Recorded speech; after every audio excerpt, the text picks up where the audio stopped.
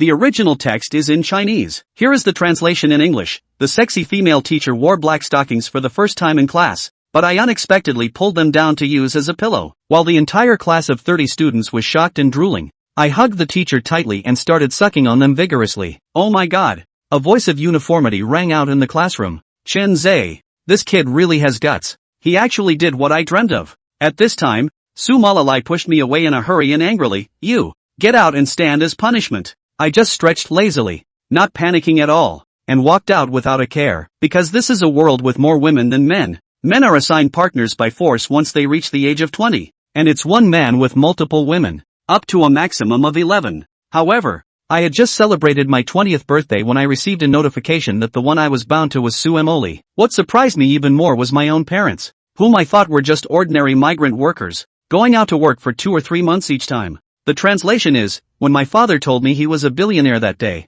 and gave me a 5 billion black card, and would also transfer 5 million every week, he left in a hurry. Oh my, such a big deal. Shouldn't it be more grand? Why come and go in such a hurry? My mobile banking balance suddenly changed from 500 last month to 5 billion. Suddenly having so much money was a bit scary, but thinking that I would soon be living with teacher Sue, my mouth couldn't help but smile. This teacher Sue is indeed unbelievably beautiful. At this time, Su Malal returned to the office, opened a package from a few days ago, and found a little red book inside. The man is Chen Zhe. The woman is Su Malal. They are legally married from today and are not allowed to divorce within 5 years after binding. This is also why she didn't pursue me in the classroom. This is her own husband. Firing him or reporting him to the police. Isn't this digging a hole for herself? Although she was reluctant in her heart, she didn't dare to go against it. After all, this is illegal behavior. When Su Moli returned home in the evening, she found several suitcases in the living room and was suddenly at a loss. At this time,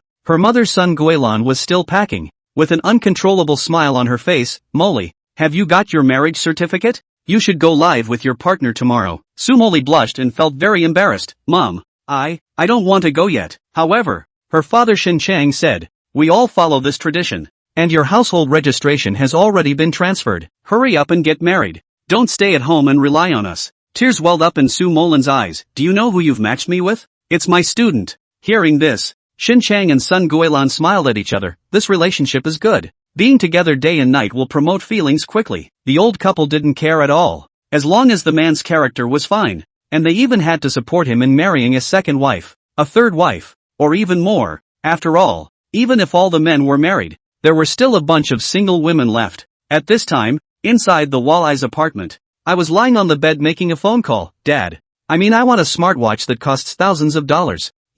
What about your Richard Mille and Patek Philippe?" Chen Hai replied on the phone. "I know. Isn't there a smartwatch inside? Haven't you seen it?" As soon as I heard it, I quickly flipped through the package and took out a smartwatch. "Little genius." "Dad, do you know how old I am?" Chen Hai was still unwilling. "My child, what's the problem with that? You are a genius. What's wrong with that?" Hearing this, I could only helplessly hang up the phone. As I was about to try it on, a stranger called in. "Hello, is this Chen Zhe?" "It's me, Su Moli." "Oh, Teacher Su, what's up so late?" I pretended nothing had happened. Su Moli said angrily, "Stop pretending. I haven't settled the matter with you during the day. Are you in the dormitory now?" "I'm not in the dormitory. Just got the certificate with you, right? I came out to live. The house allocated for marriage is SOSO. The apartment I'm in now is not in my name, but it's not rented either, because the whole building is owned by my dad." At this time, Su Moli felt much relieved, saving the trouble of renting a house again. "I'll come over now.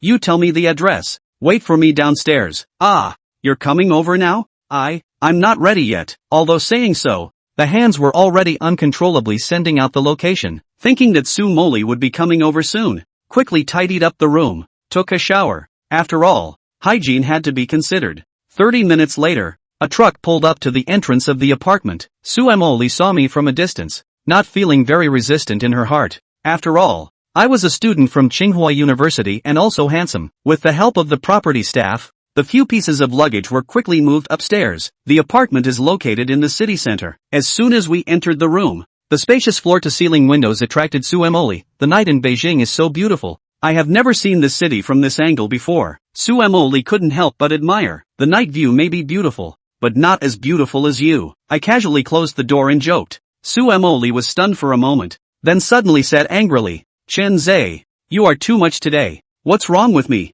Just kissed you, didn't I? Just kissed? I am your teacher. You are disrespectful. Sumo Lee's expression changed again. How did you do the homework I assigned? Let me check. I realized that this woman was just looking for trouble. Or trying to use her identity as a teacher to pressure me. Isn't it due next Monday? It's only Wednesday. I haven't done it yet. I also took advantage of this husband and wife relationship to act stubborn. Sumo Lee looked around the room, revealing a hint of luxury in a low-key manner. She seemed to be suspicious of my identity. Could it be that she thinks I am a second-generation rich? She then saw my bag, walked over without saying a word, and opened the backpack to start checking. I quickly stopped her. Hey, Teacher Sue, as a teacher, you don't have the right to touch my personal belongings, right? This is an invasion of privacy. Sumo Lee sneered. You're wrong. As a teacher, I indeed don't have the right. But now I'm checking your bag as a wife. There's no problem checking your homework as a teacher, right? Oh my goodness. In my heart, 10,000 alpacas ran past,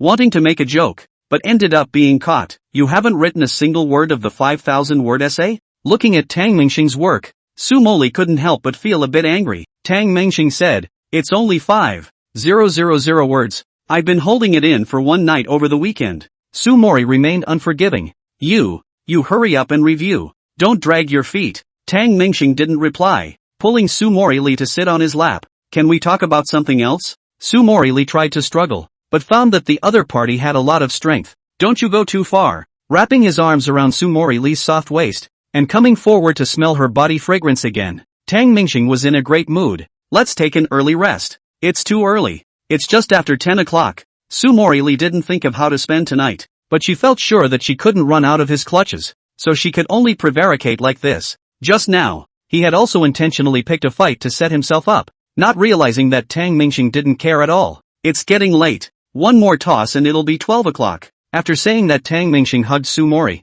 The girl was a bit shy and didn't know what to do. She could only wrap her arms around his neck. Chiming in for you. 12 o'clock sharp Yinjing time. Tang Mingxing, who was sweating profusely, turned off his cell phone's chime. In the bathroom, the sound of clattering water came from Sumori. Sumori was taking a bath. Tang Mingxing picked up the towel and walked straight in. Early in the morning, Tang Mingxing and Sumori Lee got up early. Sumori Lee was still a little embarrassed, and agreed with Tang Mingxing that the two would try not to go to school together. She went first, while Tang Mingxing went after her. The electric car was left at my mother's house, and the good thing was that the apartment wasn't a long walk from the school. Just Sumori Lee head buzzing. Has been confused. Tang Mingxing in the end. How the background student information on his parents' column are filled farmers, but the more you look at it, the less it looks like it. After asking a few questions last night, he actually said that his dad is a godly man and exceptionally rich. Sumori didn't believe a word of it. At this time, Tang Mingxing came to the underground garage of the apartment, a private garage where dozens of luxury cars were parked. Porsche, Lamborghini, Koenigsegg, Ferrari, Pagani. There are also several Maybachs and Rolls-Royces, Bentleys, and so on. It's all from Tang Hai. Tang Mingxing picked the lowest profile BMW X7 and drove out. Unfortunately, there is no parking for him on campus and he has to park in a nearby metered parking lot. He also has nothing to do. He can walk there in 10 minutes. He has to drive. Just got near the entrance and was going to park in the parking lot in the mall across the street. Just saw Sumori, who had just arrived on foot. Tang Mingxing chased after him with a kick of the gas. Stop the car. What for? The doorman stopped directly. A group of people were attracted by the commotion over here. Sumori Lee was just 3 or 5 meters away, also looking at this side. The heart also thought, this person is really driving too rash. The school is just let you enter, only to see the car window fall. Tang Mingxing poked her head out. Big brother security. I'm a mess. Sumori Lee's family.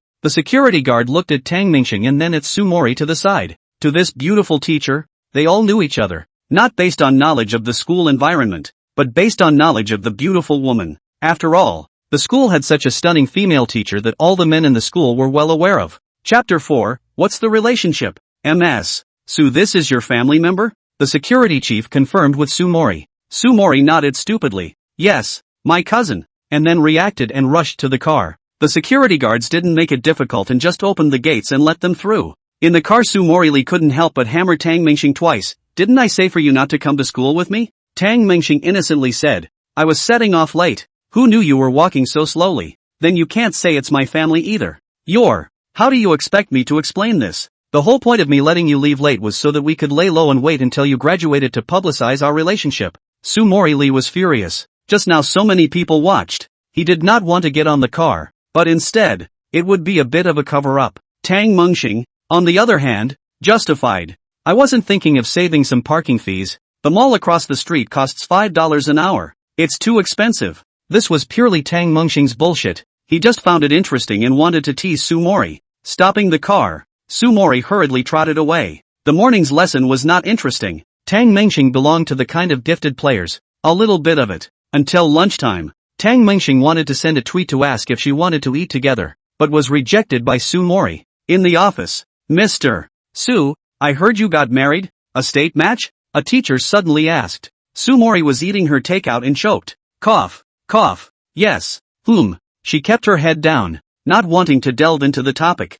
Office of the rest of the male teachers of the same age. Inevitably a sigh of relief. A good flower also do not know who has been picked. Jealousy and envy filled the room. What does the other side do? Someone sure enough still asked. Sumori paused for a moment and spoke. I'm not sure. Never met? See? Not bad. Sumori's voice got smaller and smaller. Is there money then? Can't you see what it's for? Asking this, Sumori thought of Tang Mengxing's BMW X7 and spoke. Rich. That's a little boss. Then, you're lucky. The word passes on this thing, and the word passes on and on. Sumori's husband is a small business owner. Sumori's husband is a boss. Boss? That can't be right. The matches are all under 30. So Sumori's husband is a rich kid. Sumori's husband is a top-ranking rich kid. The news spread after an afternoon. And for such gossip about a stunningly beautiful teacher, it sure traveled fast. In the last class, Sumori came to the classroom. Tang Mengxing picked a seat in the back row. His previous roommate Jiang Ming pushed Tang Mengxing. Dude was awesome yesterday.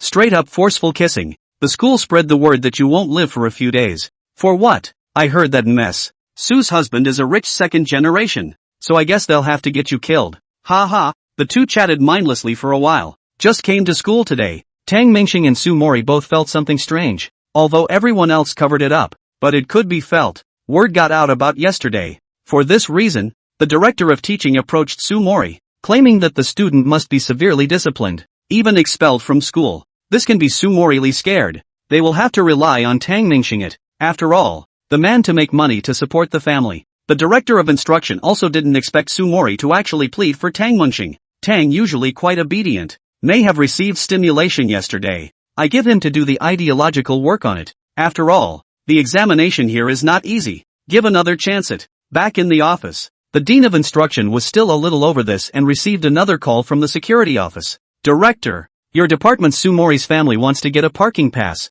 In MS. Sue's name. Do you think it's okay? No problem. What's the name? Tang Mengxing. Says he's Mr. Sue's cousin. Cousin? The director of teaching Miso stood up from his seat. This is also two dog blood. What kind of family does she have? It's so messed up. Her own cousin. Actually, Sumori Lee stood at the podium at this time, cruising around for a week before she saw Tang Mengxing. The rest of the class was looking at the two of them as well. Still no results from yesterday, and quite a few were waiting to see what would happen. However, Sumori didn't have any emotional changes and started lecturing as usual. Tang Mengxing was also serious about learning, and her notes filled the entire book. Jiang Ming whispered, "Are you going to study in the library at night?" "No, I'm not going. I'm going back to study. I've got other things going on at home." Jiang Ming, listen to the lesson well. Sumori saw the two of them muttering and reminded. Jiang Ming hurriedly replied, "Understood, understood." Teacher Su was sorry. Tang Mengxing also sat straight,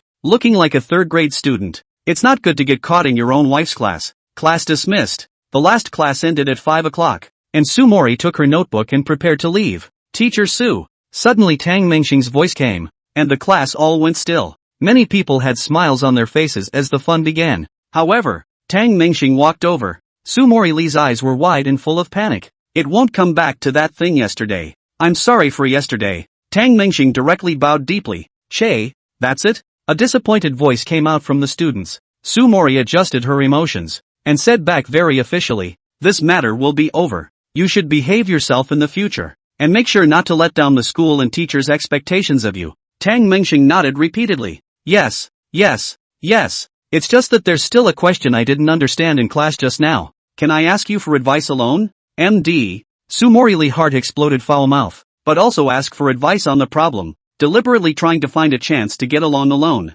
Go to the office. After saying this, Tang Mingxing followed Sumori out. Parking lot, in the BMW X7. And Sumori is not loaded. You heartless. I don't want to teach your class. Why did you kiss me yesterday? Now the whole school knows. Sumori Lee viciously pinched Tang Mingxing's arm. Tang Mingxing wrapped his arms around Sumori. Wrong.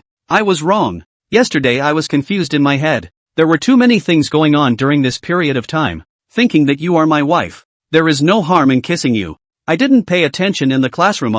I'm off work. I'm going back. You drive yourself. Sumori Lee was ready to get out of the car, but was pulled by Tang Mingxing. Here, promote feelings. Tang Mingxing pointed to his mouth. Sumori Lee in angry, but also shy to look at the four no one. Gently pointing water generally kissed, then grabbed and left. Chapter 5, All Mine. Sumori Lee had just left the school gates when the X7 in the back caught up. Tang Mingxing's car sped past without the two saying hello. It's still early, but back to the house Tang Mingxing made a mistake. What to eat? At this time, Sumori Lee also returned, and the two of them stared wide-eyed. What to eat at night? Tang Mingxing asked. Sumori Lee put her hands around her chest and said with a straight face, I said in advance. I'll have $3,500 a month, just enough for myself to eat and drink. With a balance you can buy you some milk tea. Don't think about the rest. Tang Mingxing didn't think so.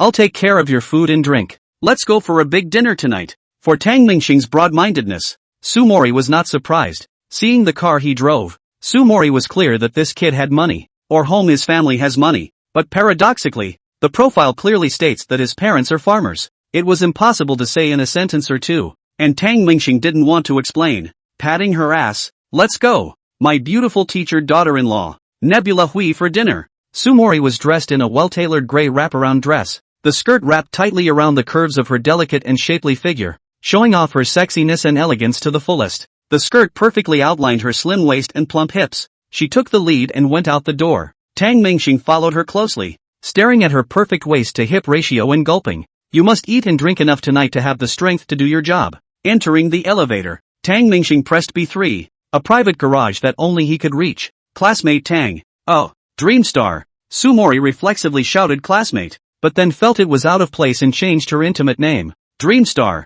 I hope you understand me. I don't want to be judged by my colleagues, students at school, so I want to lay low. Tang Mingxing nodded. I understand. No, you don't understand. Otherwise you wouldn't be driving a limo to school, and I'm not quite ready for our marriage, even though I've given myself to you. Ding, the elevator dinged, and B3 arrived. Tang Mingxing said, I really understand. So the BMW I drive is already the cheapest car I have. The elevator doors slowly opened and dozens of luxury cars appeared in front of them. Tang Mingxing pressed the car key, and a white Ferrari Laffa flashed its lights. I kid you not. That's the cheapest car I've got. Sumori didn't say anything, just opened her eyes wide and looked at the garage. Unlike a regular garage with a regular green floor, this garage floor is all luxury tile. The walls are also all finished in solid wood with ambient lighting. All the cars in the garage, parked solemnly and seriously as if they were alive, waited for their owners. This, stammered Sumori, not knowing how to speak.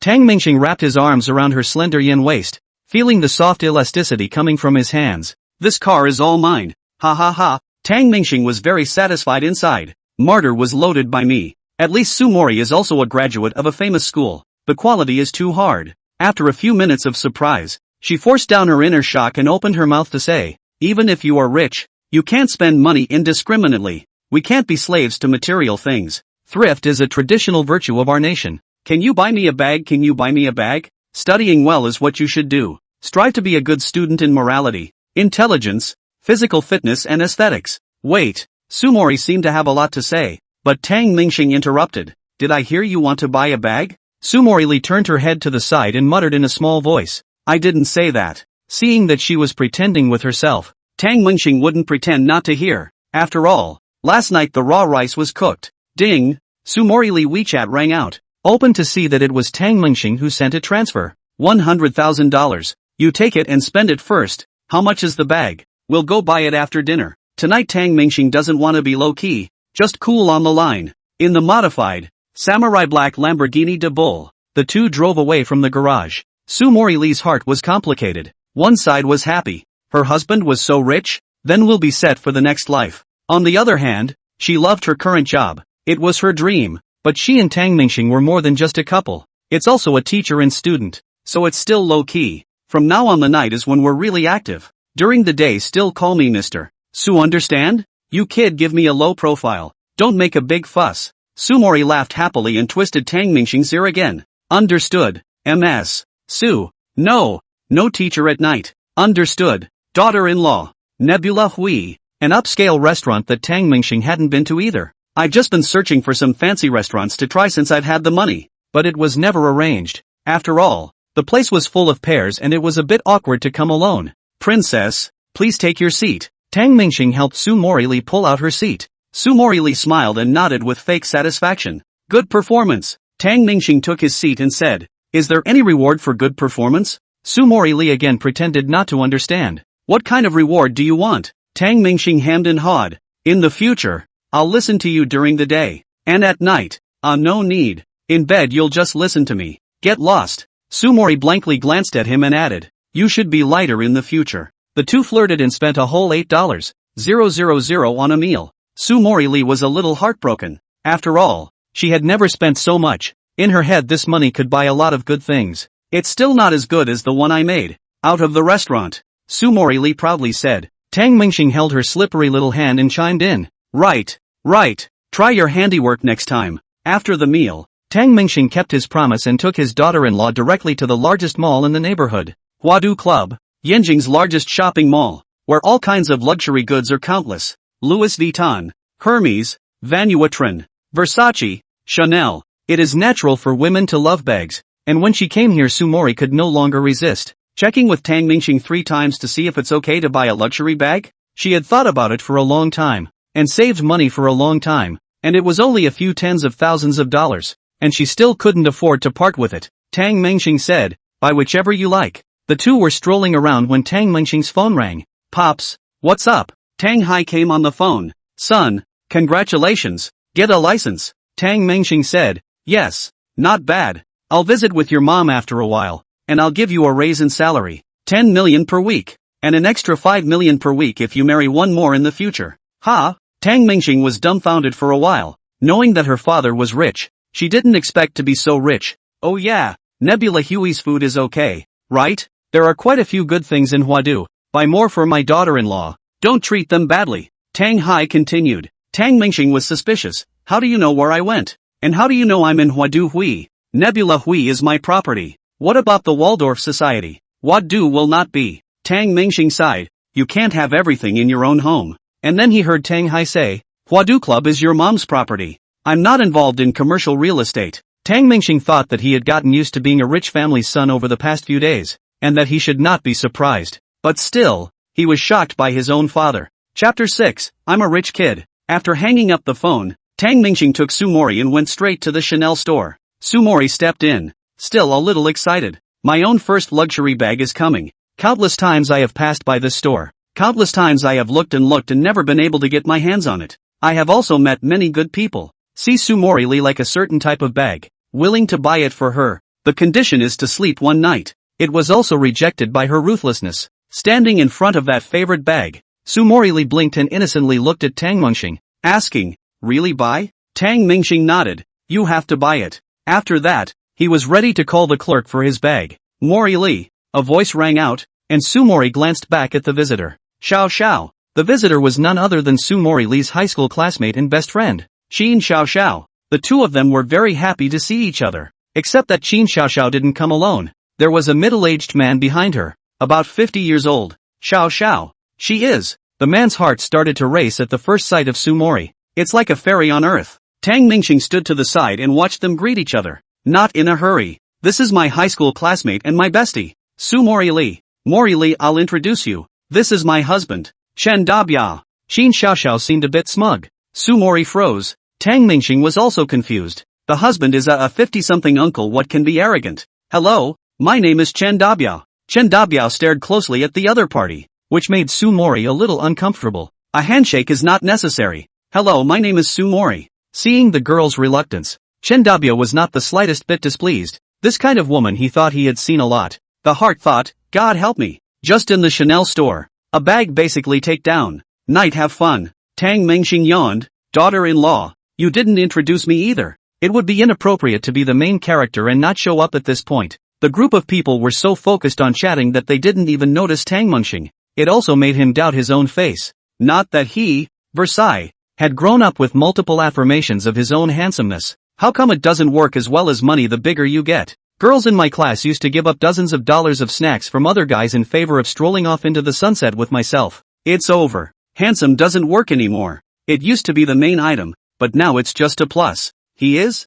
Only then did Qin Xiaoxiao notice this handsome boy in front of her. Really handsome, looking up and down, unconsciously looking toward the middle in front of him. Young people are good. Oh, this is my school, my husband, Tang Mengxing, almost saying student. Qin Xiaoxiao wasn't a school personnel anyway. It doesn't hurt to know the truth. Hubby? Chen Dabiao frowned, but quickly stretched. The character of Chao's thieves suddenly came to the fore. Human wives are good. Young man, are you here to buy a bag? Chen Dabiao had no words and looked like he was looking down on people. Tang Mengxing said, aha! It was a very flat statement. He didn't bother to say much. Which one do you have your eye on? Chen Dabiao continued to ask. Su Morili pulled Tang Mengxing's arm and said, we won't buy it today. Let's do it another day. She was afraid of trouble, and it was obvious that this Chen Dabiao was up to no good. Tang Mengxing then pointed at the bag. This one. Oh. Chen Dabiao gave a careless glance. Tang Mengxing, on the other hand, pacified Su Morili and whispered,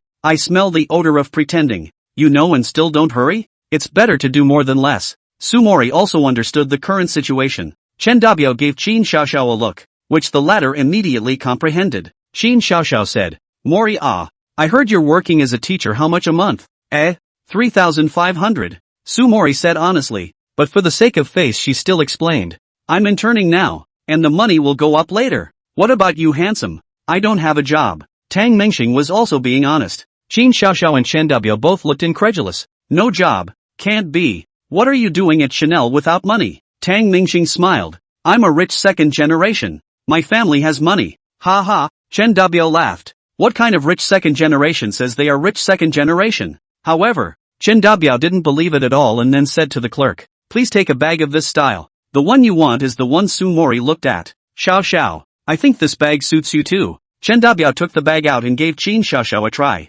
After saying that, he sneaked a glance at Su Mori. Su Morili was also staring at the bag with unblinking eyes. In Chen Dabiao's eyes this was a look of envy, and Su Mori inwardly was indeed envious. She envied that she had actually been matched with Tang Mengxing. You can have the bag yourself. You guys shop. Don't bother. Chen Dabiao said so on his mouth, but his eyes stole glances at Su Mori from time to time, and the position of several people looking at the bag was very close. Chen Dabiao said with bravado, this one looks good to me too, so I'll buy one for you. Xiao, do you like that one? Take it. But Chen Dabiao knew that he was going to make a blood money today, and he must get Su Mori's attention. It doesn't hurt to have a husband. You can sneak around. Su Morili turned a deaf ear, as if she couldn't hear anything, just holding the bag with full of joy, just looking at the price, 27,000 yuan. Su Mori thought that she had just become a couple with Tang Mengxing for only one day. Wasn't this a bit extravagant of her? And then he double-checked. Are you sure you want to buy it?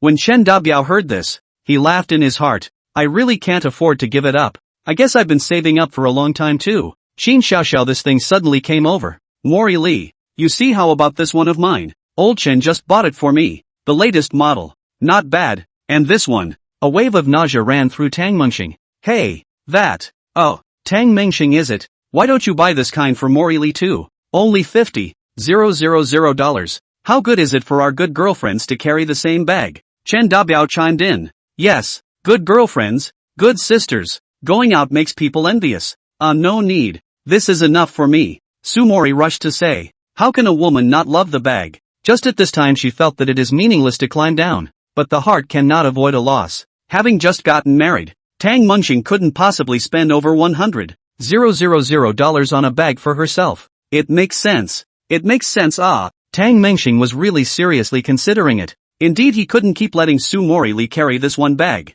It's my poor consideration. I'm sorry, Amori. Also don't know if Tang Mengxing is sincere. In any case, the atmosphere to this. Chen Dabiao's meaning was clear. It was to put Tang Mengxing on the fire. It's up to him to be resistant to baking. Hello, please come over here. Tang Mengxing shouted towards a sales clerk. The clerk immediately ran over. What do you need? Sir? Chapter 7, No Substance. Buy a few bags. Tang Mengxing said easily. The bags on the counter were but between 20 to 50,000. There are many styles, but they are all mostly black and white. Tang Mingxing randomly picked 7 or 8 models, not caring whether Su Mori was willing or not. Chen Dabiao and Qin Xiaoxiao just looked at him. Mori, your husband is on top, isn't he? This kind of kid is prone to borrowing online loans. Be careful. Qin Xiaoxiao couldn't be considered a kind reminder, and it was more or less tinged with a sense of cynicism. Chen Dabiao shook his head straight. Alas, children are like this. 1 or 2 words on impulse. Have to climb. I also struggled for a long time to have today.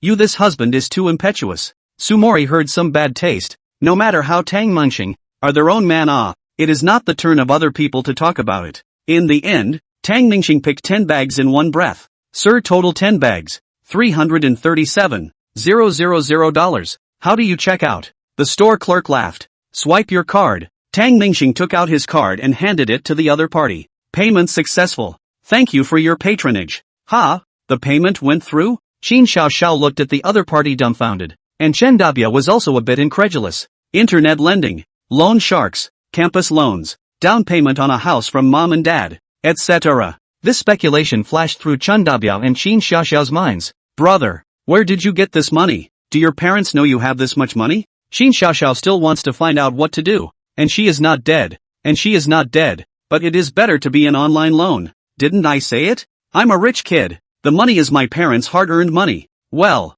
it's just that this hard-earned money of theirs is a bit too much. Tang Mingxing still answered truthfully. Qin Xiaoxiao was not convinced. In her heart 10,000 not convinced. How Su Mori found a husband is so young, handsome and money. And Chen Dabia, who was beside himself, was already over 50. Inferiority complexes spread in contrast. It's not a good habit for a lad to brag. Chen Dabiao still didn't want to believe it. In his eyes Tang Mingxing was dressed in ordinary clothes. Although not from the ground, they were all ordinary clothes that cost $200 or $300 apiece. Nah, Richard Miller recognized no. I'm really rich. Tang Mingxing suddenly rolled up his sleeves and shook the watch at his wrist. My dad said. No. My dad's housekeeper said this is about $3 million or so. I'm not sure. I think it's about the same. How can Chen Dabiao not recognize this watch? It is indeed genuine. Rather, I'm blind to the fact that I can buy a car for $1 million and a house for $5 million. But $2 or $3 million for a watch. Not so bold. Qin Xiaoxiao couldn't say anything else at this point, and the hand holding Chen Dabiao's arm was quietly put down. This watch of yours is over $3 million? Su Mori was shocked. I saw you yesterday. You have several pieces. Oh, those aren't as expensive as this one. They're between $500 and $5 million. Tang Mingxing said lightly, as if saying a rare thing. In fact, this was also pretending. At the very beginning when she knew that her parents were so rich, Tang Mingxing's expression was similar to Su Mori's current expression. And in Su Mori's head, 2 monsters were fighting. One is desire. The other is reserve. Desire, all of them? Great. So many bags. All of them. It's beautiful. Reserve, Su Mori. Where is your upbringing? Just married. Just spent hundreds of thousands of dollars on others. What are you going to pay back? Desire, and what? He's your husband. What's wrong with spending a little money? He doesn't look bad at all. Reserve, where are the morals? Where's the literacy? You're not such a vain girl. Right. I'm not a vain girl. I can't be looked down upon. I can't be materialistic. Su Mori tensed in her heart, placating herself rationally. His heart was determined to persuade Tang Mingxing to return the bag and ask for that one. I was about to say something. At this time, Tang Mingxing took a few bags and stuffed them into Su Mori Li's arms. Try it. Does it look good? Like it or not? Su Mori Li looked down. Just made a determination not to matter swept away. Eyes again smiled into a crescent moon general. Back, like, love you oh, husband. After saying that, he kissed Tang Mingxing's cheek. Screw reserve, take a break. Chen Dabiao now only wants to leave this place as soon as possible. And it is not true that he has some money. But the other party not only has more money, but also young this thing cannot be bought with money. Let's go, Chen Dabiao urged. Qin Xiaoxiao nodded her head in disorientation. And Tang Mingxing, who cares about the two of them, love to do whatever they want to do. It's best not to come over to annoy themselves. Please send these bags to. Tang Mingxing briefly explained to the shopkeepers and asked them to send the bags to his place. Taking Su Mori Li again, he was ready to take another look at the other stores. And Su Mori left that one favorite style, slung over her shoulder, fiddling back and forth, full of favorites. The rest of the store swung around again. LV bags, Cartier bracelets. Anyway, a lot more was bought and over $800,000 was spent in one night. Su Mori was truly shocked beyond words. jaws almost dropped to the floor. Where the hell did you get this money? Tang Mingxing said. How many times have I told you? It's all from my dad. Oh no, our dad gave it to us. Chapter 8 Two Faces. The two were tired of playing with a bunch of luxuries that they obviously couldn't lift. All of it was sent by the clerk to the front desk of the apartment. Mingxing, you're so nice. Sumori Lee snuggled into Tang Mingxing's arms like a gentle kitten. Tang Mingxing lowered his head and kissed her forehead. Suddenly Sumori saw something and violently let go of her hand, looking nervous as she quickly walked forward. Hey, what's wrong? Tang Mingxing wondered. Why the sudden change of face? Mr. Su, student Tang Mingxing. Another voice from one side. Tang Mingxing looked over, and it was actually a few classmates from the same class. Zhang Ming is over there too. Asterisk asterisk asterisk asterisk. Zhang Ming, didn't you say you went to the library to study at night? Tang Mingxing was surprised to see Zhang Ming. Zhang Ming also flirted. You still say it. You do not say home study it. This mall is your home. Tang Mingxing smiled and didn't say anything. This mall was really his own home. The two looked at each other and laughed, suddenly speaking at the same time. Learnadara. Beside him were three more students, one male and two females, all in the same class. Mr. Su, a girl continued to shout. Sumori Lee knew she couldn't pretend she couldn't hear anymore, and turned back to pretend to be surprised. Ya, Li Yuexin, Zhou Qi, Zhang Ming, Lu Mimi. You guys are also here. I have to say the acting was poor. Sumori came over and greeted a few people. Tang Mingxing coughed twice, signaling that there was someone else here, pretending to have just seen it, but also pretending to be a little more like it. A few people were polite. Sumori Lee reacted at this time and looked at Tang Mingxing. Hey, Tang Mingxing, you also came? Tang Mingxing laughed hard. I came early. At this time, the girl named Li Yuexin reminded in a low voice. Teacher Su, Tang Mingxing was following you just now, trailing behind you. Is he sick? It feels so dangerous. Sumori shook her head gravely. No way. Mr. Tang is not this kind of person. Li Yuexin, you when I can't hear. I and teacher Su in deaf. Understand. My person she clear. Tang Mingxing words have something in them. Only Sumori heard it. Can't help but blush to the root of the ear. It's Thursday. I want to see your papers on Monday. Have you all written them? Sumori Lee grabbed the topic and changed it. Several people hurriedly silenced themselves, not daring to speak. Only Tang Mingxing was laughing. You're still laughing. You haven't even written a single word. Why are you laughing? Sumori reprimanded. Tang Mingxing hurriedly collected herself and bowed her head to admit her mistake. I'm sorry, Mr. Su. Looking at that bag around Sumori Lee's waist, it was still something he had just bought for her. The rest of the bags were sent back to the apartment. And this one, her favorite, she carried with her. And now the kitten has become a tiger.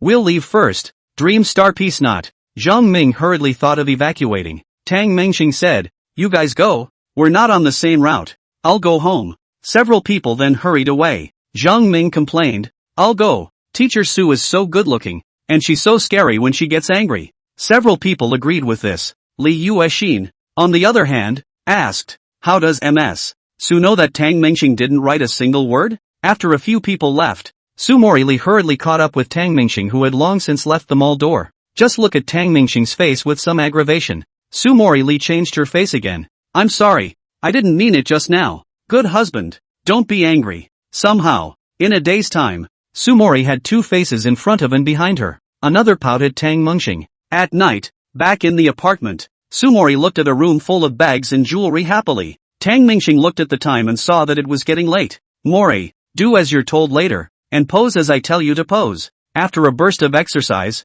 Tang Mingxing lay on the bed with satisfaction. 800,000 hadn't been spent in vain. Unlocking many new tricks. One word worth it. The following day, Friday, in the morning, Tang Mingxing didn't have any classes and remained in a daze as she rested on her bed. Sumori was bending down to lift her shoes and was carrying the latest model of bag on her back. Tang Mingxing opened her eyes and saw the girl's back. A perfect waist-to-hip ratio. A big peach, right on its own. Sumori was in the middle of lifting her shoes when she suddenly felt someone wrapping their arms around her. Oops, I have to go to work. 10 minutes, just 10 minutes. 15 minutes later, Sumori took the keys to the BMW X7 and went downstairs. After all, my legs were a little too weak to really walk, so I had to drive. I've had my own license for 3 or 4 years, but haven't driven much. Normally my daughter drives her dad's Jetta, but today it feels really different to drive a luxury car. Tang Mingxing was still playing with his cell phone on the bed when a message was sent over. The title is exactly, National Marriage Matching Bureau.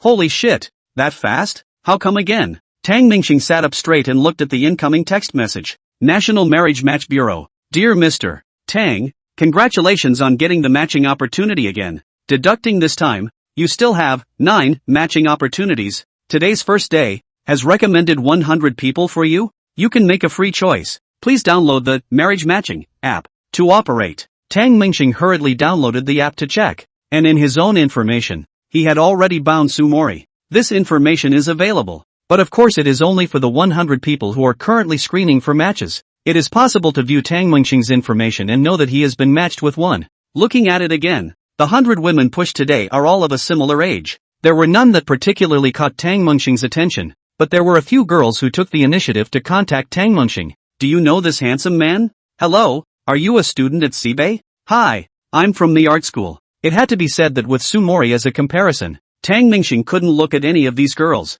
Being really bored, Tang Mingxing went to the gym on the second floor. He didn't work out at all on weekdays, just playing basketball all day long, and building up his muscles too, so a lot of the gym equipment in there he doesn't really know how to use. Hello, handsome guy for a card? A female coach walked over and enthusiastically recommended. Tang Mingxing shook her head. I don't come here much. No need. Casually finding a treadmill, Tang Mingxing began to exercise. Suddenly there was a burst of trivial chatter behind him, and a number of people were muttering. A girl in yoga clothes with short shoulder-length hair was indescribably handsome and dapper. Gently placing the towel on the treadmill, he ran up beside Tang Mingxing. Tang Mingxing glanced at it. A stagger almost didn't fall. What a handsome girl. Just the appearance with a valiant description is not too much at all. The girl's eyes were cold. Her mind was undistracted, and she was focused on her run. Pretty girl, alone. The one who spoke was not Tang Mingxing. It was another boy who came over to accost him. Don't want to know. The girl also answered dryly, directly interrupting the man's thoughts from the root. The man is not dying to have a conversation. I'm a corporate executive with a salary of $500,000 a year. The girl politely said. Fuck off. Sorry to interrupt. The boys heard and rushed off. Something wrong? The girl realized that the boy beside her had been staring at her, and she knew exactly what these types of people were thinking. So bad attitude. Chapter 9, Cousins. Oh, it's fine. Just see that you're quite pretty. Tang Mingxing also had something to say and didn't hide it. Instead, the girl said, don't you think that's kind of rude? It's quite rude, but I can't help it. Can you go run off to the side? I can't stop looking at you. Tang Mingxing said very sincerely, and the girls didn't know how to reply. People recognized their mistakes and complimented their good looks in disguise. This one is rude, but it's nice to hear. Still, the girls grabbed their towels and walked off to the side to continue exercising on the treadmill. The 2 little white bunnies on her chest, bouncing up and down in a very rhythmic way. The waistline is clearly visible between the belly and the waist. Good shape. Tang Mingxing, on the other hand, secretly said, do not look at me without honor. Do not look at me without honor. Eyes closed, he ran frantically. The run was so loud that it drew the attention of those around him. Dude, you're running so fast. You'll run out of steam in a minute. The girls on the side couldn't help but laugh when they saw him like this. Ha, ha, ha, tired me out. A few minutes later, Tang Mingxing felt like he was sprinting and running, like he had run a few thousand meters. Exhausted, he sat down on the ground and panted heavily. The short-haired girl walked over and handed him a bottle of water. Don't you dare die. Thank you. Tang Mingxing took the water, and said, you grab away from me. I don't want to see you. You're too damn beautiful. And then you have to say that I don't have the quality. Go go go. Looking at him with a very serious look, the girls had words to say. Was this brother a compliment or was he serious? My name is Lin Yushang. The girl laughed as she held out her hand. You're so much fun. Tang Mingxing looked like a little puppy at this point, staring at the other party. My name is Tang Mingxing. How much is this water? I'll transfer it to you. Oh no need. Lin Yushang waved her hand, picked up her bag and walked out. She didn't want to add another boy's WeChat. The reason why she chatted with Tang Mingxing was because this brother was interesting. Inside the parking lot, Lin Yushang changed into a black leather jacket, in addition to a pair of tight pants, took the helmet and brought it on. A black locomotive parked off to the side. Take a step across the slender legs and ride on. Boom! The roar of the engine rang out as Lin Yushang sped away. At 1:30 p.m., Tang Mingxing drove a Koenigsegg and parked in the parking lot across the street from the school. The BMW X7 was driven away by Sumori, so he couldn't park at the school anymore. Having just stopped the $20+ million Koenigsegg, Tang Mingxing began to feel bad about the $5 an hour parking fee. People are this way. Tang Mingxing hundreds of dollars of game coins can be rushed. $12 of milk tea said to buy. $5 an hour of parking is just heartbreaking. Slipping into the classroom, Tang Mingxing was relieved that there was no Sumori's class today. Now when I go to her class, inexplicably I'm a little nervous that she's going to call my name. Dreamstar, let me tell you something. Zhang Ming sat down next to him at this time. Did you hear? Mr. Su drove a BMW X7 over early this morning. It's said to be a gift from his husband. Tang Mengxing, who had just opened her laptop on one side, frowned. How did you know? See it with your own eyes? Zhang Ming whispered, I heard. The school spread. Su teachers matter, which cannot spread quickly. You do not know. Since learned that she married, how many young men heart want to get her that husband? Really do not know which lack of good so good luck. You say yes or no. Tang Mingxing didn't take it seriously and spoke. What do you care? Just be honest and attend class. Zhang Ming looked at him and thought to himself that this kid took advantage of the situation and was still acting like a good boy. He had just forcibly kissed someone else and was playing the big tail wolf here. You didn't really follow her yesterday, did you? Don't get confused.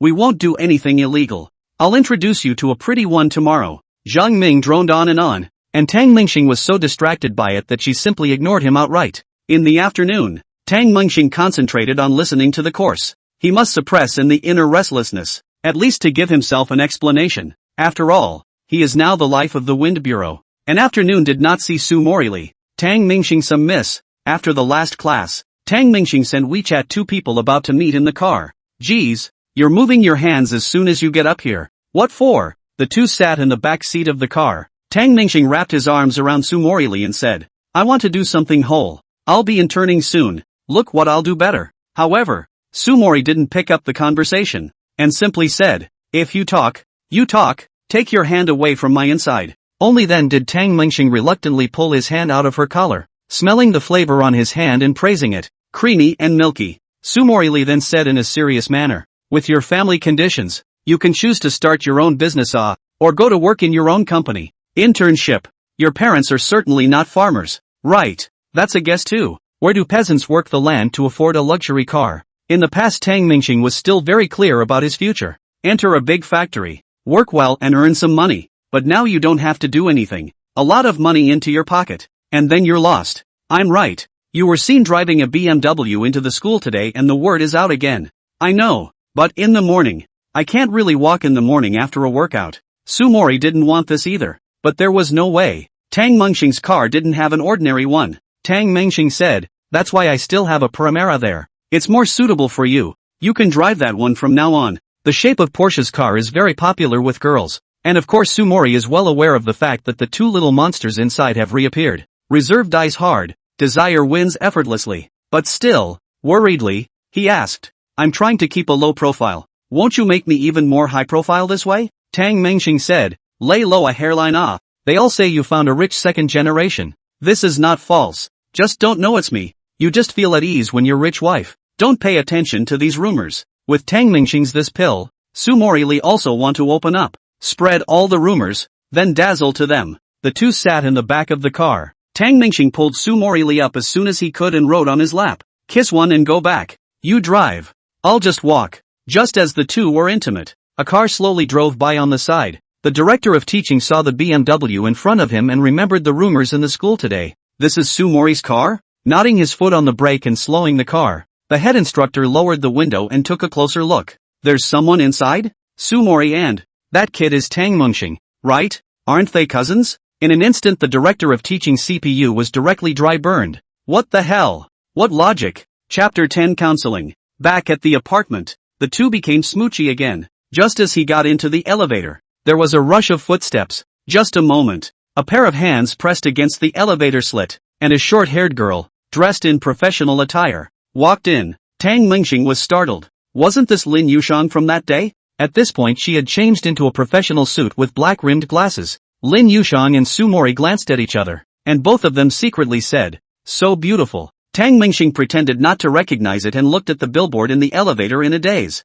Lin Yushang and Su Mori looked at each other and smiled. Looking at the buttons again. Are you guys on the 16th floor too? Su Mori opened her eyes wide and said, ah, right. You too. The two girls just started a conversation. What do you do? Teachers in Qingbei. Oh, awesome. And he is? Oh, he's my school. That my husband. Su Morili almost spoke out of turn again. and Lin Yushan looked at Tang Mengxing, who was pretending not to recognize her, and spoke. Yeah, brother, it's you. Didn't you recognize it? Tang Mengxing still looked at the advertisement. This woman is also on the 16th floor? What a coincidence. Privacy is still good with this premium condo, 4 stairs and 2 units, which means she lives across the street. Dreamstar. People ask you? You guys know each other? Sumori saw that he didn't say anything and hurriedly reminded. Lin Yushan looked at Tang Mengxing as not being too big, definitely younger than herself, so she took a bite out of her younger brother. Only then did Tang Mengxing turn around. This isn't that. Lin. Sister Lin, right? Unable to recall the other party's name for a moment, Tang Mengxing was a bit embarrassed. Lin Yushan nodded her head and puffed out her chest, smiling slightly. Here we are. Come to my house to play when you have time, leaving an innocent smile to be recalled. Hey, Dreamstar. She's so pretty and handsome. Sumori Lee was a little excited. Oh, Tang Mengxing did not say anything. His heart also rippled. Indeed, Lin Yushang's speak talk is very straight, especially a pair of tiger teeth. Smile with a bit of evil feeling. That said, her hair is shorter again today. It was shoulder length that day, and today it's ear length. Tang Mengxing said. Sumori Lee twisted his ear. You just pretended not to recognize him, but as a result, now people remember the length of their hair. I was wrong.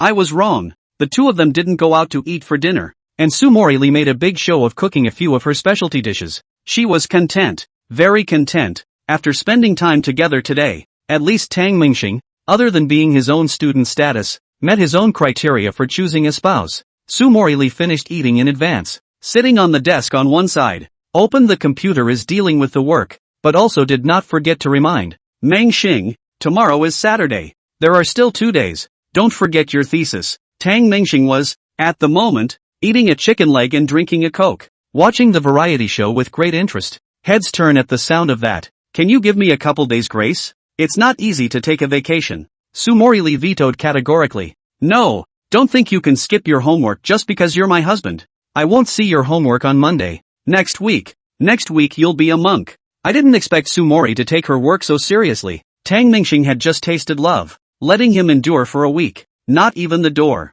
Without delay, directly took out the computer, sat opposite Sumori Lee and began to write. It is good that Tang Mengxing has a solid foundation and writes 5,000 words quickly. An hour and a half later too, 800 words had been completed, except for some questions on the back that I didn't know how to answer. Mr. Su, look at this to see if I've written it correctly. Should it be like this? The total dedication allowed Tang Mengxing to substitute into the state of his own student again, and Sumori was also very responsible, giving Tang Mengxing a burst of guidance. Eyes on 10:30. Done. Tang Mengxing finally finished writing. Sumori took his computer, looked at it, and couldn't help but feel relieved. You can tell that Tang Mengxing is talented and has solid fundamentals. The writing is good. There are a few places you slightly change again. Just hand it over to me on Monday. Sumori Lee laughed. After saying this, both of them were stunned and smiled at each other, unconsciously substituting each other into the teacher-student relationship again. At this time, the phone rang, and Tang Mengxing looked at it to see that it was a call from Zhang Ming.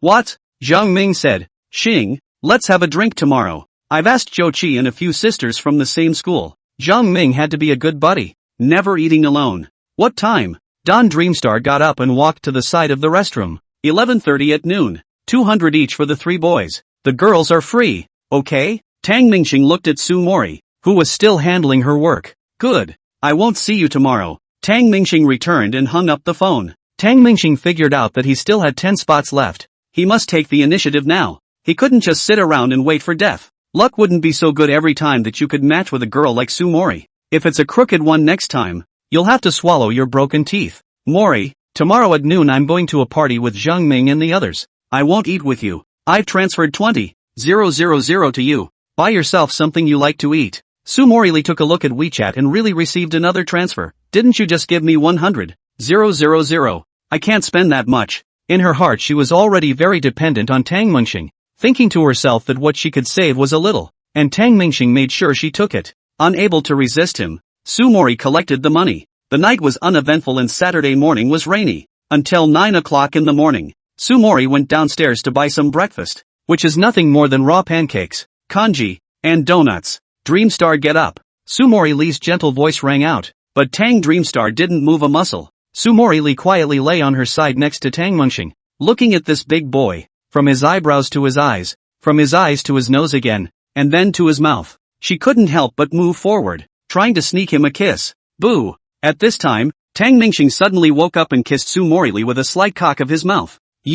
I thought you weren't awake? The girl was nervous and disoriented and a little shy. Ms. Su, you came too close. Gasping breath is sprayed on my face. I cannot wake up. Just once I open my eyes is this beautiful face of yours. Conditioned reflex to kiss just a little. At noon, Tang Mingxing directly took public transportation to the place she had agreed with Zhang Ming. The purpose of this trip is to pick up girls. Zhang Ming is enough brother. This thing remember to call yourself, so you cannot drag the 2.5 million like the whole luxury car driving over. It made Zhang Ming and Zhou Qi look like companions. They're all students. Just take a bus to be fair. In the bus, Tang Mingxing held her cell phone as a mirror, constantly surveying her appearance. Other than that, both of them are not as handsome as me. Tang Mingxing is in a good mood, although the mouth for the brother. Really good looking himself of course. First take. Chapter 11 Mu Yunxi. A certain pedestrian street in Yanjing. Old Zhang. Zhou Qi. Tang Mingxing glanced at the two and greeted them. Zhang Ming also waved his hand,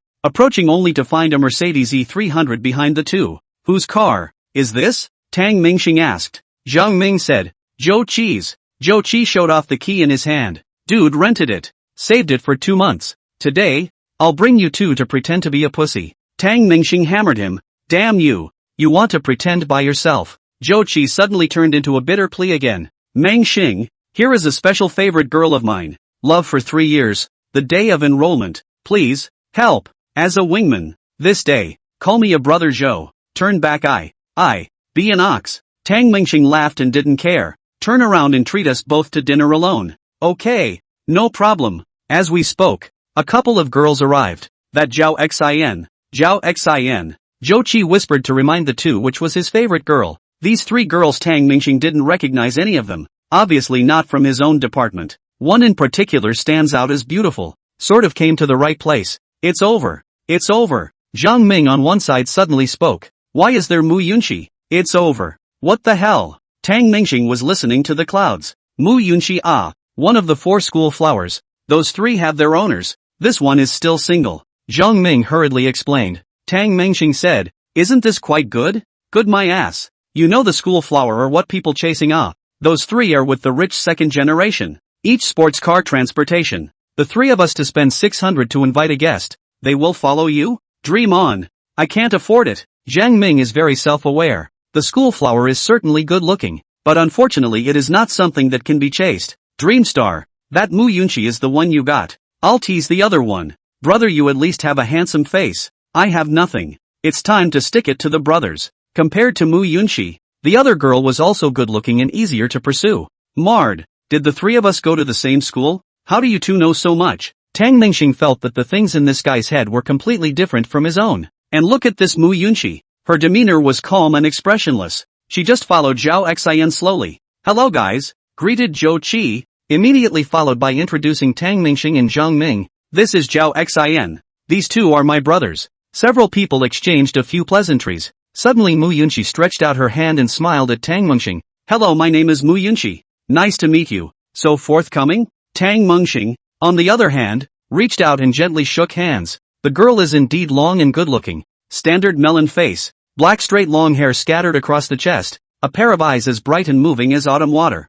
Some flirty and playful. Dressed in a revealing outfit with a sexy waistline. She is very attractive. Zhang Ming and Zhou Qi also froze. This schoolgirl was so down to earth, but also just to Tang Mingxing. Something's not right. When things go wrong, they go wrong. Tang Mingxing's outstretched hand shook Mu Yunxi's, but she couldn't draw it back. Hey, Mu-san, can you let go of your hand? Only then did Mu Yunxi react and hurriedly let go. Sorry. Of course Tang Mingxing wouldn't think that she was looking at his good looks. It's just that the first time they met, this girl was so proactive making him a little embarrassed. Zhang Ming had some regrets, not expecting Mu Yunxi to be so enthusiastic.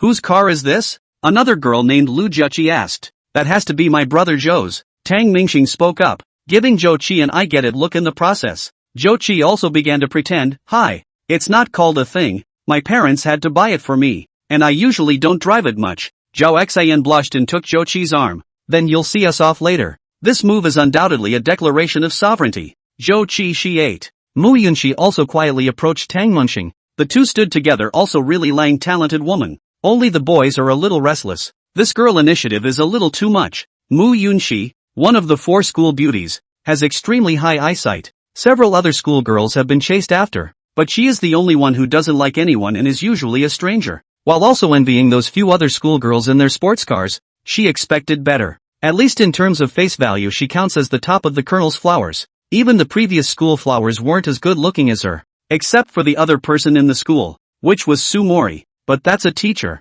How can you compare it to a student? So her boyfriend is going to be even better than a few other schoolgirls. Until one day, Mu Yunxi went to the mall across the street from her school in the morning, bought a cup of coffee, and saw Tang Mingxing driving an alternatively shaped sports car, parked at the mall. He hadn't sat in a sports car himself, but he had seen a lot of them. After all, there were a lot of rich people in this part of Yanjing, and he basically knew what a Ferrari and a Lamborghini looked like. Except that Tang Mingxing's was a bit peculiar in its looks, but didn't pay too much attention to it, and only when he arrived at the school gate did he realize that this boy was actually also a student at the same school. And Mu Yunxi couldn't help but get curious. After following Tang Mingxing for a distance, he knew that he was in the School of Economics and Management, and then checked the sports car. But since he didn't know the name of the car after searching for half a day, he couldn't find it. It was only later, through descriptions to other male students who liked cars, that I learned that it was a Pagani Windjammer, at $48 million apiece. Mu Yunxi's heart was moved.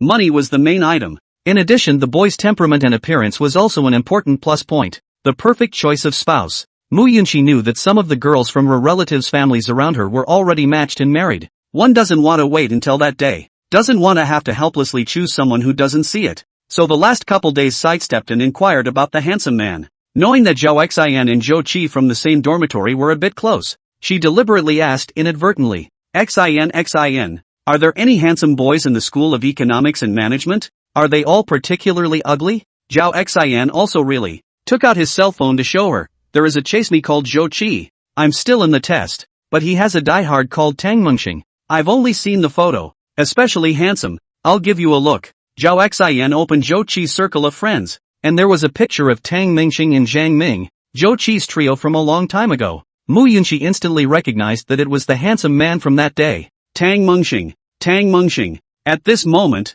Mu Yunxi looked at Tang Mingxing in a daze, giving the other party a whole lot of embarrassment. That, you girls order. Tang Mingxing handed the menu to Zhao Xian. After all, to Zhou Qi as a wingman, how can you do things right? Chapter 12 Sweeter Than Sugar. A few people were in a home-cooked restaurant, which was still relatively affordable. 600 is enough for a full meal and is also popular with students in the neighborhood. Several girls were also polite and courteous. One person casually ordered an ordinary dish adding up to just over $100, and handed the menu back. Zhou Qi took the menu. What do the brothers want to eat? Tang Mingxing and Zhang Ming both expressed indifference. Mu Yunxi pulled out her cell phone and said, add a Weibo. With the sudden initiative, Tang Mingxing was too embarrassed to refuse. Zhang Ming, on the other hand, sent him a Weibo message. Brother, tonight you are stable. Lack of money, open room money I have here. Tang Mingxing glanced down at her cell phone and replied, rich, just not quite what I was thinking. How come this Mu Yunxi is still upside down? Zhang Ming took a look at Tang Mingxing's reply and rolled his eyes. This Nima also Versailles. Ghosts cannot see that this is backwards? It's the kind of thing no one else could ask for. The stock market has risen sharply recently, and many shareholders have expressed confidence in the future. The news was playing on one side of the TV, and a few people casually chatted about it as a topic of conversation. The food was also served full. Ding! Your bank card's tail number 1766 arrived at $200 million. The cell phone Tang Mingxing had placed on the table suddenly rang. Bang! Only to see Tang Mingxing slap the cell phone. The loud commotion startled the crowd. No, Xing, are you still in a hurry to eat? You're going to lift the table. Zhang Ming teased, and Tang Mingxing's expression stared, suddenly forcing a smile again. This ringtone is a bit awkward. Sorry. Zhou Qi also laughed.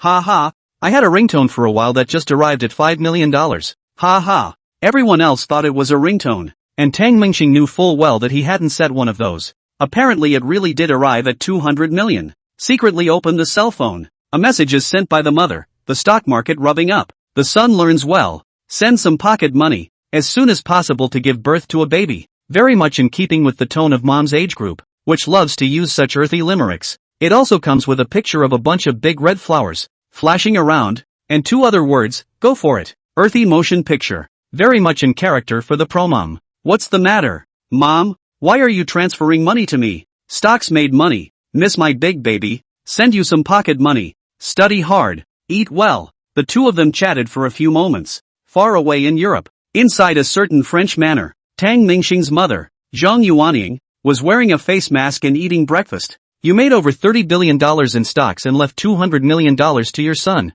Do you withhold it? On one side, Tang Hai accused. My money is none of your business. You take care of yourself. You've made hundreds of billions of dollars in the past 6 months. And you're not giving much. Cut. Yanjing, an old name for Beijing. Tang Mengxing's expression was a bit complicated. Receiving $200 million made him excited, yet he didn't dare to show it too much. And Mu Yunxi was observing his micro-expressions. It can't be true. Thinking of his top-of-the-line sports car, Mu Yunxi was convinced that what was just there was not a ringtone. Hey, do you guys know that MS? Sumori drove a BMW X7? I heard it was top of the line. Over $1.4 million. I don't know what happened, but the topic suddenly came up to Sumori. So envious. Really so envious. Long and beautiful, husband and rich. Lu Juchi had a look of adoration on her face. Zhang Ming coughed dryly. It's not much. The people who come out of our school are basically the social elite. This kind of car. Down the line he couldn't say much. It was true that the students of Qingbei were elite, but there were levels. Maybe Zhang Ming won't have a low income in the future, but with the social pressure, buying a house is a big deal. At a normal income level, it's estimated that it would just take 10 or 8 years to come up with a down payment. Then there's education, medical expenses, child rearing, etc. And trying to buy another $1 million limo. That's even more stressful. We don't have to. We're fine with a Mercedes. Right, Zhou Qi? Zhao Xin smiled. Zhou Qi was a bit embarrassed. After all, this car was rented, and could only say back, yes, yes. Dreamstar, do you have a car? Mu Yunxi suddenly opened her mouth to test him. Tang Mingxing hesitated for a moment. Yes, more than $40 million a car. Telling the truth? Mu Yunxi froze. Subway. Then Tang Mingxing added. A few people laughed. Speaking of Sumori, Mu Yunxi had some more energy in her heart. Pretty women are always like that, even if she's a teacher. But the age isn't even close. Just got married and traded in your electric car for a BMW? Cut. Mu Yunxi doesn't give a damn. Fix Tang Mingxing and I'll change my Porsche. Thinking so, but she always felt that Tang Mingxing didn't mean much to her, or wasn't that proactive. In fact, it wasn't that Tang Mingxing didn't take the initiative. When she met Mu Yunxi today, Tang Mingxing had already listed her as a suitable candidate. Just get together with Mu Yunxi and get the license before the matching deadline. Then the state prioritizes the determination of your independent choice and cancels this match. But he has a lot of ways to chase girls, whether it's with money or sweet words. But for the first time, I saw a girl fall back and take such initiative. And she was also the school's top girl. All of a sudden, Tang Mingxing's milk dog gene was awakened, and he started to become a bit shy. It's kind of cool to be passive. At this time, Mu Yunxi took out something unknown from her bag and clutched it in her hand and stretched it out in front of Tang Mingxing. You reach out, Mu Yunxi said. Tang Mingxing froze and reached over his hand as well, opening it up and waiting for the other party to give it to him. Mu Yunxi smiled and let go. A piece of candy falling into Tang Mingxing's hand. Ha ha! For you to eat. Mu Yunxi giggled. The three boys' hearts were in turmoil as they watched. Too hooked. Zhang Ming and Zhou Qi glanced at each other. This fucking talk? This feels sweeter than sugar. Did you bring your ID card? Zhang Ming whispered to Tang Mingxing. In his opinion, Tang Mingxing is bound to get on base tonight. Tang Mingxing felt his pockets. Marred. Didn't bring it. But he wasn't in a hurry for this moment. First he went back to explain to Sumori. After lunch, Zhou Qi took Zhao Xin on a date elsewhere. Zhang Ming and Lu Juchi didn't make any progress and went straight back to their respective homes, while Tang Mingxing was pressing the streets with Mu Yunxi at this time. At this time, Mu Yunxi was also a little apprehensive in her heart, because Tang Mingxing didn't drive here today, and the school was 6 or 7 stops away. It takes half an hour to walk. Just now, there were many people, and the two were still a little reserved and conservative. It was just the two of them now, and they talked a lot, but the more they talked, the more wrong they became.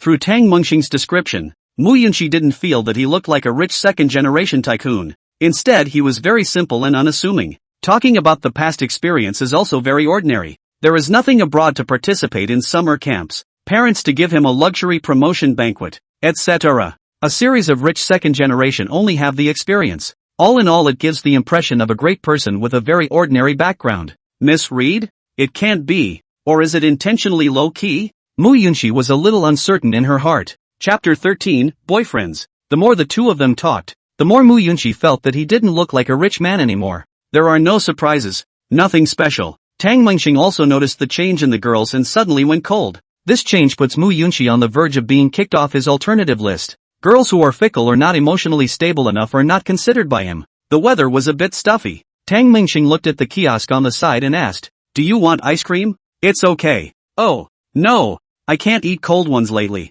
Mu Yunxi suddenly changed her words again. Maybe it was intentional. Tang Mingxing remembered that she had a large glass of ice drink during dinner. Now all of a sudden you can't drink it again, which is obviously a hint that you don't want to be exposed to it. Not knowing what he did wrong, Tang Mingxing didn't just walk away because he was in the way, only bought himself an ice cream and ate it with gusto. The two of them walked like this. The atmosphere was a bit cold, and Tang Mingxing felt that Mu Yunxi was like a different person again. The high-flying schoolgirl model is up again. It's really puzzling. I'm at the place. If you follow this road forward for 10 minutes, you'll reach the school. Tang Mingxing pointed ahead and told her. Mu Yunxi looked up and glanced at the tall building in front of her, unable to see what it was. "You live here?" Tang Mingxing took a bite of ice cream and said back. "Right." Mu Yunxi still wants to try one last time. If he really is, she won't go back to school first, and then ask him to go somewhere else with her. If it really isn't, then go back to school. But I clearly saw him that day. Was it a mistake? Or did he just look a little bit like the guy with the sports car? Classmate Tang. You. Before he could finish his sentence, two sports cars sped by, parked on the side of the road. Yun Shi. 4 men and women got out of the car. So beautiful. Tang Mingxing's eyes lit up. The two girls who came, smiled and greeted Mu Yunxi.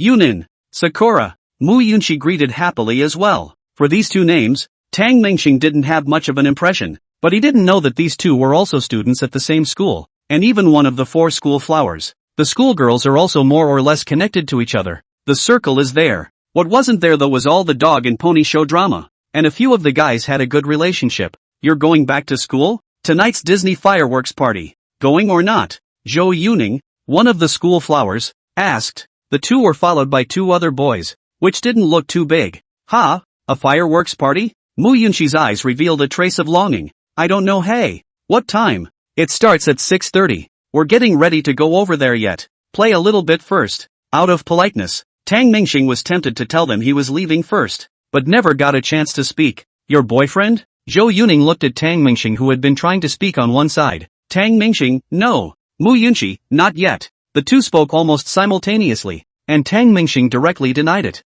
And Mu Yunxi's sentence, not yet, is somewhat intriguing. Mu Yunxi's face was icy cold, hesitating herself. Who doesn't want to marry a good family? One may be indecisive. Is it or isn't it? Handsome, Zhou Yuning teased. Tang Mingxing heart Mu Yunxi swinging back and forth on the blacklist. It has stabilized a little more at this point. Maybe I don't take the initiative? Tang Mingxing thought about how naive she was. Taking down Mu Yunxi was easy. Taking down most of the girls was easy. He had the strength. But always thinking about experiencing the sweetness of love. This pure love is a bit unrealistic. Thinking of Su Morley, the material determines the superstructure. The first material to play well. There is plenty of time to talk about love in the future. Yun Shi, let's go to the amusement park to watch the fireworks too. Wait a moment, I'll get the car. Compared to using money, Tang Mingxing still wanted to use his personal charm to conquer Mu Yunxi, but unfortunately he thought too much. It might have been okay before college, but now that they've been exposed to society, they're all more realistic. Yo, Yun Shi, what kind of car does your boyfriend drive? Another schoolgirl, Wu Cherry, asked. He, oh, I'm not sure. Mu Yunxi completely missed the fact that the other party was asking about her boyfriend. It's just very vicarious to default to it. With all the anticipation in my head, the boyfriends of those 2 previous schoolgirls drove Lamborghinis. Tang Mingxing shouldn't be any worse off. Boom! A roar of an engine at the exit of the parking lot. The sound was deafening. After hearing it, Mu Yunxi's heart stabilized a lot. She could hear that it wasn't the sound that an ordinary car could make. A black sports car that leapt out. Mu Yunxi, however, couldn't understand it. She didn't know much about cars. She only knew some of the more famous cars. And this one looked beautiful. It can't be named. And it's not as angular as a Lamborghini or Ferrari. And it looks a bit like a coupe. It won't be cheap. Mu Yunxi didn't dare to look at the others. Asterisk. Bugatti Chiron. One of the boys could tell at a glance what brand the car was. No. Sister, what's with your boyfriend? Mu Yunxi didn't dare to say anything, but just said, I. He, classmate, a childhood friend. Seeing the shock in the eyes of these two boys, Mu Yunqi instantly judged that Tang Mingxing was the real deal. So hurry up and declare your sovereignty. How much is the landing price? The boy continued to ask. Where does Mu Yunqi know? She can only make things up. After all, her childhood friend has blown it all out. About 8 million? The two boys grinned. You check your boyfriend's personal money. This is the 8 million he fooled you with. Right. We don't know the landed price, but know that this car must start at $500 million. Oh, wow. Can't tell. Junshi, your boyfriend is so posh. Zhou Yuning also said with envy. Tang Mingxing parked the car and lowered the window. There was still ice cream in the house, but it was melting. Get in the car. Mu Yunqi nodded inwardly with excitement, but she still put on a state of being used to it. With elegant steps, she walked to the front of the car, her long hair swinging in the wind, her flat belly clearly visible due to the revealing dress she wore. A pair of black leggings showed off her perfect legs to the fullest. Mu Yunqi had never sat in a sports car, but she had seen others do so. There was an example of getting your butt in the seat first and then moving your feet in. It was this action that Tang Mingxing glanced at and saw another peach. Would love to trace her. Although Mu Yunqi's was pure, her makeup was cold, switching back and forth between a high-cool royal lady and a nerdy lowly. As long as he didn't smile, he always felt that this person was cold in nature. But when he smiled, his nature was exposed and very cute. Tang Mingxing took a bite of ice cream and said, "Let's go." Mu Yunqi suddenly moved closer and took the ice cream in Tang Mingxing's hand. You drive well. I'll hold it for you. Tang Mingxing didn't stop her and gave her the only remaining bites of ice cream. And then he said, "That's it. Throw it away if it doesn't work." As the car started, Mu Yunqi didn't throw the ice cream away, but slowly put it into her mouth, not minding Tang Mingxing's saliva, eating to himself. Fuck me. Wasn't it just now that I said I couldn't eat cold food? Tang Mingxing felt funny. Her physiological period, which was cured by her own luxury car? How could he not know that this was Mu Yunqi acting for him? Chapter 14 Disengagement. There were quite a few people at the amusement park, and by the time Tang Mingxing's few people arrived, it was already overcrowded. It was only after arriving that Tang Mingxing suddenly felt that if she took down Mu Yunqi, she was bound to explain herself to Su Mori. That was the way things were in the Dragon Kingdom, and no one felt anything wrong about this sort of thing. Tang Mingxing called Su Mori. Su Mori Li didn't feel anything after hearing this, except that she also knew Mu Yunqi. It's students who take their own elective courses. Su Mori Li's head spun and told Tang Mingxing not to tell Mu Yunqi about the two of them. Prepare yourself for some catching. Dream star. Look at that. Mu Yunqi was rarely active just because she met the person of her dreams. 6 people. 3 men and 3 women. 2 other couples holding hands or wrapping their arms around their shoulders. Dream star. Mu Yunqi's address also became intimate. Aha. Tang Mingxing twisted her head and waited for the other to continue. Mu Yunqi said half-jokingly, "Just now they said that you're my boyfriend." Mu Yunqi waited for the other party's reply. She had already taken enough initiative, but poking through the window papers still required Tang Mingxing herself. Tang Mingxing touched his pocket. Just now he went to the car, could not only drive the car out, but also took the ID card by the way. Isn't it? If he didn't take down Mu Yunqi today, wouldn't he have come for nothing? And there wasn't much time left for him to forcefully bind in a few more days. Hearing Tang Mingxing's reply, Mu Yunqi playfully stuck out her tongue before turning around again and looking ahead, waiting for the boy's next move. Tang Mingxing knew that it was done. Then what is the point of being polite yourself? As soon as you hold Mu Yunqi's hand, the girl didn't resist. Just hold on and head to the next spot. The fireworks at the castle at night were beautiful. The hotel's king-size bed was even more comfortable. I want to take off these cat ears. Mu Yunqi still had the headdress she had bought. Tang Mingxing said, "Wear it, it's cute like this." The next morning, Mu Yunqi then returned to the dormitory. "Junqi, where did you go last night? You didn't answer the phone," asked a concerned roommate from the same dormitory. Mu Yunqi took a look in the mirror and straightened her hair, which was somewhat messed up by Tang Mingxing, and casually replied, "Oh, went out to play." The roommate didn't care, but only saw the latest LV bag that Mu Yunqi put on the bed after she entered. New? A few of the housemates didn't believe it was real and went over to look at it, but they couldn't see that it was fake. Mu Yunqi suddenly smiled smugly. "My boyfriend gave it to me. He just ate in the morning and had to buy it for me." No way. Several housemates know that with Mu Yunqi's condition she is looking for a boyfriend who will never spend a few hundred to buy fake goods. This bag must be real. A few people searched and the online price was $65,000. A few housemates were unspeakably envious and jealous and sour in their hearts. And early this morning, passing by the LV store, Tang Mingxing took her directly in to pick a bag. 65,000 price. Tang Mingxing nothing to hesitate. Looking at the boy's relaxed checkout look, Mu Yunxi began to get carried away in her heart. That's the man for yourself. A few of the housemates started to go up and down on the bag after asking Mu Yunxi for permission. Indeed, this stuff is so seductive to women. What's this in the bag? One of the housemates, Sweet Chen, opened the bag and looked at it. Holy shit, Leporine Platinum Cream. Another housemate had seen this online. 14,000 apiece for a top skincare product. Mu Yunxi, are you breaking away from the masses? Chen Sweetie complained. People are more angry than people. I don't want to my boyfriend probably has money he doesn't have anywhere to spend it. Mu Yunxi made a cute face in the mirror. She was really charming. Tang Mengxing did have money with nowhere to spend it. His own desires having been greatly satisfied recently. Thinking of buying myself a couple of dresses as well.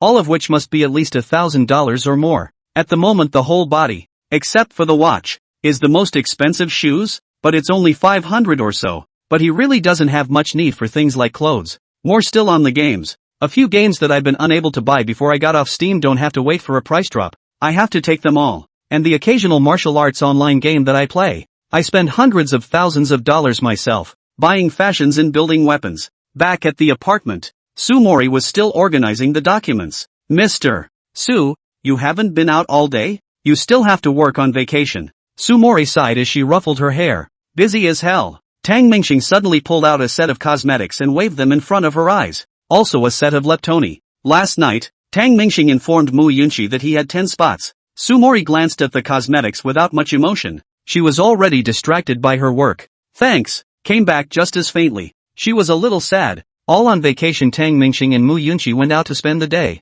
Overtime at home by yourself. And being alone last night. Dreamstar. If Yunxi comes over to live here too. It's too small to live here, right? Sumori looked at the room. 95 square feet. The area is enough, but the room is not enough. Just one bedroom. It's okay. I have a villa. Don't what? The villa. It's not far from the school. About 20 minutes away. Sumori thought about it. With this level of consumption in Tang Mengxing, it wasn't surprising that there was a villa. Tang Mengxing stretched out, and it's all set up inside, so it saves time to move in directly. It's just too big. It's too woozy for me to live alone. Looking at Sumori Lee still concentrating on her work, Tang Mengxing didn't want to disturb. Grab a basketball and get ready to go down and play for a while. It's been a few days of just working out my abs, and properly working out the rest of my body as well. There were a couple basketball hoops in the plaza right behind the apartments, and there weren't many people at this hour. Tang Mengxing fiddled with the basketball by himself, practicing his shooting. After playing for a while, it's just boring, and you have to struggle to pick up the ball after throwing it yourself. That's when a motorcycle came whizzing by. Brother! What a coincidence! Lin Yushang appeared in a gray sports jumper with a pair of sports shorts.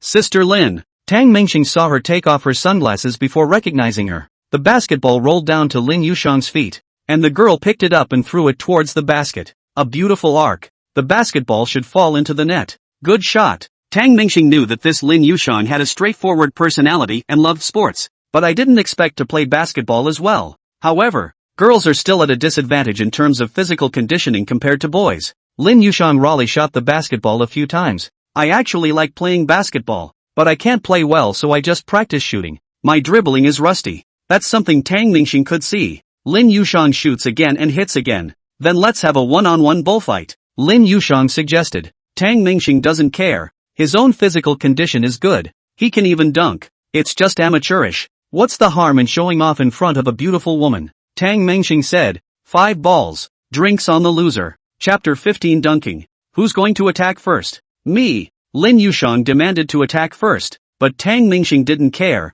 In his eyes this was a match destined to be won. Today, Tang Mengxing carefully sized up Lin Yushang. The girl faking. After changing into her workout clothes, it was obvious that her breasts had deflated by a large amount. I'm coming. Lin Yushang tapped the ball twice and held the ball in his right hand ready to break through. Tang Mengxing was inwardly unimpressed. Too slow. What? Lin Yushang, who hadn't been much of a dribbler just a moment ago, suddenly made a sharp change of direction and directly shook Tang Mengxing away. Quick dribble with his left hand. Very skillful. A few steps to the basket. The ball cut to the right hand for an easy layup. I thought you weren't much of a dribbler. Tang Mengxing instantly understood. Having been tricked by her. Brother, don't you know that you can't trust the words of a pretty girl? Slightly. After saying that, Lin Yushang made a face. Tang Mengxing noticed that she also had earrings, reflecting colorful light under the sunlight. Go on. The deflated Tang Munxing was unconvinced. Hands spread wide, waiting for his opponent to attack. And Lin Yushang stood outside the three-point line and slammed his hand up for a three. Hollow into the net. So accurate? Sister. What the hell are you doing? Tang Mingxing was all a bit curious. This girl had given him too many surprises. But the other party was a girl after all. And Tang Mingxing was too embarrassed to really stick to the defense. But she's also really good with the ball if it's not close. So it's hard to stop. The score is 4-0. Tang Mingxing's stubbornness also came up. Losing to a girl was also too ridiculous. The key was that she was super accurate from three. And all but the first shot were threes. Not allowed. Tang Mingxing slapped the ground and gave himself a pep talk. Lin Yushang has the ball again and is ready to finish the game. I'll let you throw. Tang Mingxing tightly stared at her opponent's movements and directly pounced on Lin Yushang. Bang! A hit on the flaming pot. After all, it was a boy. Really put down the difference between men and women. Cover her still easily. The basketball flew far away. And Lin Yushang was also shocked by Tang Mingxing's this, and fell hard to the ground. You, bully. 2 lines of teardrops instantly rolled down Lin Yushang's handsome and beautiful face in a pitiful manner. Looks like it hurts from the fall. I'm sorry. Tang Mingxing hurriedly apologized and tried to assist Lin Yushang. The girl shrugged it off and beamed. I don't want you to help me. The girl who was valiant a moment ago was soft as a little woman all of a sudden. Tang Mingxing sat beside her. Sister, I was wrong. Sounded a lot like a little puppy. Lin Yushang wiped her tears, glanced at him, and gamely twisted her head again. I'm going to get you a drink. And that goal counts as a goal for you. I lost, okay? Tang Mingxing hurried to the nearby kiosk and bought 2 drinks. When he came back, he saw that Lin Yushang had adjusted her mood and was shooting baskets. Nah, which bottle are you drinking? Tang Mingxing handed it over. And Lin Yushang casually took one of the 2 drinks. Can you dunk? Lin Yushang suddenly asked. Tang Mingxing rubbed her shoulders twice and smiled smugly. I must perform one for you. After saying that, Tang Mingxing took the basketball and started dribbling from center court. Taking a few steps to the edge of the three-point line, flicked the basketball to the rim. You call that a dunk? Lin Yushang thought he was joking, but in reality, he wouldn't. And Tang Mingxing ran to the basketball free throw line at that moment and jumped hard. Caught the basketball in midair as it hit the boards and rebounded back, and dunked it hard into the basket. Handsome, isn't it? Afterward Tang Mingxing didn't forget to strike a handsome pose. Lin Yushang looked at him adoringly. I want a buckle too. You're good for nothing. No height. No bounce. There's a shorter basketball hoop over there. Lin Yushang pointed to another court. The ball frame over there was a little shorter, especially for teenagers to play. It's quite a bit shorter, but it's still 2 feet 6 inches. With Lin Yushang's height, she definitely couldn't reach it. But she didn't care, pulling Tang Mingxing and running over. See if I'm good enough. After a few tries, Lin Yushang didn't touch the rim once. Ha ha, I told you. You can't. Tang Mingxing joked as he did so. You squat down. Lin Yushang suddenly said to him. Ha, get down. Why? Tang Mingxing seemed to know what she was up to. Lin Yushang was brutally unreasonable and directly pressed Tang Mingxing's shoulder. Crouch down when I tell you to. So much nonsense. Tang Mingxing had to do as he was told and squatted down. Madam, do you need to hold your head? Lin Yushang snorted out a laugh. No need. But don't you move. Oh, Tang Mingxing squatted on the ground. He knew that Lin Yushang was going to his neck, although there was reluctance, but somehow dropped to this girl's words some words to obey. It only felt like 2 thin, smooth thighs, stepping over his shoulders. Lin Yushang rode directly on his neck. Tang Mingxing said, you sit tight. I'm getting up. With that, he held both hands on the other party's thighs that were resting on his chest, fearing that Lin Yushang would fall. At this height, she'll suffer if she falls. At this point, Tang Mingxing didn't have the heart to experience the silky smoothness of his opponent's legs, just concentrating on racking her toward the basket. Look at me. Lin Yushang looked excited, holding the basketball with both hands and slamming it in. Good shot. Ha! Underneath Tang Mingxing could not see anything, but the horse's ass was not missing. Half an hour later, Tang Mingxing didn't want to play anymore. Tired and panting. Sister, you treat me like a donkey. Play once or twice will do. No end. Lin Yushang said. Then let's play some other day. And in the evening, how about inviting you and your wife to dinner together? Tang Mingxing naturally had no problem talking to Sumori. She was also eager to make friends with Lin Yushang. Sumori Li secretly told Tang Mingxing that if only Lin Yushang was a man, there would be nothing for Tang Mingxing. It is true that girls are more attractive when they are handsome than boys. Can you call another one? Tang Mingxing thought of Mu Yunxi and happened to take this opportunity to have a meal together. Looking at Lin Yushang is not like a poor master. Call more people should not be a problem. Lin Yushang also returned painfully. It's fine. In the evening, Tang Mingxing couldn't have imagined that the girls were chatting happily, especially after Mu Yunxi saw Sumori. The first time it was like she was choking on something and couldn't speak. How can you not recognize the teacher of your own elective? But finally able to get personal, their relationship heated up quickly, and not to mention Lin Yushang, who is straight-laced and properly socially awesome. For Tang Mingxing, however, he currently needed to take a bunch of ingredients upstairs and had thought to go to a restaurant. Who knew that the three girls agreed to cook at Lin Yushang's house? Mud. I bought all the ingredients for the promised treat. Chapter 16. There was no little girl vibe in Lin Yushang's house. No pink decorations. No dolls. Muppets. More like sports equipment. Camping gear. Brother, it's hard to see. You actually have two daughters-in-law. And one of them was only taken care of today. And one of them is actually still your teacher. Ha ha, the two of them were in the corner. And Lin Yushang laughed playfully. Tang Mingxing looked at her in disgust and spoke. What's wrong with this? In the future, day by day, long time to grow in love. Responding to the country's call, am I wrong? Lin Yushang nodded her head, but she still couldn't help but laugh. That's right, ha ha, be careful, maybe it'll take care of you too after a while, Tang Mingxing suddenly said. Lin Yushang's complexion tightened and she just shut up, looking like she was avoiding something, without the smile she had just had. I'm going to cook. It just returned coldly and left. Tang Mingxing didn't know if he had said the wrong thing, and wanted to apologize but didn't know where he had gone wrong. An hour later a few people finally finished the dishes. A table full of food. Come on. Cheers. Lin Yushang said to several people as she raised her red wine glass. Drink this one. Sister Lin. We might not be staying here after a while. You're moving? Where? This was just getting to know each other. Lin Yushang didn't have much reluctance to give up. She just asked curiously. I have a villa not far away. You can come over to play with us when you have time. Villa? Lin Yushang and Mu Yunxi both had slight surprise in their eyes. Especially Mu Yunxi. Now that the relationship was established, Tang Mingxing was already her own person. I didn't expect one surprise after another. But then she foolishly asked, why move when you're fine living here? Tang Mingxing looked at her for a few seconds, and she reacted that it was too many people to accommodate. Dinner went on until a long time.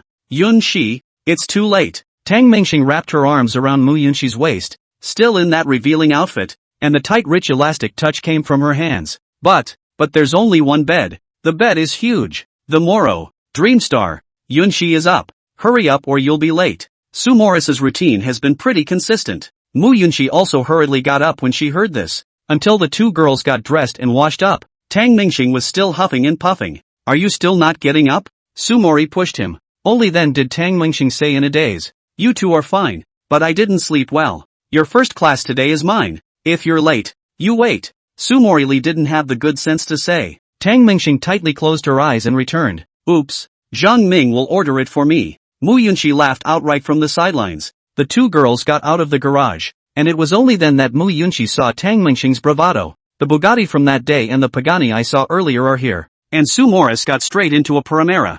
Yunxi, get in the car. The white Panamera had just stopped in the school parking lot. Sumori Lee and Mu Yunxi got out of the car and rushed towards the school building. Good morning, director. Sumori saw the director of instruction and gave a greeting, and the head instructor saw them both getting out of a car.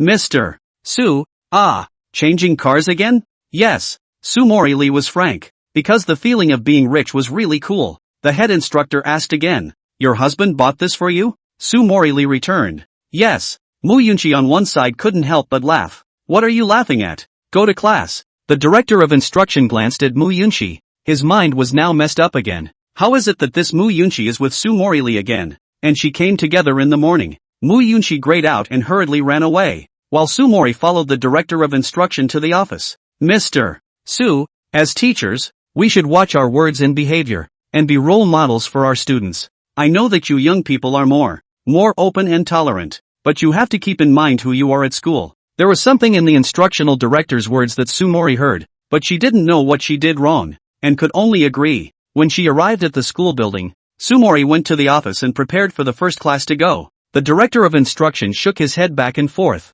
I don't know if she understood. At this time, Tang Mingxing was still huffing and puffing, completely forgetting about the class. Inside the staircase classroom, Sumori's first class was Tang Mingxing's class. Zhang Ming made several calls to Tang Mingxing, but there was no answer. Roll call. Sumori knew that he didn't come, her eyes staring at Zhang Ming. Xing, What's going on? The teacher is calling the roll. Jiang Ming sent a voice. Sumori teaches several classes and doesn't recognize all the students, and can't even remember half of them. But how could she not recognize the man on the pillow? Tang Mengxing. Here. And someone actually answered. Good. All here, right? Okay. Everyone still remembers the question we left last week, right? Student Tang Mengxing, you answer it. Sumori looked at the class with a serious expression. None of the students dared to speak up. Tang Mengxing, didn't we arrive just now? Sumori put down the textbook in her hand and searched around until she saw Zhang Ming.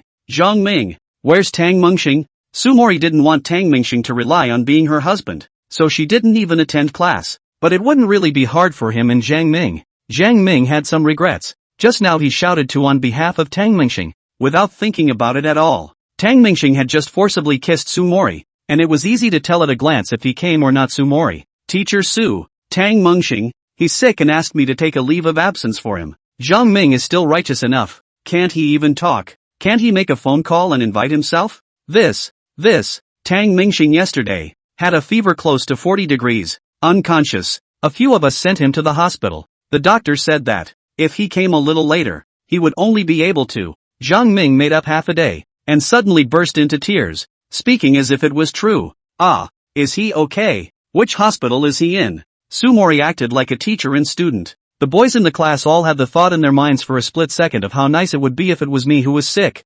Jiang Ming couldn't make it up. That's when the cell phone vibrated. It was Tang Mengxing who called. Sumori walked over and looked at his cell phone. Catch! Jiang Ming's bean-sized beads of sweat slid down. Teacher, he can't die. I'll put you on. Put me on speakerphone. Chapter 17, The Schoolgirl's Boyfriend. Jiang Ming hesitated for a moment, but still picked up his cell phone and turned on the speakerphone. Hey, old Zhang, did that little ninny ask me? As soon as the three words little ninny came out, the whole class knew who was being talked about. Sumori also made a fool of herself and had to let Zhang Ming answer the phone. Tang Mengxing, I wouldn't dare ask. Sumori Li's voice came, and Tang Mengxing over there knew the classes were definitely in session at this point, and Zhang Ming was caught in the act. Without thinking, Tang Mengxing directly hung up the phone. What's wrong with being able to leave? He gave himself a boost, but quickly deflated again. The first class ended quickly, and Tang Mengxing arrived late. Junior year has fewer classes than freshman and sophomore year, but after all, it's a prestigious university, and the scholars don't roll at all. Even Jiang Ming and these people, although they loved to have fun, yet none of them were school dregs. Sumori Li was on her way back to the office again, just in time to be blocked by Tang Mengxing. Get out of the way. Sumori was a bit angry. I'm too tired to really get up. Tang Mengxing blocked the aisle, preventing her from passing. Sumori Li didn't know why she was so angry in her heart. If Tang Mengxing was just her student, perhaps she wouldn't care about him at all. It's none of his business if he likes to learn or not, but he's her husband and he's missing his own classes and not supporting her at all. Sumori felt aggrieved. I'll be a licking dog for you, alright. Tang Mengxing stuck out her tongue and really learned from a dog. Ha ha. Sumori still laughed out. Never again. I'll put up with you missing other people's classes. They're all professors. I haven't even been transferred yet. You're doing this. How am I going to be transferred? Tang Mengxing apologized repeatedly. I was wrong. You also when licking dog. Other people lick dog lick to the end of nothing. You this or licked into the home. Sprinkled a petulant. Sumori Li mood slightly better. Meanwhile, Mu Yunxi had gotten distracted in class. Schoolgirls are never self-appointed. Many people feel proud to have the name of schoolgirl and some guys feel honored to have a schoolgirl girlfriend. In short, people aspire to good things. And Mu Yunxi, the so-called head of the school flower, lived a life that was inherently different from ordinary people. Already in the morning, 7 or 8 of her classmates had come over to ask her out on a date for someone else. WeChat also receives some inexplicable ad friends every day. Yunxi, I have a friend from Yanjing Sports University who wants to get to know you. I pushed your WeChat to him. Let's friend pass it. Yunxi, my childhood friend, graduated from high school and doing business. He earns over $1 million a year. He wants to get to know each other. Yours are all for nothing. I know a rich, second-generation anchor, earning tens of millions a year. Yunxi, he wants to talk to you. Mu Yunxi was so distracted by what she heard that she finally stood up this time. I have a boyfriend. The class was silent. A few seconds later. What does your boyfriend do? Cloud C. That's as good as this buddy of mine? This rich kid I know is awesome. You'd better think about it. When Mu Yunxi first enrolled in school, many of the boys in the class were also chasing after her. Until a few rich boys with BMW X3 S or Autos or something, some hundreds of thousands of dollars or so, begging Mu Yunxi for a relationship in front of a large crowd. That's when a lot of people realize that chasing after the schoolgirls, relying on good character and good looks alone won't do the trick. And Mu Yunxi was even more high-minded. The criteria that I have set for myself to choose a spouse are 3 simple points. Especially handsome, good character, super rich, very plain and simple request. It's best to be right within your own school so that you have another advanced degree. Especially the last bit, super rich. She wasn't exactly sure how to define it. And then she met a couple of the other school girls' boyfriends. They're all multi-million-dollar sports cars, but it's just one. Until the appearance of Tang Mengxing, a $10 million luxury car, and more than one. The million-dollar luxury cars are great too, but you've seen or heard so much about them that there's nothing special about them. It wouldn't attract much attention in a city like Yanjing, or Magic City. And 10 million? Not at all. Even yesterday, he was shocked beyond belief when he found out that his Bugatti was over $50 million. Over $50 million for just one car. Who's your boyfriend? Some rich guy? For Mu Yunxi, a big schoolgirl to fall in love, it surely stood out. Quite a few people came up to inquire. Yunxi, we are good girlfriends. Tell me. Mu Yunxi also thinks it's nothing, and widely publicizing it will save someone from annoying herself in the future. His name is Tang Mengxing. 4 o'clock in the afternoon. After class, Tang Mengxing and Zhang Ming, Zhou Qi and a few others were playing ball in the playground. Old Zhang, Zhou Qi has something to tell you. What is it? Dude, I'm actually a rich kid. Zhang Ming nodded. Coincidentally, I'm a member of the rich generation. Call Dad. Do you know how to spell death? A few people jostling. Dreamstar. Mu Yunxi walked over, carrying the bag Tang Dreamstar had just bought for her. The girl jogged 2 steps and directly jumped into Tang Mengxing's arms. Zhang Ming directly froze in place. It was done in one day? That's too soon. Along with Mu Yunxi came her 2 roommates, compelled to see what kind of character Tang Mengxing was. The roommate, Chin Sweetie, was a little sour after seeing Tang Mengxing. Rich is definitely rich. After all, he is Mu Yunxi's boyfriend. There's nothing wrong with a schoolgirl matching a rich man. The point is that Chin Sweetie came over with another roommate because she wanted to see what he looked like. You can't have all 3 of the high rollers. And now, Tang Mengxing did have it all. If he was a little bit uglier, a little bit shorter, and 2 times fatter, Chen Sweetheart's heart would still feel better. Tang Mengxing's sweat soaked through the clothes on his chest and clung to his pecs. Mu Yunxi couldn't help but touch it. Don't be a hooligan. We'll go back later. Tang Mengxing patted her back. There were a lot of people at the stadium, and soon quite a few people noticed this place. And Mu Yunxi who didn't recognize it. Not only is it the top of the 4 school flowers, but it also has the reputation of being the #1 school flower of all time. However, this viewpoint was not shared by some seniors who had already graduated, because there was a Sumori in their class. On one side, Zhang Ming and a few others were looking out of their minds, wondering how Tang Mengxing had managed to take care of this schoolgirl. Let's continue. Tang Mengxing picked up the basketball and said to a few other boys, "No more games. I'm going back to my dorm. I'm not playing either. Give me the ball." Really convinced. Ate a handful of dog food. It's still the schoolgirls. Only Zhang Ming, after waiting for the others to leave, pulled Tang Mengxing. "Big brother, Brother Xing, teach me, please." In Sumori Li's white Primera, Tang Mengxing had his arm around Mu Yunxi. Sumori hadn't finished her work yet, and they both got to the car first. "Don't move. There's a lot of cars at this hour. It's not good for people to see you." Tang Mengxing in the back seat, one hand wrapped around Mu Yunxi, one hand looking at his cell phone. The old father did keep his word. Called in the whole 10 million. Chapter 18, Mu Yunxi's parents. Kiss. Mu Yunxi suddenly pouted. Tang Mengxing lowered his head for a kiss. The director of instruction outside the window hurriedly walked by, glancing at Sumori's car, surprised again by the scene in front of him.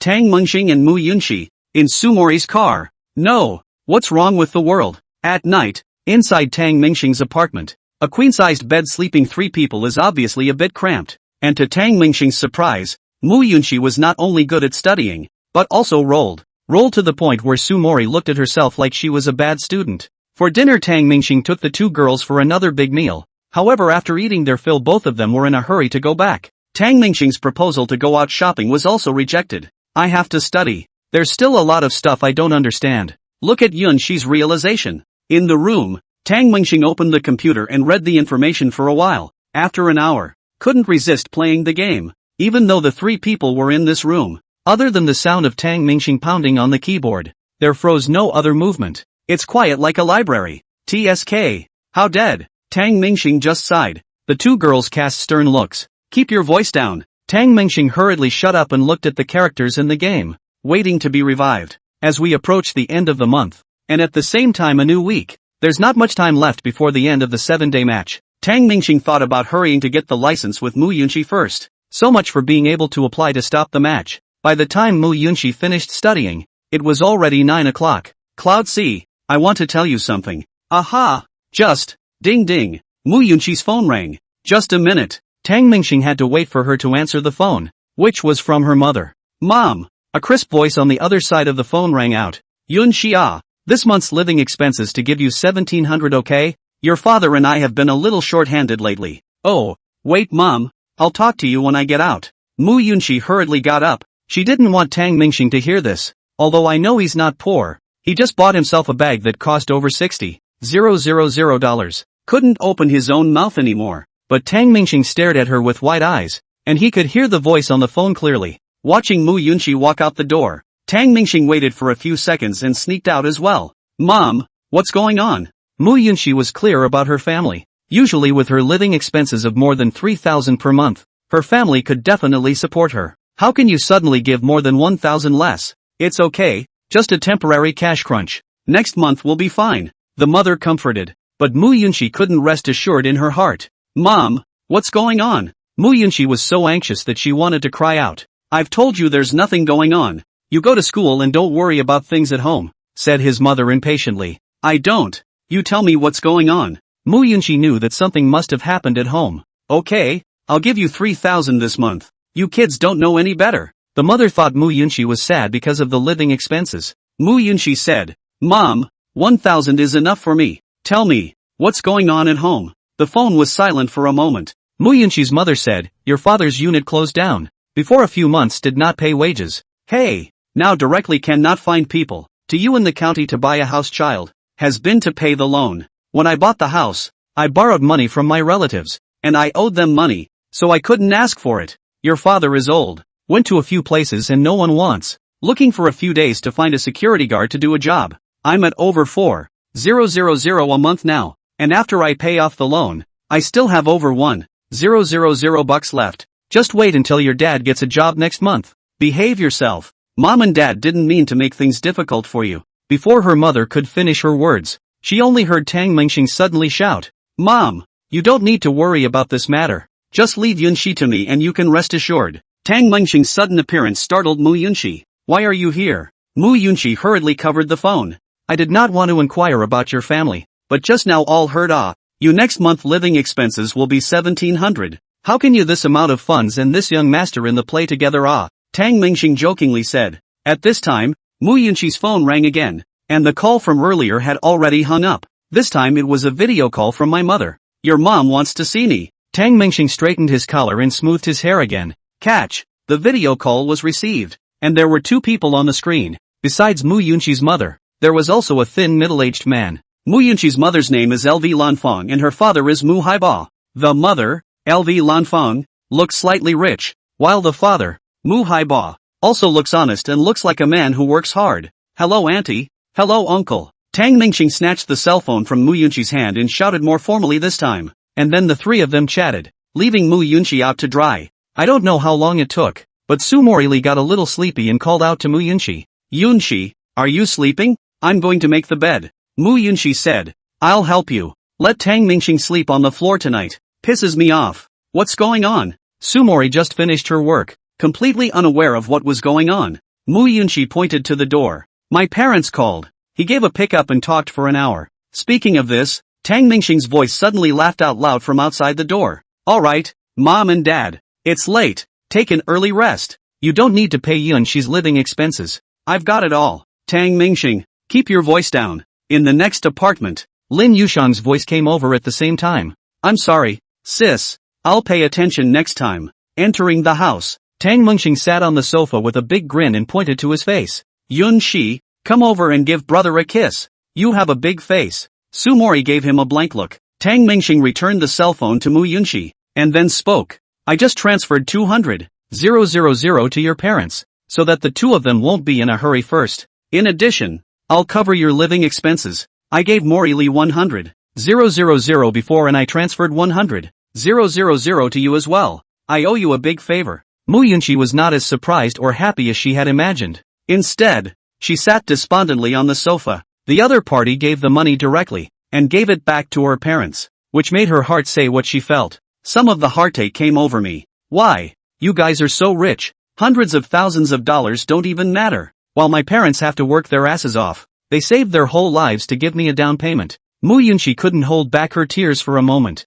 Tang Mengxing was a little heartbroken, rushed to embrace her, gently caressing her back. There are some things you can't go to choose. It's not a gap between people. It's just a different life. Sumori Li also gently touched her head. Yun Shi, don't be sad. It's all in the past. When you graduate and find a good job, they'll be able to enjoy their happiness. Hey, I don't agree with you. With me as a good son-in-law, they can enjoy their happiness now. Tang Mengxing's words made Mu Yunqi break into laughter. Chapter 19, Roommates. Early the next morning, Tang Mengxing asked Sumori for a vacation. Time is running out. We must get a license as soon as possible. Although he had only known Mu Yunqi for a short while, some people's glance was a lifetime. Even if it's not, that's better than random. Tang Mengxing didn't think he had the same luck as last time to be able to match Sumori. Registered marriages in the Dragon Kingdom can be done online. It doesn't even take a few minutes. And the reason they both took time off from work was not to get married. Instead, it's about canceling matches. Matching is easy.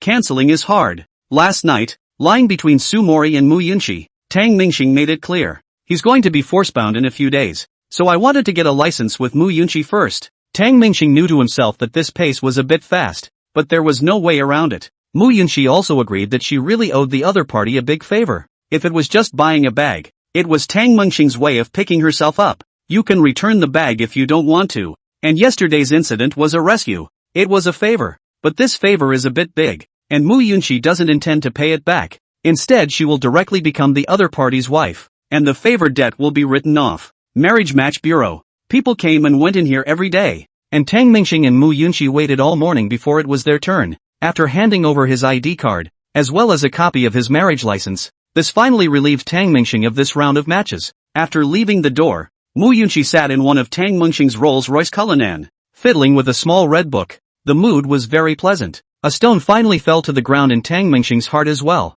But again, both were notified at the same time that they had to attend an event party in a few days. Anyone who matches during the month is required to participate. And Sumori received the same notice. The time is set for 3 days from now. Tang Mengxing didn't want to participate because he got along well with Sumori and Mu Yunqi. No need to make a big deal out of it. But it's a rule and you can't just not go. On the way back, Mu Yunqi and her mother were chatting. She wasn't sure what was going on. And yesterday Tang Mengxing had spent an hour taking care of her parents. Mother LV Lanfang praised Tang Mengxing one by one. Mu Yunqi turned her face sideways and looked at Tang Mengxing who was driving. Her own mother was practically praising him to the heavens. Mom, I know. And you and my dad don't get tired. After hanging up the phone, Mu Yunqi looked down at her feet and suddenly spoke. Thank you, Dreamstar. Tang Mengxing was a little embarrassed by her solemn thanks. It's all right. What's the point of talking about it between husband and wife? Having said that, when she heard the word husband and wife, Mu Yunqi was still a bit shy, but inwardly she was delighted.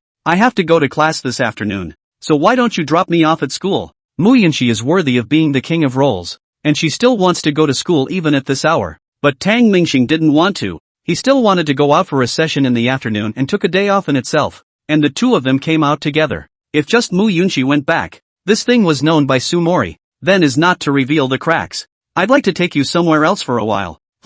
It's time for you to change your cell phone. Let's get you the latest model 16 Pro Max. Pick out some more clothes. Don't go back to school yet. Tang Mengxing didn't have any idea in his own heart if he could persuade Mu Yunqi. Okay. Mu Yunqi replied with a crisp reply. Tang Mengxing suddenly felt funny in her heart. It was true that money still had power. Mu Yunqi has long wanted to change her cell phone. She is still using the Apple 13. She played 2 months of summer vacation work. Parents added a little more this to buy. It works, but who doesn't like new? Tang Mengxing parked the car at the curb of the commercial street. The two of them got out of the car, and Mu Yunqi's appearance drew the attention of a group of people, and Tang Mengxing experienced the sense of vanity that came with a beautiful daughter-in-law. You too, take a look at our newest model of cell phone. The salesman was warm and welcoming. What color do you like? Bring one for Mori later too. Tang Mengxing had long ago changed his cell phone at the first opportunity after his own father transferred a huge amount of money, and after Mu Yunqi took a closer look, she spoke again. Dreamstar, the color doesn't matter. Just get a black one. It's just what? Dawn Dreamstar could tell she still had needs. It's just that I've also been using my computer for quite a while now, and I also want to get a new one. Mu Yunshi's voice was getting smaller and smaller. One does fail to resist this temptation. A little movement of the mouth, and Tang Mingxing had a request. This felt too good, but I'm afraid that if I open my mouth too much and ask for too many things, I'll upset the other person. Then let's buy it with the computer. And the iPad. Miss, come 2 sets. Tang Mingxing waved his hand, and 2 sets of each of the direct top quality equipment came. Okay, wait a moment. You 2 sit down first. The sales lady smiled and poured tea for the 2. This kind of patron is too good to be true. They've already chosen before they've had a chance to introduce themselves. At this moment, the sales young lady looked at Tang Mingxing, a trace of imperceptible fondness showing in her eyes. Who doesn't love a rich handsome guy? But she doesn't dare to be too unrestrained when his girlfriend is around. Tang Mingxing took a sip of tea and casually looked around the store when a back figure caught his attention.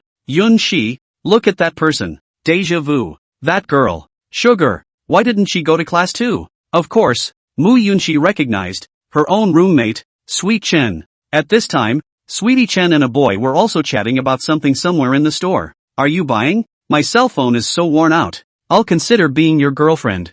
I didn't say I wouldn't buy it, but give me a hard time about what you're considering. If you don't buy it, then there's no possibility at all. Think about it. My roommate Mu Yunshi got a boyfriend who was said to have 50,000 pocket money a month. Sweetie Chen and the boy kept chatting. With regard to Tang Mingxing, Chen Tian knew very little, and 50,000 living expenses a month was already the most money she could make up. After all, who can believe a college student with hundreds of millions of dollars in cash and $10 million a week in pocket money? Even for those rich kids who drive luxury cars, but any student who is in school, the cost of living is only a few tens of thousands of dollars. It's not that the family doesn't have any money, but no parent, as a student, would give their child too much money. Not defeated enough. However, apart from Tang Mingxing, he himself wasn't sure how much money his family actually had. Maybe his mom and dad gave him over $100 million in funds, as the average rich kid does for tens of thousands of dollars a month. Sugar, why aren't you at school too?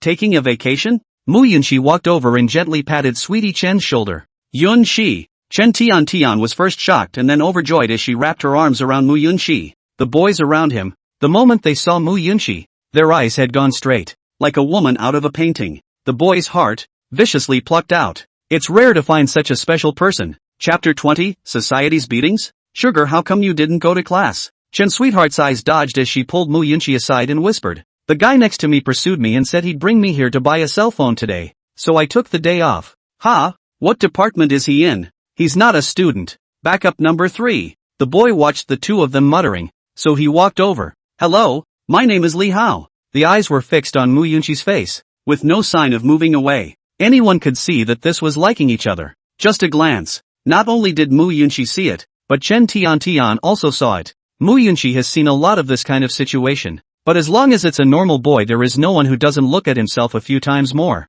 Chen's sweetness was also quite good looking, only in comparison. It seemed ordinary, and not far away. Tang Mingxing just smiled and walked over. Hello again. Chen Sweetie knew Tang Mingxing and knew that he was Mu Yunshi's boyfriend, so he must be rich. Li Hao was slightly surprised to see Tang Mingxing. Handsome? This is Yunshi's boyfriend. The one who spoke was Chen Tian. It was meant for Li Hao to listen to, so that he wouldn't get his head around it. Li Hao was unimpressed in his heart. Where is brother's high position? After saying that, he extended his hand, and Tang Mingxing shook his hand. I'm Yunshi and Sweet Chen's classmate from the same school, but not in the same department. Students? Li Hao is even more disdainful. Students only, have not seen the outside world of flowers. The feelings on college campuses are no longer pure, but after leaving school and entering society, they will always be struck by reality. Countless handsome men and women. The university when I was very happy, planning for a better future, but after entering society, in order to broken silver a few tales,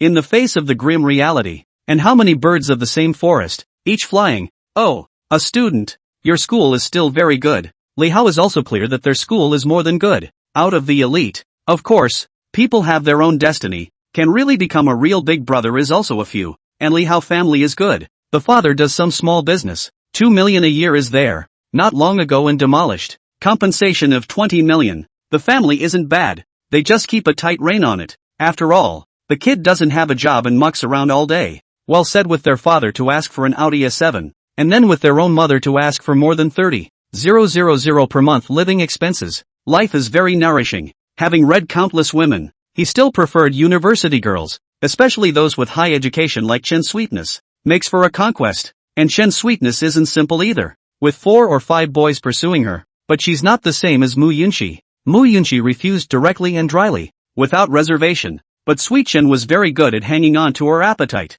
ambiguously on one side and refusing on the other. These boys express a white, Sweetie Chen love to ignore, but when they are ready to give up, Sweetie Chen starts to shush them again. From time to time, say something thought-provoking to tickle the other person's fancy. Are you guys buying cell phones too? Li Ho didn't have anything to say. Aha! Tang Mingxing didn't have much to talk about with him. At this time, Mu Yunxi said, Sweetie, let me correct you. Tang Mingxing is not my boyfriend. When these words came out, Chen Tian was confused. How did they split up? 2 days ago, they said they were boyfriend and girlfriend? Li Hao, however, was happy in his heart. This guy was begging for the same thing as himself, but it was still promising to take down Sweet Chen by herself. At least she loosened up and might officially become a couple by buying this phone. We got our license today. He. Become a husband and wife. Sweets, you go out and don't say anything about it. The next sentence. The crowd was confused. Chen Sweet eyes completely dumbfounded. How can not think to understand?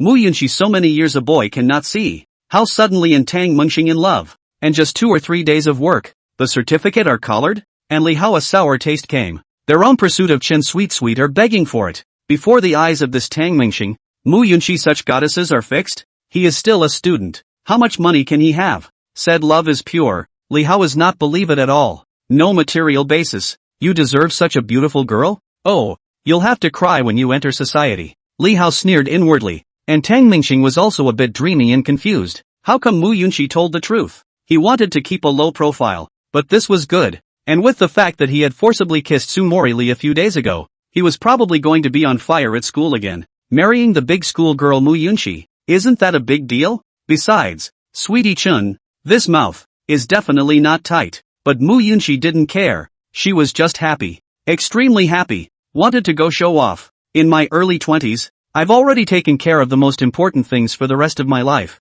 And now it's time to have a baby and enjoy life. So life has been complete. Awesome. Congratulations. Congratulations. Sweet Chen said so on her lips, but in her heart, she was even more curious about Tang Mingxing. Could it be that Mu Yunxi really wasn't moved by money? She had always felt that Mu Yunxi was a bit of a fool, and in the 3 years of college, since enrollment, there had been numerous people pursuing Mu Yunxi. As her best friend, she naturally watched it all and even raked in the dough. Many people begged her to put in a good word in front of Mu Yunxi or pass on some information. All of them would buy her a meal or send her 100 or 80 red packets. Yet none of them worked out. These suitors, the conditions vary. There are family conditions in general. There are talented. There are ugly, cannot even look at the look. There are handsome, amazing. And there are rich young man. Without exception, none of them were able to enter Mu Yunxi's eyes. This Tang Mingxing doesn't look anything special, and he's the only one who's handsome? You guys play. Dreamstar and I will leave after we get our cell phones. Mu Yunxi wrapped her arms around Tang Dreamstar's arm,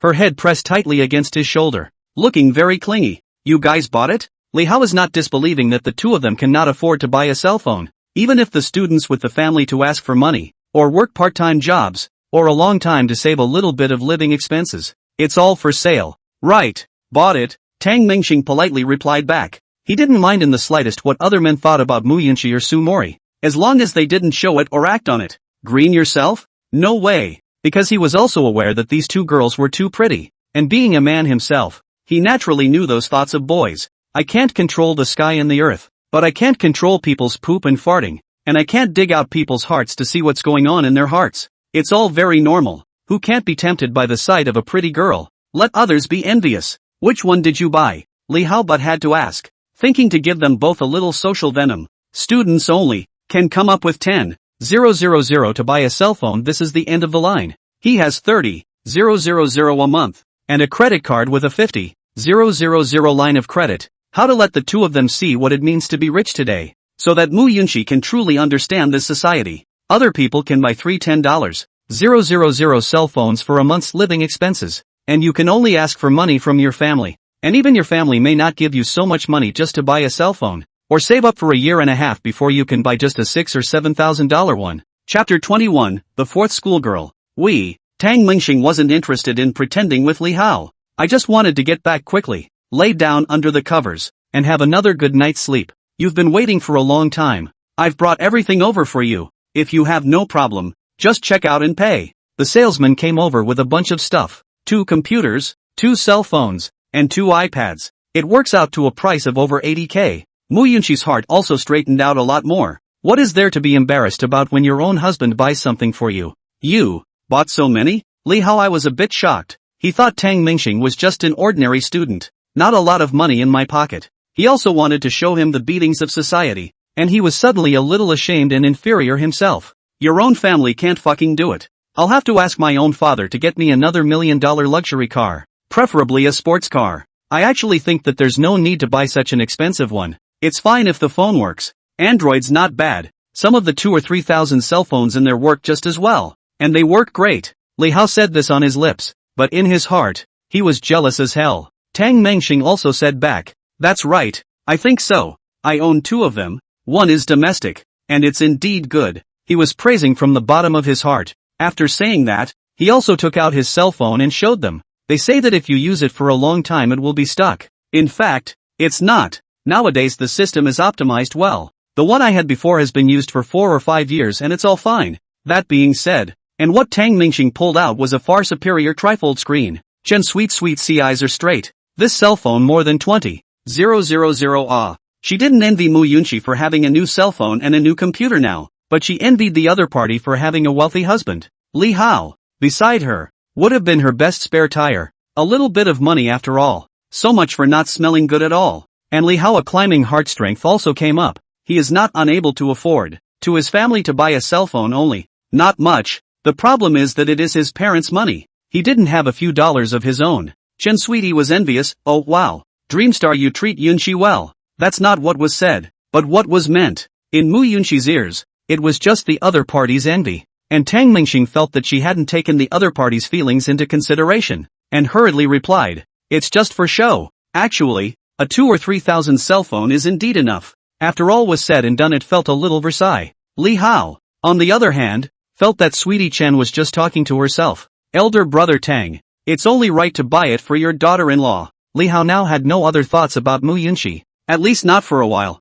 Not as handsome as Tang Mingxing, not as rich as him, and not as tall as the other. Saying this is also for Sweetie Chen. Be my girlfriend and I'll buy it for you. After Tang Mingxing settled the bill, Mu Yunqi couldn't wait to open the package and hurriedly change the cell phone card. Seeing Mu Yunqi's old cell phone, the screen was a bit broken. Li Hao felt a pang of sadness in his heart. She and Chen Sweetheart were roommates. Why, how come he didn't meet Mu Yunqi in advance? Look at this, Mu Yunqi's condition must be average. If you met before, maybe one of your own cell phone, you will be able to fix her. The new cell phone was turned on, and Mu Yunqi was overjoyed in her heart, but she just didn't show anything on her expression. It was as if she and Tang Mingxing had known each other for a long time, and everything had been natural, and they had always been a couple who were in love and accustomed to it. There's nothing to do. We'll leave now. Tang Mingxing put his arm around Mu Yunqi and the two of them left the store. Sugar, do you need another cell phone? Li Hao waited for the two of them to leave and asked again. Chen Tian's heart was complicated. Don't want it anymore. I want Tang Mingxing. Of course these are inner words that aren't said out loud. Cloud C, are you happy? Tang Mingxing suddenly asked in the car. Mu Yunqi said, very happy. Instead, his eyes were fixed on his new cell phone. That kid is Sweetie Chen's spare tire. Right. Only then did Mu Yunqi withdraw her eyes and looked at Tang Mingxing. Well, Sugar's got a couple of dog lickers. Suddenly thinking of something else, Mu Yunqi hurriedly explained.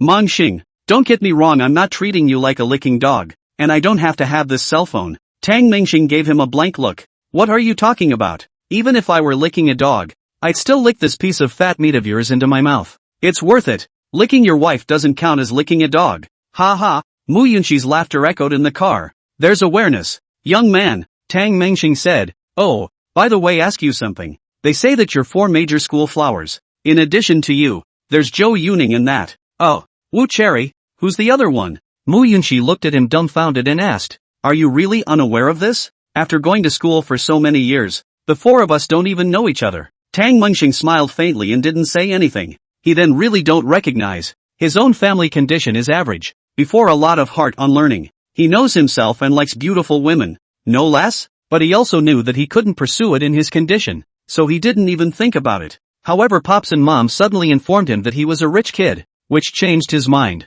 What's the point of having money if you don't spend it? The other one. Maybe you guys indeed don't see her for long. There are also many rumors, but I know. We are considered friends. Her name is Gu Qingcheng. Mu Yunxi spoke, but her head was recalling something. Tang Mingxing joked. Good name, but it should be called Qinghua. Qingcheng is petty. Mu Yunxi couldn't help herself. Gu Qinghua? Sounds like a boy's name. However, she's different from us. She rarely comes to school. They say that I'm the top of the 4 school beauties. Many of you probably haven't met Gu Qingcheng. I don't think that she's worse than me. And the average person really can't chase after her. It's just horribly understated. This confused Tang Mengxing. I heard that the other 3 don't all have boyfriends? What's she laying low for? Mu Yunxi said. That was a misunderstanding. It's true that a boy drove to pick her up, but it was her family's driver or something like that. And her family's background is very deep. So, I'm not too sure. I just met them a few times and added WeChat.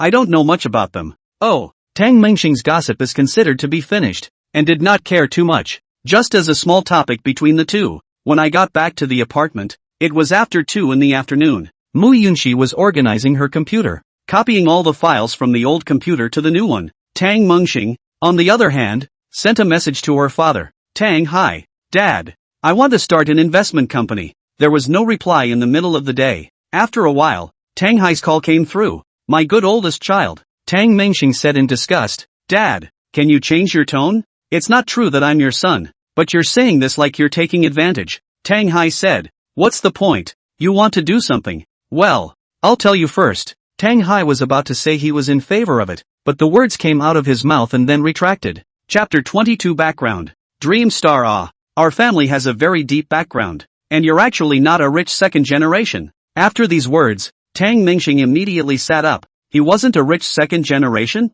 So where did all this money come from?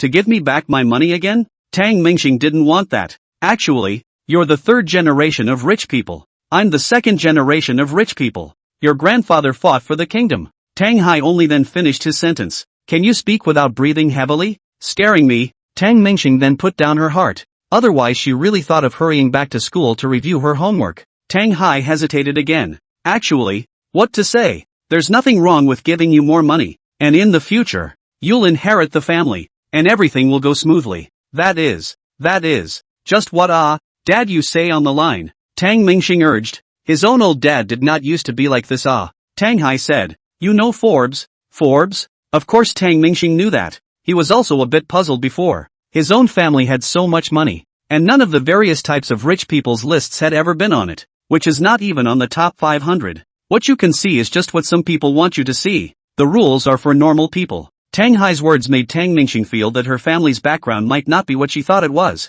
Not just rich. Tang Hai continued. Our family is not in this range. Or so. The background can't be known by too many people. You kid, I'm clear. Young and vigorous. I'm afraid you'll say too much. So our family's background. When you're older, I'll tell you specifically. But you keep a low profile now. You can invest if you want to, but don't be too eye-catching. The family has more money than they can spend. You don't want to do it. I'll support you. I'll transfer some more to you. Remember what Dad said. Don't steal the limelight. Just rake in the money behind the scenes. Hanging up the phone, Tang Mengxing became more and more curious about her family's background. Low profile? So hard. What's Dreamstar gawking at? Oh, it's nothing. I talked to my dad for a while. Tang Mengxing laid down on the bed and began to ramble. Ding. Your bank card. Hearing this voice, Tang Mengxing hurriedly covered the phone. It was a transfer from my father. The whole 10 billion. Another side note, think of it as learning to invest, lose money, and go home. Tang Mengxing hurriedly checked the account, and sure enough, 7 billion. As for the zero, there is still more than 13 million. Learning to invest in cost so much? Don't really want to start a business myself, but want to rake in the cash. Invest in something you love. Dreamstar, what are we going to eat tonight? Mu Yunxi blinked her eyes. She was very excited today. Not only did he get his license, but he bought a new cell phone and computer. You and Mori will be fine. I'll transfer $200,000 to you too. Spend it first. The sudden generosity made Mu Yunxi a bit overwhelmed. It's not necessary. I can't use this much. Can't use that much? Then why don't you put your cell phone away instead? Tang Mengxing looked at Mu Yunxi, who refused while opening the collection code. Mu Yunxi heatedly smiled. I'm just being polite to you. Sumori Lee, who was in class at this time, had her cell phone vibrate. When I opened it, it was the $200,000 that Tang Mingxing had transferred. Asterisk. And the class suddenly fell silent. Ahem.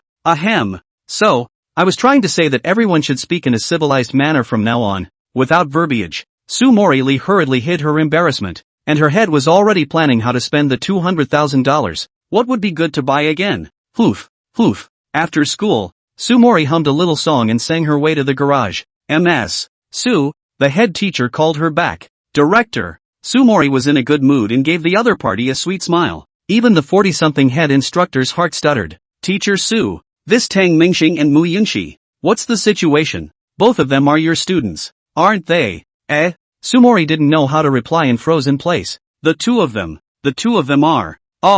Mu Yunxi is my cousin. Stuttering for half a day, Sumori Lee made up a lie in a cold sweat. She wasn't sure what the director of instruction had learned. The head teacher gasped for air, his head buzzing. Mind your own business. Mind your two cousins. I'm going to go take some medicine first. For a split second, the director of instruction felt out of breath and in desperate need of heart pills. Sumori Lee instantly thought that maybe Tang Mingxing and Mu Yunxi were seen together. There was some misunderstanding in his own nonsense, but it's too late to explain. Looking at the faraway back of the director of instruction, Sumori Lee's heart burst with apprehension. As soon as Sumori Lee returned to the apartment, Mu Yunxi ran over excitedly. Teacher Su, Dreamstar bought us both new cell phones and computers, as well as tablets. Seeing the new equipment, Sumori Lee smiled faintly, then pulled Mu Yunxi and whispered, Yunxi, did you and Dreamstar ever do anything at school? Or meet the director of their department? Mu Yunxi shook her head back and forth. The two of us are very hidden. Then there is. Where? In your car. Asterisk. This was the second time today that Sumori Lee had exploded in foul language. She didn't even need to think about it. The head teacher must have seen it. You two be careful from now on. But Tang Mingxing didn't take it seriously. What's wrong with that? It's not normal to talk about love and cuddle. But, Sumori blushed. But I told the director that you two are my cousins. Tang Mingxing and Mu Yunxi immediately had a head of black lines. This is not finished with an egg? For this matter, Sumori didn't want to explain. Just 3 people pay attention in the future. The 2 girls were sprawled out on their beds, each fiddling with their new cell phones and computers. It's true that the office efficiency is faster, Sumori said with delight. With that, he glanced back at Tang Mingxing, wanting to thank the other party. Instead, he found Tang Mingxing staring intently at the 2 men lying on their backs, hand on chin, thinking about something. Look at those unsavory eyes. And Tang Mingxing was conversing with his kidney, older brother. They're still. Kidney, I can't. Take 2 days off, please. That's all. Tang Mingxing didn't want to overdraw his body prematurely. For 3 consecutive days, several people prepared for an event organized by the local government. This event also takes 3 days and costs $1.800 per person. And the content of the activities, Tang Mingxing 3 people also more or less informed of some, is only to organize the watching of movies, camping, outdoor activities, distant suburban tourism and so on. Mu Yunxi and Sumori each packed a large box of luggage, and Tang Mingxing simply carried a bag. Finally, the day of the event came, and at 6:30 a.m. It was time to gather at a square downtown. Tang Mingxing was carrying 2 large suitcases at this time, frantically running towards the outside of the apartment with her bag on her back, followed closely behind by Sumori and Mu Yunxi. Sumori Lee kept complaining. I told you to get up early. Let you go to bed early, you don't sleep. You have to toss and turn. You got up late in the middle of the night. If I'm late, I'll rely on you. Mu Yunxi was also indignant. Legs hurt. No energy. Mingxing, next time don't be like this. Blame me. Tang Mingxing carried her luggage and finally ran to the curb. There was a bus out this time, so the 3 of them didn't have to drive. After hitting the cab, Tang Mingxing panted. Master, Donghua Plaza. Thank you. Chapter 23, Commencement of Activities. It's after 6. Tang Mingxing, the 3 of them, had only just gotten into a cab. Sumori Lee and Mu Yunxi sat in the back row and fell asleep. Little brother, these are your daughters-in-law? The cab driver asked. Tang Mingxing smoothed his breath. Yeah, these 2 loser bitches. Oh, little brother, others can't wait to be envious. The cab driver chatted with Tang Mingxing the whole way. Half an hour later, arrived at Donghua Plaza. This place is the gathering place for every event that promotes harmonious relations between couples. 3 buses are parked here. It looks like there are quite a few people. Tang Mingxing carried her luggage and got out of the taxi. Mu Yunxi rubbed her eyes and wrapped her arms around Tang Mingxing. So sleepy. I want to sleep some more. Having said that, the upper and lower eyelids fight. For the arrival of Tang Mingxing's few people, it quickly drew the attention of the crowd. Tang Mingxing, right? Hello, I'm the person in charge and tour guide of this trip. My name is Li Yannan. Just call me Sister Li. A middle-aged woman in her 40s greeted Tang Mingxing warmly. You recognize me? Tang Mingxing met this Sister Li for the first time. Li Yannan smiled slightly. Here. Ah, you're the only one with two girls. How can you not recognize them? Tang Mingxing smiled sarcastically. Indeed, it's a bit more flamboyant. Ha ha. When Tang Mingxing looked around, he was not too late. Even though he was stuck at the point of arrival, there are still some who haven't arrived yet. Only the atmosphere of the scene was somewhat indefinable. In short, it was strange. Everyone is a matched couple, and a closer look reveals that there are about 3 types of people in this group. One kind is like Tang Mingxing, where the couple is close and relatively harmonious. These types of people, there aren't many of them. Another is when one of the men and women is enthusiastic to please and the other is cold and dismissive. There are not many of these cases, and most of them are guys who are trying to impress the girls. After all, even though they are a couple, they have been together for a short time and don't know each other very well. Or maybe the girls aren't happy with the boys, but there's nothing they can do about it. The last kind is the man and woman who do not pay attention to each other, press like a stranger, the better to be polite to each other. Not good, not a word. This is the category with the most people, which is probably the point of having this event. Of course, there is a special case in the scene where all the boys check out the girls in other people's houses, and the girls are paying attention to the guys around the other girls, maybe making a mental comparison. It's this kind of thing that scares me, being strangers themselves and then going on to compare and contrast. Many people are even more dissatisfied with their partners. Hello, you're also attending the event, aren't you? My name is Chen Bumo. A thin man came forward and greeted Tang Mingxing. Tang Mingxing put down her luggage and also politely returned. Hello, my name is Tang Mingxing. The Chen Bumo in front of him looked svelte and weak, with glasses and a warm smile. Brother Tang, these two are your wives, aren't they? You are truly blessed, Chen Bumo said in a straightforward manner. Tang Mingxing was also born with a good feeling. I can see that people are just compliments. There are those who have a crooked mind will not be frankly and openly set out. You're welcome. It's just luck. Seeing as you're older than me, I'll call you Brother Chen. The two soon chatted as well. Chen Bumo is already working. 26 years old. 5 years older than Tang Mingxing. Brother Chen, where's sister-in-law? Tang Mingxing asked. Chen Bumo replied back. Went to the restroom. Oh, I feel like you know what you're talking about. You must have a good relationship with your sister-in-law too. Chen Bumo nodded his head slightly, yet he felt that there were some words he couldn't say. Then you're quite happy, Tang Mingxing politely said. Chen Bumo suddenly had a bitter look on his face. I hope so. Tang Mingxing didn't understand what it meant, but she heard a shout. Husband, only a short distance away. A woman came out of the public restroom. Tang Mingxing gulped, his voice trembling a little. This is, Chen Bumo said, my daughter-in-law. He bowed his head in shame after saying that. The girl wasn't ugly, nor was she particularly pretty. However, he was taller than Tang Mingxing, with a stout and powerful body that felt like it had a bladder of strength. If it had been a boy, Tang Mingxing would have shouted, hello big brother. The girl walked over. Tang Mingxing looked up at her, a few centimeters taller than herself. It had to be 190. The shoulders were wider than his own, and an invisible feeling of oppression greeted him. And looking at Chen Bumo, this kid had a drooping head and was only about 5 feet 7 inches tall. Tang Mingxing whispered, Chen, brother Chen, sister-in-law. Really? Hello, my name is Wang Meng, Chen Bumo's daughter-in-law. Wang Meng also stretched out her hand with a big grin and shook Tang Mingxing's hands with a few people. Only then did Tang Mingxing finish what he hadn't said earlier. Sister-in-law, so powerful. My name is Tang Dreamstar. We're destined to be together. Both of us have the word dream in our names. Tang Mingxing enthusiastically opened the topic. Wang Meng introduced himself as a former athlete, having had contact with shot put, javelin, and the like. Now retired. He opened a sporting goods store. The two do have a pretty good relationship, to say the least. Chen Bumo's character is honest, but he is also very concerned about Wang Meng, but he just can't experience the tenderness of girls, and there is some pity. So on this visit, Wang Meng promised Chen Bumo that she would learn to be a little woman and snuggle up to Chen Bumo's side. Sumori Li and Mu Yunxi were a little sleepy, so they got on the bus and both sat together and covered themselves with blankets and fell asleep. Tang Mingxing looked around and didn't know where to sit. Elder brother Tang, sit with me, Chen Bumo said enthusiastically. So you're not sitting with your sister-in-law? Tang Mingxing asked. Chen Bumo lifted his chin and pointed to Wang Ming's position. Tang Mingxing took a look at secretly staggered. Wang Ming's block had one person occupies 2 seats just right. 10 minutes later, the people finally arrived.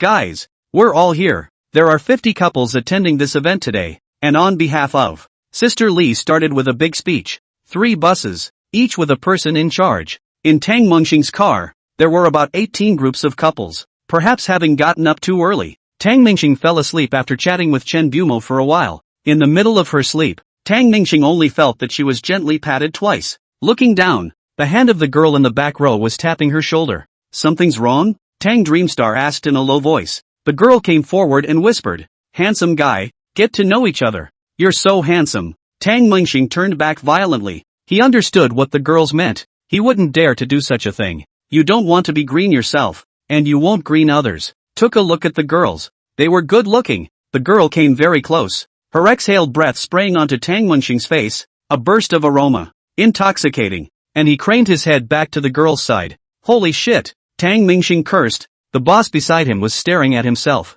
Don't get me wrong, brother. Tang Mingxing just wanted to explain that boy but said, it's okay, we do not have feelings, and even more do not see each other. Already privately agreed. Each living their own. Ha! How can this kind of matching marriage be fruitful? If I didn't have to come, I wouldn't have come. It's really ridiculous. You guys go on. Don't worry about me. What words of tigers and wolves? Tang Mingxing felt that her 3 views had been refreshed. She was still simple. Always lived my own little life. Never thought about the outside world like this. Chapter 24 Games. Little brother get to know each other. Most of the people in the car were sleeping. No one noticed this side. The girls got even more loose. Sister, we should promote positive energy. Heart towards truth, goodness and beauty. Get up early in the morning and embrace the sun. Tang Mingxing refused repeatedly. And the girl behind her put her hand into Tang Mingxing's collar. Waking up early in the morning. I don't want to hug the sun. I want to hug you. Tang Mingxing grabbed the girl's hand that continued exploring downwards and jerked it out for her.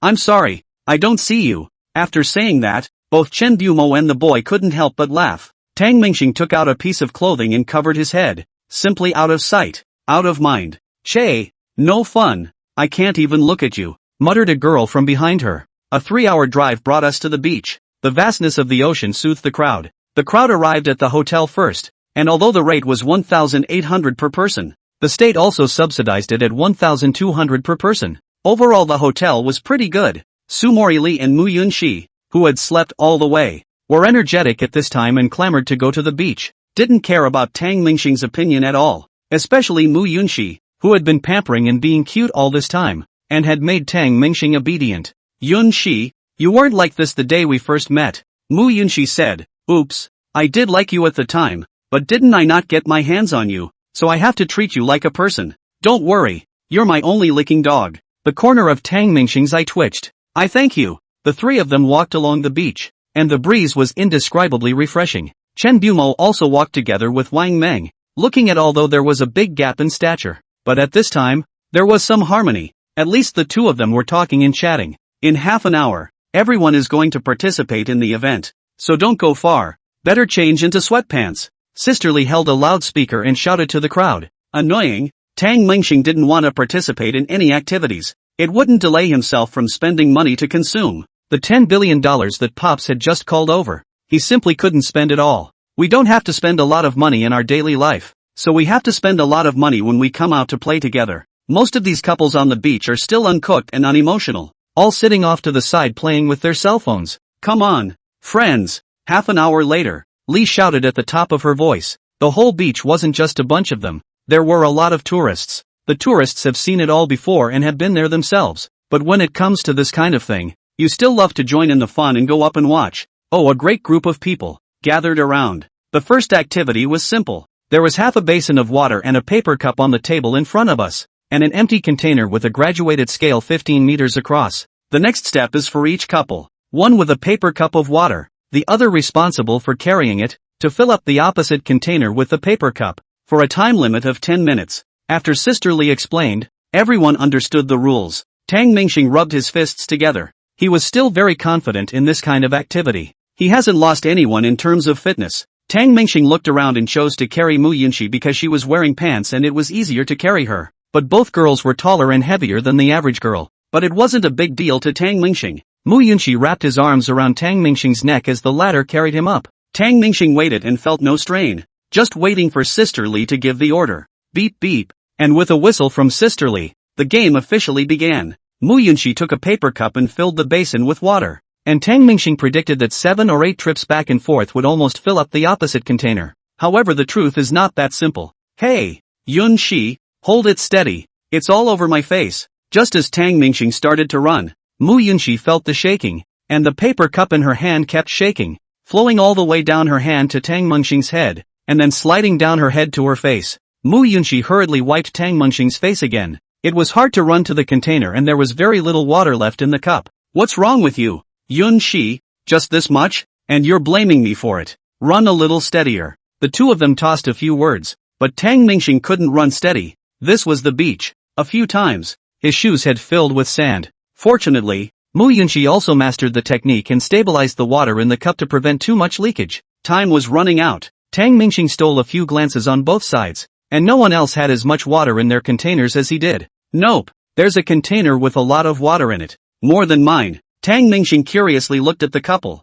It was actually Chen Bummer and Wang Meng. Unlike other couples, they were the girls carrying the boys. And it was a sure thing. Wang Meng easily carried Chen Bumo on his back, taking big, steady steps as he carried water back and forth. Beep. Li whistled, and the game was over. The surrounding people watching were also always happy. Just now at the beginning of the game, Sumori Li yelled at the top of her voice to Tang Mingxing and Mu Yunxi to cheer. Unfortunately, neither heard it. Sister Li looked at the containers one by one, then said, "First place goes to Chen Bumo and Wang Meng. Second place goes to Tang Mingxing and Mu Yunxi. Third place." Tang Mingxing could see that Wang Meng was leading off a cliff. I can't help but marvel at how fierce the other side is. Chen Bumo happily jumped up and high-fived Wang Meng in celebration. And Tang Mingxing sat on the ground, took off her shoes, and was pouring sand out of them. Awesome, old brother. What a surprise. I thought you were carrying your sister-in-law on your back, Tang Mingxing said with a smile. Chen Bumo laughed. Where can I carry it? By the end of the game,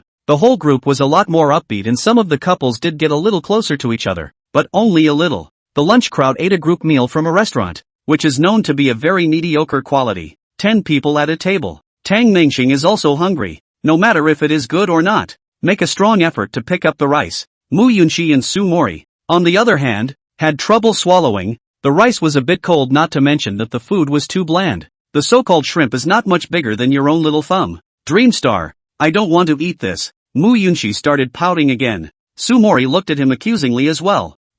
Go back. Go back and take you two to the Michelin restaurant. Let's make do for these 2 days. Tang Mingxing couldn't help it. Everyone ate this, and he didn't want to make it special. The two girls weren't insensitive, because most of the people in the room had an opinion. They all think it's Sister Li and the others who hacked the meal. Tang Mingxing wasn't this pretentious growing up, so he ate whatever he was given. In the end, there was no way out. Sister Li arranged another fried chicken and ribs. This is to plug the mouth of the crowd. Chapter 25, singing a children's song. On the hotel's large bed, several people from Tang Mingxing were taking a lunch break. Mu Yunxi and Su Mori had already fallen asleep, and Tang Mingxing opened his cell phone and launched a martial arts game called Dreamland. In-game, randomly drawing $480 of jade didn't result in anything particularly valuable. What a pit. I have all these mounts and fashions, so I'll just have to save up for that $300,000 Phoenix mount. The $300,000 he was talking about was not game currency, but dragon currency, real money. Previously, Tang Mingxing had already spent more than $400,000, including $220,000 on the most expensive set of fashions for the lottery. Get 200 jades in exchange for it. The rest of the fashion mounts cost nothing more than $70,000 or $80,000. The rest of the money is all for character enhancement. After simply playing for a while, Tang Mingxing also fell asleep in a daze. By the time I woke up it was 2 in the afternoon. Su Mori and Mu Yunxi sat on the balcony and didn't know what to talk about. Seeing Tang Mingxing get up, Su Mori Li walked over. We're organizing a movie night later, and the group has sent out a few films for you to vote on. Looking at Su Mori Li's marvelous figure, Tang Mingxing didn't care what the vote was or wasn't. As soon as he pulled her into his arms, I'll look at anything. You stay with me and sleep a little longer. After saying that, he wrapped his arms around the beauty and was ready to sleep again. It was only at 2:30 that Tang Mingxing opened his eyes again and looked at Sumori Lee, who was playing with her cell phone in her arms. Wake up, the votes are in. Oops, an old movie, or a horror movie. Curse. Mu Yunxi stared at her cell phone helplessly. What? A spell? Nuts. Tang Mingxing's reaction was intense, scaring the two girls. These boys are just trying to scare the girls so that they can go into their arms. Che. Botched. Sumori said, revealing the boys' thoughts. It's actually not just guys either. There are people who think that way among girls too. The best way to promote bonding is physical contact. Show your pathetic side while satisfying the boys' protectiveness. Tang Mingxing gulped and thought, it's over. The movie theater is on the second floor of the hotel, which is actually a converted conference room. Rows of couches littered the room, which was dimly lit. Tang Mingxing had to pick a back row sofa to sit on. Sumori and Mu Yunxi couldn't argue with him and could only agree. Dreamstar, when I get scared later, I'll let you take advantage of me. Oh, no, just go into your arms. Will you protect me? Wahahaha. Mu Yunxi leaned on Tang Mingxing's chest at this moment. The little birdie is indeed pathetic. However, Tang Mingxing was unmoved, because he's afraid. He's afraid of the dark, afraid of what the ghosts and gods say. Ever since he was a child, he has been fearless, catching snakes in the mountains and beating up people in the mountains. Catching rats with your bare hands is a breeze. He also studied mixed martial arts for 4 or 5 years himself during his junior year. I learned it from 2 masters in town. I thought those 2 masters were just half-assed. Later, I learned that it was an international level coach that my own old man had spent a lot of money on. Specialize in teaching yourself. Even if he encountered 3 or 5 bad guys, Tang Mingxing had the confidence to subdue them one by one without any problems at all. Yet he wasn't afraid of encountering thugs in the middle of the night. He was afraid of encountering a little girl with a doll in one hand and a bloody knife in the other. Smile and say to yourself, brother, let's play together, okay? It's strange to say that people are curious about the unknown, and fear stems from the unknown. It's something you know you're afraid of, but just love the thrill of it. But Tang Mingxing has been irritated, and he's got a shadow over him. Growing up on my own, I was used to messing with my own head every time I watched a horror movie. In the middle of the night, I always feel like there's someone under the bed, and there's a body hiding in the closet. As soon as I close my eyes, I feel that a female ghost is staring at me in midair. For those of you reading this in the middle of the night, be careful, don't go to the bathroom alone. Tang Mingxing's hands were shaking, and before the movie even started, Mu Yunxi had already ducked into Tang Mingxing's arms. Sumori Lee shook Tang Mingxing's hand. Are you afraid? How could I possibly be afraid? The forcibly composed Tang Mingxing began to stutter even as she spoke. It's all fake. Cover it if you're afraid. Finished. Sumori took off her jacket and handed it to him. Tang Mingxing took the jacket and wrapped her arms around Mu Yunxi, who was pretending to be scared in her arms again. Not afraid. Not afraid. Mu Yunxi said. Aha, I'm not afraid with you here. Tang Mingxing said. I wasn't talking about you. I was talking to myself. Sister Lee counted the people. Almost all of them had arrived, and her finger gently pressed the remote control. The movie has officially begun. Many people have already seen it a few times and don't have much heart for it, including Mu Yunxi and Sumori. Sumori stared at the screen expressionlessly, without the slightest sense of fear, and Mu Yunxi still pretended to be scared. After about 10 minutes of the movie, it finally reaches a small climax. Asterisk. Tang Mingxing couldn't hold back any longer, putting Sumori Lee's jacket over her head. And all of a sudden, she jumped into Sumori Lee's arms again. Sumori was only wearing a simple camisole undershirt on the inside. Tang Mingxing's sudden move caused her chest to burst into flames. Mu Yunxi got up at this time, looking at the scared Tang Mingxing, a burst of good humor. I'm scared too. Why don't you protect me? Protecting you, Dara. Fend for yourself. Tang Mingxing covered his clothes, his head close to Sumori Lee's chest, shivering. Sumori didn't blame him for being a hooligan. She could see that Tang Mingxing was truly afraid. Sister Lee was walking around the lobby at the moment, taking some promotional photos for the event. Just saw a few people in the last row. Sumori Lee. It's too much. So many people are here and they actually. She could see that Tang Mingxing was lying on Sumori Lee's chest, and used her clothes as a cover, mistaking it for something meticulously nasty. Sister Lee quietly walked over. There were not many people in this circle around Sumori. Sister Lee gently patted Sumori. Sister Lee, what's the matter? Sister Lee gave her a wink, which Sumori didn't understand. What's wrong? In the end, Sister Lee still spoke up. Mori Lee, I know you guys are in love, but this is a public place. You can't be like this. Even if Tang Mingxing is a baby, you can't feed him right here. You guys, are too unimaginative. Sumori froze. and after a few seconds instantly understood what she meant. I don't have you misunderstood. It's Tang Mingxing who was afraid and hid in my arms. Don't believe you see. Finished hurriedly pulling off the clothes covered by the coat,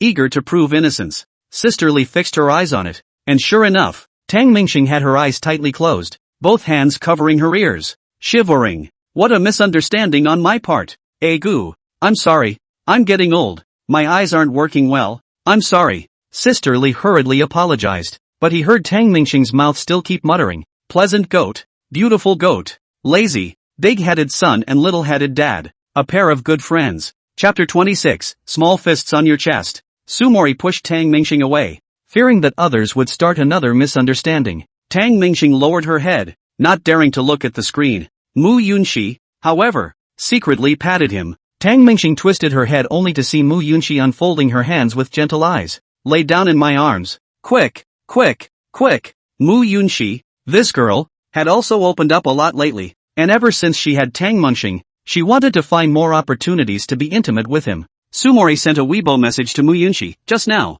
Sister Li misunderstood. He thought Tang Mingxing was being a hooligan. The message was sent over, and Mu Yunxi glanced at it, then blushing, she also pushed Tang Mingxing, who had just entered her arms, away. Tang Mingxing didn't know what to do, so she left the theater and was alone in the corridor, waiting for them. Mu Yunxi felt bored, and although she was also a bit scared, but not as much as Tang Mingxing. Sister Su, I'll go out and look for Dreamstar first. Sumori nodded her head and said, well, you go, don't go far. I'm here. If the three of us all go, it's too much of a disgrace to other sisterly. Sumori thought more considerate. If a group of people are herding sheep, do whatever they want. No discipline. As the organizerly sister is certainly not happy. There will be similar events in the future. And you can't wipe your face then. Mu Yunxi bent over, quietly walked to the door, pushed it open and slipped out. Dreamstar. As soon as he went out the door, he saw Tang Mingxing, who was leaning against the wall playing a game. Seeing Mu Yunxi, Tang Mingxing wrapped her arms around the other party.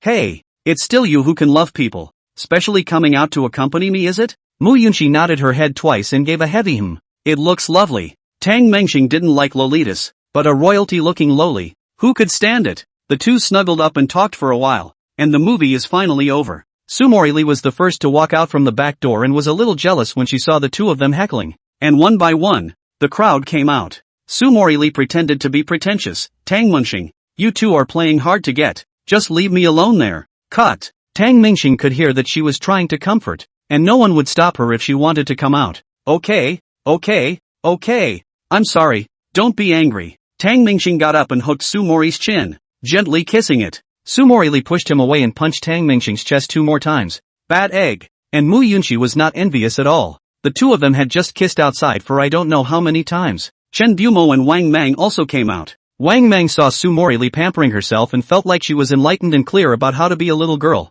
Turning to Chen Bumo, he said, the movie was so scary just now, and you didn't know to protect me. You're bad, you're bad. After saying that, he followed Sumori Li's example and also punched Chen Bumo twice in the chest. 2 punches from the momentum. Cough. Chen Burmei felt as if he had suffered a heavy blow to his chest. The three of them, Tang Mingxing, looked at the two of them with dull gazes. This is going to kill someone. Wang Mang has a strong hand. There's no telling. Throwing the javelin. Throwing the shot put. The strength has long been practiced. Tang Mingxing may not be as strong as her. And Chen Bumo's weak appearance couldn't withstand a few hits. Sister-in-law. Small fist pounding on the chest. No need to exert force. Stop. Wang Mang wanted to do a few more blows, but Tang Mingxing hurriedly called a halt. Chen Bumo covered his chest and gasped twice. Tang Mingxing stepped forward to assist. Brother Chen, are you alright? Chen Bumo clasped his fists and arched his hands. There is no way to repay the favor of saving my life. Knowing that she had done something wrong,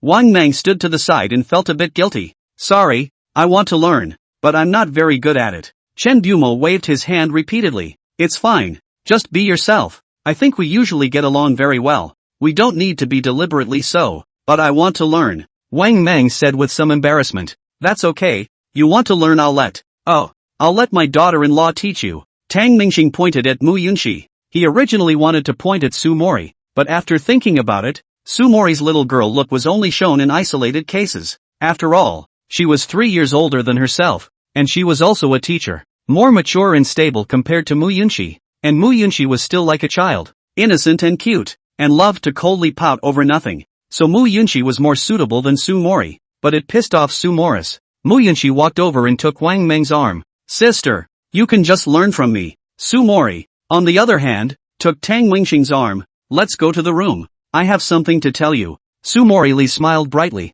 and Tang Mingxing's head spun, mistakenly thinking that this niece was about to do something indescribable with herself. It's tempting for a girl to take the initiative. Inside Tang Mingxing's room, as soon as the door was closed, Tang Mingxing began to undress. Time waits for no one. Mori, there's a bonfire party at night. Let's make it quick. Su Mori Li pushed Tang Mingxing to the wall as she said flirtatiously. In your mind, I'm not as feminine as Yun Shi. Is that it? No. Su Mori's fingers traced over his chest with a tingle. You close your eyes and stand still. Su Mori Li came to his ear and whispered softly. Tang Mingxing nodded frantically in excitement, watching Su Mori slowly squat down, and with a burst of excitement inside, he hurriedly closed his eyes. An evil fire welled up inside, but it only felt like his pants were halfway down, and then he stopped moving. 10 seconds passed. Mori Li, Tang Mingxing shouted a few times. No one replied. With a bang, the door of the room was heavily closed, only to hear Su Mori Li seemingly say, take your time to play in the house by yourself.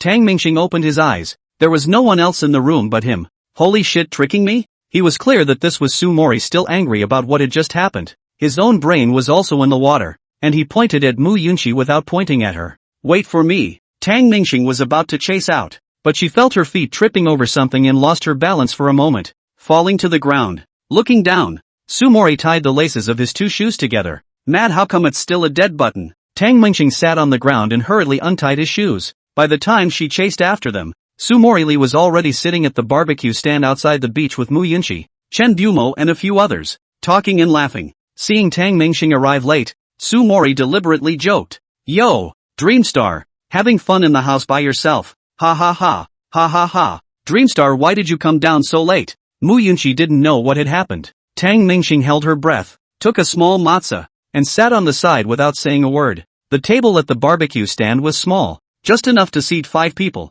and in no time at all, the owner had set up a stove, and a pile of half-cooked meat skewers. Tang Mingxing and Chen Bumo put the meat skewers on the stove and started grilling. Su Mori could tell that Tang Mingxing was really angry. Dreamstar, I'm teasing you, don't be angry. Su Mori quietly nudged him with her elbow. Tang Mingxing didn't look at her either and just spoke. I'm sorry, I shouldn't have just referred to Mu Yunchi. You don't need to apologize to me. I'm the one who's sorry. Typical lip service. Su Mori looked at the others, who were all concentrating on their skewers, so he came to Tang Mingxing's ear and whispered. At night. Just make it up to you at night. Don't be really angry. Chapter 27 Commitments. Bonfire. Look lively. The truth is that it's not much fun. Sisterly organized a group of people to dance around a bonfire. So awkwardly Tang Mingxing wanted to burrow into the ground. Boss, want some root beer? The waiter of the barbecue restaurant asked with a large glass of root beer. Chen Bumo beckoned. Have some. Dreamstar, are you drinking? Tang Mingxing returned. Drink. Su Mori Li, however, pressed down on the wine glass. Mengxing, you're still in school. Don't drink first. She's still a bit conventional in her thinking. Chen Bumo advised. Mori, people are college students. More than 20 years old drink some wine is very normal. You this whole as if people teachers. Couples don't control so strict. Su Mori Li was slightly stunned. The hand covering the wineglass came loose again. She really wanted to say back. I am his teacher. Chen Bumo filled a large glass of root beer for Tang Mingxing, and the two of them hit it off quite well. After 3 rounds of drinking, it wasn't but 7 o'clock for the crowd, and they all went back to the hotel. This night, Tang Mingxing felt destined to be interesting. Sure enough, walking down the hallway of the hotel, a bunch of guys were smoking cigarettes or playing with their cell phones on the public terrace. Why don't you go back to the house? Tang Mingxing asked, looking for a random person. Back to the house? Oh, I'll get myself another room later to stay by myself. Brother, my daughter-in-law and I don't know each other well. It's only been a week or so. Hey, we just held hands today. That's when a few more people came over and joined the group chat. Dude, let's get a twin room together and save money. Okay, I'll form one too. Are any of my brothers with me? Me too. It's embarrassing. Why don't you and I go to an internet cafe together and play games and hack? Right. Go to the internet cafe to hack together. Oh yeah. Your name is Tang Mingxing, right? Really give the boys a long face. Those two in your house are so pretty. Do you want to go hacking tonight? Facing the invitation, Tang Mingxing scratched his head. Sorry, I I won't be going. My daughter-in-law and I, we've done everything we should have done. Our feelings are good. Ah. The crowd cast all sorts of gazes. Incredulous, in short, feeling very outrageous. There's no one here who's been married for more than a month. Right. How did you do it? Tang Mingxing laughed. Money. No. That. Personality. The hell with that. But the crowd sensed that Tang Mingxing was not an ordinary person and asked for advice. And Tang Mingxing, which has what secret? Personality, charisma there is not. But more importantly is the money to add. But the words were not to be uttered. Back in the house, Mu Yunqi and Su Mori Li were lying on the bed, watching the TV. A comedy movie that amused both of them. Tang Mingxing reminded Su Mori. Mori, you said today that you would make it up to me. When will you fulfill your promise? Su Mori Li's face blushed as she prevaricated. After watching the movie. What promise? Mu Yunqi asked curiously. It's nothing, you go to bed early. Su Mori Li's eyes dodged, which however made Mu Yunqi even more curious. What is it? Tell me. Mu Yunqi was unforgiving. I'll tell you then. Tang Mingxing smiled evilly. For a long time, Tang Mingxing got dressed and was ready to go out when someone in the group called him to go out and play a game of hacking. But instead of going to an internet cafe, you play handheld games. Vomit. Mu Yunqi felt uncomfortable in her throat and dry heaved a few times. The two girls brushed their teeth and rinsed their mouths in the washroom one after the other. As for that, Tang Mingxing muttered, opening the door and walking out. It happened to meet Chen Bumo also at the door, and the public terrace outside the door still had a lot of people sitting there chatting and playing games. Brother Chen, why are you here too? Didn't go back to sleep? Tang Mingxing felt that Chen Bumo shouldn't be like this. He and Wang Meng seemed to be on good terms. Chen Bumo said, oh, can't sleep, just go to my door and listen. Tang Mingxing walked to Chen Bumo's doorway and listened carefully. The snoring inside was thunderous, so it was no wonder that Chen Bumo ran out. It's nearing October. The wind is a little cooler, and this time I'm going back for a few more days of school, which will be the 4th of July. Tang Mingxing was still trying to plan where to go for the next few days. The two donned their coats and joined a group of boys in a game of hacking. It was until 2 a.m. and the crowd was getting a little sleepy. A boy yawned. Guys, add a friend and play another day. I'm going to bed first. After saying that he had added his friend, the man was ready to go back inside. Hey, that's not right. Didn't you say you'd get another room by yourself? How? Tang Mingxing remembered that this man had said that he was not familiar with his daughter-in-law and that he wanted to open another room alone. The boy smirked. It's this time of night. She's sleepy, and I'm tired. Something always happens in a daze, and it's easiest to figure things out when it's late at night. After saying that, he went back to his room without looking back. Tang Mingxing also sort of learned a lesson. The 3 days passed quickly, and these days Tang Mingxing lived in style. The third day, which happened to be Monday, his own old father called in 15 million on time. The original promise was an extra $5 million for licking a bite at home. At noon, after lunch, the crowd packed their bags and prepared to go back. During this period of time Tang Mingxing and Chen Bumo were quite close, and learned that Chen Bumo was actually a programmer. Tang Mingxing asked him many questions. Planning to start an investment company when I get back. It was another 3 hours of driving,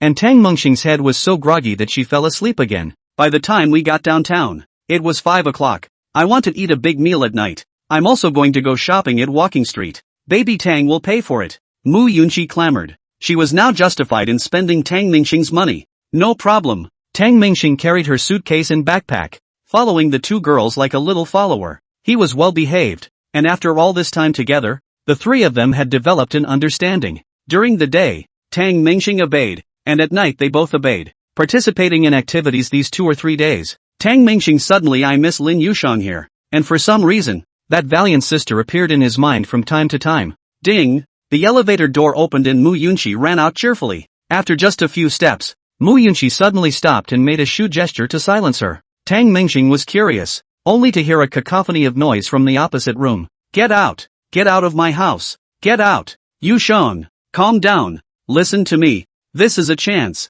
Miss it and regret it for the rest of your life. We're done. Get out of here. Go as far away as you can. I don't want to see you. Tang Mingxing's trio froze in place, hearing that this was a conversation between Lin Yushang and a boy. But I don't know what happened. Chapter 28. The three of them, Tang Mingxing, tiptoed and opened the door to their home. I can hear the quarrel inside, and it seems to be Lin Yushang's boyfriend. So sister has a boyfriend. Tang Mingxing himself is quite upset. Good-looking girls who do not like. They have not yet had the opportunity to start but let someone else take it first. Pity. Hearing Tang Mengxing inexplicably come with a word of pity, Su Mori turned around and asked, "What's the pity?" Tang Mengxing hurriedly explained, "Oh, it's a pity. It's a pity that these 3 days have delayed a lot of classes. I'll make up for it tonight. Tomorrow night. When I come back from the National Day. Ms. Su, give me a good tutoring. Oh, you're the one who's poorly spoken." Su Mori disliked him and the three of them entered the house. Tang Mengxing began to plan to take advantage of the National Day and move first. 3 people living in that villa on their own wouldn't be afraid. The apartment was soundproofed well, and at this point, you couldn't hear Lin Yushang and her boyfriend arguing. However, Su Mori was a little worried. Just now she heard Lin Yushang arguing fiercely, and was afraid that she would suffer. Or can't think straight or something. Shall we go over and take a look? Shall we persuade? Su Mori is also a piece of good intentions, but Tang Mengxing is big-hearted, not taking it seriously at all. No need. People's couples are in conflict with each other. How big a deal? Su Mori thought for a moment and then said, "Couple? But I've never seen a boy in Sister Lin's family." Mu Yunxi wanted to chime in. "Yeah, the last time I ran into her, she even told me she was living by herself." Tang Mengxing still disagreed. "That's none of our business, right? How can you persuade us? Open the door. Let's listen. As long as it doesn't result in a death, or a real fight, let's just stay out of it." Su Mori carefully opened the door a crack. The sound came again. The sound of smashing things, one after another. Is this really fucking nothing but? Listening to the voice that was even more intense than before, Tang Mengxing felt a little uneasy in her heart. "Lin Yushang, don't really jump off the building." Suddenly the door to Lin Yushang's house opened, and a boy covered his face and walked out, not forgetting to turn around and say, "Yushang, think about it, I'm doing this for your own good." Walking to the elevator entrance, the boys held their breath and saw Su Mori and Mu Yunxi at the door again. He was so angry that he thought it was just 2 girls and scolded, "What are you looking at? Get lost." I had just finished cursing when I heard movement in the other room. Tang Mengxing scurried straight out. "What are you doing?" The man was a little worried as he didn't realize there were actually boys in the room across the hall. Tang Mengxing didn't say anything, and flew up to kick the other party directly in the chest. Su Mori and Mu Yunxi were both startled, not expecting Tang Mengxing to make a move when he said he would. "I don't need to explain why I beat you up, Mud. If you don't stop talking nonsense, I'll rip your mouth off next time." At this time Lin Yushang's face does not matter. The King of Heaven scolded his daughter-in-law. Still have to fuck him. At this time, Lin Yushang also walked out, looking at her boyfriend who was kicked to the ground by Tang Mengxing. Should be her ex-boyfriend, without the slightest bit of displeasure, but instead smiled and said to Su Mori, "Mori, let's have dinner together in the evening. Yunxi, you come too." "Oh, good." Seeing that the other party was forcing a smile, Su Mori could not refuse. "What about me?" Tang Mengxing pointed at herself. Lin Yushang gave him a blank look. "Let's go together." "Oh yeah, Ma Donghua, you forgot something. I brought it out for you." Lin Yushang was carrying a red plastic bag in her hand, and after saying that, she directly threw it to the boys. The boy's name is Ma Donghua, and he just talked to Lin Yushang for a short while, but ended up splitting up today. The plastic bag fell into the hands of Ma Donghua. He opened the bag to show off. "You really do not want?" Inside was cash. Big cash. About $200,000. Lin Yushang pretended not to hear and simply spoke. "Those who do not belong to the occupants of this place, please leave immediately." Tang Mengxing looked at the two of them and felt that there was something interesting. Eating melon on the spot was quite refreshing. Ma Donghua took the bag and nodded. "Good. In that case I'll leave. This opportunity is missed. If you regret it, there won't be a next time." After saying that, he didn't look back and just left. Lin Yushang's face was flushed and she looked as if nothing had happened. She even looked happy. But the more she did, the more the rest of the guys knew she was upset and completely covered her ears. "Let's go, and take you guys to eat a big meal." Lin Yushang laughed. Tang Mengxing said, "My treat." The big meal Lin Yushang was talking about was a Western restaurant just across the street from the apartment, a short walk away. The online presentation is about 800 per person, which isn't too bad. Ordering 2 bottles of red wine, Lin Yushang enthusiastically poured them for Su Mori and Mu Yunxi. "What about me?" Tang Mengxing held her wine glass, but was ignored by Lin Yushang. Lin Yushang looked at him and spoke. "You drink water. No man is good. First drink, to celebrate my singleness." Lin Yushang smiled and raised her cup, but these words caused Su Mori and Mu Yunxi to be a bit at a loss for words, and they could only squeeze out a hard smile. Lin Yushang finished the wine in one gulp and filled a second cup, and a second glass to celebrate my impending departure. "Oh no, sacked, ha ha." Another drink after that. This time, Su Mori and Mu Yunxi didn't drink. but instead looked at her blankly. Ka! Came a stone sound, and all three girls looked at Tang Mengxing. Where did you get the melon seeds? Mu Yunqi asked. Tang Mengxing pulled out a handful of loose melon seeds from his pocket. Before you leave the house, fill your pockets with a handful. You guys eat it or not? Mu Yunqi said.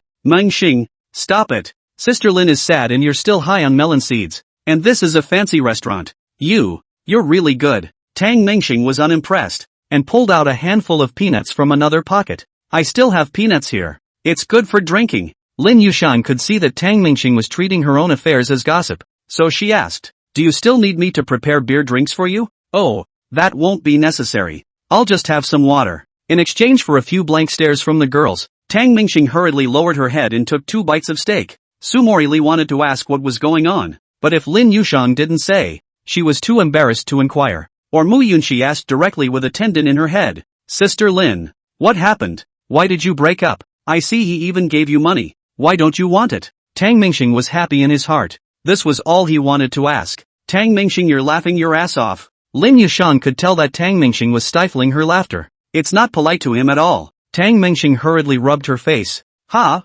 What's the matter? Did I show it? Lin Yushan poured another cup inside at Su Mori and Mu Yunqi. If Tang Mengxing gave you $200,000 to accompany another old man, would you be willing to do so? Cut. This trash ma donghua. He finished by taking another sip of his glass. Chapter 29, Hilarity. Awesome. Tang Mengxing came in coldly. Can't see there's such a thing as a man. Lin Yushan wanted to pour another cup, and Su Mori reached over to stop it, but she couldn't. Nothing. I want to drink. Do not care. Our company I'll recently pull investment. Ha! It's a matter of life and death for the company. Lin Yushan didn't drink all the wine in the cup this time, just took a shallow sip and continued. But what does the death of the TM company have to do with me? I'm just getting paid. I told you why I was asked to talk. Oh, it turns out to be the investor boss who has his eye on me. And it's my fault. Who let my sister have white skin and long legs? A few people could tell that Lin Yushan was a high earner. At the very least to be able to rent an apartment in this apartment.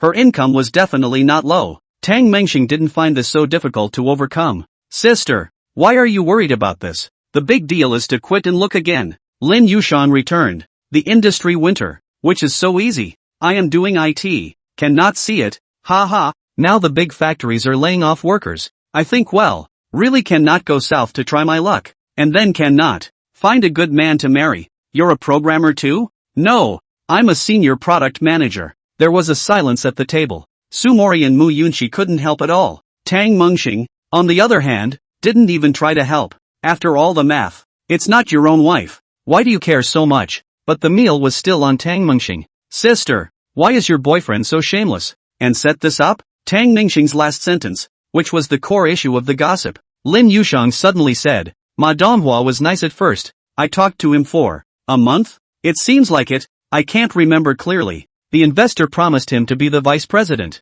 directly in situ ascension. The price let me go as a 3, and promised to give me $1 million afterward. Will also promote me to supervisor, and an extra 30,000 per month in remuneration. I can make money while lying down. Ha ha ha. This kind of thing is actually a lot of commonplace. Tang Mengxing is somewhat simple, did not understand much. 1 million is not much.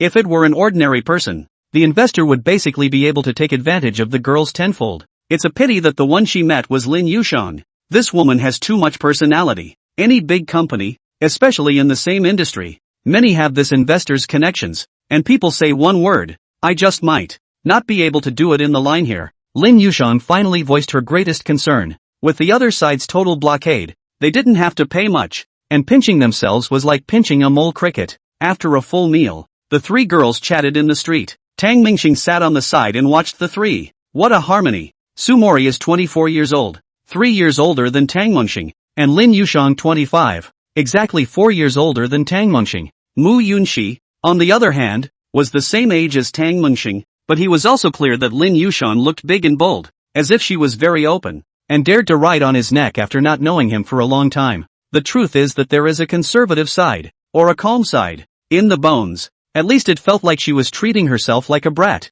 Not a single other thought. Marred. Have to let her have it before. This woman has aroused my desire to conquer. But Tang Mengxing didn't want to take the money to smash it. It would be embarrassing if he didn't do well. For a woman like Lin Yushan, A bad smash would be a very social death. Just like the next day, in front of the office building where Yanjing Guanhai Technology Co., Lin Yushan pulled up a few large banners, listing all of the group of people involved in this matter, including Ma Donghua. It fits her temperament. I'm not afraid of losing face, or making a big deal out of it. She then wanted to make a statement. When I got back last night, I got a notice that the company was suspending me without pay, for no reason whatsoever. There are a lot of people who work in the morning, and this office building is not just the only company in Lightsea Technology. Quite a few people were taking pictures. Lin Yushang is also out of the way. Lightsea Technology internal has been chaotic as a pot of porridge. Many employees in the group chat about this matter. When Wu Guanghai, the owner of Guanghai Technology, learned about this, he immediately called Ma Donghua and told him not to come to the company for a while. It's only 8 o'clock in the morning. People are coming and going, and Lightsea Technology is already famous. Lin Yushang is not stupid. Covered tightly, with a duck-tongue hat, mask, sunglasses, can't see the mold at all. Only things didn't go as she thought they would, and most people just looked at her like a joke, without a single ounce of sympathy. It's more just curiosity about the matter. Shameless. How much of an aggravation is it to bring up such a thing? This woman must be quite good looking. Guess what she looks like? I'm telling you, it must be that the woman resents the small amount of money. That's why she came out to make a scene. Yes, a 3 in itself, and both a pawn and a riser. A group of people began to speculate, and as these words reached Lin Yushang's ears, she only felt a gush of aggravation. Get a grip, girl. You're disturbing the order of our office building here. At that moment, a couple of security guards came over and advised her to leave. And at this time Tang Mingxing is in the morning self-study. There are still 2 days on vacation.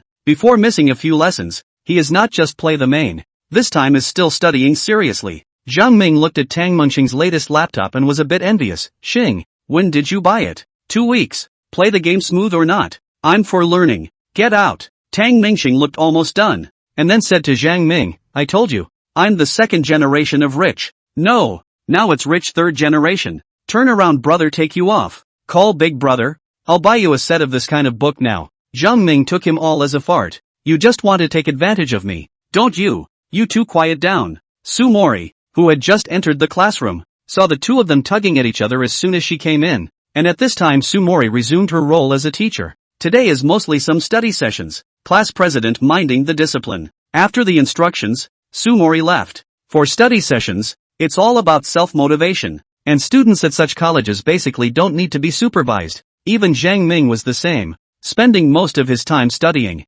Tang Mingxing, on the other hand, is not the same. The impact of money. In the beginning, he can still endure, but now an hour a day of self-consciousness has been his greatest respect for learning. Start playing. Tang Dreamstar stretched, opened Dreamland, and started the game, while Mu Yunxi was also studying by herself. Chen Sweetness beside her elbow nudged her. Yunxi, do you and Dreamstar have a good relationship? How is he like? Is he rich? What kind of girls does he like? Chen Sweetie was close to writing the words, I like Tang Mingxing too, on her face. Mu Yunxi was unmoved. Chen Sweetness again, no words to find words. Hey, you see. Online said today Yanjing in office building side. There is a little 3 to make trouble. You say ridiculous? Ha ha, when 3 why? Like Dreamstar brother, this kind of person. More than a few wives is not too much, right? Mu Yunxi was attracted by the passage and looked at Sweet Chan's cell phone. Instantly, her pupils dilated, and even if Lin Yushang had covered herself more tightly, she recognized it.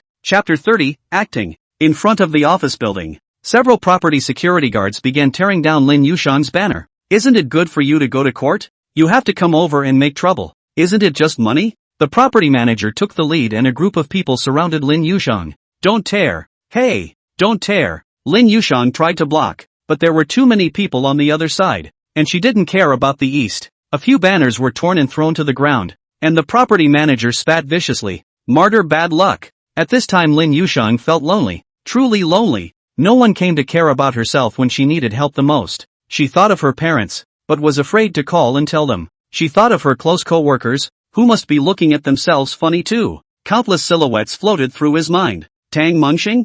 Oh, even less likely. That's how long we've known each other. The 3 words, Tang Mingxing, had only flashed in her mind for a second, and at this moment, Tang Mingxing received a message from Su Mori and Mu Yunxi. Go pick up Lin Yushang and I'll give you a vacation. Something's happened to Sister Lin. Go and help. He wondered if women's friendships were so strong. It can't be, can it? How long has it been since the 3 girls were so close? But Tang Mingxing didn't want to go. What was the point of going there? She couldn't help much. However, seeing that the message sent by Su Mori Lee had the word vacation in it, Tang Mingxing typed back, "Okay, watch me," out the door and cursed again. What should I do if I go? If Lin Yushang doesn't come back, I'll still stand there with her and be humiliated? Inside the mall across from the school, Tang Mingxing drove his Pagani towards Lin Yushang's location. At this point, Lin Yushang could no longer hold back, and she who had always been spontaneous finally cried, "Yushang, why bother? What can't we talk about? The company still needs you.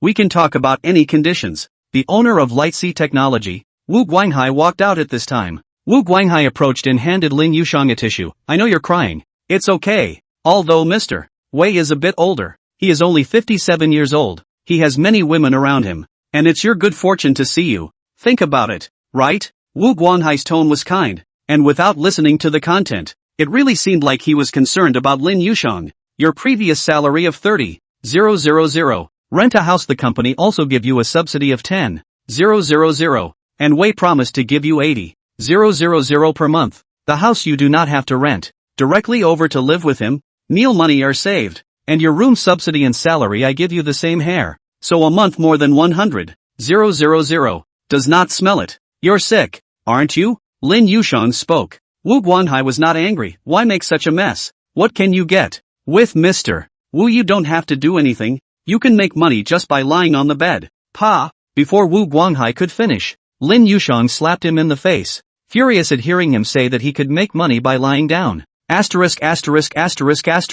ITM gave you face. Wu Guanghai voice suddenly increased in volume. The eyes of the surrounding crowd shifted once more, many looking down from upstairs. Wu Guanghai suddenly took out a handful of banknotes and ruthlessly threw them in Lin Yushang's face. "Isn't it just money? I'll give it to you. Hundreds of $100 bills. Scattered." Lin Yushang was confused for a moment and then reacted. He was throwing dirty water. "Make it seem like you're really only in it for the money and get yourself a reputation as a mistress. Anyone who looks at it that way thinks it's a girl being a mistress and then coming over to cause trouble because of money. Girl, why do you think you're so bitter? Either get a license with someone else, or go home early. That's right. A man can just buy a place to marry you. What's the point of sneaking around?" I didn't. Lin Yushang tried her best to explain, but the people around her didn't believe it at all. Wu Guanghai shouted at this time, "Gentlemen, this woman seduced my friend. The result? That friend of mine wanted to marry her, but she didn't want to. She just wanted money, not a name, just sneaking around. Humph. I guess she just wants to make a buck and dump my friend." As soon as Wu Guanghai finished speaking, someone immediately chimed in. "That's right. I've seen this kind of woman a lot. Wanting money, greedy, want to tell her to get married, but she's not willing, just waiting to rake in enough and then disappear." Yeah. No, Lin Yushang hurriedly explained, but no matter how she explained, no one else believed her. Someone shouted again, "Take off your sunglasses and mask if you dare." Lin Yushang was stunned in place, her heart almost collapsed, her power was still too small, but for the sake of her innocence, she was ready to rather not cover up, and with that in mind, she was ready to take off her mask. Boom! Tang Mingxing came at this moment, and it was just the right time. A black Pagani, rushing into the center of the crowd, all eyes focused on the luxury car again. "Holy shit, who is this?" Tang Mingxing pushed open the car door and quickly walked to Lin Yushang and pulled her to leave. "You, what are you doing here?" Lin Yushang was also startled by Tang Mingxing. The car in front of her, she knew at a glance that it was expensive. Heart fluttering, did not expect to step on the colorful auspicious clouds to come to pick up her is Tang Mingxing. And Tang Mingxing had planned to come and directly take Lin Yushang by force, then bring it back to the apartment, and spend the rest of the day inside playing games and not going to school in the afternoon. When Su Mori came back, she told her that she had persuaded Lin Yushang for the whole day and her mouth was dry. "Dream star, you spread your hands. You spread your hands quickly." Lin Yushang tried to break free, but she couldn't. Tang Mingxing pulled her hard, mumbling, "Hurry back with me, in half an hour, the guild battle." "What?" Lin Yushang didn't hear and lowered her head to bite Tang Mingxing's arm. Tang Mingxing ate the pain, and only then did he let go of her. "I want justice for myself." Tang Mingxing looked at the money scattered on the ground and spoke. "What fairness?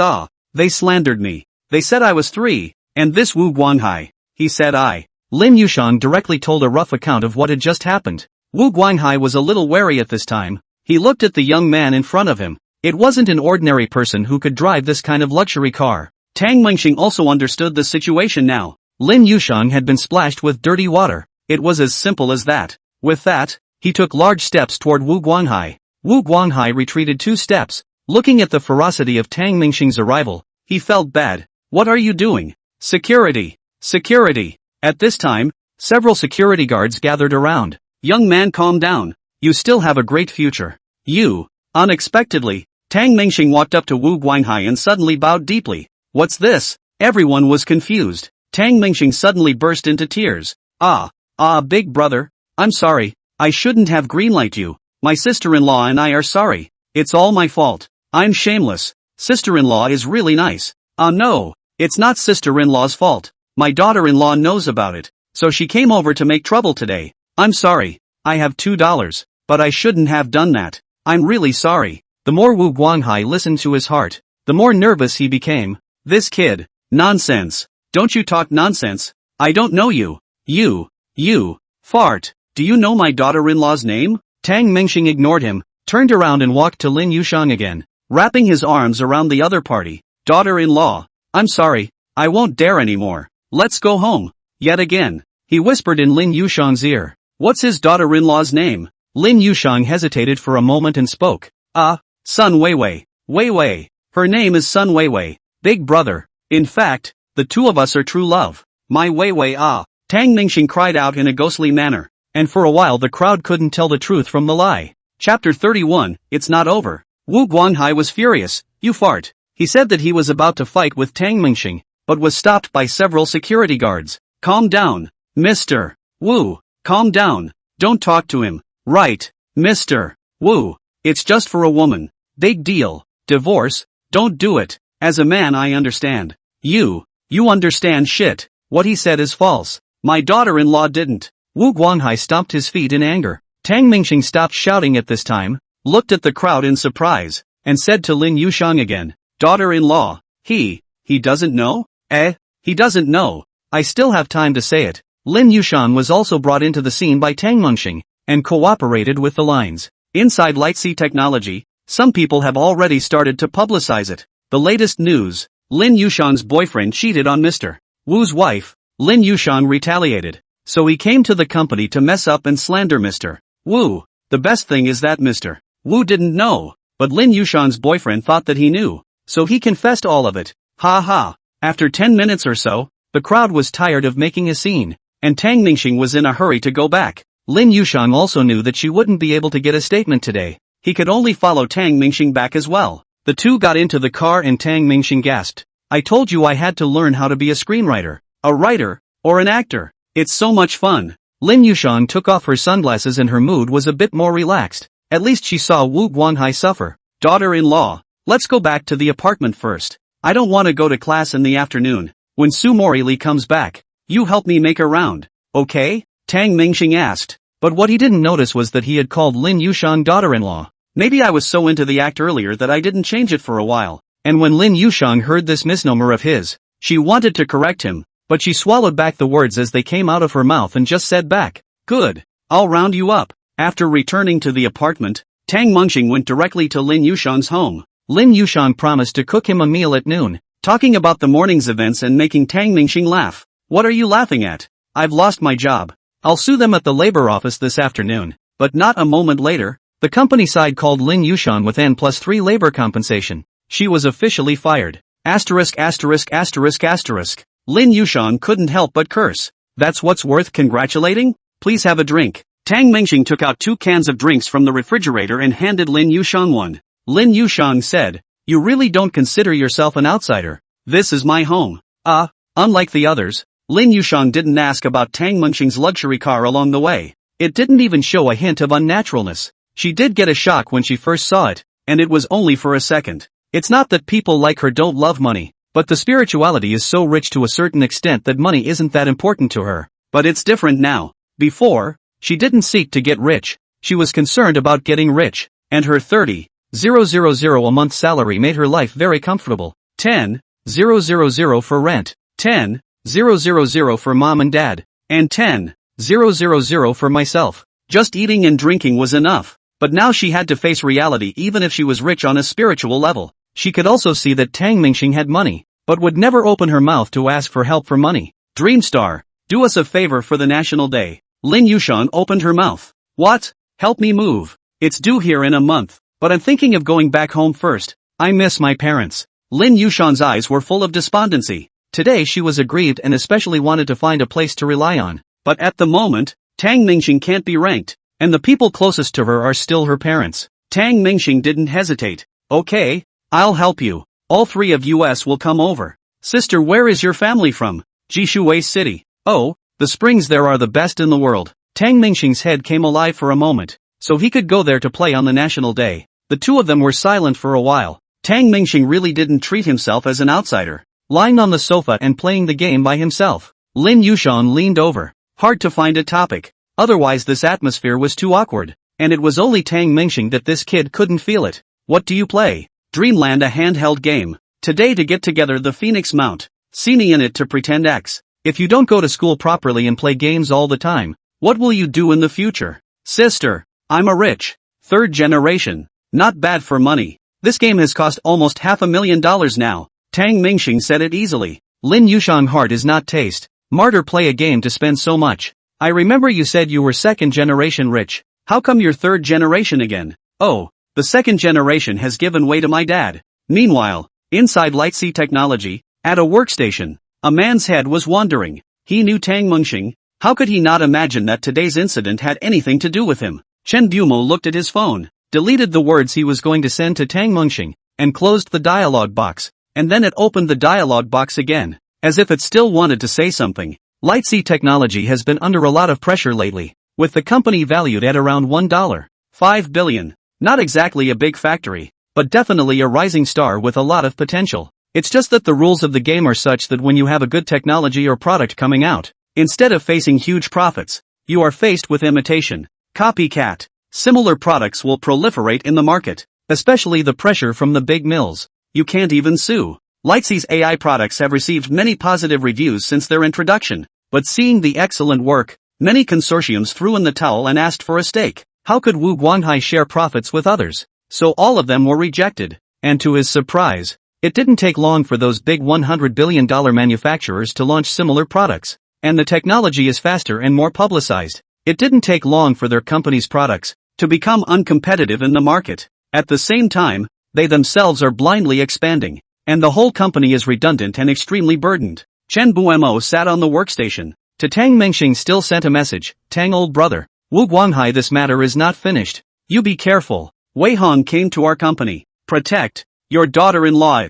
He wasn't sure if Lin Yushan was Tang Mingxing's woman, but looking at the situation today it should be. And yet he couldn't figure out why he didn't bring Lin Yushan with him when he attended the event. After Tang Mingxing finished her copy, she saw Chen Bumo's message. Sister, is there a Chen Bummer in your company? Lin Yushan thought for a moment. I don't know. Convinced. Wei Hong, you know, right? I know. He's the one who has his eye on me. A self-proclaimed top-notch investor. Lin Yushan wanted to burst out when she heard this name, but at least she held her tongue. My friend says it's not over, but he's not sure of the specifics, so let's all be careful. Chapter 32, Choking. Tang Mingxing was depressed, and after reading Chen Bumo's message, he felt that it wasn't worth it. Always felt like a good old boy when he got into trouble for Lin Yushan. I thought it would simply pass, but I didn't realize that the other party was still not dead. Perhaps when Lin Yushan returned to her hometown, this would be over, and she might be worrying too much. Still, he was ready to call his old father. Far away in the great land of Africa,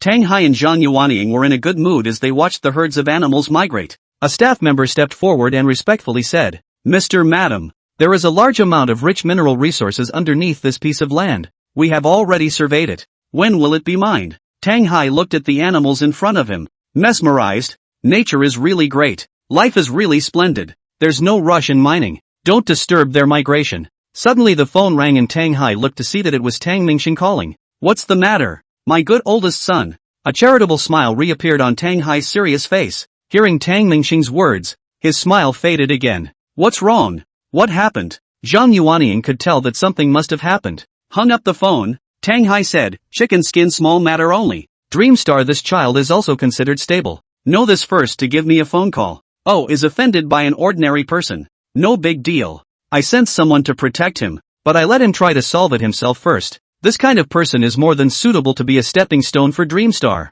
Tang Hai didn't expect a 21-year-old kid to be able to really topple a Jianghu bigwig with just his own abilities. But no matter how big a figure was in his eyes, it was just a stepping stone on his own son's path. A person like Tang Hai, besides having care for his own family, for outsiders, he has no mercy at all. Wei Hong was a mole in his eyes, but the mole hadn't messed with him, and even the matter itself had nothing to do with Tang Mengxing. But by chance, Tang Hai got the idea to hone him for his son. Perhaps in a sense, he was no different from people like Wei Hong. Shit, how does it show that he's in Africa? Tang Mengxing looked at his father's circle of friends. Who? Lin Yushang asked curiously. My dad didn't go to work in the black, or digging. Ha ha. Tang Mengxing was just talking casually. What he didn't know was that his dad had really gone mining. What does your dad do? I don't know. Tang Mengxing really didn't know. He used to think that he was a farmer. But now he said that he was a businessman wasn't bad. But he always felt that he was still hiding something. Lin Yushang made lunch, a simple 2-course meal,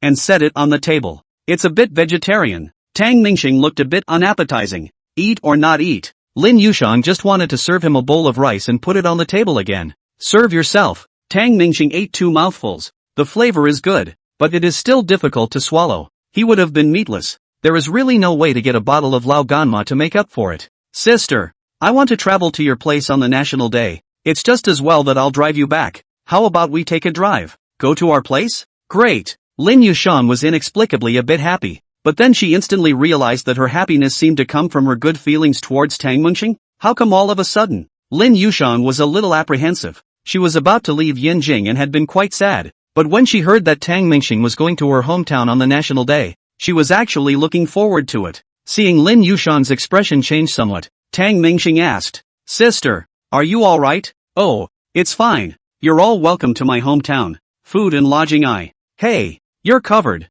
I was going to say I'll cover it, but now I'm out of a job. It's not safe in the long run, even though you get a lump sum. And since Tang Mengxing was so rich, there was no problem letting him wrap it up, and he wasn't a pretentious person. And thinking about how he called himself daughter-in-law in every breath today, Lin Yushang blushed slightly. Tang Mengxing inwardly, but there is uneasiness. Looking at Lin Yushang a moment in expression. This sister is not stimulated crazy? Evening. Only when Su Mori and Mu Yunxi returned did Tang Mengxing explain the matter to the two girls. You don't know. I persuaded her to come back. She came back to seek death. Opened the window and wanted to jump. I didn't dare to leave half a step. I guarded her all afternoon. You guys just thank me. Or else there would have been a death today. Tang Mengxing's hands were dancing and telling nonsense. He was afraid of his daughters-in-law. Especially Su Mori. If she knew that he had been playing the game all afternoon, what would happen? After saying that, Tang Mengxing looked at the three girls smugly. Lin Yushan was also there, and she was so embarrassed that she wanted to find a crack in the ground. There was no serious talk in Tang Mengxing's mouth. Although he had promised him to help him fulfill his lie, he hadn't realized that his lie was too outrageous. Su Mori looked at Lin Yushan. Her expression was normal. Her mind was normal. Her demeanor was normal. Everything was normal. Tang Mengxing, you're not lying, are you? Sister Lin jumped off a building? I don't believe it. She has such a good heart. How could she jump off a building? Right, Sister Lin? Facing Su Mori's questioning, Lin Yushan's eyes fluttered, only squeezing out a sentence after a long time. I did want to die at that time, and later on, it was Tang Mengxing who saved me. As he spoke, his face reddened to a degree visible to the naked eye, right up to his ears. Mu Yunxi laughed. It's still Dreamstar who can act. Sister Lin, you can't lie. Your face is red. Things still fell apart. Tang Mengxing stood in the corner, being counted down by Su Mori. The night was very late and the crowd was ready to rest. Tang Mengxing was lying on his bed. He was alone in the room, and he suddenly thought of the spellbinding he had watched that day. At this time, Su Mori and Mu Yunxi were both at Lin Yushan's house. The two of them agreed to sleep with Lin Yushan tonight. Finished. By myself, I love to think nonsense. The more Tang Mengxing thought about it, the more scared she became. Still had the light on, which was the only way to fall asleep. Early the next morning, Tang Mengxing sleepily got up, having not slept well all night. Su Mori and Mu Yunxi didn't call him at all and went straight to school. Lin Yushang is still packing. Sister, why don't you send me to school? Tang Mengxing leaned against the doorframe and rubbed her eyes. Don't you have a car? Don't want to drive. Unable to withstand Tang Mengxing's cute. A man can be pampered. There really are women who hurt. Lin Yushan wore a white t-shirt and a pair of black shorts, put on her helmet, and mounted her Ginger 300. Tang Mengxing followed suit and sat up, but as soon as they went up, both of them sensed that something was wrong, that they were sticking too close to each other.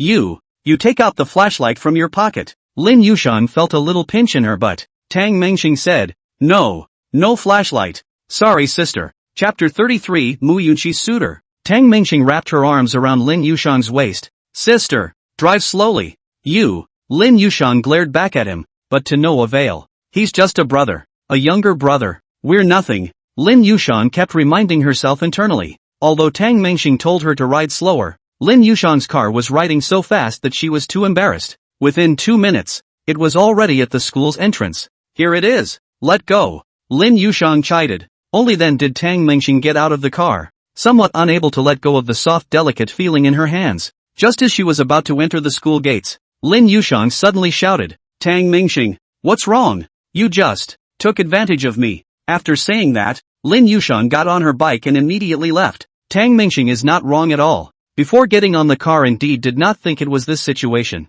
But when he got on the car he didn't hide. He still enjoyed it. Back at school, Tang Mengxing lay on her desk asleep. Today was another day with not much class. It's almost vacation, and we're all homeward bound with little thought of studying. The whole school also knew about her and Mu Yunqi's relationship, but the matter of getting a license was not publicized, and not many people knew about it except for Sweet Chun. Both thought they were nothing more than boyfriend and girlfriend. Mu Yunqi sat in the classroom, playing with her latest cell phone. A few of the girls in her class were a little envious when they saw her new cell phone. Yunqi, you just bought a new cell phone? The computer is new too. Your boyfriend bought it for you? These few people were also clear that it was impossible for Mu Yunqi's family to buy her so many goodies at once. Mu Yunqi didn't hide it either. Well, Dreamstar bought it for me. On one side, Chen Sweetness naturally knew clearly that she was around to witness everything that day, and she herself had split up with Li Hao. Once the sea is difficult to water, except the Witch Mountain is not cloud. Seeing Tang Mengxing's handsome and gold,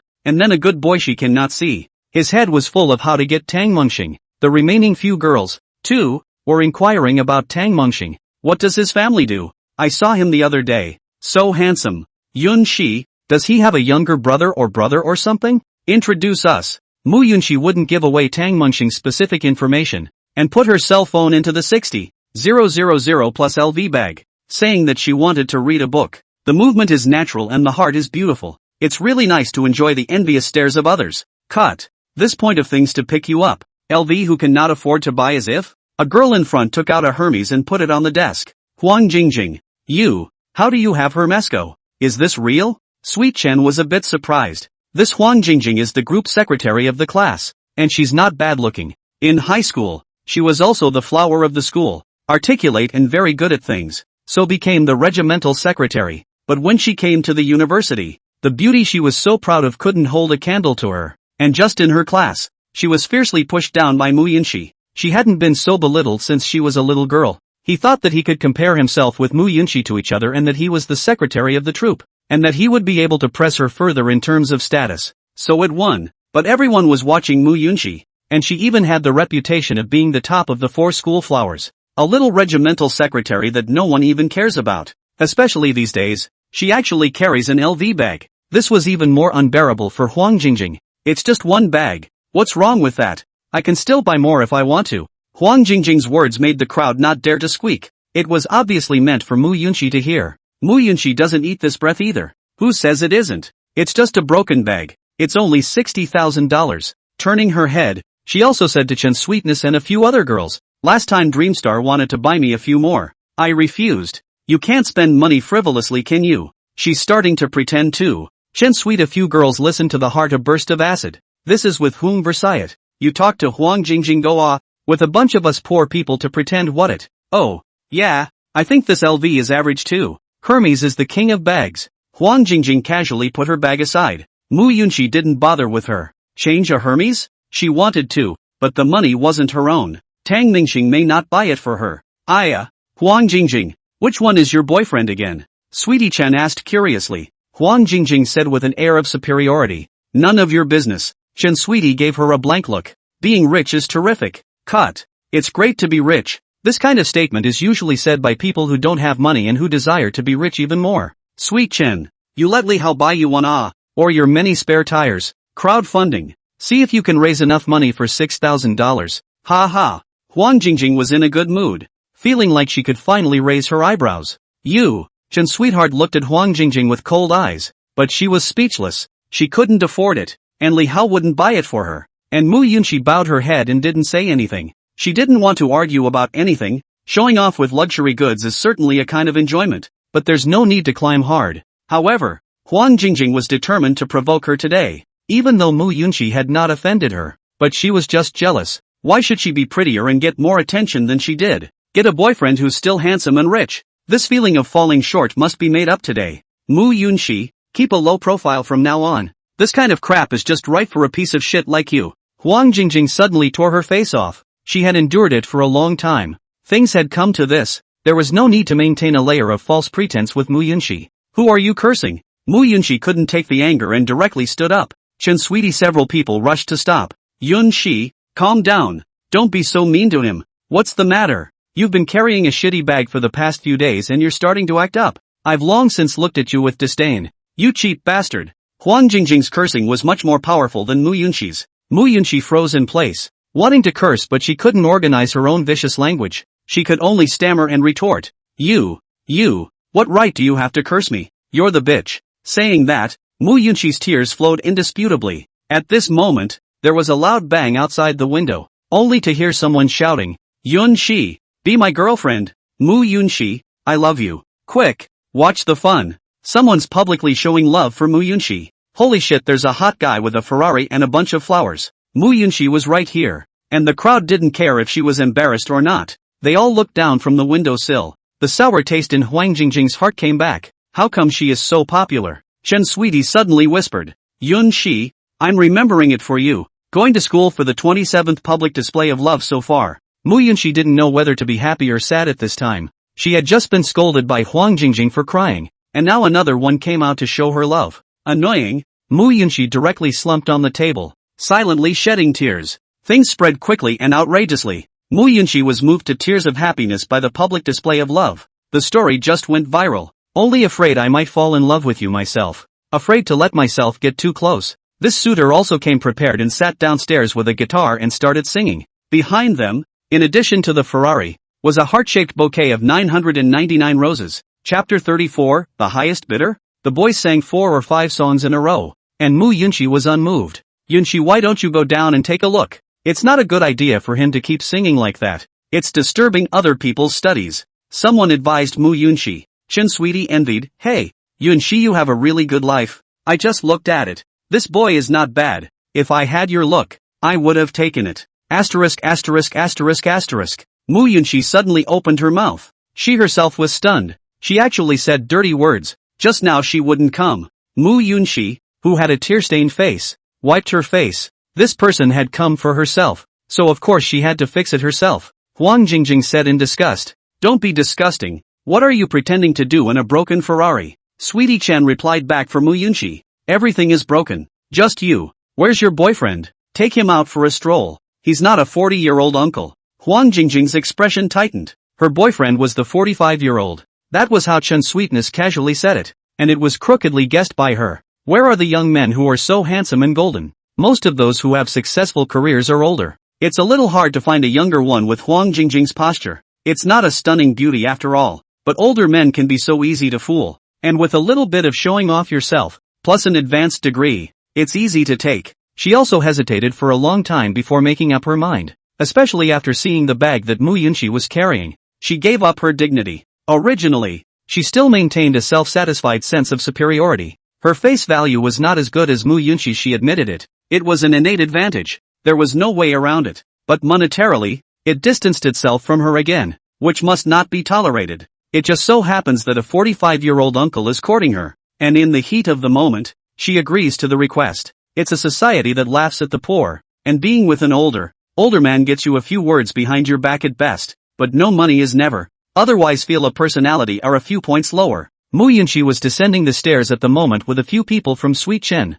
She wanted to end this fruitless display of affection as soon as possible, but in his heart, he also wondered. He had told Chen Tian about the marriage, but he did not expect her to keep her mouth shut. Of course Sweetie Chen kept her mouth shut, because she also had her eye on Tang Lingxing. Of course you have to sneak in the good stuff for yourself. When I came downstairs, there was already a crowd gathered. Make way, everyone, the leading lady is here. Someone with sharp eyes caught a glimpse of Mu Yunxi. Agree with him, Agree with him. Someone started to cajole again. Many of them knew that Tang Mingxing and Mu Yunqi were involved, but they were still willing to make a blind fool of themselves, wanting to see if Mu Yunqi would agree, or to see Tang Mingxing come over and fight this boy. A test of humanity. Do you think Mu Yunqi will be moved? Doesn't she have a boyfriend? Boyfriends can change anytime. Is a relationship better than a Ferrari? Mu Yunqi walked up to the boy. She didn't recognize this person. Who are you? Sister. My name is Tao Yulong. I'm a freshman. From the beginning of September when she went to school,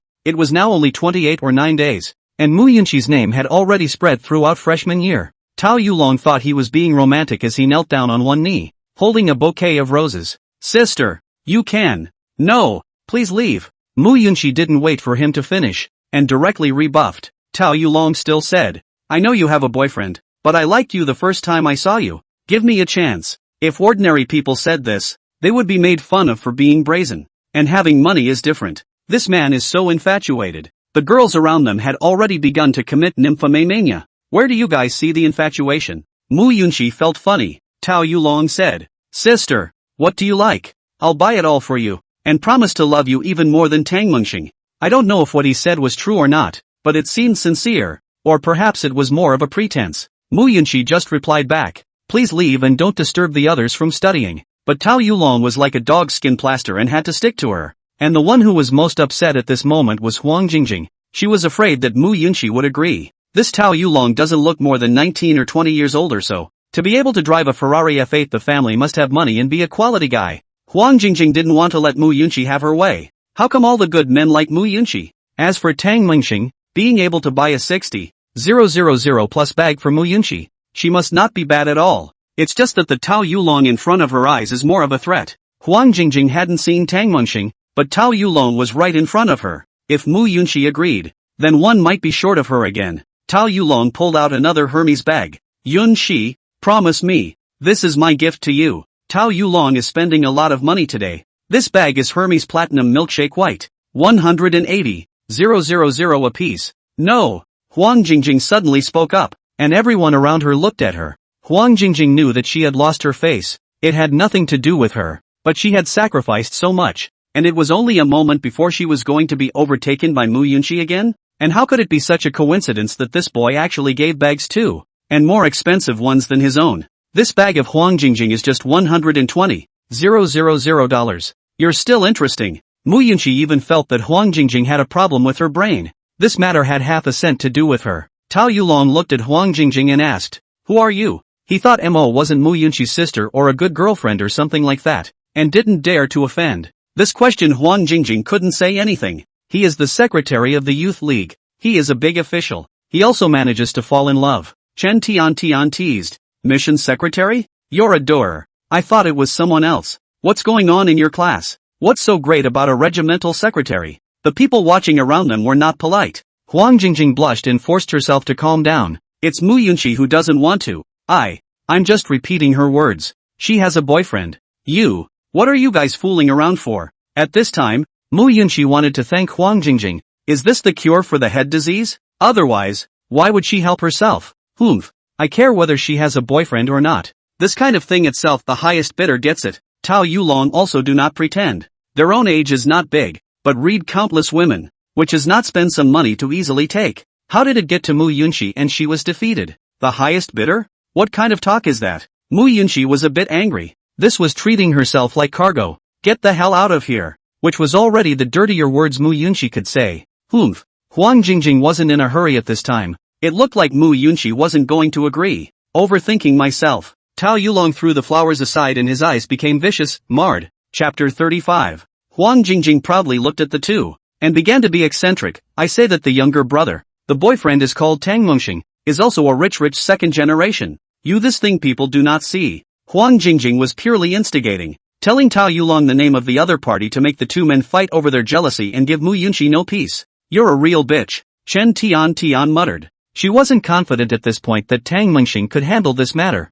even though Mu Yunqi and him are already married. This Tao Yulong is too rich, and under the temptation of money. Maybe. At this point there was talk around the room. Why do you think Mu Yunqi refused? Either Tang Mingxing is richer, or he's faking it. Pretend what? Think about it. We all know that Mu Yunqi has a boyfriend. Tao Yulong came over to pursue again. even if Mu Yunxi is willing in her heart, she's too embarrassed to accept it in front of so many people. Yes, you have a point. Maybe they rejected it on the surface, then turned around and contacted privately. Then Tang Mengxing and Tao Yulong ate both ends. At this moment, Tang Mengxing was rushing aggressively towards the school building where Mu Yunxi was. A friend he knew from school had informed him that someone was chasing his daughter-in-law in broad daylight, and Mu Yunxi didn't know whether to tell the news that she had gotten a license or not. Yunxi, tell me, what do you want? I promise to promise you. Tao Yulong has a strong bottom. In his eyes, Mu Yunxi's face value, talent, is worth millions. He was also by no means playing around,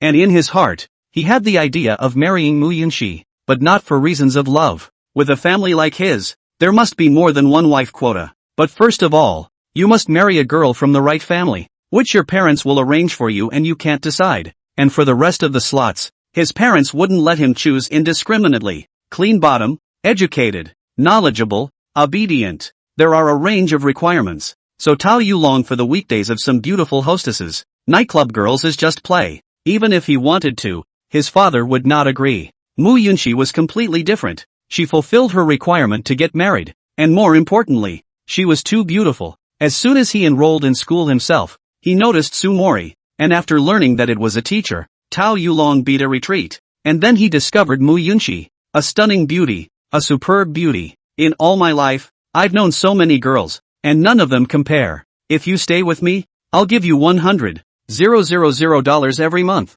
Tao Yulong felt that romance was not working, so let's come to the most direct. $100,000? Huang Jingjing's heart was in her throat again. The temptation was growing, and she was regretting how she hadn't realized this potential. I have already gotten a license with Tang Mengxing and have become legally married. What? Everyone around them was dumbstruck and shocked. If it was just a boyfriend and girlfriend, there was some hope for the others. There were always toads waiting for Tang Mengxing and Mu Yunxi to break up, and then this piece of swan meat would accidentally fall into their mouths. And now that hope is completely gone, get a license? Tao Yulong's face was embarrassed. Wasting my time. You, wife. It wasn't like he hadn't tasted it before, and he had to shift his thinking himself. At least Mu Yunxi dropped the ball. She wasn't worth much more to herself, but if there were some other possibilities, it would be excellent to play around with them. Tao Yulong pulled out a piece of paper, wrote down his phone number, and then threw it to the ground. Give me a call when you figured it out. Martyr bad luck.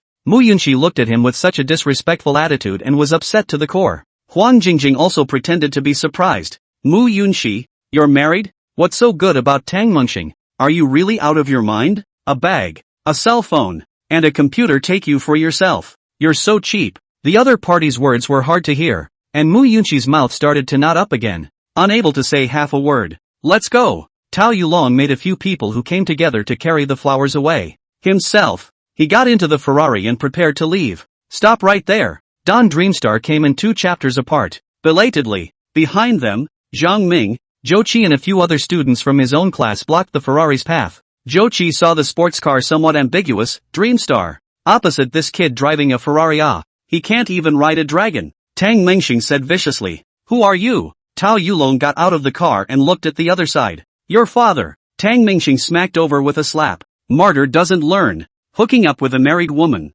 Shameless. XXXX. The remaining words were vulgar and unpleasant. Hearing Huang Jingjing all blush for a while, Mu Yunxi was overjoyed the moment she saw Tang Mengxing. His own man has come to the rescue, but when he heard Tang Mengxing give a verbal output, he felt it was better to pretend he didn't recognize it. It's so nasty. Which department are you from? Come with me to the teacher. If I don't fire you today, I won't be surnamed Tang. Dismissed? A teacher? Tao Yulong received a slap and still wanted to call out to Tang Mengxing, but when he heard that he was looking for a teacher, he instantly wimped out again. The teacher doesn't care about chasing girls per se, and even though Mu Yunxi is married, he doesn't know about it beforehand. However, Tang Mengxing's aura was too full, and what he said was so decisive that it fooled him at once. Tao Yulong was tugged by Tang Mengxing's collar and was about to walk out. Tao Yulong's several friends also came over to block. Zhang Ming saw the situation is not good, and tear with them. What for? Want to make a move? Try further. Zhou Qi and Zhang Ming blocked the sides, and a few other students also stood out. Brothers, I'm buying tonight. Tang Mengxing spoke up. Dreamstar, this kid just knew that Mu Yunxi and you got a license, and he even left his phone number on purpose, right on the ground. Someone in the crowd recognized Tang Mengxing and kindly reminded him. probably with good intentions. Tang Mingxing looked down, and sure enough, there was a note. In a flash of anger, Yun Shi, Tang Mingxing shouted, wanting to ask for clarification. Chin Sweetie, however, took the lead and said, that's right, he's the one who left it. Yun Shi said you two got married, and he said he wanted to ask about contacting him in the future. Oh, Tang Mingxing looked at Tao Yulong once again. Tao Yulong felt that he couldn't take it anymore. In the past, only he bullied others, but now for the first time, he was carried by someone else's collar and received a slap on the face. Tao Yulong grabbed Tang Mingxing's hand and tried to pull it away but found that the other party had a firm grip. Mad. I have money. You this kind of garbage. To the society I want how to clean up. Little master I take money can smash you believe it or not. Tao Yulong egged with a hint of toughness. The words said ruthless, but the voice is a little trembling. Tang Mingxing bent down to pick up the paper on the ground and forcefully broke Tao Yulong's mouth. Oh, Tao Yulong still wanted to resist, but he ended up receiving 2 more kicks. You eat it for me. Stuffing the whole paper into Tao Yulong's mouth, Tang Mingxing relented. Tao Yulong pinched his throat and made an effort to spit out. Unfortunately, he had already swallowed. I will fight you, said Tao Yulong as he rushed over once again. Zhang Ming and Zhou Qi and the others also joined the fight, plus the few people brought by Tao Yulong. The scene was a mess. Don't fight, beat it hard. 2 voices were heard among the watching crowd.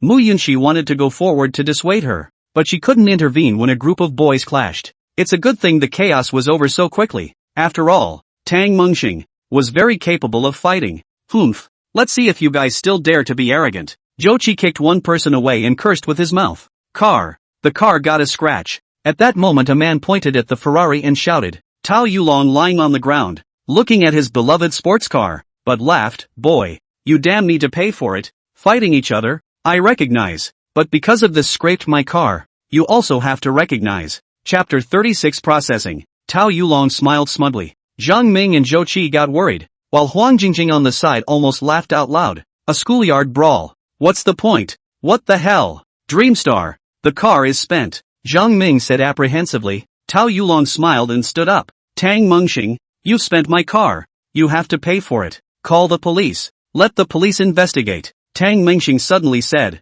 The crowd was shocked. Call the police? It's a big deal. And it's a small deal. But by reporting it to the police, the school would surely know about it. But Tang Mingxing wasn't afraid, and even had some little snickers. Mud can finally find a decent reason to drop out. Do it for the sake of his daughter-in-law, so that Sumori won't nag him, and his parents shouldn't blame him. Ha ha, I'm a fucking genius. If Mu Yunxi is just a girlfriend, Tang Mingxing may not be so cross. At most scolding a couple of words over the mouth, a slap and pull down. It's like dealing with Lin Yushan yesterday. Man fight. If Lin Yushan was also his daughter-in-law, then yesterday Wu Guanghai would not have been able to avoid a beating. Violence is not desirable, but it's really cool. Call the police. Zhang Ming, however, wimped out. Don't call the police. There's no need to make a big deal out of this. Zhou Qi is also worried about the impact on his studies. Just now the hothead thought nothing of doing it, but fortunately did not hit particularly hard. No one was injured. And now there are some afterthoughts,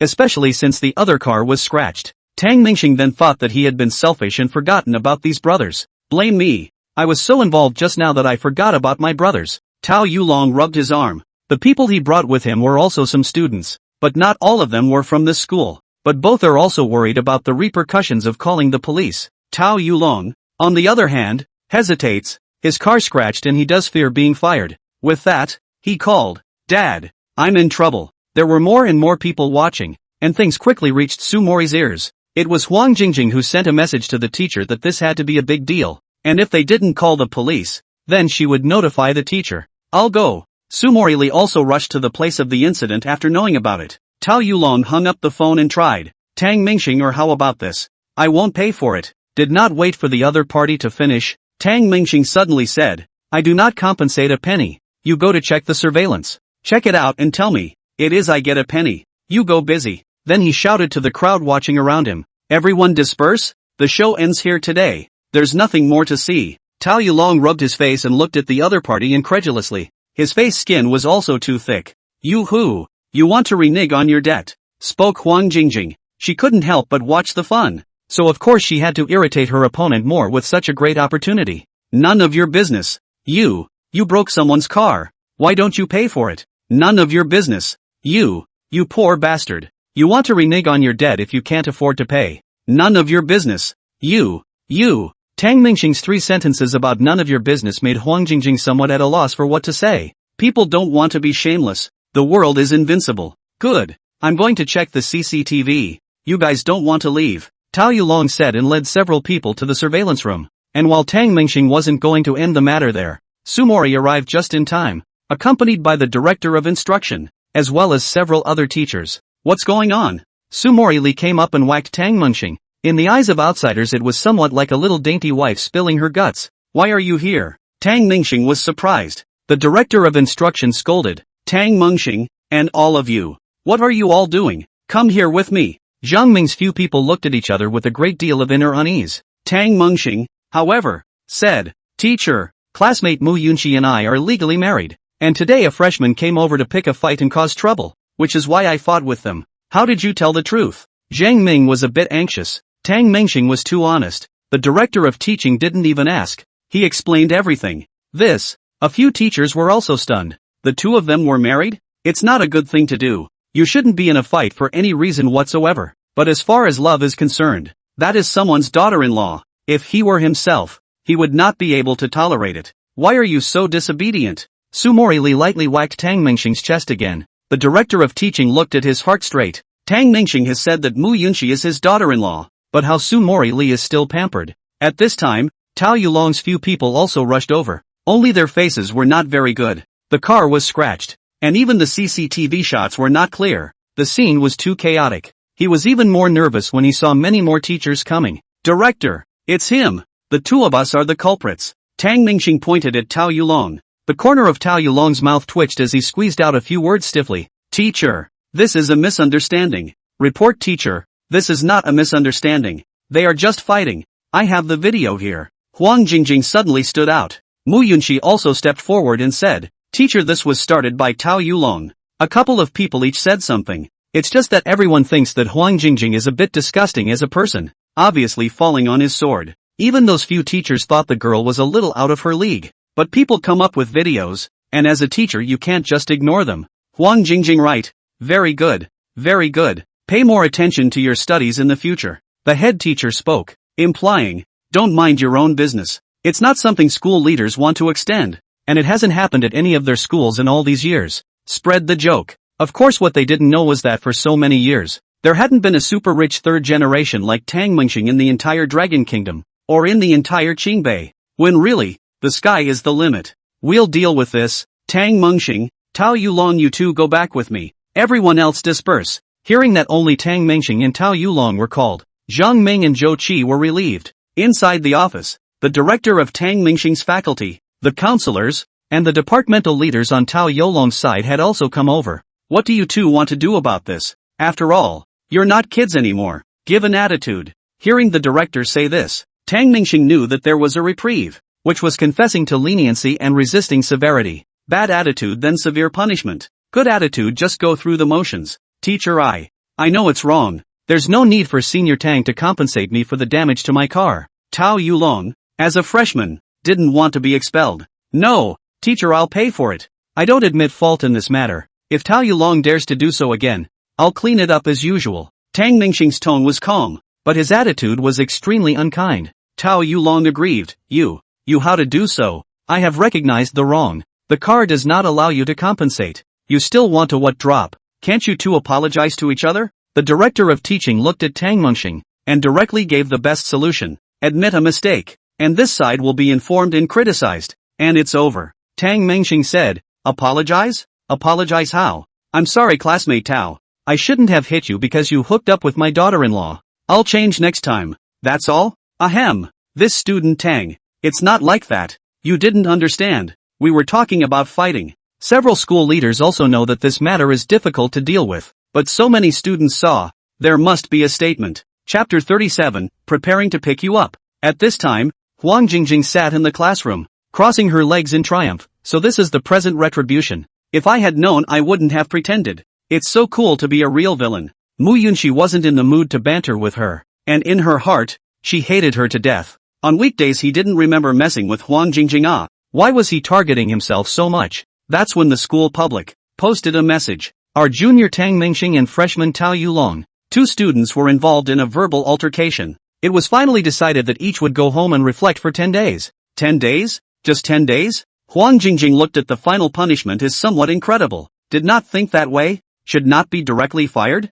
This is something that Tang Mingxing was ready to fire. But thanks to Su Mori, and Tao Yolong's dad, Su Mori Li secretly told the director of instruction about what happened, and after hearing the true situation, he was relieved. I see. No wonder. Haha, I misunderstood. This matter you talk to Tang Mingxing well. We will just lighten the punishment. And Tao Yolong's father also rushed to the school. Perhaps know someone. In any case, communication. Pressed Tao Yulong to Tang Mingxing to apologize. That's what saved him from being fired. Tao Yulong was unconvinced in his heart. Very unconvinced. But there was nothing he could do. So he drove his Ferrari and prepared to leave the school. Shortly after leaving the school gate and passing by the apartment where Tang Mingxing lived, a Koenigsegg chased after him and directly don't stop his car. I go. Which big brother did I mess with again? When he saw that it was a luxury car that was much more expensive than his own car, his arrogance was all gone. One person came down from the car, and it was none other than Tang Mingxing. Tang Mingxing knew he would take this road and came back early in the morning to wait for him to pass by.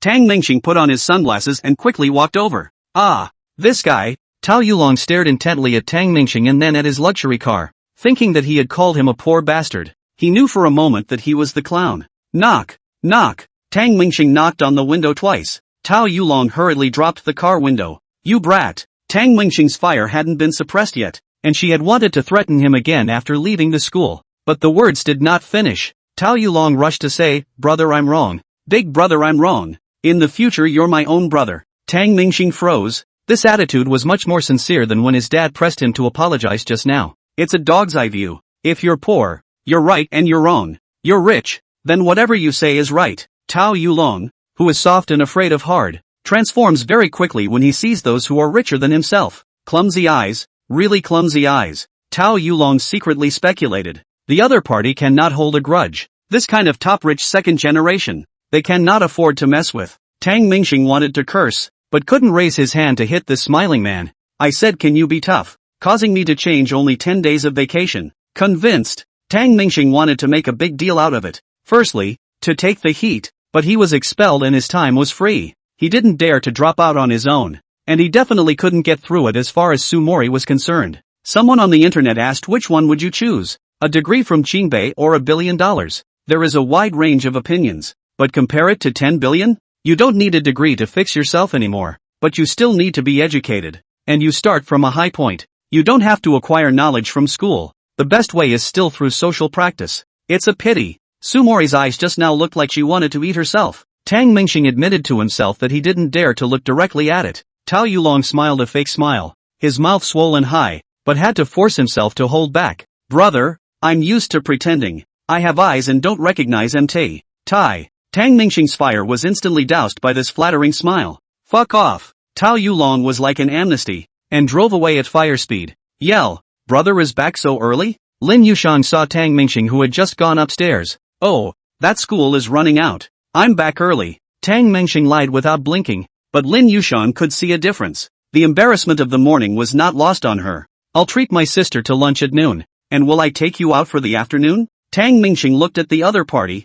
all dressed in yoga clothes. Too tempting. Lin Yushan, which had also just returned from the gym down there, looking at Tang Mingxing's colorful eyes, he was a bit dissatisfied. Why don't you know how to hide it? Brother, you're a good person. The two of us don't fit. Tang Mingxing didn't expect her to be so direct. Why is it inappropriate?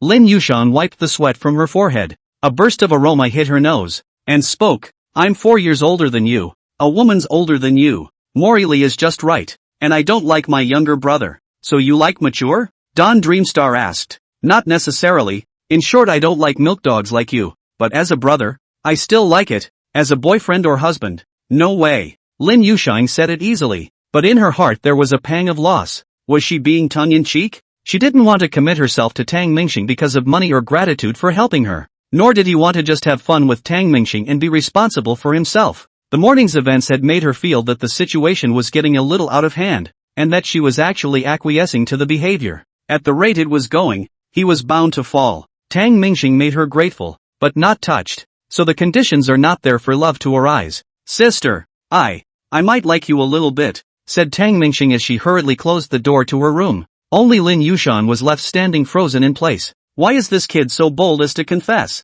Inside the room, Tang Mingxing had made a packet of instant noodles by himself, and wasn't going to go over to eat with Lin Yushan at noon. Words were said, and for some reason, the emotion came quickly. There are some things that you don't know how to cherish when you have them, but Lin Yushang is leaving, and he's a little lost instead. Face value certainly accounts for a large piece of the so-called love at first sight Tang Mingxing does not believe, but a good-looking face does put people in a pleasant mood. Secondly, I did have a great time with Lin Yushang. Speaking for myself is maybe liking you a little bit, and the scale is pretty well taken. It wasn't a lovey-dovey affair, but it was the kind of thing that one would definitely want to let her burn once the inkling of it was there, and never miss it. If you feel it, get on it. Come on Tang Dreamstar, take care of Sister Lin. Tang Dreamstar cheered herself on. Next door Lin Yushang is drinking water. Heard this mouth did not choke to death. Opened the door to Tang Mingxing. That house shouted. Why so loud? Others do not want a lunch break. Tang Mingxing, on the other hand, also opened the door and gave Lin Yushang another milk dog brother look.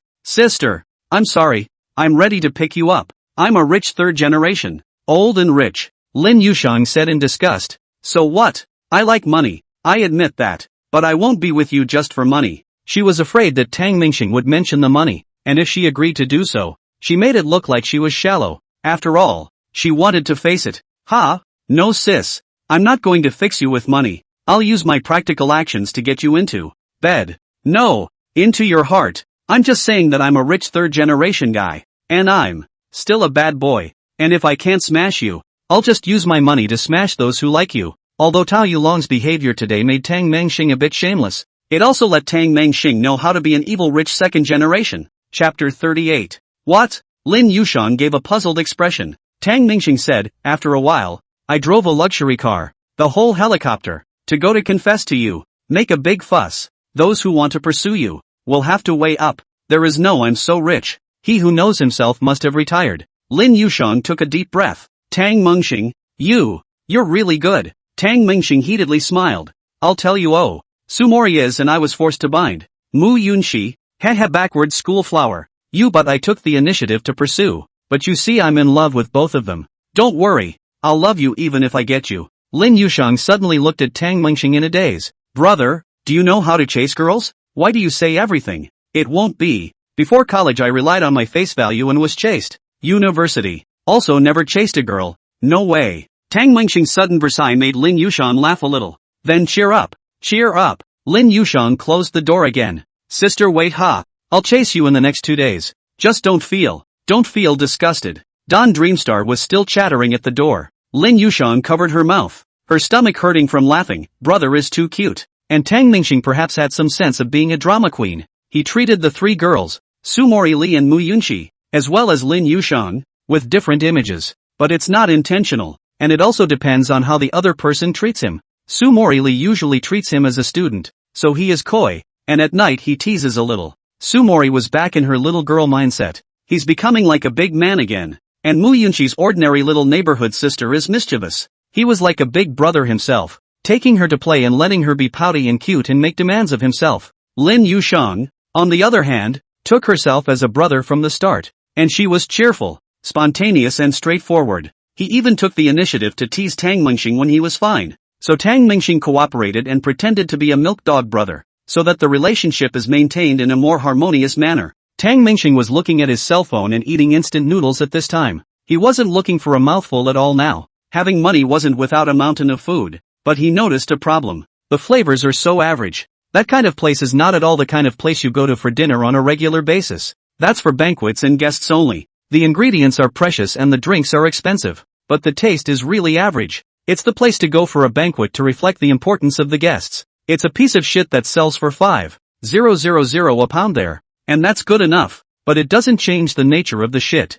A Coke costs 50. An egg fried rice costs 280. Tang Mingxing was rich but not stupid. If it wasn't for the sake of pretending, he wouldn't have nothing to do with going to a place like that by himself. It's not as good as instant noodles. Gulp, gulp, gulp. Tang Mingxing gulped down the bubble noodle soup in one big gulp. Cool. At this time, on the African continent, Tang Hai was also eating with a group of local military and political bigwigs. Tang Hai drank the red wine in his glass and quietly said to Zhang Yuanying, Wife, Give me a bowl of noodles in clear soup later, with 2 drops of sesame oil dripped on it. This meal is so hard to eat. I wouldn't eat it for a dog. Eat bubble noodles. Zhang Yuanian gave him a blank look, not bothering with him. The president of the local country got up and held a cup in both hands to Tang Hai. Mr. Tang, I toast you. Tang Hai laughed. You're welcome. It was clear to everyone present that Tang Hai was more than just a businessman. Otherwise these senior officials would not be so polite. In the afternoon, Tang Mingxing still asked Lin Yushang out.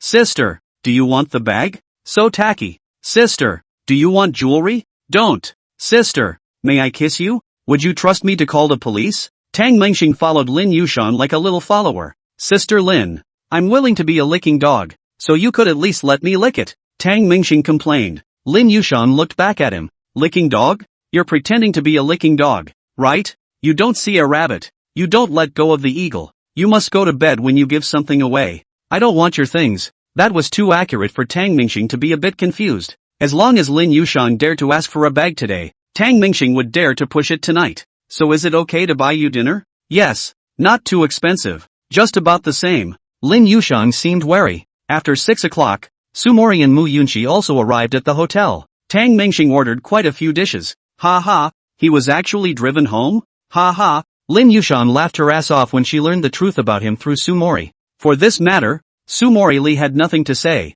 and she didn't want to blame Tang Mingxing. She also understood that if she was provoked by another boy, she also hoped that Tang Mingxing would stand out. But Mu Yunqi had something to say. I'm sorry, Dreamstar, it's all my fault. Blame you for what? Your good looks? It's okay. It's over. But Mu Yunqi still has something to say. Tao Yolong's matter is over. But Huang Jingjing's side is not yet over. I have to face this disgusting guy again tomorrow when I go to school. Oh yeah, what's up with that Huang Jingjing? Tang Mingxing wondered. This Huang Jingjing today didn't look like she knew Tao Yulong either. Why meddle in these things? Mu Yunqi said. Actually, explaining a bit, things were basically straightened out. Envy and jealousy. That was Tang Mingxing's summary. When we're done eating later, we'll go Hermes shopping. Ha? Really go? Mu Yunqi actually added a little bit of fuel in the process of saying it. Can she not like Hermes? It's just that I don't know how to ask for it from Tang Mingxing. And by describing the conflict between Huang Jingjing and herself, she expands her aggression a bit. Tang Mingxing would naturally feel sorry for her. It's no good. Don't spend money recklessly. Mu Yunqi pretended to be polite. Since that's the case, then I won't buy it. Eat? Tang Mingxing suddenly said this. Sumori and Lin Yushan snorted out a laugh. Tang Mingxing knew that this niece Mu Yunqi was pretending, wanting but too embarrassed to open her mouth, so she deliberately teased her. Oh, Mu Yunqi didn't dare to retort, and looked forlorn as she lowered her head to pick at the rice in the bowl. Just kidding, don't get mad, ahaha. Tang Mingxing also stopped in moderation, eyeing Mu Yunqi as she somewhat wanted to shed tears. I was bullied too much by Huang Jingjing today. Che, I don't want it. I'll be bullied to death by Huang Jingjing tomorrow. Mu Yunqi was pretentious on the contrary, but Tang Mingxing knew that she was begging for comfort. As long as she said a few kind words, she would immediately coax her back. After all, Mu Yunqi was simple-minded. Wrapping his arms around Mu Yunqi, Tang Mingxing quietly whispered a few words, which really made her happy. Do you want it? Tang Mingxing added to Sumori. Sumori Li now straightened up. Yes, of course I want it. You buy it for Yunqi. Dare not buy it for me? Tang Mingxing smiled and nodded, then looked at Lin Yushan. Chapter 39 Shopping. Lin Yushan avoided his scrutinizing gaze. Trying to fix yourself? It's not that simple. Lin Yushan didn't say anything, pretending that she didn't hear their discussion, and Sumori gave Tang Mingxing a wink, signaling him to take care of Lin Yushan's emotions. Should we buy it another day? Mu Yunqi also felt the embarrassment. She and Sumori let Tang Mingxing buy the bag, but what was the deal with Lin Yushan following? Leaving people out in the cold? And then the three of them have fun? Tang Mingxing stared at Lin Yushan. No displeasure could be seen on her handsome face. It's fine. You guys just buy it. I'll open my eyes. Lin Yushan thought to herself that she wouldn't be envious, much less jealous, even feel good about treating money like dirt. He was too good. And today he let Tang Mingxing see what it means to be a good woman who is not materialistic. Lin Yushan knew about Hermes and had seen similar pictures online. She didn't think she was interested, but really into the store. Really intuitively see the real bag after. The heart cannot be calm for a long time. She overestimated herself and couldn't escape the law of true fragrance after all. Lin Yushan couldn't help but touch the exhibit, unable to resist the delight. But after looking at the label price, he instantly calmed down. 140,000. for this one little package. 140,000? Calm down. Calm down. Can't afford it. Can't afford it. Lin Yushang wanted to slap herself twice. If she had come alone at this time, at most she would have lamented inwardly and left. But Sumori and Mu Yunshi beside her had already bought 2 bags each. Especially Sumori. She has a good eye for a bag whose temperament matches her. It's really different when you put it on your back. Lin Yushang continued to hold back, waiting until she was finally out of the store, which calmed her down a bit. Let's go buy some more clothes. Mu Yunshi struck while the iron was hot,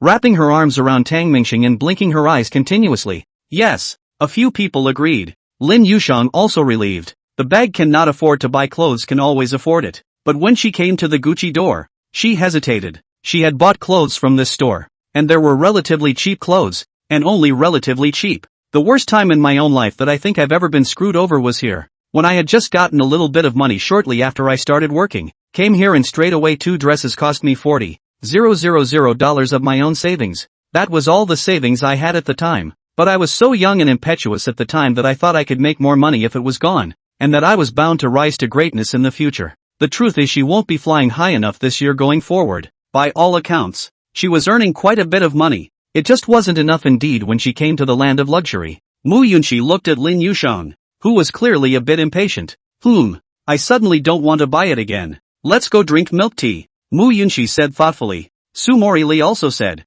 well, let's go drink milk tea. Dreamstar's treat. Tang Mingxing patted his chest. Good. I'll treat you to celebrate my 10 days of vacation, plus the 7 days of National Day. A whole 17 days. Ha ha. Sumori Lee pressed her fists, saying this to my face. I see you don't want to live. He then chased after Tang Mingxing to beat him. The two of them chased and joked around, causing bursts of laughter to come from Lin Yushang and Mu Yunshi. Lin Yushang spoke up.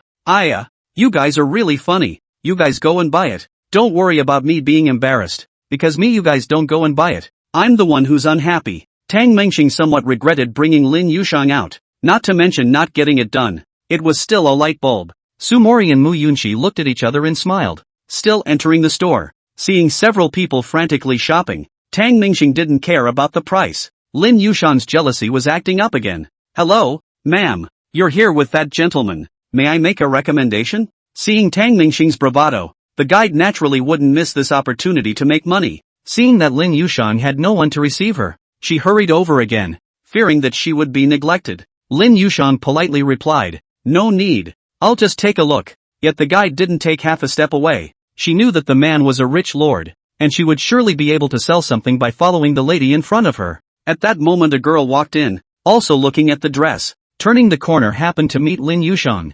Hajime? Natsuharu? The two of them looked at each other. The girl named Xia Chang was Lin Yushang's colleague. Natsuki instantly panicked. Hello. The company knew about what happened 2 days ago, including Xia Chang, the co-worker who had a good relationship with Lin Yushang. Lin Yushang was also a bit uncomfortable seeing her former colleague at this time, but she greeted him politely. What a coincidence. Yeah, what a coincidence. Xia Chang smiled faintly. In her heart, she said that in the end, she was a little distressed by Lin Yushang, but she couldn't defend the company for her sake. The powerlessness of the little people. Recently busy? Xia Qing piped in polite words, set out and regretted it. Lin Yushang are not working. Their own mouth is what it is. Busy packing. I'm getting ready to leave Yanjing. Hearing this, Xia Qing felt a pang of sadness in her heart. I'm sorry, Yushang. What are you babbling about? What have you wronged me for? Don't think blindly. Lin Yushang looked at her with a smile as she took the other's arm. Xia Qing could tell that Lin Yushang wasn't happy inside. I didn't stand up for you. I actually feel quite guilty. Lin Yushang said. No, you did the right thing. And I don't want to involve you, or else the two of us will be the ones who are dismissed now. Ha ha, that's also true. Wu Guanhai is just a dog. Xia Qing was much relieved to hear her say that. Just afraid that you have a bad life. I heard that your boyfriend has greened Wu Guanhai. Yushang, I advise you. This kind of man, the sooner you leave the better. Hey, encountered a slag boss, and have a garbage boyfriend. Xia Qing genuinely think for her. But behind her, Tang Mingxing walked over and smiled with a somewhat oozing smile. Missy, who are you calling trash? Scared me. Xia Qing turned around and saw the big face of Tang Mingxing, but also instantly reacted to the fact that this was the legendary hero, one of the people involved that day. No, you don't bully Hazuki. Natsuhara looked at the other with cold eyes. Tang Mingxing said, your co-worker? Lin Yushang said. Aha! Sister. I was joking that day. I don't even know any Wu Guan Hai. Almost got it. I'm Lin Yushang's younger brother. Milk dog little brother. Ha ha, not a boyfriend. Tang Mingxing smiled and reached out, ready to shake hands with Xia Qing. But Xia Qing refused. She didn't believe it. Milk dog brother? Yushang, he's your spare tire? Asterisk asterisk asterisk asterisk, how did you connect the dots here? Tang Mingxing thought he had explained himself clearly, but in Xia Qing's eyes, there was no such thing as a pure friendship between a man and a woman. It's not just a front with some godfather, brother, sister, or other type of name. Ask Sister Lin if you don't believe me. Natsuki glanced at Lin Yushang. Lin Yushang nodded her head a little embarrassed. It's a younger brother, a non-related godbrother. A few people chatted for a while, which made the events of that day clear. Xia Qing laughed and was already unsteady on her feet. Ha ha, Tang Mingxing, you're really good. You're too good, aren't you? Calm routine operation only. Tang Mingxing extruded a handsome smile, but also really put Xia Qing look some trance. Really TM handsome. Xia Qing looked around, and then said to Lin Yushang, Hey, Yushang, I've got my eye on a dress. More than 20,000 yuan. I've saved up 3 months' salary. I'm going to take it. Help me counsel. Lin Yushang nodded her head and said, Okay. Natsuharu added, That one? Brother Tang. Right. You help your sister take a look too? Sure. Do you want me to help you put it on? Get out. Chapter 40. Sumori and Mu Yunshi were also changing clothes in a fitting room. Tang Mingxing barged right in. What are you doing? Sumero covered her chest. Mu Yunshi, on the other hand, hurriedly raised her pants. One of Sister Lin's friends over there asked me to help her with her counseling. So you and Yunshi pick first. I'll take care of the two of you later. You counseled? What are you counseling? It's another pretty young lady, isn't it? Mu Yunshi pouted in dissatisfaction. No, this one is average looking. I went to see it out of respect for Sister Lin's face and appreciation for the Gucci designer's design inspiration. Don't think too much. Actually, Xia Qing's looks weren't bad, not average by any means, but not up to the standards Tang Mingxing required for a beautiful woman. The standard is Sumori and Mu Yunshi. Anything less than the two of them won't do. But again, this is too much to ask for. And there really isn't anything more that Lin Yushang can achieve. At least that's the only two from my own school. Of course the standard of this thing called aesthetics varied, but the vast majority of people who had no problems with their eyes had to admit that the face value of these three girls was absolutely rare. Tang Mingxing watched as Xia Qing carefully picked up the dress and walked into the changing room. After putting it on, Natsuharu walked out. Tang Mingxing's eyes lit up. People rely on clothes and horses rely on saddles. It's not true at all. With the change of outfit, the whole person's temperament and face value had been improved. Good looking. It really looks good. It looks like the whole person is more refined, and it doesn't lose its charm. It has a sense of intellectual elegance. Tang Mingxing exclaimed. Lin Yushang couldn't help but laugh. How is he wrong? Natsuharu asked. Lin Yushang laughed. No, it's that he's so right. Then what are you laughing at? I laughed at him. He can't do anything right, but he's got a sweet mouth for girls. Getting this comment from Lin Yushang, Tang Mingxing was quite satisfied. All you want in life is self and family. Family he does not worry about. His own old mom and dad do not know how to live. And ego. He's having a pretty good time himself. Many people give too much of themselves for their families. And then there are those who are too egotistical and drag their families down with them. He was lucky to have both. But there was still a long way to go on the road to self, or at least to get the woman he liked. When Xia Qing heard their praise, she made up her mind to definitely take this dress. Sister shopper. This one is 21,800, right? Right then. I'll take it, Natsuharu said painfully. Lin Yushang, however, frowned slightly and tugged on her coat. Xia Qing, you're over 10,000 a month. Is it necessary to spend so much? Xia Qing's salary wasn't as high as Lin Yushang's, and for that reason she had saved up for 3 months. Xia Qing said, It's okay, I don't have any burdens. Mom and dad have pensions, and there's an older brother who takes care of them, and I would have given them money before. Hey, Natsuki was suddenly silent for a moment and added, but this time, maybe the only time, I want to be kind to myself. After saying that, she looked down at the dress in her hand. She knew that $20,000 for a dress was too extravagant for her, but after a lifetime of being ordinary, she wanted to be left to her own devices for once. Just this once. Natsuharu said softly as she lowered her head while tears were ready to flow. Guide. This dress is packed. I'll pay for it. Tang Mingxing's sudden words made the melodramatic Xia Qing take back her tears again. Ha? What? The two girls looked at Tang Mingxing in surprise. Lin Yushang said, Dreamstar, you have money but That's not good. Do you know what it means to be rich too? Rich 3. What it means to play crotch. Dude, it just doesn't make sense. Tang Mingxing was really acting like the landlord's stupid son. But he knew in his heart that it was not bought for Xia Qing. This is a buy for your past self. There was a time when I was living on such a tight budget myself. The parents had so much money, but didn't tell themselves.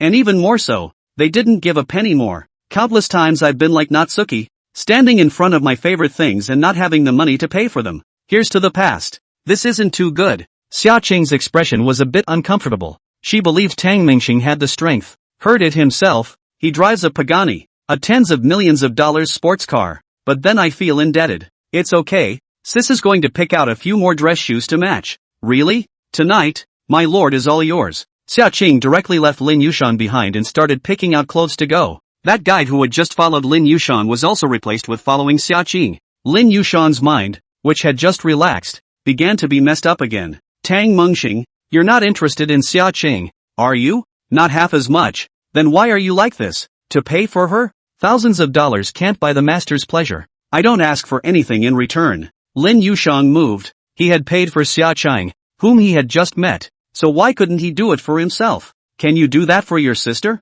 For once, without asking for anything in return? Can't? Holy shit. Why? A few days ago maybe, but now that I've got my eye on you, I've got to want something, and since my sister doesn't love money, I can't afford to sully your noble character. But you called me sister. Don't you think of me as a sister? Isn't calling you sister for the sake of being close to you? To put it bluntly, it's still to pick you up, not really treating you as a sister. You're fucking real in. Lin Yushan was speechless. It was unthinkable that Tang Mingxing rejected so painfully, and put the idea of wanting to pick herself up in such a refreshing way, only to see Tang Mingxing gently pounding her chest twice. Sincerity for sincerity. How about it? Not good. Watching Tang Mingxing settle the bill for the crowd. He had already spent $600,000 at Hermes. Another $300,000 spent here. Xia Qing those new jackets, pants, and 2 pairs of shoes. Grateful to Tang Mingxing. Just about went up for a kiss. Tang Mingxing gentlemanly said, Sister Xia is fine, as long as you like it. Don't pretend. On the side of Lin Yushan hairless, both hands empty. In his heart, he was even starting to get angry with Tang Mingxing. Why should you have an agenda for yourself? And Natsuharu's words irritated her. Be kind to yourself. Natsuharu has been saving up for 3 months to be capricious for once, and one is leaving Yanjing. It's hard. Lin Yushan inexplicably came up with. Tang Mingxing didn't want to tease her anymore, but he couldn't just open his mouth and ask her what she wanted. One just has something in mind, and that feeling just comes from a moment of goodness. Just these 2 days, the smell of ambiguity pervades. One moves, so one will not give up. One has to get it. If Lin Yushan firmly refused, he himself retreated. But it's only just begun. She's going back home, and the opportunity is gone. I want to be nice to myself too, but I try. Lin Yushan's face was embarrassed, and Sumori Li's few people could see that it was about to cry. Sumori directly kicked Tang Mingxing. You did this. Mu Yunqi hurriedly pulled Xia Qing and Sumori away. Let the two of them handle it themselves. Chapter 41. A couple of other girls left with their stuff. Only Lin Yushan and Tang Mingxing were left behind. She had something to say and he had something to say. Lin Yushan, I'm not targeting you today. Everything here is normal. For the first time, Don Dreamstar called Big Her by her first name. Tang Mingxing continued. I'll buy clothes for my daughter-in-law. Buy a bag normally. I haven't picked on you or laughed at you for being poor and unable to afford it in the meantime. I see my past self in Natsuharu, so it's okay to buy her clothes out of heartache, right? I said I liked you, but you rejected me, so it's okay if I don't buy it for you. You're the one who said you weren't motivated by money and had to come along. Mu Yunqi wanted to buy it on another day in order to take care of your mood, and it was you who refused, wasn't it? Lin Yushan was speechless and just said, but you want to pick me up. I just want to hit on you. I'm not happy. Lin Yushan was being honest, but couldn't say why she was unhappy. Tang Mingxing said, if you didn't have feelings for me, you wouldn't have come out with me. Lin Yushan instantly blushed while feeling aggrieved. I'm aggrieved. Of course you are aggrieved. You treat yourself as the same as Sumori. Mu Yunqi, the same as my woman. Different treatment of course aggrieved. Tang Mingxing's words made it suddenly clear to Lin Yushan where the source of her distraction lay. He did feel that he was the same as Mu Yunqi and Sumori. In Tang Mingxing's mind, the truth is different. They are his daughters-in-law. What are they? Don't cry. Tang Mingxing reminded in a cold voice when she saw Lin Yushan shedding tears again. Lin Yushan couldn't hold back any longer. You're not a good brother. You're not a little puppy now. Why are you like this? Indeed. At this time, Tang Mingxing recovered his truest appearance. The appearance of treating outsiders, an appearance that Tao Yulong had seen, Wu Guanghai had seen, and Chen Dabia had seen. I didn't say I don't agree. I don't agree to be your girlfriend. I just don't want to have sex right away. Lin Yushang sobbed. Tang Mingxing laughed in her heart. She by no means said that. She definitely rejected it, as if it was inappropriate to say it or something like that. In no way did he say he agreed to a relationship. Oh, that's because I misheard. Tang Mingxing's tone was mild again. The other party had given a step. He himself had to get down on the slope. This kind of thing, even if it was Lin Yushang's own fault, but as long as she agreed to it, then it was all Tang Mingxing's fault. How can a girlfriend and daughter-in-law be wrong? Lin Yushang aggravated. It's you who are wrong. I didn't say I don't agree. I'm just conflicted in my heart. I'm afraid that you won't take responsibility. I'm afraid that you'll be like Ma Donghua. I've made a mistake in my self-esteem, but you can't do this to me either. Saying that tears flowed even more. Tang Mingxing wrapped her into his arms. I was wrong. My brain was confused. I didn't understand what you meant. I will absolutely be responsible for you. After 9 o'clock, Tang Mingxing and Lin Yushang carried a bunch of things and walked out of the mall. Yushang, you slow down. Tang Mingxing was a bit tired. Lin Yushang turned around and said, I'm your girlfriend now, but you still have to call me sister. I like milk dogs that are obedient. I also like Kas. Tang Mingxing hung a bunch of luxury items around her neck and trudged forward. Lin Yushang figured out that being kind to herself included finding a good partner. Back at the apartment, Tang Mingxing first went to Lin Yushang's house and dropped off a bunch of things. He also explained to Mu Yunxi and Su Mori. Mu Yunxi said, luckily it's Sister Lin, or else I really can't live with a Huang Jingjing kind. I still don't see it. Tang Mingxing finished and slipped into Lin Yushang's room in a tightly snappy manner. Inside the house, Lin Yushang had just changed into light silk pajamas. Looking at the unsuspecting Tang Mingxing, I told you agreed to be your girlfriend, but did not agree to what happened so soon. You also agreed to it. Yes, I agree. Agree with a der. A man's word lies to a ghost. Tang Mingxing thought he could afford his conscience and resolved to be good to Lin Yushang for the rest of his life. Already made a decision in my heart to love her for the rest of my life, so there's no burden in my heart. Agreeing to not touch her like that is a fart. Late night, 11 o'clock. Tang Mingxing wrapped his arms around Lin Yushang. Is this your first time too? How? Lin Yushang pinched him. How can I not be? Madame Hua, that kind of person, how easily I will be that with him. Hand did not hold. Would have wanted to be like this to you? Madame Hua really cannot compare to you. You are really bad. You're really bad. How am I broken? Lin Yushang has had several boyfriends. None longer than a month. She loves milk dogs. So every top listens to her. It's not even really a tit. It's a lick. She wouldn't let her move. And none of the boys dared to. But who knew that Tang Mingxing was a wolf in dog's clothing? Especially just now. Where's the dog? A total pervert. Could feel his eyes glowing green. Cool. Tang Mingxing turned off the lights and the two of them embraced each other. Early in the morning, Lin Yushang got up and looked at Tang Mingxing beside her. He's still asleep. Look at his long lashes. His angular face. Lin Yushang couldn't help but kiss it. Tang Mingxing rolled over and started sleeping again. Knock knock. The knock on the door sounded. Sumori Li came over to call Lin Yushang for dinner. The three girls were in Tang Mingxing's apartment, eating breakfast and fiddling with their newly purchased clothes and bags. I chose this one. It looks good, doesn't it? Lin Yushang slung her bag around her waist and stepped on her newly purchased LV's shoes again. I can't tell you how good the heart is. And Tang Mingxing also woke up and sent a text message to his father. Father, well, son pursued to the third good person, although not collaterals, but hope that father can give more than 5 million per week. Son will live up to your expectations. Early collaterals. Send it out for a few minutes. Received a reply from the father. Son, for the father to promise your request, but for the father also has a request. Hope that the child to do. That is, you next time to speak human words. Pretend what? My good big son. Ha ha. Seeing his father's reply, Tang Mingxing laughed.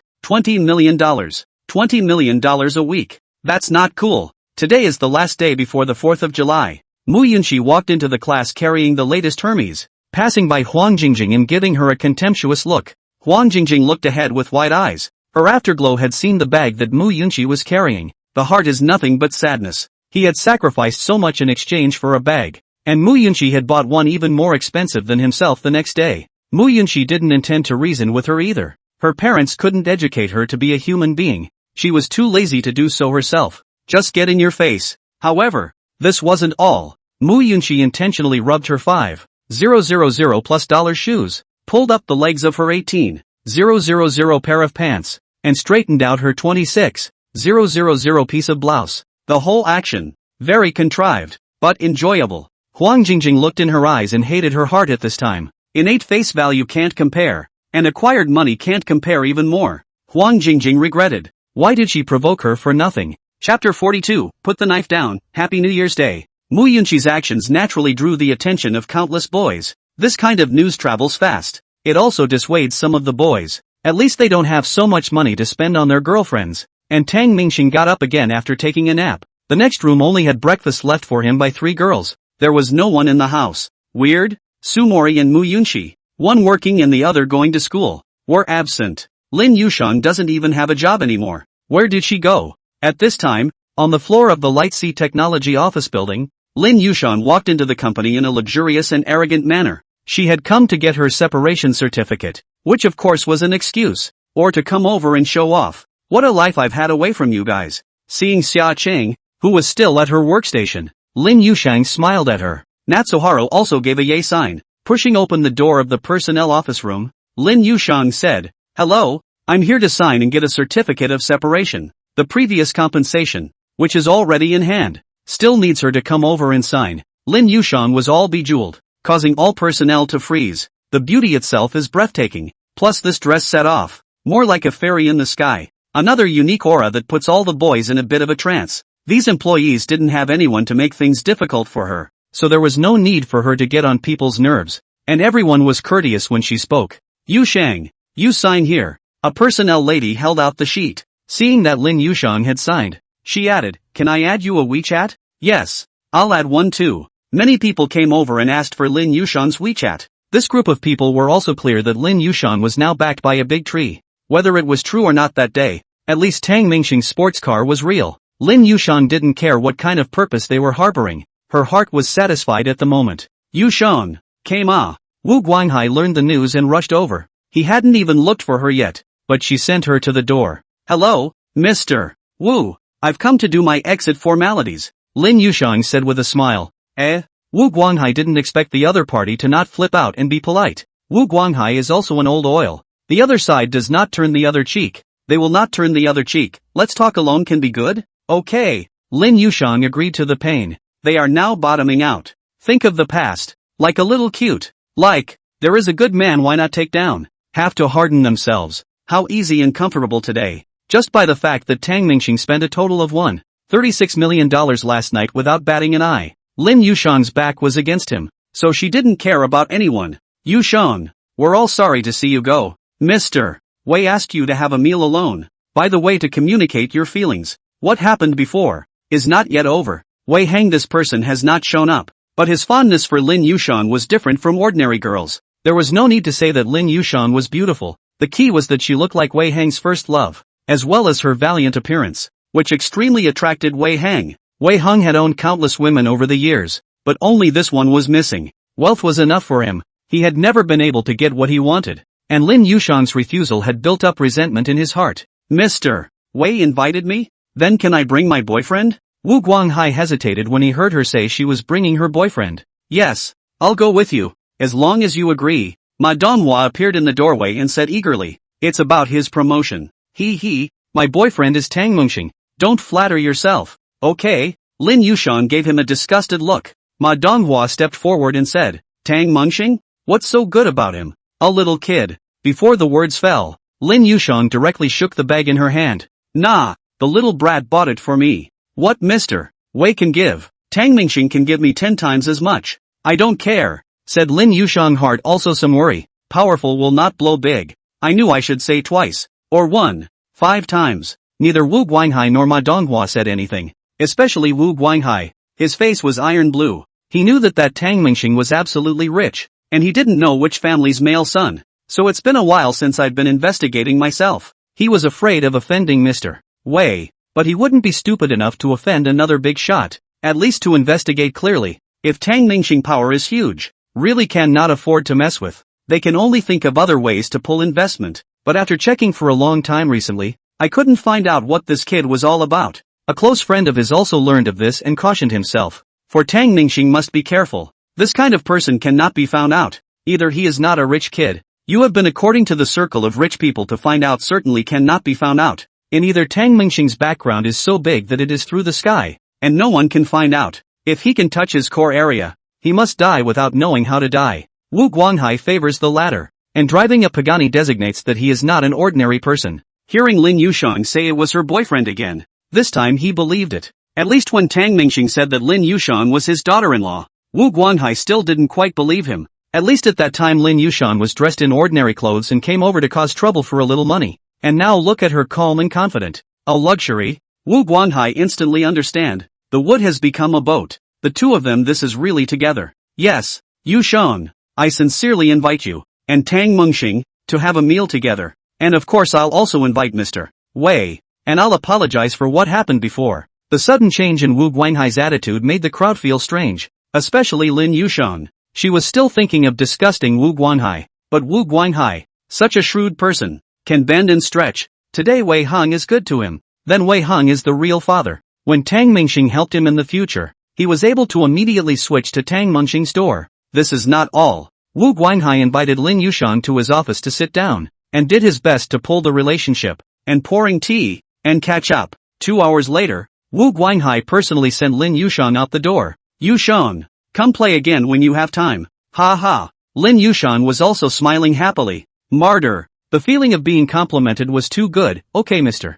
Wu, goodbye. At this time, the company announcement that fired Lin Yushang that day had also long since been taken down. When Lin Yushang left, Wu Guanghai was in a good mood. No one had a problem with money. If Tang Mingxing could help him, he would be willing to recognize him as his righteous father. Lin Yushang returned to her apartment humming a small song softly. Tang Mingxing ducked behind the door and attacked suddenly. Ah! Lin Yushang was shocked. Her backhand was a slap. And in the process, she hit a roll and ran to the kitchen to take out a kitchen knife. It's me. Tang Mingxing covered her face, not expecting this ninny. Her strength was really big, and her hands were athletic. Seeing the aggrieved Tang Mingxing, Lin Yushang weighed the kitchen knife in her hand. Tang Mingxing, will you operate? Let's be sisters. With the relationship established, Lin Yushang was naturally emboldened. And Tang Mingxing wasn't the kind of person who was heartless. You put the knife down first. Lin Yushang smiled and put down the chopper. I have something to tell you. Okay, let's go to bed and lie down and talk. Behave yourself. Chapter 43. Lin Yushang told Tang Mingxing about the matter. I took it upon myself to make a dinner appointment for you, said Lin Yushang a little ashamed. Wu Guanghai, this old man, too good at fooling people. Office, treating Lin Yushang like her own mother. And then she drifted away. Tang Mingxing wasn't angry. Instead she was excited. The adult world wasn't as childish as it was back in school, where you could solve problems with your fists. Wu Guanghai had instead taught Tang Mingxing another lesson. Look profitable. Naturally the best. But let me make it clear in advance. That surnamed Wei can let me make money. Everything is fine. If you plot against you again, I will lift the table on the spot. I'm just a kid. All according to the mood to do things. It's not as if Don Dreamstar can't become mature. Maturity was the price of growth. But he had every capital to be capricious, and his path to growth was, at the very least, a smooth one for now. This matter, Tang Mingxing didn't tell his father. He wanted to try and figure it out on his own. At the southern tip of the African continent, there is a rebellion in some small country here. Within hours, the rebels were suppressed. General Sano, I can't understand why I'm not welcome when I can bring you wealth and freedom by coming here. Tang Hai was sitting in an office, with several black-clad men with firearms standing behind him, and opposite him was the rebel leader, Sano, who had been shot several times. Mr. Tang, I'm sorry. I'm really sorry. Sano looked at the other party in horror. Tang Hai's rapid expansion of power in this country is also all reasonable and legal, but there is no doubt that some people were moved. The main purpose of this rebellion is to eradicate the Tang Hai. However, the rebels, who numbered several thousand, were routed in 2 hours. I don't want to hear you apologize, said Tang Hai as he got up and walked out. Tang Hai didn't go far before lighting a cigarette in the doorway, and a man in black inside hurriedly closed the door behind him, fearing that it would affect Tang Hai's excitement. Bang bang, 2 shots rang out. Several men in black walked out. Mr. Tang, it's done. Aha. Tang Hai hummed and took another deep drag on his cigarette, exhaling slowly. What's for dinner? Fondue. Did you get the sugar garlic? I've got it. 30 kilometers away. There's a supermarket owned by our compatriots from the Dragon Kingdom. There's also Lao Gan Ma. Squash. Not bad, just fine. After saying that, Tang Hai led the crowd away as if nothing had just happened. A real luxury that Tang Mingxing may not have seen before. Like his father, who was eating fondue right now. Hey, this millet porridge, delicious, Tang Hai said with a smile. And a couple of chefs were brought in to make French foie gras, Wagyu beef, Eastern star spot, king crab, Shaoshan. Come and eat. This meal is not for people, but for his dog Tang Shaoshan. This dog is a clay dog that Tang Mingxing bought during a big fair in his hometown. Because Tang Mingxing went to school, she was taken away by Tang Hai. It was very pleasing to Tang Hai and Zhang Yuaning. A big meal? What hasn't Tang Hai eaten before? I lost interest a long time ago, and my favorites are still hot pot, squash, and white bread. Back then, old dad, also known as Dreamstar his grandfather, got into trouble outside, and his enemies chased him. At that time I was only 7 years old and abroad. The housekeeper took me on the run. I hadn't eaten for 2 or 3 days and was about to starve to death, so the butler took me to sneak into a Chinese restaurant. Hey! In the middle of the night, there were just 2 bowls of millet porridge and a few mouthfuls of hot pot soup left. Hardly saved us both. After saying this, Tang Hai was a bit moved and said to the old butler beside him, Uncle Fu, thanks to you back then. Fu Bo smiled slightly. Da Hai, what about these people? Da Hai is the nickname given to Tang Hai by the housekeeper, Uncle Fu, who brought him up himself, and the two love each other like father and son. And at that moment, at the table, there were several other black men sitting nervously, each with a gun to the back of his head. Several ministers. Are you ready? In the words of our dragon kingdom, if we drink this cup of wine, we're friends. If we don't drink it, we're not giving me Tang's face. The interpreter spoke word for word to several people. Drink, drink. We are willing to join with Boss Tang. No, it's allegiance to you. In Yanjing, Tang Mingxing was forced to dress up by Lin Yushang. So handsome. I need you to say? No,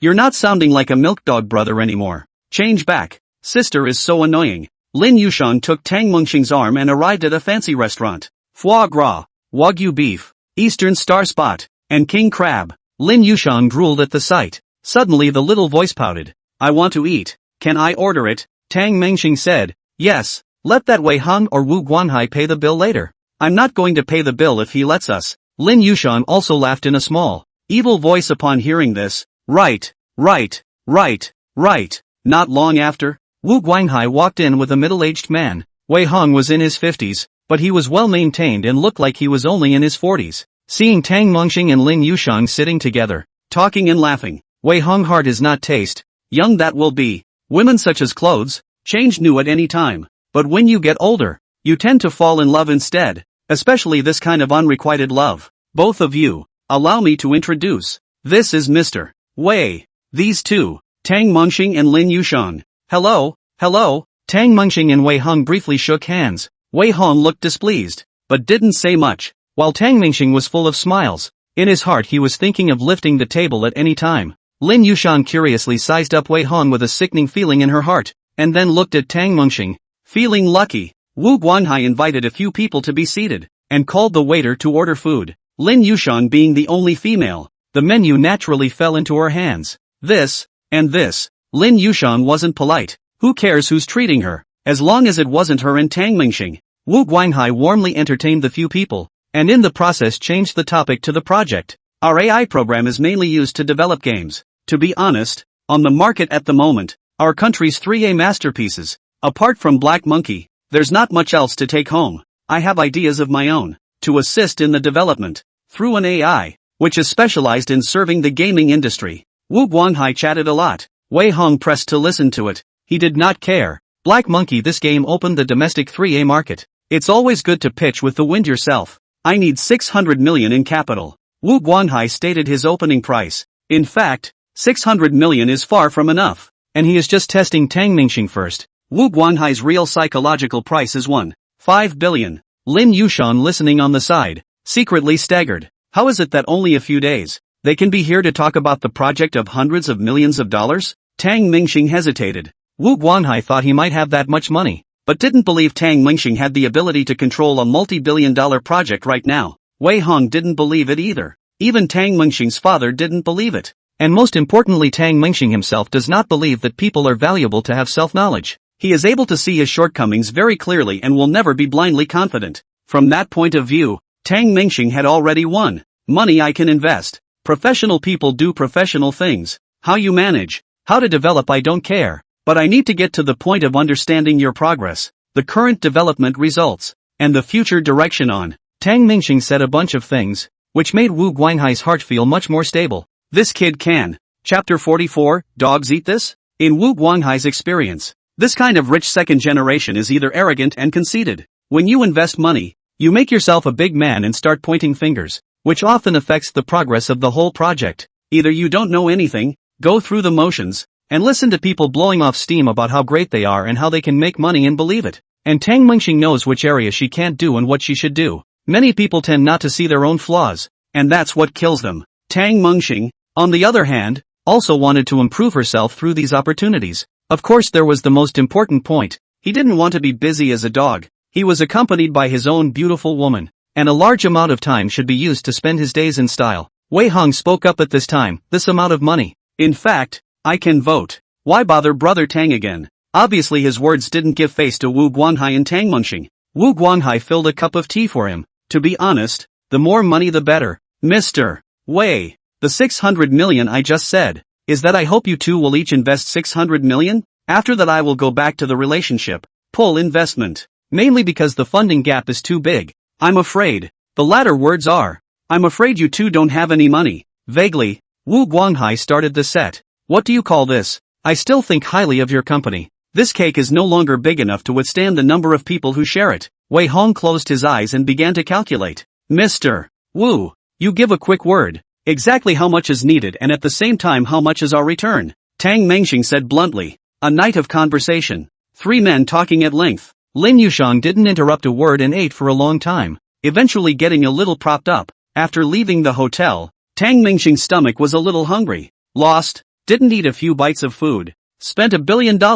Several people finally decided that Tang Mingxing 1 billion for 50% of the shares, while Wei Hong 500 million 25% of the shares. The remainder remains in the hands of Wu Guanghai. Of course this is shares. An equity Wu Guanghai maintains absolute control of 51%. This person Wei Hang came and kept looking at me. I damn well wanted to poke his eyes out. Lin Yushang said after burping. Pay attention to the quality. Don't bring dirty words. Tang Mingxing didn't care. He also noticed that Wei Hang occasionally peeked at Lin Yushang, but he wasn't angry because he saw Wei Hang's eyes were full of regret and sadness after peeking. When they looked at Tang Mingxing again, they were again envious, wishing they were 30 years younger. And Tang Mingxing enjoyed this gaze. Let him be jealous. If Wu Guanghai wasn't there, he couldn't wait to kiss Lin Yushang a few times and provoke a few more times to Wei Hang. I kissed your goddess. So what? Back at the apartment, Don Hay called on the video phone. Pops, where do you eat lunch here? In the office. Your mom went back to her country. She should go to you after a while. She went back to Mordor first for a bit. Mom's back? Sumori and Mu Yunshi rushed over and greeted Tang Hai. When Tang Hai saw the two girls, the creases on his face came out with a smile, and he struck the two girls as being thick and honest and plain to the core. Sumori said with concern, Uncle, you pay attention to safety over there? Pay more attention. I heard that there is a rebellion over there. You go home early, don't go out. Tang Hai hurriedly replied back. Don't worry. Ha ha, my workers here are taking care of me. It's fine, we don't go out. Workers? Tang Mingxing wondered. Where did the workmate come from? That Dreamstar isn't there another? Tang Hai remembered Tang Mingxing saying there was a third one. At this time, Lin Yushang walked into the picture. Hello uncle. Hey. Hello. Shaoshan, stop eating and look at your brother and sister-in-law. Koyama? A few girls wondered. Tang Mingxing explained. My dog, bought at the big fair, cost me 180. A few people looked at the screen. A yellowish, rustic dog,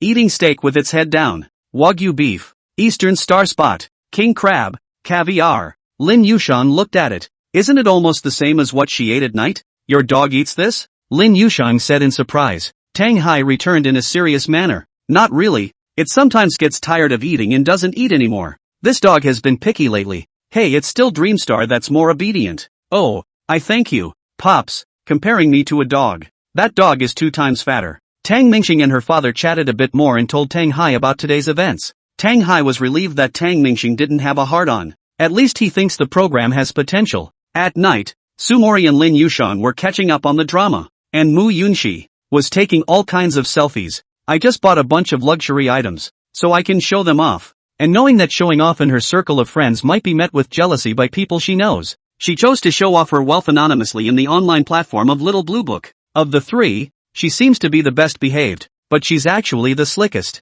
Dream star, take my picture. Mu Yunxi handed her cell phone to Tang Mengxing, then struck a graceful pose. A pair of silky black silk clung to her legs. In order to appear to have long legs, Mu Yunxi deliberately turned slightly sideways and stretched out one foot. Dream star, shoot lower so it looks like I have long legs. I'm almost on the floor, and besides, you don't have short legs. None of the three women were of average size, yet a girl's quest for beauty never ends. After taking dozens of shots in a row, Mu Yunxi lay in Tang Mengxing's arms and started retouching the pictures. Tang Mengxing usually doesn't post much to her circle of friends, much less share things on other online platforms. Looking at Mu Yunxi keying in the picture bit by bit, Tang Mengxing was shocked. Holy shit, Yunxi, you're overdoing it with this picture. According to the ratio, you have to be more than 2 meters in the photo. The walls are crooked. You can go play in the NBA next season. Mu Yunxi looked up and glared at him fiercely, and Tang Mengxing hurriedly shut up. More than an hour. Mu Yunxi then finished fixing a few of them,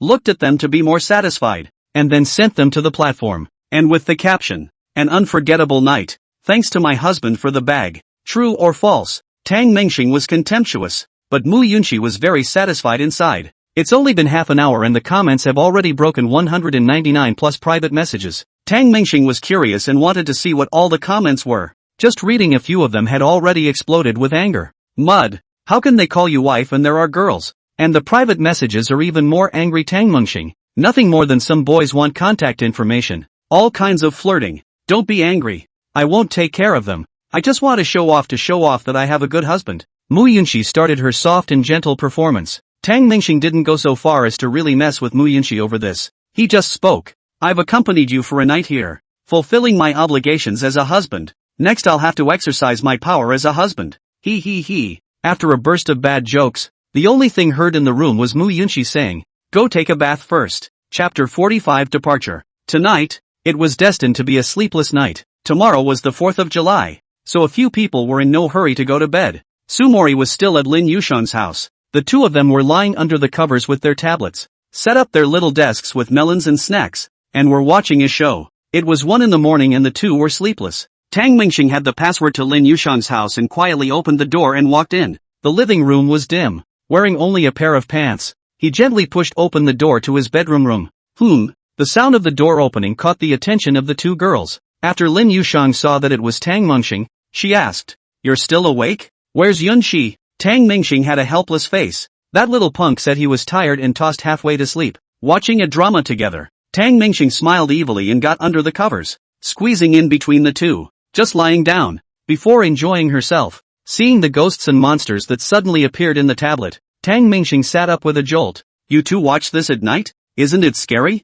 With this fright, the passion of a moment ago was all gone. Lin Yushang looked at the frightened Tang Mengxing and said, this is a suspense drama, not a horror movie. I'm scared to watch it by myself, so I pulled Mori Li to accompany me. Luckily, the three of them were close together, and Tang Mengxing wasn't so scared. But it's an old-fashioned suspense drama. It's fine to play a murder and arson, but I'm afraid of pretending to be a ghost. I don't know how long it took, but Tang Mengxing fell asleep with his pillow on the two soft masses of flesh on Su Mori Li's chest. Waking up again, it was already 10 in the morning. Lin Yushang and Su Mori Li were packing up their things. Tang Mengxing opened her eyes while the person beside her was Mu Yunxi. When did you come over? Mu Yunxi seemed a bit drained and stretched out. Take a nap here with you. By noon, a few people after lunch were ready to go to Jishui City, Lin Yushang's hometown. First as planned, Yanjing to Jishui is an estimated 5-hour drive. However, before leaving, Tang Mengxing had greeted the apartment property, and Lin Yushang's room needed to be reserved.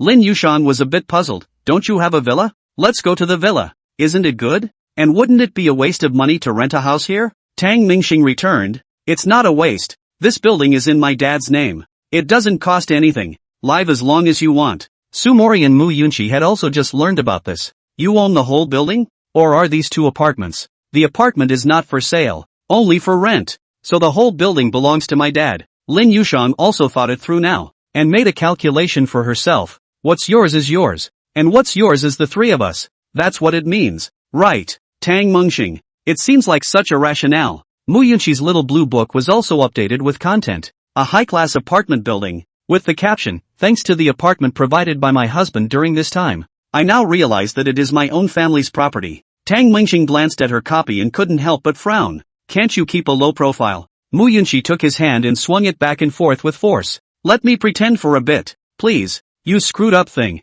You didn't even serve me last night and you're still flirting with me. Speaking of, Lin Yushang is also reluctant to leave this apartment. Lived for a long time. Some feelings. The green plants in the house are a little bit of their own to raise up. So much better to not have to move so soon. On the Yanji Highway, Tang Mingxing was driving a Maybach S680 with 3 girls and was heading towards Jishui City. Mu Yunqi and Lin Yushang sat in the back row, each playing with their cell phones, and Sumori Lee sat in the co-pilot, looking out the window a bit mesmerized. She also began to change inside this period of time. The achievements that he was so proud of were actually so worthless compared to Tang Mingxing. The school director told her the other day that she could prepare for the transfer. The salary was raised to $12,000, with additional year-end bonuses and various bonuses. For her as a newcomer, she'll make about $250,000 a year after the transition plus bonuses. This income already beats 99% of the average person. If Tang Mingxing didn't show up, I'd be especially happy right now because of the turnaround,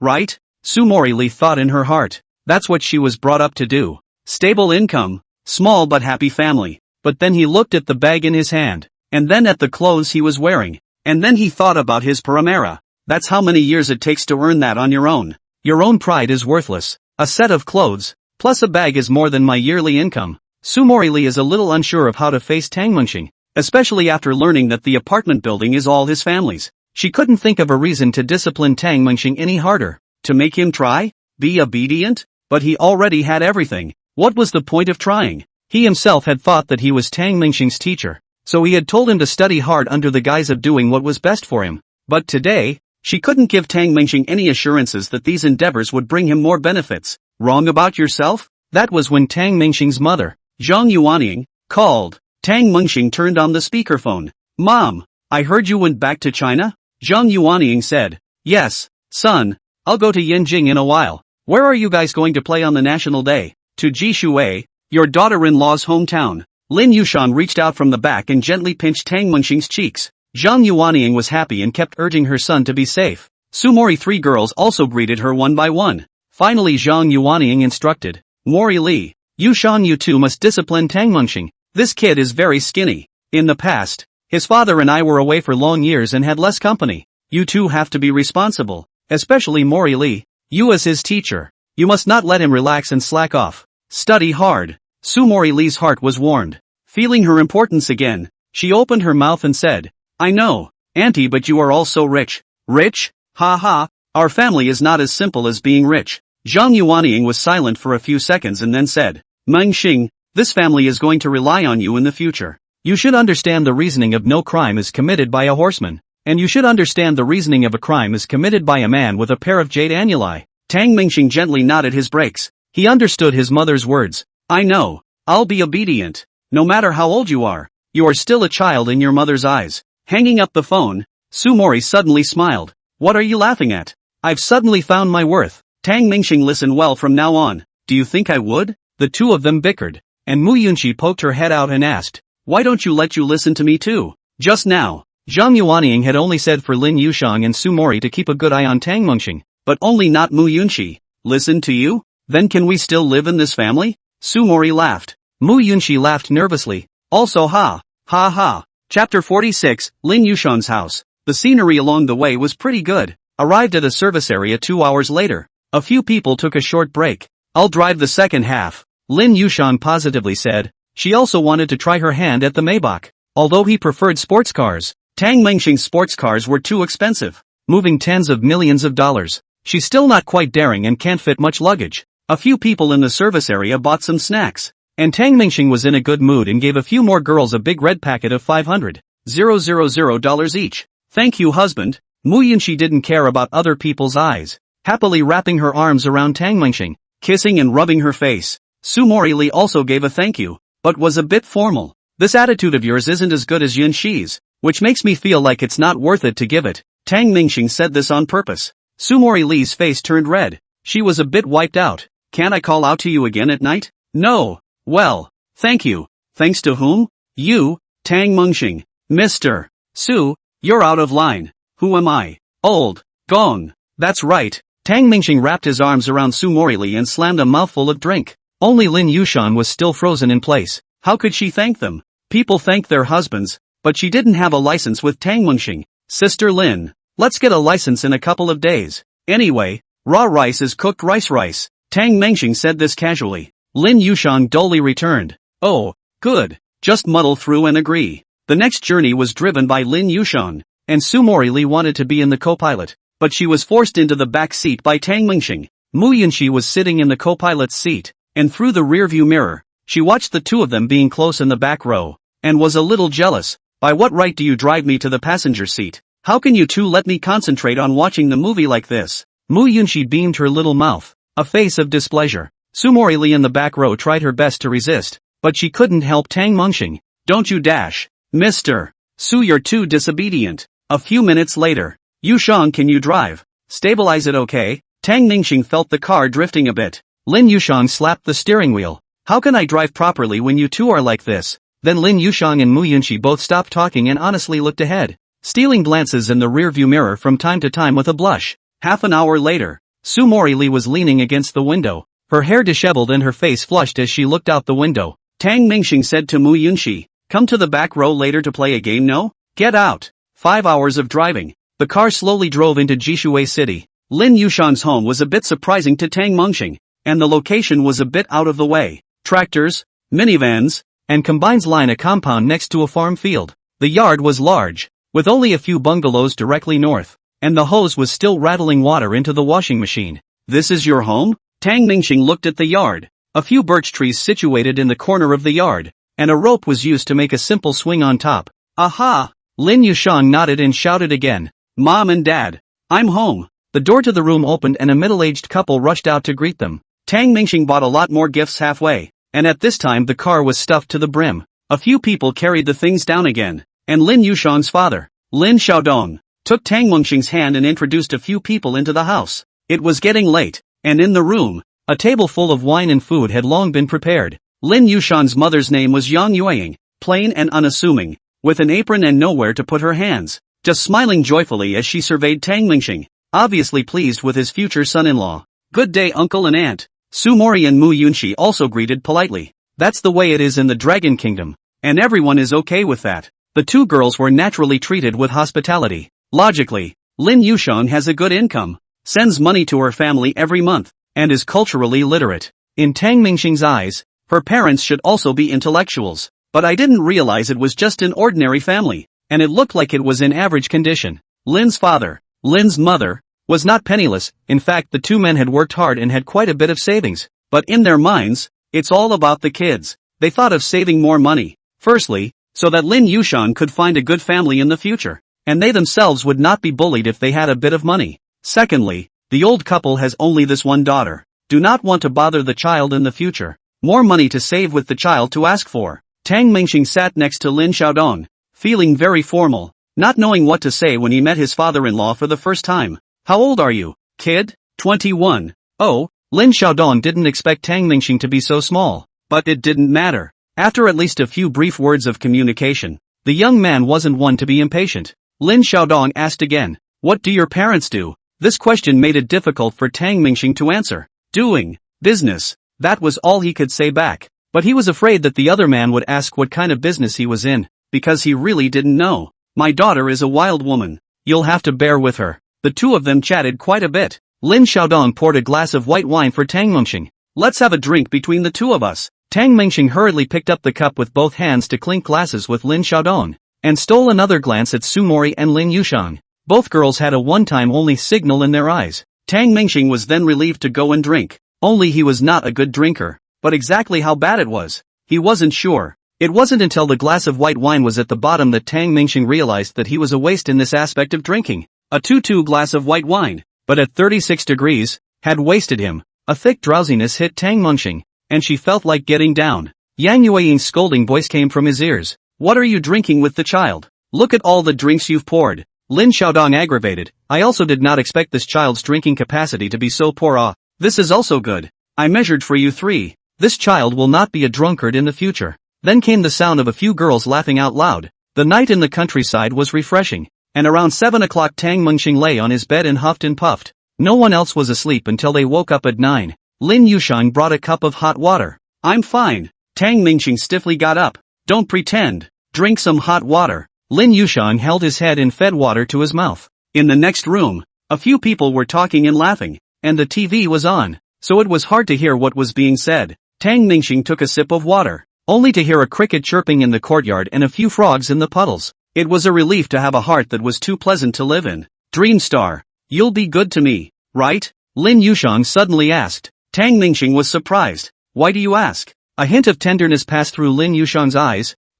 My mom said to get the license when it's appropriate, so I wanted to ask you. Tang Mingxing wrapped his arms around Lin Yushang. I will love you for the rest of your life. Lin Yushang just lay quietly in Tang Mingxing's arms. A few minutes later Mu Yunqi gently pushed open the door. You're awake? Just woke up. Lin Yushang saw Mu Yunqi come in and hurriedly got up somewhat embarrassed. Mu Yunqi, however, didn't care and just asked, Dreamstar, can you drive a tractor? Chapter 47, The Tractor Goddess. Tractor? I've never driven one, but I can try it out. Tang Mingxing had his eyes on the tractor since the moment he walked in the door. I'm tired of driving luxury cars, so it's nice to play with something else once in a while. Mu Yunqi said, Uncle said he's going to harvest the corn in the next 2 days, so I thought, if you can go and help out. The season is just in time for the fall harvest. Lin Dochu's family has just a few acres of land, but he has his own harvester and tractor, and also goes to collect corn for other people's families to make some money. I'll take care of it, Tang Mingxing proudly assured,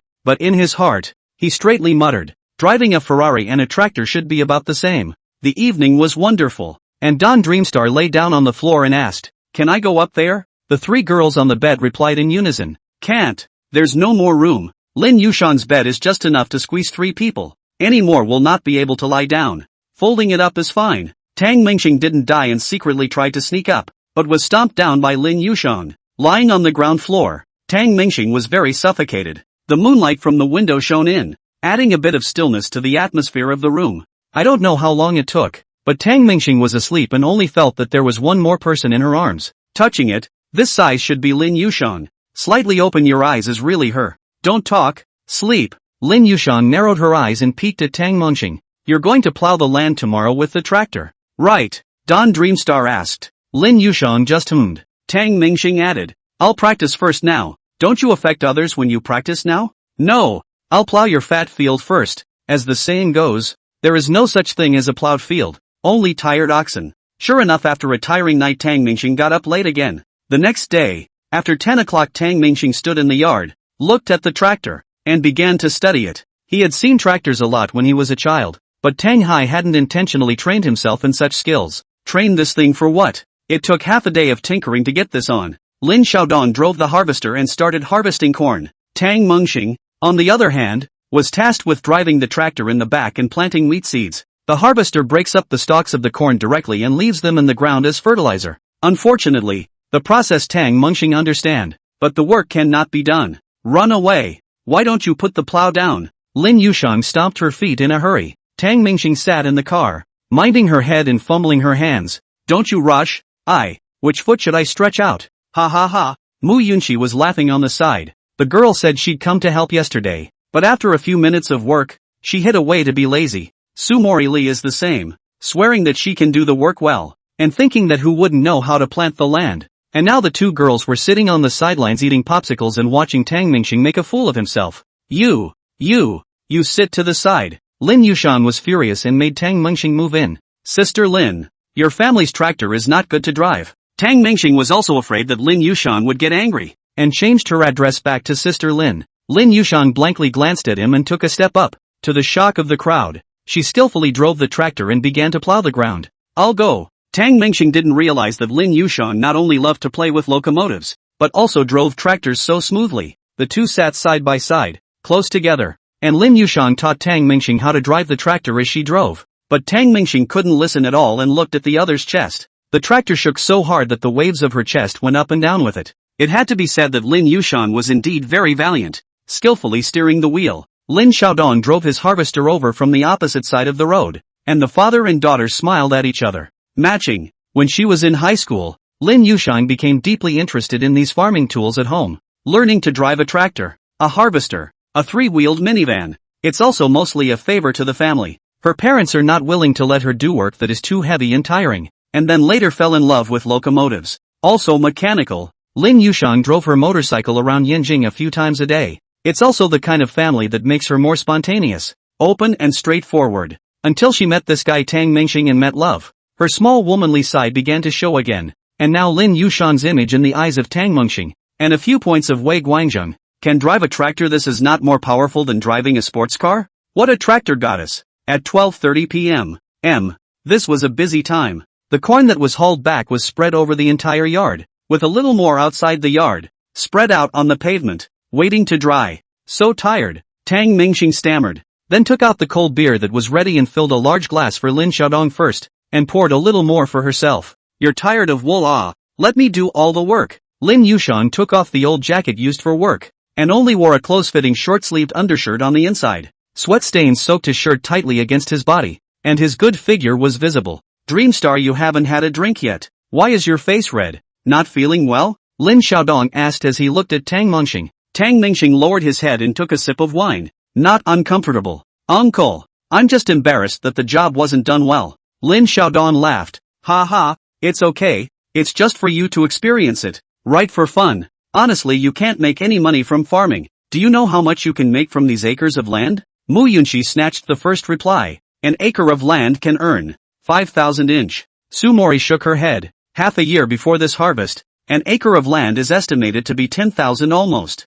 Ha ha, these two daughters are really good at joking. An acre of land only earns $300 to $400, right? Lin Yushang's mother, Yang Yueying, walked out with a plate of food and laughed when she heard the two girls' discussion. It's not profitable to farm, and farming is even more unaffordable to buy a house. Tang Mingxing suddenly opened his mouth, a trace of sadness in his eyes. He also grew up in the village. It's just that his family didn't have any land. I occasionally helped out at my neighbor's house, so I naturally knew the harvest of the planting. After the cost of labor, fertilizer, seeds, and watering, a family with 4 or 5 acres of land can't make much money at all. The good thing is that Lin Sudong weekdays driving a small truck pulling goods, the fall harvest, and then go to help other people's families to harvest, but also can earn some money, just by farming. That doesn't have to pass. Over the years Lin Yushang worked and transferred money to her family every month, which made life better. The two of them, Mu Yunxi and Su Mori, glanced at each other. Both were incredulous in their hearts and didn't dare to say anything more. Oh yeah, I'll cook a few corn for you guys to eat, Yang Yueying said as she took out a few sticks of sticky corn from Lin Yushang's Hermes bag and prepared to go and cook them. Mom, you took me this packing corn? Lin Yushang looked at her mother. When she went to the field just now, Yang Yueying saw Lin Yushang's bag, and there was more than one. Grabbing a random bag that didn't look good in terms of her aesthetics. Self-absorbed in the field picking up sticky corn. Mom, why are you like this? Lin Yushang was a bit angry. Yang Yueying knew that she was also wrong and shouldn't have taken her bag. I couldn't find a suitable bag for this, and in the heat of the moment, I just took one with me. I'll buy it for you again. Don't be angry, just buy it again. Tang Mingxing hurriedly pulled Lin Yushang. Yushang, Dad will give you $500 and you can buy a new 1-inch. Lin Xiaodong said atmospherically. Lin Yushang all gave a laugh. This bag 80,000 yuan. What? 80,000? Lin Xiaodong and Yang Yueying had trouble believing it for a moment when they heard her say that. Fake. Just kidding, just 300 yuan. Uncles and aunts. It's not worth it, Tang Mingxing hurriedly said. He did not want to pretend in front of his future in-laws, or attract resentment. Chapter 48, My name is Su Defu. Hearing Tang Mingxing say this, Yang Yueying blankly glanced at Lin Yushang. You kid, you can still talk nonsense. Where did a bag cost $80,000? Made of elephant skin? Ah. Hearing her mother say this, Lin Yushang held her tongue, then took out all the corn in her bag, shaking the ears in the process. Good thing the bag isn't broken or dirty. Looking at Lin Yushang's beaming and gambling expression, Tang Mingxing felt amused. Buy it again. Don't pout. Tang Mingxing used her chopsticks to clip Lin Yushang's pouting mouth again. It made everyone laugh. Lin Xiaodong saw the new auntie. The mood is very good. Drink 2 more cups, Mingxing. Ah. In Yanjing you and Yushang good don't make trouble. Let's work hard. I'll give you a new BMW when I have money. Hearing this, Tang Mingxing thought of the Maybach parked at the door. It doesn't come with the Mercedes-Benz logo, even though it's under the Mercedes-Benz umbrella. It seems the older two don't recognize the badge. It wasn't busy in the afternoon, so Tang Mingxing got a recliner and lay on it, drinking tea. By the way, I parked my Maybach next to the tractor, and the more I look at it in comparison, the more I love the tractor. The tires are so high and the air is so strong. The head imagines a tractor crushing over a Maybach, the windshield shattering all over the place. Is Aunt Jan at home? Suddenly a sharp shout came from outside the door. Tang Mingxing hurriedly got up to greet him. There was no need to ask if this was a neighbor, and by the sound of his voice he was still an elder. Sure enough, a middle-aged woman, holding a cell phone, walked in. Hello, Auntie, Tang Mingxing said politely. The woman looked at Tang Mingxing and looked up and down. Young man, who are you? I'm. Tang Mingxing hadn't said. Yang Yueying hurriedly ran out. It's coming. I'm coming. We're done. Let's play cards. Is everyone here? Mingxing, this is your Auntie Wang. Tang Mingxing nodded his head once again and said, Good day, Auntie Wang. When this Auntie Wang looked at the situation in front of her, she immediately thought that the boy in front of her should be Lin Yushang's boyfriend or something like that. Momentarily a bit dumbfounded, it was easy to come back to his senses and returned. Gu, this is the object of Hajime, isn't it? Good, good, good. The young man is so spirited. Afterwards, she pulled Yang Yueying outside, and when she left the door, Auntie Wang looked back to see if Tang Mingxing had followed her out. What's wrong with him? Auntie Wang? You're a nervous wreck. Auntie Wang then stomped her foot and said, Gu, bad. Bad our town Su Guoqiang's son. Su Dafu was here. Some time ago you asked me to help your daughter to talk about matchmaking? He came over, and it looks like he's interested in your daughter. What can we do? We can't let him come here for nothing. Yang Yueying tried to recall, then remembered, 2 months ago did happen. Some difficult to say, this is more than 2 months. There is no news. I think this matter will be over. You say this is good. Why didn't he ask in advance? It wasn't Yang Yueying's fault. After all, it was 2 months ago, when Tang Mingxing didn't know Lin Yushang. And 2 months ago, Lin Yushang also received a friend request from Su Dafu, which she simply ignored. Then Ma Donghua got lucky and Lin Yushang inexplicably agreed to fall in love with him. And Ma Donghua, a man who looked extremely honest, had a bad heart. Lin Yushang is not a vegetarian. Several times Ma Donghua thought of spending the night with Lin Yushang, but was rejected. And the rejection was very sharp. You want to talk? You play by her rules or get out. Until the appearance of Tang Mingxing, this smelly rascal managed to take her down with both soft and hard tactics. But Su Dafu took an immediate liking to Lin Yushang through the photos sent by the matchmaker, and has been looking for an opportunity to get in touch. It was the national day, and Su Dafu thought that the opportunity had come, and Lin Yushang would definitely come back. And he is also very confident, because his family has money. His father Su Guoqiang in the town to open the machinery processing plant, and the plantation, a year down 1 or 2 million is there. Now Yang Yueying was a bit of a dilemma and was ready to personally say sorry to Su Dafu and make amends to him. At this time, Su Dafu was sitting in a Cayenne picking his nose. Seeing Auntie Wang come back, Su Dafu wiped his booger under the steering wheel and then hurriedly got out of the car. Auntie Wang, what's up? Can we meet? Auntie Wang hemmed and hawed without replying. Yang Yueying on one side laughed. You are Su Dafu, right? I still know your parents and I? The young man is a talented person. Looking at more than 200 pounds, 170 centimeters Su Dafu, Yang Yueying said does not feel at all against the heart. Su Dafu looked at Yang Yueying and said naively, Auntie, who are you? Auntie Wang introduced. This is Yushang's mom. Just call her Auntie Yang. Upon hearing that it was Lin Yushang's mother, Su Dafu's attitude instantly became much better, and he hurriedly wiped the hand that had just picked his nose on his clothes, and reached out his hand to greet him in style. Good day, Auntie Yang. I'm Su Dafu. Yang Yueying looked at Su Dafu, feeling that the age is not too big. This kind of posture is some children pretending to be adults. Gu, we're all rural folk. Why should I shake hands? It's so formal. Hearing this, Su Dafu withdrew his outstretched hand again. Auntie, when can I see Yushang? I miss her. How old are you? 21. Oh, so young. Hey, I'm really sorry. Hajime is 4 years older than you. It's okay, I like it. Su Dafu Junior High School culture. Not the family did not have money to go to school, but purely rich and spoiled. He said he did not go on. His father actually agreed, because he is also a junior high school education, and now also a successful career. So he feels that his son does not need to go to school, early into society, early to inherit the family business. It's okay to go your own old way. In their town, Su Dafu grew up being touted by his peers for no other reason than his family's wealth. He is not familiar with the world, and there is not much in his head about the world, and his mom and dad are always there to take care of him. Growing up, I was also living at ease. Dafu, I don't mean that. You may not understand. Age is one thing, and I'm sorry. I just found out that Yu Shang is dating someone. Yang Yueying still told him the truth. Married? Su Dafu heart instantly unpleasant. The finger cannot help but to the nose. Fast to the nose. Which feels a little wrong. It's so embarrassing to pick your nose in public that you then put your finger in your mouth and lick it. Auntie Wang and Yang Yueying took a look and frowned slightly. Why is this child eating his fingers? However, Yang Yueying still returned. Marriage is to lead the boyfriend back. So you go back first. Some other day your uncle and I go to your home to talk to your parents. Apologize. Su Dafu was happy. Auntie, it's nothing. Don't worry. It's fine. Yang Yueying didn't expect Su Dafu to say this and was quite generous. It's good that it's okay. Kid, I'll introduce you to a good one some other day. Auntie Wang chimed in. Right. Introduce another good one. I have plenty of good daughters. Su Dafu waved his hands. I don't mean that. My boyfriend isn't married. So I'll just kick him out and save Sister Yushan from being bullied by him. When these words came out, Yang Yueying immediately understood. This child is not good in the head. Lin Yushang absolutely cannot marry him.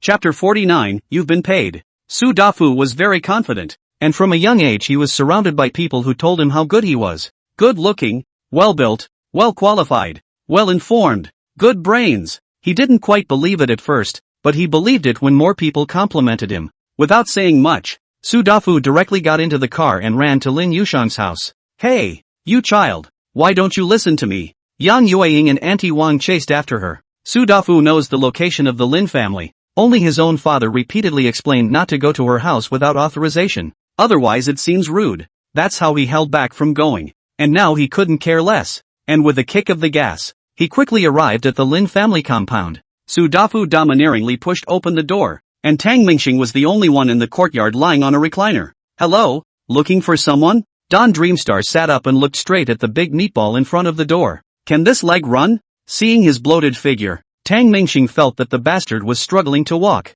and Su Dafu hurriedly ran 2 steps and came to Tang Mingxing with something to say. Tang Mingxing also waited for him to speak, but then he saw Su Dafu open his mouth wide and start breathing sharply. Ha! Ha! Ha! Just 20 or 30 meters away. Jogging over has come up for air. Brothers have something to say slowly. There's no rush. Tang Mingxing kindly patted his back. Ha! Ha! Taking a few sharp breaths, Su Dafu looked up and asked, Where's Sister Yushan's boyfriend? Tang Mingxing smiled when he heard this. I'm just. Su Dafu also pulled out 10,000 yuan from his pocket without any nonsense. Here, take it. This is? Tang Mingxing did not understand why he did this, but on second thought, it is estimated that Auntie Wang went out to talk about it and lured the relatives of the family over. The $10,000 should be a share for the new son-in-law. Then I'll be polite. Ha ha ha. Tang Mingxing directly put the money into his pocket and enthusiastically led Su Dafu into the house. Please come in. Quickly please come in. Alas? You're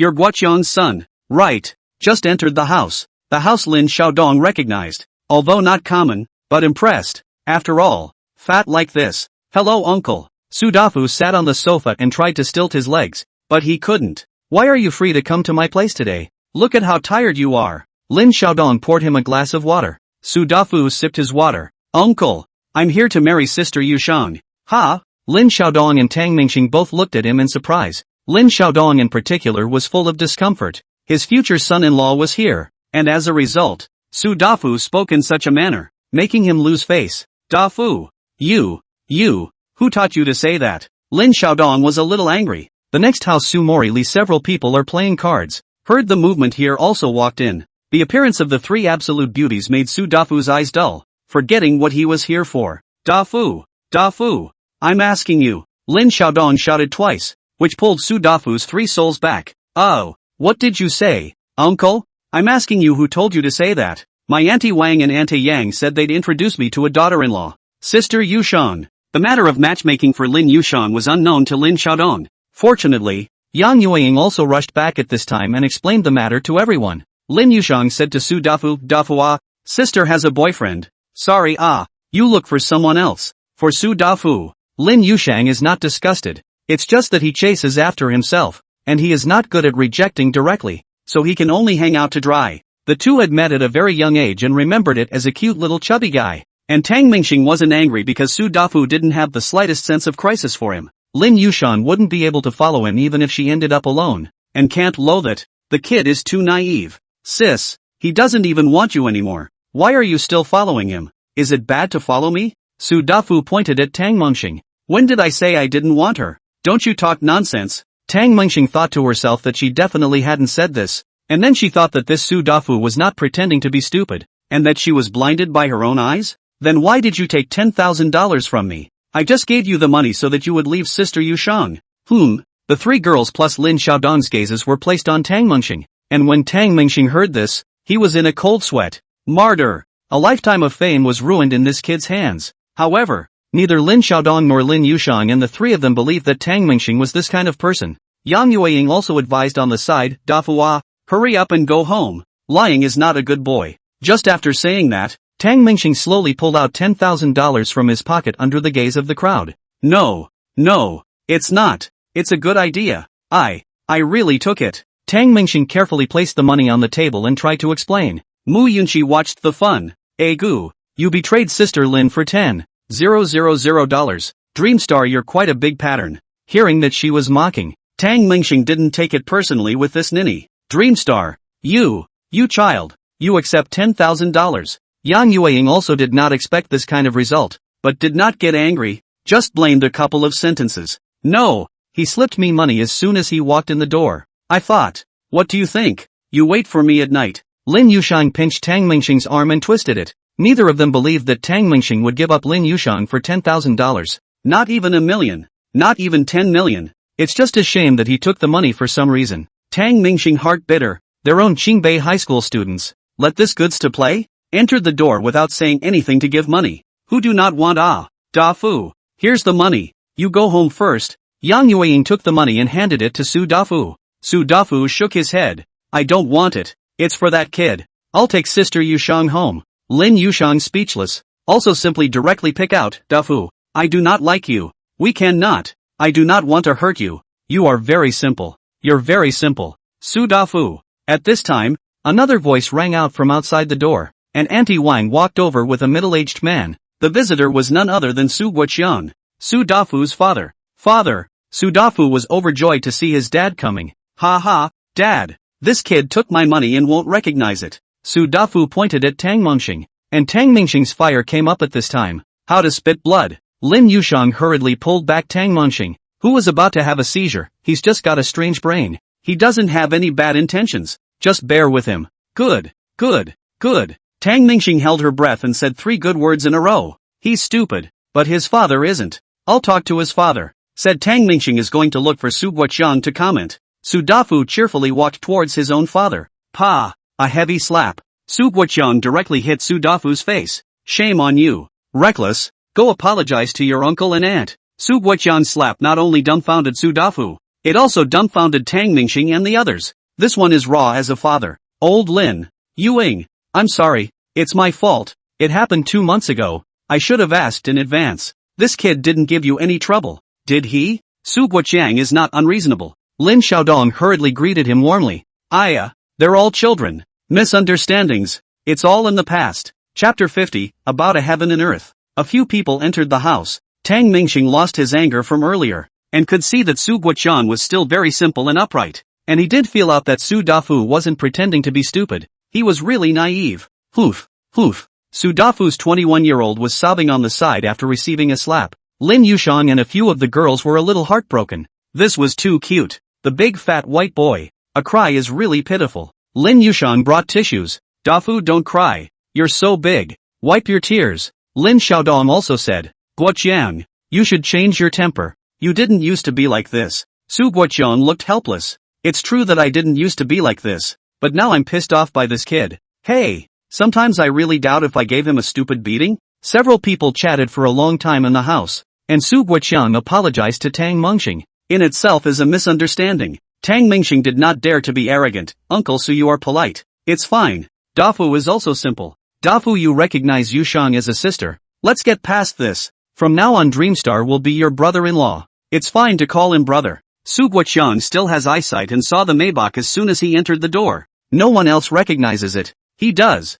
This Tang Mengxing must not be small. It's hard to climb the relationship by yourself, so it's still possible for Dafu to get more involved with him. Su Dafu was obedient. Sister. Lin Yushang smiled and responded. Good brother. And then Tang Mengxing waited for him to call him brother-in-law or brother. The heart is pleased. Su Dafu was also trying to express himself in a more formal manner. Big brother is above. please accept a bow from little brother. After saying that, he knelt down and was about to kowtow to Tang Mengxing. Hey, what are you doing? Seeing the obese Su Dafu straining to kneel down to kowtow to himself, Tang Mengxing rushed to assist, but he was too heavy to really help him up, so he knelt down himself. I won't take advantage of you for this. Ah, I'll kowtow a few if you kowtow a few. The rest of the people found it funny, while Mu Yunqi watched the two kowtowing to each other and whispered, one bow to heaven and earth, two bow to the high hall. Su Mori heard it, and then smiled at her, and also began to sing in a small voice, this worship, loyalty and righteousness. After resolving the matter, Su Guoqiang left alone. Leave Su Dafu here to play and advise not to make trouble. Brother! Su Dafu had a sweet mouth and directly shouted brother. Tang Mengxing was also flattered and returned. What? Can you teach me how to chase girls? You're really good. And those two sisters-in-law are so pretty. Teach me. Treat people with honesty. Have money and smash it. It's that simple. Su Dafu seemed to understand. Lin Yushan cut up the watermelon and prepared to bring it over. Walked behind Su Dafu, only to hear Su Dafu said, in fact, I also think you showing sister age. I have always wanted to find a smaller, but the small is not as good looking as her. I've always wanted to find a younger woman, but she's not as good looking as I am. Brother, you should keep an eye out for me. And if there's a younger, prettier woman, you should talk to her for me. Good talk. Good talk. Tang Mengxing looked at the furious Lin Yushan behind Su Dafu and couldn't help but want to laugh. Lin Yushan walked over and put down the watermelon. Hey, Yashiro-san, when did you get here? Duong. Lin Yushan's kick knocked the small stool under Su Dafu's butt over, dropping him in a butt squat. Ouch. What are you doing? Watch what you're saying and don't say anything. Tang Mengxing said, don't give him a hard time. He doesn't have enough brains, and you're still bullying him. After that, a few people made plans to go to the city tomorrow and have some fun. Su Dafu was now behaving very well, and it's true that what his dad says is what he says, treating Tang Mengxing like his own brother. This also made Tang Mengxing a little soft and touched. It wasn't because of feelings. The two of them had just met with little feelings to speak of. But it was this naive attitude of Su Dafu that made Tang Mengxing a little envious. Sometimes it would be nice to be really stupid, or at least happy. Suddenly thought again that he was going to go back this time. He was going to sign a contract with Wu Guanghai and formally enter the stock. Then it is natural to send a supervisor. And the best candidate is undoubtedly Lin Yushan. And this Su Dafu, Tang Mengxing has his eye on. This kid is naive, but he's good at counting cards, playing poker, and driving, which means there's nothing wrong with his brain. He just doesn't have as many hooks and doesn't know some of the twists and turns. Say what you have to say. So he was prepared to let him supervise on behalf of Lin Yushan. Yeah, just do it. Tang Mengxing didn't care if he could do it or not, nor did he care about loyalty, as long as he wouldn't betray. There is no doubt that Su Dafu does not understand betrayal. Wu Guanghai, Wei Heng, ha, I'll send you a talent over there. There must be chemistry. Tang Mengxing wouldn't listen to Wu Guanghai's ass and then really trust him. You're going to use him? Lin Yushan's expression clouded over when she learned of this. Tang Mengxing was happy when she was told to let her be the supervisor, but then she was told to let Su Dafu supervise for her. Lin Yushan was confused. You don't have a problem. You two have only just met and you trust him so much? Tang Mengxing said, there are some people you've known for 10 or 8 years who will still betray you for the sake of profit, while Dafu won't. Trust is a delicate thing. You have to know each other to be able to do it. There is no absolute trust, only to know each other well enough to put each other into a position where they won't betray themselves. And Dafu was very suitable. He's not crooked, and after spending a little time together, he hates to tell you everything he's done since he was a kid, and he's easy to trust, so naturally I trust him. Lin Yushan still disagreed. No, he can't fight Wu Guanghai and Wei Heng. Tang Mengxing said, hey, I'll find someone to explain to Dafu later. He will definitely listen to us. He can't fight Wu Guanghai and Wei Heng. We just cooperated and don't want to fight back and forth. But the two of them can't do anything about Dafu. Find who? Dafu's dad. Su Dafu was a one-track mind, and his head is not smart. But since he was a child, he has recognized one reason. Listen to his dad. What Su Guoqiang says is what he says, and there is no reason to believe it. In the afternoon, Tang Mengxing found Su Guoqiang. You guys want to take Dafu to Yinjing? Su Guoqiang looked a little difficult. He is not reluctant to give up, but his son has a few pounds he knows very well. Is he okay? Uncle, don't knock Dafu. He's a talented man. At least he's honest. No one else can compare. Don't worry. I'll feed and house him, and pay him a salary.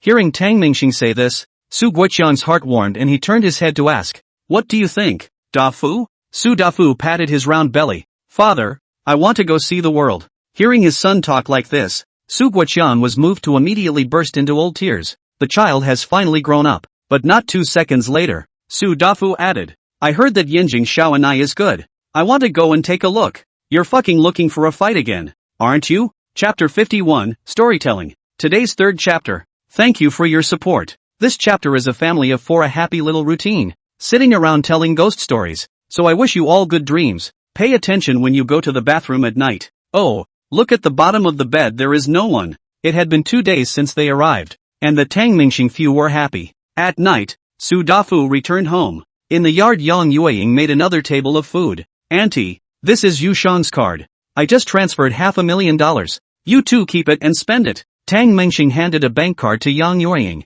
$500,000? Son, what? What are you doing? How can I take your money? Lin Xiaodong and Yang Yueying were both quite shocked, not expecting Tang Mingxing to come out so cold. Lin Yushang nodded slightly and smiled. Mom and Dad, take it. He's not that bad. He'll make more money selling his daughter. Bullshit. How is this selling your daughter? Yang Yueying was a bit unhappy to hear this. Tang Mingxing said, if you don't take it, I'll take it that you're not happy with me. Take it away. Take it. It's a piece of filial piety from a child. Lin Xiaodong urged. In that afternoon session, Su Guoqiang asked Lin Xiaodong about Tang Mingxing's origins. Lin Xiaodong also wondered why he was inquiring about this, and was not his son-in-law. Su Guoqiang said, you son-in-law that car tops. Oh, the price I'm not sure. Let's say 6 million from. This price makes Lin Xiaodong's heart burst. See this Tang Mingxing ordinary a child. Actually so rich? However, Tang Mingxing's low profile and groundedness also made his heart quite receptive to the idea of not floating. The moon was a bright star. A small dim light was on in the courtyard, and a few people were sitting around the table eating, talking and laughing. Lights were on in every house beyond the wall. Smoke curled from chimneys, and a few dogs barked from time to time. All of a sudden, Tang Mingxing had a longing to stay here and live forever. At night, Lin Xiaodong and Yang Yueying rested. The 4 of Tang Mingxing sat around the bed with a small table lamp on. Let's tell ghost stories. Let's see who gets scared first. This time there were many people gathered around, and Tang Mingxing started to show off again. All 3 girls knew he was timid and afraid of ghostly talk. I'll go first, and when the 4 of us are done, we'll turn off the lights and chime in. Let's see if there will be one more person. Tang Mingxing is vegetable and fun-loving, scared but addicted. Come on, come on. Mu Yunxi also found it interesting. Rarely did so many people play together. Tang Mingxing took the small table lamp and made a horrifyingly eerie expression. I'll go first, and tell you a story about Granny Peach. Speaking of a remote mountain village, Tang Mingxing kept what he thought was a wry smile on his face,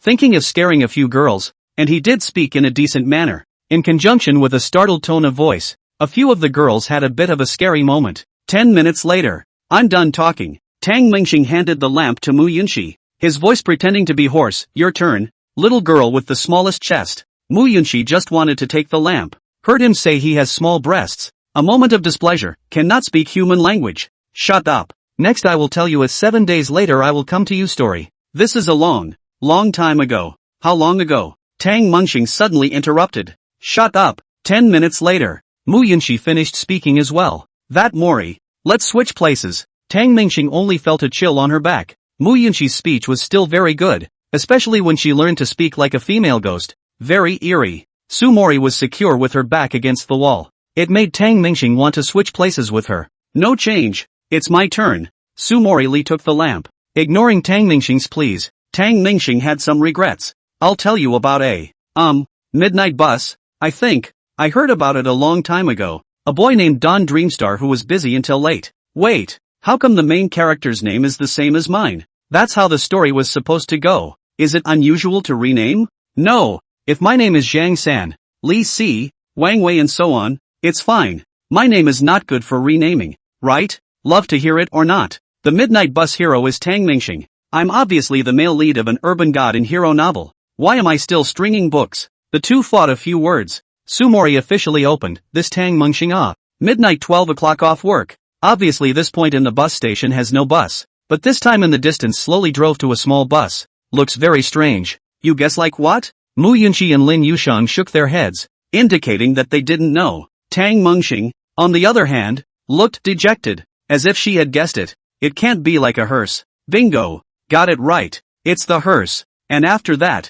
Tang Mingxing got on the hearse without even thinking about it. I'm not stupid enough to do that, am I? There's no way in my life I'm going to work part-time and fight late into the night. Bullshit. A gentle breeze blew in through the window. Very cool. But Tang Mingxing felt a gust of cloudy wind at this time. Su Morili also did it on purpose. There was no ghost story protagonist and Tang Mingxing renamed. She just wanted to scare him. And remembered watching Spellbinder earlier and wanting to laugh at the way he'd slumped into her arms. The story progressed quickly. But Tang Mingxing felt more and more bizarre. Even looking at the three girls in front of him was not normal. Nuts. The three of them won't be possessed by a ghost, right? Tang Mingxing was very good at brainstorming, imagining that he was actually the only living person in the house. Lin Yushan felt a little hot, took off her jacket and put it aside. The smooth skin looked extraordinarily white in the moonlight. Tang Mingxing moved over and sniffed, then poked her chest with his hand. What are you doing? Way to sleep and then that cannot. Lin Yushan face slightly red, fought Tang Mingxing to do something. In fact, he was just getting close to see if Lin Yushan's skin had any blood color, and touching it to feel if it had any temperature to determine if it was a living person. I'm done speaking. Tang Mingxing died in a big way, but he was scared and pissed his pants. Su Morili finally finished speaking. At this point, Tang Mingxing didn't care that she was damaging herself in the story, because he was completely numb. Scared numb. The table lamp arrived in Lin Yushan's hand. Looking at the somewhat frightened Tang Mingxing, she still softened her heart. Dreamstar, don't be afraid. I don't know how to tell a ghost story. Let me tell one that doesn't scare people. Lin Yushan gently stroked Tang Mingxing's cheek as a sign of comfort. The gentleness on her face made Tang Mingxing's heart feel a bit more solid. It's still Sister Lin who loves people. I'll tell you one from personal experience. Right near my yard. In person. Near the courtyard. These few key words reached Tang Mingxing's ears and instantly exploded. You call this fucking unintimidating? This kind of story is obviously the closer to life the more scary it is. And Tang Mingxing wouldn't be afraid if he told a story about an alien haunting 100,000 light years away.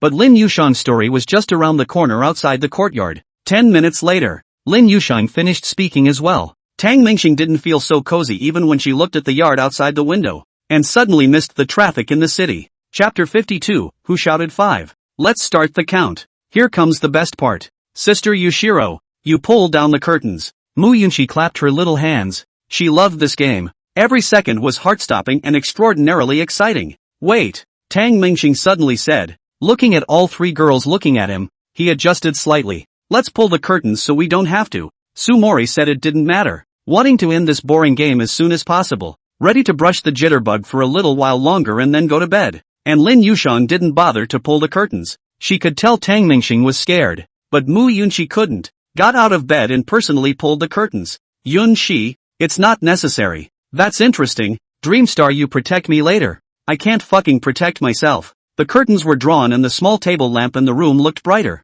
Ready. Mu Yunshi held the table lamp and looked at Tang Mingxing with a smile. I'm going to give up my life. I don't care if it's a demon or a fox. If you have the guts, you can kill me. Tang Mingxing's heart was crossed, and the dead pig was not afraid of boiling water. Pop. With a crisp thud, the lights went out and the room was quickly plunged into darkness. 1. I don't know who said it. 2. 3. There was no reply for a few seconds. Dreamstar, your turn. 2. 3. The first three are obviously girls, and there's no doubt that the fourth one should be Tang Mingxing reporting the count. S.I. 4. Tang Mingxing's trembling voice came from under the covers. Ha! Came the jeering voices of several girls. Then came a soft 5. Ah! Asterisk is haunted. Dreamstar, I'm scared. Who the hell yelled blindly? Hurry up and tell the truth. A few people were in a mess in the house. The crib didn't seem to be able to withstand their tossing and turning, and creaked. Even Lin Xiaodong and Yang Yueying, who were separated by a room, were woken up. Hey, this bunch of young people. Yang Yueying sighed, but in her heart, she was worried about whether or not her own daughter could stand up to Tang Mingxing's tossing. The movement is too big. A few people in the house rushed to turn on the lights, only to find that the table lamp was not lit. It's really haunted. In a hurry, Mu Yunshi touched the wall and went to turn on the lights in the house. The room lit up and a few people settled down in their hearts. Tang Mingxing didn't know where she had stuck her head. She only felt safe being wrapped up, and at this time, Su Morili only felt that between her legs, she was holding a bulging thing. Lifting the quilt, it was none other than Tang Mingxing's big head. It's okay, get up. Su Morili was a little shy and let him up. Tang Mingxing opened her eyes and saw the light which slowly got up. Which one of you shouted 5? None of the several girls admitted it, and the less they admitted it, the more scared Tang Mingxing became. Stop it. Mu Yunshi had tears in her eyes. It's not fun. I'll never play again. It was never acknowledged until the end. Mu Yunxi, however, received a message. A Weibo from Lin Yushang. I can read 5. Don't be afraid. Su Mori received it as well. The three girls looked at each other and smiled. Only Tang Mingxing was in the dark. Lin Yushang said on her lips that she wouldn't scare Tang Mingxing, but she counted her as bad. In the middle of the night, Tang Mingxing was finally sleepy, stunned out of her wits by the ghost story she had just read. Lying on the floor bunk, I kept thinking about the 5 about who shouted. He didn't believe in ghosts and gods, but feared them from the bottom of his heart. But it was something he knew had to be one of the 3 girls. Dazed and ready to close his eyes and go to sleep, he vaguely saw someone at the side of the bed looking at him. Hajime, are your eyes open? No. So are you asleep? Asleep. Oh. After playing with Su Dafu all afternoon, Tang Mingxing felt like his brain wasn't working well either. You're asleep and you're talking to me. Dream talk. Actually, Lin Yushan was just staring at Tang Mingxing with her eyes open. It's hilarious to watch him toss and turn and not be able to sleep. Then I'll go up if you're asleep. So don't wake up. So Tang Mingxing got up and got into bed. You. Lin Yushan was a bit chagrined. Tang Mingxing looked inside at Mu Yunxi and Su Mori, both of whom were already asleep. Yushan, don't wake up if you fall asleep. Sleep well and leave the rest to me. At this point he was already coloring up. The feeling of desperation is still a joy. Lin Yushan covered her mouth, not daring to breathe, and let him do whatever he wanted. Are you really chicken or are you just pretending? Lin Yushan had to suspect that he was doing it on purpose. Early in the morning, $20 million in the bank card. A ring woke Tang Mingxing up and looked at his cell phone. Sure enough, his father had called for money again. I haven't gotten a license with Lin Yushan yet, but I still gave an extra $5 million to the calculation. Su Mori and Mu Yunxi also got up, looking at Lin Yushan beside him. She never stays in bed. At this point, however, they are still asleep. Su Dafu came over early in the morning in a Cayenne, saying that he was taking them to the city, looking at the springs and enjoying the flowers. Tang Mingxing laughed. Dafu can't see that you still have this kind of leisure and elegance. You guys enjoy the flowers. I'm going to go see an eye. It's going to get cold soon, and they won't look good with more clothes on. Su Dafu, which will have the heart to look at those flowers and grasses, just vaguely feel that those beautiful girls are somewhat unable to see themselves. It depressed him. Tang Mingxing drove his own Maybach, with Su Dafu in the passenger seat. In the back row were 3 girls. Drive towards the city. Dafu, don't wipe your boogers on my car if you pick them. There's paper in the drawer. Not a moment after driving, Tang Mingxing realized that this kid started picking his nose. Gouge and get ready to touch the underside of the seat. Su Dafu laughed and took out the paper. Brother, you're still being very particular. Boogers aren't feces and soy sauce isn't oil. Tang Mingxing's few people were speechless. Dafu, if you want girls to like you,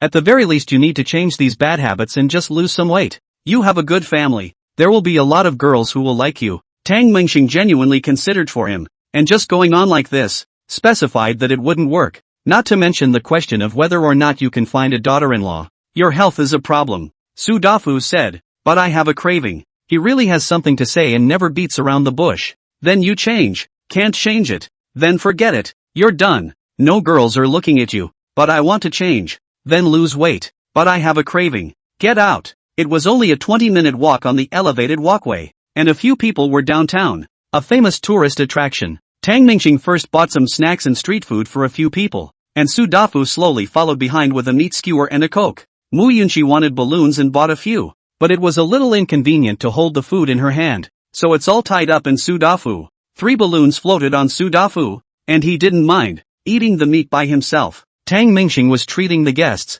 so a few people naturally wouldn't be polite. Su Dafu also sensed Tang Mingxing's wealth, and things were bought as they were said to be, although none of them were expensive. But this brother is very spoiled and he buys whatever he wants to eat. Chapter 53, is it true? Su Dafu said bluntly. Brother, aren't you rich? Aha! There's money. Rich people love to pretend to be rich, and some rich people enjoy the envy and jealousy of others, enjoy the flattery of others. But with Su Dafu, he couldn't pretend. But Tang Mingxing didn't know what the consequences would be, so he still told a bit of the truth. In front of a snack bar, Su Dafu slapped the table. Waiter, bring up all the good food in your house. My brother can be rich. What do you want? There is plenty of money. It was so loud that the entire store heard it. Asterisk asterisk asterisk asterisk. If you act like that, people will think we're. In the end, he bought a bunch of food, and Tang Mingxing was too bashful to look directly at the snack bar attendant. The waiter said, $207 in total.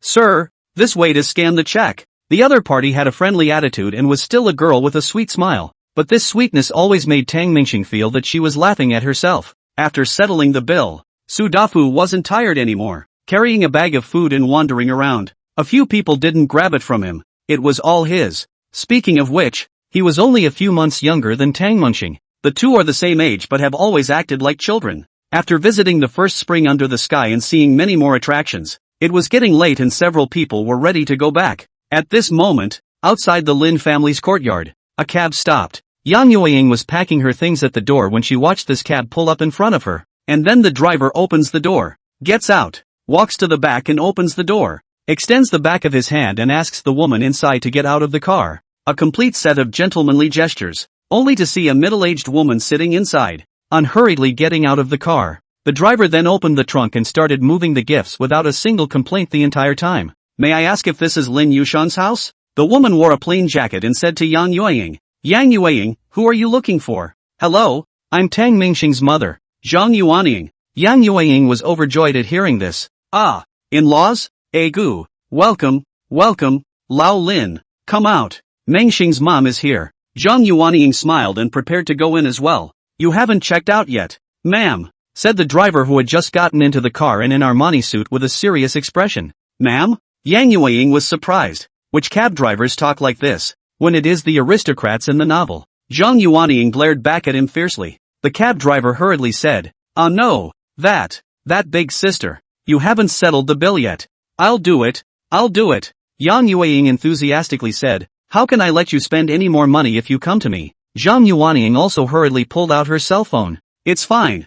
I'll do it. How much is it? 8,000. The cab driver just finished. Yang Yueying froze. This is a taxi from where? Zhang Yuanying regret. Did not rehearse in advance? Their top bodyguards are good hands, but also very loyal. Is the brain sometimes do not turn? A bunch of wastes. Zhang Yuanying suddenly revealed a hint of her usual sternness, and quickly retracted it again. The driver felt bad. That 800? Or 80? Never mind, I don't want it. Enjoy your meal. Bye. Enjoy your meal? What kind of meal? Yang Yueying and Zhang Yuanying froze in place. This young bodyguard just couldn't act anymore. He knew that he had angered Zhang Yuanying and thought about getting some professional words to redeem himself. Think directly of the delivery boy's happy meal. After saying that, the bodyguard slammed on the gas and prepared to leave. Hey, young man, the dead end ahead is a wall. You have to turn around.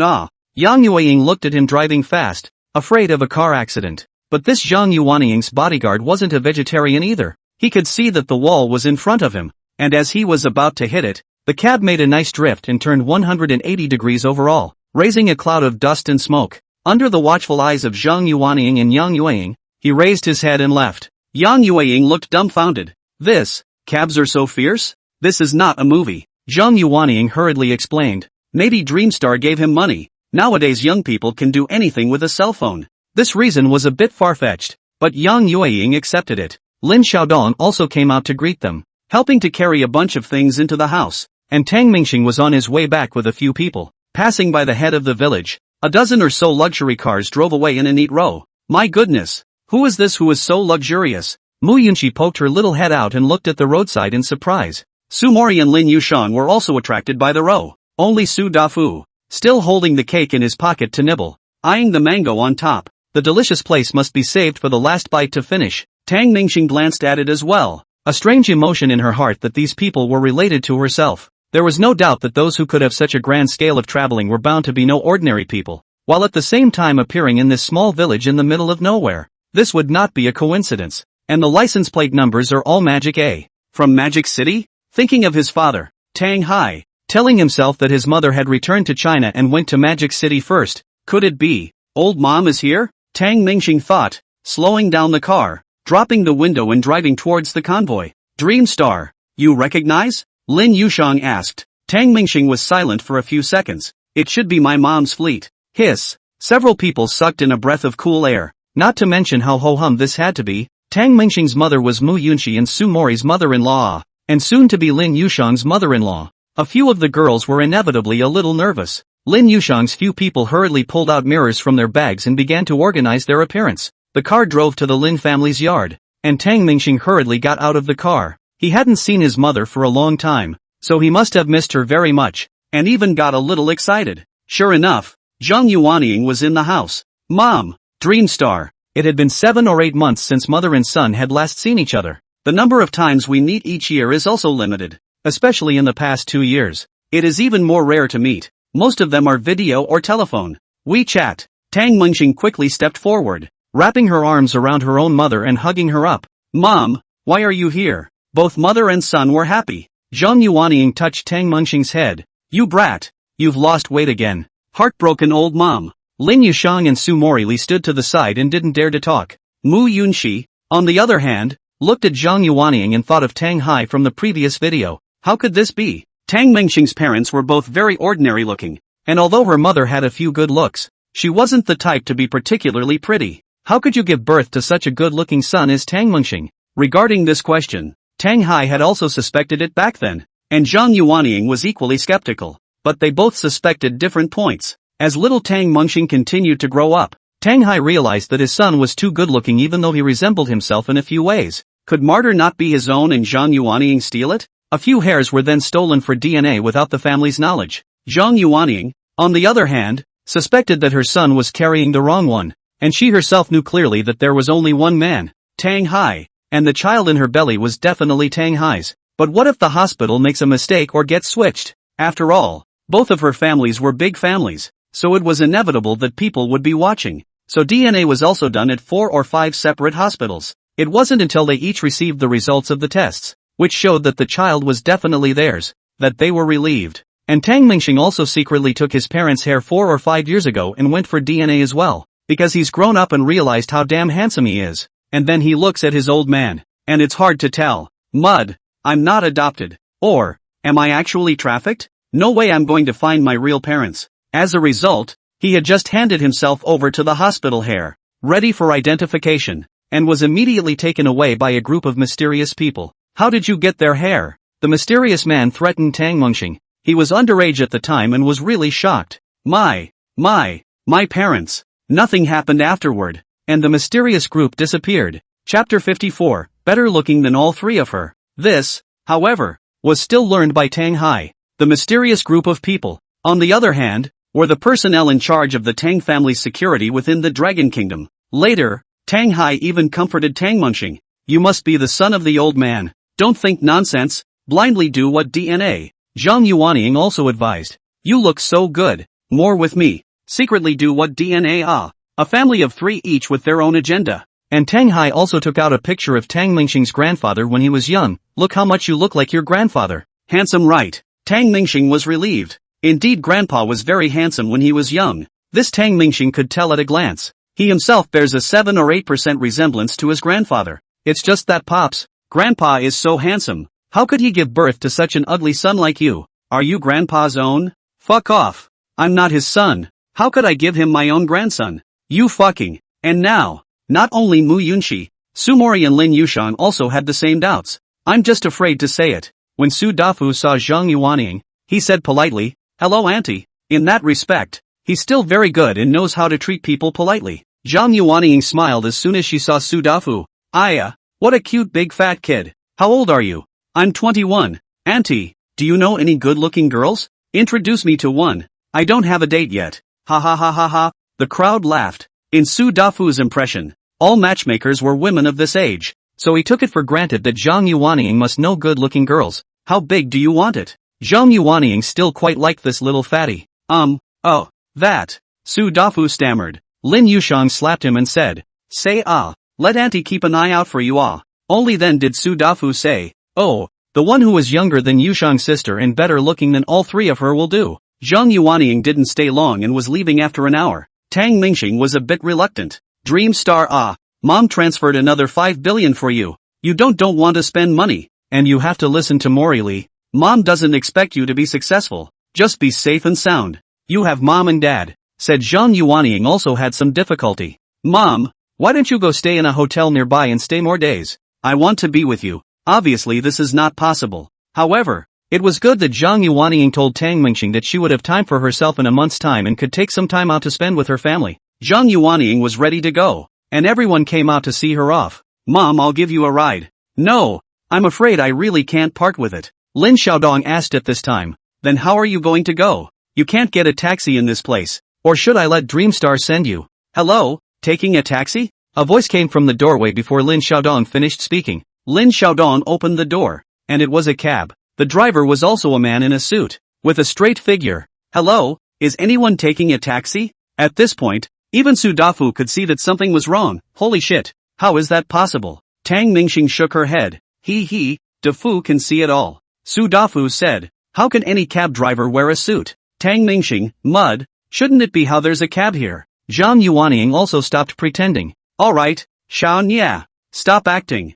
Then he turned around and held Lin Yushang's hand and tenderly said, I had wanted to keep a low profile, but I was mainly afraid that your parents would feel uncomfortable. We're a family now. As a mother-in-law, I wish you, Mori, as well as Yunqi and Dreamstar eternal happiness. After saying that, he got into the car and left the place under Tang Mengxing's gaze. In the car, Zhang Yuanying leaned against the window and burst into tears. Tang Mengxing, on the other hand, looked forlorn and very reluctant. Tonight Su Dafu stayed for dinner. Lin Yushang came over aggressively with a broom. Tang Mingxing sensed that something was wrong and hurriedly stopped. What's wrong, Yushang? Lin Yushang said. Mengxing, get out of my way. I'll get this little fatty. Marred. What do you mean it's smaller than me? And better looking than the three of us? Su Dafu, you're dead. With his bowl in hand, Su Dafu hurriedly stood up from the matzah and ran all the way to hide in the corner. Brother Mengxing, you stop her. After saying that, he picked up 2 more mouthfuls of rice and nervously looked at the furious Lin Yushang.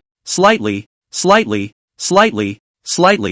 Dafu made a face. Thanks for not marrying you. You must really kill me. You fucking say that again. You can't marry me. Not you didn't marry me. Dreamstar, you heard what he said. Lin Yushang was carried by Tang Mengxing. Aya, Yushang, what are you fighting with him for? Lin Yushang whimpered on Tang Mengxing's shoulder, waving the broom, but there was nothing she could do. Su Dafu knew that he had stirred up trouble eaten and then rushed to run, drove the Cayenne all the way, did not dare to stay longer. It was night again, but what was different today was that Tang Mengxing was tired. He planned to go to Nanhang City with Mu Yunqi tomorrow, which was Mu Yunqi's hometown, and take advantage of the time to visit Mu Yunqi's house as well. And Su Morili thought about being right here in Lin Yushang, so the two of them didn't follow. It's a bit of a hassle to go to too many people, but Su Morili heard Tang Mengxing and Lin Yushang every night for the past few days, or else she was making out with Mu Yunqi. To be honest, the heart is a little jealous, and he was only on the way to Jishuwei City. In the car and Tang Mengxing did nasty things. Thinking about this matter is still a little shame. Late at night, Tang Mengxing was sleeping soundly, when Su Mori's voice came from her ears. Mengxing, is there someone you haven't hurt? Tang Mengxing was confused and didn't understand what she was saying. I love them all. It's all boi. Sleepy. Seeing Tang Mengxing still sleeping, Su Morili was a little chagrined. How could she be wasted when it came to herself? If the boys don't take the initiative, let the girls take the initiative. In her dream, Tang Mengxing felt a tingle. The feeling is comforting and real enough that he woke up violently and was seeing Su Morili crushed on top of him. Holy shit, Teacher Su, you're not right. Tang Mengxing didn't block, but he just didn't feel up to the task. Su Mori, such a reserved girl, how could she suddenly be like this? Dreamstar, I can't get away from you for some of the time I've spent with you, and I'm a little sad to see you go away for 3 or 4 days. Su Mori didn't care about the image anymore, and leaned down for a deep kiss. But I'm really tired. You rest, I'll do it myself. Early in the morning, with dark circles under her eyes, Tang Mengxing was woken up by Lin Yushang. The 3 of us take turns sleeping. Mori's sister did something bad last night. Mu Yunqi pressed against Su Mori, asking in a low voice. Su Morili closed her eyes, but she heard clearly in her ears, but didn't want to answer. Pulling the quilt over her face, she just said, tired, sleepy, I'm going to sleep, leave me alone. Mu Yunqi was unforgiving. Tell me. Su Morili opened her eyes at this time. Mu Yunqi, don't forget that I'm your teacher. You want to fail your class, don't you? Chapter 55. Not only for money, but also for sex. Mu Yunqi and Su Mori are very close, but these words also reminded Mu Yunqi that it's okay to mess with Su Mori less. She's still her teacher. Oh, just don't tell me. It's not like I haven't seen it before. I can see it clearly in the rearview mirror. Mu Yunqi wimped out, but her mouth wouldn't eat this loss and she was still chattering as well. Su Morili's face turned even redder upon hearing this. Tang Mengxing packed up her clothes and said, I'll try it with you some other time. He said it very easily, but Mu Yunqi was a bit uncomfortable once she heard it. Secretly, don't do it in front of Sister Mori and Sister Yushang. Bang! The door was suddenly opened and Lin Yushang breezed in, taking out her cell phone and looking at Tang Mingxing. Do this before you leave. What is it? Get a license. The process of getting married in the Dragon Kingdom is extremely simple. Fill out the information. Face scan. Upload your ID, and you're basically done. Less than 10 minutes before and after. Soon Lin Yushang became a human woman. Your marriage license will be delivered tomorrow to Jishui City. Lin Yushan was more or less excited, while Tang Mingxing was not particularly excited, as if it was a very normal thing. Aren't you happy that you married such a beautiful daughter-in-law like me? Lin Yushang asked as she twisted Tang Mingxing's fair face. She just watched clearly. After Tang Mingxing submitted her marriage review, she closed the app and directly and seamlessly switched to Jain to start brushing short videos. Happy. Didn't say it wasn't happy. Tang Mingxing gave her a dog-licking smile before eyeballing the female anchor's dance and jitterbug. What a slut. For Tang Mingxing there is nothing to be excited about. He held a few girls steady. Can't think of any reason why they won't marry him. At this time, Yang Yueying walked in. Mingxing look at what your mom brought yesterday. How come there is still a watch Yang Yueying was carrying a bunch of things, filled with small square boxes. Mu Yunxi went over to help open it. Wow. This watch is so beautiful. This is Cartier's bracelet full of diamonds. Right. Just put it in a small bag? 2 small suitcases full of a bunch of luxury items. Watches, jewelry, bracelets, earrings, necklaces. Comes with a small ticket. Apparently it was unpacked and repackaged. Each piece of luxury goods. The corresponding original packaging must be too big. It is estimated that 2 cars may not fit. Zhang Yuanying directly had the packaging rechanged, accompanied by a small ticket. Proof, to show that this is the real thing. It's a labor cab. Raw diamond rainbow D? This is better customized, I guess, and I don't know if it's wearable. Lin Yushan picked up a watch, which was over $3 million, and he had seen it in a magazine. The market price has gone up to $3. $3 million, and one wonders which burnouts would spend that much on a watch. And now he himself is this burnt bag. It was so beautiful that Lin Yushan held it in her hand and carefully admired it. Tang Mingxing glanced at it, and there was a note attached to it. It's for your daughter-in-law. You guys divide it up as you see fit. If it's not enough then let Mingxing buy it. He just glanced at it. My mom gave it to the 3 of you. So grab the loot and split it up. I'll set off with Yunxi later. After that he walked out and sat down in the yard and started playing a game. This pile of luxury goods cost Zhang Yuanying nearly $70 million.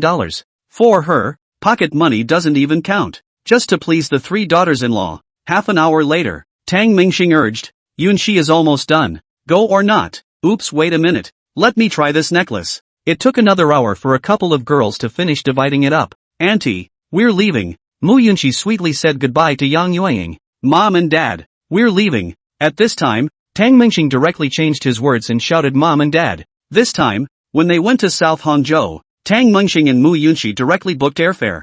Otherwise it's a 7 or 8 hour drive and it's dark when you get there. The car stayed at the Lin family, and when the national day was over, it would just be driven back by Lin Yushang and Su Morili. Su Dafu drove Tang Mingxing and Mu Yunxi to the airport. Brother, I'll see you in Yanjing. See you in Yanjing. On the airplane, Tang Mingxing opened his cell phone, and the little blue book app reminded him that your friend, Yunxi, had updated his work. Yunxi was naturally Mu Yunxi. Tang Mingxing looked at her. This niece was taking selfies, looking for various angles. Tang Mingxing clicked through her updates to see Mu Yunxi's selfie with the caption, a pleasant vacation. Sailing today. Home. Hera flaunted the first-class cabin she had flown in, as well as the luxuries that Zhang Yuanying had bought for them. In the photo, Mu Yunxi is wearing sunglasses, showing off her shoulders and wearing a Bulgari necklace, giving a smile with a high sense of knowledge. The imperial style jumps off the page. At the same time it was the first time in her life that she had ever traveled first class, and it was also the first time for Tang Mingxing. However, Tang Mingxing didn't feel much of a novelty, and last night's forced tossing and turning by Su Morili had left him tired and drained. But Mu Yunxi came on strong. Mingxing, marrying you is really the right thing to do. Our mom is really rich. You just figure I have money? Tang Mingxing asked deliberately. No? Mu Yunxi stared at her phone and didn't look at him. Directly returned. I also figure you color. Su Defu like that. Even more money I can't look at. These words made Tang Mingxing's brain circuits a little short-circuited. You figure my color? Then let's exchange color for color, can't we? But also figure my money. Then what else can I exchange for you with money? Mu Yunxi froze for a moment and looked at the entire first-class cabin. Just the 2 of him. After all, it's 18,000 for a 2-hour trip, and most people still fly economy. Mu Yunxi moved closer to Tang Mengxing and said flirtatiously, "You can also exchange quality services from me." This ninny was so bold that she directly put her hand into Tang Mengxing's clothes. "Stop. Take a break for 2 days, please." Tang Mengxing could not cry. 3 was already very tiring. He still had 8 spots. What to do? The plane landed quickly and it was already 1:30 p.m. Mu Yunxi went ahead and called her parents. And at this time, Mu Yunxi's father, Mu Haiba, was waiting for the two at the airport. Earlier, Tang Mengxing had spoken on the phone with his father, Mu Haiba, and his mother, Lu Lanfeng. No need to be overly polite. A good meal is not afraid to be late. And although it was 2 o'clock before lunch, the food was real. It's not good. Namhang doesn't seem to have any famous dishes. In Jishui City, the food was Lu cuisine, the first of the 8 major cuisines, which was very much in line with Tang Mengxing's taste. And it's just a little bit lighter here. However, Tang Mengxing still feasted. After all, he was a bit hungry, and eating anything was delicious. Mr. and Mrs. Mu Haiba were also satisfied looking at Tang Mengxing. At least 2 things they liked. For one thing, there is money. That much is evident. But money is not arrogant or pretentious. The second and most important point, extremely stable emotions. At least with Mu Yunxi he was patient. Chapter 56, The False Princess's Party. Mu Yunxi didn't eat much, and after simply picking up a couple of mouthfuls, she began to send out her friends. In her mind, she must show off, especially since she's home. "I don't need to be urged to marry. I'm a student at Qingbei University. My husband is rich and handsome, and I'm good looking. I'm a winner in life." After lunch, the two of them lay down in Mu Yunxi's bedroom and swiped their cell phones. "Hey, Dreamstar. I have a date with my girlfriends tomorrow. Let's go have fun. We're all together at this time of the year. Why don't you accompany me?" Mu Yunxi spoke to Tang Mengxing as if pleading, which made Tang Mengxing a bit strange. "It's not like I'm being unreasonable. My wife's party demands that I go. So I go." "May, are you sure? No backing out." Mu Yunxi leaned against him so tightly that she was almost face to face. Tang Mengxing instantly felt something fishy. "This party of yours, cannibalism? Or is it illegal? Why should I back out?" Mu Yunxi hugged Tang Mengxing and pampered herself. Well, just promise me you'll go. I'll go rent a dress in the afternoon, and then go rent a car in advance with my girlfriends, and rent the venue." Tang Mengxing still didn't get it. Rent a tux? Rent a car? I should have known I'd bring the car over. And you guys wore tuxedos to the party? He looked at Mu Yunxi's home. The conditions were average. Just an ordinary family. Ordinary people partying in tuxedos? Rent a car? Rent a venue? What kind of party is this? With a tuxedo? Is your family in line for the throne? Nonsense. It's just that I'm a little vain. That much I know. But I'll change it later. My bestie and I do a movie every year. Filming? What the fuck are you doing? You're not filming us having sex. I don't want to make that kind of money. Fart. Mu Yunxi was anxious, knowing that her slip of the tongue had caused Tang Mengxing to misunderstand her. The filming I'm talking about is filming party footage, a cinematic approach. Look regal. $150 for 1 minute of video. At this point, Tang Mengxing understood and said back, "Oh, pretending. I see." Tang Mengxing thought he understood, but in fact, he didn't understand at all. And this kind of party was hypocritical to the point that it made Mu Yunxi love and feel ashamed. Hotel Nanghang Belgi, a superior hotel. A private room is $3,800 per night. Drinks and food are additional. The room was pretty much set up and had the feel of a European aristocratic party. 3,800 ah? It was 3,500 last time. Mu Yunxi's best friend Zhu Yeye was bargaining with the hotel. Tang Mengxing and Mu Yunxi stood off to the side. The two of them had made a deal when they came here this time that they weren't allowed to put on a show. They are both at the level of the others. Mu Yunxi was a bit reluctant, but still agreed. Tang Mengxing wasn't incapable of pretending, but pretending with them wasn't fun, not to mention that he couldn't get anything. He couldn't even get happy, so he might as well simply eat a meal and pull back.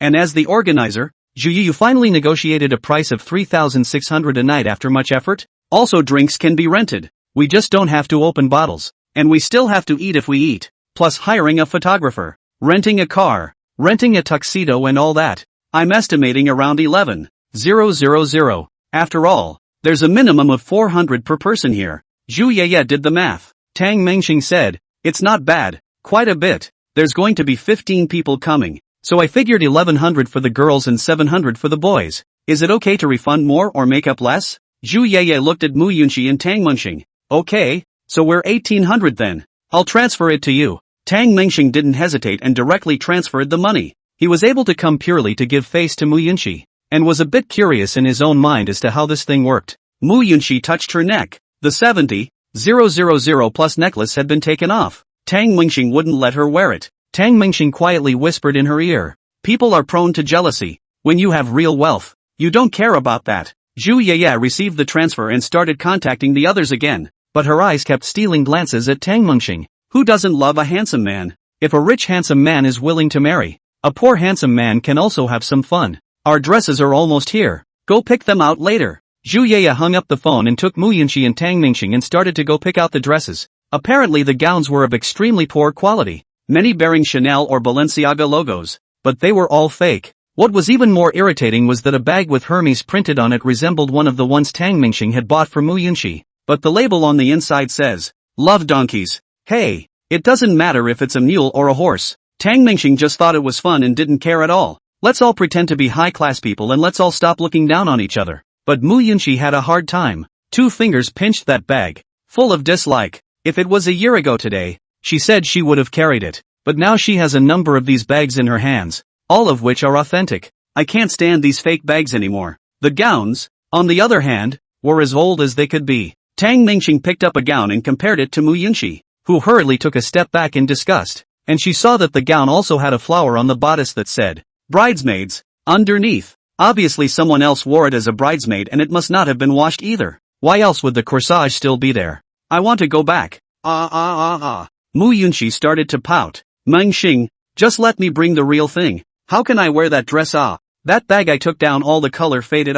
You spoiled me. You're blaming me for this? Didn't you ask me to come here? Honestly, I feel sorry for you guys. Are you here to pick up shit? Tang Mingxing didn't promise her that it was okay to pretend with strangers and never see them again afterwards. It's okay to pretend with a competitor to show him what he's made of. It's okay to pretend with loved ones so they can share in their joy. With a friend, especially a friend with whom you have an average relationship, never pretend, unless you really want to help him. In the end, Mu Yunxi picked a relatively clean one, but it was nevertheless the most ordinary. It's so common that no one even looks at the gown, so it shouldn't be worn by many people. She really didn't want to take the bag if it was there. Save your money. I don't want a bag. Mu Yunxi made an excuse. Zhu Yeye, however, said, we are a collective. The money is shared equally. You do not backpack loss. These bags I looked okay. Do quite really. After all the good talk, Mu Yunxi still carried a Chanel. Tang Mingxing secretly took a picture and sent it to Sumori and Lin Yushan.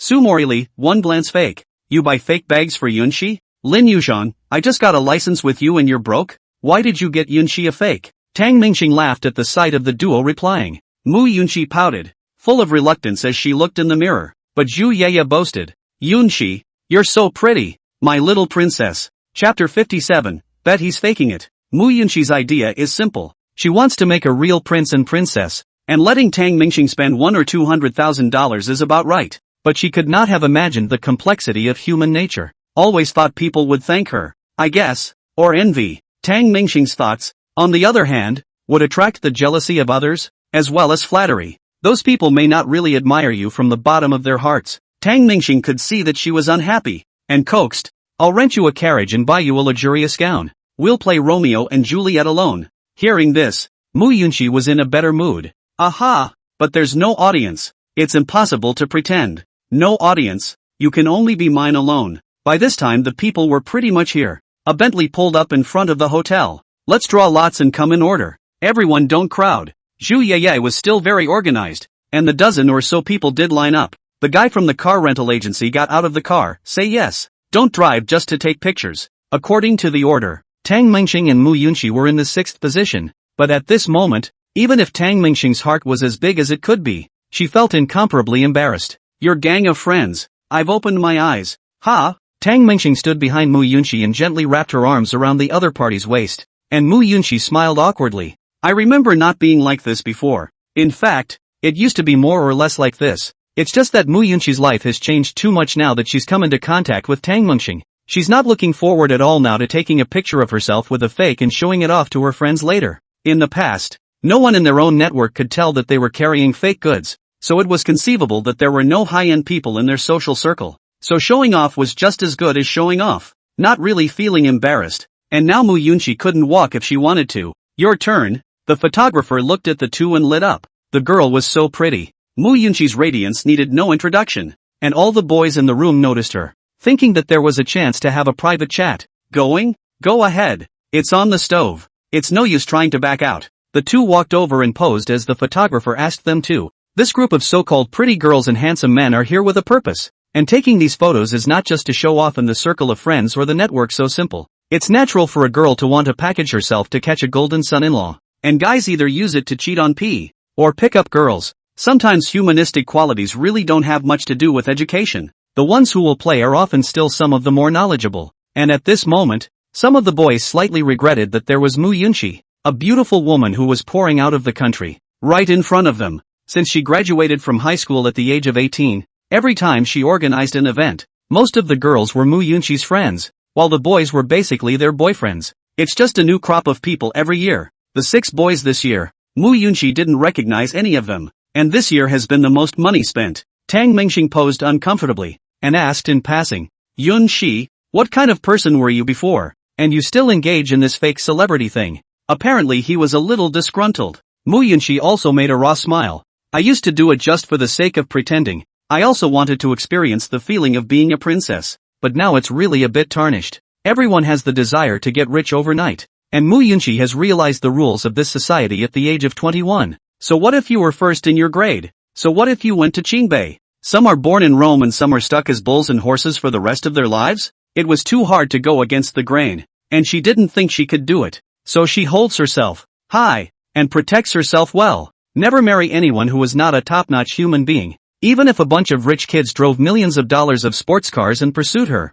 she knew clearly that they were just playing around. In the end, it's nothing. So she waited, and finally waited for Tang Mingxing. One that's not just playing around. Super rich. As for feelings, they were just good feelings at first, but she trusted her vision and also bet right. Otherwise one might as well bet on Don Dreamstar in case one is forced to match by the state. After finally finishing filming, Tang Mingxing led Mu Yunqi over to a side bench and sat down. I'm sorry Dreamstar. I knew this beforehand, but I didn't realize. This time it's worse than before, and I've caused you to lose face with me. Mu Yunqi was a little sad. How could she be so stupid? I don't blame you. I didn't ask you to bring those real luxuries. In fact, if you did, things would be even more troublesome. Just keep it simple. I'm okay. I'm not too ashamed. I'll take money in the face of anyone who taunts us. Mu Yunqi was amused by his words and sat in her seat with her cheeks resting on her head as she looked at Tang Mingxing's side face, and Tang Mingxing was looking at her cell phone. What are you doing? I'll order you a dress and book a hotel.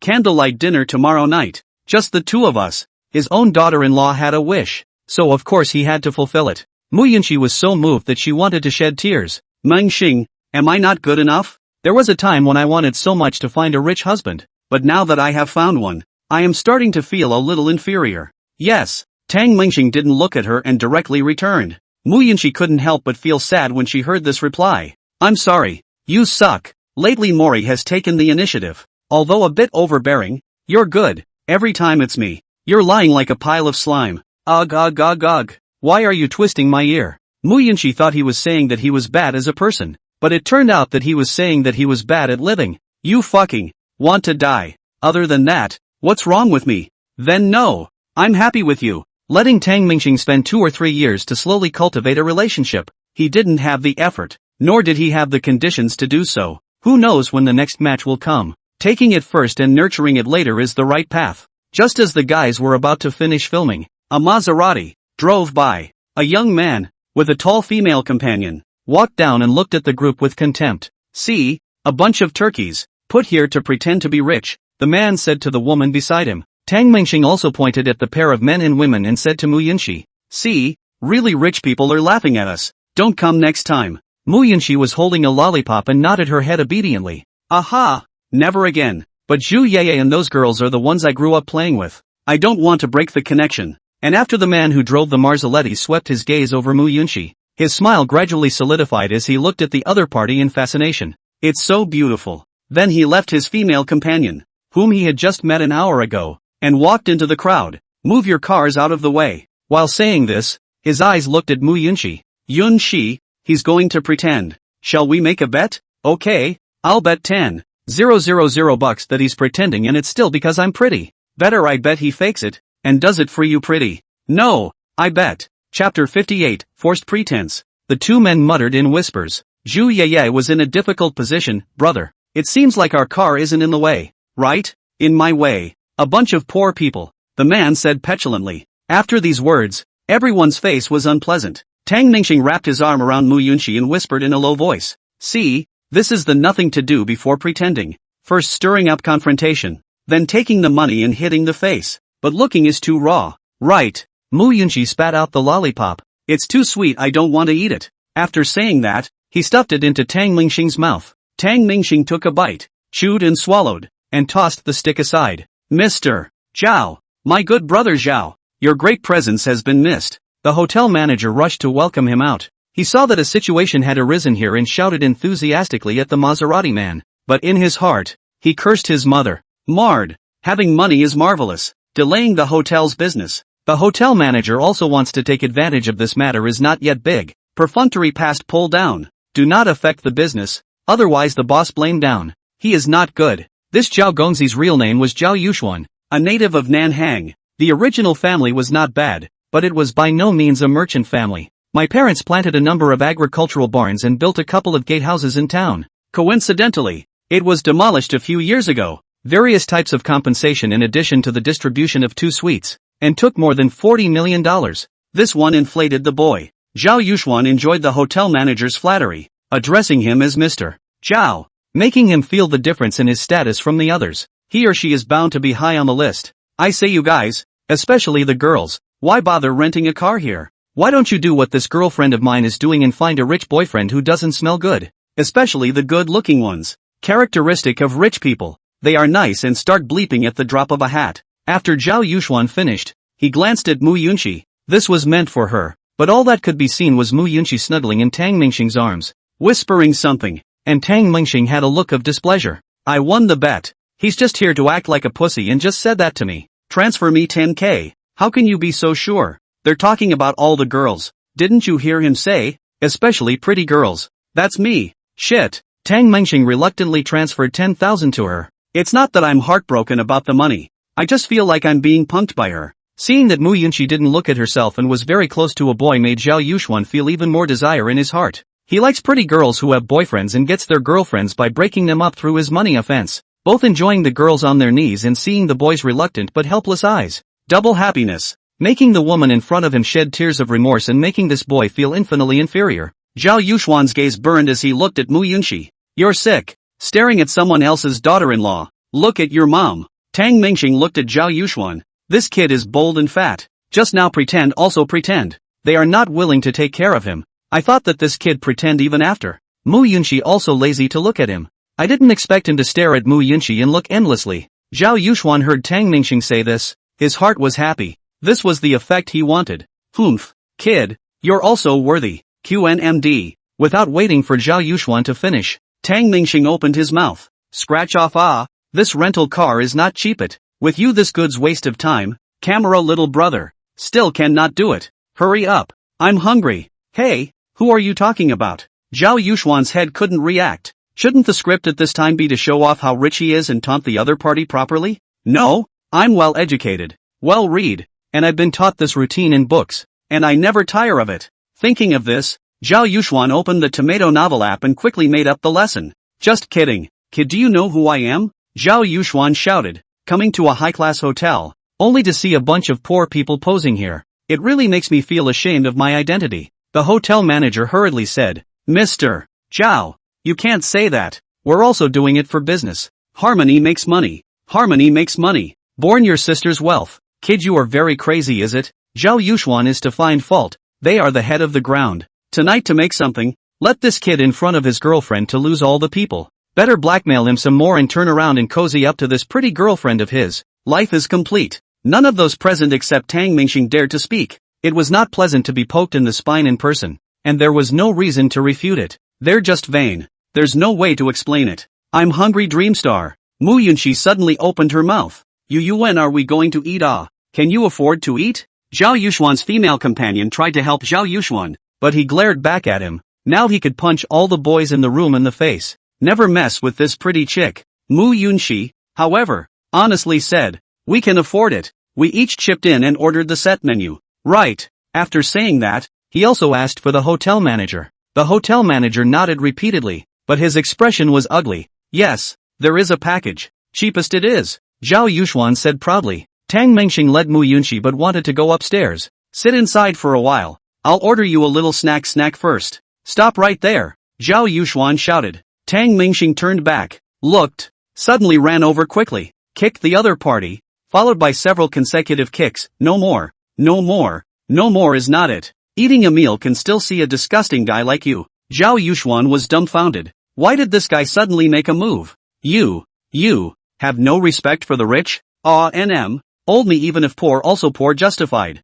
I eat their own drink their own. Still have to accompany you here to pretend? You counter-dura. Tang Mingxing is too lazy to pretend to be a pig to eat a tiger. The other party may not really serve. It is better to directly tear the face. Dita pull down. Wait. You don't want to leave Nan hang. Zhao Yuxuan knew that he couldn't beat him. Since he roughed it up, then don't blame himself for being ruthless. Saying that he left with his female companion. Hey, Mr. Zhao.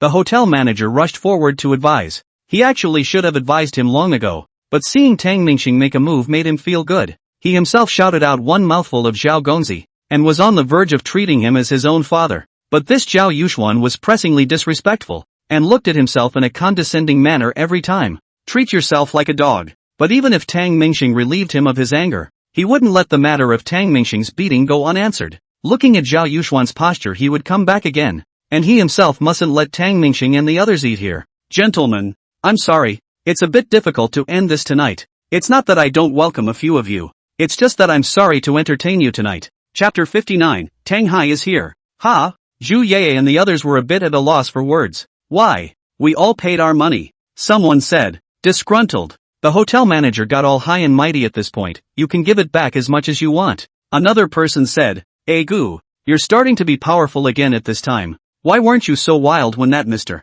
Zhao was around? There were a lot of rich people who came to spend money with them, and there were people who had more money than Zhao Yuxuan. And the hotel manager is the only one who is respectful to Zhao Yuxuan like a dog. The reason is simple. Other rich people are more shrewd. What should be spent on spending? What should not be spent on not spending? You can't make a few bucks on food money. It's also the drinks. As for Zhao Yuxuan, every time he leads a different girl to come, the hotel manager must recommend him a good wine. Zhao Yuxuan is used to pretending. Good face. Cannot withstand the bragging. Waved his hand and said to buy. What a rich, brainless fortune teller. The others argued with the hotel manager. Security. Security. The hotel manager hurriedly shouted for security. A bunch of people started pushing and shoving. It was Tang Mengxing's turn to advise. Forget it. If you don't want to receive it, just give it some damage and apologize. It's so damn annoying. I'm sorry. Only a full refund. No compensation. I'm glad I didn't hold you responsible for the trouble you caused. What can you hold accountable? Just now bent at the waist like a dog, came another sarcastic voice from the crowd. At this time, Tang Mingxing phone received a text message and stared at the screen closely himself. Meet me in front of the hotel burger. I only have 20 minutes. It's a message from my father. Tang Mingxing wasn't in the mood to break things up with the hotel manager, and it had been a long time since he and his father had seen each other. My dad is coming. Tang Mingxing pulled Mu Yunqi and ran outside the doorway. Standing on the side of the road looking at both sides of the road and wondering which way my father was coming from. Dad, are you almost there? Why don't you give me a call in advance? Tang Mingxing dialed his father's phone. Tang Hai voice dull. The mood is even worse. I just arrived today. Just 20 minutes of time and you chat for a while. Was going to fly directly to Mordor. Well, in the South China Airlines is not far from the Mordor. To see a side of me on the way back. After hanging up the phone, Tang Mingxing saw a row of convoys driving over not far away. Mu Yunqi was a bit nervous and started to organize her makeup again. But remembering the fake thing she was wearing, she was very chagrined. I want to change my clothes. No, my dad's not the kind of guy who likes the rich and the poor. Sincerity is the most important thing. 7 or 8 cars slowly approached. Tang Mingxing, excited and happy mood, suddenly sank. His old man's platoon and mom is far from awe. A couple of E300s, a BMW X5, and a Land Rover, as well. Maserati. This grandson, Tang Mingxing said. Mu Yunqi was surprised. Isn't it dad? How come it's a grandson? Seeing the person coming from the car, Mu Yunqi then reacted that it was Zhao Yuxuan. Convinced, Tang Mingxing sighed, just in time to be heard by Zhao Yuxuan, and then laughed. Yo, kid, what did you say? Convinced? Now you know that you're convinced. Looking at Tang Mingxing again, He really had a convinced expression. I don't want to pretend to be a bully. It's just that you didn't hit me on the gun. But now you. I don't want to pretend. You didn't hit me on the gun. That's all. Now you. Hit my dad on the gun. WC really convinced. Really, as a pig does not play also have to play. The tiger does not eat also have to eat. What are you talking about? Zhao Yuxuan copied an iron bar and pointed it at Tang Mengxing. Mu Yunxi, however, bravely stood in front of Tang Mengxing at this time, protecting her husband. What are you doing? We can have money. There are also people. The ninny didn't say anything with much gusto, making the other person laugh. Pretty girl, what do you think you're doing with him? Why don't you follow me? I'll take you in for a big meal. I'm really hungry instead. Oh, nope. Scram. Mu Yunxi's stomach rumbled. Her eyes were resolute and undaunted, but she couldn't help much, which moved Tang Mengxing. Brothers, wait. My dad will be here soon. You guys should go first. Tang Mengxing calmed down. He wasn't very clear about what his father did, but he remembers that when he was first caught by the mysterious men, also known as those of his father's security, because of his DNA check, those men were armed. Later, his father told himself that they were the Tang family's security, specializing in the safety of his grandfather and father, and legally armed in the Dragon Kingdom. This was what cleared away Tang Mengxing's years of gloom. Private security that can legally carry a gun in Dragonland. Tang Mengxing didn't know what his background was, but it was definitely deep. So he was curious but didn't dare to ask more. Asking more was dangerous. Your dad's coming? Ha ha, afraid to call your parents? Are you a child? Zhao Yuxuan looked at Tang Mengxing fiercely. Your dad is coming to beat you up. Looking at the other party's malicious eyes, Tang Mengxing sighed again. You'd have to have those two skills to do that. What? Before the other party could react, Tang Mengxing directly grabbed the iron rod in the other party's hand and snatched it with a fierce jerk. Without saying anything, towards the other party's leg was a muffled stick. Zhao Yuxuan ate the pain and instantly fell to the ground. And Tang Mengxing was not stupid. Did not attack towards the other party's fatal parts. Holy shit. You fucking. Agu. Don't fight. Don't just look at me. At this moment, Tang Mengxing's movements were swift and fierce. Truly something out of an action movie. The remaining few people who had followed Zhao Yuxuan here surrounded Tang Mengxing. Looking at me and me at you. Go. Beat him. Okay. You go first. A few people staggered. They also did not expect the other side hands not to mention, but also quite ruthless. But they were all drinking friends, and being used to bullying, they all wimped out when they saw this kind of horizontal lord. After swinging a few more sticks, Tang Mengxing threw down the iron rod and shook his head. Suddenly violent exercise. There's still some discomfort. Just a moment ago, Tang Mengxing's breathing was rapid. His blood was spurting, and his body was even shaking a bit uncontrollably. A wave of primal desire and excitement giving him the urge to kill the other party. It was good to calm down quickly and not hit hard. This is something he doesn't know, and neither does Tang Hai. Only his father was released. Although Zhao Yuxuan received a lot of sticks, but did not suffer serious injuries, just a piece of bruises and purple on the body. There may also be a base fracture is not known. WC, why don't you guys go on?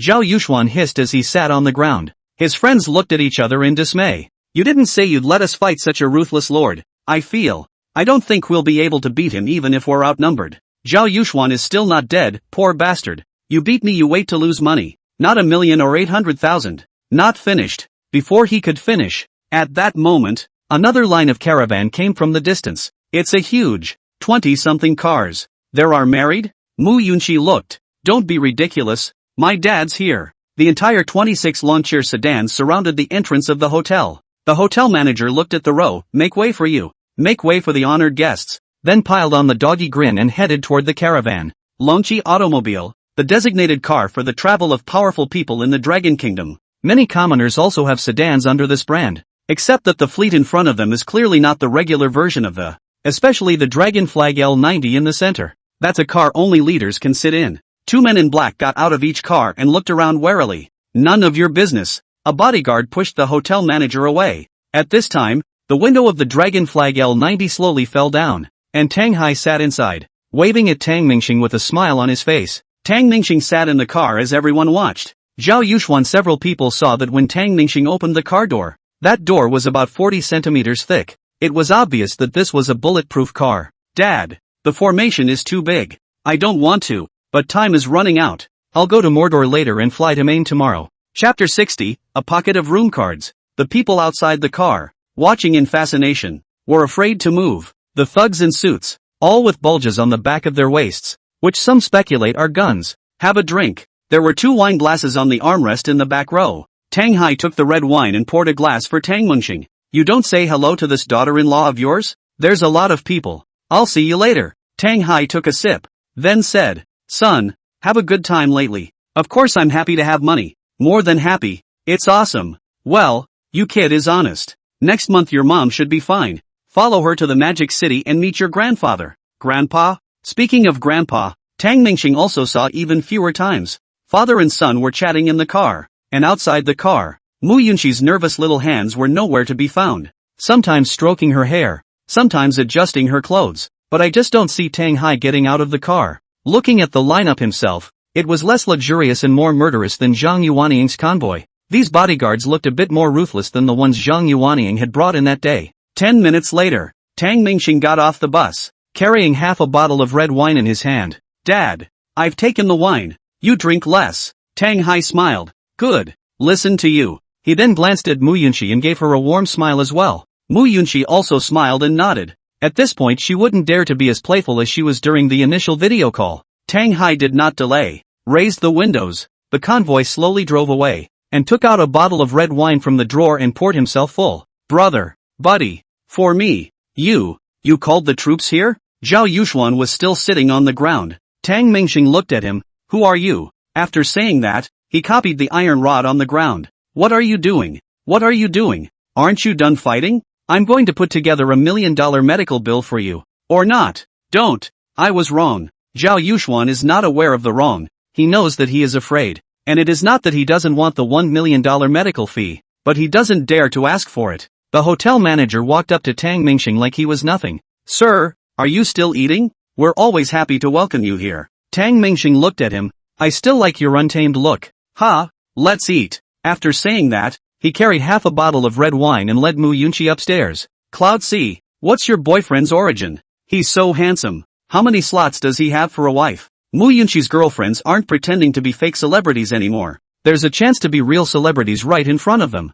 They had nothing to be ashamed of. But Mu Yunxi wasn't happy about it. I don't care. I can't care about him. You guys go ask him. Mu Yunxi only cared about filling her stomach. The hotel side of things also went up to the finest dinner, but the price was still the cheapest price. Zhu Yuyu looked at the meal that wasn't the same as the one she had ordered, and caught one of the waiters and asked, these don't seem to be the ones we wanted. Were they served wrong? The waiter wasn't sure. The leader told us to serve it this way. I don't know. Let me double check. At this time the hotel manager was sweating profusely. The big boss of the hotel came to the phone, informing the hotel manager that there was a special identity in this group of young people, and that they must be well entertained, without telling him which one was special. But even if he was stupid, he could see that it was obviously Tang Mingxing, which had flipped the script. In the banquet, the boys were all impressed with Tang Mingxing, although they were a little envious and jealous. At least the man doesn't put on airs. Get close to him and he's polite and conversational. It's not cold, and I can't say it's warm. Tang Mingxing thinks simple, perfunctory, even if, after eating this meal, each back to their own homes, each looking for their own mother. Boys are coping well, but girls are not. A few girls held wine glasses and toasted with Tang Mingxing, while their bodies rubbed against him intentionally or unintentionally. It was right in front of Mu Yunxi's eyes, undisguised. Mu Yunxi lowered her head to eat. She was aware of what was going on around her and could only turn a deaf ear. But her heart was even harder than just now. I treat them like girlfriends, and they treat me like an asshole? But she was also aware that she couldn't decide anything. Tang Mingxing suddenly wrapped his arms around Mu Yunxi. In matters of the family, the daughter-in-law is in charge. I'll listen to her. This was purely Tang Mingxing giving face to Mu Yunxi. The two of them had been bickering the most since they got married, but it was all just a small fight. But instead it warmed up their feelings. Mu Yunxi gave Tang Mingxing a teasing look at this point, and began to be smug again, as if she was so great at disciplining her husband. The two filled their stomachs and grabbed their way out. Dreamstar, are you tired? Not tired. Just, what is it? Don Monstar felt a handful of cards in his pocket, and I don't know when it was shoved in. 4 or 5 room cards. I'm going. This is. Mu Yunxi stared wide-eyed at a room card. Playing dirty with me. On a certain room card, the name was still written, Zhu Yuyu. What a great BFF you are. Another night. Today was much more relaxed. Tang Mingxing was lying on the bed, and Mu Yunxi was on the side, not avoiding changing her pajamas. Mu Yunxi moved slowly. She wasn't the initiating type, but this was clearly a hint. Today, Tang Mengxing complained about her and didn't take the initiative. She was ready to change, but not immediately. Giving some hints is always possible. A perfect back, with his back to Tang Mengxing, a fine waist, a golden proportion waist-to-hip ratio, as well as a slight exhale from behind as Tang Mengxing fell asleep. Falling asleep? Mu Yunxi turned back and looked at Tang Mengxing, who was sleeping, then lay in his arms and gently drew circles on his chest. Early in the morning, Tang Mengxing stretched out, having slept soundly all night. Looking at Mu Yunxi, who was still asleep on the side, Tang Mengxing gently wrapped his arms around. No clothes? That's not afraid of catching a cold. Louis Lanfang had prepared breakfast a long time ago. Monstar, have breakfast. Thank you, Auntie. Yunxi hasn't gotten up yet? Why is this child so lazy? Let her sleep a little longer. The life of an ordinary family made Tang Mengxing feel very cozy, especially since there were parents at home who also prepared breakfast. The dress that Tang Mengxing ordered in an expedited manner yesterday also arrived, but it wasn't very expensive for him. The top-of-the-line dresses needed to be customized and he didn't have time to wait. Casually bought a $20,000 to $30,000. As for the carriage, inquired about a manor restaurant that provided this service, and Tang Mengxing booked a place in advance. By the time Mu Yunxi woke up, it was already past 10 o'clock. After a brief meal, I lay down on the couch and started playing with my phone when the doorbell rang. Don Dreamstar opened the door. Hello, I'm the makeup artist for your scheduled visit. Two girls stood in the doorway, each carrying a suitcase. Mu Yunxi sat up, foolishly looking at them and then at Tang Mengxing, incredulously saying, "Set for me? Really going to be a princess?" Saying it made her want to laugh, knowing full well that it must be so. Of course it's true. How's that? Aha, hey. Chapter 61, Gu Qingcheng, an hour or so of grooming, plus matching gowns. Mu Yunxi once again appeared in front of Tang Mengxing's eyes, causing the latter to get a little excited. The two makeup artists also saved themselves the trouble because Mu Yunxi's base was too good, and they didn't have to bother tossing it around. Tang Mengxing stroked his chin, sizing up Mu Yunxi. Not bad, princess paradigm. If this were to lie in bed, get the hell out of here. You just put it on and you're thinking of taking it off. Mu Yunxi gave him a blank look. Or you can wear White Horse Manor, located in the downtown area of Nanhang City. To be able to have such a piece of land in the city and build an estate, it was evident that the boss behind it was very powerful. A carriage entered the manor. Mu Yunxi wore a veil on her head and sat inside, her happy little mouth slightly curled up. Tang Mengxing had been waiting at the door for a long time, and according to the process he had to greet Mu Yunxi as she got off the bus. There was also a group of guests watching the carriage from afar, waiting for Tang Mengxing to complete the ceremony. Tang Mengxing also nodded politely in appreciation. The cart stopped and the coachman opened the door. Mu Yunxi stretched out her hand and waited for Tang Mengxing's assistance. Say princess, please get off. Ha? Say it. Say it. Oh, princess, please get out of the car. Vanity was something that everyone had, but at this point, Tang Mengxing was only there to satisfy her. With Tang Mengxing's assistance, Mu Yunxi got out of the car. Looking around, the surrounding area was full of lawns. The whole world seemed to be only the two of them. You're so beautiful. This was Tang Mengxing's heartfelt words. Seeing the sincerity, Mu Yunxi was also ready to return a kiss, but Tang Mengxing refused. Hey, princess, you have to be reserved. Look this way, both of you. And the photographer finished getting ready. The two posed for a few moments, and the people watching on the side couldn't help but marvel at the beauty of the groom. After the shoot, the two prepared to enter the hotel. The whole hotel is like a medieval castle, which looks a bit shabby on the outside, but has something inside. Before he could walk in, a person behind him shouted, Yun Shi. What a coincidence. Tang Mengxing stared blankly. Meeting acquaintances everywhere? Good thing it was a girl. He didn't take it too personally. Another beautiful sight. Only to see a tall girl ground standing there. She was wearing a pink backless gown that looked like a delicate flower in full bloom. The gown was exquisitely tailored, perfectly outlining her slim waist and the lines of her slender legs. The diamonds on the gown are like the stars in the night sky, emitting a bright and dazzling light. At this moment, this beautiful student was smiling at Mu Yunxi, and her smile was as warm and gentle as the spring breeze, as if it could melt everything in the world. Tilting? Mu Yunxi never expected to meet Gu Qingcheng, that mysterious schoolgirl. Tang Mengxing said, you compliment people only say half a word. Not the country is like a city. Mu Yunxi said, she's Gu Qingcheng, I told you. Tang Mengxing then remembered that there was indeed this person, but he wasn't impressed at all. Gu Qingcheng and Mu Yunxi were not familiar with each other in general, but since they had seen each other it was better to say hello. The king does not see the king, and in the same way there are some different emotions between the schoolgirl and the schoolgirl. It's hard not to make some mental comparisons. Mu Yunxi looked at Gu Qingcheng, and for the first time, she looked so carefully, taking in every detail. Gu Qingcheng looked at her with the same gaze, and Tang Mingxing had no ripples in his heart. Even if it was a beautiful woman, there had to be eye candy, in that he didn't like to give any scores to these girls. He just felt that this Gu Qingcheng was someone who was astonished at a glance and could forget it at a glance. Mu Yunxi, this is introducing to Gu Qingcheng. Oh yeah, this is my husband, also from our school. Tang Mingxing, long time no see, long time no see. What he didn't expect was that Gu Qingcheng knew his name. After saying that, Gu Qingcheng reached out to shake hands with Tang Mingxing. Tang Mingxing froze for a second, and also reached out to gently hold the other party's fingers in a simple, polite manner. You know me? The whole school knows about you and Yunxi. There were about 7 or 8 people behind Gu Qingcheng, looking like elders. Qingcheng, are they all your classmates? A middle-aged man walked over with a kind face. Yes, Dad. Gu Qingcheng smiled happily. It's just that Mu Yunxi is a little embarrassed. As far as that goes, the two of them are not familiar.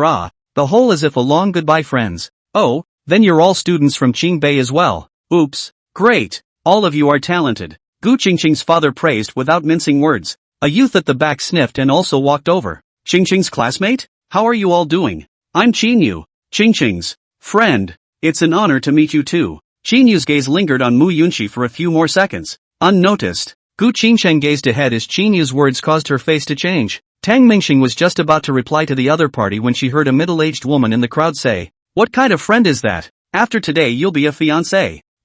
Ha, this is not yet. Qinyu laughed cheerfully, and Tang Mingxing laughed in agreement. Just now, when he and Mu Yunxi took pictures and went through the process, these people waited on the side and didn't complain. Let Tang Mingxing some good feeling. Through the talk can also be seen are very cultivated, so also more polite some. Gu Qingcheng's face did not change in any way, and she could tell that it was reluctant. Tang Mingxing hurriedly said, "I've just delayed a few of you quite a bit, so I won't bother you. We'll talk again another day." Gu Qingcheng's father replied, "Good. You students from Qingbei will also move around more in the future. To expand your network." The two lines went to their respective booths. Tang Mingxing's private room, a large European-style room, merely placed a dining table. The walls were hung with many oil paintings, much to Mu Yunxi's liking, and the waiter began to follow the process and started serving the food. So exquisite. That's a lot of shit. Tang Mingxing and Mu Yunxi spoke almost simultaneously. I don't know if it's good. Tang Mingxing was not used to using knives and forks,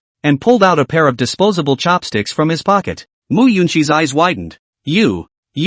Before she finished, the waiter said, "Sir, we provide chopsticks here." Yo, don't be rude, haha. Tang Mingxing, who was unconventional, put down his chopsticks and took the metal chopsticks handed over by the waiter. Do you think that Gu Qingcheng is pretty? Mu Yunxi suddenly asked. Tang Mingxing chewed the steak in her mouth and nodded. Aha! Mu Yunxi said with some envy. She's so graceful. She doesn't quite look like a student, but rather like a celebrity? Or $1,000 lady. I should say she was originally. Tang Mingxing had nothing to hide and said truthfully. Mu Yunxi said, "Hey, why do you think Gu Qingcheng doesn't want to marry Qinyu? Ha? What?" Tang Mingxing froze. What is this melon? The two of them are not. Tang Mingxing paused for a moment and thought again, not noticing anything particularly unusual herself. You wait. Finished. Tang Mingxing pulled out melon seeds from another pocket and put them on the table. You ninny, how do you see it? Chatting in detail. Chapter 62. The Gu family. Why are you bringing melons again? Your mom bought them this morning. I grabbed a handful and put them in my pocket. Don't you guys get high on melon seeds at the mats back home? Mu Yunxi was speechless. Eating a banquet? That's something he could also say. But that's not even the point. Mu Yunxi whispered. It looks like Gu Qingcheng is the son of a rich family. Not at all. And today is obviously a blind date bureau. Oh, it seems like. A powerful family like Gu Qingcheng will definitely not allow their daughter to be forced to match. They must hurry to find a door-to-door match while they're young and unselected. Mu Yunxi was highly capable of gossiping, like a little secret agent, sharing her opinion with Tang Mingxing. Mu Yunxi laughed badly. Do you think she can't look at Qinyu? Tang Mingxing said. I'm not sure if she looks at Qinyu, but you're like a village matron now, the kind that loves to spread gossip. Mu Yunxi reached out and pinched Tang Mingxing's face. You're the one who looks like it. That's what I guessed. How do you know they're not happy about it? I don't think Gu Qingcheng has a problem with it. You don't understand women? I understand the look in her eyes. Mu Yunxi did guess correctly. The Gu family was a well-known real estate developer in South Hangzhou City. But unfortunately, the real estate market had dwindled in recent years, and the Gu family was under a lot of pressure. Despite diversification, Other earnings are hardly enough to make up for the big hole in real estate. It is an unwritten rule that the powerful families have always been linked in marriage, especially after all these years of forced matching marriages. Although there are only 100,000 men and women per month, 50,000 boys, 50,000 girls only. For the country of Dragon, which has a large population base, most young men and women can't be matched. But fear not, especially for these powerful families. In case Gu Qingcheng was matched and it was matched to someone from the wrong door, this is all over. That's why Gu Qingcheng was brought out on a blind date by her family before she even graduated from college. In itself, the Gu family's status is not so bad, but unfortunately, because of financial constraints, it is not favored by the outside world. Now you can only pull your face down and beg. When Gu Qingcheng was the meat and potatoes of the rich second-generation circle, but now it's a bit like a hot potato. During the banquet, Gu Qingcheng's father, Gu Jinshan, raised his glass and said, "Brother Qin, it's a rare occasion for your sister-in-law to gather with the two of you. It's really an honor." Qin Yu also raised his cup and wanted to hold a cup with Gu Jinshan, but was stopped by his father Qin Mochuan. Qin Mochuan said, "Brother Gu, you're welcome. Let's put this wine aside and let's talk business first." At this time, the woman who had just said that Qin Yu was Gu Qingcheng's fiancé also hurriedly agreed. "Right, let's talk business first." This woman was Gu Qingcheng's mother, Ma Chunyan. She couldn't wait to marry her daughter to Qin Yu now. There were quite a few powerful families, and Ma Chunyan was afraid that if she found a random family, Gu Qingcheng would be bullied. After searching for a long time, the Qin family was the most suitable. Qin Yu is also a talented person, knows books and is a returnee to the sea. The character is also good, very pleasing to Ma Chunyan. In addition, the fact that the Qin family was in the pharmaceutical industry was also a point that she was very satisfied with. It's just that Qin Mochuan, as an old geezer, wouldn't just fancy Gu Qingcheng. What's the use of having one more beautiful daughter-in-law of his own? Or this family business of the Gu family? They are clear that the real estate winter is only temporary, and so past this burst, although it will not return to the previous so frenzied, but still a big cake. And there was a stumbling block in all this. Gu Qingcheng's younger brother, Gu Cheng. Brother Gu, truth be told, I don't approve of this marriage, but I can't resist the pleas of my son. But it's really difficult for me to be a father. Qin Mochuan said, panic without blinking. Completely to Gu Jinshan, mountain eye drops. This is to make a request. Gu Qingcheng sat on the side, cross-eyed. She couldn't hide her heart. What was in her heart was all written on her face. When Ma Chunyan saw it, she gently kicked her, and only then did Gu Qingcheng restrain herself. Gu Jinshan knows that anyone can bite him nowadays, but there is no way to admit it. Elder brother Qin, feel free to ask. If you need anything, just say so. How much money are you short? On an emergency basis. 5 billion is enough to revitalize. The Gu family is not considered to be the top real estate developer in the Dragon Kingdom, but the volume is not small either. The Gu family has nearly 100 billion in liabilities, while there are quite a lot of assets in hand, but without this 5 billion to develop the remaining buildings, it will not be able to liquidate these assets.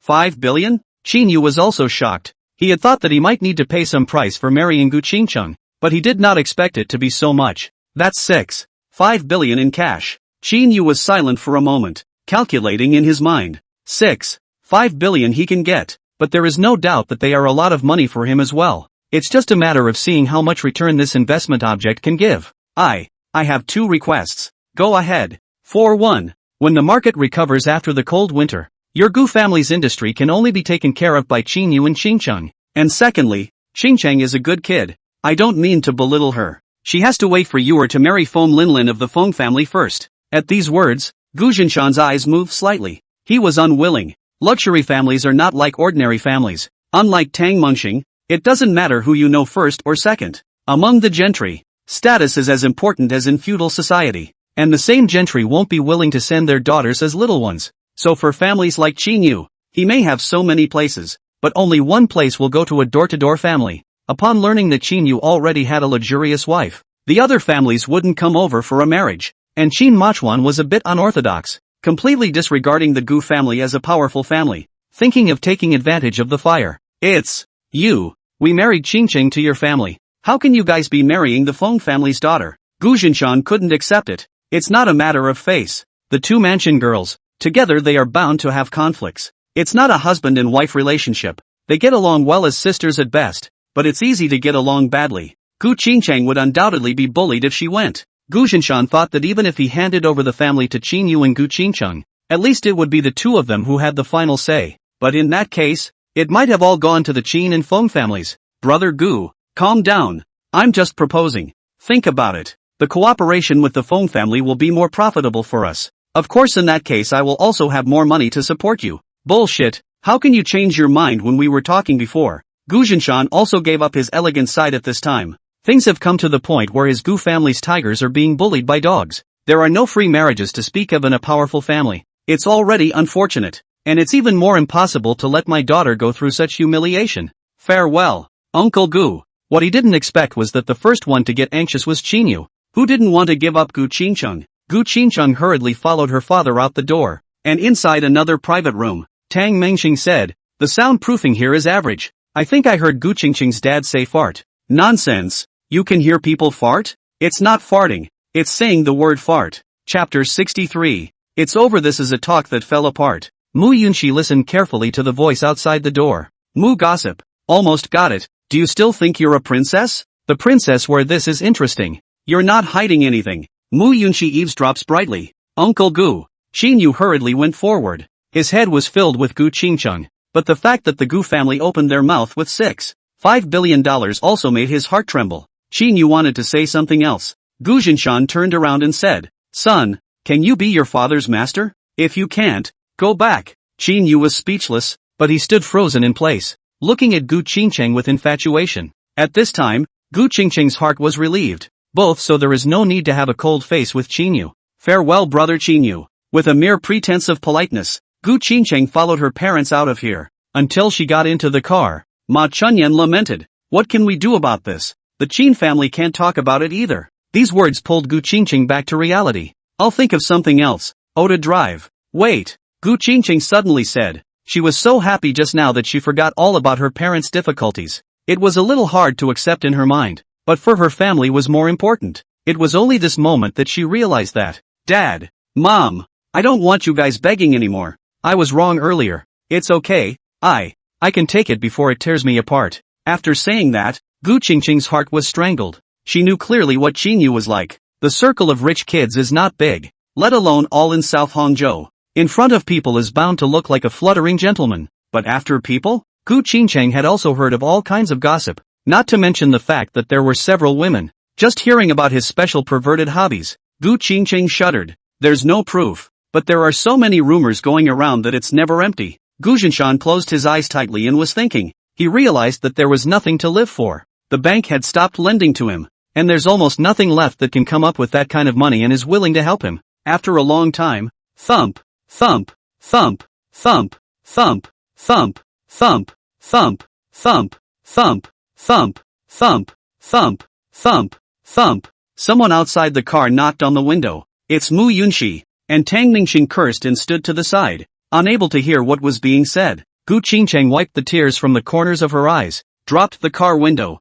and forced out a smile. "Yunxi, full so soon?" Mu Yunxi said. "Yeah, sort of. This one says it's not good. Ha ha, we're leaving. Saw you here to say hi." Tang Mingxing was also in a bad mood and squeezed out a smile all the same. But it wasn't because the food wasn't good. That would be a lie. Instead, the school group blew up. I don't know if it was Su Mori's mouth that was not tight, or what, but everyone knew that Su Mori and Tang Mingxing were married. If it was just the two of them alone. There was also Mu Yunxi, a junior who took down both the schoolgirl and the most beautiful teacher. These are two legends of the face. What's the point? Which one of those goods has a bad mouth? Hey, hello Qingcheng, hello uncle. Tang Mingxing was furious. Mu Yunxi kicked him. Have some manners? No, sorry uncle. Hey, I have something else. Sad. Gu Qingcheng's cell phone also suddenly rang constantly, and opened it to see that it was her class group. Mu Yunxi and Su Mori are both from Tang Mingxing. Did you know that? Where did this grandson get this blessing?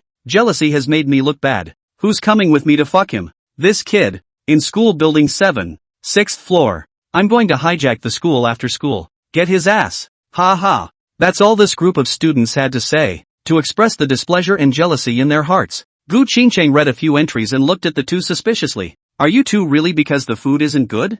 Ha, it's actually quite tasty. Ma Chunyan glanced at Tang Mingxing, and to tell the truth, she felt at a glance that this young man was good. Tang Mingxing was born with a good skin. Not only handsome, but his first impression was mostly steady and urban. but you can't judge a book by its cover. And Tang Mengxing was now very impetuous, and it would be better to say that he was more mindful when he said that he was a city man. Where's your family from, young man? Oh, auntie, I'm from down east. Tangdong? Never heard of it. Our village is called Tangdong Village. Mu Yunxi blankly glanced at him. Don't you bring a provincial city with you to introduce your hometown? Learning that Tang Mingxing didn't have much of a background, Ma Chunyan was a little disappointed in her heart. He himself was in a hurry and a bit out of his depth. Gu Jinshan said, Chunyan, don't pry. You're checking your account. Several people smiled. Even in the most critical moments, Gu Jinshan was always able to hold his ground and take pleasure in his suffering. A few people chatted for a few moments, and the White Horse Manor's account manager suddenly ran out, jogging all the way to catch up with Tang Mengxing. Tang, Mr. Tang, wait a moment. I'm really sorry for not being able to entertain you today. Today's meal and drinks are all free. Tang Mengxing looked at the other party with an I don't believe it expression. There must be a demon when things go wrong. You entertained me quite well. I'm very satisfied. The manager wiped the sweat from his forehead. Your money. We can't take it. I've asked the finance to return it to you the way it was. Tang Mengxing suddenly thought of Su Dafu. Giving money without saying anything? You tricked me? I don't want it. Tang Mengxing was very reluctant, but it also occurred to him that it was quasi-papa's or mom's property. The card you swiped must have been marked, or how else would dad have learned about the occasional purchase he made? Don't embarrass me. Young master. The manager peeked at the Gu family. Young master? Everyone heard this. Gu Jinshan was a bit confused in his head. Tang Mengxing? The owner of the White Horse Villa. He knew. Wasn't named Tang? Oh, interesting, thought in his heart. But on his mouth said, this little Tang you eat a meal in your own restaurant still pay. Do not make it difficult for him. Gu Jinshan wasn't being kind, and his words were tentative, just waiting to see how the other person replies. While waiting for a few seconds without any reply, Tang Mengxing didn't know how to answer, whether it was his own family's property or not. He didn't dare to be sure, and the hotel manager, actually, wasn't sure, except that the big boss did come to the notice. How dare he, a tiny manager, ask more questions? Just as well, you can return it to me. Tang Mengxing's mind was now filled with that school shit. There's no time to bullshit him. Gu Jinshan knew that there must be something going on here, and on the principle that he would rather be wrong than let go, he got out of the car. Xiao Tang, I see you very much today. Let's take a picture together. Please this manager, help us take a picture. His words were puzzling, and Tang Mengxing also wondered. Just a few words, where did he throw in the towel? But the hospitality was overwhelming. Mu Yunxi was also excited upon hearing this. Okay, let's shoot together. In TV dramas, when the rich and powerful families get together, they always take a group photo at the end of the day. Chapter 64 Son-in-law. Here, Dreamstar, you're in the center, and the two girls are on either side. Me and Auntie at the very outside. Gu Jinshan intentionally arranged it. A group photo was quickly taken. Gu Jinshan added Tang Mengxing's WeChat. I'll send it to you. Let's talk again sometime. As the Gu family members went away, Tang Mengxing and Mu Yunxi walked on the road. The Gu family members are really interesting. Too enthusiastic. Right. Making me embarrassed. What do you know? That's how it is in the mansion. It's all about ceremony. Ceremony? Just once in a while. I can't stand it if it's like this at every party from now on. Gu Jinshan was sitting in the passenger side, his eyes closed and his cell phone in his hand. A string of phone numbers was displayed, but there was a delay in calling them. Old Gu, you're not right today. Are you pissed off? Why are you so enthusiastic about this little Tang? Ma Chunyan could tell, while Gu Qingcheng had the same question. What did the father seem to catch? What's wrong with dad? Gu Jinshan returned a moment later. The owner of White Horse Manor is called Li Ziyang, not Tang. So what? People might be relatives or something. Relatives? First day meeting? First time coming to dinner? Charged and refunded? Then what are you thinking, Dad? Gu Qingcheng was much more mature compared to Mu Yunxi, a rich family's daughter. The resources she grew up with were not comparable to ordinary people. It looked much more stable than Mu Yunxi, which was why Tang Mengxing said she didn't look like a student. Gu Jinshan sighed. This Li Ziyang is not an ordinary person. The White Horse Manor that doesn't make money was his private clubhouse in the beginning. A private club? Make it so big? Ma Chunyan was shocked. Gu Qingcheng was equally incredulous. The cash king of Jiangzhou province.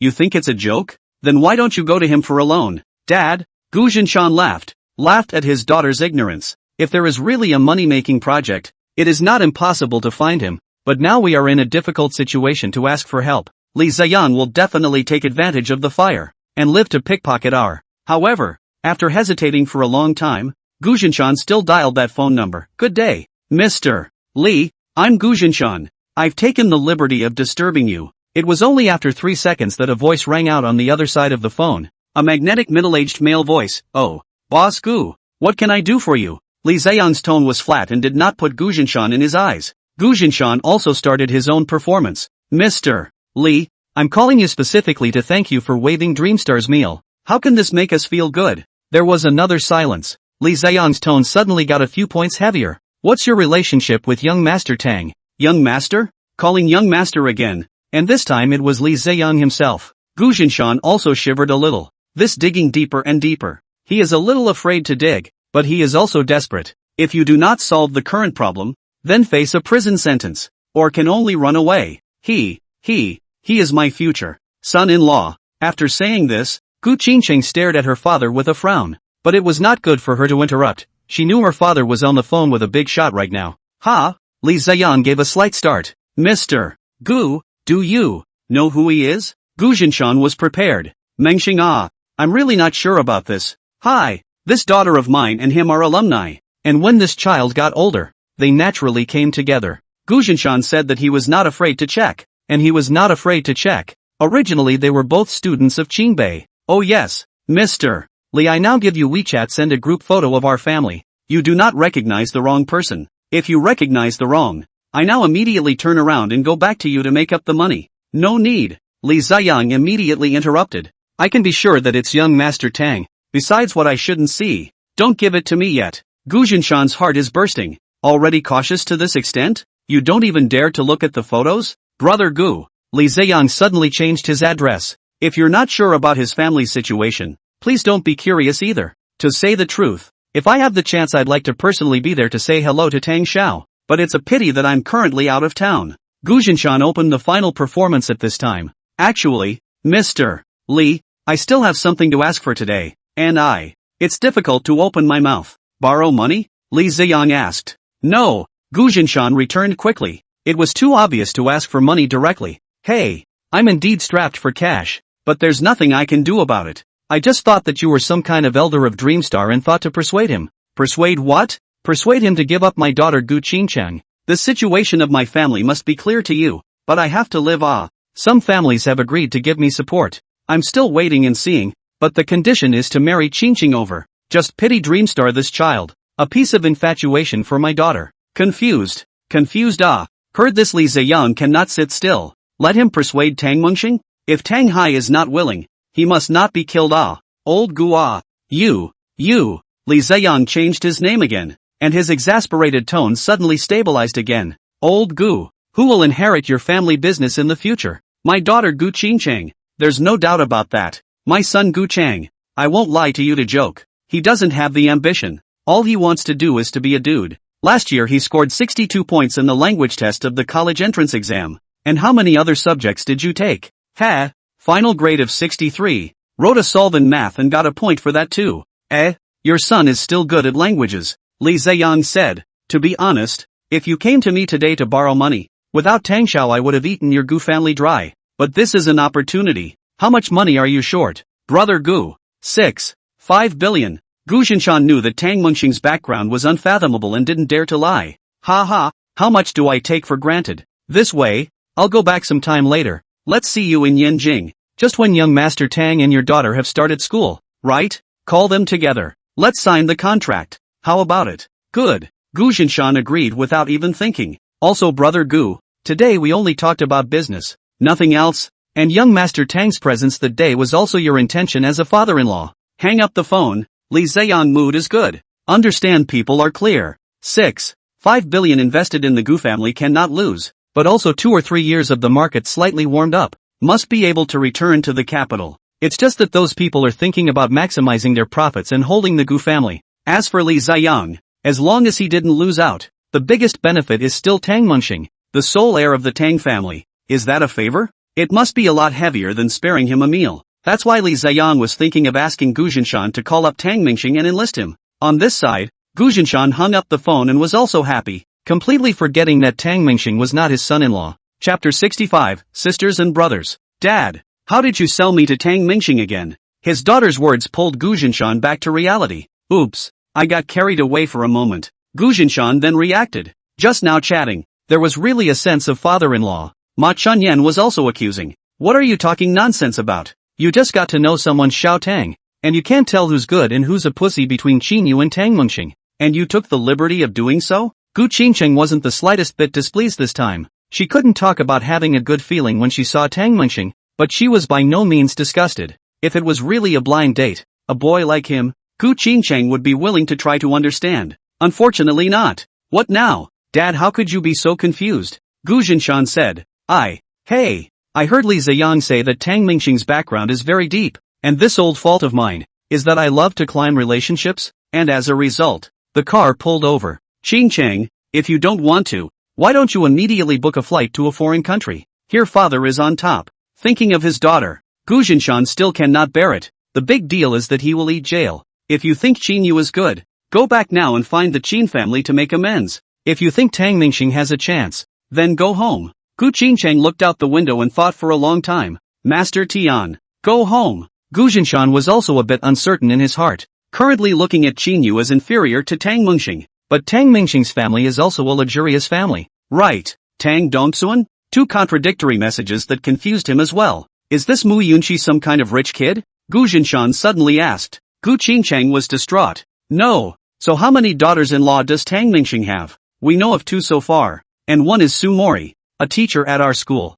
Then she's also a hoe. No, it's just one teacher. Oh, Gu Jinshan's eyes narrowed slightly. Tang Mingxing was bound to be the son of a super family. A truly strong person doesn't do what he wants to do, but what he doesn't want to do. Of course that point is too absolute. But this kind of family no longer needs to maintain its position through marriage. So Mu Yunqi and Su Mori are not gentry. Otherwise, Tang Mingxing's first wife is bound to be the right person for the right family. And all the gentry want a face among themselves. And now the immediate difficulty was that Gu Qingcheng and Tang Mingxing were not a couple at all. Qingcheng you seized the time to pick up Tang Mingxing. Dad, how do you talk? What do you mean by bubbles? I won't let your brother teach you. He has more experience. Gu Chang is 19 years old, not long into adulthood, and a top-notch dandy as a 63-point winner on the high school entrance exam. I don't know what else to do, but I hang out in bars and clubs all day long, so I didn't think this would come in handy. Ding, ding, ding. Tang Mengxing's cell phone was ringing continuously.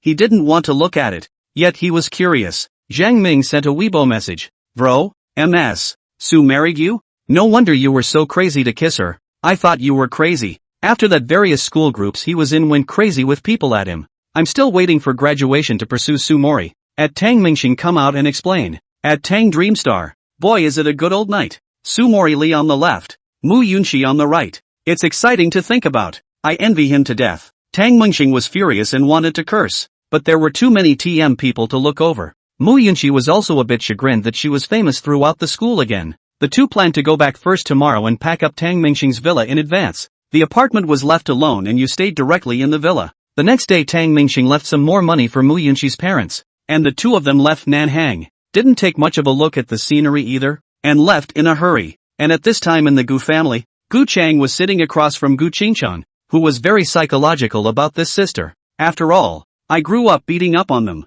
Sis. What? Xiao Chang. Gu Qingcheng said with a smile. Sister, I was wrong. Gu Chang directly fell to his knees. His sister had never treated him so well. No. Why are you so afraid of me? We are siblings. Gu Qingcheng's smile grew even more and wanted to assist him. Gu Chang hurriedly straightened his body, his voice a little shaky. Sister. I was wrong. Shouldn't have stayed out at night. That's not what I'm talking about. You're older and have a life of your own. I understand. Ha? It's not that. I shouldn't drink and fight. Told you it wasn't that, but next time pay attention and never do it again. Ah, neither? Then I shouldn't have knocked Ting Ting up, but I'm really not sure if it's mine. And that woman isn't a nice person. I think she's deliberately relying on me. When did? Gu Qingcheng didn't expect to pick up the big secret and raised her hand to whip Gu Chang, but she still held back, slowly lowering his raised hand. He took 2 deep breaths to calm himself. It's a little beyond what I know about you. I'll tell mom and dad. But, Gu Qingcheng felt breathless. Her brother was so capable? After saying several buts, Gu Qingcheng still asked, I would like to ask you how to make a boy like me quickly, or how to pursue a boy quickly. Slut. Gu Chang didn't even think about it and blurted out. He liked that mouth. He knew himself well. Gu Qingcheng didn't have the heart to say, he's not as cheap as you. Gu Chang peeked at his sister for a few moments. He also did not expect Gu Qingqing to ask this question. Gu Qingqing wasn't pretty in his eyes. He himself also wanted a sister, this kind of woman who the blind to like. That can be difficult. Sister, you this character. This face value fee can be married.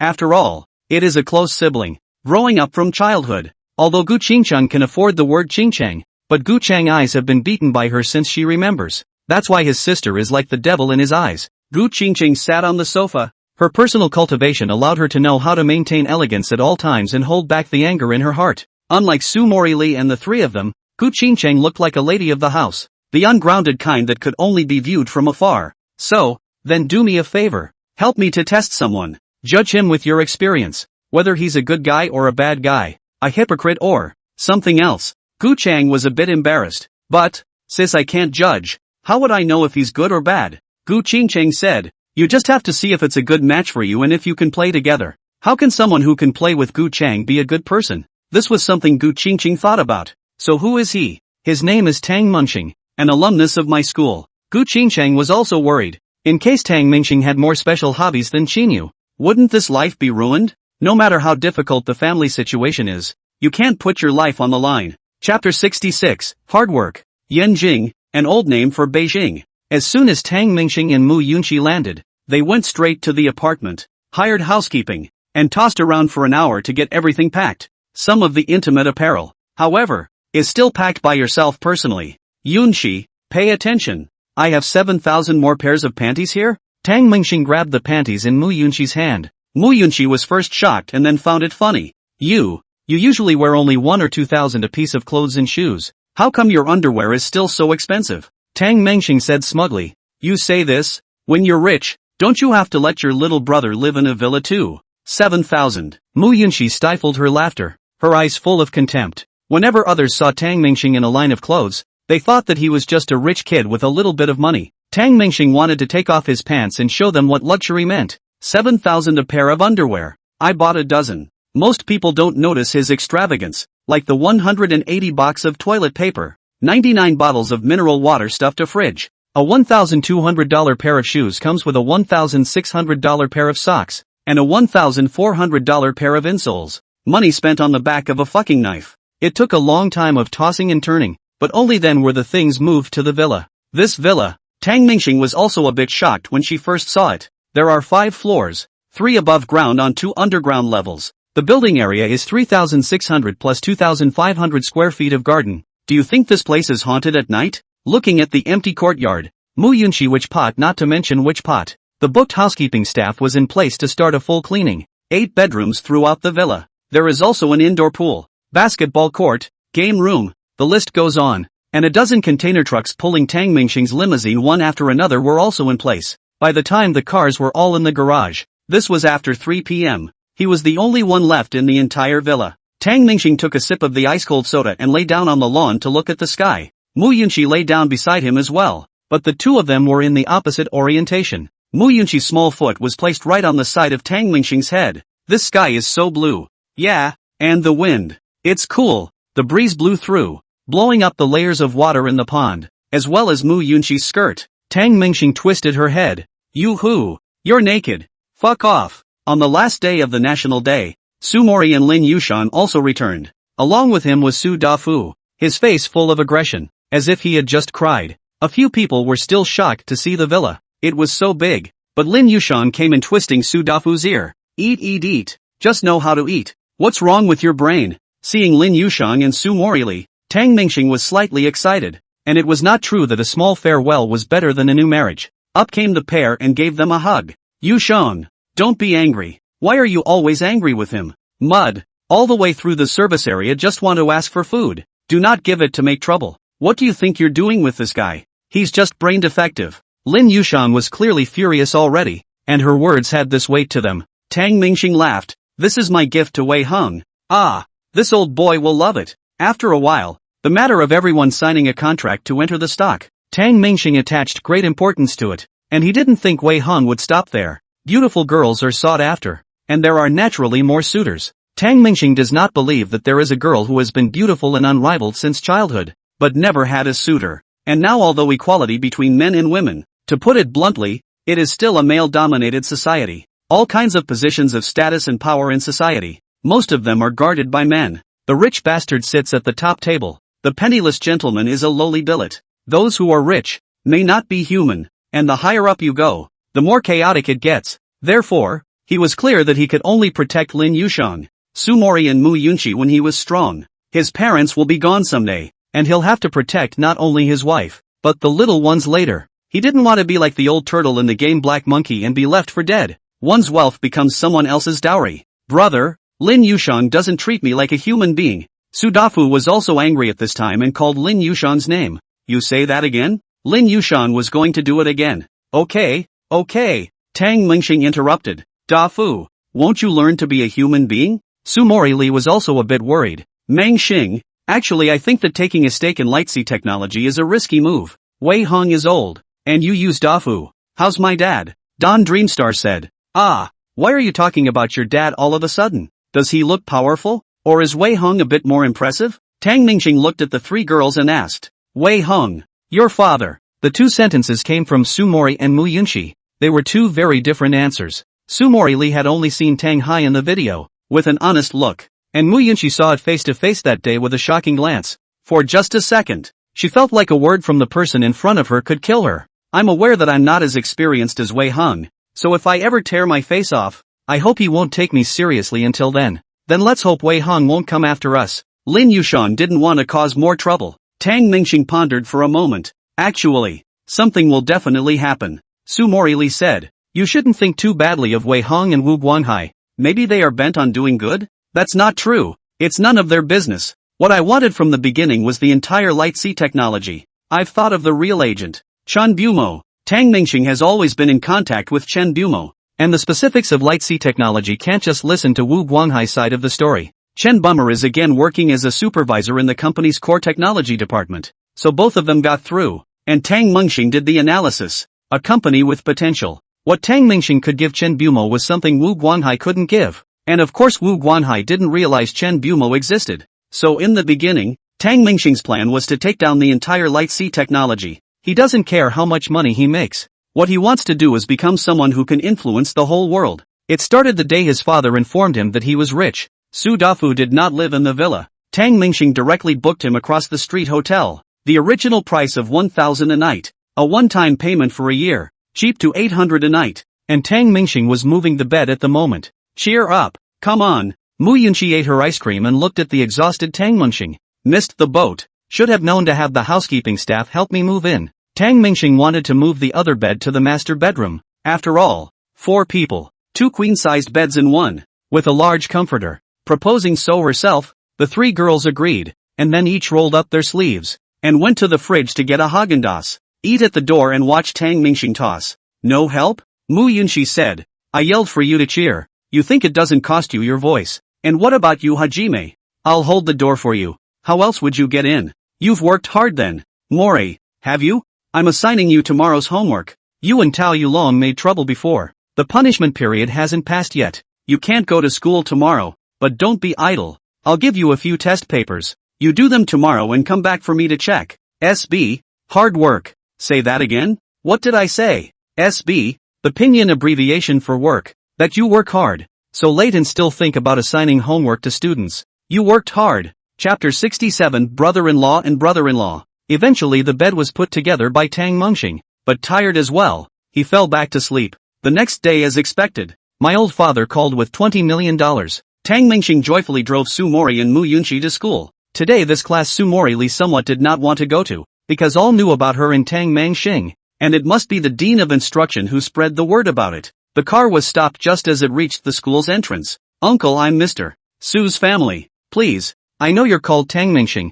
Who doesn't now? Aren't you kid punished to face the wall at home? You can't enter the school. Tang Mingxing was embarrassed. Famous or out to the defense section? Sumori Li's face turned red and hurriedly got out of the car. I'm leaving first. Mu Yunchi was similarly a bit bashful. I'm leaving too. Wait. Tang Mingxing called out to the two and pointed to his face again. It's not too late to give a kiss before leaving. A few young security guards from the security section. Their eyes widened in anger. Let's get this grandson killed now. How could Sumori Li kiss him right in front of the school? Pretended not to hear and left. While Mu Yunchi was sitting in the passenger side, She was pulled by Tang Mengxing. Hurry up and go. Don't park your car here. It's in the way. The security guard urged. Tang Mengxing said, okay. Yun Shi, hurry. I have to hurry and move the car. A number of people stopped at the door to watch the action. Mu Yunxi wanted to die. You are really not picking the right time. After saying that, she flew and gave him a soft kiss on the cheek, turned around and quickly left with a red face.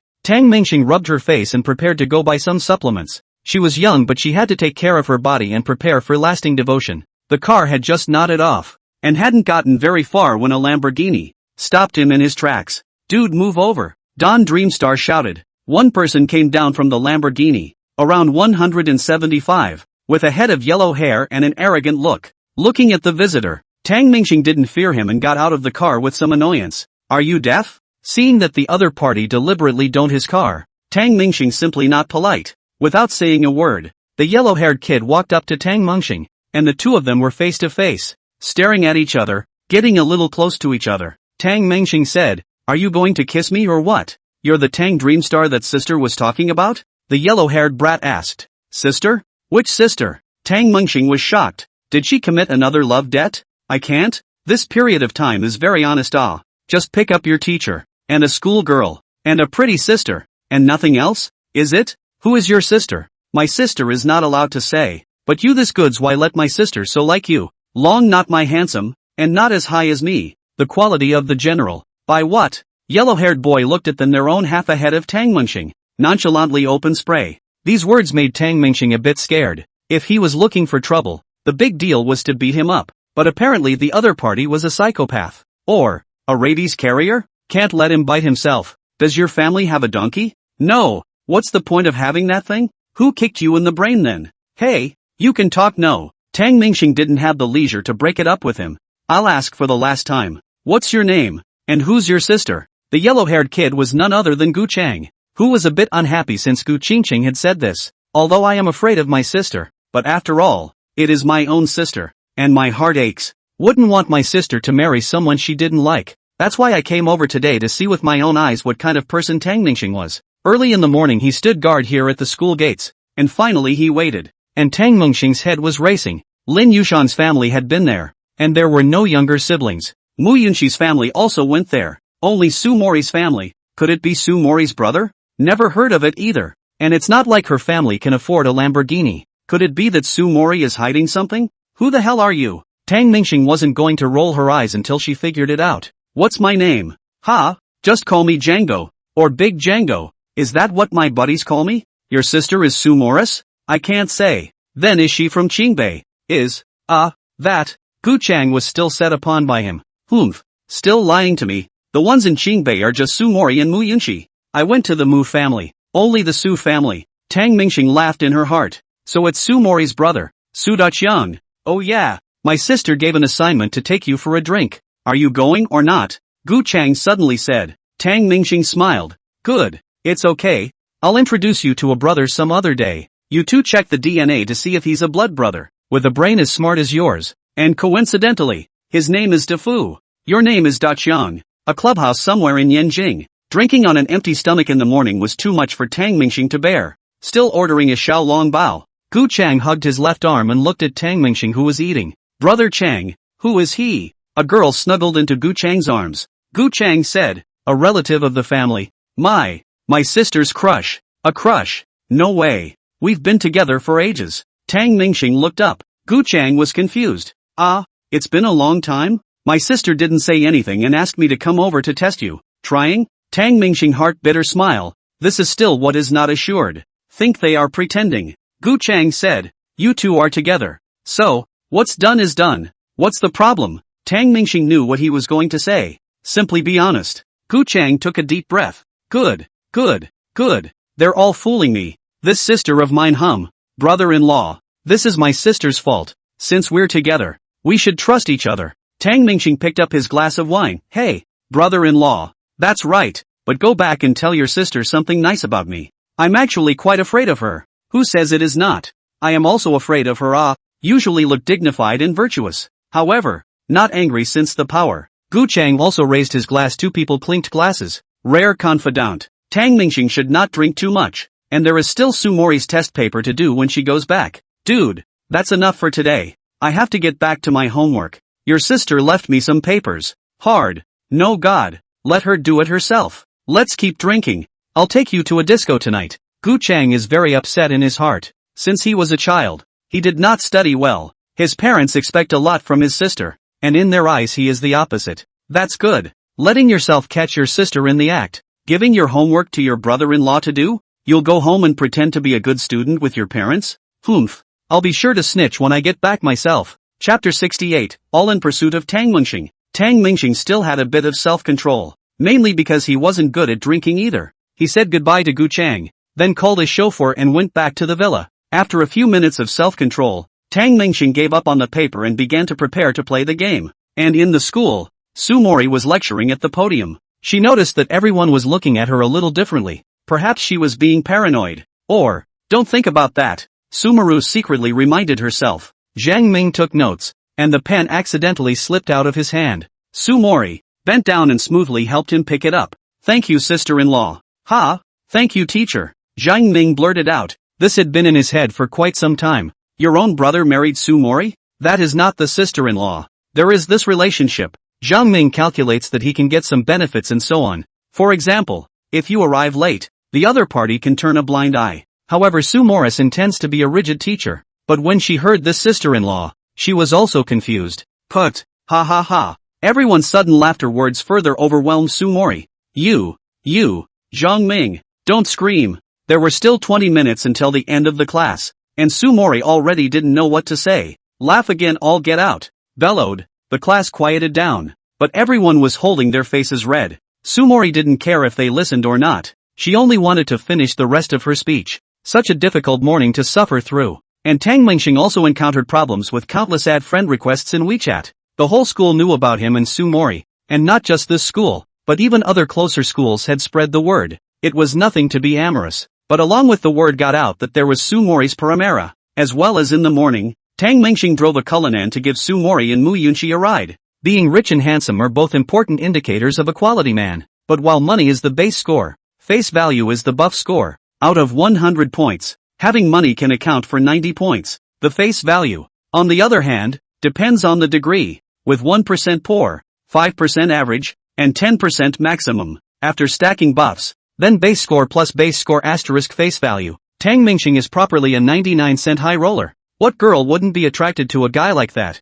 But if you don't have the money and your base score is too low, it doesn't matter how high your buffs are. Too damn many. Tang Mingxing looked at the friend requests and directly ignored them all. This included Gu Qingqing's friend request, which was drowned in a sea of people. On campus, adding Tang Mingxing's friends has just become an activity that all girls enjoy. Did you friend him? Plus, I'd like to drive a Paramera. Too. Me too. And I get to pick up a hot guy. 2 birds with 1 stone. That's right. I've seen rich people before, but handsome guys like him, too few. Will I be the lucky one? It's not a small fortune to drive a Cullinan. It's a fight to turn a bicycle into an airplane. In case we both take down Tang Mingxing, we might be able to continue in the same house in the future. A lot of girls have beautiful dreams, and Gu Qingcheng held her cell phone, cold as ice. Before that, she rarely came to school, and whenever she showed up on campus herself, she was bound to cause a bit of a stir. But today she came and nothing moved. The whole school was talking about Tang Mingxing and Sumori,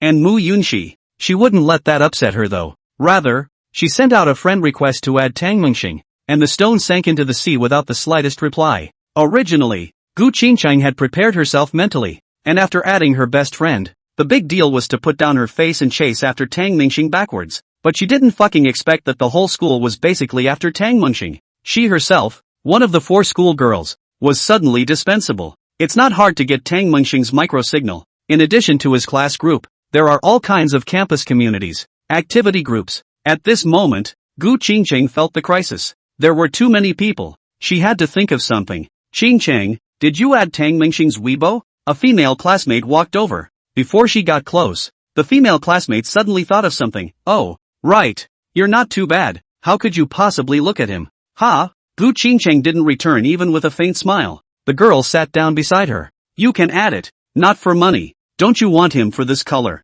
After saying that, he shook a picture of Tang Mingxing in his cell phone. A picture of Tang Mingxing participating in a campus event. Most girls don't hold out much hope of actually chasing after Tang Mingxing. Most of it is just a hobby. But of course it's more or less a fluke. This behavior is becoming more like a form of fun. I didn't add it. I know him. Gu Qingqing spoke lightly. She was like this every time she spoke. There were rarely waves, except when facing her brother. You recognize. The girl looked at Gu Qingqing with some joy and some doubts in her eyes. Handsome men and women who know each other and aren't together? Is it because they don't have feelings for each other? Or Tang Mingxing can't see her? Or she can't see Tang Mingxing? But these were unimportant. The girl took out a piece of cupcake from her bag. Qingqing, this is for you. I know you don't care, and this is the best I can come up with. Can you help me with Tang Mingxing? Gu Qingqing's head was big. She regretted it when she finished speaking. Now this situation she hadn't understood thoroughly. I still don't have a doorway when I want to find Tang Mingxing myself,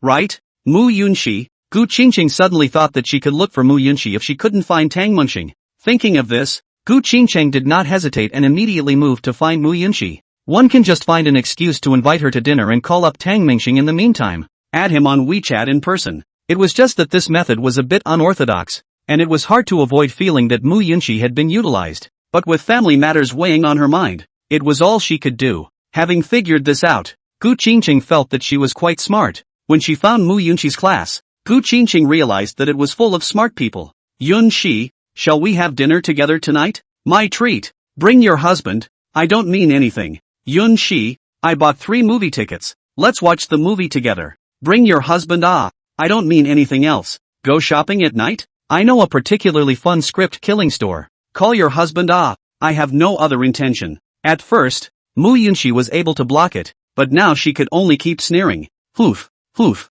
hoof. Ha, ha. Just as Mu Yunxi was helpless and too lazy to say anything, she happened to see Gu Qingqing standing in the doorway. I'm sorry, my friend is here. Let's talk about your matters later. As if Mu Yunxi had grabbed a life-saving straw. Regardless of whether Gu Qingqing had come to look for herself or not, it would be best to find an excuse to leave first.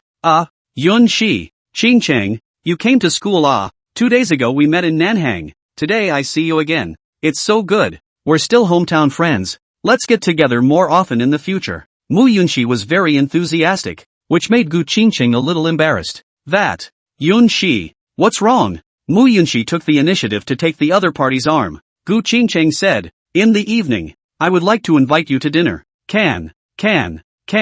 Bring Tang Mingxing with us? Chapter 69, for my brother-in-law. Mu Yunxi's smile was fake. So fake that Gu Qingqing had no place to hide. Forget I said that. I'm going first. Gu Qingqing hurried away without looking back, not daring to meet Mu Yunxi's eyes again. Inside the villa, Lin Yushang returned after registering the company. Before you take a stake in Lightsea Technology, you must set up an investment company. Back at the villa, Lin Yushang saw Tang Mingxing playing a game. Still playing? Did you do the homework Mori gave you? Lin Yushang looked at the test questions on the table. Just write a couple dozen words. Tang Mingxing was playing with vigor when Lin Yushang suddenly walked up to him and pulled his arm away. One straddled his lap. The two of them glanced at each other, and Lin Yushang was imploring. Dreamstar, we haven't seen each other for 3 or 4 days, and last night you fell back to sleep. It seems like there are some things that haven't been done yet. Take advantage of it. Before the words were finished, Lin Yushang's head was suddenly pressed to the side by Tang Mingxing. You influence, don't I play the game, okay?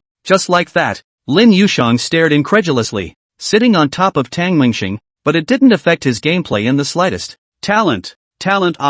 You don't accompany me. You wait for me. Lin Yushang's face flipped quickly, getting up from Tang Mingxing again and grabbing the door. Annoying, almost died. After closing the door, Lin Yushang also heard Tang Mingxing complain. 10 seconds later, there was a click from the switchboard outside the door. *********. Lin Yushang, you pulled the electric switch. My downwind game. My qualifying game.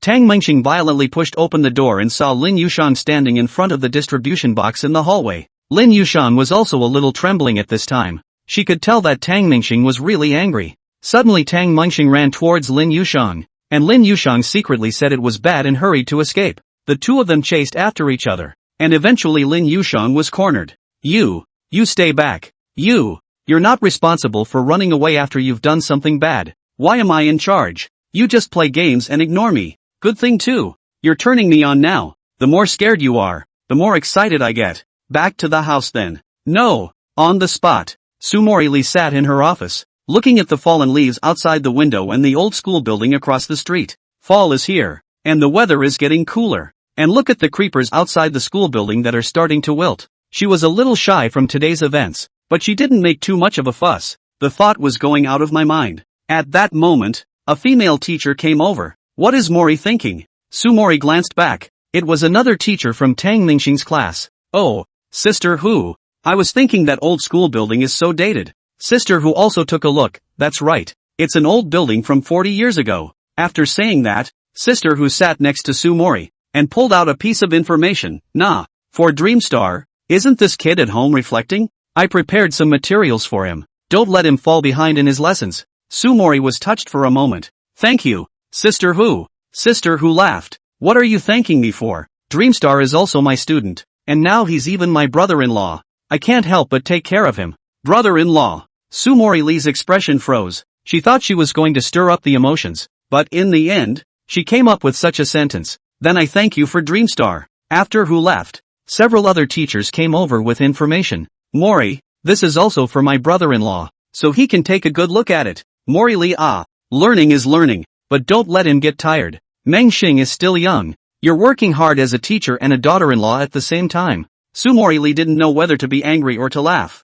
but she could only laugh. I know. I will discipline. Oh, no, take good care of him. Until the afternoon, Sumori finished her classes and hoofed it to get ready to leave the school. A group of people followed at a distance, intentionally or not. This group of guys, interesting. Sumori Lee carried her bag and walked quickly. Mr. Su's bag is $120,000 apiece. Guess what Don Dreamstar is driving later? Or is it the Cullinan? Mu Yunchi is here too. So exciting. Oh, Sister Mori. These perverts, I'm going to dislike them. Mu Yunchi looked at the scattered crowd and got a little angry. Sumori Lee pulled her back. Forget it, it'll pass in a couple days. However, when they arrived at the school gate, Tang Mingxing didn't come. A BMW X7 turned a corner in a dashing manner and stopped. Lin Yushang walked down handsomely with sunglasses, a denim jacket with a tight jeans. Who's this? This woman is so handsome and has earrings. Cool. Tang Mingxing is ruined. I've come to pick you up. Lin Yushang took off his sunglasses and gave them both a handsome smile. Mu Yunchi and Sumori Lee blushed. Lin Yushang really hooked up. No matter male or female, all eat. All disperse. Don't look. I'm Tang Mingxing's wife. You kids, study hard. Lin Yushang said to the crowd. By now the crowd had heard the sound of a broken heart. Tang Mingxing has soured me to death. Mu Yunchi and Sumori hurriedly got into the car. In the car, Mu Yunchi slightly adjusted her emotions. Sister Yu Shuang, what happened to Mengxing? We agreed that he'd come to pick us up, but I'm still troubling you to make a trip. Lin Yushan returned. Didn't you say it was abolished? Wasted how? Oh, he's still young to play for my mom. After saying that, Lin Yushan slammed the gas and accelerated away. Tang Mingxing was, at this time, still playing the game. A little sluggish after a strenuous workout. And you're not an Iron Man yourself. So it was better to let the nourished Lin Yushan go and pick up Sumori and Mu Yunchi. Just as the fun was getting started, the door to the room opened. Several people from Sumori Lee had already arrived home. Once inside, Sumori looked at the test papers on the table, which were basically untouched. Back, Tang Mingxing greeted. Sumori Lee suddenly took a step and stood between Tang Mingxing's legs, then squatted down. Don't, Mori, don't be so proactive. I'm not ready yet. Click. A familiar sound. Crouched down, Sumori directly turned off the mainframe of Tang Mingxing's desktop computer. Don Dreamstar freaked out. I thought you were going to. What are you doing? Sumori Lee pointed to the exercises on the table. Finish them tonight. Otherwise don't want to play. Chapter 70, Study Hard. Sumori. Tang Mingxing stormed out, calling her by her first name. Tang Mingxing. Sumori Lee was louder. Lin Yushan pulled Mu Yunchi to hurry away. Go. Although Sumori Lee's aura seemed to be sufficient, her heart was weak and she was just holding on. You bully. But after holding on for a few seconds, Sumori still broke down. Alright, I'll admit I'm wrong, alright. Don't cry. Tang Mingxing's heart ached for her. Still she hurriedly apologized. Now that I let you study and have to beg you, am I still teacher-like? Sumori Lee wiped her tears. Tang Mingxing pulled her into his arms, and Sumori curled her little mouth. Give me a kiss. Then you go do your homework and I'll go cook. The two quickly made up, only for Sumori Lee to take out another pile of information from her bag. This is from the teacher of the other subjects. Take some time to look at it. Tang Mingxing's head is big. He doesn't care about studying anymore. Why don't you enjoy your life if you have so much money? But there must be no harm in upgrading yourself. Okay, I'll do it. Oh yeah, Mori, your brother asked me for a drink today. The two of us. Brother? I don't have a brother? I'm an only child. Where's the cousin? Cousins? There's cousin. Cousin. Is there a guy named Su Daxiang? Ha? Tang Mengxing was dumbfounded. He had been drinking with that Daxiang for a while today. The result is that I talked to you about the city doorway sub. And you talked to me about the crotch shaft sub. You're talking about a fork, aren't you? So who is this guy? Tang Mengxing went back to ask Mu Yunxi and Lin Yushang. His own three women coincidentally. All only children. Nor is there a cousin or cousin with the word strong in their name. Yanjing, a villa of the Gu family. This was the Gu family's residence in Yanjing. And Gu Zhinshan was prepared to stay in Yanjing for a few more days for Tang Mengxing as well. In Gu Zhinshan's study, Gu Chang walked in with a displeased face. Dad, I need to tell you something. Report my sister. Gu Zhinshan looked at this incompetent son. The sun came out of the west? You even reported your sister? Oh, say it. Did she deduct your allowance? Or what? Gu Chang's bottom line at this point was very strong. Ha, no. Let me tell you, Dad. My sister is a two-faced person, pretending to be a good kid in front of you guys. And she has a boyfriend. What? Gu Zhinshan froze. Hearing that Gu Qingcheng had a boyfriend was like a bolt from the blue. This girl, lying to me? She has a boyfriend already? She's been hiding it from the family? Then why didn't she tell me earlier? Countless thoughts surfaced from Gu Zhinshan's mind. Are you sure? I'm sure. I saw him today, and he told me himself that he helped my sister with her homework exercises. What's his name and what does he do? Name's Tang Mengxing, a student. My sister's alumni. Tang Mengxing? Hearing those three words, Gu Zhinshan let out a long breath of relief and was even a bit surprised. It's done so quickly? He himself was worried, afraid that Gu Qingcheng wouldn't be able to do it. So he came to Yanjing in person. But on second thought, it's only been a few days? How can it be so fast? Is the intelligence wrong? Gu Chang, you can't lie to Dad. Dad, I wouldn't dare. You still don't believe me? It's true. Tang Mengxing told me himself. And they both rolled in bed. If I lied to you, I'd. Gu Chang looked around the room and pointed at the desk. I'd eat this table. My sister even pretended to ask me what kind of girls attract boys. What did you say? So, Gu Zhinshan's brows tightened. His heart suddenly hard. Tang Mengxing, this beast bullied me too much. He was supporting his daughter's pursuit of Tang Mengxing. But there had to be a process. It's only been one day. And you're asleep? You go out first and get your sister. Gu Chang nodded his head and left the room triumphantly. Then he found Gu Qingcheng. Sister, our father is calling you. Looking at Gu Chang's pleased expression, Gu Qingcheng didn't know what he had to be so happy about. What's wrong with you today? So happy? You don't have to worry about my business. Ha, I know all about you. You liar. What about me? You know? Gu Qingcheng looked at this brainwashed brother and ignored him, going directly to his father's study. Dad, you wanted to see me? When Gu Zhinshan saw Gu Qingcheng, he was momentarily speechless, and after thinking about it, he said, Qingcheng ah, Dad should be damned. Dad is not right for you ah.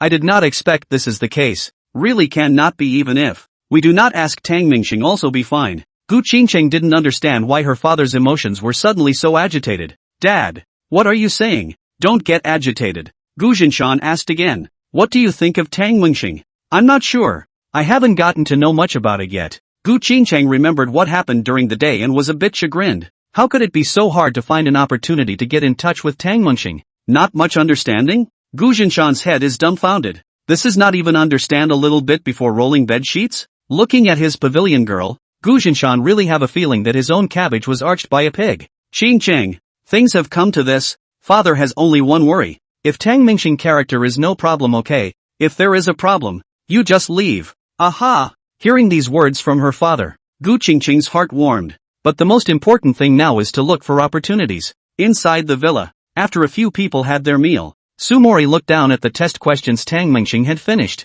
Mr. Su, see if I wrote it right. Help me correct it. It's okay to look at it for you, but it's not a good idea to look at it like that. Tang Mengxing sat in front of his desk, cradling Sumori in his arms. The two had ambiguous postures. Sumori Lee didn't want to be like this, but Tang Mengxing tightly wrapped his arms around himself and simply couldn't break free. It's the only way to promote the bond between teacher and student. A few minutes later, Sumori finished reading the paper. Tang Mengxing's brain was still working well, and overall there was nothing wrong with it. After you've finished watching, you can let go. Sumori pulled Tang Mengxing's hand. Tang Mengxing said, good thinking. He said that he was going to undress Sumori Lee. Bang! The study door was suddenly opened. Sumori and Tang Mingxing were both startled. What are you doing? Yun Shi, can't you see that, mister? Su and I are studying? I hate it when people interrupt, Tang Mingxing said without turning red in the face or ears. A look of great righteousness. Very righteous. Mu Yunxi spat out her tongue. What are you two learning?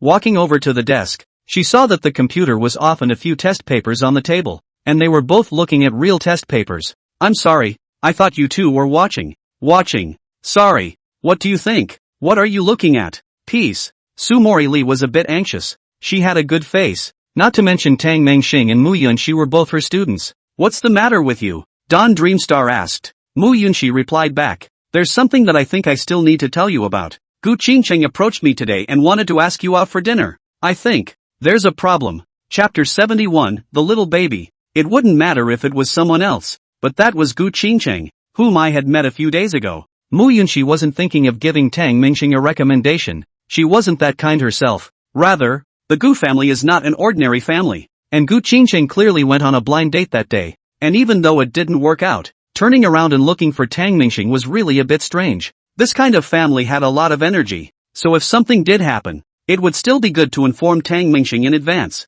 Besides, when Tang Mingxing was able to go to school, she would encounter it sooner or later. Let him make up his own mind when the time comes. But Mu Yunxi isn't going to take the initiative to pull the strings. Tang Mingxing didn't think too much and arrogantly took out her cell phone. Gu Qingcheng? Oh, I received hundreds of friend requests a day. I thought my phone had a virus. I didn't expect my brother to be so popular with women. Less complacent. Mu Yunxi blanked him. Tang Mingxing suddenly let go of Sumori, got up and closed and locked the door. What are you doing? You, don't mess around. Hey, Mu Yunxi said on her lips, and suddenly dodged violently, trying to slip away from Tang Mingxing's side, but he was caught by Tang Mingxing under his armpit in one fell swoop. You can still change direction. You're just moving too slow. Seeing that Mu Yunxi was caught by him, Sumori Li hurriedly got up. Then I'm leaving. You. Hey, don't grab my clothes. We're here. You two face the wall. Lin Yusheng said you're wasted. Bullshit. After the clouds and rain,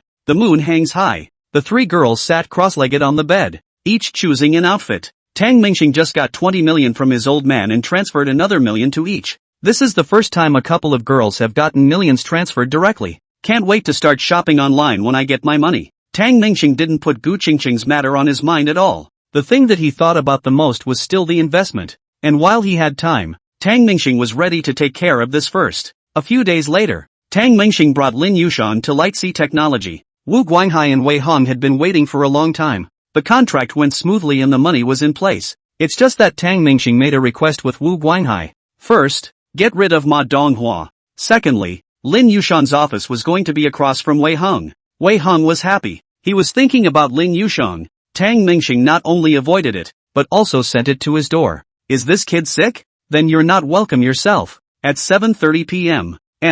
The lights of Light Sea Technology were dimmed, and most of them were already off work, except for a very few departments that were still working overtime. Wei Hong is in his office, hesitant, looking at the nail. Still, he clicked on Lin Yushang's message box and sent over the message. Mr. Lin, there's something I still want to say to you. Whatever you want, just mention it. 2 million. I'll give you $2 million every month. You know my heart, right? Wei Hong looked at it and felt it was quite sincere, so he sent it over. Not long after, Lin Yushang wrote back, come later, let's talk in my office. Wei Hong is very happy. This is done? This Lin Yushang is not so pure. At this time, Lin Yushang had finished placing the dumplings and was eating with Tang Mingxing, Mu Yunxi, and Sumori. Yushang. From now on, once or twice a week, just stay for half an hour. Just pretend. You are the nominal supervisor. Chen Bumo is looking after it for me, and I'll make time to go there myself. Lin Yushang nodded, eating empty paychecks.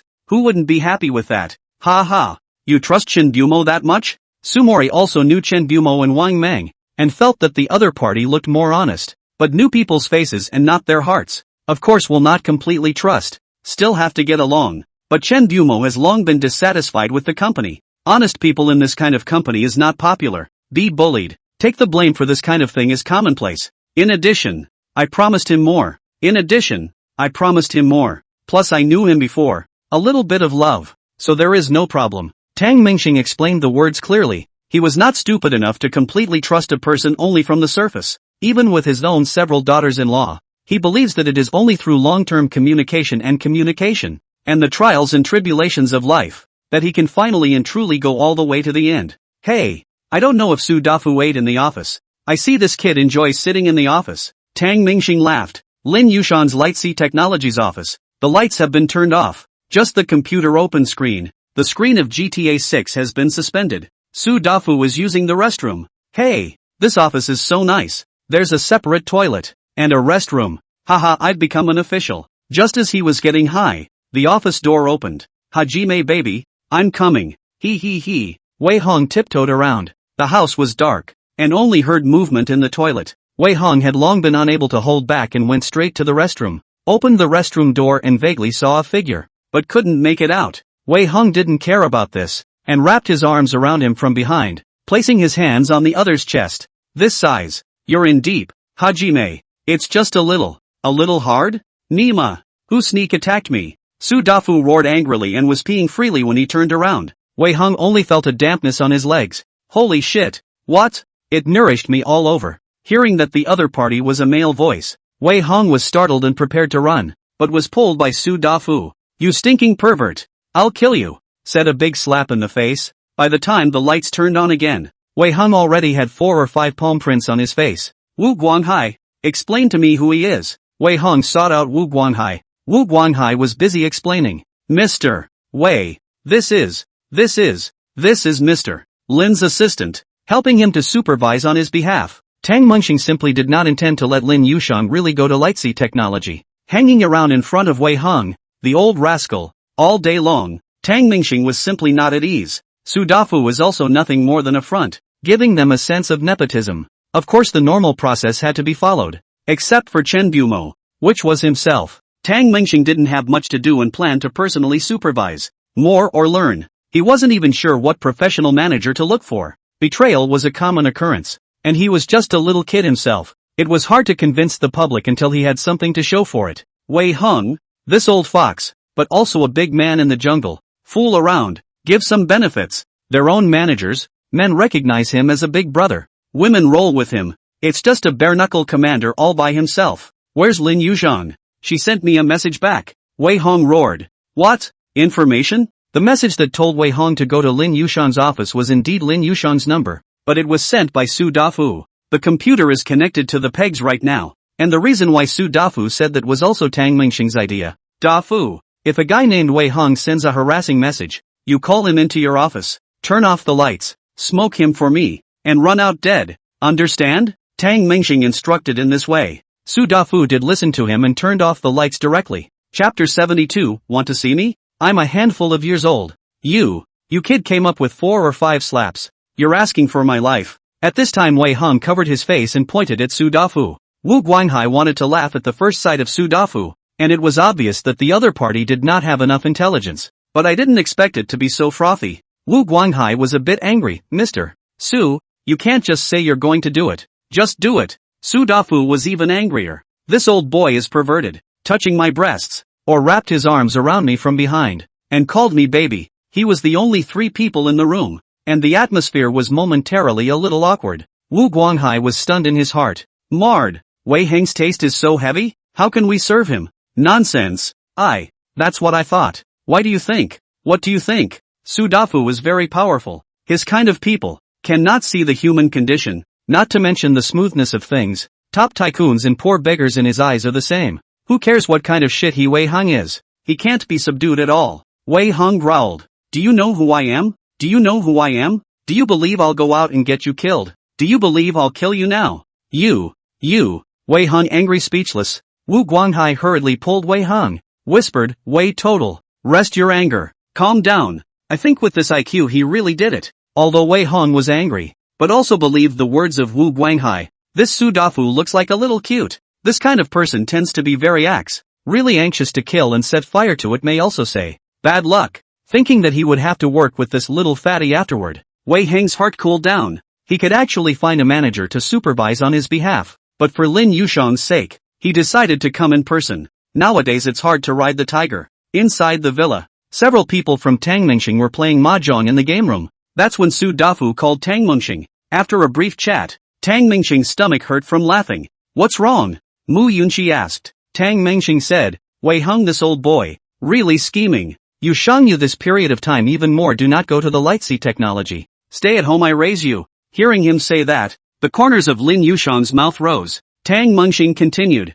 Wei Hung. Molested. Su Dafu. Ha ha ha. But. Ha ha ha. What's going on? Su Morili didn't hold back a mouthful of water and sprayed it out. Hey, Mori, you. Sprayed me in the face. Tang Mengxing wiped her face and told the three girls about tonight's events. A few people brainstormed the image and got a chill. Tang Mengxing laughed. I just want Su Dafu to help me keep an eye on Wei Hung. I also specially matched him with a gaming computer. This kid got addicted to playing and forgot to get off work. I didn't expect. Ha ha. This matter still gave Tang Mengxing a wake-up call that Wei Hung must clean up. Tomorrow was the weekend. A relaxing day for Su Mori and Mu Yunqi. It didn't matter to Lin Yushang, who was now at home serving Tang Mengxing all day. And for Tang Mengxing, this is the last vacation. After this weekend, his disciplinary period is over and he will be going to school. Or we can get Tao Yulong to beat him up again? The bedroom light was off. Are you guys asleep? Mu Yunqi suddenly asked. No. Lin Yushang replied back. Couldn't sleep. Returned Su Morris. Phew. Tang Mengxing slept soundly. Let's have a little chat. Okay. The three girls, crossing over to Tang Mengxing, burrowed into a comforter and started chatting and catching up on dramas. Several people feel very cozy. Love this feeling. 3 are only child. And grew up without the company of siblings. So it is like a few more sisters. Squeezing a comforter feel interesting. You 3, don't sleep. And don't let me sleep. Tang Mengxing was woken up, hearing the 3 girls next to her chattering. Somewhat distressed. Shut up and you sleep. But I'm tired today. Please. The noise makes my head hurt. You won't stop listening? You call that human talk? It was 1 in the morning before the 3 girls fell asleep. Tang Mengxing, however, was in high spirits. It's over. I won't be able to sleep after 12. Gu Qingqing couldn't sleep at this time either. She was worried for a few days. I never had a chance to get in touch with Tang Mengxing, so it's good to learn that he's going to school next Monday. Just how does one approach him when it comes to the moment of truth? Gu Chang told her the word flirty, but Gu Qingcheng is a lady of the house and can't understand how to be flirty. Tossing and turning, Gu Qingcheng closed her eyes and her mind was full of Tang Mengxing. Right. Why bother bringing up Tang Mengxing when you can just look for Mu Yunqi directly? Moreover, tomorrow is the weekend. Mu Yunqi is definitely with Tang Mengxing. And Su Mori must be there as well. This one is a little hard to do. Su Mori was a teacher after all. Although she didn't teach Gu Qingcheng, but the position was here. Big deal. Don't be ashamed. At her age she was actually involved in management in the family business. It was clear to her that without financial support, her father was bound to end up in jail. Right at the end of the year, there's a loan to pay off and time is running out. It would have been a saving grace if the country matched at this point and matched themselves with Tang Mengxing. Early in the morning, as soon as Mu Yunqi woke up, she saw Gu Qingqing's friend request. After a moment's hesitation, the request was passed. Yunqi, I'm sorry about last time. I didn't mean anything else. As a token of my apology, can I buy you a meal? Or maybe you come to my place. Gu Qingcheng pretended that it was a slip of the tongue last time and then made a request for a dinner date. Mu Yunqi looked away, somewhat unsure of how to answer. This is her wanting to see me. Unknown when, Tang Mengxing appeared behind her. Mu Yunqi glanced at him. Getting ahead of yourself? They didn't say they were asking you to go. Then why is she looking for you? What kind of bullshit apology? Who are you fooling? Tang Mengxing had no feelings for Gu Qingcheng. Not even half. Su Morili or not, or Mu Yunqi are all people who can walk into his heart at first glance and are willing to go on. Lin Yushang is similarly, and through an ambiguous relationship, close to each other. And Gu Qingcheng, he thought from the bottom of his heart that he couldn't go together with her. The reason is that it just doesn't feel right, perhaps due to the upbringing of the two. Su Morili, Lin Yushang, and Mu Yunqi were all girls from ordinary families, and their auras all felt like they could be virtuous wives and mothers. Gu Qingcheng, on the other hand, was pampered since childhood, and the temperament of a rich girl could be seen at a glance, and her habits, tone of voice, expression and movement, gave Tang Mengxing a very different feeling. And although Tang Mengxing's background was even more divine, her childhood living environment was closer to Su Morili's girls, so in Tang Mengxing's eyes, that day at the White Horse Manor, Mu Yunqi was like Cinderella, Gu Qingcheng was more like a princess, and she only wanted to keep her own Cinderella. Chapter 73, I just like you. Then how should I answer? Mu Yunqi shook her little head. Tang Mengxing said, Gu Qingcheng is unlike other girls. They've been alumni for 3 years, and they start chasing me at this time? Other girls figure money. I believe it. Impossible. After thinking for a moment, Tang Mengxing said, Let her come to the villa. I'll ask the chef to cook at home at noon and see what she's up to. Tang Mingxing figured out that there was something strange that day at the White Horse Manor. The Gu family is so warm and welcoming in an unusual way. Coupled with Gu Qingqing's behavior now, it was clear that something was wrong. Tang Mingxing was also curious as to what Gu Qingqing was up to. Is this because they think they have a background? Or do they know their old man? If it is just Gu Qingqing's wishful thinking, he refused to do it. If there is something behind it, he still has to be careful. Tang Mingxing nowadays is different from the past. With money it is inevitable to feel a little bit that there are always unruly people who want to harm me. Near noon, Tang Mingxing made a few phone calls and specifically invited a few chefs from Michelin restaurants to come to the house with ingredients to cook. Mr. Tang, this is today's ingredients. Please take a look. The chef arranged all the ingredients and asked Tang Mingxing to look at them. The ingredients were all very good. Tang Mingxing was very satisfied. The guests will be here later. You guys do it first. Several of the girls were curious as to how such five-star chefs cooked, and one of them plopped down in the doorway to watch. When Gu Qingqing's car arrived at the villa, she was a bit shocked. Her own family was in real estate, and she knew very well what the specifications of the villa in front of her represented, especially after stepping into the courtyard. The interior was a shock to her. This Tang Mingxing is really not an ordinary person. Gu Qingqing was relieved at this point. Seeing is believing. Tang Mingxing definitely has strength. Tang Mingxing opened the door. The Gu Qingqing in front of him made his heart shake. Obviously Gu Qingqing had deliberately combed and dressed up. Originally the school flower, plus professional makeup artist dress up, said that it is not an exaggeration to say that the country is pouring. Welcome. Tang Mingxing suddenly froze in place. Attracted him. Gu Qingqing's heart rejoiced. However, she thought wrongly. Attracting Tang Mingxing was only a matter of a second. The reason that made Tang Mingxing freeze was that she was dressed too grandly. Tang Mingxing, who had just become a rich third generation not long ago,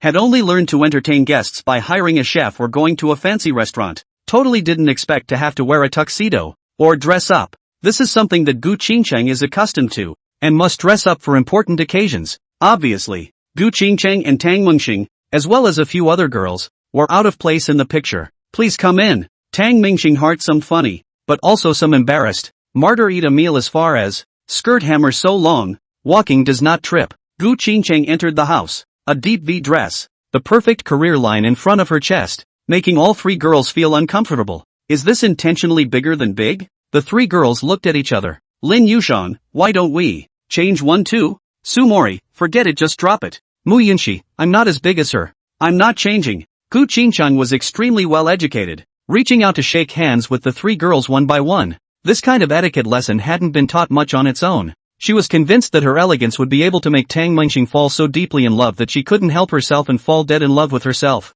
Tang Mingxing looked at her back. Another backless dress. This and no more. But this kind of behavior makes one want to find a crack in the ground. After a brief exchange of courtesies, Gu Qingqing turned around and smiled as she ran towards her target Tang Mingxing. Tang Xiao, we meet again. Gu Qingqing's eyes were mesmerized, thinking that she was the most moving at this moment. Just call me by my first name. I'm not used to being a young master. Okay, brother Dreamstar, just call me Tang Mingxing. Mu Yunxi pulled the corner of Sumori's coat. She did it on purpose. I was still normal when I saw her at school. Sumori Lee laughed. This is too that, can't tell. Goosebumps all over. This is not Gu Qingqing. This is Gu Daiyu. Gu Qingqing tried to squeeze out her best smile. Don't you like me calling you brother? No, it's just that I'm not used to it. Tang Mingxing thought of being in bed when she heard brother Mingxing. Only in bed. Call your brother. Let's eat. The dishes are almost done. Lin Yushang hurriedly motioned for the crowd to be seated. There are two more who haven't arrived yet. Wait a little longer. I'll call and ask. And, who? Chen Bumo and Wang Meng. Speaking of these two, Lin Yushang didn't recognize them, but Su Mori and Mu Yunxi were looking forward to it. I still miss it a bit after a long time. Tang Mingxing thought simply, since it was a treat, why don't we just treat them together and talk about work in the meantime? Gu Qingqing was a bit lost.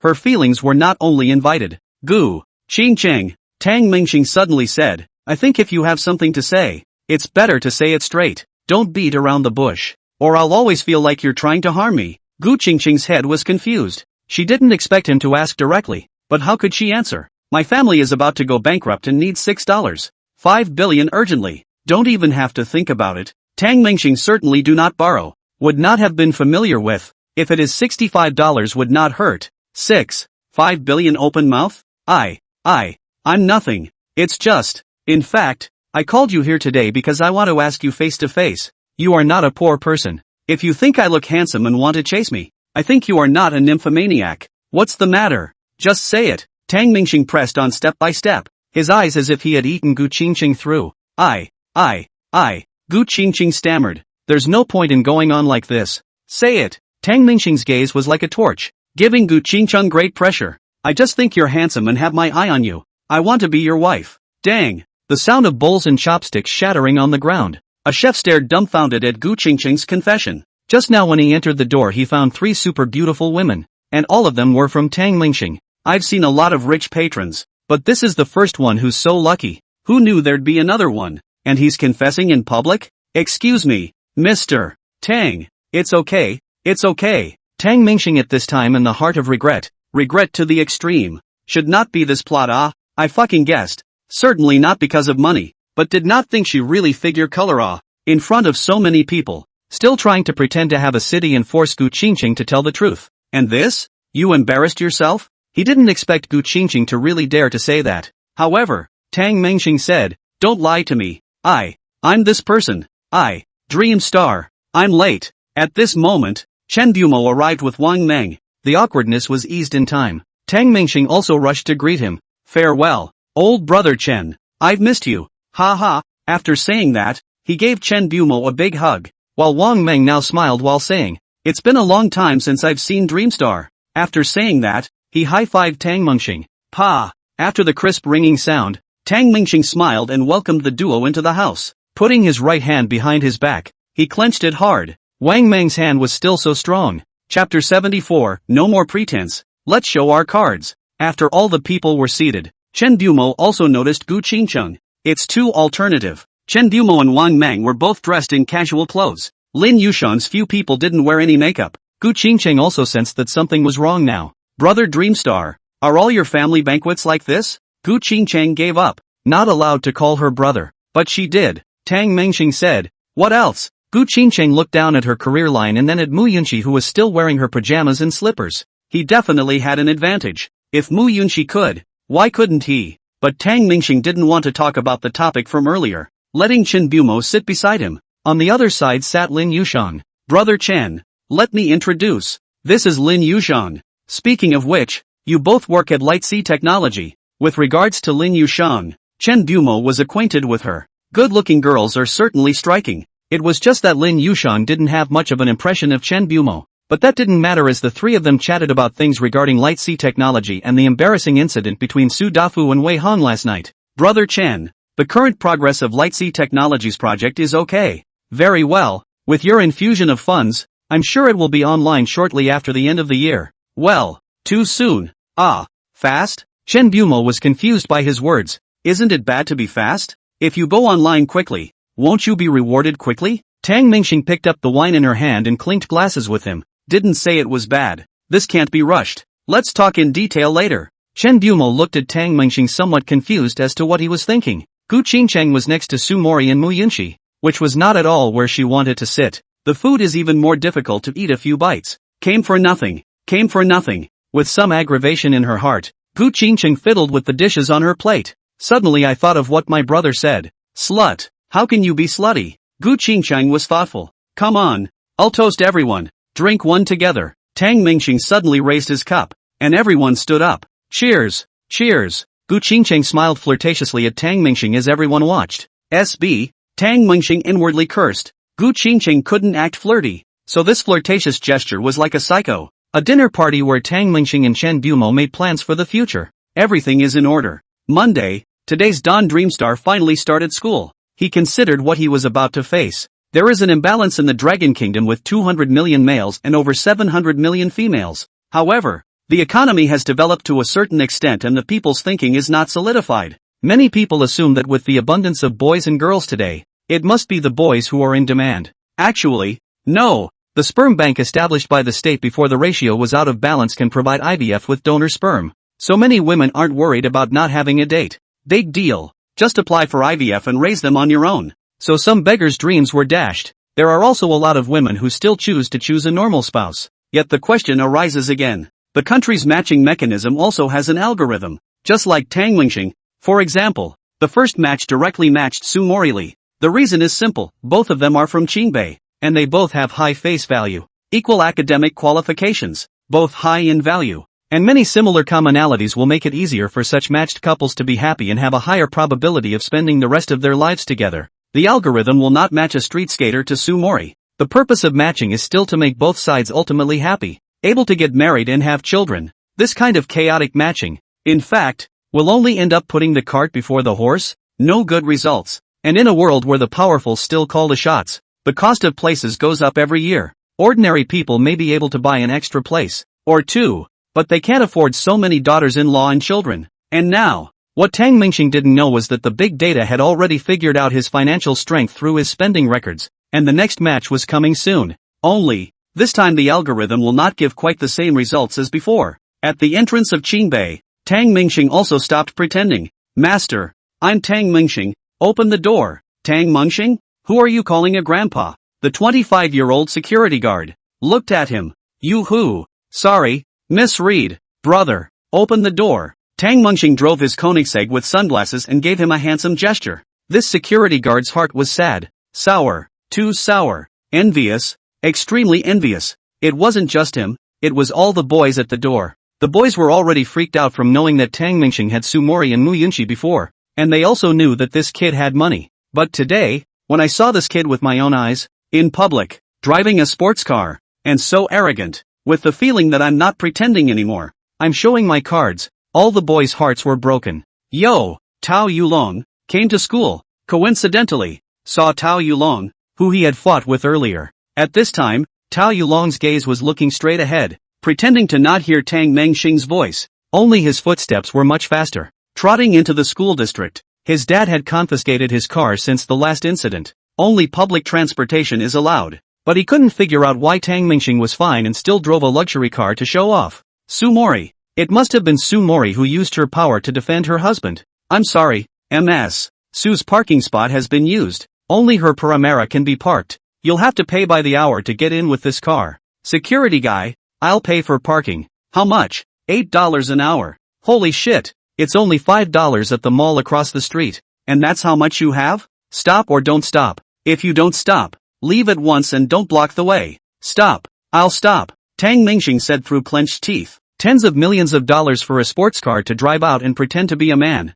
And $8 for parking. What's that going to get him? It feels like you're not getting anything. And it's $64 for 8 hours to order a fried chicken. Several security guards were holding back, knowing that Tang Mingxing didn't care about the $8 an hour parking fee. But Tang Mingxing's heart was dripping blood, and the money was fucking spent on the back of a knife. Chapter 75, Campus Chaos. Tang Mingxing drove into the campus. There are a lot of students coming and going, most of whom live on campus and walk to class. The car couldn't go fast either, and he didn't want to. Somehow, Tang Mingxing had figured out that instead of keeping a low profile, he should enjoy the special life that money could bring him now. The Koenigsegg weaves in and out of the middle of the road, and there are actually some students from nice families throughout the school who drive to school, just not as high profile as Tang Mingxing is today. Tang Mingxing dropped the window, holding the steering wheel with one hand and resting on the window with the other. Eyes forward. The girls on the side of the road were all exercising their attention. Tang Dreamstar? He's Tang Mingxing, isn't he?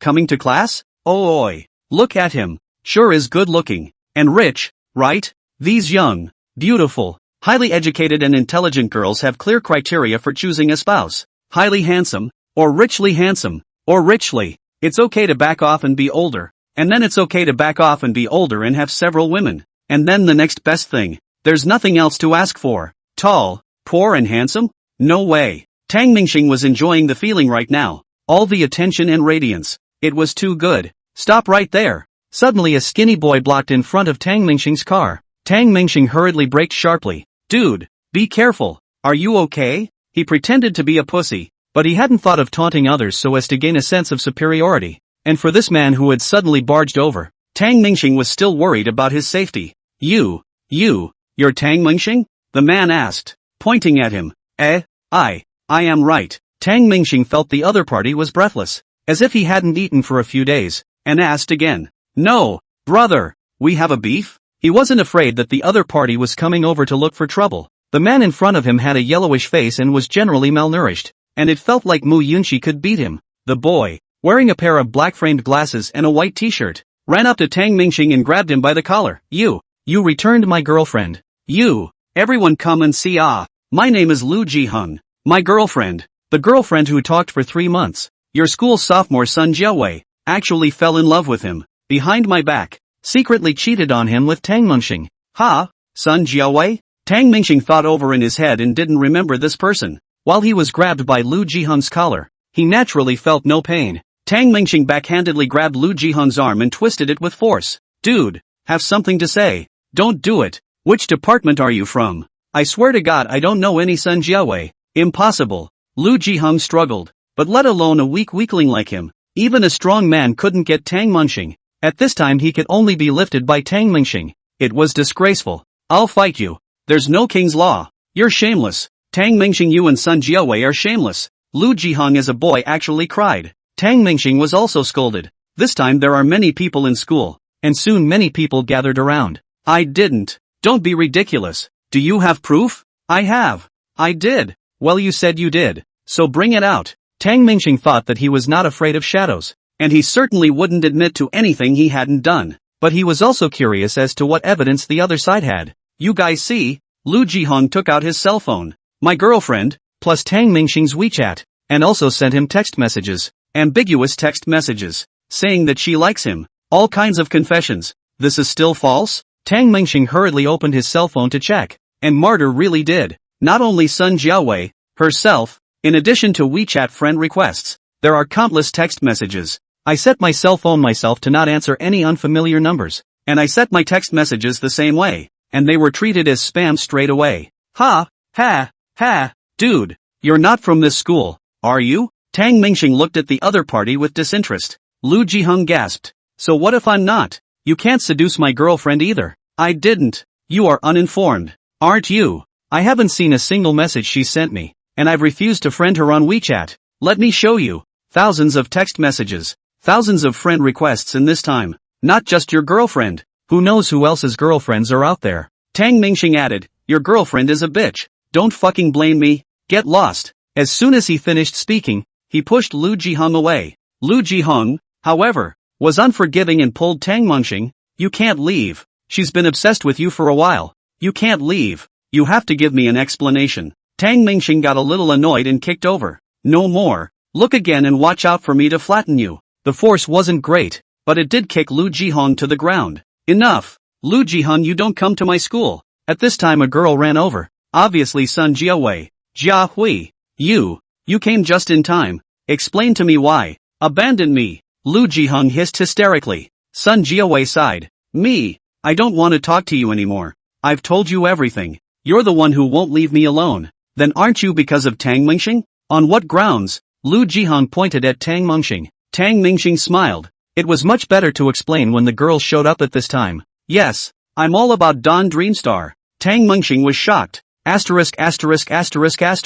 Maisie can't dare to talk nonsense. I know you all are just fooling around. Don't take it seriously. Sun Jiawei said. I talked to you before for no other reason than I wanted to talk. But after I met Tang Mingxing, I realized that there are people outside of people. I'm in the same department as Sister Mu Yunqi, and I saw her carrying tens of thousands of bags and wearing all kinds of designer labels every day. I'm envious. I don't have to find Tang Mingxing, but you're not my choice anymore because I can find better ones. You didn't even go to college. We're not in the same league. I only realized it now. I'm really sorry. Also, I didn't cheat on you, nor did I have any contact with Tang Mingxing. I sent you the breakup request a long time ago. It cost you $5,000 and I transferred it to you. I don't like you anymore. Is that okay? Lu Jihong was a bit frantic, but I gave 3 months of my feelings, the truest feelings. Then can I exchange my fate for the rest of my life? I don't owe you for these 3 months. Sun Jiawei's voice suddenly drew much higher. What Sun Jiawei said was realistic, and Lu Jihong was helpless.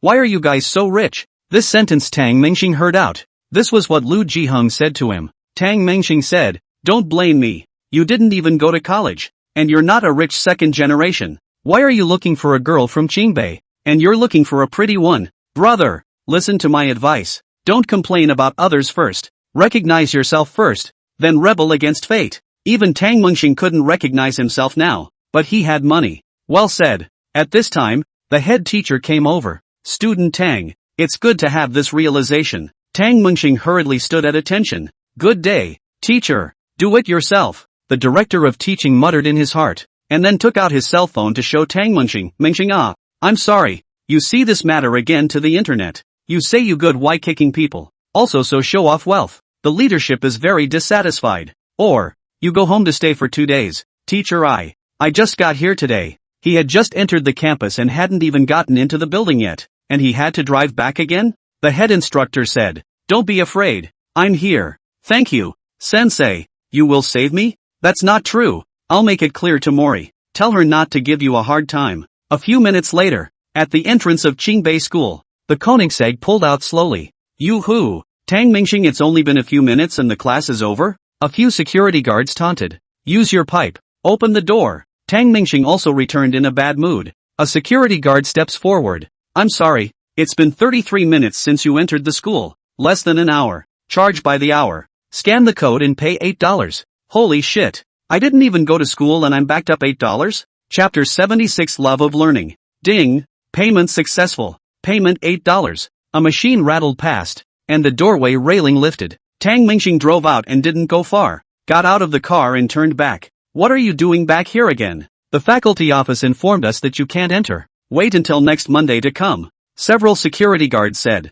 Tang Mengxing said. Several big brothers. I'll tell you something. Today's weekday Monday. What's up? You see how I can't seem to get the time right on this cell phone? Can't you adjust it? Tang Mengxing opened his cell phone and showed it to the few security guards. The timing was spot on. The cell phone page was a bank message. And today, Monday, Don Hai called with 20 million as expected. Asterisk. So much money. The guard was a bit shocked. I'm actually here to pretend. Bye. Tang Mengxing said and ran away in a puff of smoke. Mud. Get him next time you see him. At 10:30 in the morning, it happened to be Su Mori's class. She looked at the classroom, a little afraid to enter, because Tang Mengxing came today. Would it be awkward if the two were in the same classroom? A buzzing in his head. But still, the work has to be done. With heavy steps, Su Mori Lee entered the classroom with her head down, not daring to look at the eyes of the others. Class, quiet. Su Mori Lee kept her head down. She was clear that Tang Mengxing and Zhang Ming, Zhou Qi and a few others just loved to sit in the last few rows of the classroom. Convenient to sneak around and get something else going. But it's so quiet today. Unable to resist, Su Mori still looked up and there were only two people, Zhou Qi and Zhang Ming. Where's Tang Mengxing? Su Mori Lee blurted out. Zhang Ming shook his head. I don't know. Call him. Put him on speakerphone. Su Mori was really pissed off. Being late on the first day after reflecting was so uncharacteristic. Hey, Zhang Ming, what's wrong? Where have you been? And why haven't you come? Mud. Brother got driven home again. The school building didn't even go in. The classroom was silent. Awesome. Why are you causing trouble again? This time it was Su Mori's voice. Hey, Mori you go to class first. It's not my fault. There's a psycho who stopped me halfway. I just kicked it. And the director insisted that I go home. Tang Mengxing gabbled and explained things clearly in one call. Su Mori Lee didn't know how to answer, but felt that this kind of punishment was still a bit heavy. The rest of the class, with bated breath, listened to the conversation between the two couples. You said you had nothing to do with moving. It's not heavy, alright. The dude is weak. I'm really afraid to send him away with one punch. You just don't want to go to school on purpose. No, I'm extremely hungry for knowledge right now. You can tutor me again in the evening. Zhang Ming, Zhou Qi, I've bought 2 books for you too. Get them from the communication room after class. Don't forget. The two chatted,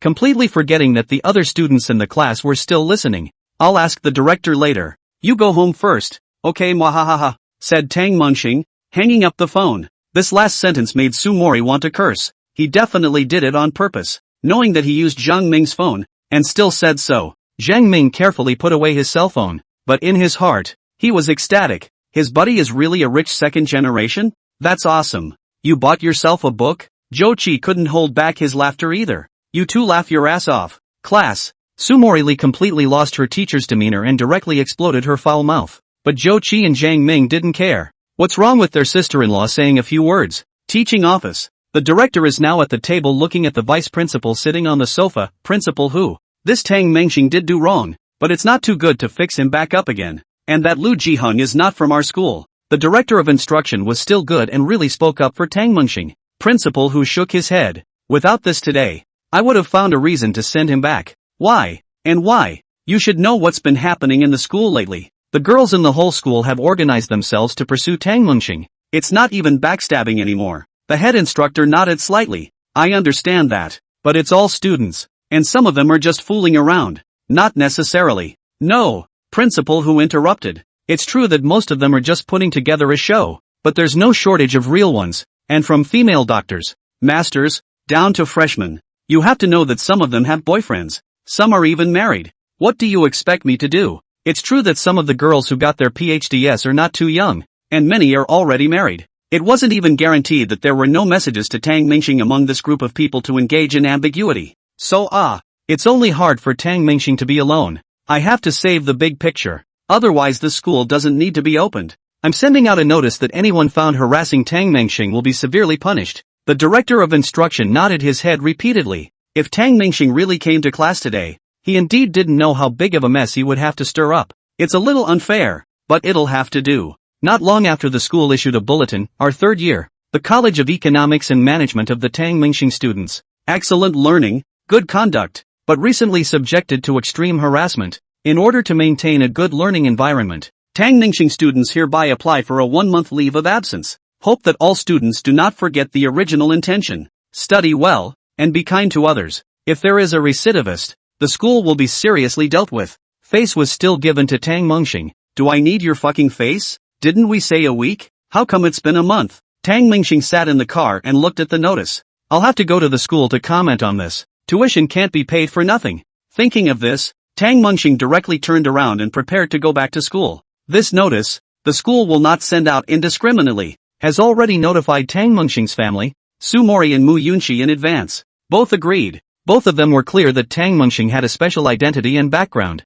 and there were definitely a lot of quotas. Something they were mentally prepared for and could accept. But now there are also too many TMs and some unashamed married women. What with words like cheating, scum, and sea queen coming into both their ears. It was simply unacceptable. The two of them still made this decision to let Tang Mengxing take a month off from school and then see what happens. It's just that it's also a matter of blaming Tang Mengxing for being too high profile and having to drive a multi-million-dollar luxury car to school. It's overloaded. It's straight into the vice principal's gun. Just after turning around, Tang Mengxing received a call from Su Mori. Dreamstar, go home first. The notification was agreed upon by both Yunxi and I. On what grounds? Without my consent. Stop pretending. You're afraid I'm going to lecture you. I promise I won't give you a hard time. I'm all clear. You're not to blame for this. Tang Mengxing was silent for a few seconds. That's what you said. Then I'll spend a maximum of 2 hours a day studying. I won't do it if it's more. Okay. Chapter 77 My Dad Compliments You. The announcement was seen by the whole school, including Gu Qingcheng. At this moment, her hands were clenched and shaking a little, still waiting for today to intentionally have a chance encounter with Tang Mengxing. This is good. Another month. Is he avoiding me? Gu Qingcheng obviously thought too much. Tang Mengxing was driving around blindly at the moment and didn't know where to go. Going home was bound to provoke mockery from Lin Yushan. De Chang? Tang Mengxing suddenly thought of the big strong he had encountered earlier. Who the hell is this kid? Tang Mengxing had a guess, but it still needed to be confirmed. It was most likely Gu Qingcheng's brother. After all, driving a Lamborghini. Who normally drove that thing? Thinking of this, Tang Mengxing flipped through his cell phone number and dialed it. Gu Daqiang. Ah, my name is Gu Chang. What Gu Deshang? Ah, brother-in-law? Ha ha, it's really Gu Qingcheng's younger brother. I didn't expect it to really swindle out. Tang Mengxing continued. You brat. I'm looking for you for something. Come out here. Gu Chang slowly got up, afraid of affecting the girl who was sleeping beside him. Brother, wait a minute. What's going on today? Didn't you start school? My sister's gone to school. Oh, I'm a good student and the school gave me a vacation. Gu Chang does not believe it. He knows this kind of thing too well. It must have been driven home. After all, it is very experienced. Wait for me, brother-in-law. I'll see you where. Gu Chang hurriedly put on his clothes. This matter is more important for the family to see. Although he is not clear about the specifics, but through his father's words, he knows that this Tang Mengxing is not an ordinary person. However, he was also very pleased in his heart. He could still be afraid of Gu Qingcheng after his brother-in-law, who could make his father pay so much attention to him, made good relations with himself? Old sister, you wait. He. Gu Chang thought that Gu Qingcheng might not dare to call Tang Mengxing's bluff either. Just take this chance, and your sister will have to let herself go. At the entrance of a certain shopping mall, Tang Mingxing waited impatiently and casually bought a few clothes, spending tens of thousands of dollars,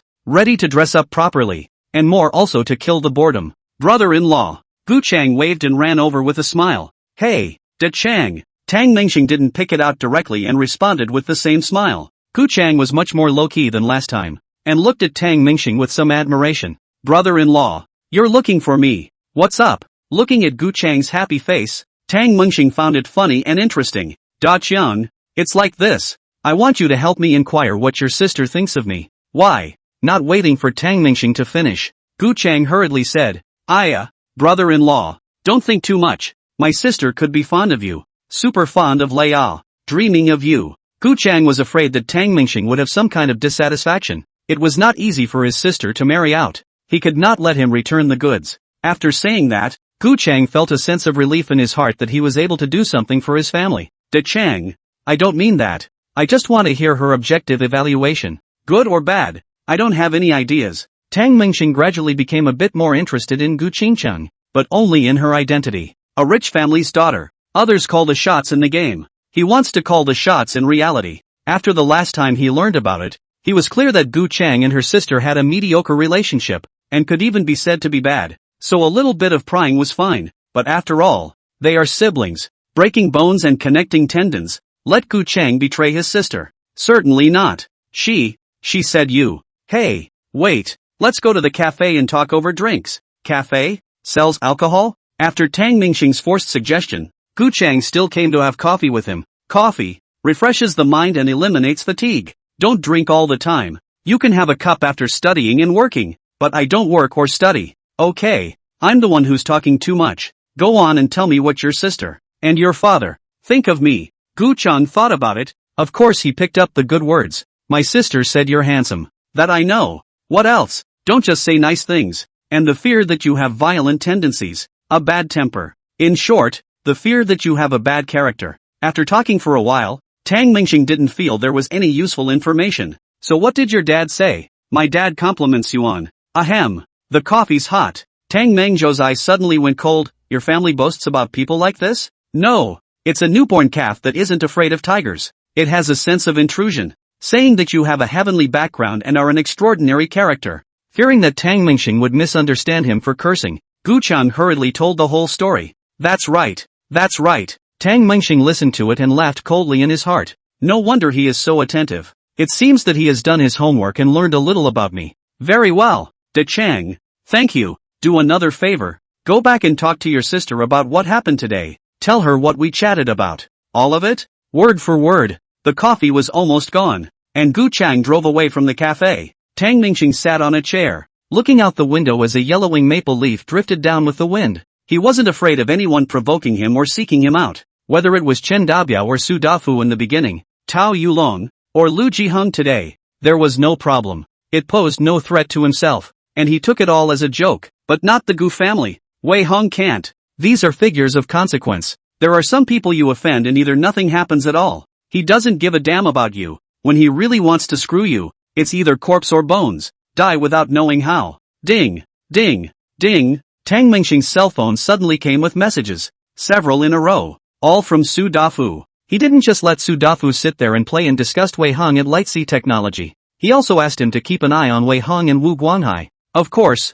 he said he was keeping an eye on them, but in fact, he was just distracting them. If Lin Yushang or Tang Mingxing were there, Wei Hang would be bound to keep an eye on them all day long. But Su Dafu is different. This kid is stupid. Wei Hong pressed him, but there was no way not to put it in his eyes, because Su Dafu has been extra active since he received his surveillance mission. Wei Hong was in the men's restroom going to the toilet at this time, and he twisted his head around irritably. Su Dafu. Mr. Su. Do I even have to follow when I go to the fucking toilet? Su Dafu said. I'm also going to the bathroom. Wei Hong was speechless. This bastard was too damn annoying. Back in the office, Wei Hong pulled the blinds closed, while Su Dafu pretended to play games and peeked next door from time to time. Tang Mingxing looked at the message on her cell phone. At 9:10, Wei Hong went to the bathroom. Big time. At 9:25, Wu Guanghai approached Wei Hang. But not me, and I felt he looked down on me. At 9:50, Wu Guanghai left. At 10:15, a girl entered Wei Han's office. At 10:30, the girls left unclothed. Seeing this, Tang Mingxing smiled and replied, Da Fu. There's no need to write in such detail. Was about to send it to Co Da Fu. Su Dafu's message came again, at 10:50. A female colleague entered Wei Hang's room, and came out at 11:20 in rags. Stockings were torn. Mud, this old boy so fierce? Chapter 78, The Little Nurse. It's about noon. Tang Mingxing was a little hungry, so she thought it would be better to drive home. I had just gone out the door when I was stopped by two girls. Two girls, not very old, held their cell phones, displaying QR codes for WeChat friends, and waved them around. A little coy and a little expectant. Tang Mingxing returned the smile and politely shook his head back at the two. Not really in the mood to add any friends myself. Got in the car and left quickly. The car roared along, and in a short while it reached the front of the villa. A pristine white Audi A8 blocked the way. Just as Tang Mingxing wondered, Gu Qingcheng walked down from the car. Holy shit, why is she here? Gu Cheng's mouth was quick, and when he got in the car, he called Gu Qingcheng and told his sister what happened. Gu Qingcheng received the news and, without hesitation, directly did the suspension as well. She didn't come to school much in the first place, and after she was done, she came straight to Tang Mingxing's villa. It's done. There's nothing to hide. Gu Qingcheng was overbearing, stepping on her high heels, walking to Tang Mingxing's car and knocking on the window. Tang Mingxing hesitated for a moment, but still lowered the window. Why drop? You drove back too? Cut the crap. I won't pursue anyone else. You be my boyfriend. Okay, this is direct enough, said Tang Mingxing a little wrong, looked at Gu Qingcheng. The body, the appearance is indeed good, just let him have no desire. No feeling, just no feeling. Gu Qingcheng, your family is in such a good position, why bother looking for me again? Tang Mingxing said frankly, my family is going broke. Need your resources. Gu Qingcheng blushed slightly, not in a petulant way, but in a helpless way, in a ruptured sense of self-esteem. Growing up, she was used to being high and proud, and the first time she begged so much, she was already having a hard time in her heart. But in Tang Mingxing's eyes, this wasn't begging, this attitude was as if he owed her. Your family is going broke? How much money do you need? And what do I get? Tang Mingxing didn't refuse. Why not if he could reap some benefits? My family needs $6.5 billion. And you can have me. Too much. You're not worth it. After Tang Mingxing finished speaking, she was about to close the window. Gu Qingcheng was in a hurry and pressed her hand on the window. I advise you, Gu Qingcheng, you're at least a lady from a big family. Don't be so shameless. Tang Mingxing was a bit annoyed. This woman was so troublesome. Gu Qingcheng didn't give up. I beg you. You don't have to pay this money. Just marry me. This is what tiger and wolf words. Since ancient times only the male robbed the people's daughter. You this robbed me cucumber, here pen error, big boy? However, hearing that the money didn't have to come out of her own pocket, Tang Mingxing was still curious. Let go of your hand first and tell me why this money doesn't have to come out of my pocket? Gu Qingcheng wasn't stupid. Let me get into your car first, and I'll tell you about Li Ziyang. Another unfamiliar name suddenly appeared, which made Tang Mingxing even more curious. Okay, get in the car. He didn't really care, as long as he wasn't allowed to pay out of his own pocket. If Gu Qingcheng made a move on him in the car, then he would pretend to resist for a couple of seconds. Anyway, it wasn't him who suffered the loss, not his own intention. He eats it up afterward and disowns it. Gu Qingcheng sat in the co-pilot and explained everything clearly. Gu Qingcheng's beautiful eyes looked at Tang Mingxing with affection, hoping for one last chance to make him fall in love with her. A few seconds later, Tang Mingxing, what kind of expression is that? Don't you think you look like a SB? Is there something wrong with your eyes? Pretending to be soft like you've been smoked. Tang Mingxing didn't have any knowledge of this person, Li Ziyang, but this is something he does not want to care about. The Gu family blows awesome, saying that he is his son-in-law, lying to Li Ziyang. It was purely deserved when things fell apart afterward. Ding, ding, ding, ding. At this time, Tang Mingxing's phone rang. It was Tang Hai calling. Tang Mingxing made a shushing gesture, signaling Gu Qingcheng to shut up. Hey, Dad. Good son. You kid has found another one. Why don't you tell Dad? Ha, Zhe Yang is still hiding it from me. Ha ha, this kid got fat with guts, privately waved your meal and tried to flatter you. Let me know. But I heard you talked about the girl surnamed Gu? No, Dad, listen to me. I'll give you an extra 5 million next week. Ha, oh, what else are you going to say? It's nothing. You take care of your body. Don't get tired. It's just that this Li Ziyang thing won't affect you, right? What does it affect us? He pays for it. This deal can't be lost. Just for the sake of our family, we can't rip off the Gu family. A few minutes later Tang Mingxing hung up the phone. Tang Hai is very attached to his son. A little wind and grass he is bound to know. Li Ziyang's little scheme was heard by him. In the White Horse Manor exempted Tang Mingxing's meal money, and was ready to go back to talk business with the Gu family, but also called on Tang Mingxing. Tang Hai didn't want anyone to take advantage of Tang Mingxing, especially someone under his own hand, regardless of whether Li Ziyang had good or bad intentions. You can't cross yourself on this one. Li Ziyang is but Tang Hai thousands of little brother in the inconspicuous one. To be frank, not because of this, 2 or 3 years the two may not see one side. Li Ziyang's status is not enough, but it's out there, and Tang Hai has to be hammered. Li Ziyang was naturally scared to death and hurriedly asked Gu Jinshan for the previous photos. Tell Tang Hai clearly without reservation. Tang Hai learned that Tang Mingxing got another good person, and was in a happy mood, and did not make things difficult for Li Ziyang, but also said that he would help Li Ziyang to invest in the Gu family together. Li Ziyang was grateful, but still refused extremely politely. Gu Qingcheng. Tang Mingxing sneered as she stared at her cell phone. You're still raw. My father knows all about it. Gu Qingcheng's expression tightened. I will be responsible for you. What kind of bullshit is that you're saying? But I really don't feel anything for you. So here's the deal. I'll give you $10,000 a month, and you'll babysit for me. Tang Mingxing also has a small plan in his heart. His old man and give 5 million more. Why not? As for Gu Qingcheng, she used it like this first, as a nanny, cleaning the house and so on. I'll buy you a work uniform and go on duty today. What kind of work clothes? An hour later, the delivery man delivered a package. Remember to give a good review. Tang Mingxing opened the package, and a black and white color coordinated maid outfit appeared in front of him. Try it on. It fits. After saying that, he handed it to Gu Qingcheng. Lin Yushan on one side said with great contempt, Tang Mingxing, I can't see that you're good at this, and you don't hide it anymore. Do you? Do you believe I'll order you a bunny girl? Tang Mingxing laughed. Lin Yushan waved her small fist. How dare you? Gu Qingcheng took it in her hand and looked at the maid's outfit. This is what costs wear, right? This outfit is a bit strange. Not surprising. The clothes you're wearing right now cost tens of thousands of dollars. It's better to wear cheap clothes for working at home. It's not a shame to get dirty. This slave outfit is only $120. I'll sew it for you if it breaks. Tang Mingxing was purely teasing her, and Gu Qingcheng was a bit unhappy. Lin Yushan also advised, if you don't wear it, you don't wear it. It's fine.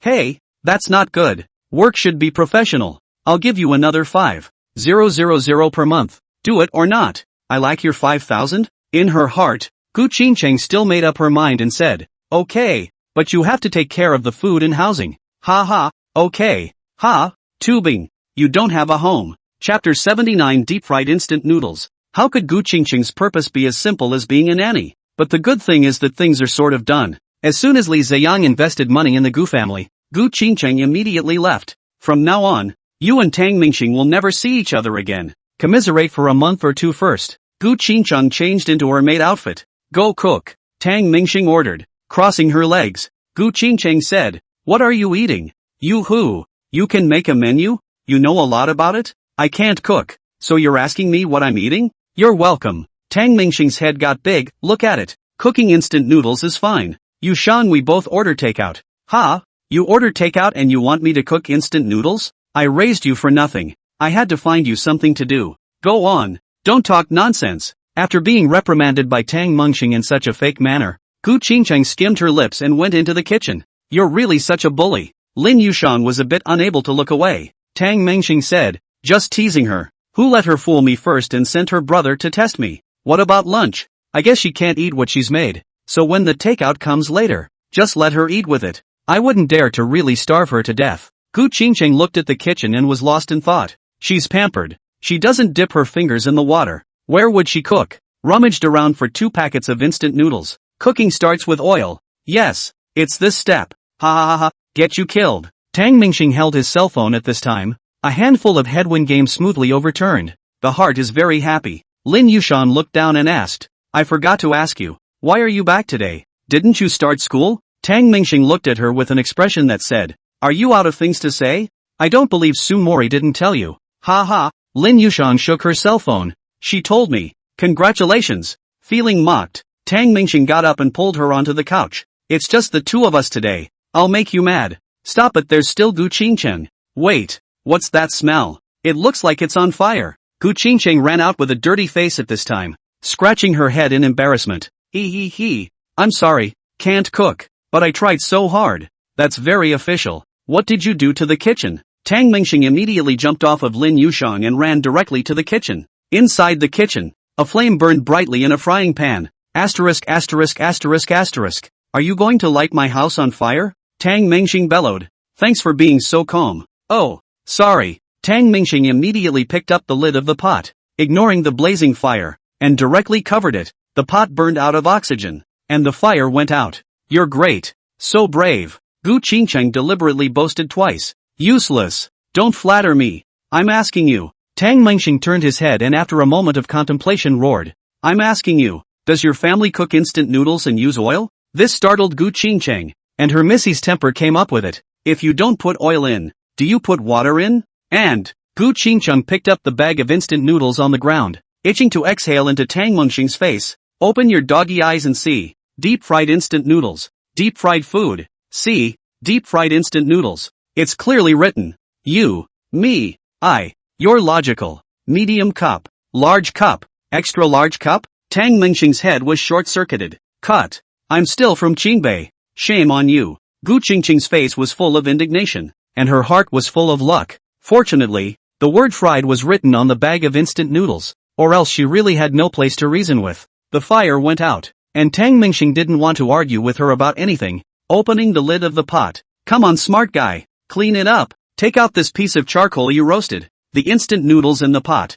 long pasty and dark, could not be seen as they were. Gu Qingcheng looked around, picked up a whisk broom, and primped the battered piece of bubbly into the pot. Mud. You're really talented. This pot can still be used if you wash it. No way. Gu Qingcheng was also testing Tang Mingxing. She realized that the kid had taken his dad's call and for some reason had actually accepted himself. Though the admission is a bit peculiar, but there must be something good in it. It's true that you can't cook. It's true that you deep fry your noodles. And it's true that you turn the gas up. Using a broom is purely intentional. When Tang Mingxing saw the carbonized bubble noodles that were swept out by Gu Qingcheng, she didn't mind the dirt and picked them up directly. You'll eat this for lunch. I'll make sure you're full. After saying that, he took a plate, filled it for Gu Qingcheng and handed it to her. Gu Qingcheng didn't say a word and pouted her little mouth, full of aggression. You had to bully her into crying. Lin Yushang's heart softened and wrapped her arms around Gu Qingcheng. It's okay. Let's eat. Take out together. The villa area where Tang Mingxing is located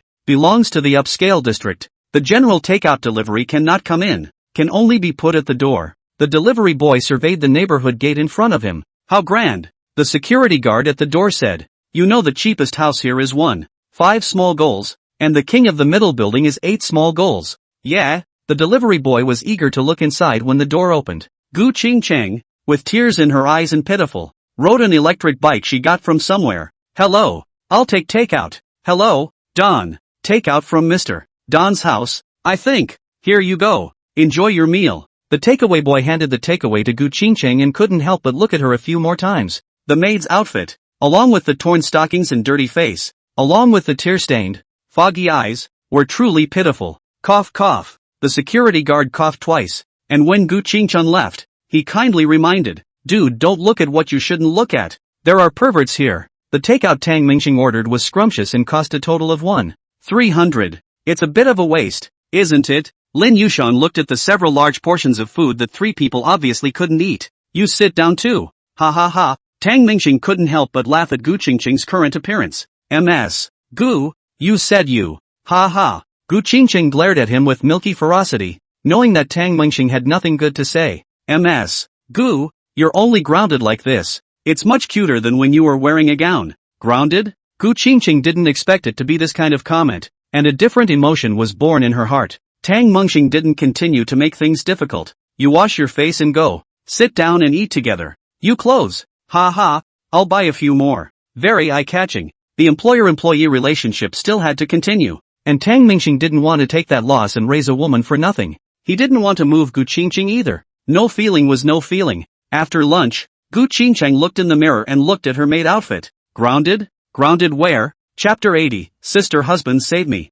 It was already 1 in the afternoon when Tang Mingxing's few people ate lunch. After some delay, at this point Lin Yushang was a little sleepy and was ready for a lunch break. Where is my room? Gu Qingcheng asked. There's a babysitting room on the first floor. Ha? I don't want one. I want the guest room. You have so many rooms here. Can't you give me a big one? What about your work ethic, quality, and spirit? Gu Qingcheng, you have to thank me. In the future when you graduate and look for a job you can proudly say that you have had a month of fulfilling and rich work experience within this big villa of mine. You practice yourself first. Lin Yushang pulled Gu Qingcheng up. Don't bother with him, I'll find you a room. Lin Yushang directly arranged one of the best guest rooms for Gu Qingcheng. The two of them then prepared for their lunch break while Gu Qingcheng called Gu Chang and asked him to take some of his personal belongings to Tang Mingxing's villa. Gu Chang was holding down the excitement within his heart. After answering this call, old sister moved. I'm fucking free. No one cares if you don't sleep at night anymore? Gu Jinshan is usually busy with his work, and his mother can't control Gu Chang,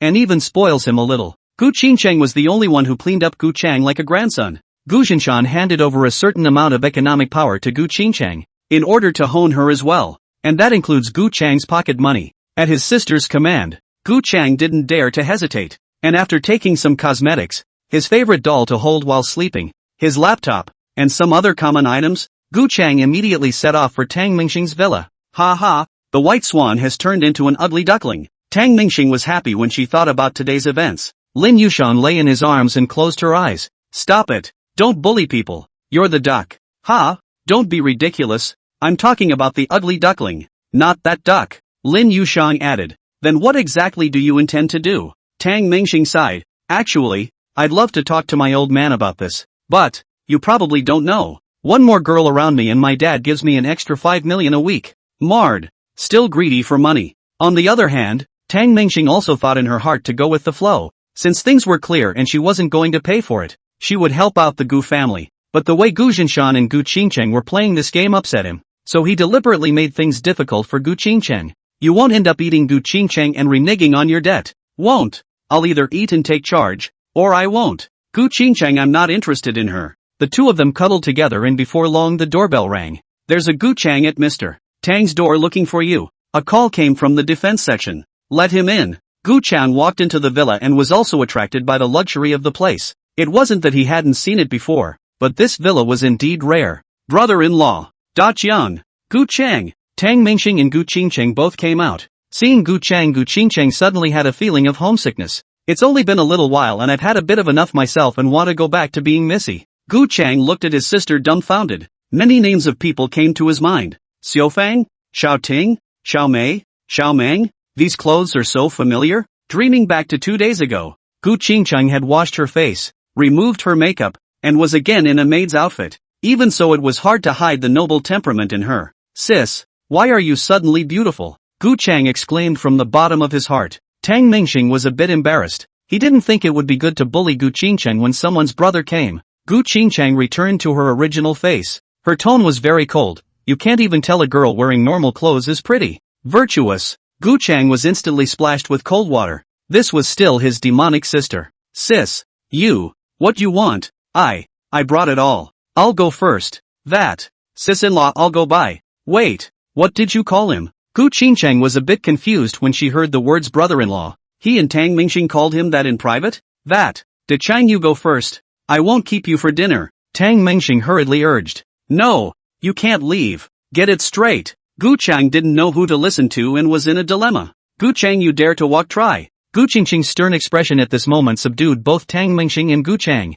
Mad. Wifey is offending again. I'm afraid of a hairline. She's not my daughter-in-law. Tang Mingxing stroked his chest and smoothed his breath. Gu Chang gulped, secretly poking Tang Mingxing's arm, whispering, brother-in-law. Save me. Save me. Save me. That. Qingcheng is like this. Tang Mingxing tried to explain. You shut up. Gu Chang, why are you calling him brother-in-law? It's just calling out for brother-in-law.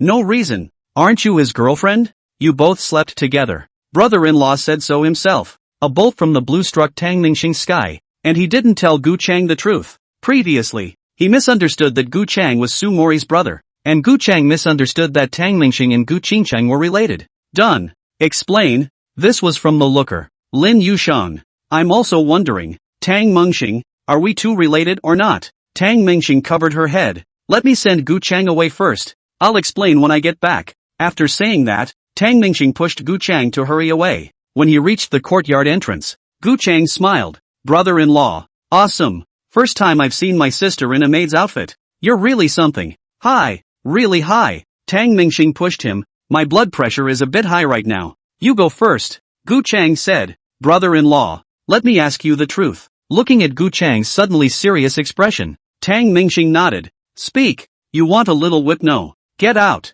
Get out. And that. You should treat my sister well. Don't bully her. Of course. You should still have fun. Hey. Hey. Wait for me to finish before you close the door. Brother-in-law. We're all adults. What's there to be embarrassed about? Closing the door, Tang Mingxing took 2 deep breaths. It's true that I'd rather fight with my fellow man for the world than argue with a fool. They will bring your IQ down to the same level as theirs and then beat you with a wealth of experience. Back in the house, Gu Qingqing sat on the sofa and fiddled with the torn stockings. This pair of stockings of mine is 7,000. You pay for it. Okay. Tang Mingxing's tone suddenly softened. Why did Gu Chang call you brother-in-law? And said that you and I were all that. Gu Qingqing turned the topic back anyway. Tang Mingxing said, this matter is actually blamed on you. Me? You had Gu Chang test me, and I got confused. I thought. Tang Mingxing added to the story, pushing his own responsibility away. Then why don't you talk to Gu Chang? I think it's fun.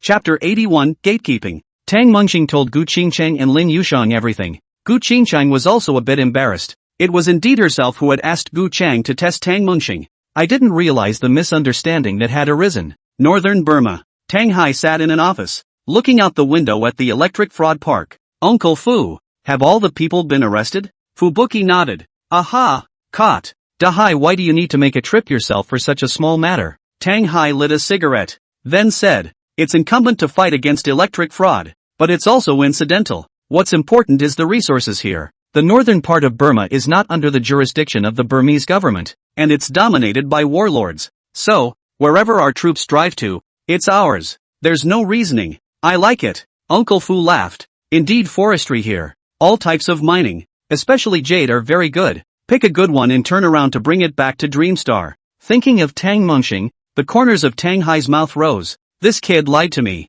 He's not with that Gu Qingqing girl. Uncle Fu also knew about this. Then what do you think should be done? The Gu family is like ants in my eyes. But ants have their benefits. I remember Dreamstar loved to play with ants in the yard when she was little. Li Ziyan wanted to vote again. This kid doesn't do losing deals. It's just that. Just let them toss it around first and eat it all together afterward. Tang Hai's heart wasn't that kind, and Li Ziyan politely refused his help. The downturn in the domestic property market has also had an impact on Zhang Yuanying, who is involved in the real estate industry. But it's a good thing her family has a lot of money. The market was in the doldrums. For the Gu family this was a blow, but for a rich lord like the Tang family, it was a great opportunity for expansion. Many cash-strapped companies have begun selling their assets at low prices to ease the pressure. Those with more money can naturally take advantage of this by taking a wild plunge. Tang Hai thought very simple. If Tang Mingxing really Gu Qingcheng received, this Gu family sooner or later is his Tang family. If not, he will instruct Li Ziyan to change his mind at the critical moment, withdraw the funds, and personally intervene to take down the Gu family in one fell swoop. Eat the bones. Not only the Gu family, but many similar businesses, had been taken over by him, and of course the most important of them was the land. Tang Mingxing didn't understand the situation yet. How could he possibly fight with his father, a 1,000-year-old fox? In the afternoon, Sumori and Mu Yunxi returned home, and at a glance, they saw Gu Qingcheng. Why are your stockings torn? Your outfit is. Mu Yunxi's head was already brainstorming. Gu Qingcheng pulled at her skirt, which was just too short. I came for a part-time internship. Uttering this, Gu Qingcheng was mortified. Hell no. Sumori Li then said, Qingcheng, change your clothes? What's wrong with you dressed like this? Go. Gu Qingcheng excitedly looked at Sumori. Finally there was one for herself, and then looked at Tang Mingxing, only to see that he had taken a few more packages. Don't change it first. I bought a few new ones, said Tang Mingxing as she opened the package. All cosplay clothes. You, one piece isn't enough. Do you want me to change it for you every day? Gu Qingcheng was furious. Tang Mingxing waved her hand repeatedly. No, these are for a few of them to wear. Old and powerful. With the combined refusal of several girls, Tang Mingxing was punished by standing for an hour. In the kitchen, Lin Yushang and Sumori Li were cooking, and Mu Yunxi was helping to cut the vegetables. Gu Qingcheng also wanted to help. Looking at the messy kitchen, Sumori said, Qingcheng, you go rest. If you don't help, I would have finished this dish long ago. After another half hour, a few people finally got the dishes done. Tang Mingxing sat at the main seat, poured a cup of water, and looked at the colorful and fragrant dishes. It's still Mori Li and Sister Lin. There's still me. Mu Yunxi opened her mouth. Tang Mingxing didn't say anything and looked at her with a playful look. Between dinners, Tang Mengxing told Lin Yushang to go with him to Light Sea Technology tomorrow. As a shareholder myself, I have to fulfill my responsibilities once in a while anyhow. Lin Yushang gradually lay flat. He once had a dream, ready to graduate after the big show, but these years gradually let the society smooth out the edges. I've thought to myself, before the age of 30, must be crazy. After 30 years of age, you must be stable, and cherish your hard-earned everything. However, it's only been a few years and that passion brought out of school has long since been consumed. She finally realized that the world doesn't revolve around you at all. Actually, I don't want to go, I want to lie flat. Goo. It's rare that Sister Lin can say this. Then you more or less go over there and do some work and look at the product. You're a product manager after all. Help me keep an eye on it. Only then did Lin Yushang agree. She was involved in a lot of the work of the Light Sea Technology, and she knew the entire process of the system. After 10 o'clock, Gu Qingchang was ready to go back to her room, but she saw Lin Yushang and Su Mori, as well as Mu Yunxi all heading to Tang Mengxing's room. 4 people in a room? Gu Qingchang began to wonder. They hit the floor? Or, do they sleep on top of each other? Won't it be too much pressure? Early the next morning, Lin Yushang drove the X7 and set off with Tang Mengxing and a bunch of camping equipment. The two made a date to go camping by the river right after they got out of Cohabitation. Su Dafu has been very diligent. After all, this computer in the company plays games very quickly. Tang Mengxing pushed open the office door, and a smell of alcohol hit his nose. Dafu, what are you, drinking in the morning? Tang Mengxing pinched her nose and hurriedly opened the window to ventilate. Su Dafu hurriedly stood up. No, I drank last night. All slept in the company. You drank it yourself? Wei Hong found me a drink. Wei Hong? Tang Mengxing frowned. Why is he looking for you? Obviously Wei Hong was a bit annoyed by Su Dafu's tossing and thinking of turning enemies into friends, especially since people like Su Dafu were very easy to fool in his eyes. However, it is not. People like Su Dafu are one-dimensional. He's hard to convince when he recognizes something, but of course he has his own underlying logic, which is to listen to his dad. Convincing his dad is convincing him. He said to be brothers with me. Su Dafu said, you agree? I think he's too old for me, and I think he's got his eye on me. Speaking of the Su Dafu was somewhat aggrieved. Wei Heng's hand was quite heavy, and his chest is still vaguely painful now. Put. You do your thing. What did you guys talk about last night? Wei Lao Turtle. Let me reveal your information, and Sister Yushang's information to him. The Matai that I was given. Old and powerful. Tang Mengxing's heart tightened, prying for information about himself? You said that? Nothing at all was said about Sister Feather. What about mine? Su Dafu was speechless. This guy wouldn't lie. You could tell by his expression that he said something. Speak, Tang Mengxing chided. Su Dafu said, I'll say you're horny, but everything else is fine. You.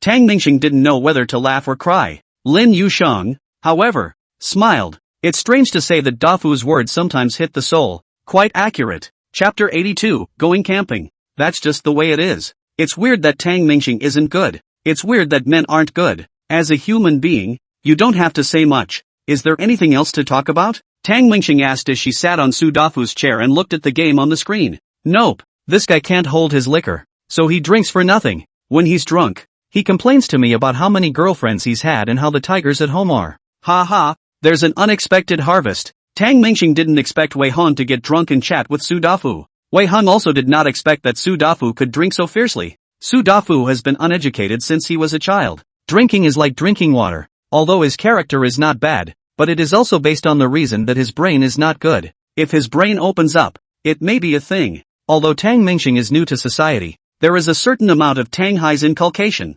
Coupled with the genes of the Tang family, the style of doing things gradually began to converge with his father. People like Tang Hai, walking down the street, if you scolded him, he might ignore it, seemingly obsequious. It's not accurate to say that it's a principle of happy concession. Rather, he can't bring himself to do much fighting with molehills, but once his core interests are involved, or his interest comes up, he will surely kill everyone and leave no loose ends. Tang Mengxing hadn't gotten to that point yet, nor did he have the kind of tactics his old man had. After chatting with Su Dafu for a while, okay, Dafu, I'll leave you a recorder, and I'll give you a monitor. Connect it to Wi-Fi. Brother, are you going to look at the one I pulled up too? It's too sick. Put it in the office. It's not like I'm asking you to put it in the bathroom. You play your game. Su Dafu, this does not matter. He was originally playing the game openly and honestly. After leaving the door, Wu Guanghai also happened to rush over. Mr. Tang, are you free today? Why don't you go to school?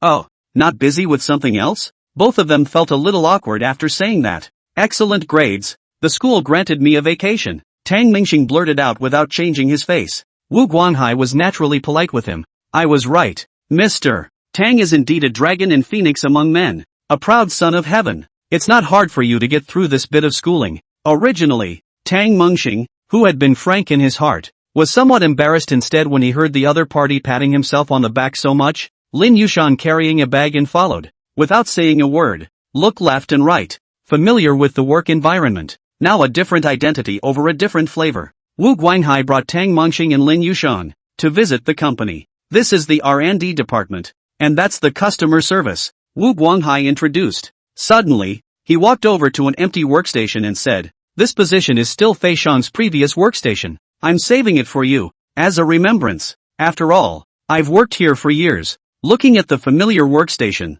Lin Yushan pulled out the chair and sat down. Suddenly he laughed. I really miss those times. With Lin Yushan there, Wu Guanghai didn't dare to exaggerate the product. After all, a lot of things in it were designed by Lin Yushan. We just need to input the corresponding description, and he can generate the corresponding picture. This is something that all AIs on the market can do, but we here can also automatically model and build a runtime environment based on the corresponding pictures. Generate the corresponding actions. Generate animated CGS based on the plot. Wu Guanghai describes it in great detail. Tang Mingxing listened obsessively. This thing is good. With the current development of AI, split into various types of tool-based AI, can see the benefits faster. Wu Guanghai then introduced the department heads. No. 1 R&D group supervisor. Jin Ming. No. 2 R&D group. Li Changhua. No. 4 R&D group. Chun Bumo. Administration. Sales. Operations. Vice President. Tang Mingxing also shook hands with this group of supervisors or executives. One by one. Hello, I'm Tang Mingxing. Hello, Mr. Tang. I'm Chen Bumo. The two shook hands as if they were meeting for the first time. No wonder he's from the R&D4 group. I've probably heard this name countless times. Just can't remember. This Chen Bumo is simply an invisible person. Last time I felt that Wang Meng could kill him with a slap. Lin Yushang sat in the car chattering. Lin Yushang is responsible for one group and 2 groups of products. And each group, not just one product manager. The entire structure of Lightsea Technology is still very large. Tang Mingxing drove straight to a riverside on the outskirts of Yanjing. Lin Yushan used to love running the mountains alone. Only back then it was a motorcycle. Now in Tang Mingxing's villa, there were not only luxury cars, but also Su Mori Li's electric car, Lin Yushang's motorcycle, Mu Yunqi's scooter. Some time ago, Tang Mingxing thought about getting a tractor, and was talked out of it by a couple of girls. On the outskirts of Yanjing, a small river by the hidden Virtue Village, which is a Netflix campground. When Tang Mingxing and Lin Yushang arrived, it was already 11 o'clock. There were quite a few people gathered here, and on the hillside by the river was the hidden Sage Village, a small village with 40 to 50 families. Also thanks to this small river, many people have made a farmhouse. Right here, Tang Mingxing was camping for the first time, while Lin Yushang made light of the situation, teaching him hand in hand to set up the tent and grill. In a rare moment of leisure, the two took a big watermelon dip by the river. In late October, Yanjing warms up every now and then, and the days aren't too cool yet. Let me ask you something, Yushang. If I was just a normal college student, do you think you would be with me? Lin Yushan returned. Do you have to chat about such a solid question? Tang Mingxing said, when you don't have money you want to prove that you have money. Even if you are poor, when you really have money you want to prove that you're good, not just rich. If you didn't have money but had an opportunity to get to know me, maybe, but right now that opportunity is money. Without money you'll have to live in a dormitory. We can't even get to know each other, and by the time you get to society, maybe I'll be married, and you won't be the only one with rich and good boys. Truly, the review given by Don Dreamstar. Having money can be a side note to prove that the person is good in some way and has superb earning power, but Don Monstar didn't prove himself, and all his money came from his parents. This kind of rich second generation, or rich third generation, either lies flat and enjoys life, and doesn't care about the gossip of the people around them. Either a bit of arrogance and an extreme desire to prove yourself, which is harder than normal. After all, the parents are so much more honorable. In addition, Tang Mingxing realized that he was becoming more and more stingy, and always felt that being rich should be hoity-toity, and deserved to become a kind of thuggish state. However, he corroborated that the situation is split between people, and it's true that some people get more stingy as they get richer. There is always a fear of being treated like an ingrate when it comes to any spending. Since she followed Tang Mingxing, Lin Yushang became more and more feminine, sitting by the river, pulling up her pant legs, soaking her feet in the water, kicking gently, bringing up a string of water splashes, splashing into Tang Mingxing's face. Fun my ass, you don't have foot odor. Chapter 83, Let the Rain Fall. By the time the two had grilled the kebabs it was after 1. Tang Mingxing suddenly grabbed Lin Yushang's feet and pretended to put them on the grill. What are you doing? You're burning me. Oh, charcoal roasted Cao's feet. The two men's playful banter drew the attention of those around them. It's true to say that the two are a divine couple. At this time, Tang Mingxing's cell phone rang. Hey, Pops, you've been contacting me a bit hard lately. Don't contact me if you're fine. There's no signal here on Big Brother. Don't bullshit me. Little. Tang Hai's tone was not kind, which made Tang Mingxing not expect to somehow mess with her old dad. What again? Tang Mingxing also did not have a good temper. If it was someone else 10,000 guts would not dare to use this tone of voice to talk to Tang Hai like this. Tang Hai said, I asked you to meet your grandfather. When are you going? I haven't thought about it yet. In a few days. Is the old man alright? Your grandfather is fine. Recently a girl named Chu Juniao has been looking for you. So you're hiding? Ha? What? Your grandfather set you up with a dull marriage back then. And it was this Chu family. Now that it's broken off, that niece is going to find you in trouble. So be careful. Pretty? She's got a date. I don't know if she's married or not. Just take it easy and avoid her. Oh, Dad. You guys are so out of line. I have to wipe my ass for this shit. Nonsense. It's his Chu family that broke the contract. How can I put up with that? Don't worry, Pops. I'll find a chance to give her that and then pat myself on the back. Bastard. Don't talk nonsense. This matter actually our family now also disagrees. Just have an open mouth. Didn't think this girl has already talked about boyfriend. Just we have to point out compensation. Take pinch their Chu family a hand. Your grandpa may take pinch hard. This niece is ready to look for you to take the air. You take it easy. How do I take it easy? Good men don't fight with women. Two big families. Just don't do anything about it. Oh yeah. If his boyfriend comes after you, beat him to death. Okay? Understand. You're such a good dad. Hanging up the phone, Tang Mingxing didn't take it seriously. What Chu Juniao? Didn't take it to heart at all. After eating their fill, Tang Mingxing and Lin Yushan rolled around in the tent for a while before falling asleep. Waking up again it was after 5 and the two were ready to head back. Tang Mingxing's cell phone received another message. Your bank card's tail number, 1766, arrived at 5 billion, and left a message. Son, I thought about it, and I'm sorry for this. This amount of money is a small portion of the Chu family's compensation that we blackmailed, so I'll transfer it to you. Remember, take it easy. A small part of the blackmail for $5 billion? Tang Mingxing understood in his heart. No wonder this Chu Juniao wanted to find his own trouble. Pit ruthless ah. On the way back to the road, Tang Mingxing pondered this matter. He originally did not have any feelings. Sudden dull marriage suddenly destroyed the contract. Nothing rippled inside him. Yusha, if a man took $100,000 and wanted to break off the engagement with you, what would you do? That won't work. It has to be extra pretty. Back at the villa, it was already late, and Sumori Lee had already prepared dinner. Gu Qingqing sat on the side, fiddling with the dishes in a fake manner. Tang Mingxing looked at her and said, this dish has appeared back and forth in front of me 3 times. Do you have nothing better to do than to change the position for the dish? Hide and seek. Gu Qingqing did not make a sound, but there was a movement on his mouth. Looking at the mouth was SB. For the whole day, Tang Mingxing and Lin Yushan were not at home, leaving Gu Qingqing alone, which was a bit boring. Looking at the circle of friends posted by Lin Yushan, she was a little envious and had a bellyful of dissatisfaction. Mu Yunqi was curious about the two camping and asked a lot. Dreamstar, let's camp out in the yard at night. I want to try it too. Ha? In the courtyard? The yard was big enough, but Tang Mingxing was reluctant. The tent isn't sturdy. It can't withstand strenuous exercise. Hearing this, Lin Yushan was filled with contempt. Oh, Sudafu was absolutely right. You're nothing but good. 555. Without waiting for her to finish, Tang Mingxing hurriedly covered her mouth. This guy, Sudafu, is a damn good judge of character. Good what? Sumaru asked, looking up. Good. Yushan, you shut up. Good. Sport. Good study. In short 5 good youth. Ah, you bit me. Watching the scuffle of a few people, Gu Qingqing's heart became more and more uncomfortable. She should leave this place. Anyway, the further away the better. Sumori Lee wasn't sure what connection there was between Gu Qingqing and Tang Mingxing, and could see that she didn't feel good in her heart. Suddenly holding Gu Qingqing's hand, let's camp out tonight. Just in the yard. The 4 of us in a nest. Gu Qingqing looked at Sumori gratefully. Thank you, teacher.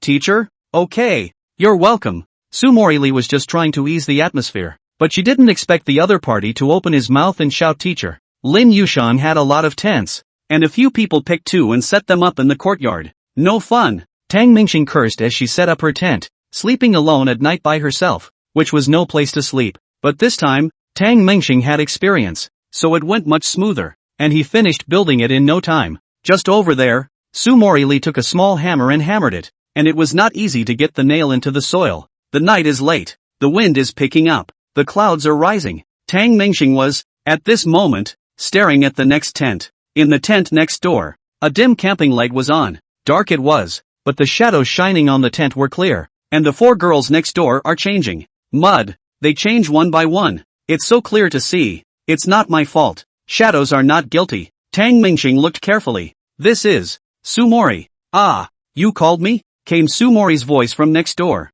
It's okay, you misheard me. Tang Mingxing hurriedly replied back, but in her heart she thought, I guessed right. Another back. Changing clothes. TSK. This is Mu Yunxi. A little smaller. And just fine. Tang Mingxing watched with great interest. Lin Yushang. Short hair. Those hips. Not bad for a gym lover. Gu Qingcheng. Tang Mingxing hurriedly twisted her head around. Not to be rude. Not to look at her. The mind kept muttering. But the more I tell myself I can't look, the more I want to look. In the end, Tang Mingxing held back, only glancing at a graceful silhouette. Nice waist-to-hip ratio. Late at night, Tang Mingxing huffed and puffed. The wind rustled the leaves in the yard. Tick-tock. A drop of rain dripped onto the tent. 1 drop. 2 drops. And the wind is getting stronger. I don't know why the rain came so fast. Just drizzle. A moment of torrential rain like a waterfall. Asterisk asterisk asterisk asterisk flooding? Tang Mingxing was sleeping soundly. The rainwater had soaked through the tent and dripped onto his face. A bolt of lightning struck down, and the entire sky was instantly as white as day. The wind is also getting fiercer. The fixing of the tent next door is the responsibility of Sumori and Mu Yunxi. The two of them have no hands, and the pegs nailed to the ground are instantly pulled up. The whole tent was still shaking. Tang Mingxing opened the tent, and electricity flashed and thundered outside. Dreamstar. I'm scared, came Mu Yunxi's voice. I'm here. Let's hurry back to the house. Tang Mingxing prepared to go over to help, but the girls' tent, already lifted up and in disarray, was like a big plastic sheet wrapped around the four girls. Couldn't find where the zippers for the tent were at all. Chapter 84, Getting Soaked. Tang Mingxing tugged hard on the tent, but the wind was up, and the tent had a large area of force. Tang Mingxing was a little tugging, but fortunately, the four girls added up to more than 400 pounds, and they weren't afraid of being blown away. The four girls struggled hard inside. Ha ha, Tang Mingxing laughed. You're laughing your ass off. It's raining. Hurry up.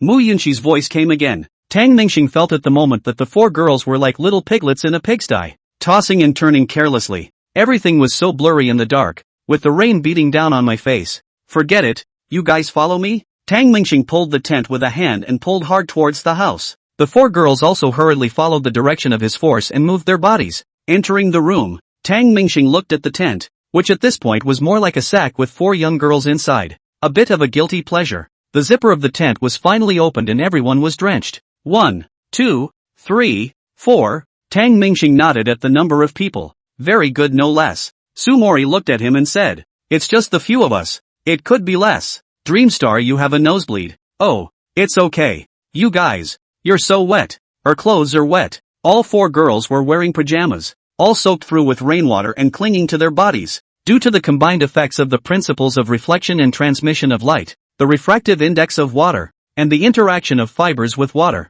clothing soaked in water will. Tang Mingxing suddenly muttered. What would? You memorize texts at this time? Sumori asked. It will become somewhat transparent. Finished Tang Mingxing, wiping the blood from his nose. Ha! The four girls had just come out of the tent, their souls unsettled. At this point you look at me. I look at you. Ah! Cried out in unison. Sumori Lee and the three of them were okay with being looked at by Tang Mingxing. Gu Qingcheng could not, unprepared as if she was naked, and hurriedly slipped away. The back looks good too, Tang Mingxing murmured again. Looking at Gu Qingcheng's wretched appearance, Tang Mingxing smiled wickedly. In the bathroom, a large bathtub. What do you think you're doing leaving Gu Qingcheng in the villa in a good way? Sumori Lee sat inside and rubbed her arms, and Mu Yunxi got a little yellow duck and floated around in the bathtub, with a towel over her face. Tang Mingxing similarly sat in the bathtub, her back against the edge. For $5 million, What about $5 million a week? For a moment, several of the girls were silent.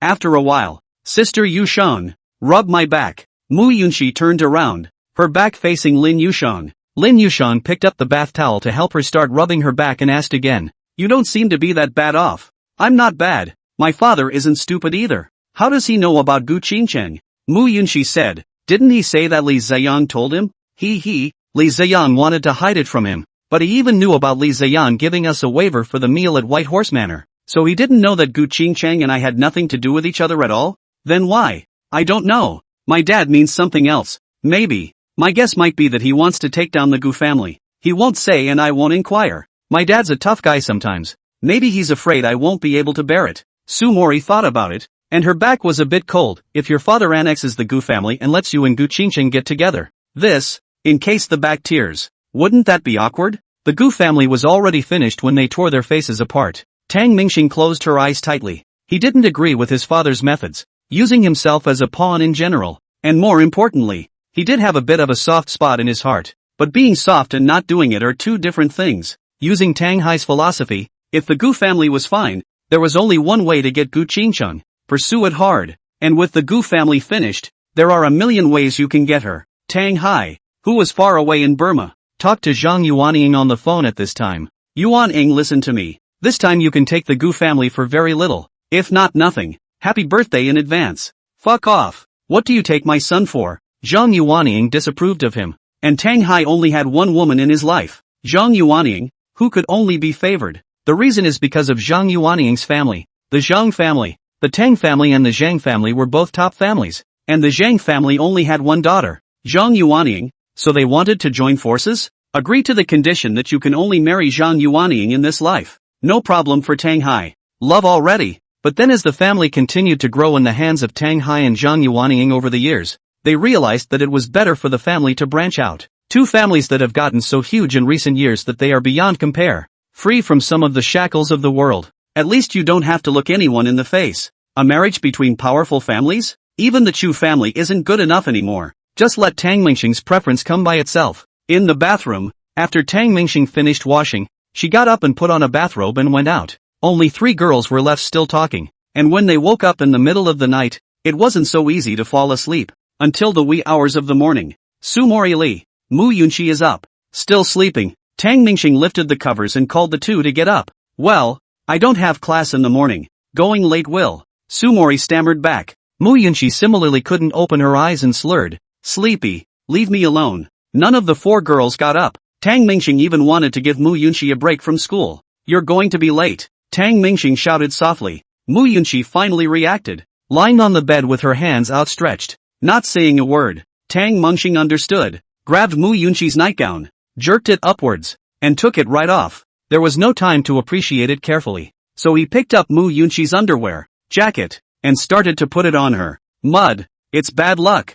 I'm also giving you clothes to wear. How sleepy are you? Mu Yunxi was like a doll, picked up by Tang Mingxing and picked up and shoved directly into the car. It's too late for breakfast. I brought you a bottle of milk, and a loaf of bread. You make do and deal with it, said Tang Mingxing and drove out of the villa with a kick of the gas. Mu Yunxi was lying on the passenger side, still in a daze and too lazy to open her eyes. In no time at all, Cullinan arrived at the school gates. The security guards immediately reached out to stop. They knew it was Tang Mingxing's car. The last time this kid pretended to be a bully in front of them. This has not yet passed. Stop. Take it and smoke it. Open the door. Brother, I'm sending someone here. Tang Mingxing rolled down the window and threw a direct strip of huazi over. It's easiest to solve things that can be solved with money. Open the door. Give Dreamstar release. Brother, drive slowly. Pay attention to safety. The security guard also on the road. Itself, this matter is this group of people fooling around. It is not really serious. Cullinan went all the way straight to Mu Yunxi's school building, and happened to run into Mu Yunxi's good best friend, Chen Tian. Sweetness, do me a favor. Mu Yunxi can't wake up. Help me help her up. Seeing Tang Mingxing, Chen's sweetheart's heart fluttered. I'll walk by myself. At this time Mu Yunxi slightly sobered up and got out of the car shakily. Chen Sweetness held Mu Yunxi with one hand. What's going on here? The clothes are all on backwards. Chapter 85, I know this plot well. Chen Tian supported Mu Yunxi. The two of them didn't go to the classroom. They went to the restroom first. I'll go. Tang Mingxing is good at matching. How can I wear this? A pair of skinny jeans with a pair of bottoms over them and a light blue dress. Mu Yunchi also woke up at this time and took off her bottoms. Wearing pants, and giving me bottoms, and wearing them outside. This kid is out of his mind. Mu Yunchi kept complaining. Chen's sweetheart looked at her with a smile, but in her heart she was envious. Not to mention this famous brand, she was envious of Tang Mingxing's behavior of driving Mu Yunchi today. She knew that Tang Mingxing didn't do it on purpose either. She could tell that he was in a hurry and was afraid that Mu Yunchi would be late. I really envy you. Chen's sweetness blurted out what was in her heart. What? What's with the envy when you're wearing your clothes backwards? Nothing. Mu Yunchi's hair was slightly disheveled and she entered the class without makeup. Still radiant. With a little more innocence. Huang Jingjing looked at Mu Yunchi, who had been tormented inside all this time. The blow Tang Mingxing had dealt her was too great, and one would be so self-aware that she preferred to go with Mu Yunchi. This result is certainly very damaging to self-esteem. Although the four main school girls, there are more girls who are not convinced. The face value thing is by virtue of everyone's aesthetics. Many girls aren't convinced. Even if they aren't as pretty as Mu Yunchi, they still have to secretly compare themselves to others. But to the despair of the people, this time it really can't be compared. Yunchi, I'm sorry. Huang Jingjing suddenly stood up. She was smart. If she couldn't beat them, she would join them. Mu Yunchi froze. Nothing. But Mu Yunchi didn't like her in her heart, and even rejected her, and lifted her hand without a smile. Huang Jingjing sat on her seat, holding her cell phone and sneaking a peek at the photo saved in the album. The very photo of Tang Mingxing when he participated in the basketball game. Will he look at me too? Tang Mingxing went out of the school, originally thinking of going to his own class to check it out. Think about it, don't trouble Su Mori. That's when good buddy Zhang Ming called. Older brother, there's no class. Zhang Ming returned. Self-study. The teacher is sick. I have something to find you. Boys between the names sometimes very casual. Happy to call each other old brother. Or old brother. And don't even care. What is it? Tang Mingxing pulled the car over to the side and chatted with Zhang Ming. Zhou Qi. Betrayed me. He talked to someone. That Zhao Xin. They established a relationship. That's it? You've been eating a lot of dog food and you're still not used to it? That's not true. The point is that I'm running out of time.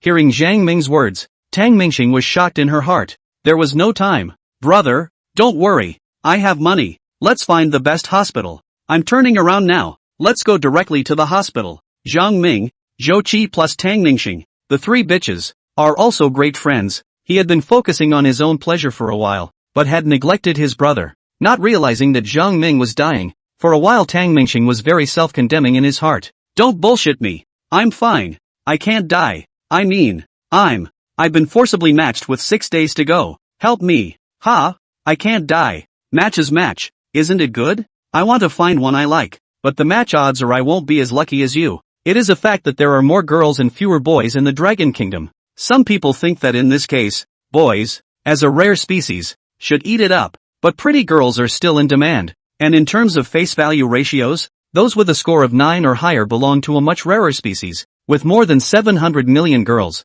less than 6 points accounted for 70% of the total. With fewer and fewer the higher up the scale you go. Of course, even though some people don't want to get married, most still want a partner. This also leads to the fact that the average guy in life is indeed sought after, but not necessarily happy. Are you happy with a bunch of dinosaurs chasing you? With 10 places for the rich and 1 free place, the quality resources are still moving closer to the pyramid. Zhang Ming originally thought it didn't matter. Maybe it was lucky. Against all expectations, he was pushed yesterday, and there is no huge advantage to a degree from Qingbei. The big data algorithm pushes people who are good at what they do, and some of them already have good jobs. Hello, I'm Ma Jiejie, from the Judo Department of Yanjing Sports Academy. Once won a gold medal in the Universiade. Would love to get to know you a bit. Looking at the message sent by the other party, Zhang Ming was silent. On the phone, Zhang Ming complained, Zhou Qi, that kid is a fox and a tiger. Relying on you as a buddy, bragging about taking Zhao Xin down.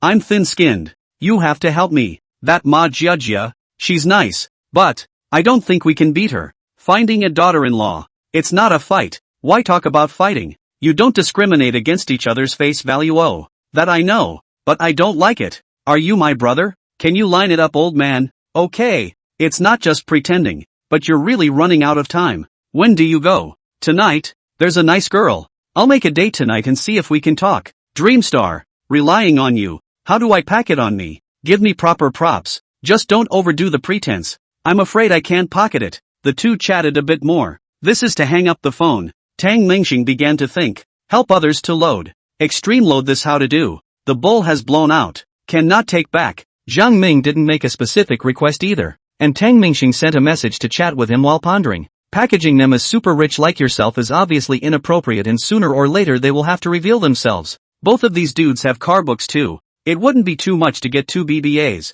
It's just the right time to get it now that gas trucks are cheap. Thinking of this, Tang Mingxing drove straight to the Ford store. Well, Lin Yushang's father, Lin Xiaodong, doesn't have a good car either. Let them come to Yanjing in mid-autumn and buy him one as well as Mu Yunqi's family, Su Mori's family. Thinking about it, I had already arrived at the entrance of the BMW Ford store. Tang Mingxing got out of the car and went straight to the store. It's just that there are quite a few people in the store at the moment, and sales are being received. Just a moment, sir. We'll be at your service when we're done, a sales lady said politely. Tang Mingxing nodded. There's no rush. Then found a seat and looked at the new models around him. Yo, just you deserve to drive a BMW. You poor bastard. Can you afford it? A sharp voice rang out, and Tang Mingxing sniffed. A young girl was seen holding the arm of a middle-aged man in his 40s and taunting another young boy. The girl's mean tone made everyone around her feel uncomfortable. The young boy was not angry. Son Lily, we are divorced, so don't disgust me anymore. Whether I can afford it or not is none of your business. The middle-aged man said. Oh, you poor brat. Your breath is not small. Yang Jia, you are a pauper in this life. Lily divorced you, with me on the right. Excuse me, a few of you, if you have any problems please go out and solve them. Don't affect us. The sales manager rushed out to round up the situation. The sales lady on one side brought a cup of tea and handed it to Tang Mingxing. Sorry to make you laugh, we will deal with this matter as soon as possible. Tang Mingxing smiled. It's fine. Later on, that one called Yang Jia, will definitely buy a car, and it's still expensive, and punch those two in the face. I'm familiar with this plot. It's especially energizing. Chapter 86, Learning to Dress. The sales lady didn't understand Tang Mingxing's words. How does he conclude that people will buy cars? Tang Mingxing pulled out his pocket. May I ask if there are any melon seeds? Will watermelon seeds do? Anything. The sales lady brought more watermelon seeds and poured some for Tang Mingxing. The watermelon seeds were not company property and belonged to her personally, but a client had offered and she was willing to share. At this time the surrounding sales are reluctant to receive this young Jia through the dress code to see his embarrassment, and more people looked at Tang Mingxing. He's not cheap in this outfit. Hey, miss, you seized the opportunity to receive that young Jia. There must be something to gain. Tang Mingxing also urged the sales on one side. The sales lady froze. There's a manager to handle it. Obviously she didn't believe Tang Mingxing's words. Don't you read novels? This dude is designated to be a rich man somehow. Probably has a rich mom and dad just like me. You hold on tight. This is money. Where's your professionalism?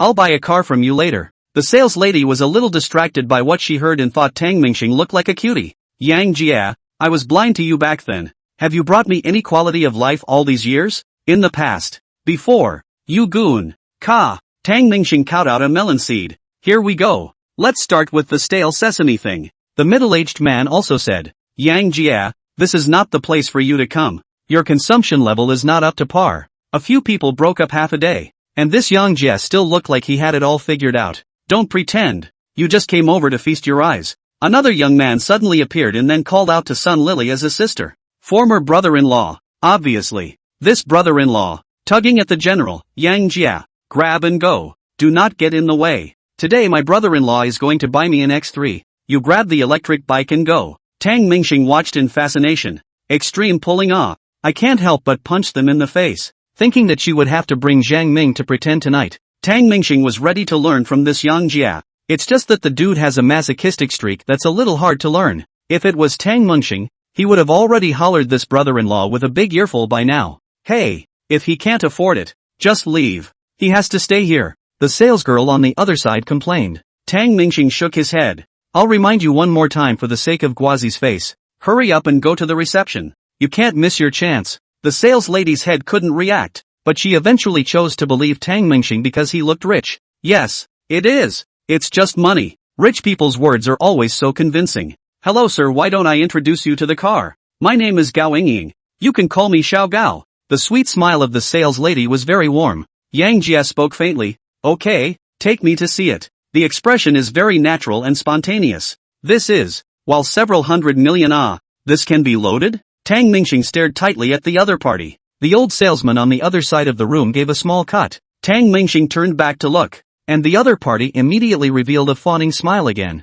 Sir, do you need me to do this for you? No, don't laugh. I'll make a bet with you. That Yang Jia is going to buy $1 million luxury car. Believe it or not. Tang Mingxing came to energy, winning hearts suddenly, just no one to bet with him. He even wanted to point at Yang Jia's nose and shout, I fucking know you're pretending. Ha ha ha ha ha ha. Yang Jia followed Gao Yingying and looked at a BMW X5, which Yang Jia was test driving in. A couple of other sales, pointing and looking at him in a way that somehow didn't seem like a joke. The salesman who had been scoffing earlier asked, Dude, how did you tell he could buy a car? Tang Mingxing stroked his chin and shook his head. It shouldn't be. He should have bought the top of the line X7. Ha? He can still buy the top of the line X7? Several of the sales were disbelieving. Tang Mingxing was also wondering. Yang Jia calmly got down from the car. This car is good, but I like X7. Give me a top-end one. Nima. Tang Mingxing couldn't help but burst out, staring wide-eyed. This setup had fooled himself? You fucking love the X7.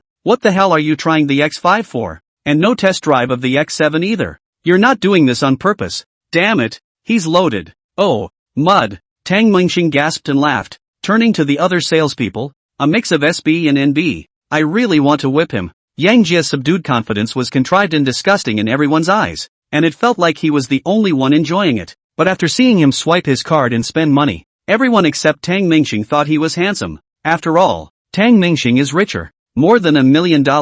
People are the ones spending money on the knife edge. Tang Mingxing was angry and amused at this time. It was as if his heart was being scratched, itching and hurting. Yang Jia. Sun Lily folded back at this moment. You, how did you? Yang Jia. Looking at Sun Lily and her brother, full of shock. Yang Jia was comfortable in his heart. Dawn Dreamstar is also very comfortable. Cool. It's so much more enjoyable than that web novel where you have to watch a few seconds of commercials to continue reading, and a short show where you have to watch 30 seconds of commercials to watch. Gao Yingying trotted over at this time. Little brother, you're so smart and insightful. How did you learn that? Read more books and you'll understand. Knowledge is power. Tang Mingxing casually riffed, then added, Can you serve me now? Gao Yingying said. Aha! It can be. Yang Jia was still pretending with Sun Lily and the others. Gao Yingying took Tang Mingxing and walked to one side. What car are you looking at? Mr. Tang? X5. Okay, I'll introduce you now. Do you use it for work? Or? Gao Yingying worked hard to explain to Tang Mingxing. After a few minutes, it was finally spoken. Thanks for the watermelon seeds, haha. You said it well. You're welcome. So what do you think of this X5? Mr. Tang? Very good. I'm satisfied. Then you. Gao Yingying's heart rejoiced. This moment of effort could buy out a top-of-the-line X7 and an X5. He had earned it this month. Tang Mingxing said. Aha! Order me 5 top-of-the-line X7s. Okay. Ha? X7? 5. 5 units? Gao Yingying looked at Tang Mingxing in surprise as if she had heard wrong. What's going on today? You have to look at the X5 first to buy an X7? Tang Mingxing was also deliberately learning from Yang Jia. At this time, the eyes of the crowd were again on this side. 5 top-of-the-line X7s in one breath. What do you do with it? Gao Yingying asked as his curiosity flooded him and he couldn't help but ask. For a friend and old man. The corner of Yang Jia's eye twitched at this time. Steal my thunder? Chapter 87, Don't you want to hit on me?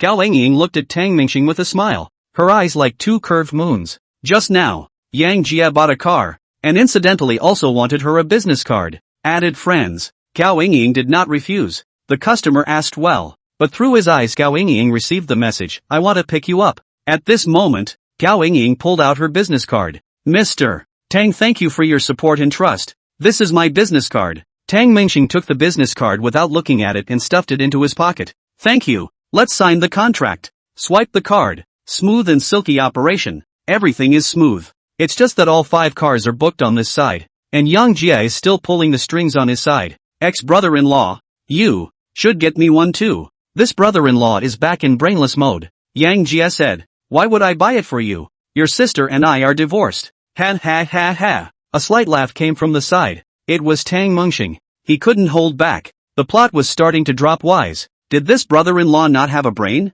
But her own laughter drew their attention, and Tang Mingxing hurriedly sat up straight and twisted her head away, pretending not to look at them. This former brother-in-law looked at Tang Mingxing and didn't dare to say anything. In his eyes rich people couldn't be messed with, but not a little bit of money. Apparently Tang Mingxing wasn't normally rich. Oh, Yang Jia, you pretend to be quite good.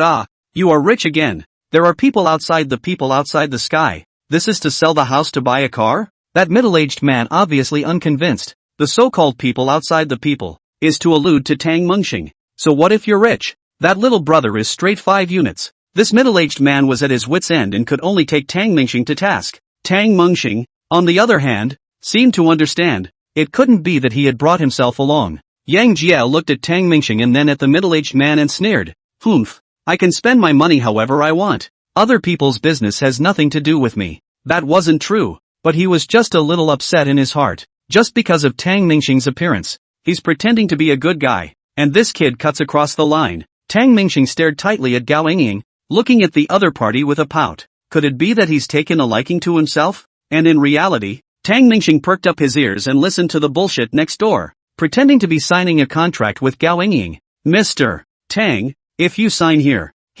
and here, it's done. Gao Yingying handed over the pen in his hand. Tang Mingxing reached out for it and accidentally touched the other party's fingertips. Gao Yingying's face became even more flushed. Yang Jia was indignant in his heart. With his thoughts, Gao Yingying should be his tonight. Bought her car, bought her dinner and a bag on the way. Everything is in order. And then a room. It's easy for a rich guy to chase a girl, unless an even richer one comes along. The main character should be himself. Just a moment. I've thought about it, and I want to buy another one and switch it around. At this time Yang Jia walked over. Don't you think you don't have money? Then buy two. Sun Lily's eyes became even more off. At this time, my ex-brother-in-law laughed. Oops. Good brother-in-law. That's right. Get me an X7 too. Yang Jia stared at Gao Yingying and casually added. Can I buy you dinner tonight? The attitude was sincere. The tone was kind. And it was more like a cool male lead than Tang Mingxing. Tang Mingxing lowered her head and was reading the contract, and secretly said in her heart, you should be called Yi Chen,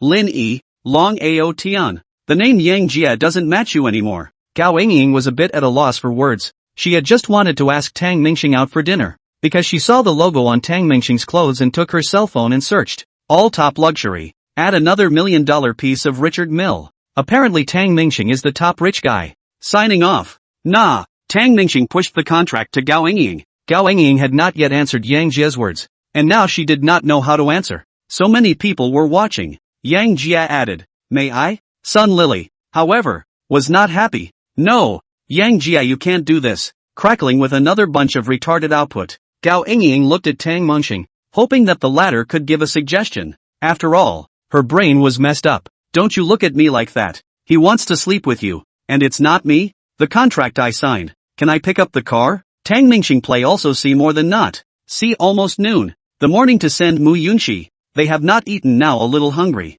Gao Yingying heard this, even more groundless, and hurriedly walked away to find the financial docking to go. Brother, please speak properly. Yang Jia was also a bit unhappy. Roll. Have the balls to buy 3 more units. Poor bastard. Tang Mingxing returns simply. You. Yang Jia didn't expect Tang Mingxing to lash out at this time. Ha ha ha. The middle-aged man on one side suddenly laughed. Laughing my ass. Have the guts to buy one too. Tang Mingxing, without ceremony, directly sprayed, I'm here to sign the contract. There is no first come, first served? Is this effort delaying you from picking up girls? Can't you wait for someone to get off work? You think I can't afford it? Yang Jia opened his mouth. Tang Mingxing looked at him. None of your business. Yang Jia looked disdainful. Ignorant. I can buy it, but if I pay for it, you have to apologize to me and the salesgirl. None of my business. Tang Mingxing lazily ignored him. It's true that Yang Jia is suddenly rich. The lottery has won a jackpot. $1 billion jackpot. When you have money,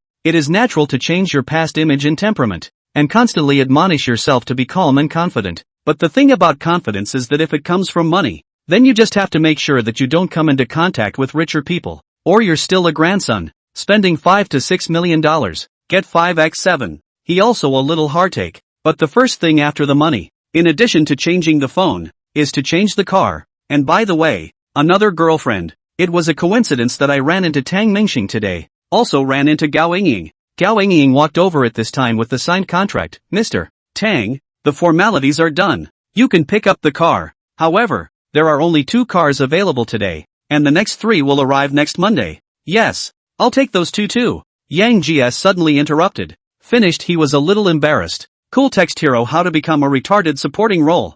Tang Mingxing didn't say anything and gave him an SB look to let him experience it for himself. Gao Yingying was torn in her heart. She was more interested in the Tang Mingxing in front of her. But Yang Jia also looked quite rich at this time, and she started to pick up on her self-centeredness. Are you in such a hurry? Although I signed the contract first. But why don't I let you have it? Tang Mingxing opened his mouth. There was no point in spelling money at this time. Come on, old brother. Let's spell cultivation. Yang Jia's old face blushed. I don't, even if you don't want it. Ha ha, Tang Mingxing hurriedly added. He was really afraid that Yang Jia would be cheeky enough to take it. Otherwise, how would he bring Zhang Ming to pretend? When things were almost done, Tang Mingxing found 2 sales to help drive to the school. Tang Mingxing won't let them run for nothing. $1,000 each for hard work. Brother, are you in this car? A salesman enthused. That's not necessary. I drove here too. Oh, what kind of car do you have? Oh, Cullinan. Tang Mingxing honked the horn, and the little gold man of Cullinan slowly rose outside the window. Yang Jia looked at the car. Martyr was loaded by him. As Tang Mingxing prepared to leave, Gao Yingying chased after him with a look of reluctance in her eyes. It's not just guys who are prone to making fools of themselves and being lickspittles. The same goes for girls. In Gao Yingying's mind, the reason why Tang Mingxing told herself at first that Yang Jia would buy a car, and then later bought 5 cars from herself, was purely because she was looking at herself. I'll see you off. Gao Yingying came out after her, and met Tang Mingxing on all fours. Ryoko, you're really not hitting on me? Chapter 88, The Good Brothers. When this was put into a few months ago, Tang Mingxing had to get a room even if she borrowed money from Zhang Ming. But now, Tang Mingxing was a bit embarrassed. Thankfully, only 2 people could hear this conversation. That I have no idea. Tang Mingxing had an okay impression of her. Not good enough to talk about, but not bad either, and didn't want to hit the other party so hard. Then can I add you on WeChat? Gao Yingying was looking forward to it. Tang Mingxing was a bit hesitant to eat it. Gao Yingying multiplied the victory. I can't see Yang Jia's.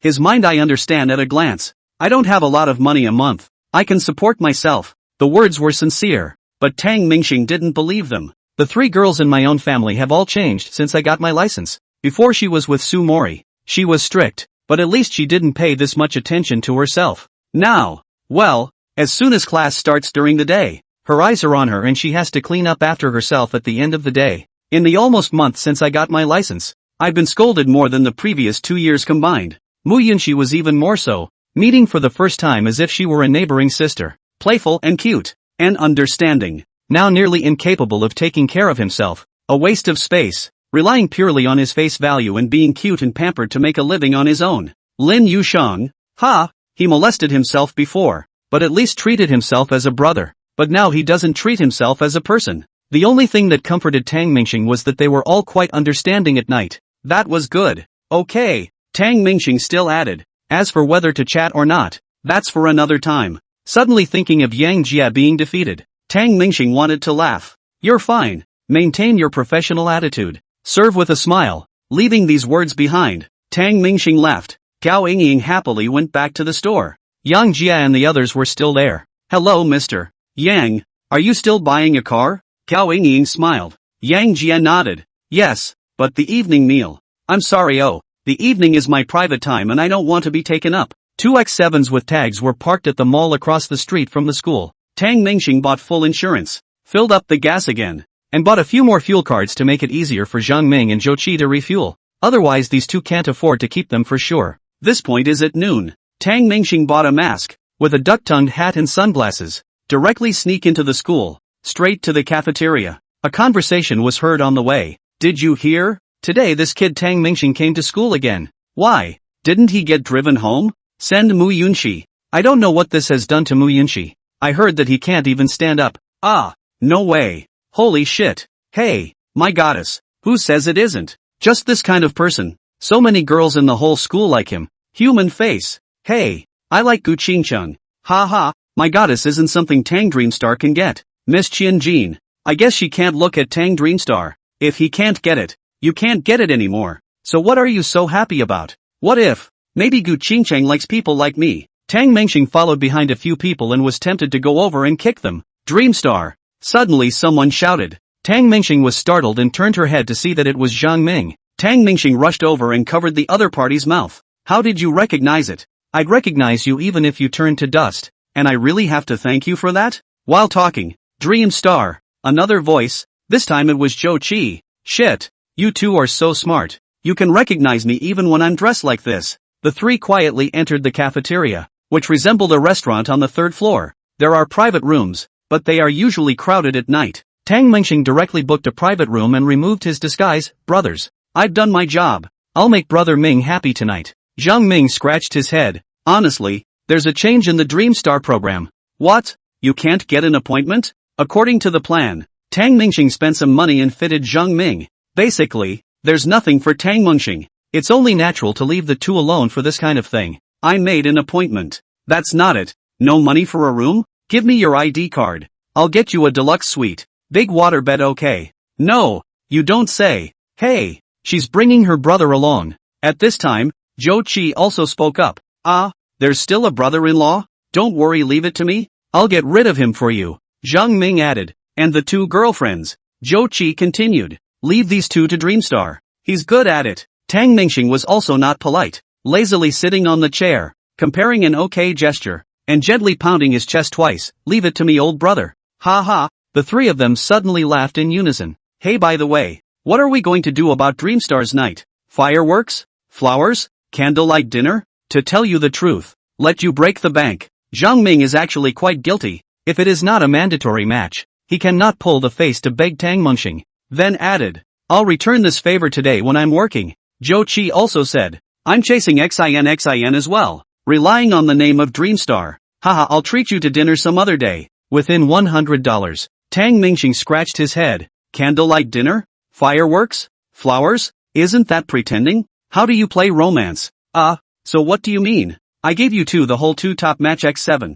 Flowers I'll take a look at this afternoon. Fireworks for nothing. The city won't let them go. Candlelight dinner. This one I'll search the internet, said Tang Mingxing and threw the two car keys onto the table. Zhang Ming and Zhou Qi foolishly looked at the keys on the table, somewhat speechless. Really fake? They preferred it to be true. After all, they had seen pictures of Tang Mingxing's luxury car in the group. Watching the two men froze. Tang Mingxing nodded the keys. I bought it. Not rented it. The car is yours. This thing works better than flowers. Shocked. Extremely shocked. The two excitedly picked up their car keys and loved them. Just now Zhang Ming also swore that he would return the favor after work, which he were to return. Tang Mingxing took her cell phone and searched for flowers. Hey, roses don't bloom well in this season. The flowering period is over. It's almost the Mid-Autumn Festival, and chrysanthemums bloom well. How about some chrysanthemums? There are yellow and white ones. Brother Star, you're my big brother. Me too. The two of them didn't even hear what Tang Mingxing said. They were just excitedly grateful to him. Hey, it's not a big deal. I bought 5 units. Those 3 for my old husband. Tang Mingxing still wants to play a small role. Oh, we're the same as your old man. Are you guys taking advantage of me? Chapter 89 Lunch Break. After lunch, Tang Mingxing checked the lessons in Mu Yunqi's class. After 2 p.m., it's all study hall. I don't know if this ninny is better now. Mu Yunqi went straight back to the dormitory to sleep at noon. I had been living in a dormitory before, so it was a good thing that the bedding and all that stuff hadn't been taken away, and the beds had been there. It was a good nap, with a lunch break until 1:30, and it's now 2:30 a.m. Mu Yunqi missed school for the first time. Vaguely, she only felt as if there was a hand stroking down her ankle, all the way to her thigh. Oddly comforting. Mu Yunqi was like a jacked-up kitten, the corners of her mouth rising in a sleepy daze. That's long. A male voice rang out. Mu Yunqi opened her eyes slightly and saw the upper bedpan. Dormitory? Men? Mu Yunqi let out a scream and sat up and slapped her across the face. Holy shit, what's wrong with touching your leg? Murdering your own husband? Tang Mingxing looked at Mu Yunqi in surprise. She reacted so suddenly. Seeing Tang Mingxing clearly, Mu Yunqi hesitated for a moment, and when she was sure it was really Tang Mingxing, Mu Yunqi hurriedly rubbed his face. I'm sorry, how come it's you? You scared me to death. Tang Mingxing said, you'll have to make up for it. The door I unlocked. How did you get in here? Where's the housekeeping aunt? That old lady is still on her lunch break. So, how can I make it up to you? Let me buy you dinner. Get the hell away from me. For a long time, it was drizzling again. Tang Mingxing was lying under Mu Yunqi's blanket playing with her cell phone. Mu Yunqi sat in front of the mirror and freshened up. Knock, knock, came the knock on the door. The two men looked at each other in all directions. Actually, coming to the girls' dormitory is not a big deal, but locking the door behind you is something. Cloud C. Yun Shi, open the door, was Sweet Chen's voice. With a jolt, Tang Mingxing hurriedly got up and got dressed. Mu Yunqi held her breath as she waited to gather everything and slowly opened the door. Sweet Chen said, "What took you so long to open the door?" Mu Yunqi pretended like nothing happened. "Oh, the lunch break is here. I'm afraid of getting into the perverts." How could it be? How could there be a pervert in school who was so bold? Chen Sweetness had just finished speaking when she saw Tang Mingxing standing on the balcony. Tang Mingxing wanted to pick the window to escape, but when he reached the front, he found that the outside of the window of the girls' dormitory had an iron fence that was sealed. Hi, sweet. Don Dreamstar hid his embarrassment and said hello. Sweetie Chen was a bit shy. Hi, Dreamstar, but then responded, "Why are you here?" Boys sneaking into girls' dormitories to find their girlfriends. It happens every day. But locking the door? What do you mean? Sweet Chen had to ramble on. There's nothing else. I'll leave first. Tang Mingxing swaggered as he prepared to go out. Just arrived at the door and rubbed shoulders with Sweet Chen. "Wait," Chen said sweetly. "What? You have your clothes on backwards too?" Tang Mingxing was out of the dormitory with a red face. Regret.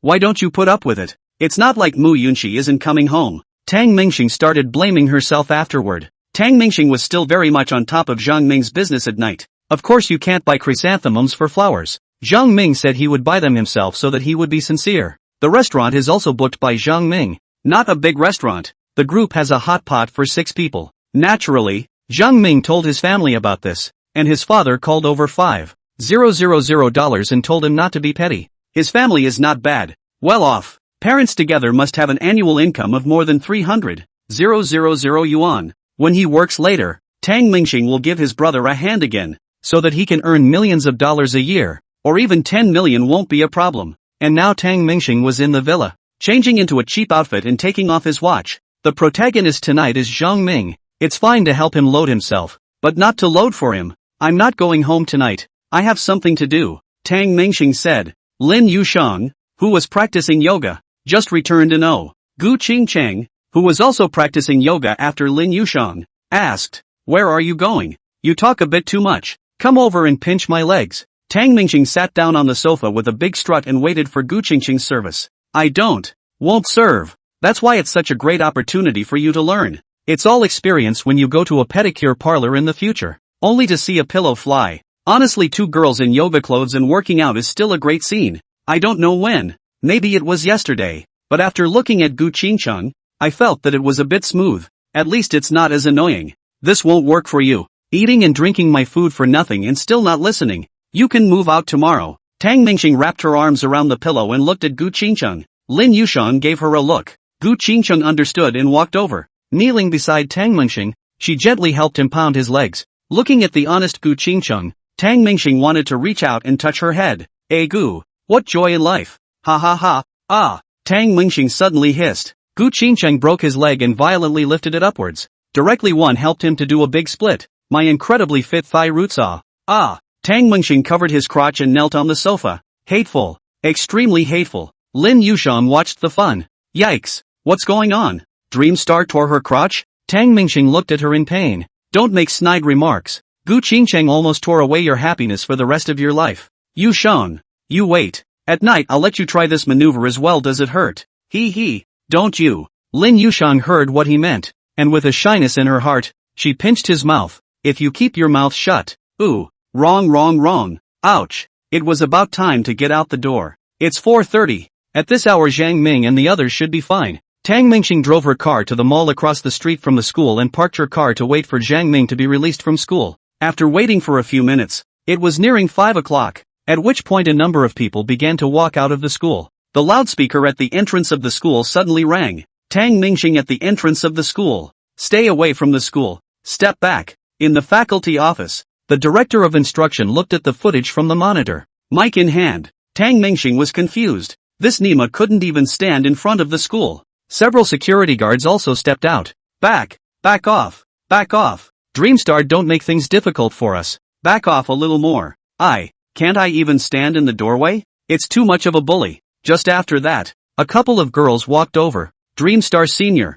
I'm a sophomore. Add a WeChat. Hi, Dreamstar Senior. How are you? Can you add a contact? I'm a current graduate student. I'm in the process of matching. I'll buy you dinner if it's convenient. Dreamstar. What a coincidence, shouted another girl. Tang Mingxing looked over and pressed on. You are? Me? You forgot? We were at an event together. I forgot your phone number. Tell me again. Tang Mingxing swore that he didn't have a problem with his brain. He didn't know this woman at all. This setup was too inferior. Chapter 90 The Order of Love. The director of instruction was a bit worried, having thought that Tang Mingxing's matter would have petered out over time. But in the afternoon, the two boys, Jiang Ming and Zhou Qi, drove around the school. Zhou Qi, in particular, drove a car with his girlfriend he had just talked to. It was called Arrogant. The two of them definitely can't afford this car. And the two of them were honest enough to tell everyone directly that it was a gift from Tang Mingxing. The atmosphere in the school, which was gradually calming down, is on fire again.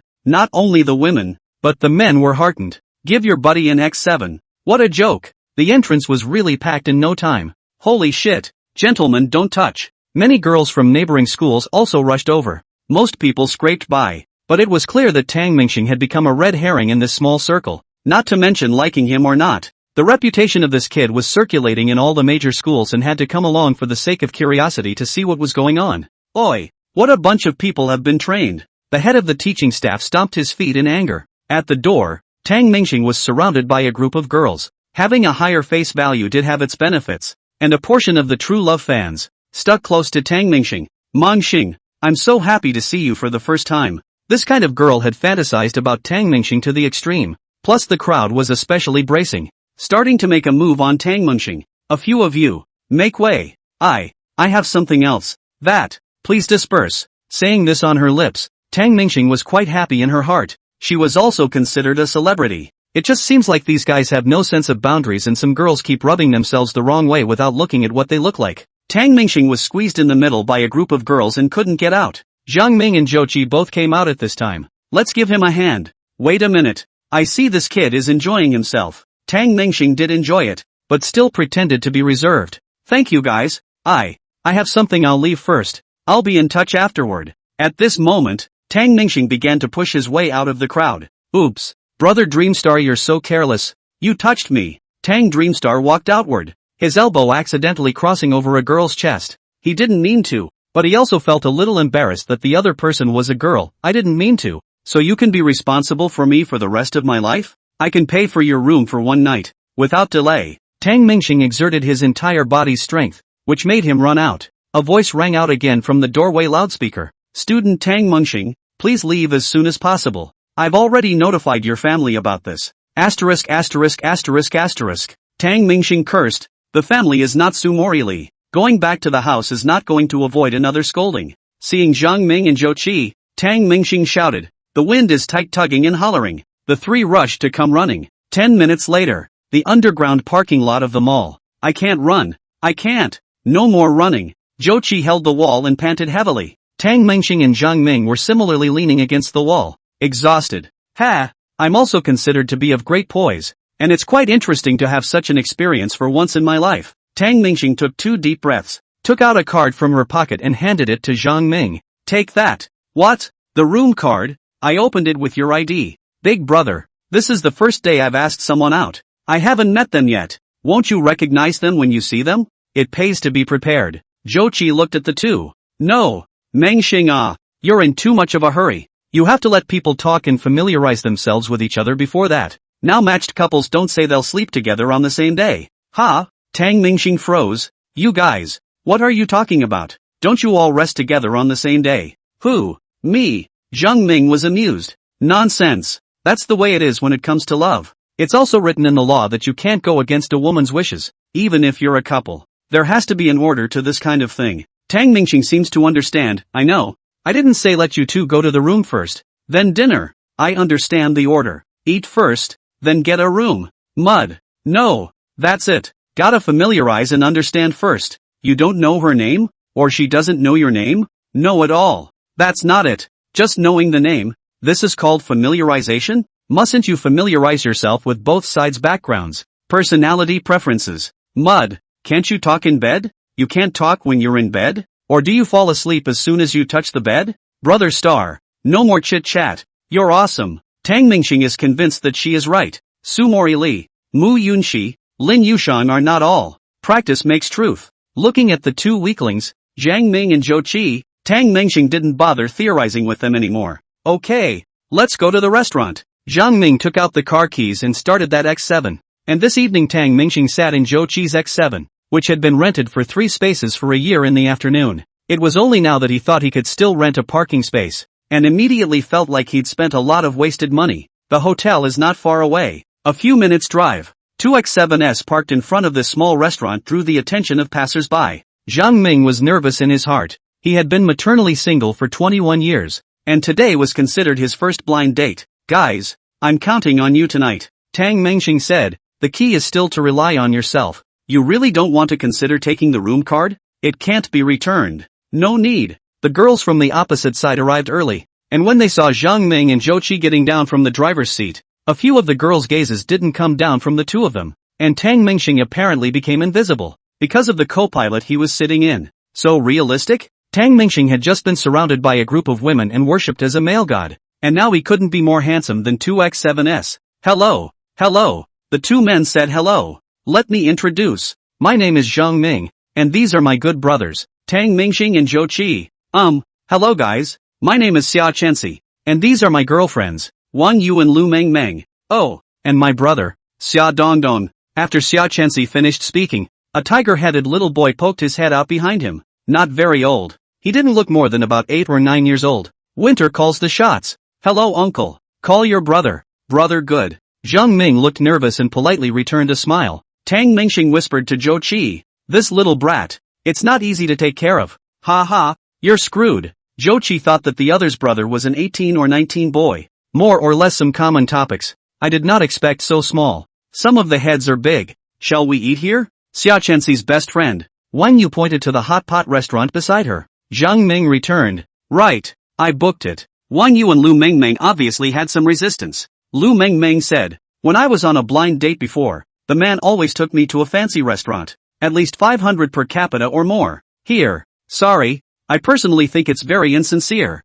She was polite and what she said made a few people feel a little offended. Xia Chenxi didn't want to bring anyone here, thinking that she would chat with Zhang Ming and get to know him before doing so. Unfortunately, she was also matched, with her best friend describing the unthinkable future in case she was matched with an alcoholic, scruffy, violent man. The two men flirted with Xia Chenxi, saying that they wanted to help her identify her character, and there was not enough time, so they could only do it quickly, and this is not suitable today, so they will make 2 more appointments tomorrow. Xia Chenxi is afraid. There is no way but to understand as soon as possible. Chapter 91, Becoming a Father. Zhang Ming didn't know how to answer at this point. 500 per capita? Pops did give 5,000, but that's not even the first word, so how dare I spend that much? Today's meal was for 6 people and 100 per person was good enough. Wang Yu and Lu Mengmeng are not looking down on Zhang Ming. They are not blind and saw 2x7s, so it was even more important not to let Xia Chenxi and Zhang Ming get together.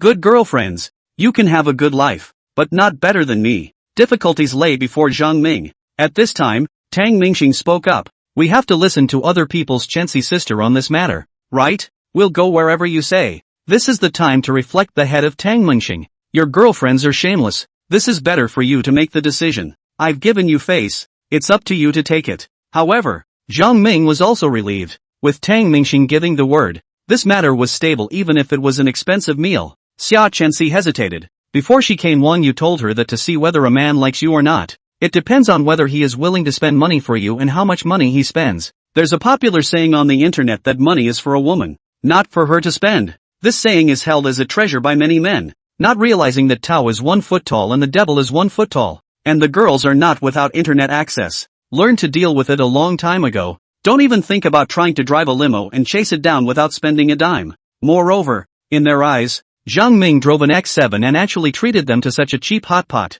which seemed a bit stingy. I think it's okay here too, but I'm not used to hot pot either. But I don't have to go to a restaurant that's too expensive. So why don't we go for stir fry? There's a great home cooking that's good. Xia Chenxi finally opened her mouth. Hard to stay does not give face to girlfriends. Go to eat a luxury meal and seem too material. This one saves more money. Zhou Qi secretly poked Zhang Ming. Zhang Ming immediately said, okay, let's set off. Tang Mingxing smiled happily. This girl is not bad, and her heart is quite happy for Zhang Ming. A good person is hard to meet, so we must help Zhang Ming take it down tonight. A few people were ready to get in the car. Tang Mingxing proposed Zhang Ming and Xia Chenxi a car. Create space for the two to be alone. The remaining few were exactly 5 people in Zhou Qi's car. The others didn't have a problem with it. Except that when Tang Mingxing was ready to get on the co-pilot, he was stopped by Wang Yu. I'm sorry, little brother, I'm not used to sitting in the back. Can I have the passenger side? Yes. Tang Mingxing didn't think much of it and went to the back seat. Lu Mengmeng looked at Zhou Qi and Wang Yu at this time. Her eyes were inevitably lost, and it looked like she also wanted to sit in the co-pilot. Too bad it's late. In the middle of the back row was Xia Dongdong sitting in the center, and to the left and right were Lu Mengmeng and Tang Mingxing. The car started, and Tang Mingxing sat in the car, looking out the window, pondering in her heart whether Zhang Ming's side was progressing smoothly. Wang Yu suddenly opened his mouth and asked, Brother Zhou Qi heard that you are from Qingbei. Zhou Qi didn't say anything. He reflexively thought that the question was asked by Tang Mingxing. After all, that shit attracts girls. Yes. Fruitful Tang Mingxing answered. I'm asking about Brother Zhou Qi. Wang Yu lifted her skirt upwards, while Lu Mengmeng in the back row took her jacket off, showing off her fragrant shoulders. It's hot in the car. The two men spoke out in unison. Then I'll open the car window. Zhou Qi foolishly replied back, and after saying that, he was about to drop the car window. Old Zhou, no need. The two young ladies say it's hot, and they like it too, right? What did the two girls want? Tang Mingxing knew too well. Wasn't it just to seduce Zhou Qi? But the picture is not right now. Isn't I supposed to be in charge of 2 girls? Brother's charm has decreased? Tang Mingxing was a bit puzzled. Next to her, Xia Dongdong looked at Tang Mingxing and sized him up. What's up, kiddo? Brother, can I play games on your phone? Yes, take it and play with it. There are quite a few games in Tang Mingxing's phone, but the kid's favorite is still that one. Timmy, but the account number is Tang Mingxing's. Kid, only play matchmaking, don't move the platoon for me. Don't worry brother, I'm already in the platoon. Tang Mingxing's heart was uneasy at this time. Now that his segment was not low, letting a little kid play ranked for himself, that wouldn't be a sure loss. Wang Yu and Lu Mengmeng chatted with Zhou Qi without a word. Lu Mengmeng asked, Brother Zhou Qi, your car is so handsome. How much is it? Zhou Qi liked cars, and even though Tang Mingxing had bought it, he was able to name the price. Around 1.28 million. So expensive. You bought it yourself? Lu Mengmeng asked a seemingly retarded question. Wang Yu gave a small grunt. The two superficial girlfriends, now they also had to compete for jealousy. Tang Mingxing suddenly smiled. This was a great question. At noon, he was taken advantage of by Zhou Qi and Zhang Ming, saying that the two of them were just like his old man. Now comes retribution. His father bought it for him. Tang Mingxing opened her mouth with a stifled smile. Put, you kid. Zhou Qi heard Tang Mingxing say this, and also knew that this kid avenged the arrow at noon. It doesn't hurt when good buddies play with their skin every once in a while. Old Zhou, you said it wasn't your father who bought it. Tang Mingxing was still pursuing. Zhou Qi dared to admit, you bought it for me. Okay. No. It's your dad. We're both students. Where do I get the money to buy you? The two men pull each other's legs. But hearing Wang Yu and Lu Mengming's ears wasn't the same thing. The two felt that Tang Mingxing was souring Zhou Qi and was jealous that he had a luxury car. Wang Yu heart is full of contempt, but just asked about the price of the car. This Tang Mingxing grab said Zhou Qi's father to buy him. Need he say? It's just to prove that Zhou Qi didn't buy it himself. And brothers, it's just pure jealousy. The two of them of course knew very well that Zhou Qi was just a student and definitely couldn't afford it. But the car must not be a rental either. After all, it's got temporary plates on it. The only explanation is that the family bought it for them. Lu Mengmeng's question was just a conversation without words, purely for the sake of fostering a relationship. After all, Wang Yu had just had a hot chat with Zhou Qi. Brother Zhou Qi, your family is quite rich. Uncle is also very powerful. Lu Mengmeng flattered. Yes, uncle is very good and powerful. Do big business? Right. Wang Yu also immediately interjected. This time friendship is put aside. First to deal with the love in front of them. Tang Mingxing laughed again. No, your uncle is excellent. Hoshi, it's good. No, being a dad and having 2 more great nieces. Wang Yu and Lu Mengmeng didn't understand the conversation between the two. They just felt more and more that this Tang Mingxing was a bit annoying. Just a good-looking face. But how can it be so annoying? Always interjecting. Tang Mingxing looked down at Xia Dongdong who was quietly playing the game. 25 kills, 0 deaths, 6 assists. ********. Teach me, kid brother. Chapter 92, X7 is no good. When Xia Dongdong heard Tang Mingxing's words, her heart became even more energized. Took this one easily. The car also arrived at Dahai Home Cooking. Brother, give you back your cell phone. Brother kid, can I add you on WeChat? We'll play together sometime. In Tang Mingxing's friend request, hundreds of girls' requests he ignored. But today this kid weighed in with a must-have. No. I used my sister's. Oh, that. Then straight up bad game friends. Your sister doesn't usually play games right. Tang Mingxing at this time cannot dare to add Xia Chenxi's friends, which let Zhang Ming know not to get him dead. Getting out of the car, Tang Mingxing saw Zhang Ming and Xia Chenxi talking and laughing, so it seemed to be going well. And Wang Yu grabbed a step ahead of Zhou Qi and walked over to him, the two of them being very close to each other. Zhou Qi said in the car that he has a girlfriend, but Wang Yu and Lu Mengmeng reconfirmed that it was just a girlfriend. This one can be replaced. It doesn't affect them at all. Several people, the owner's wife of the restaurant enthusiastically ran out to greet the crowd. This kind of small restaurant, usually a husband and wife store, do not need to hire any people, just two families, plus a child after school to help. Wang Yu spoke up first. We are 5 adults and 1 child. Okay. Inside please. Hey, you're 6 adults, right? The boss's wife counted. That's 6 adults and 1 child. Wang Yu and Lu Mengmeng were both a bit staggered, and also personally counted. Tang Mingxing looked at the two of them, and when they counted themselves, she had a look of realization on her face. Mud, is this leaving yourself out? When has brother been so humiliated? In Tang Mingxing's heart, he also knows that good-looking skin can't resist the temptation of money, but how his face value can also top a big G. Maybach such level of car, obviously naive yourself. Not to mention the X7, I don't think the X3 can compare. That Dreamstar let's go in. Zhang Ming said hurriedly, he could see Tang Dreamstar's suffocation. The hotel is not large. At this time Wang Yu and Lu Mengmeng are not pretentious, just like a good girl feeling. Tells how he is frugal and has an understanding of the concept of consumption. Lu Mengmeng looked at the interior of the hotel and spoke. I think it's quite good here. Beautiful and cheap. Very affordable. Tang Mingxing sat on one side, next to Xia Dongdong, and Xia Dongdong was still playing the game with his head down. Dongdong, stop playing. We're going to eat later. Xia Chenxi opened her mouth to remind. Sister, I'll just finish this hand. Okay, he added, playing to the middle of the game. This was not the time to forcefully retreat. Tang Mingxing wrapped his arm around Xia Dongdong's shoulders. Let him finish playing. Soon.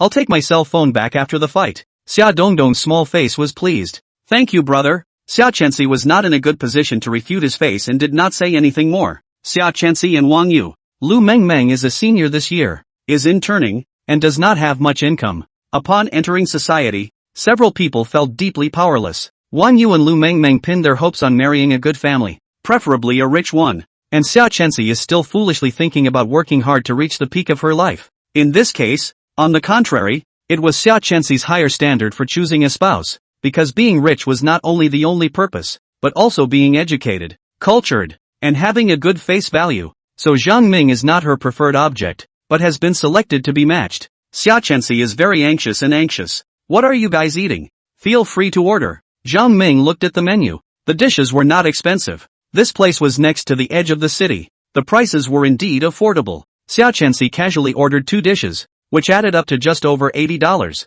And the rest of the few people also casually ordered a few dishes. And that's pretty much it. For a while, the atmosphere fell back into awkwardness. Tang Mingxing planned to take a couple bites later and find an excuse to take Zhou Qi and a few others away. But now it seems to have sensed a difference. Xia Chenxi was polite and educated. So much so that the politeness was a bit out of the ordinary. Zhang Ming was satisfied. The girl gave off a feeling as if she was bathing in the spring breeze. Tang Mingxing, on the other hand, didn't think so in her heart, and the excessive politeness clearly pulled away. This is the other party is not satisfied. Even in the end there may be in Zhang Ming Wang Yu and Lu Mengmeng, only money in their eyes, only those 2 BMW X7, whereas Xia Chenxi valued the overall quality more. She was completely unaware of how sought after rich boys were. The food was quickly brought up plate by plate. Zhang Ming said dashingly, eat, don't be polite, everyone. Zhou Qi was also ready to move his chopsticks when Tang Mingxing suddenly gave Zhang Ming a bad look. Zhang Ming was stunned. What happened?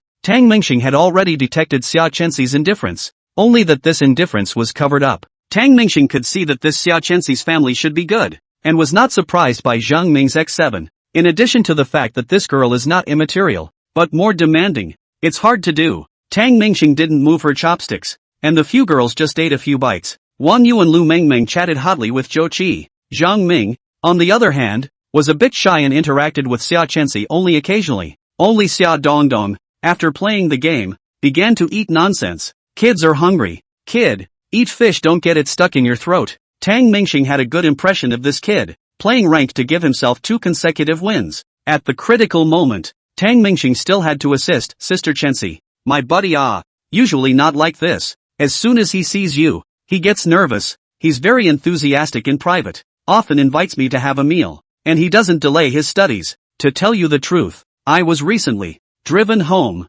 thanks to Brother Ming helping me with my tutoring. Xia Chenxi was older than Tang Mingxing, so by this time she couldn't call out to her sister, much less her big sister. When Xia Chenxi heard Tang Mingxing say this, a trace of curiosity about Jiang Ming arose in her heart again. Wang Yu and Lu Mengmeng heart sneer, often invited him to dinner, dabbling in food and drink not to mention, driving home and letting people make up for you. It's bad luck to have such a brother. My sister likes rich, handsome and educated. Xia Dongdong suddenly opened her mouth. Shut up, Xia Chenxi hurriedly chided. I've made you all laugh. Oh, truly, should. Tang Mingxing could only hold it hard. Winter, are you full? I'll take you to play the game again. Full. Summer winter ate 7 points of fullness. As soon as he heard of playing the game, he immediately said that he was full. Tang Mingxing got up and gave Zhou Qi a wink. Old Zhou, I'll take him to your car to play the game. You go open the door. Here's your key. You drive for me. Tang Mingxing blinked hard. Zhou Qi understood and hurriedly followed along. What? Old Zhou, you'll bring the 2 girls out later. Find any excuse and sneak around. I'll ask this brat about something. I'm not very good at this. What's not to like? I'm afraid of revealing. What's this? You blow powerful won't No hard blow. Sending Zhou Qi away. Tang Mingxing sat in the car and looked at the game playing Xia Dongdong and asked, Dongdong, what does your family do? My mom and dad run a small business and are away all the time. I usually live with my sister. So your sister has time to take care of you? There's a babysitter in the house. Oh, no wonder. X7 doesn't work. It has to be aroused. Chapter 93, How to Learn. Tang Mingxing doesn't have much hope for tonight's blind date. I didn't expect Zhang Ming, this kid, to have a good eye. According to Xia Dongdong's description, his family has no problem earning $2 or $3 million a year. Moreover, Xia Chenxi is well educated and has positive values. So if Zhang Ming doesn't have something special, the other party can't really see him. Finished, Tang Mingxing muttered. Not finished. 5 kills and blood. Can't die. Xia Dongdong returned. Tang Mingxing looked down, and sure enough, Xia Dongdong completed 5 kills in a bloodied state. Damn yeah, you kid is the biggest catch of the night. Tang Mingxing smiled evilly. Xia Dongdong looked at him in a daze. He wasn't too young to understand something. Brother, you're not a human trafficker. You smile so bad. Play on the side. I'm not interested in you. After saying that, through the car window, he looked at Zhang Ming and Xia Chenxi, who were still eating in the house, and the 2 of them appeared to be talking and laughing. But this smile, there was no doubt. Zhang Ming did it out of sincerity, and Xia Chenxi did it out of politeness. Brother, someone is looking for you. Xia Dongdong finished playing the game and handed his cell phone to Tang Mingxing. It's Lin Yushan's phone. She sent it 20 minutes ago. I hung up. What took you so long? I was in the middle of an obscene development. Tang Mingxing hurriedly called Lin Yushan back. What's wrong? Tang Mingxing, do you want to die? Dare not answer my old lady's call. Lin Yushan directly disliked Tang Mingxing furiously. Didn't I tell you? I'm having dinner with my friends. Where is it? I'm coming over. What are you doing here? Mu Yunxi and Su Mori are discussing their studies. I'm bored. Are you introducing your brother to someone? Tang Mingxing understood. This niece wanted to get together. That one's not so good. I'm going to go help your brother with his counseling. I use you. Lin Yushan did want to join in the fun, and Tang Mingxing couldn't argue with her. You're not allowed to fool around when you're here. And don't drive a sports car. Keep a low profile. Understood. When Lin Yushan was a child in her village, she ran into a blind date with someone's family, and was allowed to sneak in to see what the man or woman was. For her, it was great curiosity. When Su Mori got off work today, she told her about it. A blind date. How can you not check it out yourself? Tang Mingxing, on the other hand, no longer has much hope for this blind date. Zhang Ming merely excels in academics and has no other half-strengths, especially when it comes to flirting with girls. It's just idiotic. It's not enough to get high in the morning,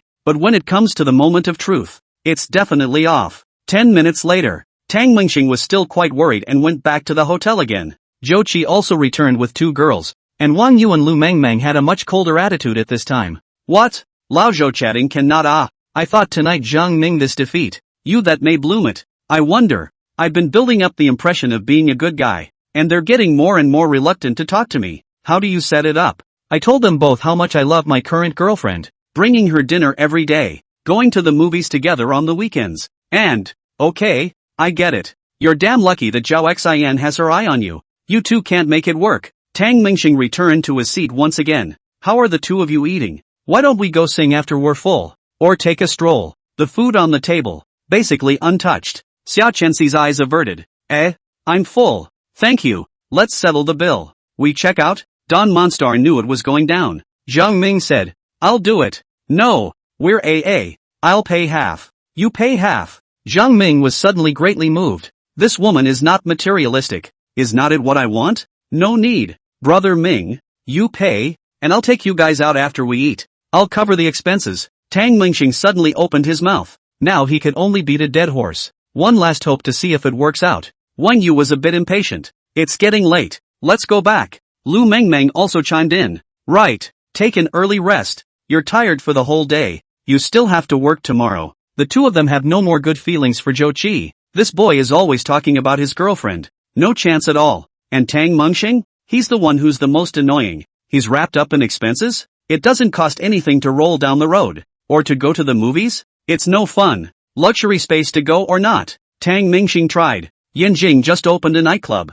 He went out on a limb. Now is not the time to talk about giving face to brothers. If Zhou Qi could take Zhao Xian by his name, then Duke Tang would pay for tonight's spending. Anyway, let it fly first. This isn't too good. Chenxi is also tired. Zhang Ming spoke. Tang Mingxing didn't wait for him to finish, and directly disliked him. Shut up. The word waste was in his eyes. That's even more not going. The one who spoke was Wang Yu. Nightclubs are not that she doesn't like to go, but Tang Mingxing said he'd pay the bill. He'd buy a hairy bill. How many people go for plain water? Boom! A roar of a motorcycle. Lin Yushang came. It was the same skinny jeans that framed the perfect ass. Add a black leather jacket for a very dashing look. Women play handsome, nothing for men. Likewise, when men are flirty, there's nothing for women. Yeah. Drinking. Lin Yushang looked at the crowd as if she was familiar with herself. Zhang Ming and Zhou Qi were also seeing her for the first time, and being the same men, there was no one who wouldn't look twice at Lin Yushang. It's too valiant. Even Wang Yu and Lu Mengmeng,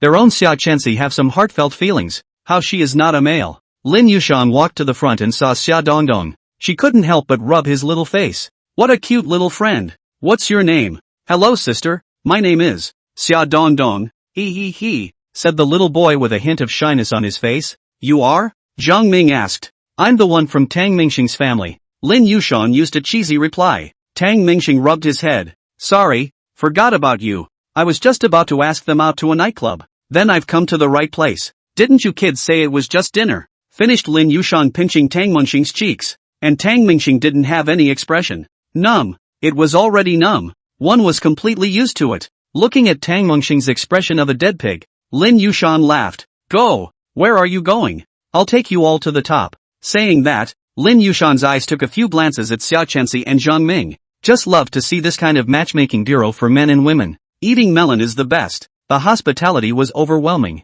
And Xia Chenxi still wanted to refuse. Wang Yu said, Little brother Tang, have you been to that place? Do you know the level of consumption inside? Drinking a glass of water. It won't cost you a few dollars, right? Tang Mingxing originally didn't have a good impression of Wang Yu either. Then suddenly thought of Yang Jie. That guy a masochistic body, but very good at pretending. How to learn. After thinking for a while, Tang Mingxing spoke with a feigned calm confidence. How do you know I can't afford to spend this money? Humph. Lin Yushang frowned slightly. Why was Tang Mingxing suddenly acting like an SB? Chapter 94, The Good Samaritan Card. Dreamstar. It's fine if people don't want to go. Zhang Ming also explained for Xia Chenxi and the girls. Nightclubs were not a good place in his eyes. He couldn't figure out why he had to take a couple of girls to a nightclub. Tang Mingxing sighed. Brother, you deserve to be single. Ha, so are you guys going or not? Tang Mingxing asked the few people again. Wang Yu and Lu Mengmeng did occasionally go to nightclubs to relax. And Xia Chenxi had actually made her feelings known. I won't go. And I still have my brother with me. You guys can go if you want to. Zhang Ming looked at Xia Chenxi. His heart even more like, how can a lady go to that kind of place? Wang Yu and Lu Mengmeng weren't going to go even after hearing about it. The three girls were disgusted with Tang Mingxing to the extreme. They also don't know why a girl as beautiful as Lin Yushang would look at this kid. Just to figure out that he's handsome? Childish. Alright then, listen to you guys. Tang Mingxing knew that today was considered the end. But Lin Yushang refused. Ah, they're not going. I want to go. Let's go home and have a house party. Jiang Ming had an image of a great patriarch at this time. Okay, that's it for tonight. Chensi, I'll send you back. No, let's take a cab. It's fine by the way. I'm going back to school too. The two of them were polite. And finally Xia Chensi agreed. I'll take Hajime's motorcycle. You guys drive. Hey. Hearing Tang Mingxing's two he's, Lin Yushang frowned. What are you he-ing? She knew the kid was holding back bad ideas again. Tang Mingxing was actually holding fire in his stomach. His buddy was simply too wasted. Good and bad words can't be heard. Usually private bragging all day. Will be a variety of skills to tease girls. The result of the actual combat nothing. Kid, there's a chance. I'll take you. Oh, you take me. Tang Mingxing's favorite tonight was the Xia Dongdong. A few people got into the car, and Tang Mingxing straddled the motorcycle, clinging to Lin Yushang's back. Hands off. Put it on your waist and don't touch it. Tang Mingxing obediently put his hand on her waist, but his body was pressed closer. Tang Mingxing, if you flashlight moves again, I'll pout and break it for you. Lin Yushang rode fast and windy. Asterisk.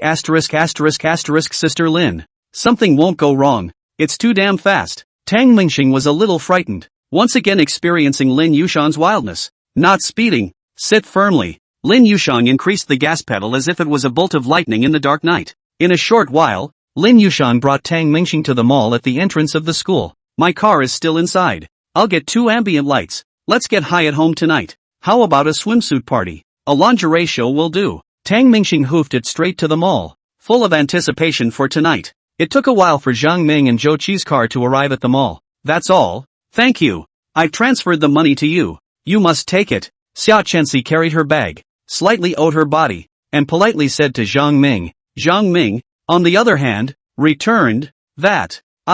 Can I ask you out again tomorrow to play together? I'm not available tomorrow. Sorry about that. A few people were still making their final goodbyes. A Cullinan, slowly pulling out of the underground garage. Tang Mingxing dropped the window. Brothers, go to my villa to play or not? Zhou Qi, bring your girlfriend. Come or not? I'm not going. I still have to go bring hot water to Xin. Awesome. Another Mu Yunxi turning around and not being able to take care of herself. The commissioner has to deliver all the hot water. Jiang Ming laughed. I'm not going either. You guys probably won't be able to let go if I go. He smiled happily, but saw Tang Mingxing looking at him with disappointment. What's wrong with himself? Shouldn't this matter be happy for me? Wang Yu and Lu Mengmeng looked at the Cullinan in front of them, their hearts turning over. This Tang Mingxing, how come he's so rich? This shock was like a bolt of lightning that struck straight to the heart, and the heartbeat instantly spiked to 180. Lin Yushang looked at the scene and leaned close to the car window and whispered, Dream star, you're like this. People's 3 views are very positive. Tang Mingxing, positive? So I bent it for her? I hate those who pretend to be innocent. Tang Mingxing just complained. He thought that Xia Chensi did not want money, but it was conditional. She's not looking for hundreds, thousands, or even hundreds of thousands. After all, in her family's condition, she had seen so much money. What about tens of millions? Hundreds of millions? Tang Mingxing didn't believe that people were inherently good. He felt that people were inherently evil. It's just that acquired education allows one to suppress the greed, the animalistic nature within. Some may be able to transcend themselves, but most can't. The most primal desires don't die out, so it takes a break, or money or something else, to fuel that desire. Of course this is the kind of thing that guys have to be able to tease in addition to being good themselves. Jiang Ming is poor at this. In addition to the face value is hard. Plastic surgery is too late. Jiang Ming can be admitted to Qingbei. Naturally, the results are not bad, and in the future also belong to the high-end talent, but the same culture. Some people can talk about it into the wind and snow, while others love to talk at length. If it's okay with a few of you, I'd like to talk to my brother alone. Xia Chensi saw Tang Mingxing drive out in a luxury car. Nothing changed in her attitude. She looked very plain, just looking at Tang Mingxing's eyes, filled with a kind of expectation. And Wang Yu and Lu Mengmeng seemed to have something to say as they muttered something. This blandness of Xia Chensi's was what Tang Mingxing called pretending. Purely literal. Self-esteem. Tang Mingxing looked in her eyes and was happy in her heart. She was really still an ordinary person. Some people just love to embody their differences, and not taking things personally seems to be a mode of how they label themselves. Positive values? That's pretending to be positive. Jiang Ming walked over. What's up? I still have to send Chensi off. You collected the money? Tang Mingxing was referring to A's meal money. Jiang Ming was unsure. Then I can't accept it. I still know this. She's trying to give me a good impression. I understand. You're running out of time. You can't handle her. Get another one. Don't waste time. Dreamstar. Know what? She and I talk a lot. Then I'll make you a bet that you'll get a good guy card after you deliver her. Zhang Ming didn't believe it at all. And Tang Mingxing didn't want to waste time here. Wang Yu walked over at this time. Brother Dreamstar, didn't you say you were going to a nightclub? I remembered that I'm actually not busy tomorrow. Why don't we come together? Right? Why don't you come together? We didn't see you driving a luxury car to say that. We are just quite interested in you. You are quite humorous. Lu Mengmeng also hurriedly came forward. Tang Mingxing pointed at Lin Yushang. See this one? This is my wife. I can't look at those whose general face value doesn't reach this standard. Let's go. Tang Mingxing raised the car window and quickly drove away. Lin Yushang cursed. Take me as a standard. Go back and clean you up. He then mounted his motorcycle and followed Tang Mingxing closely. Seeing Tang Mingxing leaving, Zhang Ming instead breathed a sigh of relief in his heart. He felt that today's Tang Mingxing, who was fine during the day, was a bit elusive with all her behaviors at night, almost spoiled himself. Morning, when are you free? No, thank you. It was fun today, but I don't think we're right for each other. Bye. After Xia Chenxi finished speaking, she hurriedly twisted her head and left, leaving only Zhang Ming who froze in place. A fall wind sweeps through the area, making it seem especially forlorn. She said, what? Old Zhang. Forget it. Zhou Qi went over and patted Zhang Ming's shoulder. Why? You might as well listen to Dreamstar. Why? What did I do wrong? Zhang Ming's heart was like a knife. In the cab, Xia Chenxi took Xia Dongdong and looked out the window without saying a word. Wang Yu and Lu Mengmeng were equally somewhat remorseful. How did they look away and not see that Tang Mingxing was a tycoon? And it looks like Tang Mingxing is more of a playboy. Easier to get than Zhou Qi should have been and ended up offending him. Sister, can I play games on your phone? Play. All you know is play. Have you finished your homework? But what? Xia Chenxi also came a little angry. But I promised Brother Dreamstar that I would take him off at night. He recognized me as his boss in the game. And I call him boss in reality. When Xia Dongdong finished saying this, the three girls all looked at him in surprise. You tweeted him? No, just game buddies. With whose number? It's yours. Where do I have a cell phone? Chapter 95, Pool Party. Chenxi, can you give me his WeChat? I'll treat you to dinner tomorrow. Me too. Day after tomorrow is on me. Wang Yu and Lu Mengmeng, too, could only treat themselves to a meal. Xia Chenxi was a bit flustered. Oh, I'll ask for you guys tonight. I'll give it to you guys when I ask. I can't give it to you without people's consent. This is Xia Chenxi, having careful eyes, but always putting words in her mouth. When it really came down to it, she wasn't going to give it. Inside Tang Mingxing's villa, he put in a pool of water, but several of the girls said it was too cold. Even indoor pools take a long time to heat up. Let's just, swimsuit party then. It doesn't matter if there's no water. Tang Mingxing stood on the couch and shouted. No one answered. Sister Mori, do you think this dress looks good? Yu Shang, be safe on your motorcycle. You scared me when you first came back. It was too fast. A few people talk about each other. Don't make me take it off myself for you guys. I've got the drinks. The sound is also in place, just waiting for a few beauties to get off. Tang Mingxing even threatened and bragged about it, and it remained unheeded. Bang! A bottle of red wine was opened. It was Gu Qingcheng. She was in a bad mood these days, and Tang Mingxing went out all day without saying anything, simply ignoring her anymore. Hey, you babysitter who told you to move.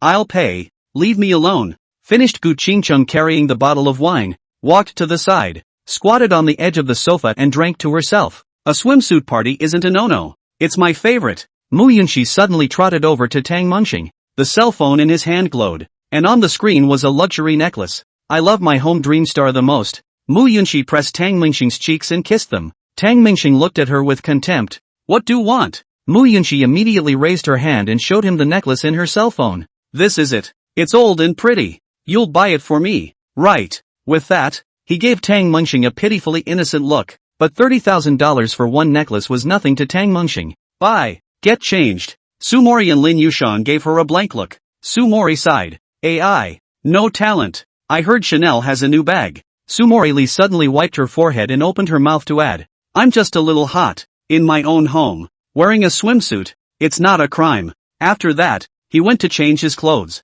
Looking at Lin Yushang again, she took her cell phone and said, Motorcycle, I sent you the link. I'll take the black one.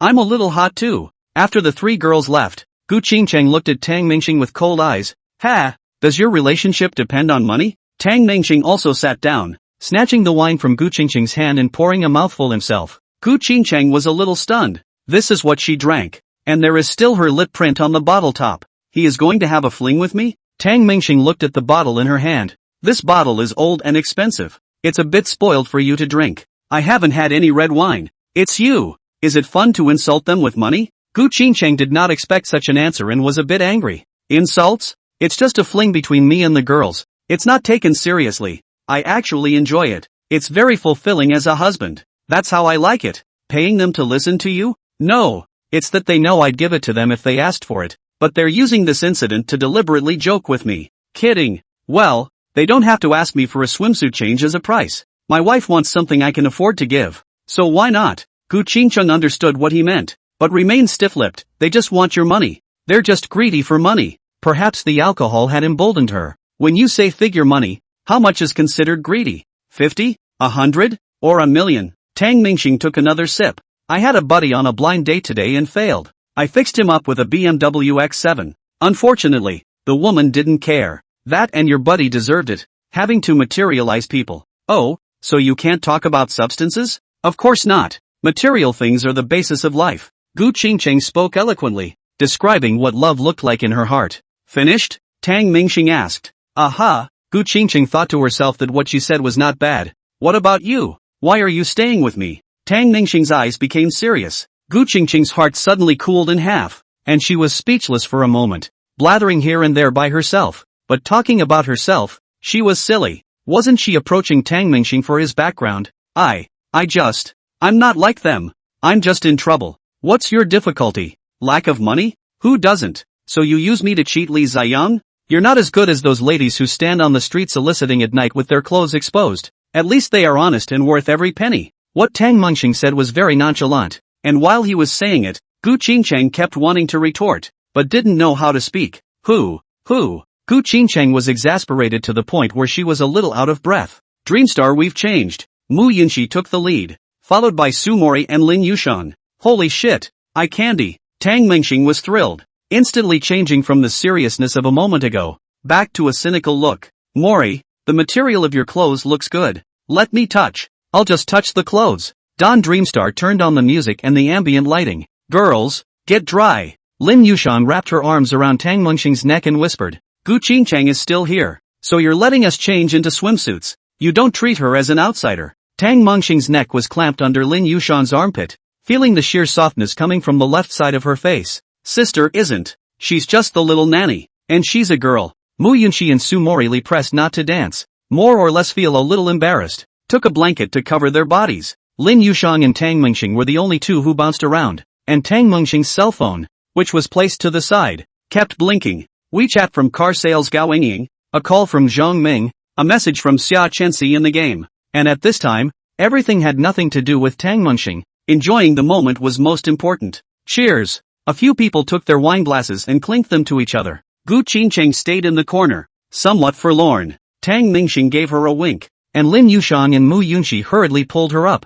Bathing suit party, get high. Tang Mingxing was a bit soft-hearted after all, seeing as Gu Qingqing was a girl, seeing as she was long and pretty, seeing as she had a good figure. There was a lot of wine. It wasn't until Tang Mingxing brought Mu Yunxi out of a small dark room that Mu Yunxi wrapped her blanket around her and ran upstairs. The music paused and the villa was finally quiet. Dreamstar, what have you been doing? Sweating so much? Nothing. Small. The hut is not ventilated. It's stuffy. Tang Mingxing opened an iced drink and drank a cup, and saw several missed calls. Hey, what happened to Zhang Ming? It was Zhang Ming's cell phone that called, but it was Zhou Qi who answered. Zhang Ming was issued a good guy card and is crying.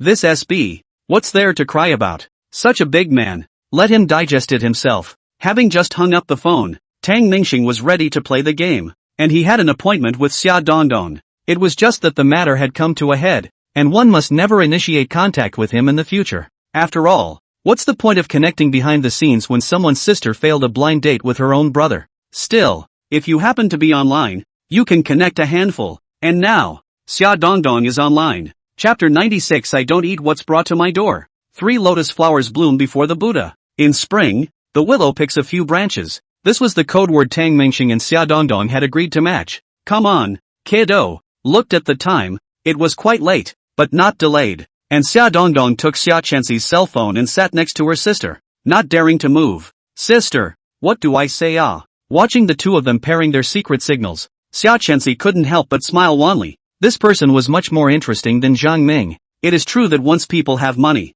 the things they did before become handsome. You'll ask him for his phone number later, after the game. Xia Dongdong opened his voice. Boss, what did you choose? Tang Mengxing said, since it should be the loyal and righteous Guan Ershi. Then I choose your little brother, Zhang Fei. The game didn't take long to start. Xia Dongdong said, Boss, this second master of yours is a bit floating, like he's been drinking. Hey, I'm just drinking. Then can I see your big villa later? This sentence was taught by Xia Chenxi. Tang Mengxing general amount of alcohol. Through the strength of the wine is not Xia Dongdong as an outsider. Dongdong. Brother told you. My big villa. 7 or 8 small target. Ha ha, will let you knife pull ass. Open eyes. A few hours ago when Tang Mengxing said this, he must have been exchanged for contempt. How could he talk to children like that? And now, here's the humor. 10 minutes later, the two took the set easily. Boss, can I have your phone number? You don't have a cell phone. Why do you need my phone? I've got it. I'm using my parents' outgrown cell phone with a secondary card. Gotta. Just don't use your sister's. The number is 187. After the game was finished, Xia Chenxi took an old cell phone and inserted the secondary card. Sis, is this cell phone for me? Xia Dongdong looked at her sister with a face full of anticipation. Go back to bed. Sis, I was promised a cell phone. Sis, sister, it's useless to call the ancestors. Go back. Xia Dongdong pouted and went out the door with a reluctant face. Xia Chenxi logged into WeChat with her secondary card, added Tang Mengxing's friend, and left a message. Boss, this is Xia Dongdong. Tang Mengxing didn't think much and agreed to the request. Kid, go to bed early. You're growing your body. Don't stay up late. It's okay. I'll sleep in a little while. Can I see your big villa? Tang Mengxing was sitting in the living room, and at this point, several of the girls had gone back to the house. He was alone in the empty room. Then he took his cell phone and shot a video around the house and sent it over. Don't tell anyone. I'll buy you a new cell phone later. You hide it. Good night. Xia Chenxi smiled slightly at the corner of her mouth and muttered. And she's not afraid of bringing up bad kids. Tonight is destined to be a sleepless night for Zhang Ming, Wang Yu, and Lu Mengmeng. Tang Mengxing saw that it was getting late and prepared to go back to the house. On the stairs, Gu Qingcheng seemed to be waiting for him. Something? I heard them say. Who? What did it say? Mu Yunxi drank a bit of wine and unintentionally said it. One more woman around you and you'll get 5 million more per week. Oh, it seems like you're just in it for the money. My father's money will be left to me sooner or later. So why should I be in a hurry? Don't pretend. You're just in it for the money. Hey yeah, you're right. I'm after money, but I'm not after my old man's money. Asterisk asterisk asterisk asterisk. Gu Qingcheng couldn't help it. She felt that Tang Mengxing was too pretentious for that weekly $5 million. What's there to be embarrassed about? Saying that other people have their heads up their asses. Saying that they cover up their own asses. Tang Mengxing didn't reply, just looked at her with burning eyes. Gu Qingcheng's face was full of disdain, then suddenly thought of something else and began to be a bit alarmed. Seeing Gu Qingcheng's horror, Tang Mengxing knew she understood, seeking skin with a tiger. Your Gu family is so bold. Li Ziyang just to sell me face and vote for your family I believe. But the people behind him are also involved. This water is deep. Why did he sell you face? Gu Qingcheng knew who he was talking about. Tang Mengxing's father. A true top-tier big shot. Because I'm his daughter-in-law. You're not. I secretly went to the hospital for a DNA check, and I could be tied up by his men. So it's so obvious that he can't know. Tang Mengxing said firmly. Don't worry. I'm a person who eats softness and refuses hardness. I'll plead for you. With the Gu family gone, you guys can still leave some money behind to ensure that you'll be clothed and fed. Tang Mengxing was only 70% sure of his words, and he didn't know exactly what his father wanted.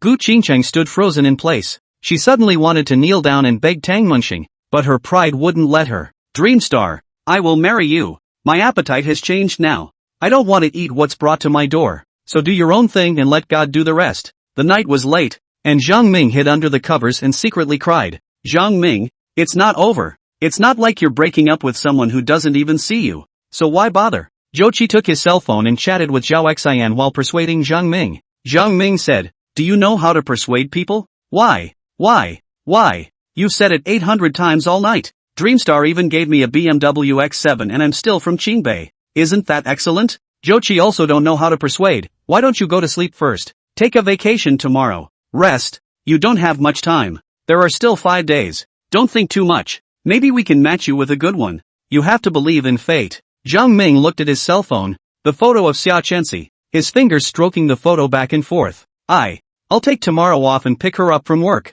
You're not done. Grab a Target change and listen to Dreamstar. Early in the morning, Tang Mingxing woke up and walked downstairs to see a hearty breakfast table. Which big sister made it? So sumptuous? After saying this, Tang Mingxing picked up her chopsticks and was about to eat. It's Gu Qingcheng, Mu Yunxi said. Tang Mingxing's hand holding the chopsticks stopped in midair. The memory of this chick's level of cooking was still fresh. I'm suddenly not hungry anymore. You guys eat. Sumori and Lin Yushan's expressions were a bit unnatural. Everyone in this room knew Gu Qingcheng's handiwork. You guys wait a bit, the porridge is almost ready. When all the meals were served, Gu Qingcheng wore an apron and looked at them with a smile. Eat. Tang Mingxing handed over her chopsticks. Or else, you eat first. Together. At this time, Gu Qingcheng had no more of her previous arrogance, or had deliberately collected herself. It was a bit on the side of Su Mori's style, but the difference was that Su Mori was intellectual beauty. She is gentle beauty. Martyr has changed so much? A haughty royal lady,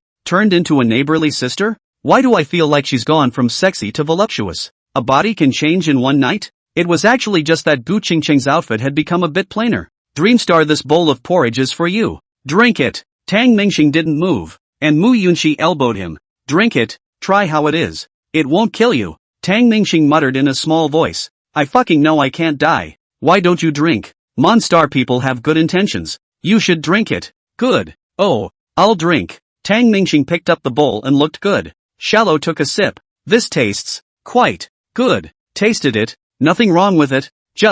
It's the same flavor as that breakfast place out front. Qingcheng's craftsmanship has grown. Lin Yushan gave her a thumbs up. Gu Qingcheng did not wear makeup today. Stroked her hair around her ears. The sunlight hit her. This picture really made Tang Mingxing's heart flutter. Beautiful picture. Beautiful person. Mud sober. Tang Mingxing hurriedly reminded himself. Gu Qingcheng was embarrassed. I just bought his family's rice, but there are eggs in it that I boiled. I'll dedicate it. Tang Mingxing picked and pulled a bowl. There really is an egg. A bite down half raw. Well, this is your handiwork. Gu Qingcheng suddenly said. Dreamstar. Ha, I have something to talk to you about later. Chapter 97. What is it? Inside the villa's study, Tang Mingxing sized up Gu Qingcheng. The outfit did suit him today. There's none of that rejection. Much more mature and gentle. I want to marry you. You've said it 801 times. I've come with good faith this time. Before, the Gu family just wanted to take the money and roll over. The core interest was still their own. But now is the time for desperation. Gu Qingcheng exchanging herself for $5 billion is too childish. You're not worth. The Gu family is yours now. Consider it my dowry. You should know that it must be a sure thing. You just buy a face? Li Ziyang earns some money. The rest is yours. But, in the future, this industry, I must be the president of the company. The inheritance can only be left to our children. Gu Qingcheng spoke plainly,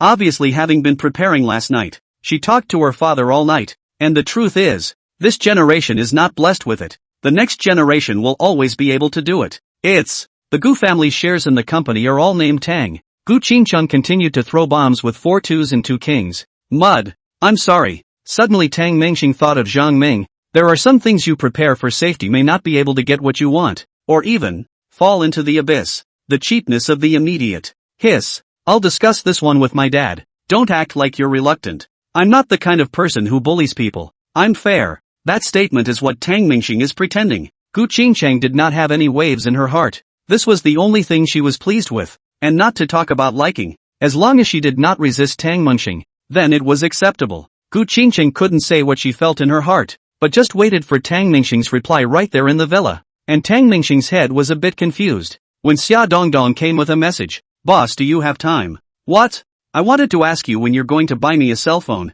Hey Gu, you kids study hard. I'll buy one for you later. Send me the address. You can bring it to me. I'm at home alone. My sister's not home. Tang Mingxing hesitated. This didn't feel right yet, but returned. I'll get you a quick delivery. It'll be here in a minute. Boss, my sister doesn't like your brother yet. What do you think of my sister as a person? Tang Mingxing laughed. This guy wanted to set up a conversation. The bullet was ultimately late by one night, but it had to come sooner or later. If you don't like it, you don't like it. I think your sister is good, but it's a pity. I don't have this blessing. Don Dreamstar sends it out and waits for a reply. He is not arguing with Zhang Ming, but he wants to make sure that the opposite side is not Xia Dongdong. Today this kid talks a little too much and is also pretentious. There was no sound over there for a long time. Tang Mingxing thought he misunderstood. Could it be that Xia Dongdong, this kid, really wants to make himself a brother-in-law? Finally the bell rang again. Boss, come on, let's act face to face. I'll lead you. Letting himself go over 3 times. Tang Mingxing couldn't tell you how much it hurt in his heart. I'll go out. You guys be good at home. Oh yeah, Gu Qingcheng, come back and I'll sign the contract with you. Sign a contract? What contract? Where is there a contract here? Gu Qingcheng did not understand. Tang Mingxing straightened his clothes. A stamp will do. Where's the stamp? I don't have the company stamp. I have it with me. Just cover you. After saying this, Tang Mingxing prepared to go out, leaving Gu Qingcheng with a burst of shyness and shame. Where are you going? Pick up girls. Ha! Tang Mingxing naturally didn't go to Xia Chenxi's place. He still had an appointment with Zhang Ming. Zhang Ming had taken the day off and had nothing to do but sit by himself in the coffee shop and stare. Old Zhang. Still depressed? Tang Mingxing asked to meet him. Zhang Ming looked haggard. Mangxing, you bought me the car. Why can't she see me? I'm going to go to her company at noon, treat her to dinner, and pick her up at night. Tang Mingxing hurriedly interrupted. Alright, you're annoying enough. If you keep this up, not only will she not want to care about you anymore, she'll hate you. But, nothing but, do you know Gu Qingcheng? Zhang Ming nodded. Of course he knew. Working as a nanny at my villa. Do you think you can catch up with her in a BMW?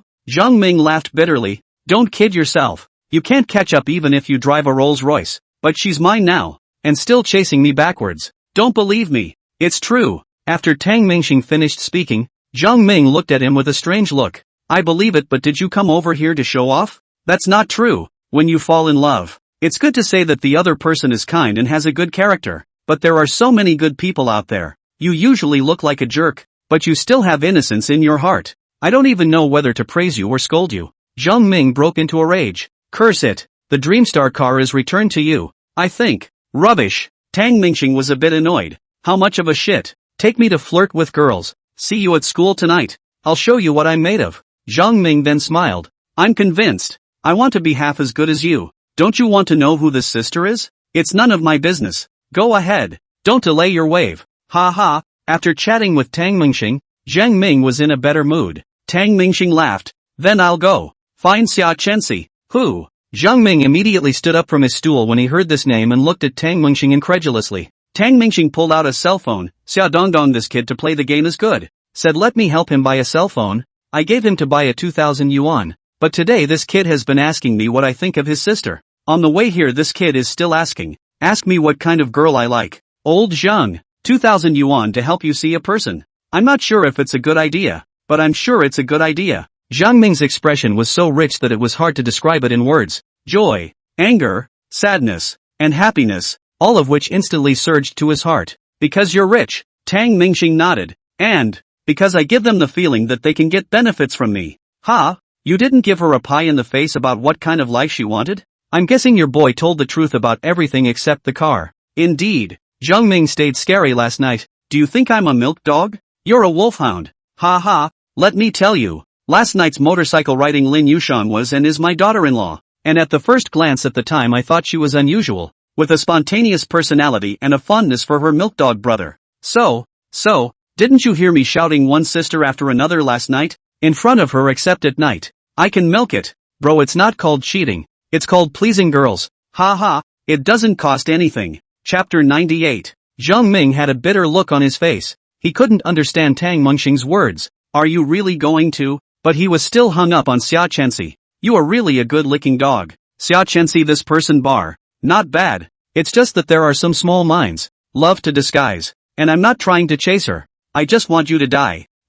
So, is the night still called for Kitty? Whatever. This punk is no better than you. If it were me, Xia Chenxi and Wang Yu, plus Lu Mengmeng, the 4 of us are playing mahjong in bed right now. After saying that, Tang Mingxing finished the coffee in her hand and left in style. Seeing Xia Dongdong again, this kid was full of sadness, obviously threatened by his sister. Hey, I thought you said your sister was at work. Oh, my sister. Xia Chenxi really looked like a lady. I'm not feeling well today, so I'll rest at home for a day. Dreamstar, why are you here? Tang Mingxing's drama naturally had to be full. I don't have much to do lately, and I play with Dong Dong. Just look for him to play games. Come in then. I'll get the tea. No, Some water will do. Tang Mingxing sat in the living room, surveying the surroundings, the minimalist style of decoration, quite in line with Xia Chenxi's temperament. It's just that this kind of ladylike temperament, Gu Qingcheng had played it out for him today, and Tang Mingxing flashed Gu Qingcheng's appearance in his mind. The point of the face,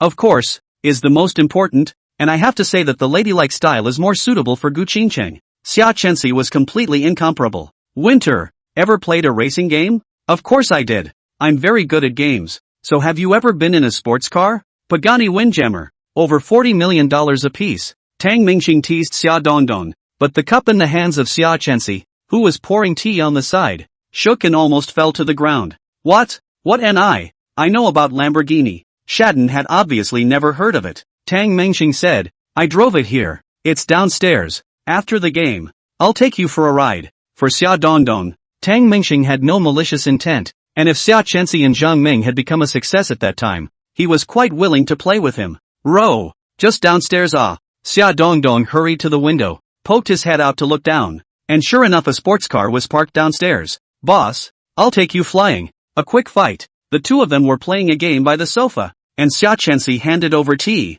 Mingxing, what does your family do? Oh, do a little business. It's not small to look at. It's okay. Mom and Dad usually don't care about me. They got me a villa. I heard you got matched. Xia Chenxi sighed. Yes, truth be told, I still have several spots here, and I'll have to match several times afterward. Sad. Tang Mingxing similarly lamented. That sounds like an unintentional statement. The actual speaker is intentional and so is the listener. Chenxi, do you think Zhang Ming is bad? Why did you refuse? Tang Mingxing was equally curious about the exact reason. He can't realistically put himself in the shoes of a girl and think about these issues. He's not bad. He's just a little paranoid. What? He's a man with a vision for the future. But he's too stubborn, and he likes to impose what he thinks is good on others. Hearing her say that, Tang Mingxing understood. Just like some parents, who treat their children the same way, imposing restraints and total control under the pretext that it's for your own good. Oh, so that's it. I told him that I want to buy a house in Yinjing,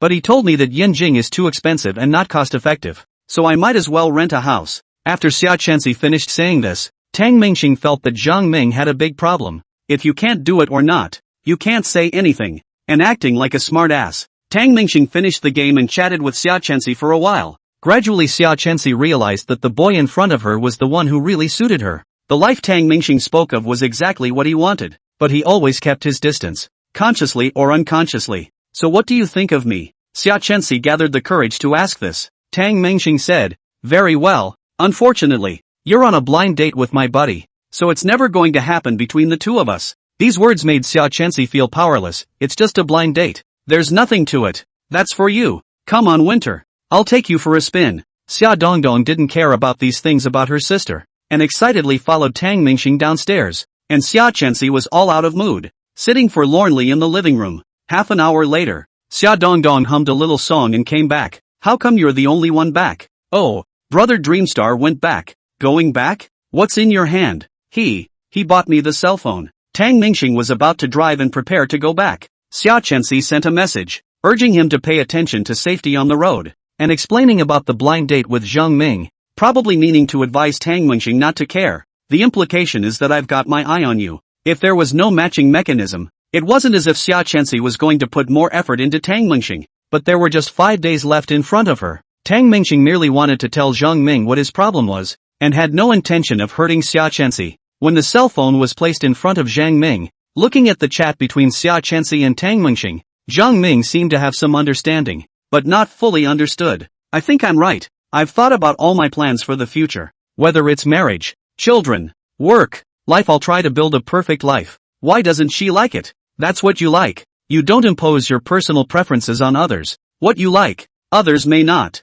Tang Mingxing didn't want to say more after that. Let him comprehend it on his own. Seeing that it was noon, Tang Mingxing prepared to return to the villa. Called Gu Qingchang, go back for lunch. Make a good meal. Gu Qingchang returned. Well, my brother is here. Gu Chang is here? It's not a big deal. It's just an extra pair of chopsticks. Only Gu Qingchang continued. He's here on behalf of my father and wants to talk to you. Gu Chang represents Gu Jinshan? What's going on here? Thinking about it, Gu Jinshan probably hated his teeth, but had to make this choice. Good. I'm going back. Gu Chang was sitting nervously inside Tang Mingxing's villa at this moment. scared to death. Sis, do you think brother-in-law will? Will what? Nothing, Gu Chang wanted to say. Gu Qingcheng knew in her heart that her brother, no matter how stupid he was, would not be willing to give the family away. When Dreamstar comes later, you talk to him. Be strong. You have to stand up for your family's interests. Understood. Gu Chang nodded solemnly. The mind had the answer.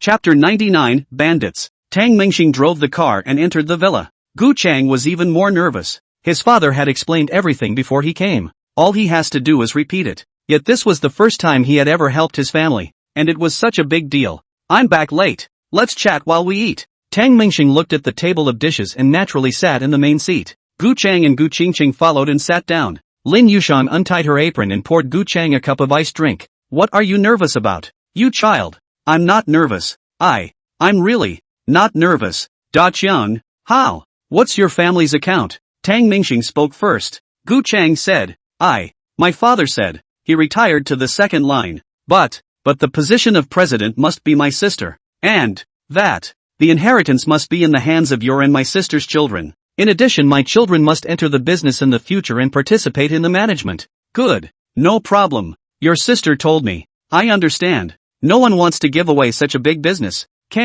What about you? You're not going into the business? Tang Mingxing was puzzled. Letting Gu Chang's child enter the business. How old was Gu Chang when he has kids and waits to graduate? That's 20 or 30 years away. Gu Chang scratched his face.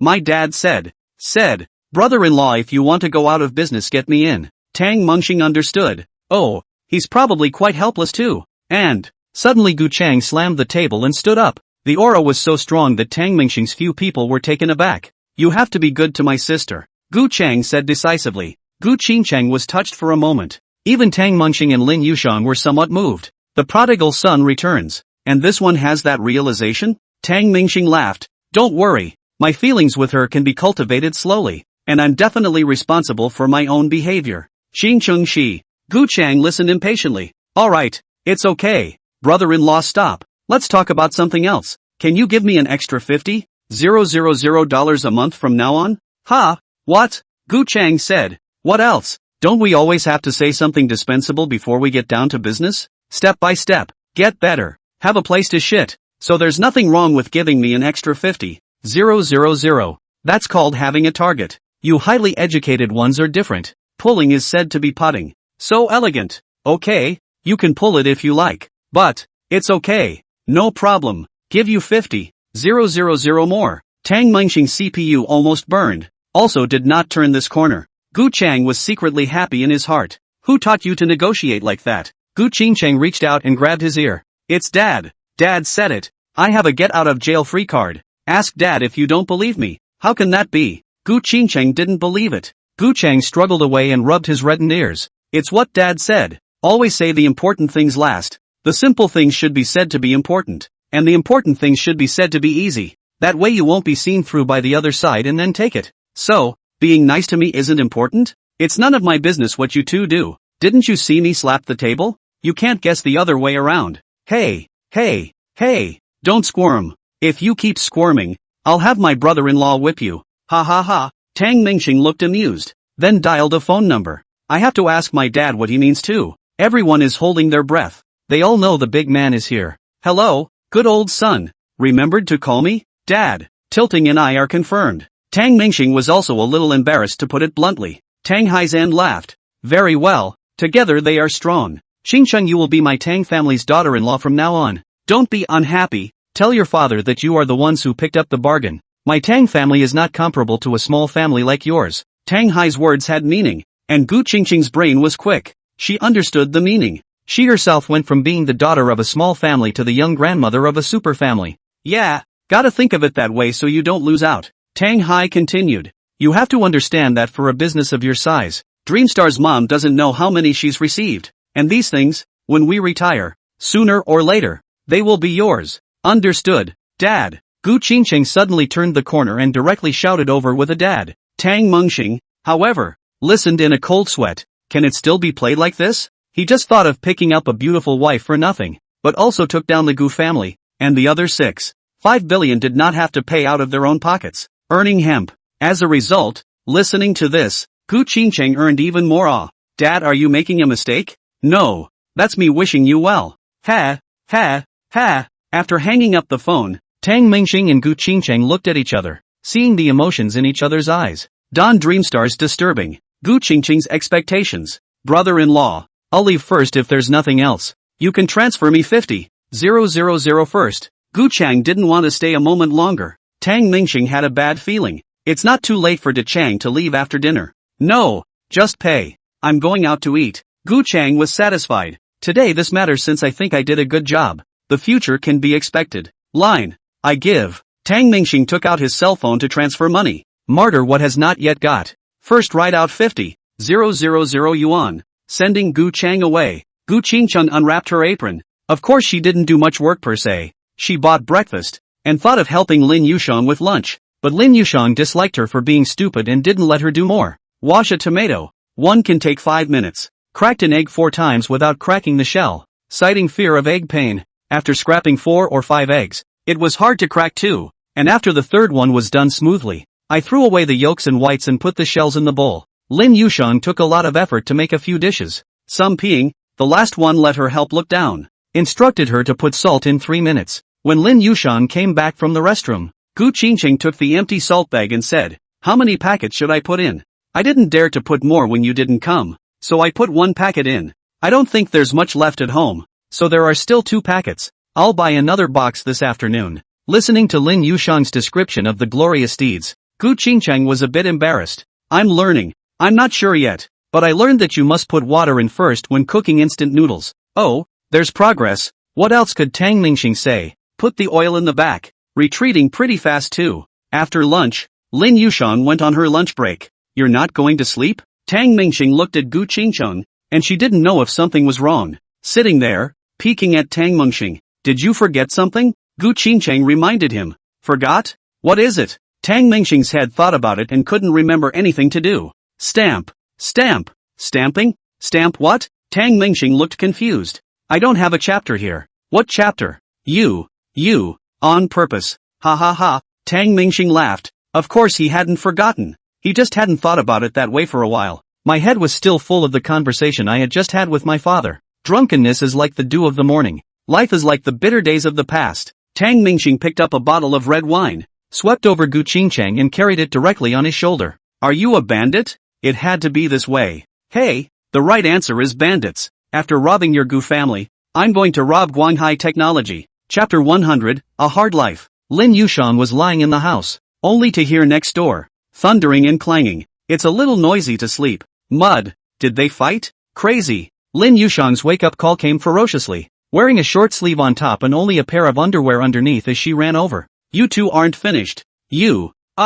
Sorry." Lin Yushang had just pushed open the door, only to feel lightheadedness before her eyes. Rushing to try to close the door, Tang Mingxing that gave this opportunity. "Where are you, little goblin, running?" Lin Yushang regretted that she hadn't slept enough and was tossed again. When Su Mori and Mu Yunxi came back at night, Tang Mingxing explained the matter. They were all okay with it too, especially Su Mori. "Qingcheng, in the future, you can choose my class as an elective," Su Mori enthusiastically described to her. Gu Qingcheng's eyes bypassed Su Mori and saw Tang Mingxing hiding behind her. Only Tang Mingxing gently shook her head, moving very slowly. "Ms. Su, thank you. I don't have much time for the time being. I will definitely listen to your class when I have the chance. Don't call me teacher, call me sister. We'll be good sisters and girlfriends from now on." Tang Mingxing suddenly burst out laughing. "What are you laughing at?" "That. Ms. Su, can I sleep with your girlfriends at night? Your 3 good girlfriends. Ha ha ha." When Tang Mingxing finished saying this, several girls felt awkward, and the 4 of them joined forces to surround him and beat him up violently. In the living room, Tang Mingxing bought 3 sets of large sofas, ready to be assembled into a king-sized bed. The villa is so big that it also has a dedicated parlor. It's left here for a few people to fool around with. Several people were covered with a thin blanket and lay on all fours on the couch. Each one counts as a stunning, top-notch face. Everyone is also unattainable to outsiders. The temperament is even more remarkable. But now, for little losers, Tang Mingxing went out and just bought back fruits, snacks from the supermarket, just because the 4 of them want to eat. Especially Su Mori. As a teacher, she usually talks a good game, but she can't do the right thing. Relying on her status as a teacher, Tang Mingxing goes out to buy things. "Is there anyone to help me carry it?" "A trunk full of snacks." Tang Mingxing's voice reached inside the living room and floated out again, unattended. Tang Mingxing made a trip to carry the stuff in and put it in the refrigerator. Each and every one of you. You'd rather work out and practice yoga than help me carry things, right? I'm afraid of getting tired. Mu Yunqi pouted, stretching out her hands to beg for a hug. That's a real reason. The large living room had left the lights on all night. A few people ate snacks, watched movies, and played with their phones without realizing it. The next morning, Tang Mingxing stretched out and looked at the 4 girls sleeping next to her. Everyone was wearing nightgowns and blankets. Lie quietly. Tang Mingxing lifted the blanket up with one hand. Put. Ha ha. Sure enough, the 4 girls were covered in blankets and looked poised. But in actuality the nightgowns underneath had long since been rolled up to their waists. That's when Su Dafu suddenly called. Hey Dafu. No good brother. Something's wrong. What's wrong? Tang Mingxing hurriedly got up and walked out, afraid of affecting the 4 girls' beautiful dreams. Su Dafu said, Brother, something happened at the company. That old turtle Wei Hong was beaten up. I'll take that for what it's worth. Who did he offend? Several of them. They all came to the office. What? They went to the company to make trouble? Why don't you call the police? The troublemakers are all the husbands of the company's female employees, and Wei Lao Turtle his daughter-in-law.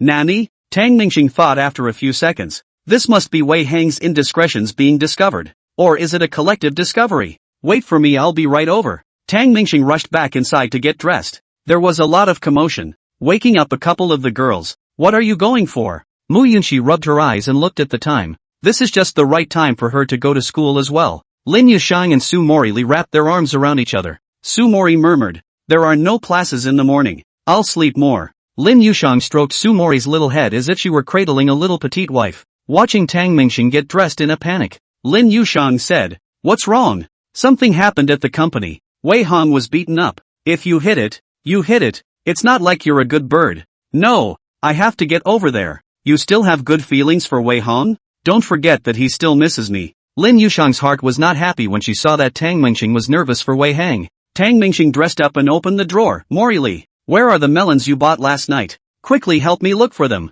If I'm late, I won't be able to make it. Tang Mingxing wasn't heartbroken over Wei Hang. Lin Yushang looked at the situation and became interested as well. I'll go too. Seeing the noise, Gu Qingcheng also woke up. You guys are so noisy.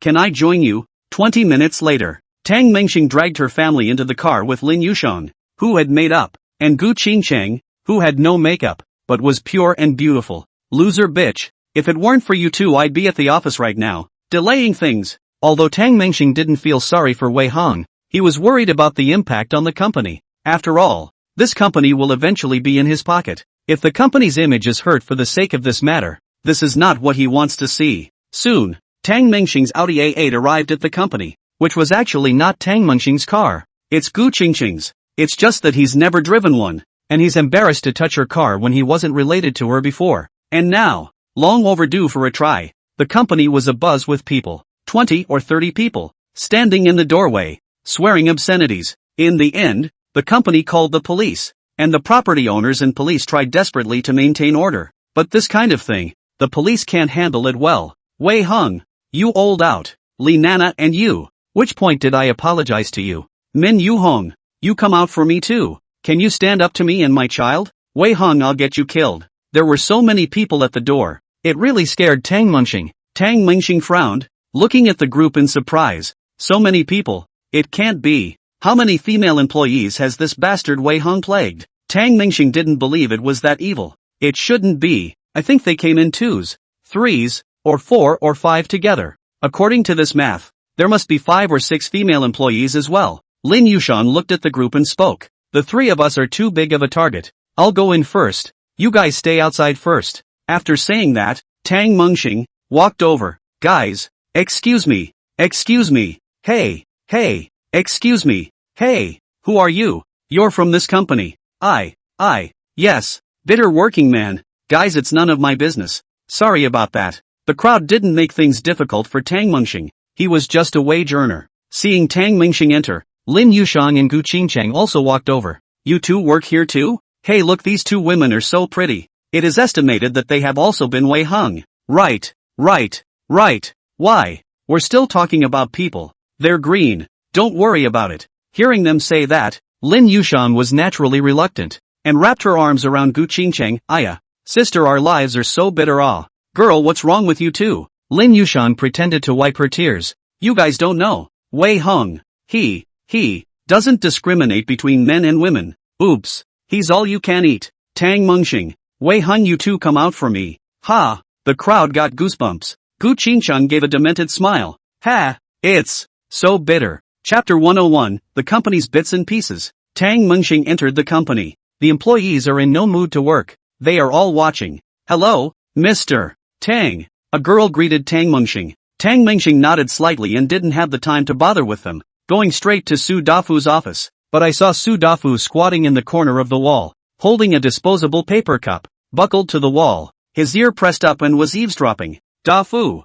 brother Star, you're here. Old Wei is being picked up by his daughter-in-law. Watch your words. How many times have I told you to call it a position in the middle of work? Tang Mengxing was fake polite at this time. Oh, Chief Turtle is getting his ass kicked. Tang Mengxing didn't need a paper cup to hear that a middle-aged woman was ranting inside Wei Heng's office. Divorce. Wei Hong, you old. Just leave. I'm afraid of you? Bang. Came another smashing sound. Ha ha. Tang Mengxing's heart was cool when the door suddenly opened. Wu Guanghai came out and looked at Tang Mengxing and Su Dafu eavesdropping in the corner, and didn't know what to do with his expression, so he could only helplessly shake his head. Tang Mengxing said, Mr. Wu, it's not good for this to get out. Wu Guanghai returned. This I understand, but I'm afraid I can't suppress it. I can't persuade what's going on inside. Let the two of them work it out on their own. Wu Guanghai categorically did not dare to offend Wei Hong, but Wei Heng's daughter-in-law is really a tigress, even more unable to stop. The three of them arrived at Su Dafu's office.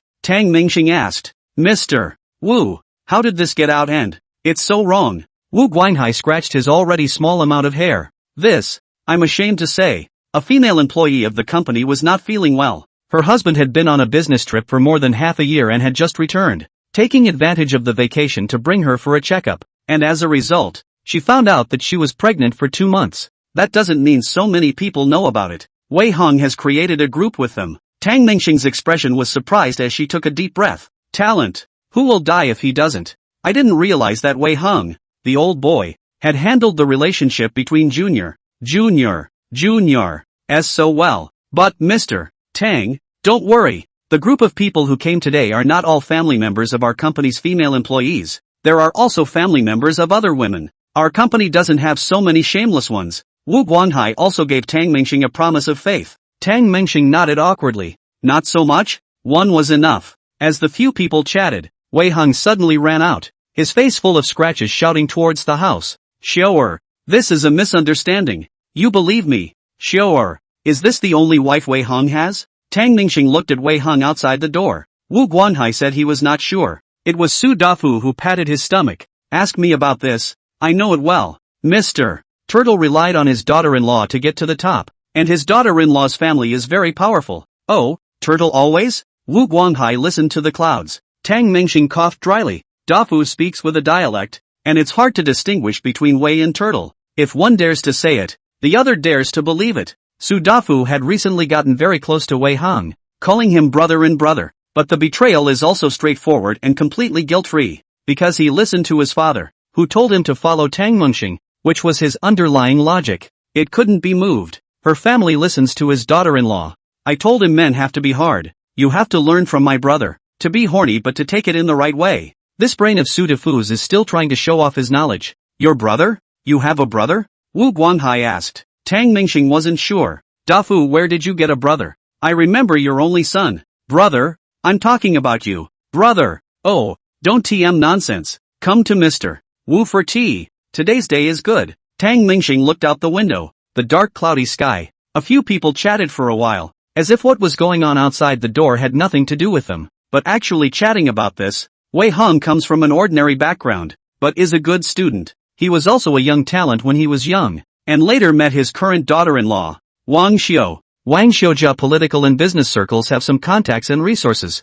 just people long very general, especially now, and then more brocade clothing, but also cannot cover up the old age. Not to mention the bottom of itself is not good. Wei Hong relied on these resources to level the playing field and become a big shot in the investment world, after having money, and then looking back at his original wife. Unbearable. Wei Heng's heart has long drifted. Due to the background of Wang Xiu's family, he didn't dare to marry more, but he still stole what he should play. I never thought that after all these years, sneaking around was fine, and now I'm in the gutter. Sister, don't go. I'll sing a song to keep you. Suddenly there was singing outside the door. Wei Hung didn't care about his face anymore, and kneeled down and started singing. Wu Guanhai stood up with a miso. What is he doing? It's so humiliating. It's a secondary humiliation if this gets out again. Tang Mingxing pulled Wu Guanhai. Mr. Wu, sit down. Mr. Wei is being melodramatic. It's just a bitter trick. Just wait until his daughter-in-law is relieved. Wei Hung sang for a while. Shower, this is your favorite song. No matter how ruthless you are, you can't disregard our love for so many years. I am your brother Hang. Tang Mingxing rubbed her stomach.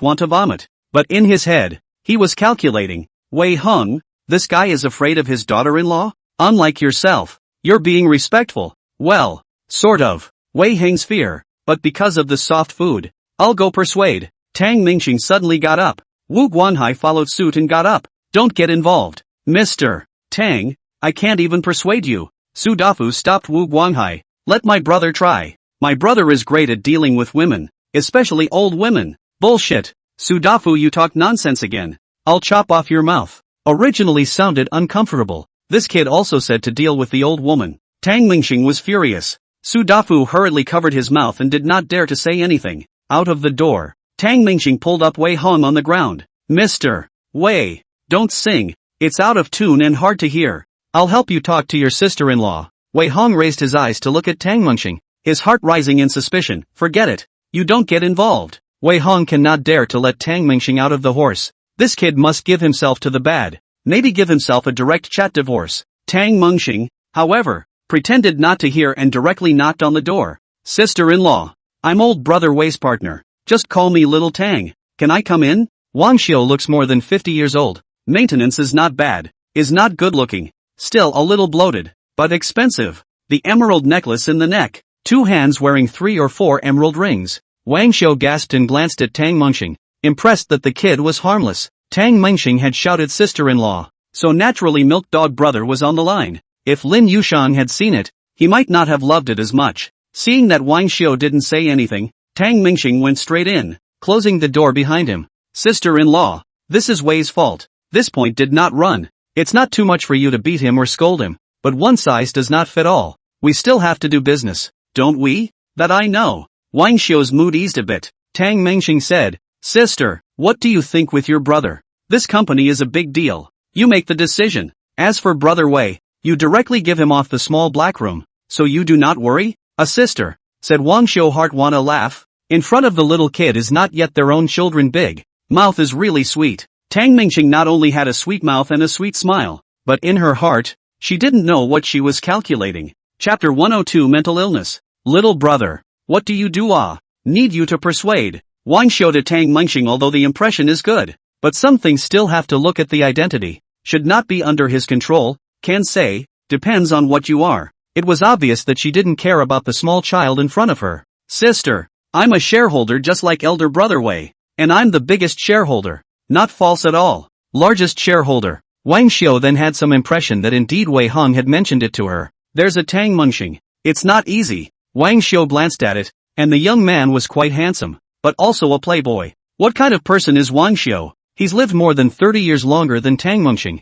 and he doesn't eat for nothing. Even if Tang Mingxing's disguise was as good as it was, she could still tell what this little brat really was. Gu, brother sis is not being unreasonable, but who can suffer from this? Right. Wang Xiu, a brother, also began to open the box, and Tang Mingxing a complaint. Both of them are also Millennium Foxes. Shelving this chatting about fasting. Half an hour later. Xiao Tang brother. Sister is not unreasonable. This is not so simple to understand. He has the ability to help my Wang family to make money. I will be a dog to keep him. If not, I do not want to live with him. Long ago, Wang Xiu was generally pushing his luck with Tang Mingxing at this time. Tang Mingxing nodded. Sister, you're right. There are quite a few girls here at Light Sea Technology. He really can't stand the temptation here, so you shouldn't blame him. Maybe it's someone else who hooked him up.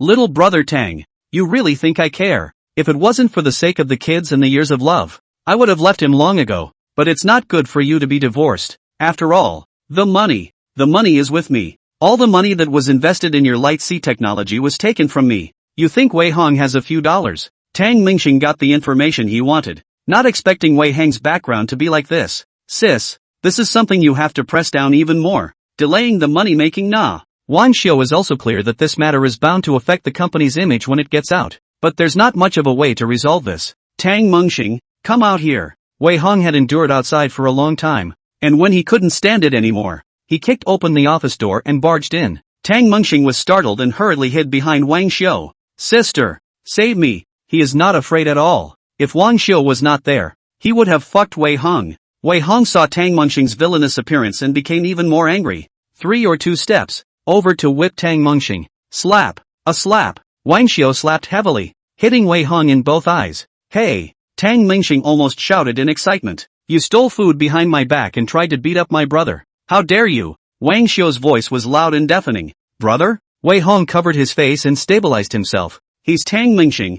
This kid is bad. Mr. Wei. That's not right. I was kind enough to help you, but you hit me with a rake. You guys, you've only been at it a little while and you're already siblings? You'll be in bed in a couple hours. When these words came out, Tang Mingxing's back was a little cold, but he was just acting. Wang Xiu's age. Don't really look at yourself. Wang Xiu was told by Wei Hang that the fire that had just subsided had come up again. You say that again? I'm telling you that I don't like him. And your business is not over. Oh. Tang Mingxing forced a smile. The words of the two sounded so damn awkward. For a while, Wang Xiu finished spreading the fire before he was ready to leave. But there's a bunch of people at the door. With Wei Hang's idea, it is to take the money to get rid of the matter, and give hundreds of thousands of dollars to each family to make them stop. It's not illegal per se. As for these couples, they love to leave and save themselves the trouble of hiding as ostriches. Out of the door, Wang Xiu looked at Wu Guanghai and said, Mr. Wu, I quite trust you, but my old way this only came a few days, and then this happened. Your management ability needs to be strengthened.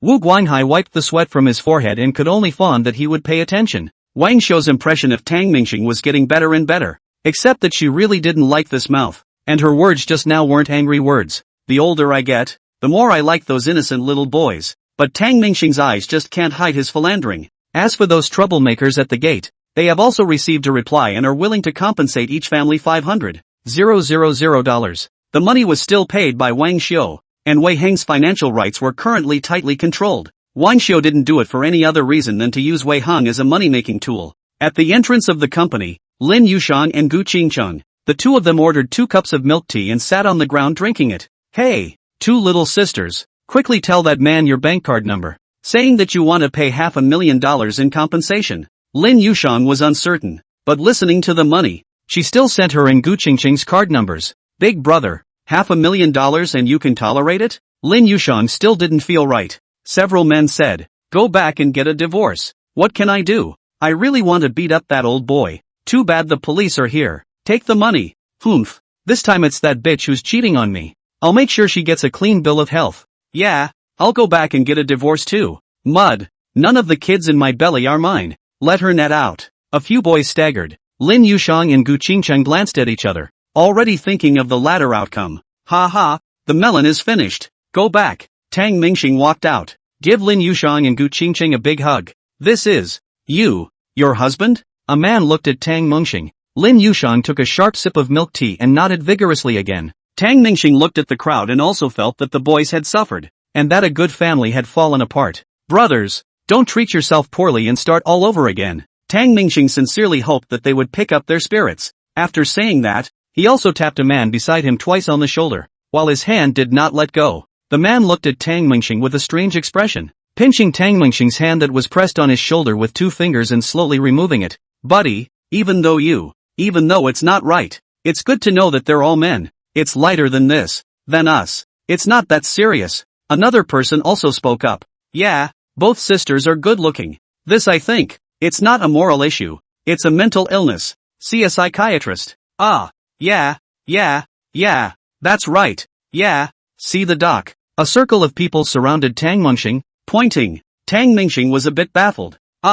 No. You guys, this attention shifted so quickly. I'm so good at comforting people?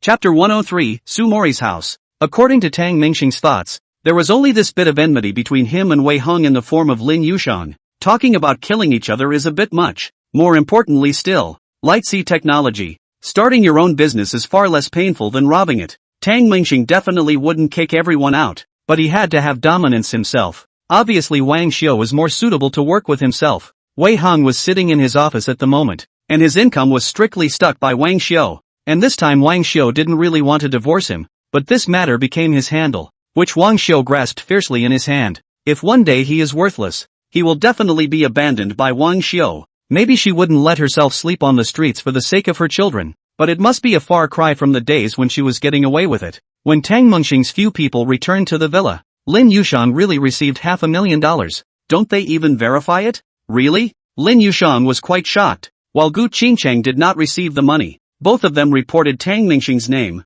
It was impossible to give two payments, and Wang Xiu's subordinates had verified that there was indeed a Tang Mingxing. I just didn't dare to say more to Wang Xiu. After all, it was too exciting, especially when they saw Tang Mingxing. These staff members were even more convinced that this little white boy was so handsome. Lin Yushang generously divided the money into 4 parts, 125,000 per girl, and leave a message, Tang Mengxing's loss of reputation. And Tang Mengxing sat on the sofa complacently. He added Wang Xiu's WeChat. The two of them exchanged information, apparently reached some kind of tacit understanding. At least Wei Hong will not become a threat. And Wang Xiu also made a request for Tang Mingxing to ask around to find out if there were any pure love little puppies that he could pay for. Mud. I'm not a pimp. Pure love? Where's the innocent little puppy? Zhang Ming? His own buddy's name flashed through Tang Mingxing's mind, but quickly vetoed it. What is Wang Xiu going to do? He knows it well, but he can't push his brother into the fire pit. The villa was just Tang Mengxing and Lin Yushang,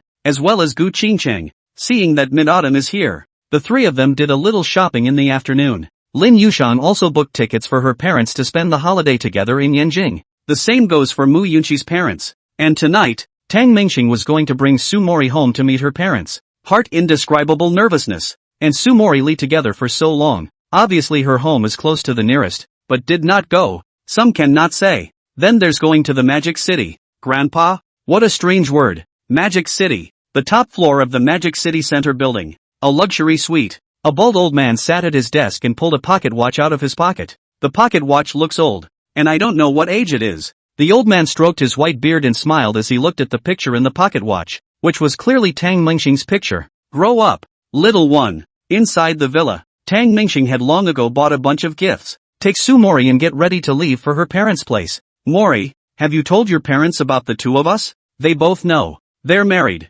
Not this one, it's teacher and student. They know. That's good. That's good. This relationship, originally nothing. The state arranged the biggest well, but then arranged, cannot block the rumors of others. You don't have to care at first, but you have to care when more people say it. A lot of people are also curious about how the two of them deal with this relationship, which is really just a very normal couple's relationship. But some people are just curious. And what Tang Mingxing didn't know, another rumor, also began to spread out in the Lightsea technology alone. Dreamstar, Yushang gave me $125,000 today, saying it was for the damage to your reputation. What's going on here? Ha? What loss of reputation fee? I don't know. Tang Mingxing was still in the dark, completely unaware. But to Lin Yushang, Tang Mingxing wasn't very assured that this guy could make it. The other one was Mu Yunqi, and every time she got into trouble, it was Tang Mingxing who helped her wipe her ass, and she was pampered and then paid in flesh every time. But Tang Mingxing ate it up.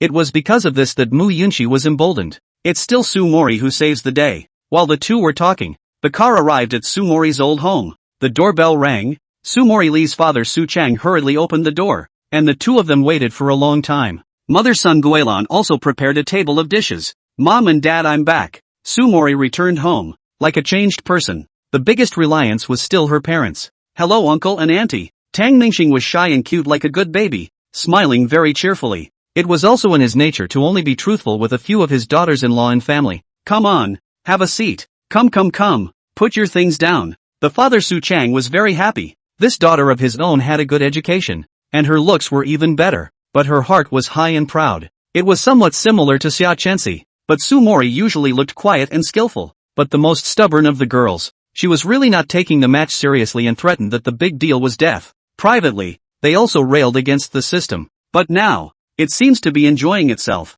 A few people sat down, and they could tell that Su Chang and Sun Guilan were also a bit nervous. Except for Su Mori, everyone was a bit formal. Your name is Tang Mingxing, right? Sun Guilan asked with a smile. Yes, auntie. The young man is a handsome one. Mori didn't bully you, did she? No. No. Right. Tang Mingxing secretly said that it was still this mother-in-law who knew her own daughter-in-law, and hadn't actually bullied her much. Mingle and not think of yourself as a human being. Of course Sun Guilan understood her daughter. With Su Mori's temperament, she would not get angry and furious, much less like a shrew, or Wang Xiu, who pointed her nose and scolded. But stubborn, aggrieved, just walk away. If Su Mori and Tang Mingxing were having a bad time, they would have gone home to live long ago. Su Chang was satisfied with Tang Mingxing. His first impression was very good. Young man, what do you do? The question was asked and the atmosphere froze. A month ago, Su Mori had long told her parents that Tang Mingxing was her own student, but after a long time,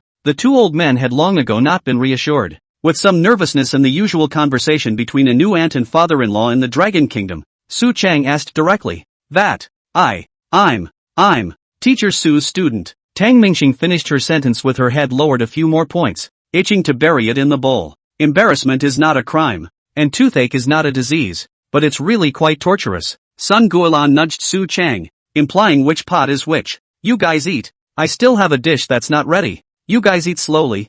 Mengxing don't leave tonight, Sun Guilan said and went back into the kitchen. Su Chang pulled out a card. Kid, there's $50,000 here. You guys take it. Uncle, I can't have it. Tang Mingxing hurriedly refused. Hey, alright. You guys mustn't spend money. Mori Li hasn't been turned yet. When it is, I won't give it. Su Chang pushed the card to Tang Mingxing. This was the time to test Tang Mingxing, whose emotional intelligence was indeed not low. Gave the card back to Su Mori. Uncle, thank you. I'll give this card to Mori. And I also have a card here. There is $500,000 in it. You take it and spend it. If it's not enough, tell Mori. I'll transfer it to you. The atmosphere froze again. Su Chang looked at the two dumbfounded. What kind of logic is this? You, a student, gave me $500,000? Chapter 104, a meal. Dad. He's rich. I married a rich second generation. No dude. Su Mori said plainly as she ate her food, but it was hard to hide the happiness in her eyes.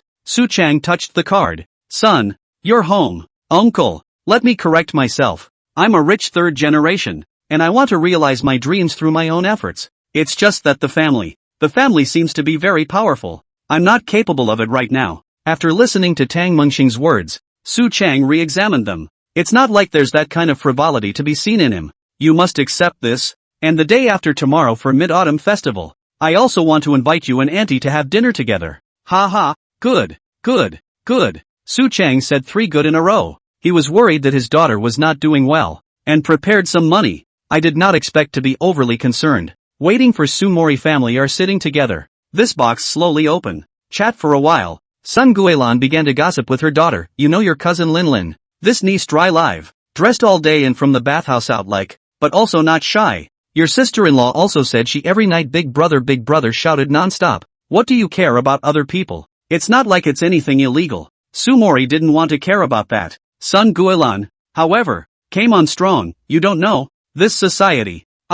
It's useless to have a degree. You have to use your brain. Mengxing is also. You can't be one-dimensional. Lin this job. Although people in our age don't accept it too much, but people buy bags that are 20,000 to 30,000 apiece. Su Chang didn't spill the beans about Tang Mingxing being a rich third generation, and Sun Guilan thought that she had learned something through this and wanted to teach by example. What kind of education does Lin have? She graduated from a technical school, and she earns tens of thousands of dollars a month. You can't lose. Geez mom, stop it. I don't even want to go to work. Su Mori Yuri grumbled for a moment. Sun Guilan also shut up and stopped talking, thinking that she might have gone too far with her words and irritated her daughter. After all, Su Mori Li's famous university, but mixed without an anchor to make more money, let her heart uncomfortable. And Su Morris had held that in for a long time, and she did see the reality. Right from the first time Tang Mingxing bought her a bag, her life was much more extravagant after that. Villa, luxury car, pocket money. Tang Mingxing also joked with her. Your 3,500 salary must be saved. I'll give you pocket money. You just spend it. Save your paycheck for something big. But Tang Mingxing's pocket money could easily be hundreds of thousands, millions. Totally ironic. The shock of reality has left her with no motivation to fight. What do you really want? Tang Mingxing was still a bit formal, eating like a little girl. Just take a big bite. Don't be like this. Su Mori gave him a chicken leg. Oh, Tang Mingxing just answered, but still couldn't let go. Su Chang pursed his lips and smiled. Mori Lee, you children don't care about Meng Xing, no matter how you say it is two people. You are still a teacher's frame. This won't work. Ha, Dad. This kid doesn't fight for 3 days. You don't understand. Su Mori Lee served a bowl of soup, not looking at Tang Mingxing at all. But Tang Mingxing was too scared to fart. Perhaps in order to run out of words, Sun Guilan began to try to comfort her daughter. Mori, Mengxing what I said just now was wrong. Let's live the life in front of us is the most important thing. Hey, that's right, Mengxing, let's have a drink. Su Chang picked up his wineglass and clinked it with Tang Mengxing. Tang Mengxing hurriedly put down his chopsticks and returned the toast with both hands holding his wine cup. That's right, 20,000 to 30,000 dollars to buy a bag. Burn the bag. Can eat or manage to eat? This kind of people's brains are abnormal. Money should be spent on the knife edge. Look at Mori Lee, this bag is good. So many pockets. More practical. Sun Guilan picked up Su Mori Lee's bag and admired it. Needless to say, bags kill women of all ages in somewhat different ways. Su Mori and Tang Mingxing glanced at each other, the former wanting to laugh. This bag for myself is over 100,000 dollars a piece. But my mother, she's not very comforting. What do you say, Dreamstar? Sun Guilan also solicited Tang Mingxing's opinion. Tang Mingxing put down his wineglass and nodded. Yes. Well, there are those who drive luxury cars, millions of dollars a piece. This is a means of transportation. Have this money to save up to buy a house? Improve life cannot? We study to be knowledgeable and enrich our spiritual world, not to fall into the abyss of materialism. And the ones I despise the most are the ones who live in villas. Just a few people in a house that big. Sick. Wasteful. Tang Mingxing swallowed her saliva. Looking flustered, took out her cell phone and sent a quiet message to Su Mori Lee. Is your mom having a problem with me? Not mentioning me in every sentence. Scolding me in every sentence. At this time, thinking of the Maybach parked downstairs, Tang Mingxing somewhat wanted to smash the car. But also the tractor. Cheap. The sound is still big. Dreamstar, are you planning to buy a house? Do you know how to drive? Sun Guilan was really good at picking the time. Tang Mingxing couldn't answer either of the two questions. I live in a villa. My family's cars are worth millions. Mother-in-law just said it. And you're heading for the gun yourself? Tang Mingxing do not want to hit the muzzle. But Su Mori hard to send him to the muzzle. Direct showdown, Mingxing has a villa. 7 or 800 million a set. His car 20 or 30. The cheapest also have to more than $1 million. Oh no. Recently bought a few 100,000 off-road. Tank 700 is it? And, Mom, be careful with that bag of mine. Don't throw it around. That bag is 120,000 a piece. And that little wallet inside. 43,000. Su Mori said it lightly. Pretending with her own parents is also quite interesting. Sun Guilan froze for 2 seconds. And Su Chang reminded. People's Dreamstar just gave $500,000. Ha ha ha. Sun Guilan suddenly laughed. Mengxing Auntie doesn't mean anything else. That I'll go and see if the dishes in the pot are ready? After saying that Sun Guilan wanted to leave the dining table, Su Mori said, Mom, aren't they all done? There's no food in the pot. Sun Guilan's face changed. Somewhat sternly, scolding Su Mori, I won't make another one. People's Dreamstar shall not be full. Sun Guilan is trying to avoid embarrassment, so she is looking for excuses. This daughter of hers is a bit unorthodox. Auntie, don't do it. I'm full. It's fine.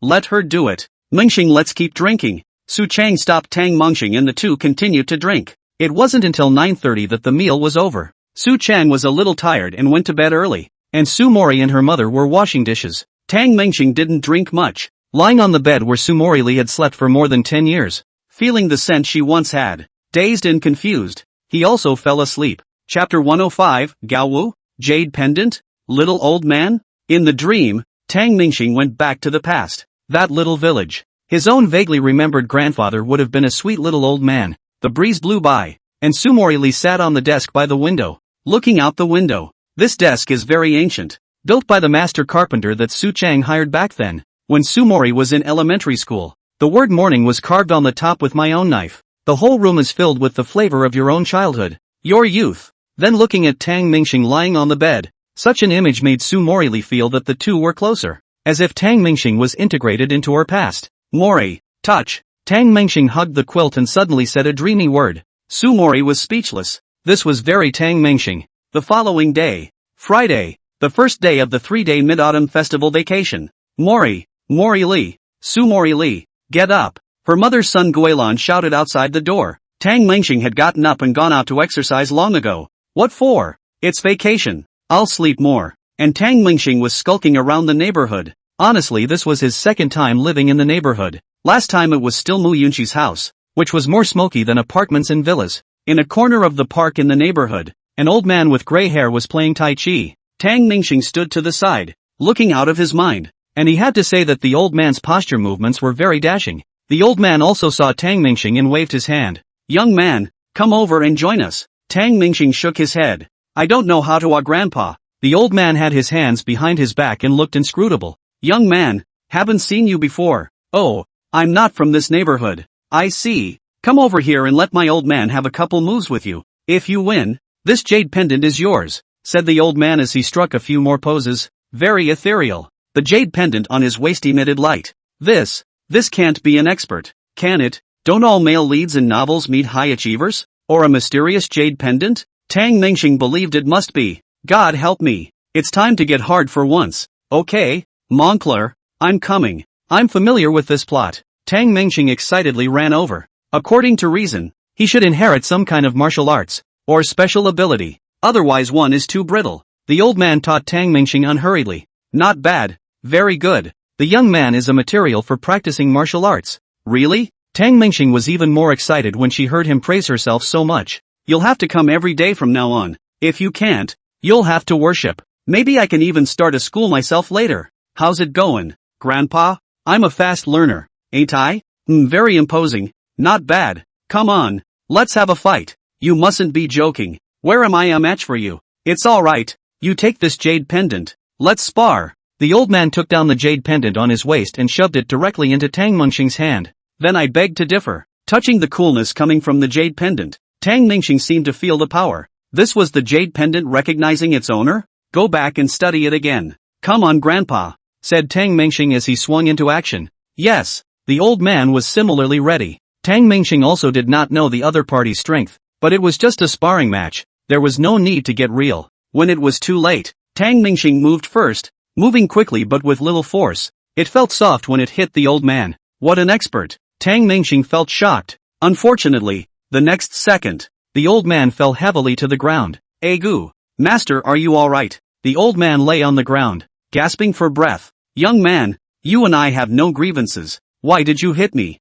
Tang Mengxing was super speechless. What do you mean? Young man, seeing as you're not very old, I'll get up for $5,000. The old man lay on the ground with a smug expression. Blackmail? You old bastard. Swindling me. Hey, young man, pay attention to words. How so unqualified? There are surveillance, see really, you cannot escape. Tang Mengxing didn't eat him either. I'll call the police now and check the surveillance. You wait. Hey, you kid. How can I count this as blackmail? This $5,000 is the wrongful death fee. You did it. This point you cannot shirk. Holy shit. You made me fight. And did I say you could be held harmless after the fight? And that you're going to add another 3,000 inch. On what grounds? Jade pendant money. Tang Mengxing touched the jade pendant in his pocket. This old man was so shady. Okay. You lay here to pretend. Right. I just eat prison food, also have no money to give you. See what you do. You lie down. Tang Mengxing's temper also came up. Master Lu, stop acting. Grab a hold of yourself and get up. Sumori Lee suddenly appeared on the side and looked at the old man lying on the ground. The old man took a look at it was Sumori Lee, laughed, and got up directly with a carp. Mori Lee girl. Your object is still weirdly interesting. Mori girl? You guys know each other? Old man, you still know me? Tang Mengxing was a bit stunned. The old man turned back. I was just teasing you. Old man, I am strong and healthy. When I was young I was a martial arts coach for the provincial team. You kid is a bit stupid. You need to remember that in the future. Sumori Lee walked over. Master Lu is my family's old neighbor for decades. Watching me grow up since I was a child is just a little bit of skin. Tang Mengxing didn't know how to talk to this old man anymore. Lu suddenly gave Tang Mengxing a melon crash, and you kid in the future to speak attention. I thought you Qingbei students quality how high it. The old immortal is also what you call. Then this jade pendant. Tang Mengxing pulled out the jade pendant and wanted to return it. Master Lu looked at the jade pendant. This jade pendant has some origin. Oh, unexpected harvest? Tang Mengxing was undeterred and still felt that there were some strange encounters. Moncler outlet online looking into the distance. Recalling something, slowly opened his mouth. This jade pendant is my last week. In the West Market, panning for more than 2 hours. The original price of $180 was I cut to $25 to take down. Very costly mouth. Tang Mingxing took Master Lu's hand and returned the jade pendant to him. Keep it for yourself. Thanks to the fact that it wasn't really blackmail, Tang Mingxing's mood wasn't affected. The two went back to get ready for breakfast. Sun Guilan carried 4 cages of buns and put them on a plate. Mingxing, you can eat what you want. Don't mind the difference. No way. Tang Mingxing picked up the bun and stuffed it into her mouth. At this time Sun Guilan noticed Su Mori. Her daughter was dressed quite cool. A plain t-shirt and super short pants. Snow-white thighs in full view. Su Mori was also eating a bun. What's wrong, Mom? Mori, why did you break your knee? It was fine yesterday. Cough. Being asked this question, Su Mori directly choked, poking Tang Mingxing with his elbow. You say. You answer for me. Knocked. Tang Mingxing was calm on the surface, but in his heart, he was shocked. Or the older generation conservative how do you knock it? How do you cause both knees to bust? Su Mori poked Tang Mingxing again, asking him to explain. Tang Mingxing took a sip of porridge, swallowed it hard, and stammered. How did it lead to this? Yeah, how did it lead to that? Oh, the posture caused it. Just kneeling. And, friction bleeding? Oh, kneeling on both knees. Quite careless. I'll pay attention next time. Tang Mingxing wanted to give Su Mori a knee right now. Don't fucking make me explain. Chapter 106 Great Wealth and Strength. After breakfast, the two stayed a little longer and left. The route was also familiar, and you could get to the villa in just over half an hour on an electric bike. It's pretty close too. This is done. Tang Mingxing hard a stone to the ground. Before a few in-laws are quite like themselves. No, Gu Jinshan may not. The day before Mid-Autumn Festival, Tang Mingxing notified Su Dafu and Gu Chang to come to the villa for a party. Barbecue in the yard. Gu Chang agreed painfully, and brought a lot of alcohol. As for Su Dafu, he seemed to be in some difficulty. Brother, I'm not going. What's the matter, Dafu? Why don't you come when you're so close? Lack of money? No shortage. Homesick? No, it's pretty cool on its own. Then why? Brother, do you like me? Tang Mingxing smiled when she heard him ask that. It was probably because Dafu was aggrieved. Probably because Lin Yushang had scolded him again. Tang Mingxing pondered for a moment and solemnly said, Of course I like it, Dafu. You don't have to feel inferior. Yushang might be a little short-tempered towards you. Hello? Why did you hang up after chatting? Without waiting for him to finish, Su Dafu had already hung up the phone and was lying on the hotel bed, covered by the quilt, with fear in his eyes. It's over. Brother Xing is really a pervert. No wonder he reused me so much. I have to protect myself. Marred. Dare to hang up on me. Tang Mingxing called again. No one answered for a long time. Yoshiro, you cursed Dafu today. What's wrong if I don't scold him one day? The kid's got something going on. Hang up on me. You call him and tell him to come over. Oh yeah. Be polite. Lin Yushang reluctantly called Su Dafu. Su Dafu, I'm giving you face. Hurry up and get your ass over here. Lin Yushang was the devil, the god of death, the demon, the hellbringer in Su Dafu's heart. If you dare to disobey, you will die. After a while, Su Dafu came over in a tank 700. Driving this car, Su Dafu was very upset in his heart. Before he liked this car, Tang Mingxing ordered 2 units without saying a word and gave one to himself. At that time, I was quite happy that this brother recognized the right one, but now it seems that he has other plans. Dafu. Tang Mingxing was overjoyed to see Su Dafu, and it was an eye-opening experience to see the 2 crouching dragons and phoenix chicks, Gu Chang and Su Dafu, gathered together today. Brother, you, why are you smiling so lewdly? Su Dafu got out of the car and hurriedly hid behind the car. What? My good Dafu, there's nothing wrong with my smile. I'm happy to see you. You've done me a lot of favors. Tang Mingxing felt a bit indebted to him, and when he came to Yanjing, he left him at the company and left him alone. But Su Dafu lived a very nourishing life. After he came, Tang Mingxing gave him $50,000, and he ate whatever he wanted every day. There's also a $30,000 paycheck from Lightsea Technology every month. How cool is that? But now, the more polite Tang Mingxing was, the more chilled Su Dafu was. It was rumored around the company that he and Wei Hong were perverts. Su Dafu's brain doesn't have the ability to think independently.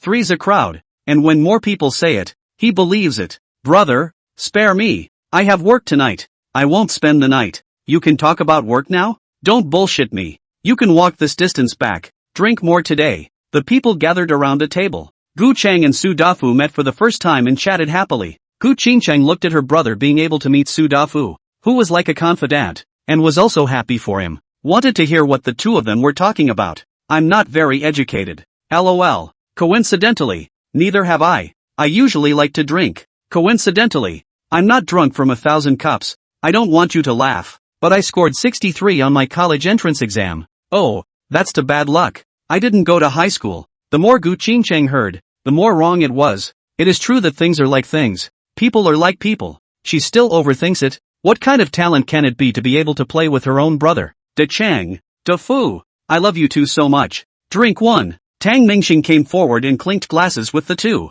The corner of Gu Qingcheng's eyes twitched as she watched. There are still talents. On a rare day of relaxation, Tang Mingxing even tried to call Zhang Ming and Zhou Qi, but it turned out that the two had gone home. As for Zhang Ming, he was basically lying flat, randomly matched. I guess, with 3 days to go, he wasn't hopeful. Tang Mingxing wasn't going to care. That's all. Enough worrying. It's just that in the past few days, car sales Gao Yingying has been asking about himself. As for Xia Chenxi, not only did she ask herself out, but the things she said were getting more and more revealing. Probably also because she didn't have much time left. This also led to Tang Mingxing not even daring to continue playing the game with Xia Dongdong. The one in charge of the barbecue is Tang Mingxing. Mu Yunxi, the little girl, took her skateboard and skated around. Dreamstar look. Mu Yunxi proudly did a few skateboarding maneuvers before falling heavily to the ground. Are you making me watch you make a fool of yourself? Mu Yunxi sat on the ground and looked at Tang Mingxing with a grudge. You didn't even help me. A pretty girl, falling to the ground and looking at him pitifully, really makes people feel pity. Really take people. Tang Mingxing helped her up, and Mu Yunxi was very good at pampering her. I want to cuddle and lift high. Lift your ass up and go away. I'm working. Tang Mingxing couldn't bake any faster than they could eat, but what they didn't expect was that Su Dafu could also bake, and his craftsmanship was much better than Tang Mingxing's. Okay, Dafu. I didn't realize you were quite good. Ha ha. I used to learn barbecue from someone in town for a few months. Then why did you quit? People think I eat too much. That's too cheap. Eat more to have the strength to work that. That's what I said. But the customer complained that he bought 80 skewers and was only served 50. And that guy I still remember to this day. So I stole 10 skewers from him. He said I ate 30 skewers. When I catch him, I'll have to fix him. You fucking eat the guest's skewer? Or what? Su Dafu honestly grilled the skewers, stealing a few glances at Tang Mingxing from time to time. What's the matter? Looking at me? What the hell are you looking at me for? Tang Mingxing noticed at a glance that something was wrong. Su Dafu gulped. Having a hard time speaking. There's something to be said for that. Did Lin Yushang scold you out of your shadow? Tang Mingxing pushed him. Su Dafu shook his head. No. Today, Yushang's sister is very polite to me. Before, they all scolded the hell out of me. And scolded for 5 minutes before they said the right thing. It's just, brother, do you like guys? Huh?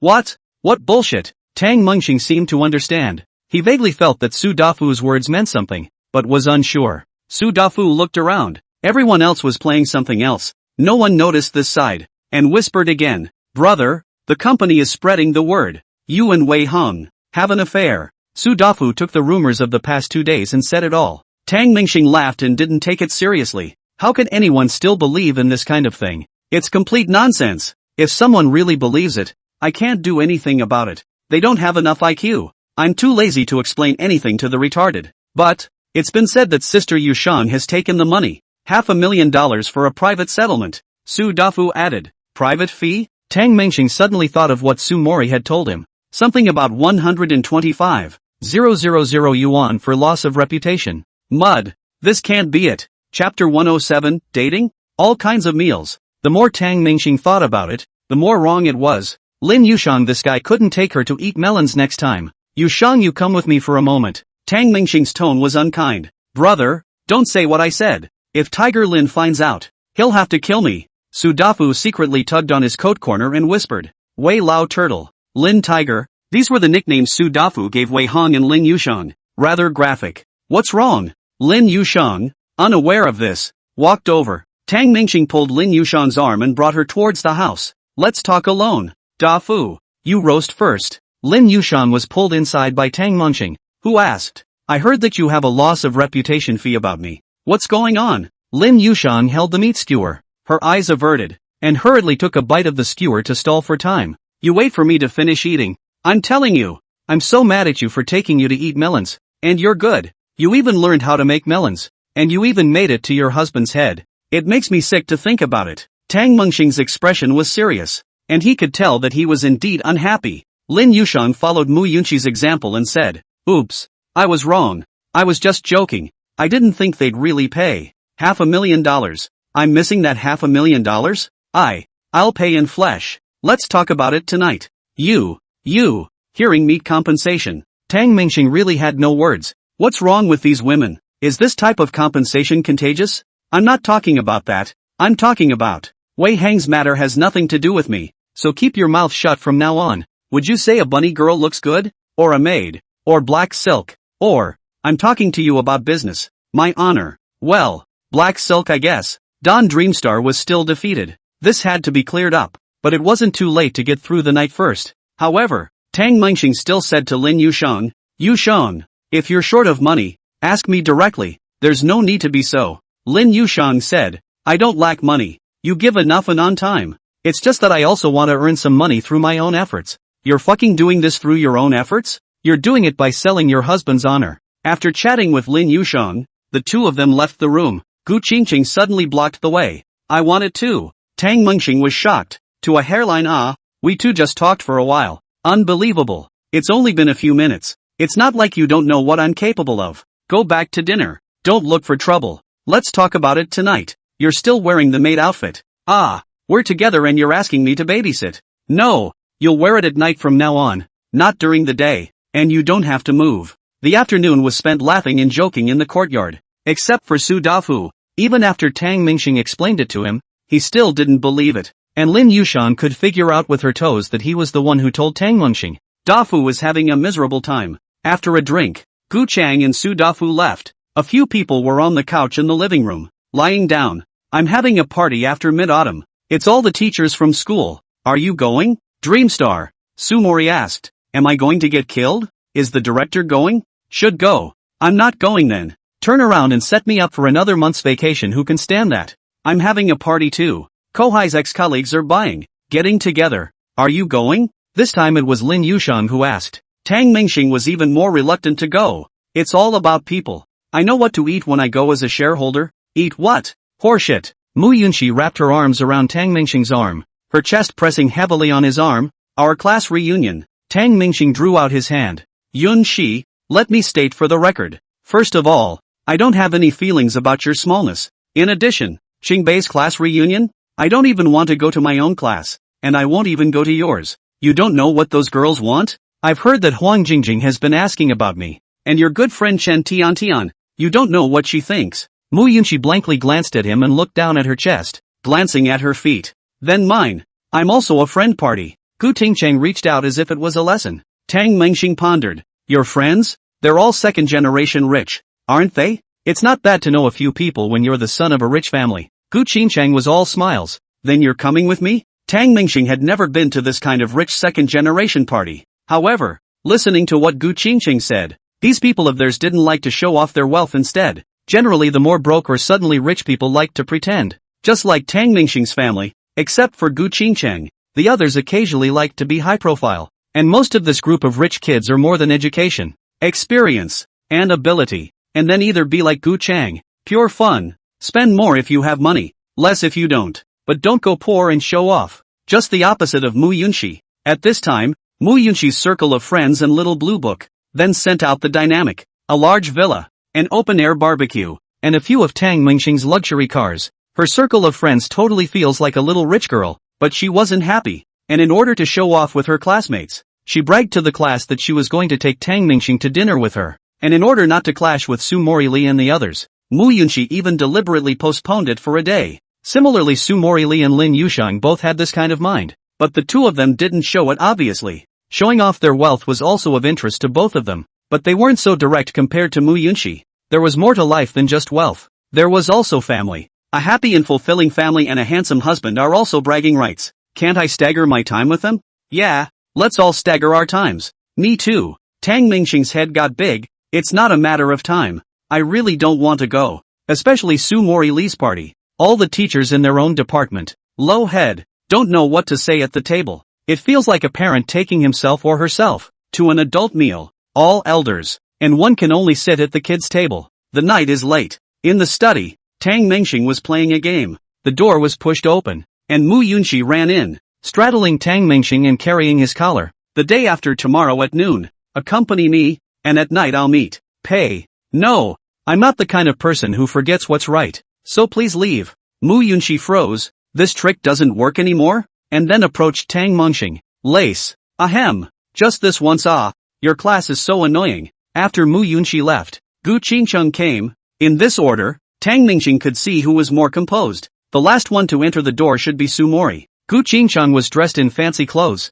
and again posed with a noble and cold temperament. I promised Mu Yunxi, so don't bother me. I don't have time here. Gu Qingcheng sat on his lap and flirtatiously pressed her finger on Tang Mingxing's mouth, whispering in his ear, maid and black silk. It's no use. I really can't this time. Tang Mingxing felt that it was already enough. Any more would be too much to eat. Gu Qingcheng once again whispered, I've studied clothing design and modified it myself. Don't you want to? Just this once. I'm looking at the black silk. No. That one for sentimental reasons. The night after tomorrow. That's how the first day after mid-autumn was scheduled out. While Lin Yushang and Su Mori didn't come, Lin Yushang herself was not willing to participate in this drinking game, especially knowing that Wu Guanghai and Wei Hong were also going. She simply refused directly. As for Su Mori, she felt that Tang Mingxing was right. It was indeed uncharacteristic for this kind of teacher's bureau to bring up a child. Chapter 108 A Family. At night, Lin Yushang's rabbit girl, Gu Qingcheng's maid, and Mu Yunxi. What's your look? Tang Mingxing looked at Mu Yunxi wearing a trench coat. Mu Yunxi quietly approached and opened her trench coat. Roar roar roar. I'm going. He. Can't stand it. Can't stand it. Tang Mingxing covered his nose, feeling his blood spurting and going to have a nosebleed. The next room was very lively, and Su Mori covered her ears, her face red. I still have to work. And Su Mori stared at the computer, a little chagrined. This villa is so big. How can the sound insulation be so bad? Knock knock. The door to the room slammed. Tang Mingxing pushed the door in. Mr. Su, don't be busy together Cos conference. I won't cos. I don't like it. You don't have to. You're already cos. What? Oh cos teacher. Put on your white shirt, your wraparound skirt, and your little glasses. During the Mid-Autumn Festival, early in the morning Tang Mingxing and Lin Yushang drove to the airport and picked up Lin Yushang's parents and Mu Yunxi's parents. The crowd was also shocked when they first arrived at the villa, dazzled by the extreme luxury. And Su Mori's father, driving his own elderly mobility scooter, had arrived long ago. There were 3 BMW X7s parked in the yard. Mom and Dad, this is a mid-autumn gift for you. You drive it first. If it doesn't fit, we'll exchange it. There is no man who doesn't love cars, especially Lin Xiaodong. Tractor, minivan, broken bread have all driven. Just did not come to the luxury car. When you see a new car, it's natural to take it for a test drive. The 3 old men, all of them, drove straight out for a drive without going inside, and no one from the Gu family has come yet. Tang Mingxing was also worried in her heart, and after she was with Gu Qingcheng, she called Gu Jinshan. The two of them chatted well, thanks to Tang Mingxing's sweet mouth. But before they met, Tang Mingxing was still apprehensive, waiting until 11:30. Gu Jinshan finally came, and unlike a few other families, the Gu family was dressed up. It's true that your father follows you. You follow your father. Tang Mingxing looked at Gu Jinshan, dressed in a high-fashion suit, and Ma Chunyan similarly dressed in a gown. Gu Qingcheng had changed this during this period of time, and looked casual in a casual sports suit. Qingcheng, why don't you dress up? Mother Ma Chunyan chided. Gu Qingcheng spread her hands and said, it's good to be happy. There aren't so many rules here in Dreamstar. Gu Chang also wore a suit, but of course his demeanor and behavior were still flowing. Today was different. With so many elders here, Gu Chang was still a bit more restrained, and Su Dafu was scolded by Lin Yushang again. When this little fatty saw Lin Yushang's parents, it was as if he had seen a relative. Uncle, Auntie, I've missed you all so much. I didn't even go home during the Mid-Autumn Festival. Lin Xiaodong patted Su Dafu's shoulder. Dafu, you're so big. You can't always be in the town It's good to come out and practice. This time, when Lin Xiaodong came, Tang Mingxing planned to bring Su Dafu back with him when they returned and give him a week's vacation. Originally, Mid-Autumn wanted him to go back, but unfortunately, the matter of Wei Hong came up at the end of the day. When Wei Hang is honest after the Mid-Autumn Festival, give him a vacation. Gu Chang walked over with a document. Brother-in-law, sign the equity transfer contract. My father has already signed it. Tang Mingxing looked at the document. Sign it now? So hasty? Gu Chang flipped through the document. Here's the clause. It's official when you and my sister get a license. Tang Mingxing didn't hesitate and signed directly. We'll get the license in a couple of days. Seeing that Gu Jinshan was not in a good mood, Gu Qingcheng took her father's hand and comforted him. Dad, don't you be sad. Gu Jinshan shook his head. No, I'm actually very happy. The matter of the Tang family. Someone talked to me about it. Who? Tang Mingxing's father, Tang Hai. Tang Hai personally called Gu Jinshan. They are all in-laws now, and Tang Hai doesn't put on airs anymore. Otherwise Gu Jinshan wouldn't even be qualified to know his phone number. The two of them talked for a long time, and Gu Jinshan's mood was like riding a roller coaster. Varying. Castle Peak Properties, which was the Gu family's real estate company, had no problem at all handing over to the Tang family. Gu Jinshan was worried that the power of the Tang family was far beyond imagination, and he was considered someone who had seen the storm. Through Tang Hai's words, he was able to guess what the status of the Tang family really was. One can ignore anyone and any position of power, but it's only temporary. 30 years in the East, 30 years in the West, but this powerful background, which needs to be maintained, then a powerful heir must be trained. This person was undoubtedly Tang Mengxing. Once you're in the big house, it's like the sea. Gu Jinshan is worried about his daughter's ability to adapt to. Things are complicated enough for a $10 billion family like yourself. And I don't know how many stories there are behind the scenes for an unassuming super family like the Tang family. Gu Jinshan had experienced far more than Su Chang, Lin Xiaodong, Mu Haiba and such ordinary people. Much consideration is also given to the fact that one doesn't care how high one can fly. It's all about being able to land safely. Qing Cheng, actually I'm quite happy to see that you also like Dreamstar. I'm very pleased in my heart. And you shouldn't worry. Gu Jinshan said truthfully. Ma Chunyan didn't have so many thoughts and said to Gu Qingcheng, you don't know. Qing Cheng, the company was given to Dreamstar. We made a profit. Ha? Gu Qingcheng didn't understand. Ma Chunyan said, our family was originally diversified. After you married Dreamstar, although the main business was handed over, the debts were likewise handed over. But, Ma Chunyan suddenly lowered her voice, Dreamstar background is not good. Our other investment projects, some people began to take care of. Before your father begged for half a year cannot see some leaders. Big shots are on our home in person to visit, begging for cooperation. Gu, we've earned it. Looking at her mother's happiness, Gu Qingcheng was also relieved. After saying that, Ma Chunyan called Tang Mingxing over again. What's wrong with auntie? Ma Chunyan pulled Gu Qingcheng's and Tang Mingxing's hands, put both hands together, and then stuffed them with a card. Mid-Autumn Festival. There's nothing to give. You two take it. Here is $50 million.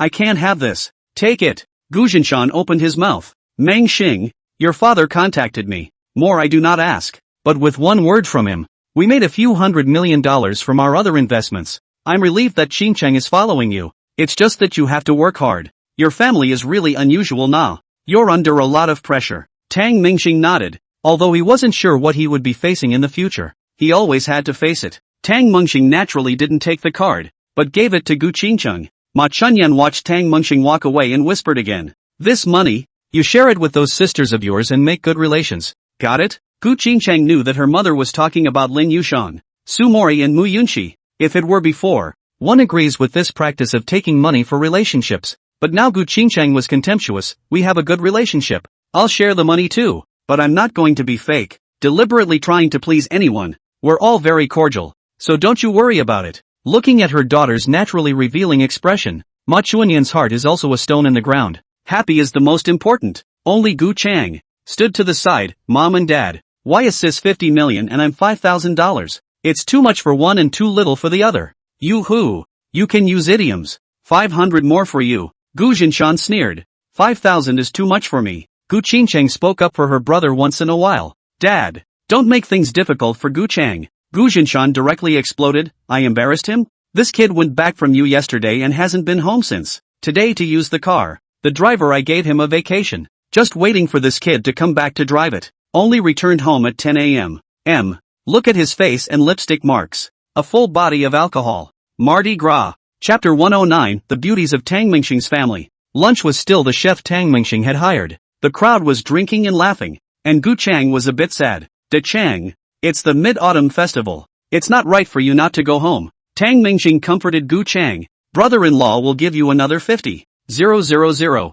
And Dafu. Gu Chang was in a better mood, while Su Dafu had a strange look in his eyes. Brother, I'm not sleeping with you. Oh, you shut up. By 2 or 3 o'clock in the afternoon, the 4 old men were drunk. Tang Mingxing sent Lin Xiaodong and the others to the hotel, while having Gu Chang send Gu Jinshan back. Meng Xing, you follow, in case Gu Chang goes to a bar and nightclub or something like that again. Gu Qingcheng worried. Tang Mengxing didn't believe it. He wouldn't go so far as to take his parents to a disco. Gu Qingcheng didn't say anything, calmly looking at Tang Mengxing. He really dares? Tang Mengxing still hurriedly drove the car and personally went to send Gu Jinshan. By the time the drop-off was over, it was 4 in the afternoon. A couple of in-laws are coming over tomorrow to drive the X7 again. Looking at the cars in the yard, Tang Mengxing was very proud. Investments should be invested in the mother-in-law and the old man, so that you will listen. And Gu Qingcheng divided the 15 million given. 4 girls for $12. 5 million each. Qingcheng, this is $10 million. Are you really giving it to us? Mu Yunxi was a little excited. Sumori Li was also apprehensive. Taking Tang Mengxing's money was fine. Gu Qingcheng's money? It was a bit too much. Lin Yushan laughed as she held her cell phone. Don't you regret it? Gu Qingcheng said. I don't regret it. I don't have any money to ask the wrongdoer again. They both know who the wrongdoer is. Tang Mengxing walked over at this time. Who has a big head? You. Getting $5 million. Sumori and Lin Yushan were a little heartbroken. And Mu Yunxi planned how to create an image of a little rich girl now. Tonight, we, the 4 beauties, will organize an event without Don Dreamstar. How about it? Mu Yunxi took the money and thought about shopping. Shopping. Agreed. Agree +1. Agree +2. I'm fucking right here. Mu Yunxi, are you polite to say that in front of me? Tang Mengxing knew a few girls. They were just joking. How could they not bring themselves? Loving himself to the bone. How could he let himself be alone during the Mid-Autumn Festival? A few minutes later. You're really leaving? You're not taking me with you? Lin Yushang, stop the car. That's my McLaren. Hey, Sumori, be careful. That's a Ferrari. Tang Mengxing trotted after the 2 cars. Several girls never drive sports cars, but today happy. Sumori Li picked a Ferrari SF90 to take Mu Yunxi, while Lin Yushang drove a McLaren P1 to take Gu Qingcheng. A few people raised long. The large villa was instantly chilled. Emotionless. Come back and clean you guys up. Tang Mengxing called Su Dafu again. Dafu, now that brother is by himself. Hello? Listen to me. Don't hang up. Hello? Mard. Lin Yushang's few people drove to the vicinity of the pedestrian street and parked their cars. The moment the few people got out of the car, they were destined to receive a lot of attention. No one passing along the street, male or female, could fail to pay attention. A super beautiful woman is just that. People live a lifetime. How must not see a few? But now it's 4. En masse. And that's a lot. What are you looking back at? A girl twisted her boyfriend's ear. The boyfriend hurriedly explained. I didn't see anything. I thought I ordered something. Mu Yunxi walked ahead, looking at the street full of. A boy crossed paths with her. The boy's eyes were hot, but they didn't dare to go up to them. Not for any other reason than the sports cars these girls drove. The average person can't afford to chase them, much less keep them. So it's better not to make a fool of yourself. Bang! The boys were looking out of their minds and accidentally bumped into a streetlight. Oops. Big brother, are you alright? Mu Yunxi was startled and hurriedly inquired. The man was dizzy. It's okay. It's okay. The mentality of saying grapes are sour when you can't eat them also spread in no time. Especially between girls. The 4 of them must have gotten their money from the wrong place. I don't think they look good. Must have a rich husband. Cut. And must be an old man in his 40s or 50s. What's the big deal about driving a sports car? Designated as a rental. Out to hook up with men. The other sentiment, which is very similar, is the speculation of the boys that there are still those who have their hearts in the right place. These girls? They must have rented a car and are in debt. While I make $4,500 a month and am debt-free, they should like guys like me. I guess none of them make over $10,000 a month or even have a job. And when they get tired of playing they want to find an honest man to marry. Young girls nowadays love to show off. Pseudo-exquisite. But in reality, life is a mess. I have a stable job and earn $60,000 a year. They can't envy me. Some people, who are able to think about reality but cannot accept it, can only comfort themselves so much. Lin Yushan and the others didn't care about other people's gazes, whether they were good or bad. Enjoying life is what matters. But coming to the mall out of the blue today with no purpose left a few girls with nothing they wanted to buy. Half an hour later, 4 men, one holding a cup of coffee, stood frozen in the mall. It's no fun. And I don't know what to buy. Mu Yunxi pouted and started to complain. Sumori was also bored. Might as well read a little at home. Let's see about food. Hot pot for the evening? Or Japanese food? Gu Qingcheng also felt uninterested and started to change the topic to eating. I don't care. Lin Yushang sipped her coffee. She had nothing to do all day this time. She was used to being bored. Hey, Yusha? A voice came from behind a few people. Lin Yushang turned around and saw a familiar yet unfamiliar face. Xia Chenxi? Oh, such a coincidence? Lin Yushang and Xia Chenxi only had a one-sided relationship, but Xia Chenxi was deeply impressed with Lin Yushang. There aren't many girls who are pretty and handsome. What an offensible type. You came to the mall too? What about Mid-Autumn didn't go home? Lin Yushang asked. Xia Chenxi looked at a few other girls, a hint of surprise flashing in her eyes. My parents are busy out of town, and they only have a little time for New Year's Eve all year round. I'm bringing my brother over for Mid-Autumn, and I heard there's a light show nearby. So you are? Oh, my family is coming along for the ride. Family, are they? Lin Yushang gave her a you-know-what look. Xia Chenxi instantly understood. Who are you, sister? Mu Yunqi asked. I'm a friend of Dreamstar. Why don't you see Dreamstar? Lin Yushang took a sip of her coffee. Didn't come. I left him at home. Xia Chenxi was despondent for a while. After today, tomorrow would be the last day. If that doesn't work, next Monday, it's going to be a forced match. Xia Dongdong looked at the four girls and spoke. Sister, you guys are so pretty. Thanks. Sumori saw that this tiger-headed boy was very fond of him. Chapter 110 What You Like and What You Like About You. Xia Chenxi looked at the four girls and could tell from their clothes that they were definitely rich. Lin Yushang and Sumori Li were still slightly lower key, but Mu Yunqi and Gu Qingchang, they were completely like a big lady faction. Speaking of which, Mu Yunqi and Gu Qingchang have only been slowly getting to know each other and familiarizing themselves in the past few days, and the two of them met each other earliest, as they both went to the same school. But there is some separation between each other. The same schoolgirl, it is inevitable that the aura of some exclusion. Instead, it was Lin Yushang and Gu Qingchang who had the closest relationship, but familiarity has let go of those barriers. Now that Mu Yunqi has taken someone's 12.5 million, she even treats Gu Qingchang as a family member. And she's not like Lin Yushang and Sumori, who will hide her heart. Likes and dislikes are straight up in your face. Xia Chenxi had a hard time in her heart, and in the past few days one side of her had asked Tang Mingxing out. However, to no avail. On the other hand, I grabbed a blind date and still had no luck. The gap between them and Tang Mingxing was too great. All of them are push-in men, with little skill and a lot of confidence. What Xia Chenxi didn't know was that this matter just couldn't be compared to Tang Mingxing,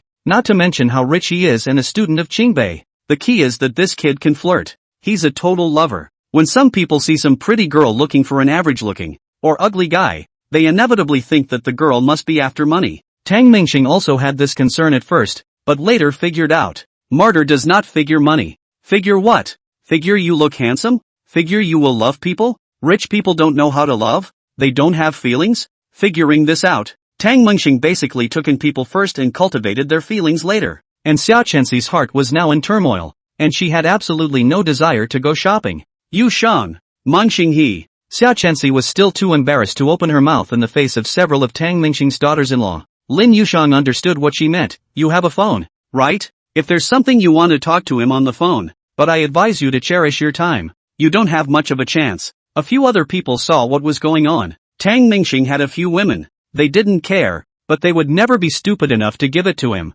They were too lazy to care about Xia Chenxi. I'm so sad. There's one more day. I have no choice. Xia Chenxi finished and started to shed tears. Xia Dongdong wrapped her arm around her sister. Sister, don't you cry. Lin Yushang sighed. Chenxi, many things in the world don't work out the way you want them to. You always have to choose between the one you like and the one that likes you. But the former costs a lot. Also, if you don't choose the one who likes you too, the result of random matching that's hard to predict. Lin Yushang is speaking the truth. This is the reality. But Sumori had a different opinion. I'm not like you three. I was randomly matched with Dreamstar. I gave myself to him on the first day, but I didn't like him at that time, but rather resigned myself to my fate. At least he didn't seem to be a nuisance, so I accepted my fate at that time. It's just that now I seem to be lucky. Maybe you'll be the same as me. You'll be lucky. Sumori's thoughts had her going with the flow, yet how many people could be as lucky as her? Mu Yunqi also wanted to say something, but she wanted to say something differently.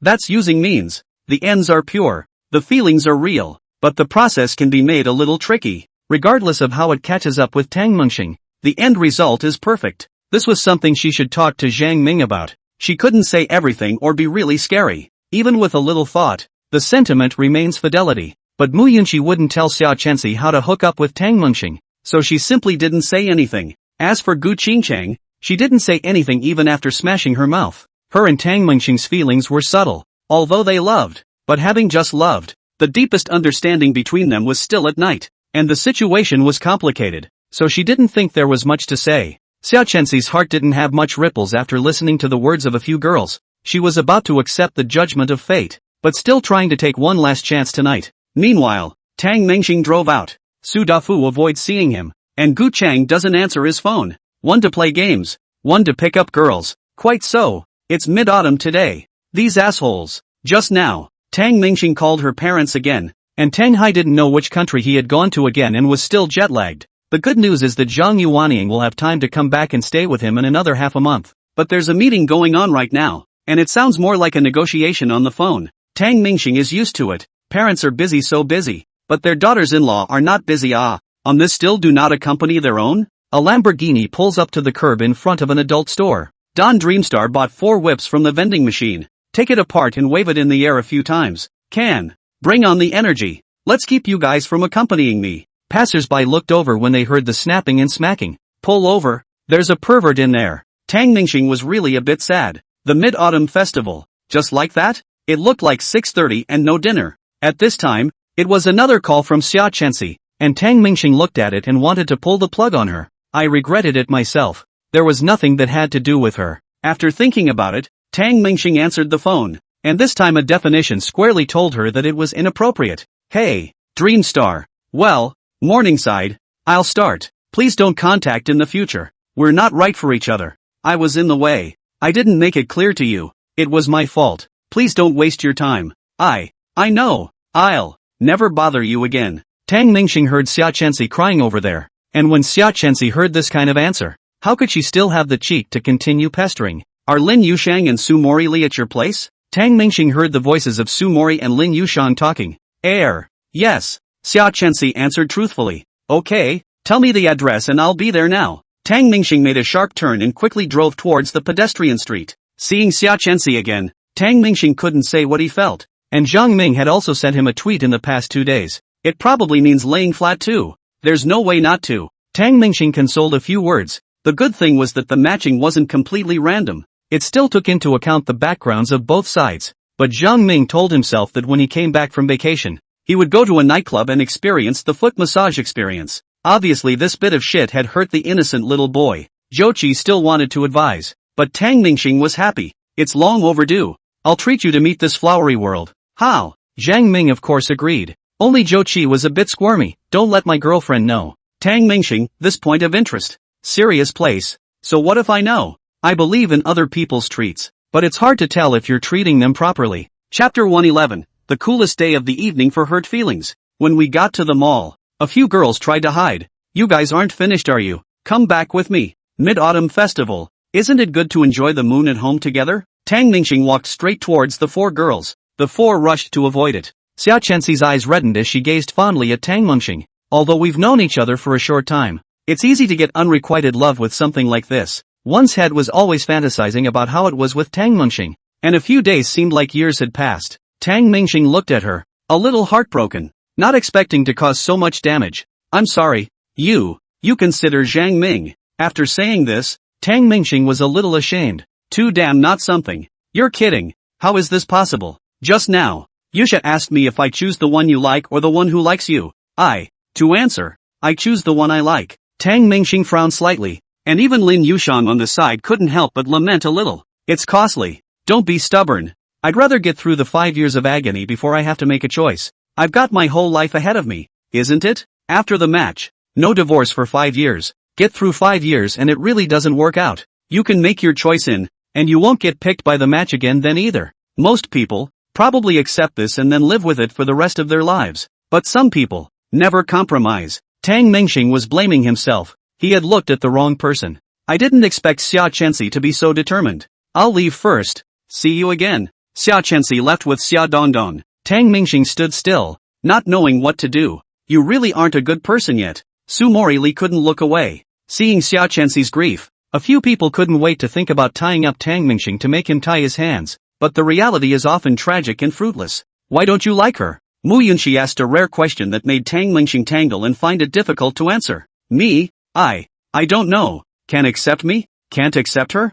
This time it was Gu Qingcheng who asked. she and Tang Mingxing hadn't been together for long, either, and had gotten together sparingly. Tang Mingxing looked at the distant back and muttered, I was wrong. I always thought that liking someone needs to be cultivated over a long period of time. But in fact, sometimes liking is often just a moment. Xia Chenxi probably couldn't give me that moment of touching. And then there's Jiang Ming. He's my friend. A good brother. For that matter, Xia Chenxi and I are impossible. Gu Qingcheng understood that during the time she was with Tang Mingxing, maybe he was indifferent to herself 99% of the time, but just that one chance, or one day, or 1 hour, or even shorter, was enough to change everything. Most people, more often than not, can't remember such moments, and so they don't know when they've fallen in love. But I now sincerely hope that both she and Jiang Ming are happy. A few more people casually wandered around for a while and came to a hot pot restaurant. Dreamstar, why do you like hot pot so much? Su Mori Li took the menu. She was already tired of it but didn't know what to eat.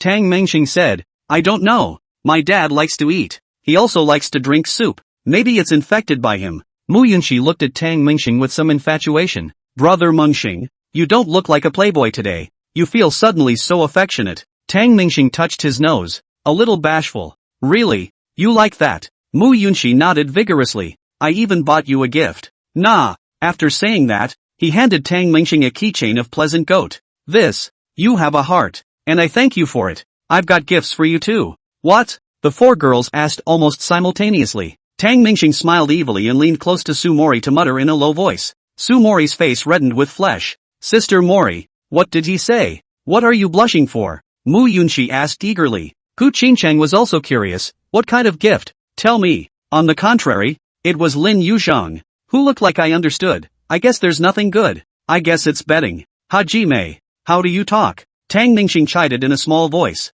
That's right. Dreamstar isn't the kind of person whose mind is full of that all day long. Gu Qingcheng trusted Tang Dreamstar very much. Mu Yunxi was similarly looking forward to the gift and agreed with Gu Qingcheng. Su Mori Li's face reddened like a ripe apple. You guys still believe Yushang's words? Eat first. Meng Xing. You lighten up at night. A passage that seemed to have been heard before came back into Tang Mingxing's ears. Don't worry. I bought 4. 1 for each person. No robbing. 10,000 words omitted. The following day, Tang Mingxing promised Mu Yunxi to attend the class reunion with her at noon. It was clear to him that it was this girl Mu Yunxi who wanted to use him to fill up the doorway. What to wear? Don Dreamstar picked out clothes in the closet. After dinner last night, a couple of the girls bought him a couple of dresses each and begged him for mercy. Tang Mingxing's heart was beautiful. Who said his daughter-in-law was all about his money? So you're a soft touch? It cost them $100,000 in total. Tang Mingxing picked one item after another. Mu Yunxi flopped down on the bed and rubbed her butt. There's a little bit of a small pain. Serves you right. You just spent $5,000 on a pair of pants and shoes for me. Deserved. The 4 girls, except for Mu Yunxi, all spent $20,000 to $30,000. It's not that she's cheap, whereas she's crushingly immature, being a kid herself and not worrying about this stuff at all. Although she was the same age as Gu Qingcheng, Gu Qingcheng's upbringing was very different from hers. Growing up, knowing what I know, and having a good family, having seen the world and been exposed to completely different people. So Gu Qingcheng was like a little cutie except in the basics of life, but was much more stable than Mu Yunxi in all other aspects. The remaining few girls were still asleep, each in odd sleeping positions. Mu Yunxi looked at Tang Mingxing tenderly. Brother, rub it. I'll squint a bit more. Oh you. What sins did I do in my last life? Tang Mingxing had long since changed his clothes. In a casual suit, looking very spiritual. Mu Yunxi was wearing a nightgown, lying on her side and patting her little butt. Quick, rub it for me. It hurts a bit. Tang Mingxing sighed. There is no nanny within his own villa, and he has to do the cooking himself, or go and buy it. A whole lot of crap for himself, and rub her ass. Shit, spat out. Tang Mingxing still obediently went over. Up, and up. I told you to go up. I didn't tell you to go in. Yeah, right. Yes, that's it. Nice. Chapter 112. Near noon, a couple of fathers-in-law took their cars, and Tang Mingxing was going to go to the party with Mu Yunxi. He wanted to keep a low profile this time. It was not meant to be, but this was a gathering of students from Qingbei. He was already a celebrity in the school, and before that, Sue Morris had told him the real reason why he had been driven back. It's just too high profile, driving a $30 to $40 million sports car to school. If he doesn't go home, who will? Drive this one. Tang Mingxing touched the elderly mobility scooter that Su Chang had left in his place. The old man himself drove off with a BMW X7 and left himself with a Ben late. Benji has this brand? I don't want it. You drive Rafa it. How faceted. Mu Yunxi even this good show it. Rafa ah. Tang Mingxing rubbed his chin. This car was enough to sentence another month. Unable to argue with Mu Yunxi, the red Ferrari Lafayette carried Mu Yunxi and Tang Mingxing as they ran towards the agreed-upon location. Yanjing, Range Moon Shai, a top-notch restaurant specializing in the Dragon Kingdom. Mu Yunxi and Tang Mingxing stood at the door, looking up at the signboard. Yunxi, you told your classmates that this meal is on me? No. So you guys ate here before? No. It was just a normal little restaurant before. So your classmates here are trying to rip me off without informing you? Can't. Can you? The two wondered why this seemingly normal class reunion had been chosen. At this time Tang Mingxing Buckle's side came out again. For the money he spent, whether it is a brother-in-law's, or their own daughter-in-law, it does not matter. But Mu Yunxi's classmate? I'm sorry, but even if it's a regular restaurant, Tang Mingxing wants to AA. Even if it was Xia Dongdong, he only gave a cell phone that cost more than $2,000, but at least he was able to take Tang Mingxing to the top of the score. Without some benefits, Tang Mingxing didn't want to pull out a single hair. The address is correct, isn't it? Range Moon Lodge. Isn't it Blue Moon Lounge? It's just the same sound. Tang Mingxing still had some knowledge of Mu Yunxi's class, especially to the boys in their class. After all, their daughter-in-law is so beautiful, they have to prevent the appearance of such goods as Tao Yulong. But from what he could tell, no one had the strength to be able to eat here, let alone treat someone to a meal here. This meal is definitely not AA, because most people simply can't afford A. Girls, it's hard to say. Wang Jingjing? It's possible. With a hint of doubt, Tang Mingxing still followed Mu Yunxi up the stairs. It was also the first time for both of them to come here, and Tang Mingxing had money for only a month or so, and hadn't been to many of the good restaurants. Inside a private room, 2 tables of wine. Quite a few of Mu Yunxi's classmates had already arrived. Yunxi, Chen Sweetness took the lead and ran over, giving Tang Mingxing another affectionate look, and Tang Mingxing rushed to avoid the eyes. Put in the first few days, Tang Mingxing might not have avoided it, but after experiencing what happened to Xia Chenxi, his heart softened even more, always feeling that this behavior hurt the other person. Although he expressed his refusal, he was heartbroken to see the other person heartbroken. Who won the lottery in our class? Mu Yunxi asked as she took Chen Tiantian's small hand. Sweetie Chan snorted. No. So you can eat here? You guys aren't trying to rip off my husband, are you? Why didn't you tell me in advance? Sweet Chen smiled faintly. You think only Brother Dreamstar can treat you. Today is Xie Duo's boyfriend's treat. Duo was forcibly matched but was lucky enough to meet Zhang Xiao. The two of them have already established a relationship. Xie Duo? Yunxi, I didn't expect your class to be full of talents. Before there was a Huang.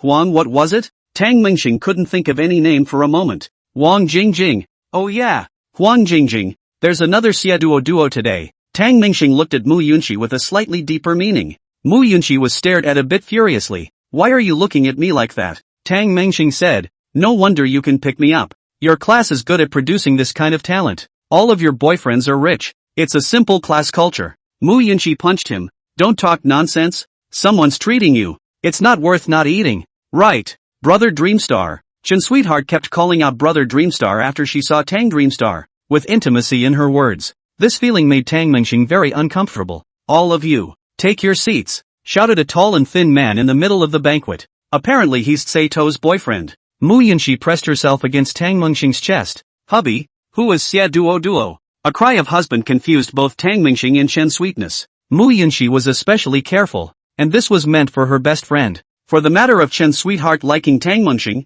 she could see it. It wasn't that she didn't want to, but Sweetie Chen was her bestie and couldn't ignore herself. When he came, he called himself Brother Dreamstar in one mouthful, not caring at all about his feelings. She is not deaf, and in her heart, she also cursed, all the damn do not know to carry some people. It's a good thing Tang Mingxing didn't have anything excessive to respond to. A husband, swearing his sovereignty. Just this question. Tang Mingxing was confused. Isn't this Xie Duo from your class? How would I know if you ask me? Mu Yunxi frowned. Honestly, she wasn't asking randomly. Mu Yunxi indeed had little impression of such a fellow classmate. After Chen Sweetie pointed out to the two which one was Xie Duo, Mu Yunxi nodded. I'm sure. Sure about what? I do have that slight impression. Too bad I didn't know her name until now. Tang Mingxing looked at Xie Duo. A very ordinary girl. Ordinary couldn't be more ordinary. Chen Sweetie wasn't bad looking. Compared to Mu Yunxi it was slightly more ordinary. And this Xie Duo, it wouldn't be comparable to Chen Tian.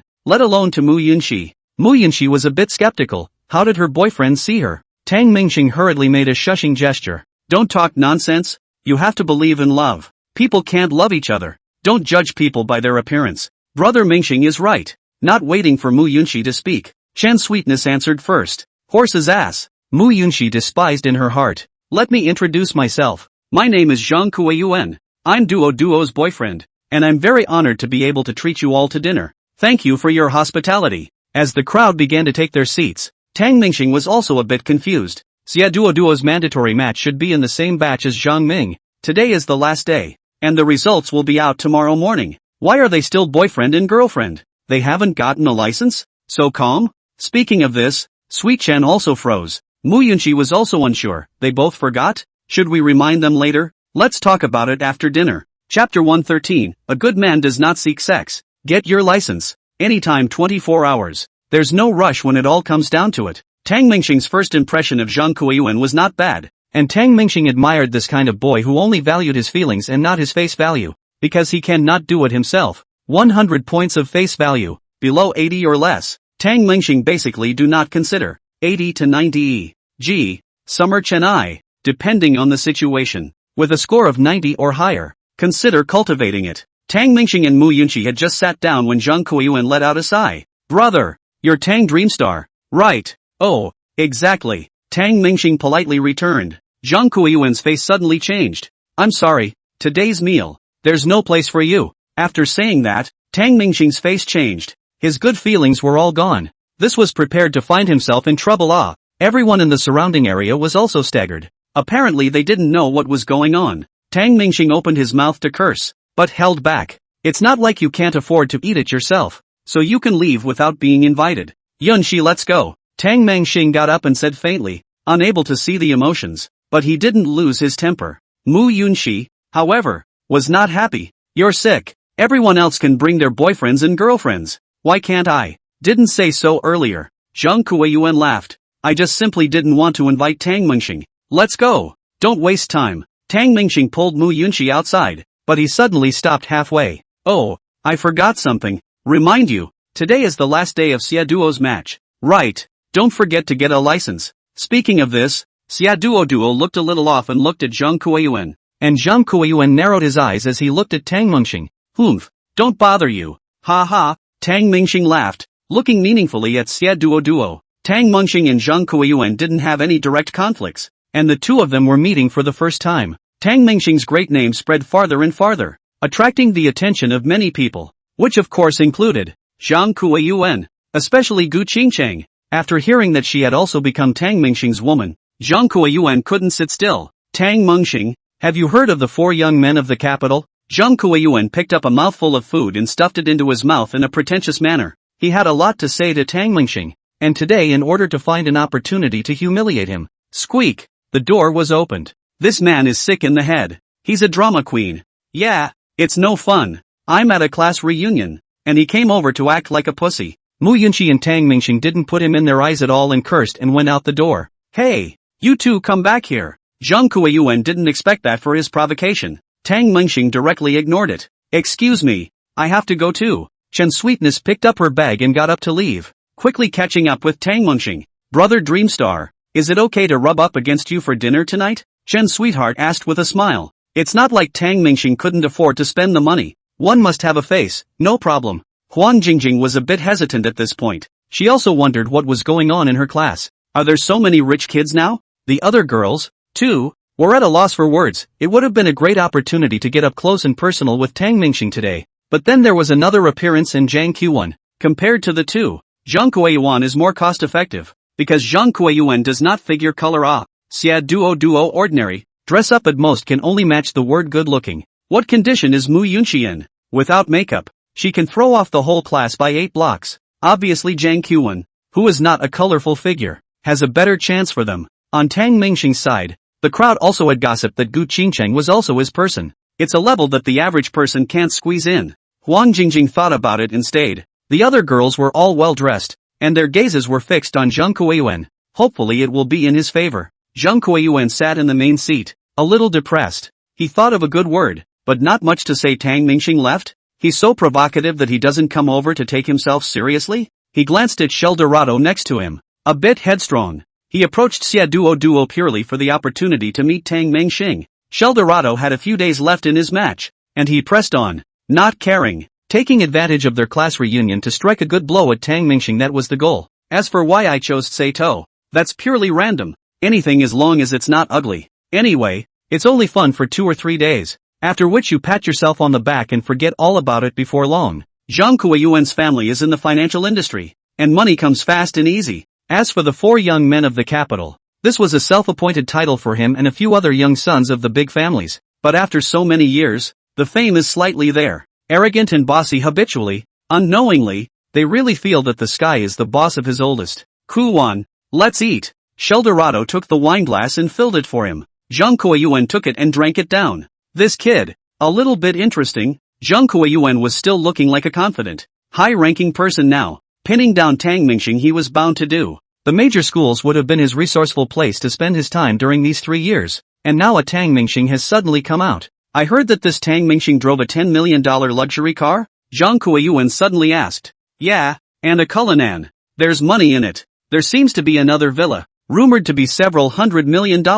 This made Zhang Kuiyuan not expect that Tang Mingxing was quite powerful. Hey, everyone else. I, Zhang Kuiyuan, am here. He is a dragon that has to be coiled for me. A tiger that has to be lying down for me. In Yanjing, all the kings of heaven have to give me 3 points. Zhang Kuiyuan was more or less unaware of the situation, but it was true that he hadn't met anyone who could make him bow down. But this kind of thing, he was like Tang Mingxing, not being strong on his own, but bearing the blessing of his parents. But what's different is that what can make the Zhang family bow down? Zhang Kuiyuan's parents have bowed down. It's not Zhang Kuiyuan's turn. The only ones who made Tang Hai bow his head were Zhang Yuanying and Tang Mingxing his grandfather. It's time to just look down at each other's bodies. Look at you. Duo watched Zhang Kuiyuan finish his drink and filled another cup, pride in his eyes. Her own boyfriend is no worse than Tang Mingxing, even better. The rest of the class chimed in. That's right, young Master Zhang, I salute you. I hope you'll take care of me in the future. Yes,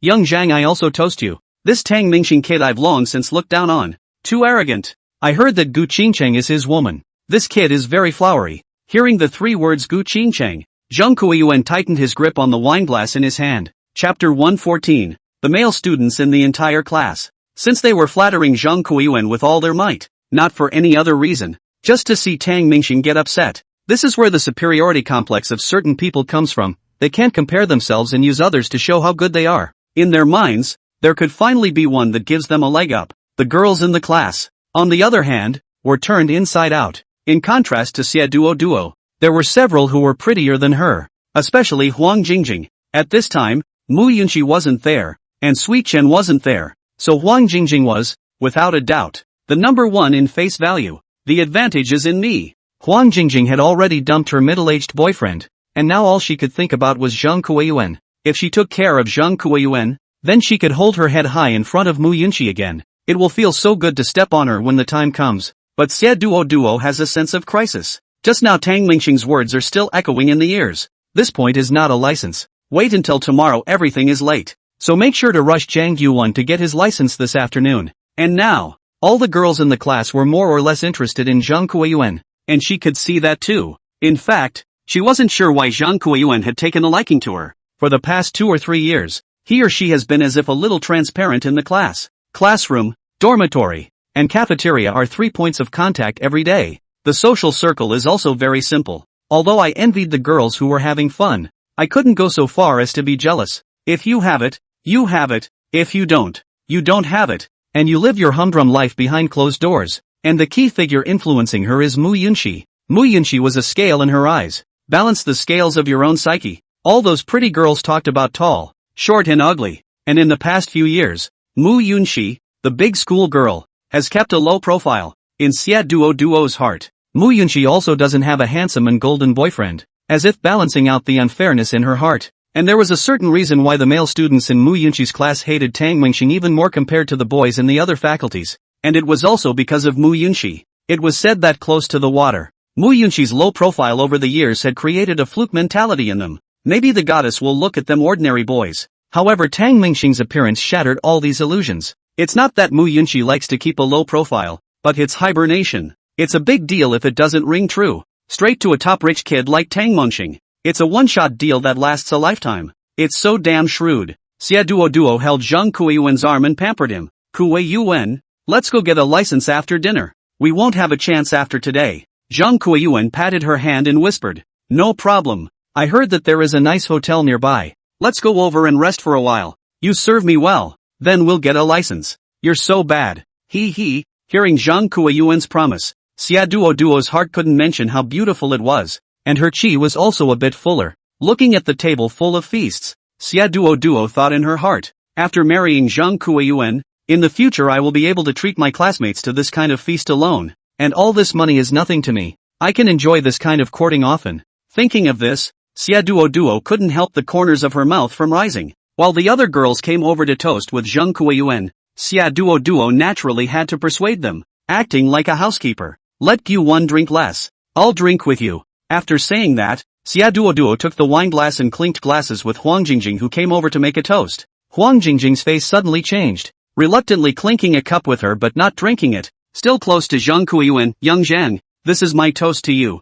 You must drink it, said through 2 winks. Xia Duo was deflated and a little angry, but Zhang Kuiyuan fixed his eyes on the girl. Good looking, he was in a hurry. How did he find Xia Duo? At this time, Tang Mengxing took Mu Yunqi and Shen Sweetie to another place and booked another table. Aren't the 3 of us a bit wasted? Shen Sweetheart looked at Tang Mengxing and similarly ordered a table of dishes. Tang Mengxing feasted on the food, eating happily. Should I call someone else? Mu Yunqi didn't have much of an appetite and was still angry in her heart. Mengxing, why don't you beat him up? He's too crazy. It's just on purpose. Tang Mengxing picked up the drink and took a sharp gulp. Phew, cool. Of course he did it on purpose. But it's not time to beat him up. No, I can't stand it. Dreamstar, you can beat him, right? I'll ask the male students in our class not to help later. You go over there and beat him up. Mu Yunqi didn't mind. She wasn't arching fire either. This niece was really on fire in her heart. Don't be anxious. He deliberately pissed me off. Lao Zi won't fall for it. He's the one who's in a hurry now. I kinda admired him in the beginning for being able to look at the mediocre Xia Duo. It seems not. Tang Mengxing was afraid of wasting it, and called Su Dafu again. For 3 consecutive days, Su Dafu received calls from Tang Mengxing, and it's all about dinner. Su Dafu looked at the food photos sent by Tang Mengxing and hesitated inwardly. Brother Star is so attentive to inviting me to dinner. It's definitely for his perverted idea. He. For the sake of food. I'll endure. Zhang Kuiyuan sat in his seat, unable to calm down inwardly. Today, according to his thoughts, he was pissing off Tang Mengxing, then find an excuse to clean him up. The beaters are ready. Of course the prerequisite was to inquire about his background. As far as he knew, Yanjing did not have a big family named Tang, and Zhang Kuiyuan wasn't stupid. Yanjing didn't represent the entire Dragon Kingdom, so he pissed off Tang Mengxing and set out his background. Zhang Kuiyuan also didn't want to steal a chicken, and the 3 words Gu Qingcheng crossed his heart like a knife twisting. Although the 2 families' main business locations, one in Yanjing and one in Nanhang, were closely connected, now that the Gu family is in trouble, Zhang Kuiyuan's parents avoid it, and there's very little contact. But Gu Qingcheng, the pearl of the rich second-generation circle, the circle is that big. Zhang Kuiyuan, of course, recognizes, has long admired for a long time, although the pursuit of unsuccessful, but has been attached. Are you guys clear on what this kid is about? Zhang Kuiyuan asked the people in the audience. The group of students shook their heads, none of them were sure. Young Zhang, you have a grudge against him? Huang Jingjing asked. Zhang Kuiyuan said, vengeance. Sort of. Chapter 115, come on, let's curse. Su Dafu arrived at the restaurant and sat across from Tang Mengxing, holding chopsticks as he was eating. Dafu, it's just the 3 of us. Why are you sitting so far away? Hearing Tang Mengxing's words, Su Dafu was unmoved and just focused on eating. Several people had eaten about as much as they could and were ready to leave without drinking. The room not far away was still buzzing with activity, so I could hear they were having a great time. It's over. Yunxi, you're going to be ostracized from the class from now on. It's none of my business. Just ignore them. Mu Yunxi was in an extremely bad mood. The whole class party, and it was just her and Shen Sweetie who came out. This was too embarrassing. Su Dafu ate his fill. Brother. Sister-in-law is fine, I'll leave first. Said he was going to slip away. But Tang Mengxing grabbed him. You have to leave after eating. What the hell are you afraid of? How many times have I fucking said? I'm oriented to normal. Even if it's not normal, I can't look at you. Come on. You've got your eye on Wei Lao Turtle. I'm no better than him. The two of them tossed their heads and headed downstairs, walking not far from the door. How come young Zhang hasn't finished eating yet? And when will that Tang surname come down? The words of a few boys caught Tang Mingxing's attention. Looking at the four men on the other side, leaning against the car, smoking cigarettes doesn't seem like a good idea. Tang Mingxing hesitated for a moment and gave Su Dafu and Mu Yunqi a wink to shut up before walking over. Brothers, who are you waiting for? None of your business. Nothing to fuck off. One man spoke. Tang Mingxing didn't get angry and smiled even more brightly. Young Zhang is still drinking. You guys will have to wait for a while. Once the few people heard that the kid in front of them knew Zhang Xiao, they were a bit more polite. What do you do? Oh, young Zhang's friend. A burly man at the head of the group looked at Tang Mingxing. You know the one surnamed Tang, right? Recognize. That stinking SB. Martyr dared to mess with Zhang Xiao. Tang Mingxing scolded even himself when he was ruthless. Hearing this, Mu Yunqi also hurried over and said, Tang Mingxing, right? I know. It's up there right now kneeling on the ground licking young Zhang's feet. Everyone frowned slightly after that. Several Zhang Kuiyuan invited to the beaters. The heart of the happy. Not yet hands this has begged for mercy? And Tang Mingxing looked at Mu Yunqi with strange eyes. Even if she scolded herself twice, she purposely came over to join in the fun, didn't she? Mu Yunqi held out her chest and said, also, I'm on such good terms with young Zhang. What face does that Duo have to steal young Zhang from me? If anyone else had said that, a few of the beaters wouldn't have believed it. But the Mu Yunqi in front of her, this face value, this figure, is really rare. If they said it was Zhang Kuiyuan's woman, they would believe it. Hey, don't talk nonsense. The Zhang family is very powerful in Yanjing, so it's normal for young Master Zhang to have his eye on a few women. So if you want to make some money, just listen to him. I'm furious, but Zhang Xiao still loves me the most. It's just that I can't stand that Duo. Mu Yunqi beamed her little mouth, acting realistically. Chen Sweetie also came over, with the look of a vicious female match. That's right, looks and figure. Which bit is comparable to us? I don't know what Mr. Zhang wants. The burly man was now ignoring Tang Mingxing, his eyes only resting on the two girls in front of him. Maisie, don't be in a hurry. Your condition Zhang Xiao will love. That Duo is purely playing for 2 days. At most today and tomorrow. Zhang Xiao patted his ass and left, and that girl will be left to fend for herself. Hearing this, the words deserved emerged in Tang Mingxing's heart, but then he thought of Zhang Ming. Don't match old Zhang, or the dude will have to seek death. Tang Mingxing asked, Big brother, who are you waiting for? Wait for Zhang Xiao's order to go up and clean up Tang Mingxing. Speaking of which, I'm worried. This Tang Mingxing's background is unknown. What if he's a big shot? At this time, another fighter spoke up. Big brother, what are you afraid of? Yanjing has such a powerful character has known for a long time. Haven't heard of such a person for so many years. That's true, too. Mu Yunqi was still adding to the drama, complaining to them about something. Su Dafu walked over and asked in a low voice, Brother, why are they all scolding you? A couple of curses is all it takes. This situation can't be explained to you. Oh. Su Dafu nodded his head, suddenly pulling his voice. Tang Mingxing, this Yakuza only son. And #yen. Good meal output. Hearing Tang Mingxing's teeth itch, a few of the fighters were also a bit confused when they heard this. Little fatty, your mouth is quite ruthless. Su Dafu hadn't finished cursing and walked over to start babbling with a couple of beaters. Su Dafu also belongs to the small gangsters in his hometown, although he does not do evil. But this atmosphere he is familiar with. 4 beaters, plus 1 Su Dafu. The 5 of them gathered around and muttered in whispers. Mu Yunqi looked lost in thought. Dreamstar, let's go or not? I see that Su Dafu is already chatting, and I don't know what he's talking about. What else? Corrupting my reputation. Tang Mingxing laughed bitterly. He was only trying to inquire about some information. How did he become like this? Watching the 5 men mutter in whispers like a meeting of village women, each of the 4 fighters suddenly winced, and Tang Mingxing knew that his false story of perversion had come online. Brother Dreamstar, let's get out of here. They're all a bunch of social youths, not to be messed with. Socialist youth? I'll make them socialist youth. Tang Mingxing sat in the car and dialed. Grandpa Fu, I'm in Yanjing. Will I go into the police station? Over there? Uncle Fu returned. Dreamstar, harmony breeds wealth. It's not quite right for you to do this. You should clean up that Zhang Kuiyuan first. I'll arrange the rest. Understood. Tang Mingxing got out of the car and changed to a smiling face. Brothers, Zhang Xiao asked me to go up for a trip. I'll go over first. I'll come back to talk to you later if I have any news. The lanky man said. Then I'll trouble you. Tang Mingxing took a look. Big brother, have you guys brought any guys? I'll go up and help Zhang Xiao to clean up Tang Mingxing. Give me one while I'm at it. A couple of thugs opened the trunk. Take your pick. Iron bars, ropes, chains. This candle.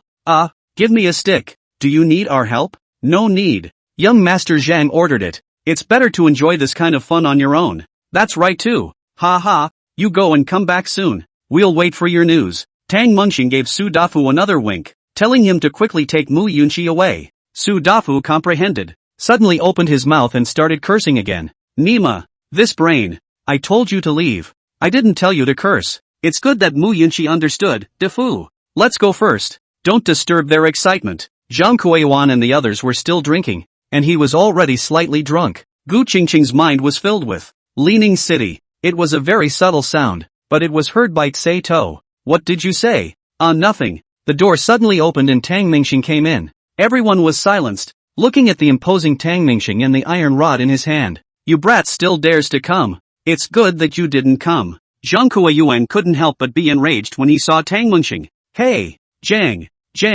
Kuwan, you said that everyone else is a rich kid bullying the honest people and the poor. This is the first time I've seen your kind of conflict with another rich kid. The other rich kid was naturally talking about Tang Mingxing himself. Without further ado, I've inquired. Your family is in finance. Right. I'm happy today. So I'll reward you with 2 sticks. Zhang Kuiyuan's heart was shocked. He did not inquire about Tang Mengxing's background. This kid inquired about his own. Secretly said a bad. Zhang Kuiyuan rushed to pick up his cell phone. Kid, you have the balls to let me make a call. Nice try. Why are you so unkind? Ouch. Tang Mingxing swung his stick and smashed it hard. Unorthodox? I was stupid enough to wait for you to call someone. Your men have all been cleaned up by me. No one cares even if you scream your throat out. A few minutes later, Zhang Kuiyuan was lying on the ground, curled up, already beaten into a pig's head. Tang Mingxing couldn't lay his hands on him either, as Xie Duo pounced on him. Lying on top of Zhang Kuiyuan, Tang Mengxing, I beg you not to fight, Xie Duo cried, looking like she was protecting her husband. Chapter 116, Brother Zhang can't come. Tang Mengxing naturally wouldn't lay a hand on this Xie Duo, but the other boys in the class watched with trepidation. This Tang Mengxing's hands were strangely hard, and Tang Mengxing took off Zhang Kuiyuan's clothes directly in 3 tries. Only 1 pair of panties left. You said you had nothing to piss me off for. Xie Duo's eyes were filled with anger. I'm going to tell the teacher. I'm going to tell Su Mori. Let the school expel you. Hitting someone isn't enough. You have to humiliate them, and Mu Yunqi too. She can't get off the hook either. Tang Mingxing nodded. Xie Duo, I wish you 100 years of happiness. After that, he took his stick and walked out. Arriving downstairs, Tang Mingxing wiped his sweat. Brothers, Zhang Xiao told you guys to go up. That Tang Mingxing kid has been stripped naked. Fuck it and be done with it. Ha ha, this perverted Tang Mengxing, enjoying himself now. The burly man rushed upstairs with a few minions. Pervert? Tang Mingxing rubbed his wrist. This mouth of Su Dafu's. It needs to be torn. Tang Mingxing stood downstairs, waiting for movement from above. I don't know if the thugs will still recognize Zhang Kuiyuan when he's like that. His face had already been swollen by Tang Mingxing's whip. 4 batters went upstairs, looked at a table of students, took a stick and knocked on the table. All give me shut up. Whoever talks too much, be careful to get cleaned up. See the weak on the ground pig head. A few fighters also have some intolerance. Zhang Yang play quite ruthless. This must give Tang Mingxing whole heart shadow. Brutal beatings plus humiliation. Covered in leftovers, just like a beggar. The burly man stepped forward and kicked. Kid, I heard you're crazy. Let's teach him a lesson. Don't fight. Don't fight. Xie Duo still wanted to step forward to block, only to be pulled away by a hand. Little girl, don't make a fool of yourself. The lanky man knew of Xie Duo but had never seen it. Zhang Kuiyuan just told them about it and told them to wait. After a brutal beating, Zhang Kuiyuan could no longer scream. The entire class, too, had been sitting on their hands. Xie Duo cried uncontrollably. Who the hell are you guys? And how come Tang Mengxing is so ruthless? After beating someone you have to beat them again. What? The lanky man didn't get it. Inside the villa, Gu Qingchang was arranging flowers, and Tang Mingxing still had a meal with her in the evening. Back at the villa, Tang Mingxing pulled Gu Qingchang by the hand and dragged him towards the bathroom. What are you doing? Gu Qingchang retreated back with force, but not as much as his strength. Tang Mingxing laughed. I'll take a bath. You rub my back. Seeing the sweat on Tang Mingxing's forehead, Gu Qingchang took out her handkerchief again and wiped it off for him. You're so sweaty from eating a meal. Go wash it. I'll rub it for you. Tang Mingxing was a bit uncomfortable. Not that he was uncomfortable washing with her. Instead, it's something as quaint as a handkerchief, which feels a bit last century. There are paper towels at home, right? You still use handkerchiefs? What do you know? It's called elegance. I've got over 3,000 of these. The words, you know nothing, are also called elegant? Tang Mingxing looked at Gu Qingcheng. Sure enough, she was dressed differently today. This kind of rich girl loves to pore over some so-called trendy fashion when she has nothing to do. Even things from the last century can be played with. Gu Qingcheng is now a cheongsam. Her hair is also coiled up, and there is also rice paper and a brush on the table. Tang Mingxing wrapped his arm around Gu Qingcheng's waist and looked at the brushwork she had written. Not bad. It's really good. A treasure for women. This is a home away from home. Gu Qingcheng carried a noble woman's temperament on her body. Especially this cheongsam. It was really like 100 years ago. The famous ladies of Magic City. Don't forget about the evening meal. Gu Qingcheng was hugged so tightly by Tang Mingxing that her voice trembled a little. Of course I can't forget. My lady. For a moment Tang Mingxing really felt like the male lead of a Qiangyao drama. Or an idol drama from the last century. Tang Mingxing, you're disgusting and not meaty. Mu Yunxi changed into her pajamas and took a bath towel. Do you want me to give you a back rub? After saying that, he gestured twice. No need. You're too real. During this time, when Tang Mingxing took a bath, he was bound to pick a back rubber out of the 4 girls. A few other girls realized that he wasn't doing it for a back rub. It was all about exercising his golden kidneys. Only Mu Yunxi, who was really rubbing. Just a few rubs, and Tang Mingxing's entire back was red. In the bathroom, Tang Mingxing was naked on a single bed. Mu Yunxi and Gu Qingcheng rubbed his back. Mu Yunxi, you lighten up. How to rub down mud when it's light. Gu Qingcheng blushed as she watched, a little embarrassed, but still rubbed as she was told. Mu Yunxi couldn't look at it anymore. Qingcheng, you have to exert yourself. After saying that, he pressed Gu Qingcheng's hand and made a strong pressure. Ah! Tang Mingxing let out a wail. When he turned around, Mu Yunxi had already run away. I guess she did it on purpose. Tang Mingxing touched her back. It was hot and painful. Gu Qingcheng's face also flamed when she saw Tang Mingxing on the front. I think you're doing it on purpose too. Mu Yunxi heard Tang Mingxing's screams and knew that it hurt again. So hurry up and run out. At that moment she was relieved to hear the bathroom. After the rhythmic movement coming from it, tilting should be manageable by herself. At night, Gu Qingcheng specially matched Tang Mingxing with a suit. According to her, it's all about dressing up. Previously, Tang Mingxing had scoffed at this practice, and now there is nothing to do but obey. Where are we going? Tang Mingxing gently kissed Gu Qingcheng's forehead. Gu Qingcheng was arranging his tie, and was happy in her heart after being kissed, and laughed. Range Moon Lounge. Ha! What a coincidence. Coincidence of what? Yunxi and I ate here for lunch. At night, the lights are turned on at Range Rover Lounge, and it's much prettier than during the day. Antique. Once again, Tang Mingxing was happy to be here, and the events of the day could be too much fun for him. Gu Qingcheng's friends also arrived one after another. One courteous. So it turns out that most of the rich kids are still educated and polite. Tang Mingxing also looked like a gentleman at this time in order to cater to the crowd. Gu Qingcheng took his arm. We grew up with a very strict family upbringing. The people were almost there. Everyone came to the private room, and Tang Mingxing counted no more than 13 or 14 people. Let's wait for Brother Zhang. I heard he's coming too. Oh, I forgot to mention that Brother Zhang couldn't make it. What's going on? He said he was coming this morning. Well, supposedly unwell. I'm not sure. The 2 young men in charge of the organization chatted with each other, and the crowd listened, which was fine. Gu Qingcheng heard this and frowned, then stretched again. Couldn't help the grin on his face. What are you laughing at? Don Dreamstar asked. Gu Qingcheng quietly held his hand and whispered in a low voice. That Brother Zhang they're talking about. He's annoying. I don't like to see him. It's best if he doesn't come. Oh, ha, you too. Why don't you just say it? We all want to save face. I also met one surnamed Zhang at noon today. Especially annoying. Yeah? What's the name of that Brother Zhang they're talking about? Zhang Kuiyuan. Gu Qingcheng said faintly. Tang Mingxing was stunned for a moment, looking at Gu Qingcheng in fascination. Gu Qingcheng thought Tang Mingxing thought she was pretty today, and ruffled her hair again. What? Think I'm especially beautiful, don't you? Yes. It's especially beautiful and cozy. Coincidence? Exquisite and compact. Chapter 117 Sleepless Nights. This night, Tang Mingxing had a great time. At least Gu Qingcheng's group of friends. They were all normal. And some people are not happy. Zhang Kuiyuan lay on the side of the hotel, panting after a meal of output. Xia Duoduo's back was full of wounds, and although it hurt a little, her concern was still for Zhang Kuiyuan. Kuiyuan, how are you doing? Are you alright? Are you relieved? Do you need to go to the hospital? Zhang Kuiyuan took 2 deep breaths, which calmed him down. No need. Then the matter of us getting a license. Xia Duo was a bit anxious. There were still a few hours left. It was past 12 o'clock. So even with how perverted Zhang Qiuan's request was, she agreed, just to serve him well. Zhang Qiuan looked at his watch and smiled. It's almost time. What? Hold on. I'll go downstairs and find a friend. I'll come back and get my license online. Sheldorado naively agreed. Zhang Qiuan put on his clothes and went downstairs.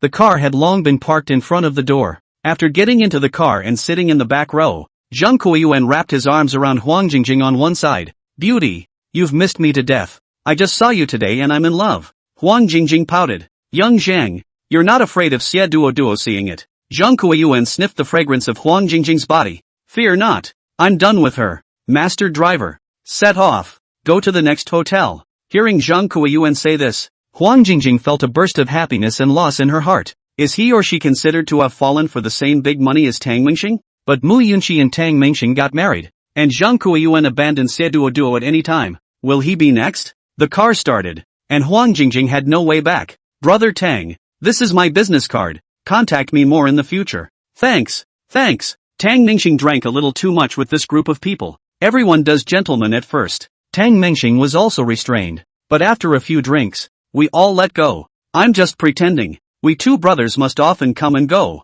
Tang old brother. I'm not blowing. You have the opportunity to go to South Hangzhou. I'll give you a clear arrangement. Who the hell doesn't? Wine is the essence of grain. The more you drink, the younger you get. Let's keep drinking. After a few drinks, the crowd also brought out their true sides. Tang Mingxing also played away. Qing Cheng, bring me the wine. Gu Qingqing scanned the crowd. This situation was rare. We've all been on point before, and they've never been this drunk. So you should pay attention too. With that on her lips, Gu Qingqing still poured the wine for Tang Mingxing. Tang Mingxing hemmed and hawed. That's because they didn't run into me. If they had run into me earlier, they would have let fly. A party that ended hot and heavy. Gu Qingqing helped Tang Mingxing sit in the car. Qingcheng, your back is so slippery. Gu Qingqing favors these backless gowns, with perfect, gorgeous backs in full view. In Tang Mingxing's days, he thought again of that night when the wind was blowing and it was raining, and Gu Qingcheng was soaking wet. That beautiful back. Slippery? Your hands are slippery too.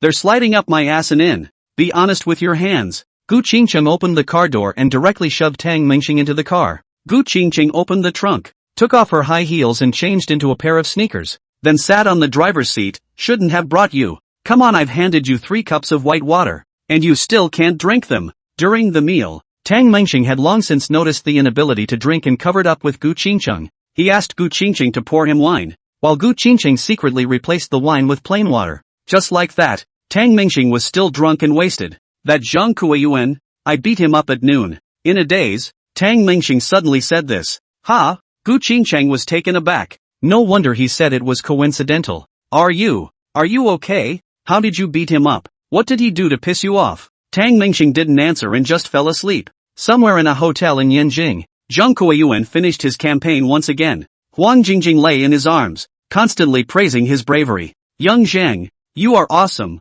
Huang Jingjing was happy at the moment. I don't know that it's Zhang Qiuan who's too good at coaxing people. At that moment the phone rang, and it was Zhang Qiuan's father calling. Hey, Dad, I'm busy. Curses came from the other end of the line. Busy? You're a busy woman, aren't you? Are you causing trouble for me? Ha? No, I've been honest today. Bullshit. I got a call from the top, so get your ass back here. Up there? Which upside? The old father over there was silent for a moment. Which upper side? Yanjing's sky. The phone hung up, and Zhang Qiuan was in a cold sweat, playing a big game. One should have realized long ago that there were only 2 reasons for not being able to probe Tang Mingxing's background. Either Tang Mingxing is nothing, a dust in the midst of chaos, is really hard to find. Either the background is through the roof. No way. I have to go. Zhang Qiuan hurriedly put on his pants. Young Zhang, why are you leaving? Don't you want me? Huang Jingjing pulled his arm and lifted the quilt, desperately selling her body,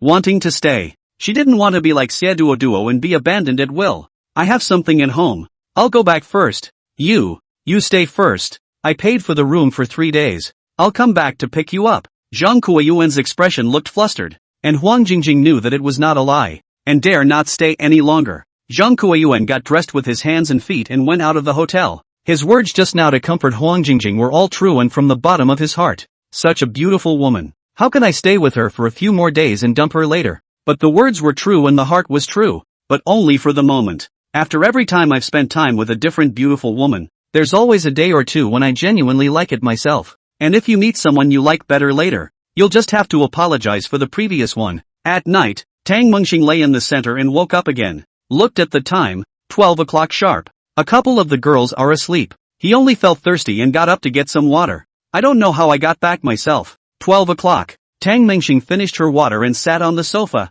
looking at the 4 girls lying on the opposite side of the bed. Her head thought of Zhang Ming, Xia Chenxi, and that Xia Duo. There should be results now. Guess they can't sleep either. Chapter 118 The Arrogant Mu Yunxi. Ding! Your bank card. Tail number 1766 arrived at $25 million.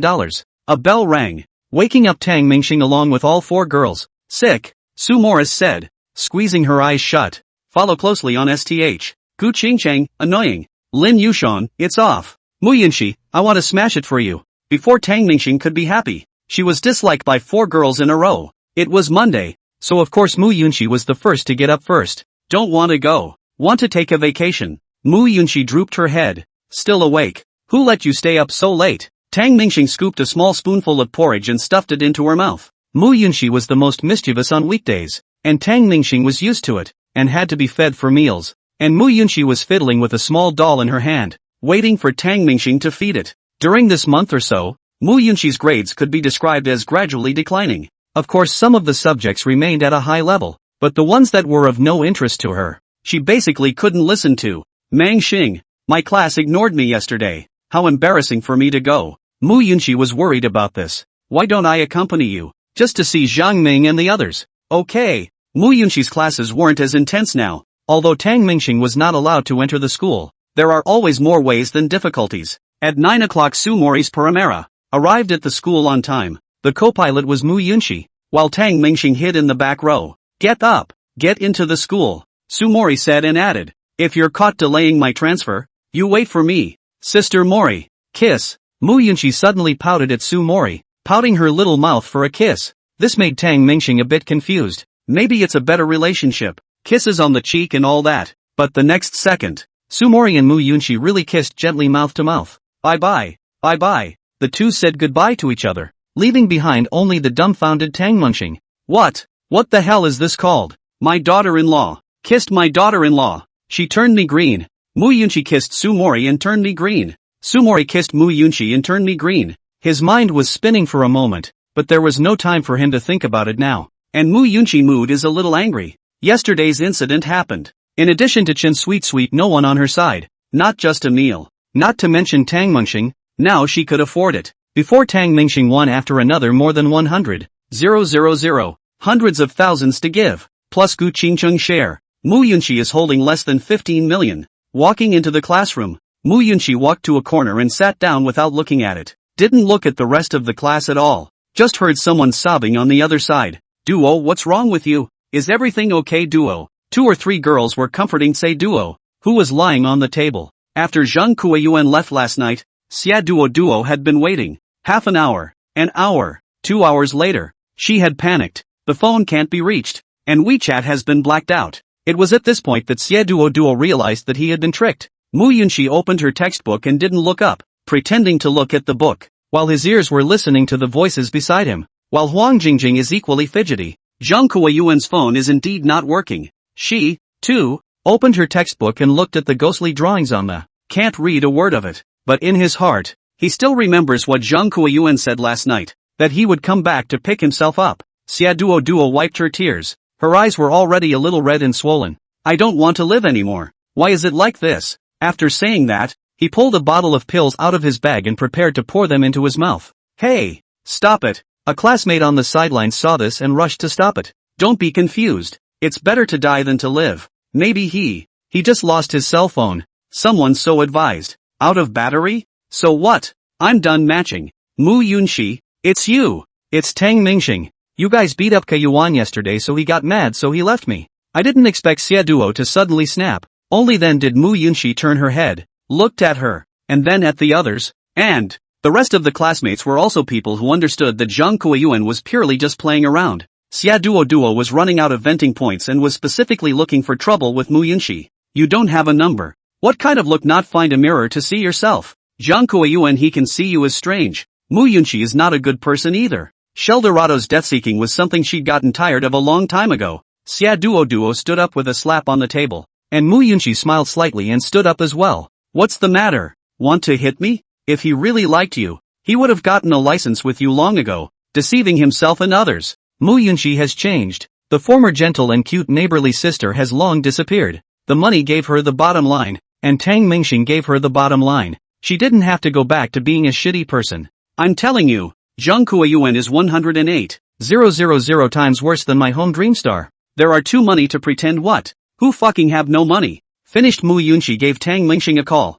Hey, Yun Shi, Dreamstar transfer me $100,000 of pocket money. Ha, don't you have? Cut the crap and give it to me. Mu Yunqi looked at Xie Duo proudly. Can you do it? Can you call Zhang Kuiyuan? It's none of our business if you two don't get along. Shouldn't you have beaten him up yesterday? Did he deliberately stir up trouble? Xia Duo was dumbfounded by her dislike, not just because she was irrational, but also because she was flustered. She knew in her heart that Zhang Kuiyuan had played her for a fool, but Xia Duo was unwilling to accept this fact. The back still hurt, yet the heart hurt more. Under the anger, Xia Duo quickly walked to the window, opened the window ready to jump down. Everyone once again blocked. The whole class of students all stood up. Most people are still watching. Jump. It's only strange if you can fall to your death on the second floor. Mu Yunqi despised a sentence, rolled her eyes again and sat back in her seat. Yesterday, there are some powerful and proud Xia Duo, at this time as a lost dog, again to attract the attention of others, but also can only look at this kind of jumping off the building. But Mu Yunqi's humiliation wasn't over yet. As a bell rang, Mu Yunqi looked at her cell phone and showed it to Xia Duo. Know what happiness means? It's not having money, it's the fact that you need money, and he immediately gives it. $100,000 to the account. The cell phone page was clearly $100,000 that Tang Mingxing had just transferred. Mu Yunqi became even more complacent, and Huang Jingjing sat on the side, not daring to say a word. Compared to Zhang Kuiyuan, this kind of behavior of Tang Mingxing really fucking attracts girls. It's too straightforward. At this time, Mu Yunqi was no longer the girl she was a month ago. At that time Mu Yunqi, Huang Jingjing could talk her out of it in 3 or 2 sentences, and now she's really arrogant. Chapter 119. Open the door. I wish you all a happy new year. Good luck in the year of the snake. And all the best in everything. Jump. Let her jump. What's the point of stopping? Che. Mu Yunqi sat in her seat and started pretending to be a good student again. What's wrong with you guys? Class is in session. And that's when the teacher arrived and the farce came to an end. Xia Duo pressed the courage to jump off the building. Just felt too humiliated. Back in her seat, she thought back to the early morning alert she'd received that matches were closed and results would be out at 9 this morning. And the result is that the matches are just as ordinary as she is. Without Zhang Kuiyuan, she might have been able to accept. But now, completely unwilling to accept, and she doesn't want to give up. So what if she matches? If Zhang Kuiyuan reappears, she's willing to secretly be with him. Tang Mingxing was squatting in the toilet at this time. He didn't dare to go out and sneak around blindly. Caught on another month's vacation. Couldn't stand it myself. But, at this moment, Tang Mingxing suddenly missed it. Missed the way Su Morili lectured. Su Morili's first class today was her own class. Tang Mingxing slowly got up, her legs a little numb. Push open the restroom door. Heard the door slam and turned around. Tang Mingxing. Director. UP slowly. I'm just lost. Goodbye. Early. Back. The director was also feeling awkward. And when Tang Mingxing left he realized something was wrong. Tang Mingxing quietly came to the back of the classroom and looked at Su Morili, who was lecturing on the podium, through the window of the back door. Beautiful. Absolutely beautiful. Hey, still like the way she looks with her clothes on. Tang Mingxing looked at Su Mori, a bit of a nymphomaniac, leaned gently against the door and take in the silence. Clang. The back door was unlocked, and Tang Mingxing's entire body hated to lean all the way up and directly fell in. Kneeling down, the attention of the class looked to the back. Tang Mingxing, you just entered the door and kowtowed. Where are the rules? Su Morili couldn't help but dislike him after seeing that it was him. This ninny's mouth is also getting more and more poisonous. Seeing this, Zhou Qi hurriedly went over to help. Level off. Level off. I leveled you, big head. Tang Mingxing cursed in a small voice. Hurry and sit next to Zhou Qi and Zhang Ming. The rest of the class was a bit of a mess. Doesn't he have more than half a month before he gets here? Yeah, that's sneaking in, isn't it? MS. Su is his daughter-in-law. So cut the crap. Tang Mingxing, what brings you here? Su Mori asked righteously. completely glossing over the fact that she had personally sent him here in the morning. Tang Mengxing also knew he couldn't affect his wife's conversion. I miss, the whole class is waiting to eat and miss Sue Morris? Sumori Lee's eyes also sharpened. If she dared to flirt with her directly in class, Tang Mengxing would die. I miss my classmates and especially the atmosphere of the class. Tang Mengxing eventually made up a lie that disgusted the whole class. I need you to think about it, but pull back. No fun. Where's the melon? A voice of contempt came from Tang Mengxing, who could only giggle. Sumori hesitated for a moment, but continued her lecture. Old Zhang. Tang Mengxing was not honest just after he sat down. His heart was filled with curiosity as to how Zhang Ming was doing. Zhang Ming whispered back. What's wrong? You matched a what? What do you mean it matched something? It's a person. Who? Fong Yu. From Yanjing Normal. Teachers College? That's not bad. What's your age? Freshman year. It's nice that it's so small. Isn't it pretty? 4 years. Older than us. I thought you said freshman year? Teaching freshman year. Traveling with my sister-in-law. Ha! Tang Mengxing turned back and looked at Sumori, then thought of Fong Yu and Zhang Ming's mouth and couldn't help but laugh out loud. Tang Mengxing, I gave you face. Be honest. The chalk in Sumori Lee's hand was directly broken and thrown over. Familiar operation. Tang Mengxing thought of that day when he forcefully kissed Sumori Lee, and also a chalk was thrown over. But this time it missed, and Tang Mengxing dodged it with a flash of his head. The tongue operated on itself and wanted to laugh. Teacher Su, the head of teaching, suddenly appeared at the door as well. Bad. I'm off. See you after school. Tang Mengxing knew that the old man had reacted when he saw the director. Sumori looked at the panting director of instruction and hurriedly asked, What's wrong, director? The head teacher walked up to the podium and said, Tang Mengxing is here at school. Did you know? Sumori Lee hurriedly looked at Tang Mengxing's position, and there was no one there for a long time.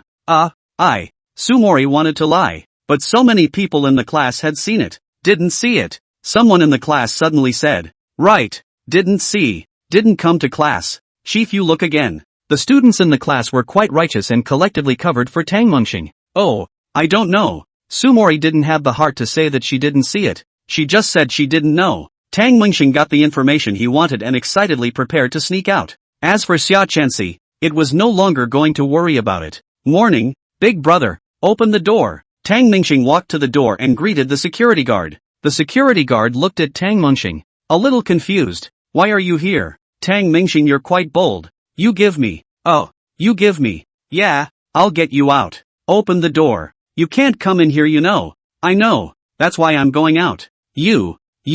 The security guard pointed at Tang Mengxing and began to stutter. You're not allowed to enter and you're not allowed to leave? Tang Mengxing perked up. The guard slowed down and helplessly opened the door for him. Tang Mengxing at the door. Tang Mengxing from the School of Economics and Management. Hurry up and get out. The school's loudspeakers were on every streetlight, and this sound from the director of instruction undoubtedly made Tang Mengxing's name ring out again. Hearing the 3 words Tang Mengxing coming out of the loudspeaker, Mu Yunxi looked out the window and revealed a shallow smile. Sumori Lee had a bitter laugh in her heart. Zhang Ming was in a much better mood, and Zhou Qi next to him also smiled at each other, and the two of them tacitly said 2 words to each other, SB. Xia Duo. Huang Jingjing. The names of Zhang Kuiyuan and Tang Mengxing repeatedly appeared in his mind. Why can't Zhang Kuiyuan be like Tang Mengxing? Tang Mengxing is out of the school gates and has nothing to do. Slipping and loafing. A park where an older man is practicing calligraphy. Grandpa writes well. Looking at the words the old man had written, Tang Mengxing sighed with heartfelt admiration. Boy. Sense. Tang Mengxing stared at the rice paper on the table and silently read. The cold spring nights are not yet warm. The evening stars are sparse and shine on the lonely cold. It's hard to dream without searching for the past. It's hard to stay in a good place and sigh to yourself. See all the prosperity of the world fall apart. From AI. Chapter 120. Tang Mengxing's heart was a bit tense now. The director of instruction finding Sumori Lee was like a school teacher finding a parent when she was a child. Now it's even more of a straight up in your face open. I also don't know if Sumori will clean up after herself when she goes back. And Mu Yunxi couldn't listen to the lesson at all, and had just finished making a scene. Although she had the upper hand, she couldn't calm down for a long time, and Shell Dorado couldn't resign herself to it. She also gave up her antics during recess, and the whole school returned to peace. There are still a few days to go until November, and there is time for my mother, Zhang Yuanying, to be able to come home. And Tang Mengxing set out to prepare for a trip to the Magic City. Inside the villa, Lin Yushang and Gu Qingcheng were playing basketball on the small basketball court in the courtyard. Lin Yushang's skills don't need to be described as someone who can shake Tang Mingxing to his feet. But Gu Qingqing couldn't fight at all. Use a little more strength, Lin Yushang encouraged as she watched Gu Qingqing's frantic triple non-strike. Do you two beauties want me to teach you? Hearing the word I, the two thought it was Su Dafu. Turning his head to see it was Tang Mingxing, Lin Yushang glared at him. Don't talk like Su Dafu when you're not doing anything. Hearing him talk makes me want to curse. Gu Qingqing was also interesting. A slightly longer wrap-around skirt, plus a pair of sneakers, next to the high heels that she had just taken off. Gu Qingqing exquisite, even at home as long as not wearing pajamas, often a brocade dress, now and then it is plain, but most of the period, or like to dress up, just can't run right now, takes a few small steps, gets to the basket and throws hard. The basketball goes straight up and down. The eye was about to hit her in the face. Talent! Tang Mingxing shouted, rushing forward to save her, but Lin Yushang was faster and closer, taking 2 steps over to slap away the smashing basketball. With that palm, the basketball flew straight into Tang Mingxing's head. Ego, I'm going. Tang Mingxing covered his nose and crouched down on the ground, the soreness of this smashed nose making his eyes about to tear up. Raising her head, she had just said a few words about Lin Yushang, but she saw Gu Qingqing looking at Lin Yushang with infatuation. Sister Lin, you are so handsome. No, eyes are blurry. Tang Mingxing rubbed her eyes. This feeling, how is it a bit wrong? It looks like they're quite a pair. In the morning, Sumori and Mu Yunqi kissed, and when they came back, Lin Yushang saved the day. The grassland overhead is of unknown origin, isn't it? My daughter-in-law soaked my daughter-in-law? Tang Mingxing winced, covering his nose. He stepped forward and wrapped an arm around Lin Yushang's waist while he began to slide down. What are you doing? Take your hands away. Lin Yushang felt Tang Mingxing's hands not being honest. Let me appraise. Are you a girl? Deliberately picking up Gu Qingqing, finished carrying Lin Yushang and walked towards the house. Hearing the commotion in the room, Gu Qingqing hurriedly slapped the basketball hard, using the sound of the basketball touching the ground to cover up the blush-inducing shout. An hour later, Tang Mingxing was bare-chested and started wearing his gym shorts. Identification complete. You're still the same valiant Lin Yushang. I use you to appraise? Just changed my underwear. It's all dirty. Tang Mingxing came back again and held down Lin Yushang. No teasing my daughter-in-law. So I'm not your wife? Well, this is, Tang Mingxing stammered, unable to speak. I don't just tease. I also sleep with your daughter-in-law every day. Cut. Lin Yushang put on her clothes and went out extremely arrogantly. Tang Mingxing collapsed on the bed and let out a bitter laugh. It was really such a reason. While he was reminiscing about the warmth he had just experienced with Lin Yushang, a shouting and cursing sound came from outside the house. Listening to the voices, it was Gu Qingqing and Lin Yushang. Tang Mingxing rushed up, thinking that the two girls had gotten into a fight. However, he saw Gu Qingqing holding a basketball and chasing after Gu Chang, who was scolding him. Lin Yushang hugged Gu Qingqing. It's okay. Don't be mad at Qingqing. You still have the face to come over. Gu Qingqing changed her usual demeanor and spoke crudely. Qingqing, calm down, Tang Mingxing said, looking at the hiding Gu Chang and asked, what did you do to mess with your sister again? When Gu Chang saw Tang Mingxing, it was as if he had seen his savior. He immediately ran over and hid behind Tang Mingxing. Brother-in-law, save me, my sister's gone crazy. Tang Mingxing also felt that Gu Qingqing had gone a bit too far, and it was indeed wrong to take a basketball and try to hit someone. It's okay, Qingqing, you calm down. You let this little say what the hell did you do? Gu Qingqing was hugged to death by Lin Yushang and couldn't struggle away. Tang Mingxing laughed. He knew it was nothing more than the drinking and picking up girls bit. As a man he understood. Okay, it's fine. Tell me what's wrong. Tang Mingxing didn't take it seriously. It would be strange if these siblings didn't quarrel when they met. Gu Chang sighed in relief. With Tang Mingxing backing him up he wasn't afraid. Brother-in-law, I'm just borrowing some money. 50,000 is there any? Ha ha, I think what's the matter? But it's time to say a few words about you. Just gave you the money. You spend it too fast. I'll transfer it to you later. And Qingqing is just a few tens of thousands of dollars. Do you need it? Gu Qingqing sneered. Humph. You ask him why he borrowed the money. For a woman. Gu Chang replied dryly. Tang Mingxing laughed. Sure enough, De Chang, you need to change. Don't make your sister angry. Tang Mingxing actually didn't care at all in her heart, but she still had to give Gu Qingqing face. That's right. Isn't it just a pregnancy? Isn't it just a matter of aborting it?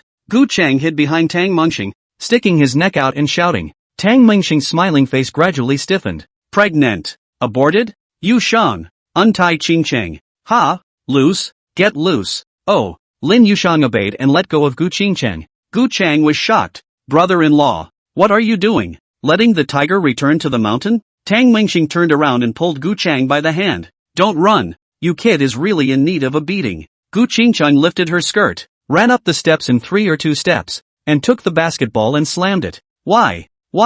You two are going to kill me. Gu Chang crouched on the ground, covering his head, his collar held by Tang Mingxing and unable to move. Gu Qingchang wasn't finished, and gave several more kicks. Do mom and dad know? How dare I let them know? It's not like I'm broke and I'm borrowing money from you guys. Chapter 121 Top Talent Gu Chang. De Chang, you're much better than Defu at picking up girls. Tang Mingxing praised a sentence, but his tone was not kind. Since he was Gu Qingqing's brother, let his sister make the decision. Is she a decent person? This was Gu Qingqing's main concern. Gu Chang glanced at Tang Mingxing. Brother-in-law, can't you control my sister? Aren't you quite capable? You still don't whip her. De Chang, if you keep beeping, I'll whip you. Tang Mingxing was definitely on Gu Qingqing's side. Gu Chang had no choice but to account for it. I met her at a dinner party.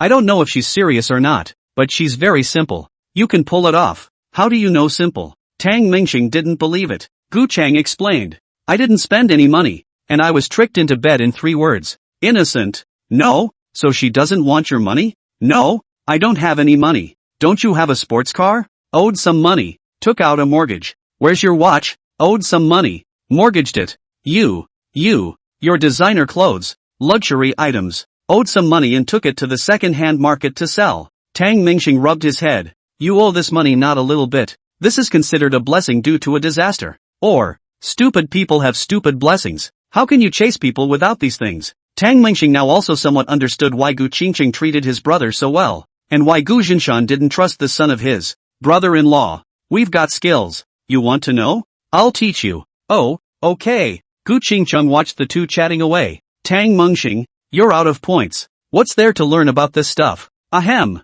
De Chang, I think you've gone too far. Tang Mingxing instantly realized that it was somewhat inappropriate to ask this at this time, and hurriedly rebuked Gu Chang in a fake manner. Gu Chang knelt on the ground, looked at his sister and cried, Sis, I was wrong. I really have no choice. My pockets are cleaner than my face right now. I don't dare to tell Dad. Gu Qingqing's anger was almost gone. Sitting on her but on the sofa, you don't talk to Dad. You talk to me, right?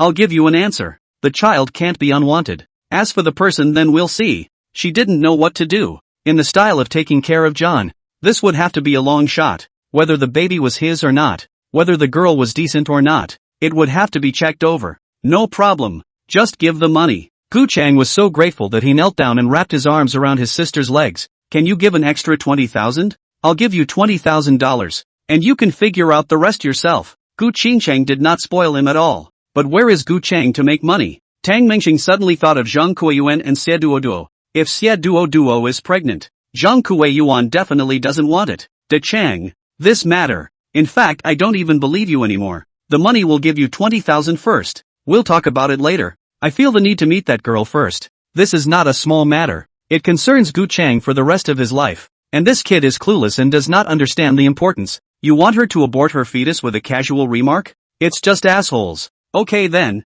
I'll make an appointment. You call her now and we'll go over there together. Help you keep a check. If they're not blackmailing you, treat them well. Okay. I'll get someone to ask for her number first. Phone calls are out of the question? I deleted it when she told me she was pregnant. Then thought I'd be responsible and thought I'd tell her not to have it. How many days? Told me that half a month ago. I think. Come. De Chang, you get up. The ground is cold. Tang Mingxing got up and pulled Gu Chang up. Thank you, brother-in-law. Hey, why are you kicking me? Don't hit me. I'll hit you back. Sis, you control Tang Mingxing. Gu Chang, how to beat Tang Mingxing. This brother-in-law of his own also hit really hard. Tang Mingxing inwardly also despised and loathed people like Zhang Kuiyuan, but it turned out that his own brother-in-law was a person of this kind of goods. Gu Qingchang got up and took a bottle of juice, poured it into a cup, and also poured a cup for Lin Yushang. The two of them clinked their glasses. Cheers! Just watching Tang Mingxing clean up Gu Chang, there was no hurry at all in his heart. Tang Mingxing even cursed and kicked, picking up the pieces in a flurry. Gu Chang was finally honest. I'm wrong. Stop hitting. Where did you go wrong? I'm wrong about everything. Gu Chang then raised his voice to the sky, accompanied by crying, Gu, I don't agree with this marriage. You two are ganging up on people. I don't agree. Tang Mingxing hit Gu Chang can be different from punching Zhang Kuiyuan. After all, It is the brother-in-law. More or less leave some face, so do not hit the face. He also didn't really hit hard, lest Gu Qingqing's heartache for his brother after he was beaten out of shape. Alright, grab the contact. We'll treat that girl to dinner at noon. Tang Mingxing was also tired and lay on the sofa breathing heavily. Gu Chang began to rummage through his cell phone and called. Hello? Ting Ting, do you know Gao Xin Ro's phone number? Hey, don't be mad, I still love you the most. Fan Fan, my little heart, do you know Gao Xinru's phone number? After fighting for a long time, looking at Tang Mingxing and Gu Qingqing's murderous eyes, Gu Chang sweated coldly. Finally, after begging for half a day, Gao Xinru was contacted. The girl just got pregnant not long ago, before contacting Gu Chang, but the boy did not recognize it. Straight up blackballed her. Gu Qingqing snatched Gu Chang's phone as soon as she could, and warmly chatted with Gao Xinru for a while, agreeing to have lunch together at noon. Hanging up the phone, Gu Qingqing said, sounds like a good girl, isn't it going to say? Or what? Near noon, Tang Mingxing drove the X7 with the Gu family siblings and ran to the agreed-upon restaurant. Da Qiang, what dinner party did you meet this girl? Class reunion. Ah, from Yenjing University of Science and Technology. Da Qiang, don't kid yourself, didn't you score 63 on the test? Oh, I know a few girls in their class. That's Fong Fong and Ting Ting, they just blend in as friends. The more Tang Mingxing heard, the more she sounded like Zhang Kuiyuan, and her hands were getting itchy. Still wanting to punch someone. Fisherman's Firehouse, an ordinary little restaurant. Gao Xian Ro had dressed up specially and stood at the door with a small bag waiting for Gu Chang. As soon as Gu Qingqing got off the bus, she saw this beautiful girl. The face and temperament definitely fit the image of her younger sibling in her heart. Hello, I'm Gu Chang's sister. Hello, my name is Gao Xinru. The two began the traditional courtesy. You're from Yenjing Science University? Well, I'm a sophomore. How about you, sis? I'm from Qingbei. Junior year. Oh, same school as Gu Chang. You siblings are so awesome. Tang Mingxing, confused by what she heard, poked Gu Chang. When the hell were you from Qingbei? Packing down. Hey, sorry. Gao Xinru looked at Gu Chang, her eyes a little moist. Tang Mingxing and Gu Qingqing were both a bit at a loss for words. Gu Chang, this kid suddenly pulled the plug on people. This girl must be very aggrieved. Gao Xinru walked forward and couldn't help but touch Gu Chang's face. You said that you went abroad on behalf of the school during this period of time to exchange. All tired and thin. Hard work. I Nima. Tang Mingxing, who was waiting to watch the show, cursed directly in his heart, which felt more disgusting than eating poop. How did this guy set up his persona? Gu Qingqing's eyes were also wide as he looked at his brother whose face did not change. I'd rather you don't want this title of top talent than to be so tired, Gao Xinru said with more and more heartache. Gu Chang smiled sarcastically. Also okay. It's okay. Chapter 122 Destroying Dreams. Gu Chang tells Gao Xinru that he's going abroad for a while and may not be able to contact him. Gao Xinru also expressed her understanding. It was also said that this was an exchange between top academic institutions, that those sent there were top talents, and that certificates of top talents would be issued afterwards. Gao Xinru had long been blinded by love and trusted Gu Chang's words completely. The simple girl still expects her Prince Charming to greet her when she returns home. Gu Chang the boy is also afraid that the child is really his own. When the birth of the girl to find the door everything is too late. He's got no sense of decency in his head. Qingqing, is it possible that you beat him silly when he was little? Tang Mingxing now seriously suspected that Gu Chang was sick in the head. Gu Qingqing herself was a bit skeptical. Having cleaned up her brother like a dog when she was a child, could it be that she had really beaten him silly? Gao Xinru took Gu Chang's arm and laughed. Sister, brother-in-law, I've booked a seat. This meal is my treat. Gu Qingqing smiled faintly. How can that be good? It's okay. Extremely simple with a few home-cooked dishes. The four of them were seated at a small table for four in the hall. How are you feeling now,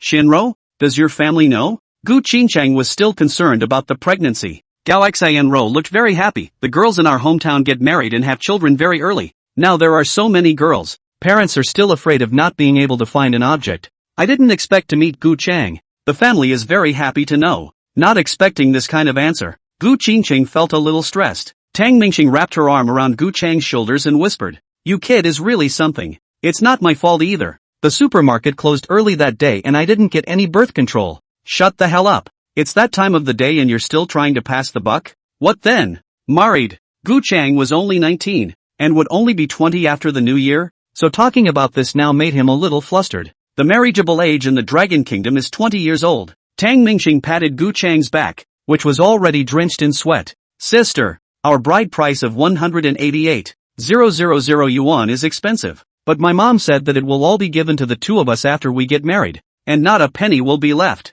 Without waiting for Gu Qingqing to open her mouth, Gao Xinru couldn't wait to say the bride price. How much the bride price was, Tang Mengxing and Gu Qingqing didn't care at all. Well, not expensive. Not expensive. Gu Qingqing glanced at Tang Mengxing, wanting him to judge the girl's trustworthiness. After all, in today's society, many people are good at disguises. Tang Mengxing quietly nodded. This matter still has to be finalized. Gu Chang, this kid likes to pick up the flowers and grass, said the good girls. Bad girls he is to come and go, but none of them can be long-lasting. However, Tang Mengxing's judgment of Gao Xinrui was still on the side of trust. It would be impossible to say that this girl didn't seek fame and fortune. It's human nature. Who's okay with suffering and self-mutilation? Gu Chang's Qingbei package is the biggest point of attraction for Gao Xinru, or top talent. Gao Xinru is full of expectations for life. She envies the rich, though she doesn't think of marrying a rich man directly, or fantasizes about realizing her good life through hard work. This bit of confidence also stems from what she has been working on. A child from an ordinary mountain village, the highest education in the village, and an honor student who grew up at the top of his class. I've always had high expectations from my parents and teachers, and I've never let them down. She has the confidence and the expectation to marry a boy as good as she is, and the two of them work hard to settle down in Yanjing. Oh right, if the house, Daqiang and I will work together. No need for uncle and aunt to worry. After all, Yanjing house is too expensive. The two of us to save a 7 or 8 years of money, pay a down payment on the line. We don't need to buy an expensive one, we'll buy a cheap one first. Gao Xianro's wish had been buried deep in her heart since the second she arrived in Yanjing. Compared to his own small mountain village, small county, and tiny third-tier city, the lure of the capital city Yanjing was too great. You have the same idea as me on this one, Tang Mengxing suddenly said. He himself had the same plan, but also in the moment of coming to Yanjing, the big city, before the opportunity to turn over. Yeah, you think so, brother-in-law? Pity. My dream was destroyed by my father's own hands. Tang Mengxing laughed. Being rich was great. Being too rich. Instead, he lost his motivation. Picking up girls became the theme. So much cooler. Gao Xinru heard a different emotion. Brother-in-law, you're from that school? I'm Sibei too. Ha, all so good. Gu Chang's face reddened. His sister and brother-in-law were clearly helping Gao Xinru. De Chang, Xianro is pregnant. You're going to be a father. Are you excited? Tang Mengxing tried to force Gu Chang to make a statement. Gu Chang held his teacup.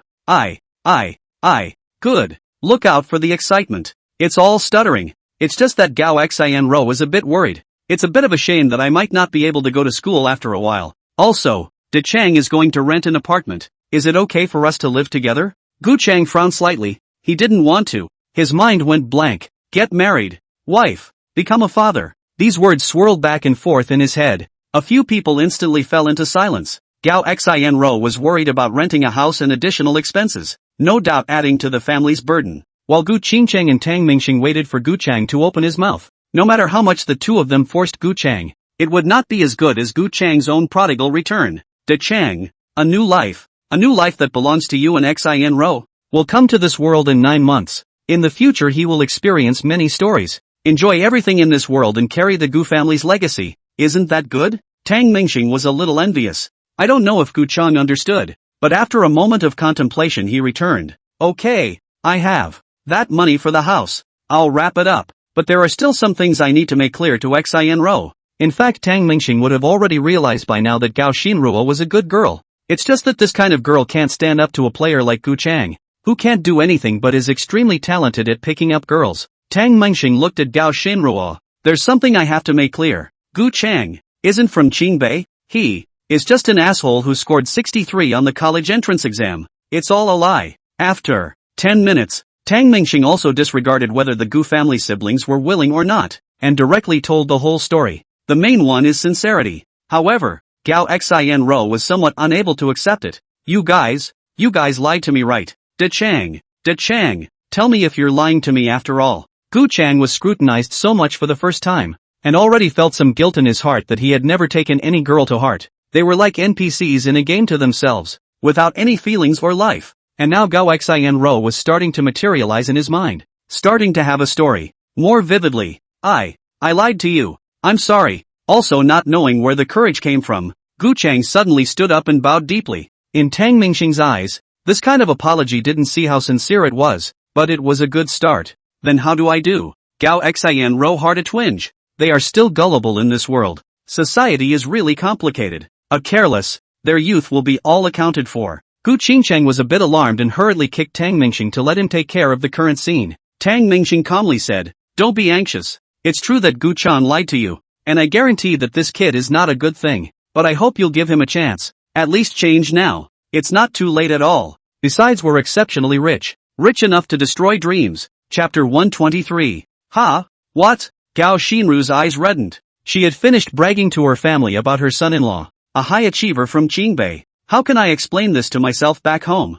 And she didn't get what it meant to be rich enough to destroy dreams. Give birth to the child first. You don't need to care about Gu Chang. I'll beat him up again when I get back. You don't need to care about the house either. The Gu family was a real estate company before. There are plenty of houses, Tang Mengxing said casually, and gave Gu Qingcheng a wink. Gu Qingcheng understood that the moment of pretending had arrived. Right. It's okay. My parents know many famous hospital directors. You rest assured to raise the fetus. That. Money this also do not have to worry about. Yanjing this I have a set of small flat. More than 400 square feet. You do not like to have a small villa can also be moved over. Are decorated. Ha? Gao Xinru understood every word, and was a bit confused by the connection. Gu Chang saw his sister in Tang Mingxing take such a stance. His heart was also excited. A man has to be responsible. I will treat you well. I'm sorry. I was wrong. Don't worry. When the child is born, I will treat you mother and child well and educate the child properly. Come on. That stuff in your head is only more interesting to grown men. Don't fucking bring down the kids, Tang Mingxing said without a good mood. Gu Chang was momentarily speechless. Xin Ro, give birth to the child. And after that I'll have mom and dad give you $10 million. I'm not negotiating, but out of duty to this untalented brother of mine and the Gu family, I guess. In addition to compensation for you, the Gu family owes you. After saying that, Gu Qingqing's eyes also reddened as she got up and bowed deeply to Gao Xinru. Sister, I understand. Gao Xin also counted on hearing that the Gu family was not an ordinary family, and Gu Chang was properly a dude. Just can you change? This was what Gao Xinru was most worried about. Gu Chang patted his chest and promised. Promise. Cut. It's just a momentary excitement. Your words have no credibility. I'll arrange a place for Xin Ro first. The University of Science and Technology isn't far from Qingbei. Gu Chang, you can go over to accompany her if you're not doing anything. In addition, I'll arrange a job for you. Tang Mingxing had already planned. Do what? Vice President? Director? Security. First practice sex. Beforehand promised to give you 20,000. I will later directly to the heart of Ro. Her life you do not have to worry about. There are us. Now I have the Gu family to give you a full cut-off food. You have to work to earn money to feed yourself first. Ha? Brother-in-law. Can't you just give me a back door? Yes. Other security guards 4,800. You are my brother-in-law. I give 5,000 a month. Just in our neighborhood. I know the property. Just short of security guards. After lunch, Tang Mingxing drove his car and directly brought several people to a neighborhood very close to the University of Science and Technology. The 470 SQ. Foot. Large flat floor wowed Gao Xinru. Xinru, don't mind. Our house is quite a lot. Some may be far away from your school. There are still some undecorated. This one has been renovated for 7 or 8 months. Formaldehyde has almost run out. You live in peace. Gu Qingcheng helped clean up the bed. Gao Xin Ro dully scanned the house. It was too big. Too luxurious. It's nothing like her ideal life. She understood a little now how money could destroy a dream because it could create a better one. One's past ideals are like a beggar who longs for a steamed bun but gets a full banquet. And you can eat it every day. So the dream of that bun will have to be given up. Gao Xinru's face was filled with a smile that was both happy and self-deprecating. Taking another look at Gu Chang, the kid was very unimpressed. Giving my daughter-in-law a place like this? Sis, brother-in-law, can you guys take care of yourselves? You have the face to question it. Get on the ball yourself first. Tang Mingxing disliked. Gu Chang came on strong. Brother-in-law, it's not that I'm saying, this place isn't much better than a dog's house. It's better to live with me. My place is spacious. Seeing Gao Xinru happy, Gu Chang inexplicably felt some pride. You come over and live with Xin Ro. And you must come back from work every day. Let me know you go to a nightclub again. And you'll eat shit. Tang Mingxing had just chatted with Gu Qingcheng for a while. Although Gu Qingcheng was strict with her brother, according to her philosophy a living expense below 20,000 a month would starve Gu Chan to death. After all, Gu Qingqing's upbringing was such that a few tens of thousands of dollars to survive for a month was already suffering, but Tang Mingxing directly cut him down to 5,000. And Gu Qingqing was still a bit worried. Tang Mingxing ruled people much more ruthless than Gu Qingqing. This is Yin Jing, and Gu Chang himself is a rich second generation. All of a sudden to give 5,000 a month. Certainly cannot stand. Would 5,000 a month be too little? That's still not enough? I used to live on $2,000 a month. If I ate and drank enough, I could still leave some to subsidize my family. But if I got more, this kid would have to pick up girls again. However, this time Gu Chang didn't feel anything, thinking to himself, isn't it just money? He definitely has the ability to earn more and must impress his sister and brother-in-law. This kind of blind confidence is reflected in many young people. Money is gone and then go to earn, but wait until really go to earn, and then found really difficult. After cleaning up the room, Gu Qingqing chatted with Gao Xinru for a while longer. Then he left with Tang Mengxing. Gu Chang was now patrolling the house like a head of the family, constantly knocking on the door. It's okay here. Well, it's not bad here. This fridge is a little worse, and the home theater is so small? Just a row of sofas? What the hell am I going to do when I watch a movie with my kid? It's going to be nearsighted. Gu Chang! Gao Xinruo suddenly called out softly. What? My sister said she's going to propose to my family in a while. And you? How are you going to make money to support your family in the meantime? Ha ha, it's not easy to make money. I'm going to start a live broadcast and make a lot of money. With my ability to estimate, earning $1 million in a month is the same as playing.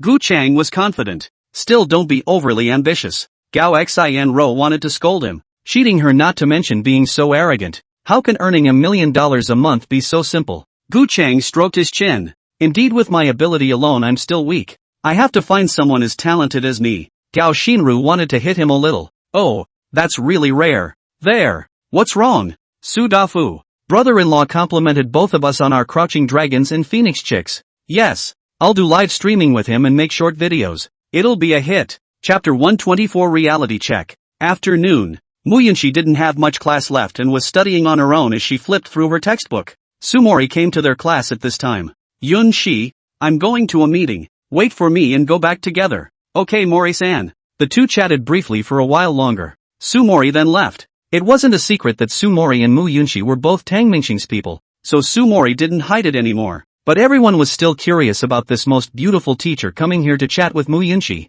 especially Huang Jingjing and Xia Duo. They were curious about how Tang Mengxing handled his family relationships. Xia Duo didn't have much energy for the whole day, loaded up his textbooks and prepared to leave. She's also adjusted a little bit to what happened to Zhang Kuiyuan, so just think of it as a dream. Knock knock knock. And at that moment there was a knock on the door. Hello, is Tsei Duo in, please? A boy stood in the doorway. Small, affluent, with a pair of glasses and a smile. Who are you? The squad leader inquired. The boy was a bit shy. Hello, I'm Xia Duo's match. My name is Rin Chenchen. I added her friend and called. She didn't pick up. There's no other way. I can only come over to look for her. Is she here? This Rin Chenchen had a harmless look and looked cute. Another Su Dafu look-alike, but with a clearly better brain. Hearing that it was Xia Duo's match, everyone's eyes shifted over, including Mu Yunxi. She was also curious. Xia Duo was hurt because of this incident. Many people in the class, although on the surface to report sympathy, but inwardly as a joke to see, as well as those who claimed to comfort her, there existed deep down a sense of indifference and mockery. Seeing Ren Xinchen in this state, many people were even more pleased in their hearts. Yesterday, Xia Duo's that kind of pretense, show-off has long been upset them. Especially the girls are full of jealousy. But now, seeing the disoriented Xia Duo, they couldn't be happier in their hearts. Of course Sheldorado was making a scene about jumping and taking pills, and this was still going to be a fake way to stop it. The truth was they didn't care if Saito was dead or alive. Duo, someone is looking for you, the squad leader shouted. Take the students who have finished packing their bags and start to slow down the pace. It's a melon. These people included Mu Yunxi. Didn't have a few books with me? Stuff them in and out. Then stuff them in again, over and over again, staring at my book bag without looking at it. Instead, his ears had long been perked up. Hello Duo. I'm Ren Chen. Ren Chen looked at the other party with a smile. He was very satisfied with Xia Duo and felt very lucky himself. Not only is he a student of Sibei, but he seems simple and kind. The face is not great, but it's not bad. At least it's not a dinosaur. Ren Chen has a sober perception of himself, not looking for an earthly fairy. But a bad wife. Will live on. Very pretty and talented girl and he can't catch up. and he has interned in an animation company. He studied art. Drawing is not bad. The internship salary is certainly not high, but after the regularization there is about 20,000 a month salary, is still very substantial, but that's not what Sheldorado wants. Hello, I'm Seiduo. Seiduo greeted him anyway. Well, I'd like to invite you for dinner tonight. Is that okay? Our marriage certificate will be here tomorrow. Oh yeah, I'm renting my own place now, sharing with a colleague, so you don't have to come over yet. We can get acquainted and move in later. There was nothing wrong with what Rin Qinshan said, and Mu Yunxi gave a thumbs up in her heart. Good man. If it were Tang Mingxing would definitely say my home bed is very big and soft. Do you want to talk about life together at night? I have something else to do. I'll leave first. The whole class was watching. Xia Duo was reluctant to answer this question. She hadn't made a choice yet. At this time when she was really faced with a choice, she began to think of Zhang Kuei-wan again, and began to fantasize about Zhang Kuei-wan appearing to take her away. There's no rush. Let's have dinner together tonight. I'll take you to the mall across the street for a barbecue. How did you get here? I'm on an electric bike. I checked in at the security office and was released. Hearing this, Xia Duo suddenly exclaimed, an electric car? You don't even have a car? What are you looking for me for without a car? What qualifications do you have to like me? What qualifications do you have to marry me? Xia Duo's sudden outburst of anger confused Rin Qinshan. He didn't know why the girl in front of him suddenly lost control of her emotions. I just wondered if it was too abrupt and annoyed the other party. I'm sorry. I didn't mean it. I'm sorry. I'm interning now. I'll buy a car later. BMW? Mercedes? Audi? Oh, do you think BBA is great? Have you ever driven a Ferrari? Do you have a Lamborghini? Get lost. Xia Duo roared again. Emotional near meltdown. Rin Qinshan looked at the other party in horror, unable to say half a word. Xia Duo didn't care about him, lifted her school bag and walked out, then left a sentence. Don't come to me in the future. We don't have any relationship. The boy looked at the ground lost in thought. He couldn't figure out why this was happening, what he had done to piss the other off. This melon does not taste good. Many of the girls began to cringe at the match and began to resent the sentiment of Sheldorado. It's not that they are more righteous, but they are gradually recognizing the reality. Who guarantees that everyone will meet someone like Tang Mingxing? All eyes then turned to Mu Yunxi. Why are you guys looking at me? I didn't say anything. Mu Yunxi was furious by the gazes of the class. Yunxi, you have a good life. Yeah, you're lucky. Don Dreamstar is good to you, isn't he? Suddenly a few of the girls began to sigh. Mu Yunxi was complimented, so she naturally had to be modest. It's okay. It's quite good to me. Then can you introduce Tang Mingxing to us? Yeah, we'll do whatever you say from now on. The reality of Sheldorado woke these girls up. It's true that everyone can't meet a quality guy like Tang Mingxing, but Tang Mingxing was right in front of them. They still had a chance. Before some people chased after Tang Mingxing but just for fun, but now it really comes from the heart. This emotion was even more intensified when Mu Yunxi and Xia Duo were compared. What kind of face do they want at this time? Mu Yunxi was a bit confused. How come this group of people started to be shameless? How could one recommend Tang Mingxing to them? Think of the beauty. I still have things to do. I'll leave first. Mu Yunxi wanted to withdraw. Ms. Sue is in a meeting. Didn't I tell you to wait for her? Yeah, let's talk. Whatever you want. Chapter 125, Heavy Rain Pouring Down. The reason for the high number of boys and girls is that there is a lot of competition for those regular girls. But like Mu Yunxi, Lin Yusheng, this stunningly beautiful woman with outstanding style was still in demand. And now they know how to choose. Close to the water. Now Tang Mingxing, this piece of fat meat in front of the eyes, that care about their bleached or not, always try their luck. Mu Yunxi was already at a loss as to how to answer in the face of the class's inquiries. You guys, why are you like this? Mu Yunxi didn't understand. She couldn't relate to this panic of theirs anymore. Having Tang Mingxing himself, he was already used to this kind of favor. Mu Yunxi went out the door and went straight to Tang Mingxing's school building. Sumori Li was still in a meeting while Tang Mingxing called and he went to find Zhang Ming later. Get together in the evening. Celebrate the success of Zhang Ming's match. But whether it was considered a success or not, Tang Mingxing wasn't sure. What does that fawn you look like? I haven't seen him either. Mu Yunxi stood under the school building as the sky was drizzling again. A beautiful picture of a beauty taking shelter from the rain came into view, just waiting for Tang Mingxing, a handsome man, to come over and deliver the umbrella. Sister-in-law, Zhang Ming and Zhou Qi came out, and Tang Mingxing informed them both to pick up Mu Yunxi. Sumori is still in a meeting. We'll go together later. Mu Yunxi smiled lightly. Congratulations Zhang Ming. Zhang Ming laughed. It's okay. I'm finally relieved this time. The best way to let go of a failed relationship is to fall in love with another person. Human nature is complex. Long deepen the attachment to Xiachensi cannot be extricated. Zhang Ming want to die hard. Wait for the end of the match. After the results are out. Within 10 seconds, Fang Yu's photo swept away Zhang Ming's week of gloom. The girl is beautiful and seems cheerful. After talking to Zhang Ming on the phone, the two of them talked to each other. And Tang Mingxing and Zhou Qi gave Zhang Ming a deadly order. Go along with the girl's speech. Don't blindly argue over nothing. That's not reflecting your own excellence. That's antagonizing people. Zhang Ming also understands and changed his stink. Zhou Qi put his arm around his girlfriend Zhao Xian. Big dinner tonight. Let Dreamstar call all his sisters-in-law. Mu Yunqi's small eyes rolled as she thought about it and nodded her head. Makes sense. More people are lively. Where is teacher Su? Zhou Qi suddenly thought of Su Mori. Sister-in-law to sister-in-law. This is his teacher Ah. Zhang Ming was also a bit embarrassed. It's all called. It's not appropriate not to add Mr. Su. Zhang Ming and Zhou Qi were much more cordial to Mu Yunqi. They were all from the same school and Mu Yunqi had a lively personality. The next best thing is Gu Qingcheng. Both alumni.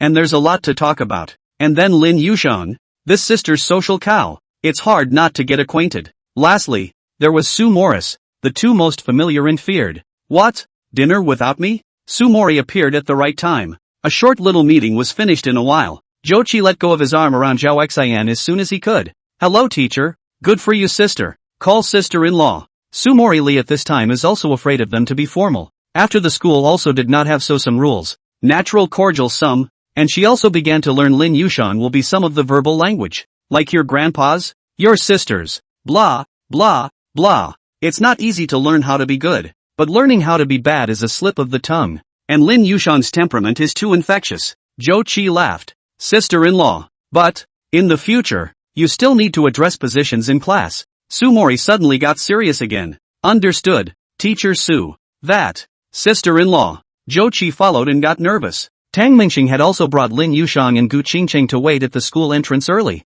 A Maybach was parked across the street. Dreamstar. Why don't you park your car at the entrance? We still have to walk there. Gu Qingcheng complained. Tang Mingxing covered his head against the drizzle. You don't understand. I'm a messenger of justice. Getting too close to the evil school gates will backfire. What? Lin Yushang and Gu Qingcheng shared an umbrella, and she clearly didn't understand what Tang Mingxing meant. Tang Mingxing waved his hand. Can't the three of us play a hand? This bit of broken rain. Pretentious. Lin Yushang didn't care about him and led Gu Qingcheng towards the door. Tang Mingxing was covered up in a mask and a duck-tongued hat. Tang Mingxing. The security guard at the entrance suddenly shouted from more than 20 meters away. Asterisk asterisk asterisk asterisk. You recognize all this? Back off. You're famous again. You know that? Oh, no, no. Tang Mingxing stole into the school this morning, and was widely publicized again. The janitor was criticized for this. Right now he's a danger. But Tang Mingxing ran into the janitor's booth in 3 or 2 steps. It's not against school rules for me to take shelter from the rain.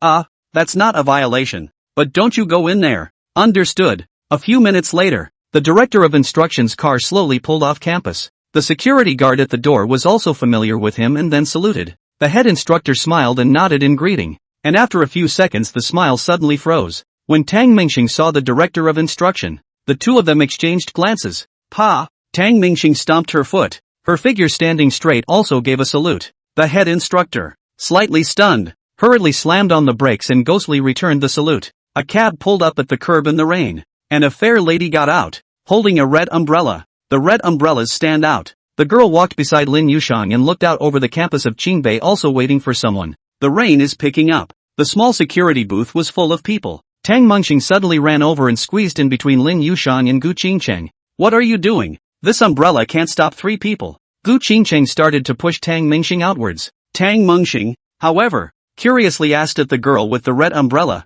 Are you Fang Yu? The girl turned her head and smiled sweetly. Ha, yeah, you are. I'm Tang Mingxing, Zhang Ming's buddy. Oh, you're Tang Mingxing. Hello. The two men said hello. Female growth is not bad, although not the top face value. Put in the crowd also belongs to a glance to see the beauty. Gentle and elegant. The aroma of books is very strong. Lin Yushang asked. How did you recognize it? You've seen it before? I've never met her, but I know she's a teacher. And at a glance, I feel the same flavor as Su Mori. Fang Yu held her umbrella and sized up Lin Yushang and Gu Qingcheng again. and the three girls quickly chatted. Stop squeezing. Dreamstar, you either go back to the car or go to the security booth. Lin Yushang kicked Tang Mengxing away. The latter lumbered back to the security booth. In a few more minutes, a white Paramera and 2X7S drove out. Fang Yu had a hint of shyness and anticipation in her eyes. Zhang Ming lowered the window. Stao Yu, get in the car. Fang Yu smiled and nodded. Aha! Tang Mengxing also ran to the car in 3 or 2 steps.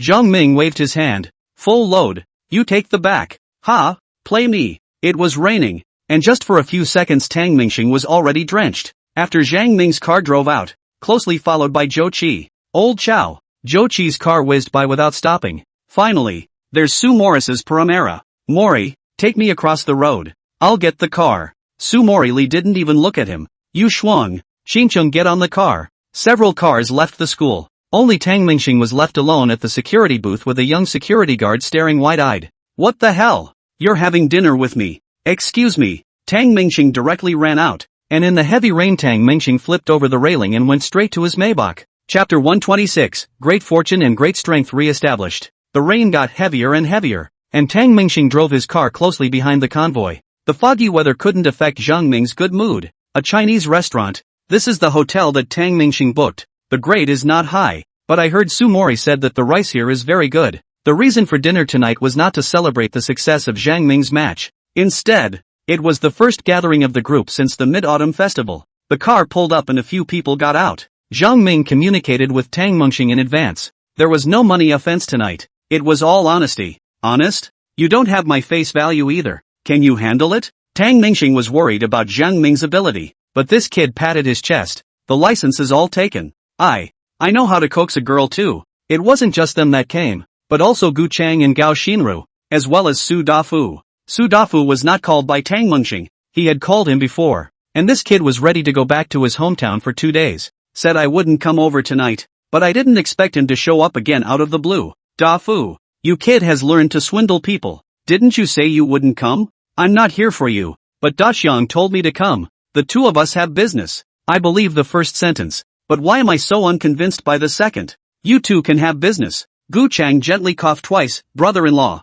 it's really serious. We both communicated on the phone. We plan to open a live broadcast and make short videos to make money. After saying that, Gu Chang looked at the crowd proudly. Tang Mengxing thoughtfully. Well, this idea is not bad. The threshold is low, and does not require any culture. There are all kinds of people on the network. It's a piece of shit guaranteed that there are people who love to eat it. How to talk? Su Morili pushed Tang Mengxing with her elbow. Eating a meal. You talk about something clean. Tang Mengxing explained. I don't mean to belittle the two of you. I just don't look down on the two of you. Let me ask you a question. What type of short video are you going to make? Ha? What? Gu Chang and Su Dafu froze. What kind? These two guys only thought of making short videos, but they didn't plan any further than that. A lot of images floated in Gu Chang's head, such as how to get compliments from his parents and sister after earning money, so that they would look at him differently. Another example, Tang Mengxing begged himself on his knees to bring him money. Then there's the example of Gao Xinru looking adoringly at herself and giving herself a big fat baby. The only thing I haven't thought about is how to make short videos. You kid is just thinking about good things. Haven't thought about the first step to do, is it? Tang Mengxing poked Gu Chang's mind with a single word. Why don't you have a plan? We're shooting funny segments. Su Dafu opened his mouth. Tang Mengxing was happy. Okay Dafu, you still have this IQ? Not bad. He actually thought so. These two could make funny videos. But not because they're funny, but because there's nothing else they can do. Uneducated. Uncultivated. Uneducated. Uneducated. Untalented. Gu Chang is a bit of a face. But Su Dafu, it's hard to tell. The two are an interesting combination though. Yes, just make funny videos. We can also make a series of short dramas. Brother-in-law, you give some support. What support? Money? Well, the idea is good. And money isn't a problem. But I'm not very comfortable with you two messing with it. It's not the money. Let's try a small test first. Just get a few pretty girls as actors. Same with short videos. To attract eyeballs, right? How much does an actor cost? What, money or not? Don't I have 3 beautiful sisters? Gu Chang nodded at the Su Morili trio. Ha ha, that's true. Ask the 3 of them for their opinion. Su Morili was a bit hesitant. This is detrimental to my teacher image. Right. I'll think about it. Lin Yushang and Mu Yunqi were very interested and agreed in one breath. Gu Qingcheng smiled as she looked at her brother. A bit of an adult. Starting to think about business. and with a flexible brain that was finally being used in the right place, knowing to utilize the relationships around them now, thinking of the three of them. The three of them? Thinking of this, Gu Qingchang reacted as if there was nothing about herself. Gu Chang, what do you mean by three beautiful sisters? Gu Qingchang directly pinched Gu Chang's ear and asked. 4 sisters. I was wrong. 4 sisters. How about pretty? 3 beautiful sisters and a real sister. Where am I not beautiful? Gu Qingchang closed her eyes and tried her best to suppress her inner anger. Sis, I swore with Shinro today that I won't lie and cheat anymore. So let me go. The corners of Gu Qingchang's mouth began to twitch. This is a damn good brother. I want to shoot too. I want to be the prettiest sister. Gu Qingchang slammed the table, completely losing the poise she had always had. Totally lost the image of a lady of the house. Sis, I'm begging you. I want to make money. You're such a face. It really doesn't work. Ha ha ha. The crowd laughed. Gu Qingchang was feeling a bit bashful. Tang Mingxing spoke up. This is also a good start. No matter what, you guys can start to do it first, and slowly feel it out. This is considered a happy event. It is said that the prodigal son returns to his roots, but we still have to look at your performance in the future. The second happy event is Zhang Ming and Feng Yu. Congratulations! Congratulations! The crowd raised their glasses to celebrate, and Feng Yu didn't make a show of it, and graciously picked up his glass to clink glasses with the crowd. Tang Mingxing asked, what do you plan to do in the future? Zhang Ming learned his lesson this time. I'll listen to Xiao Yu. Feng Yu stole a glance at Zhang Ming with satisfaction in her eyes.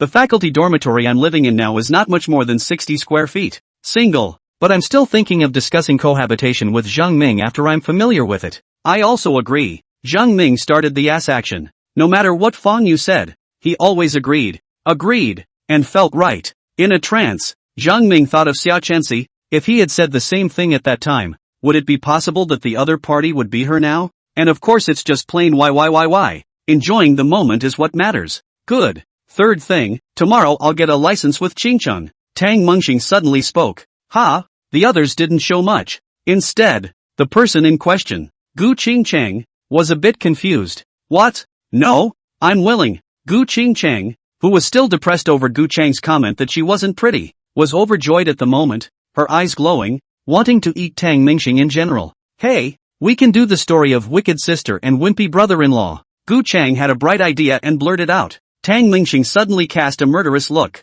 No, my brother is not a wimp.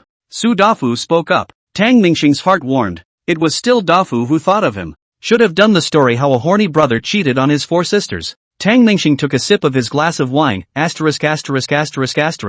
You two are so good at naming things. Why don't you go write a novel?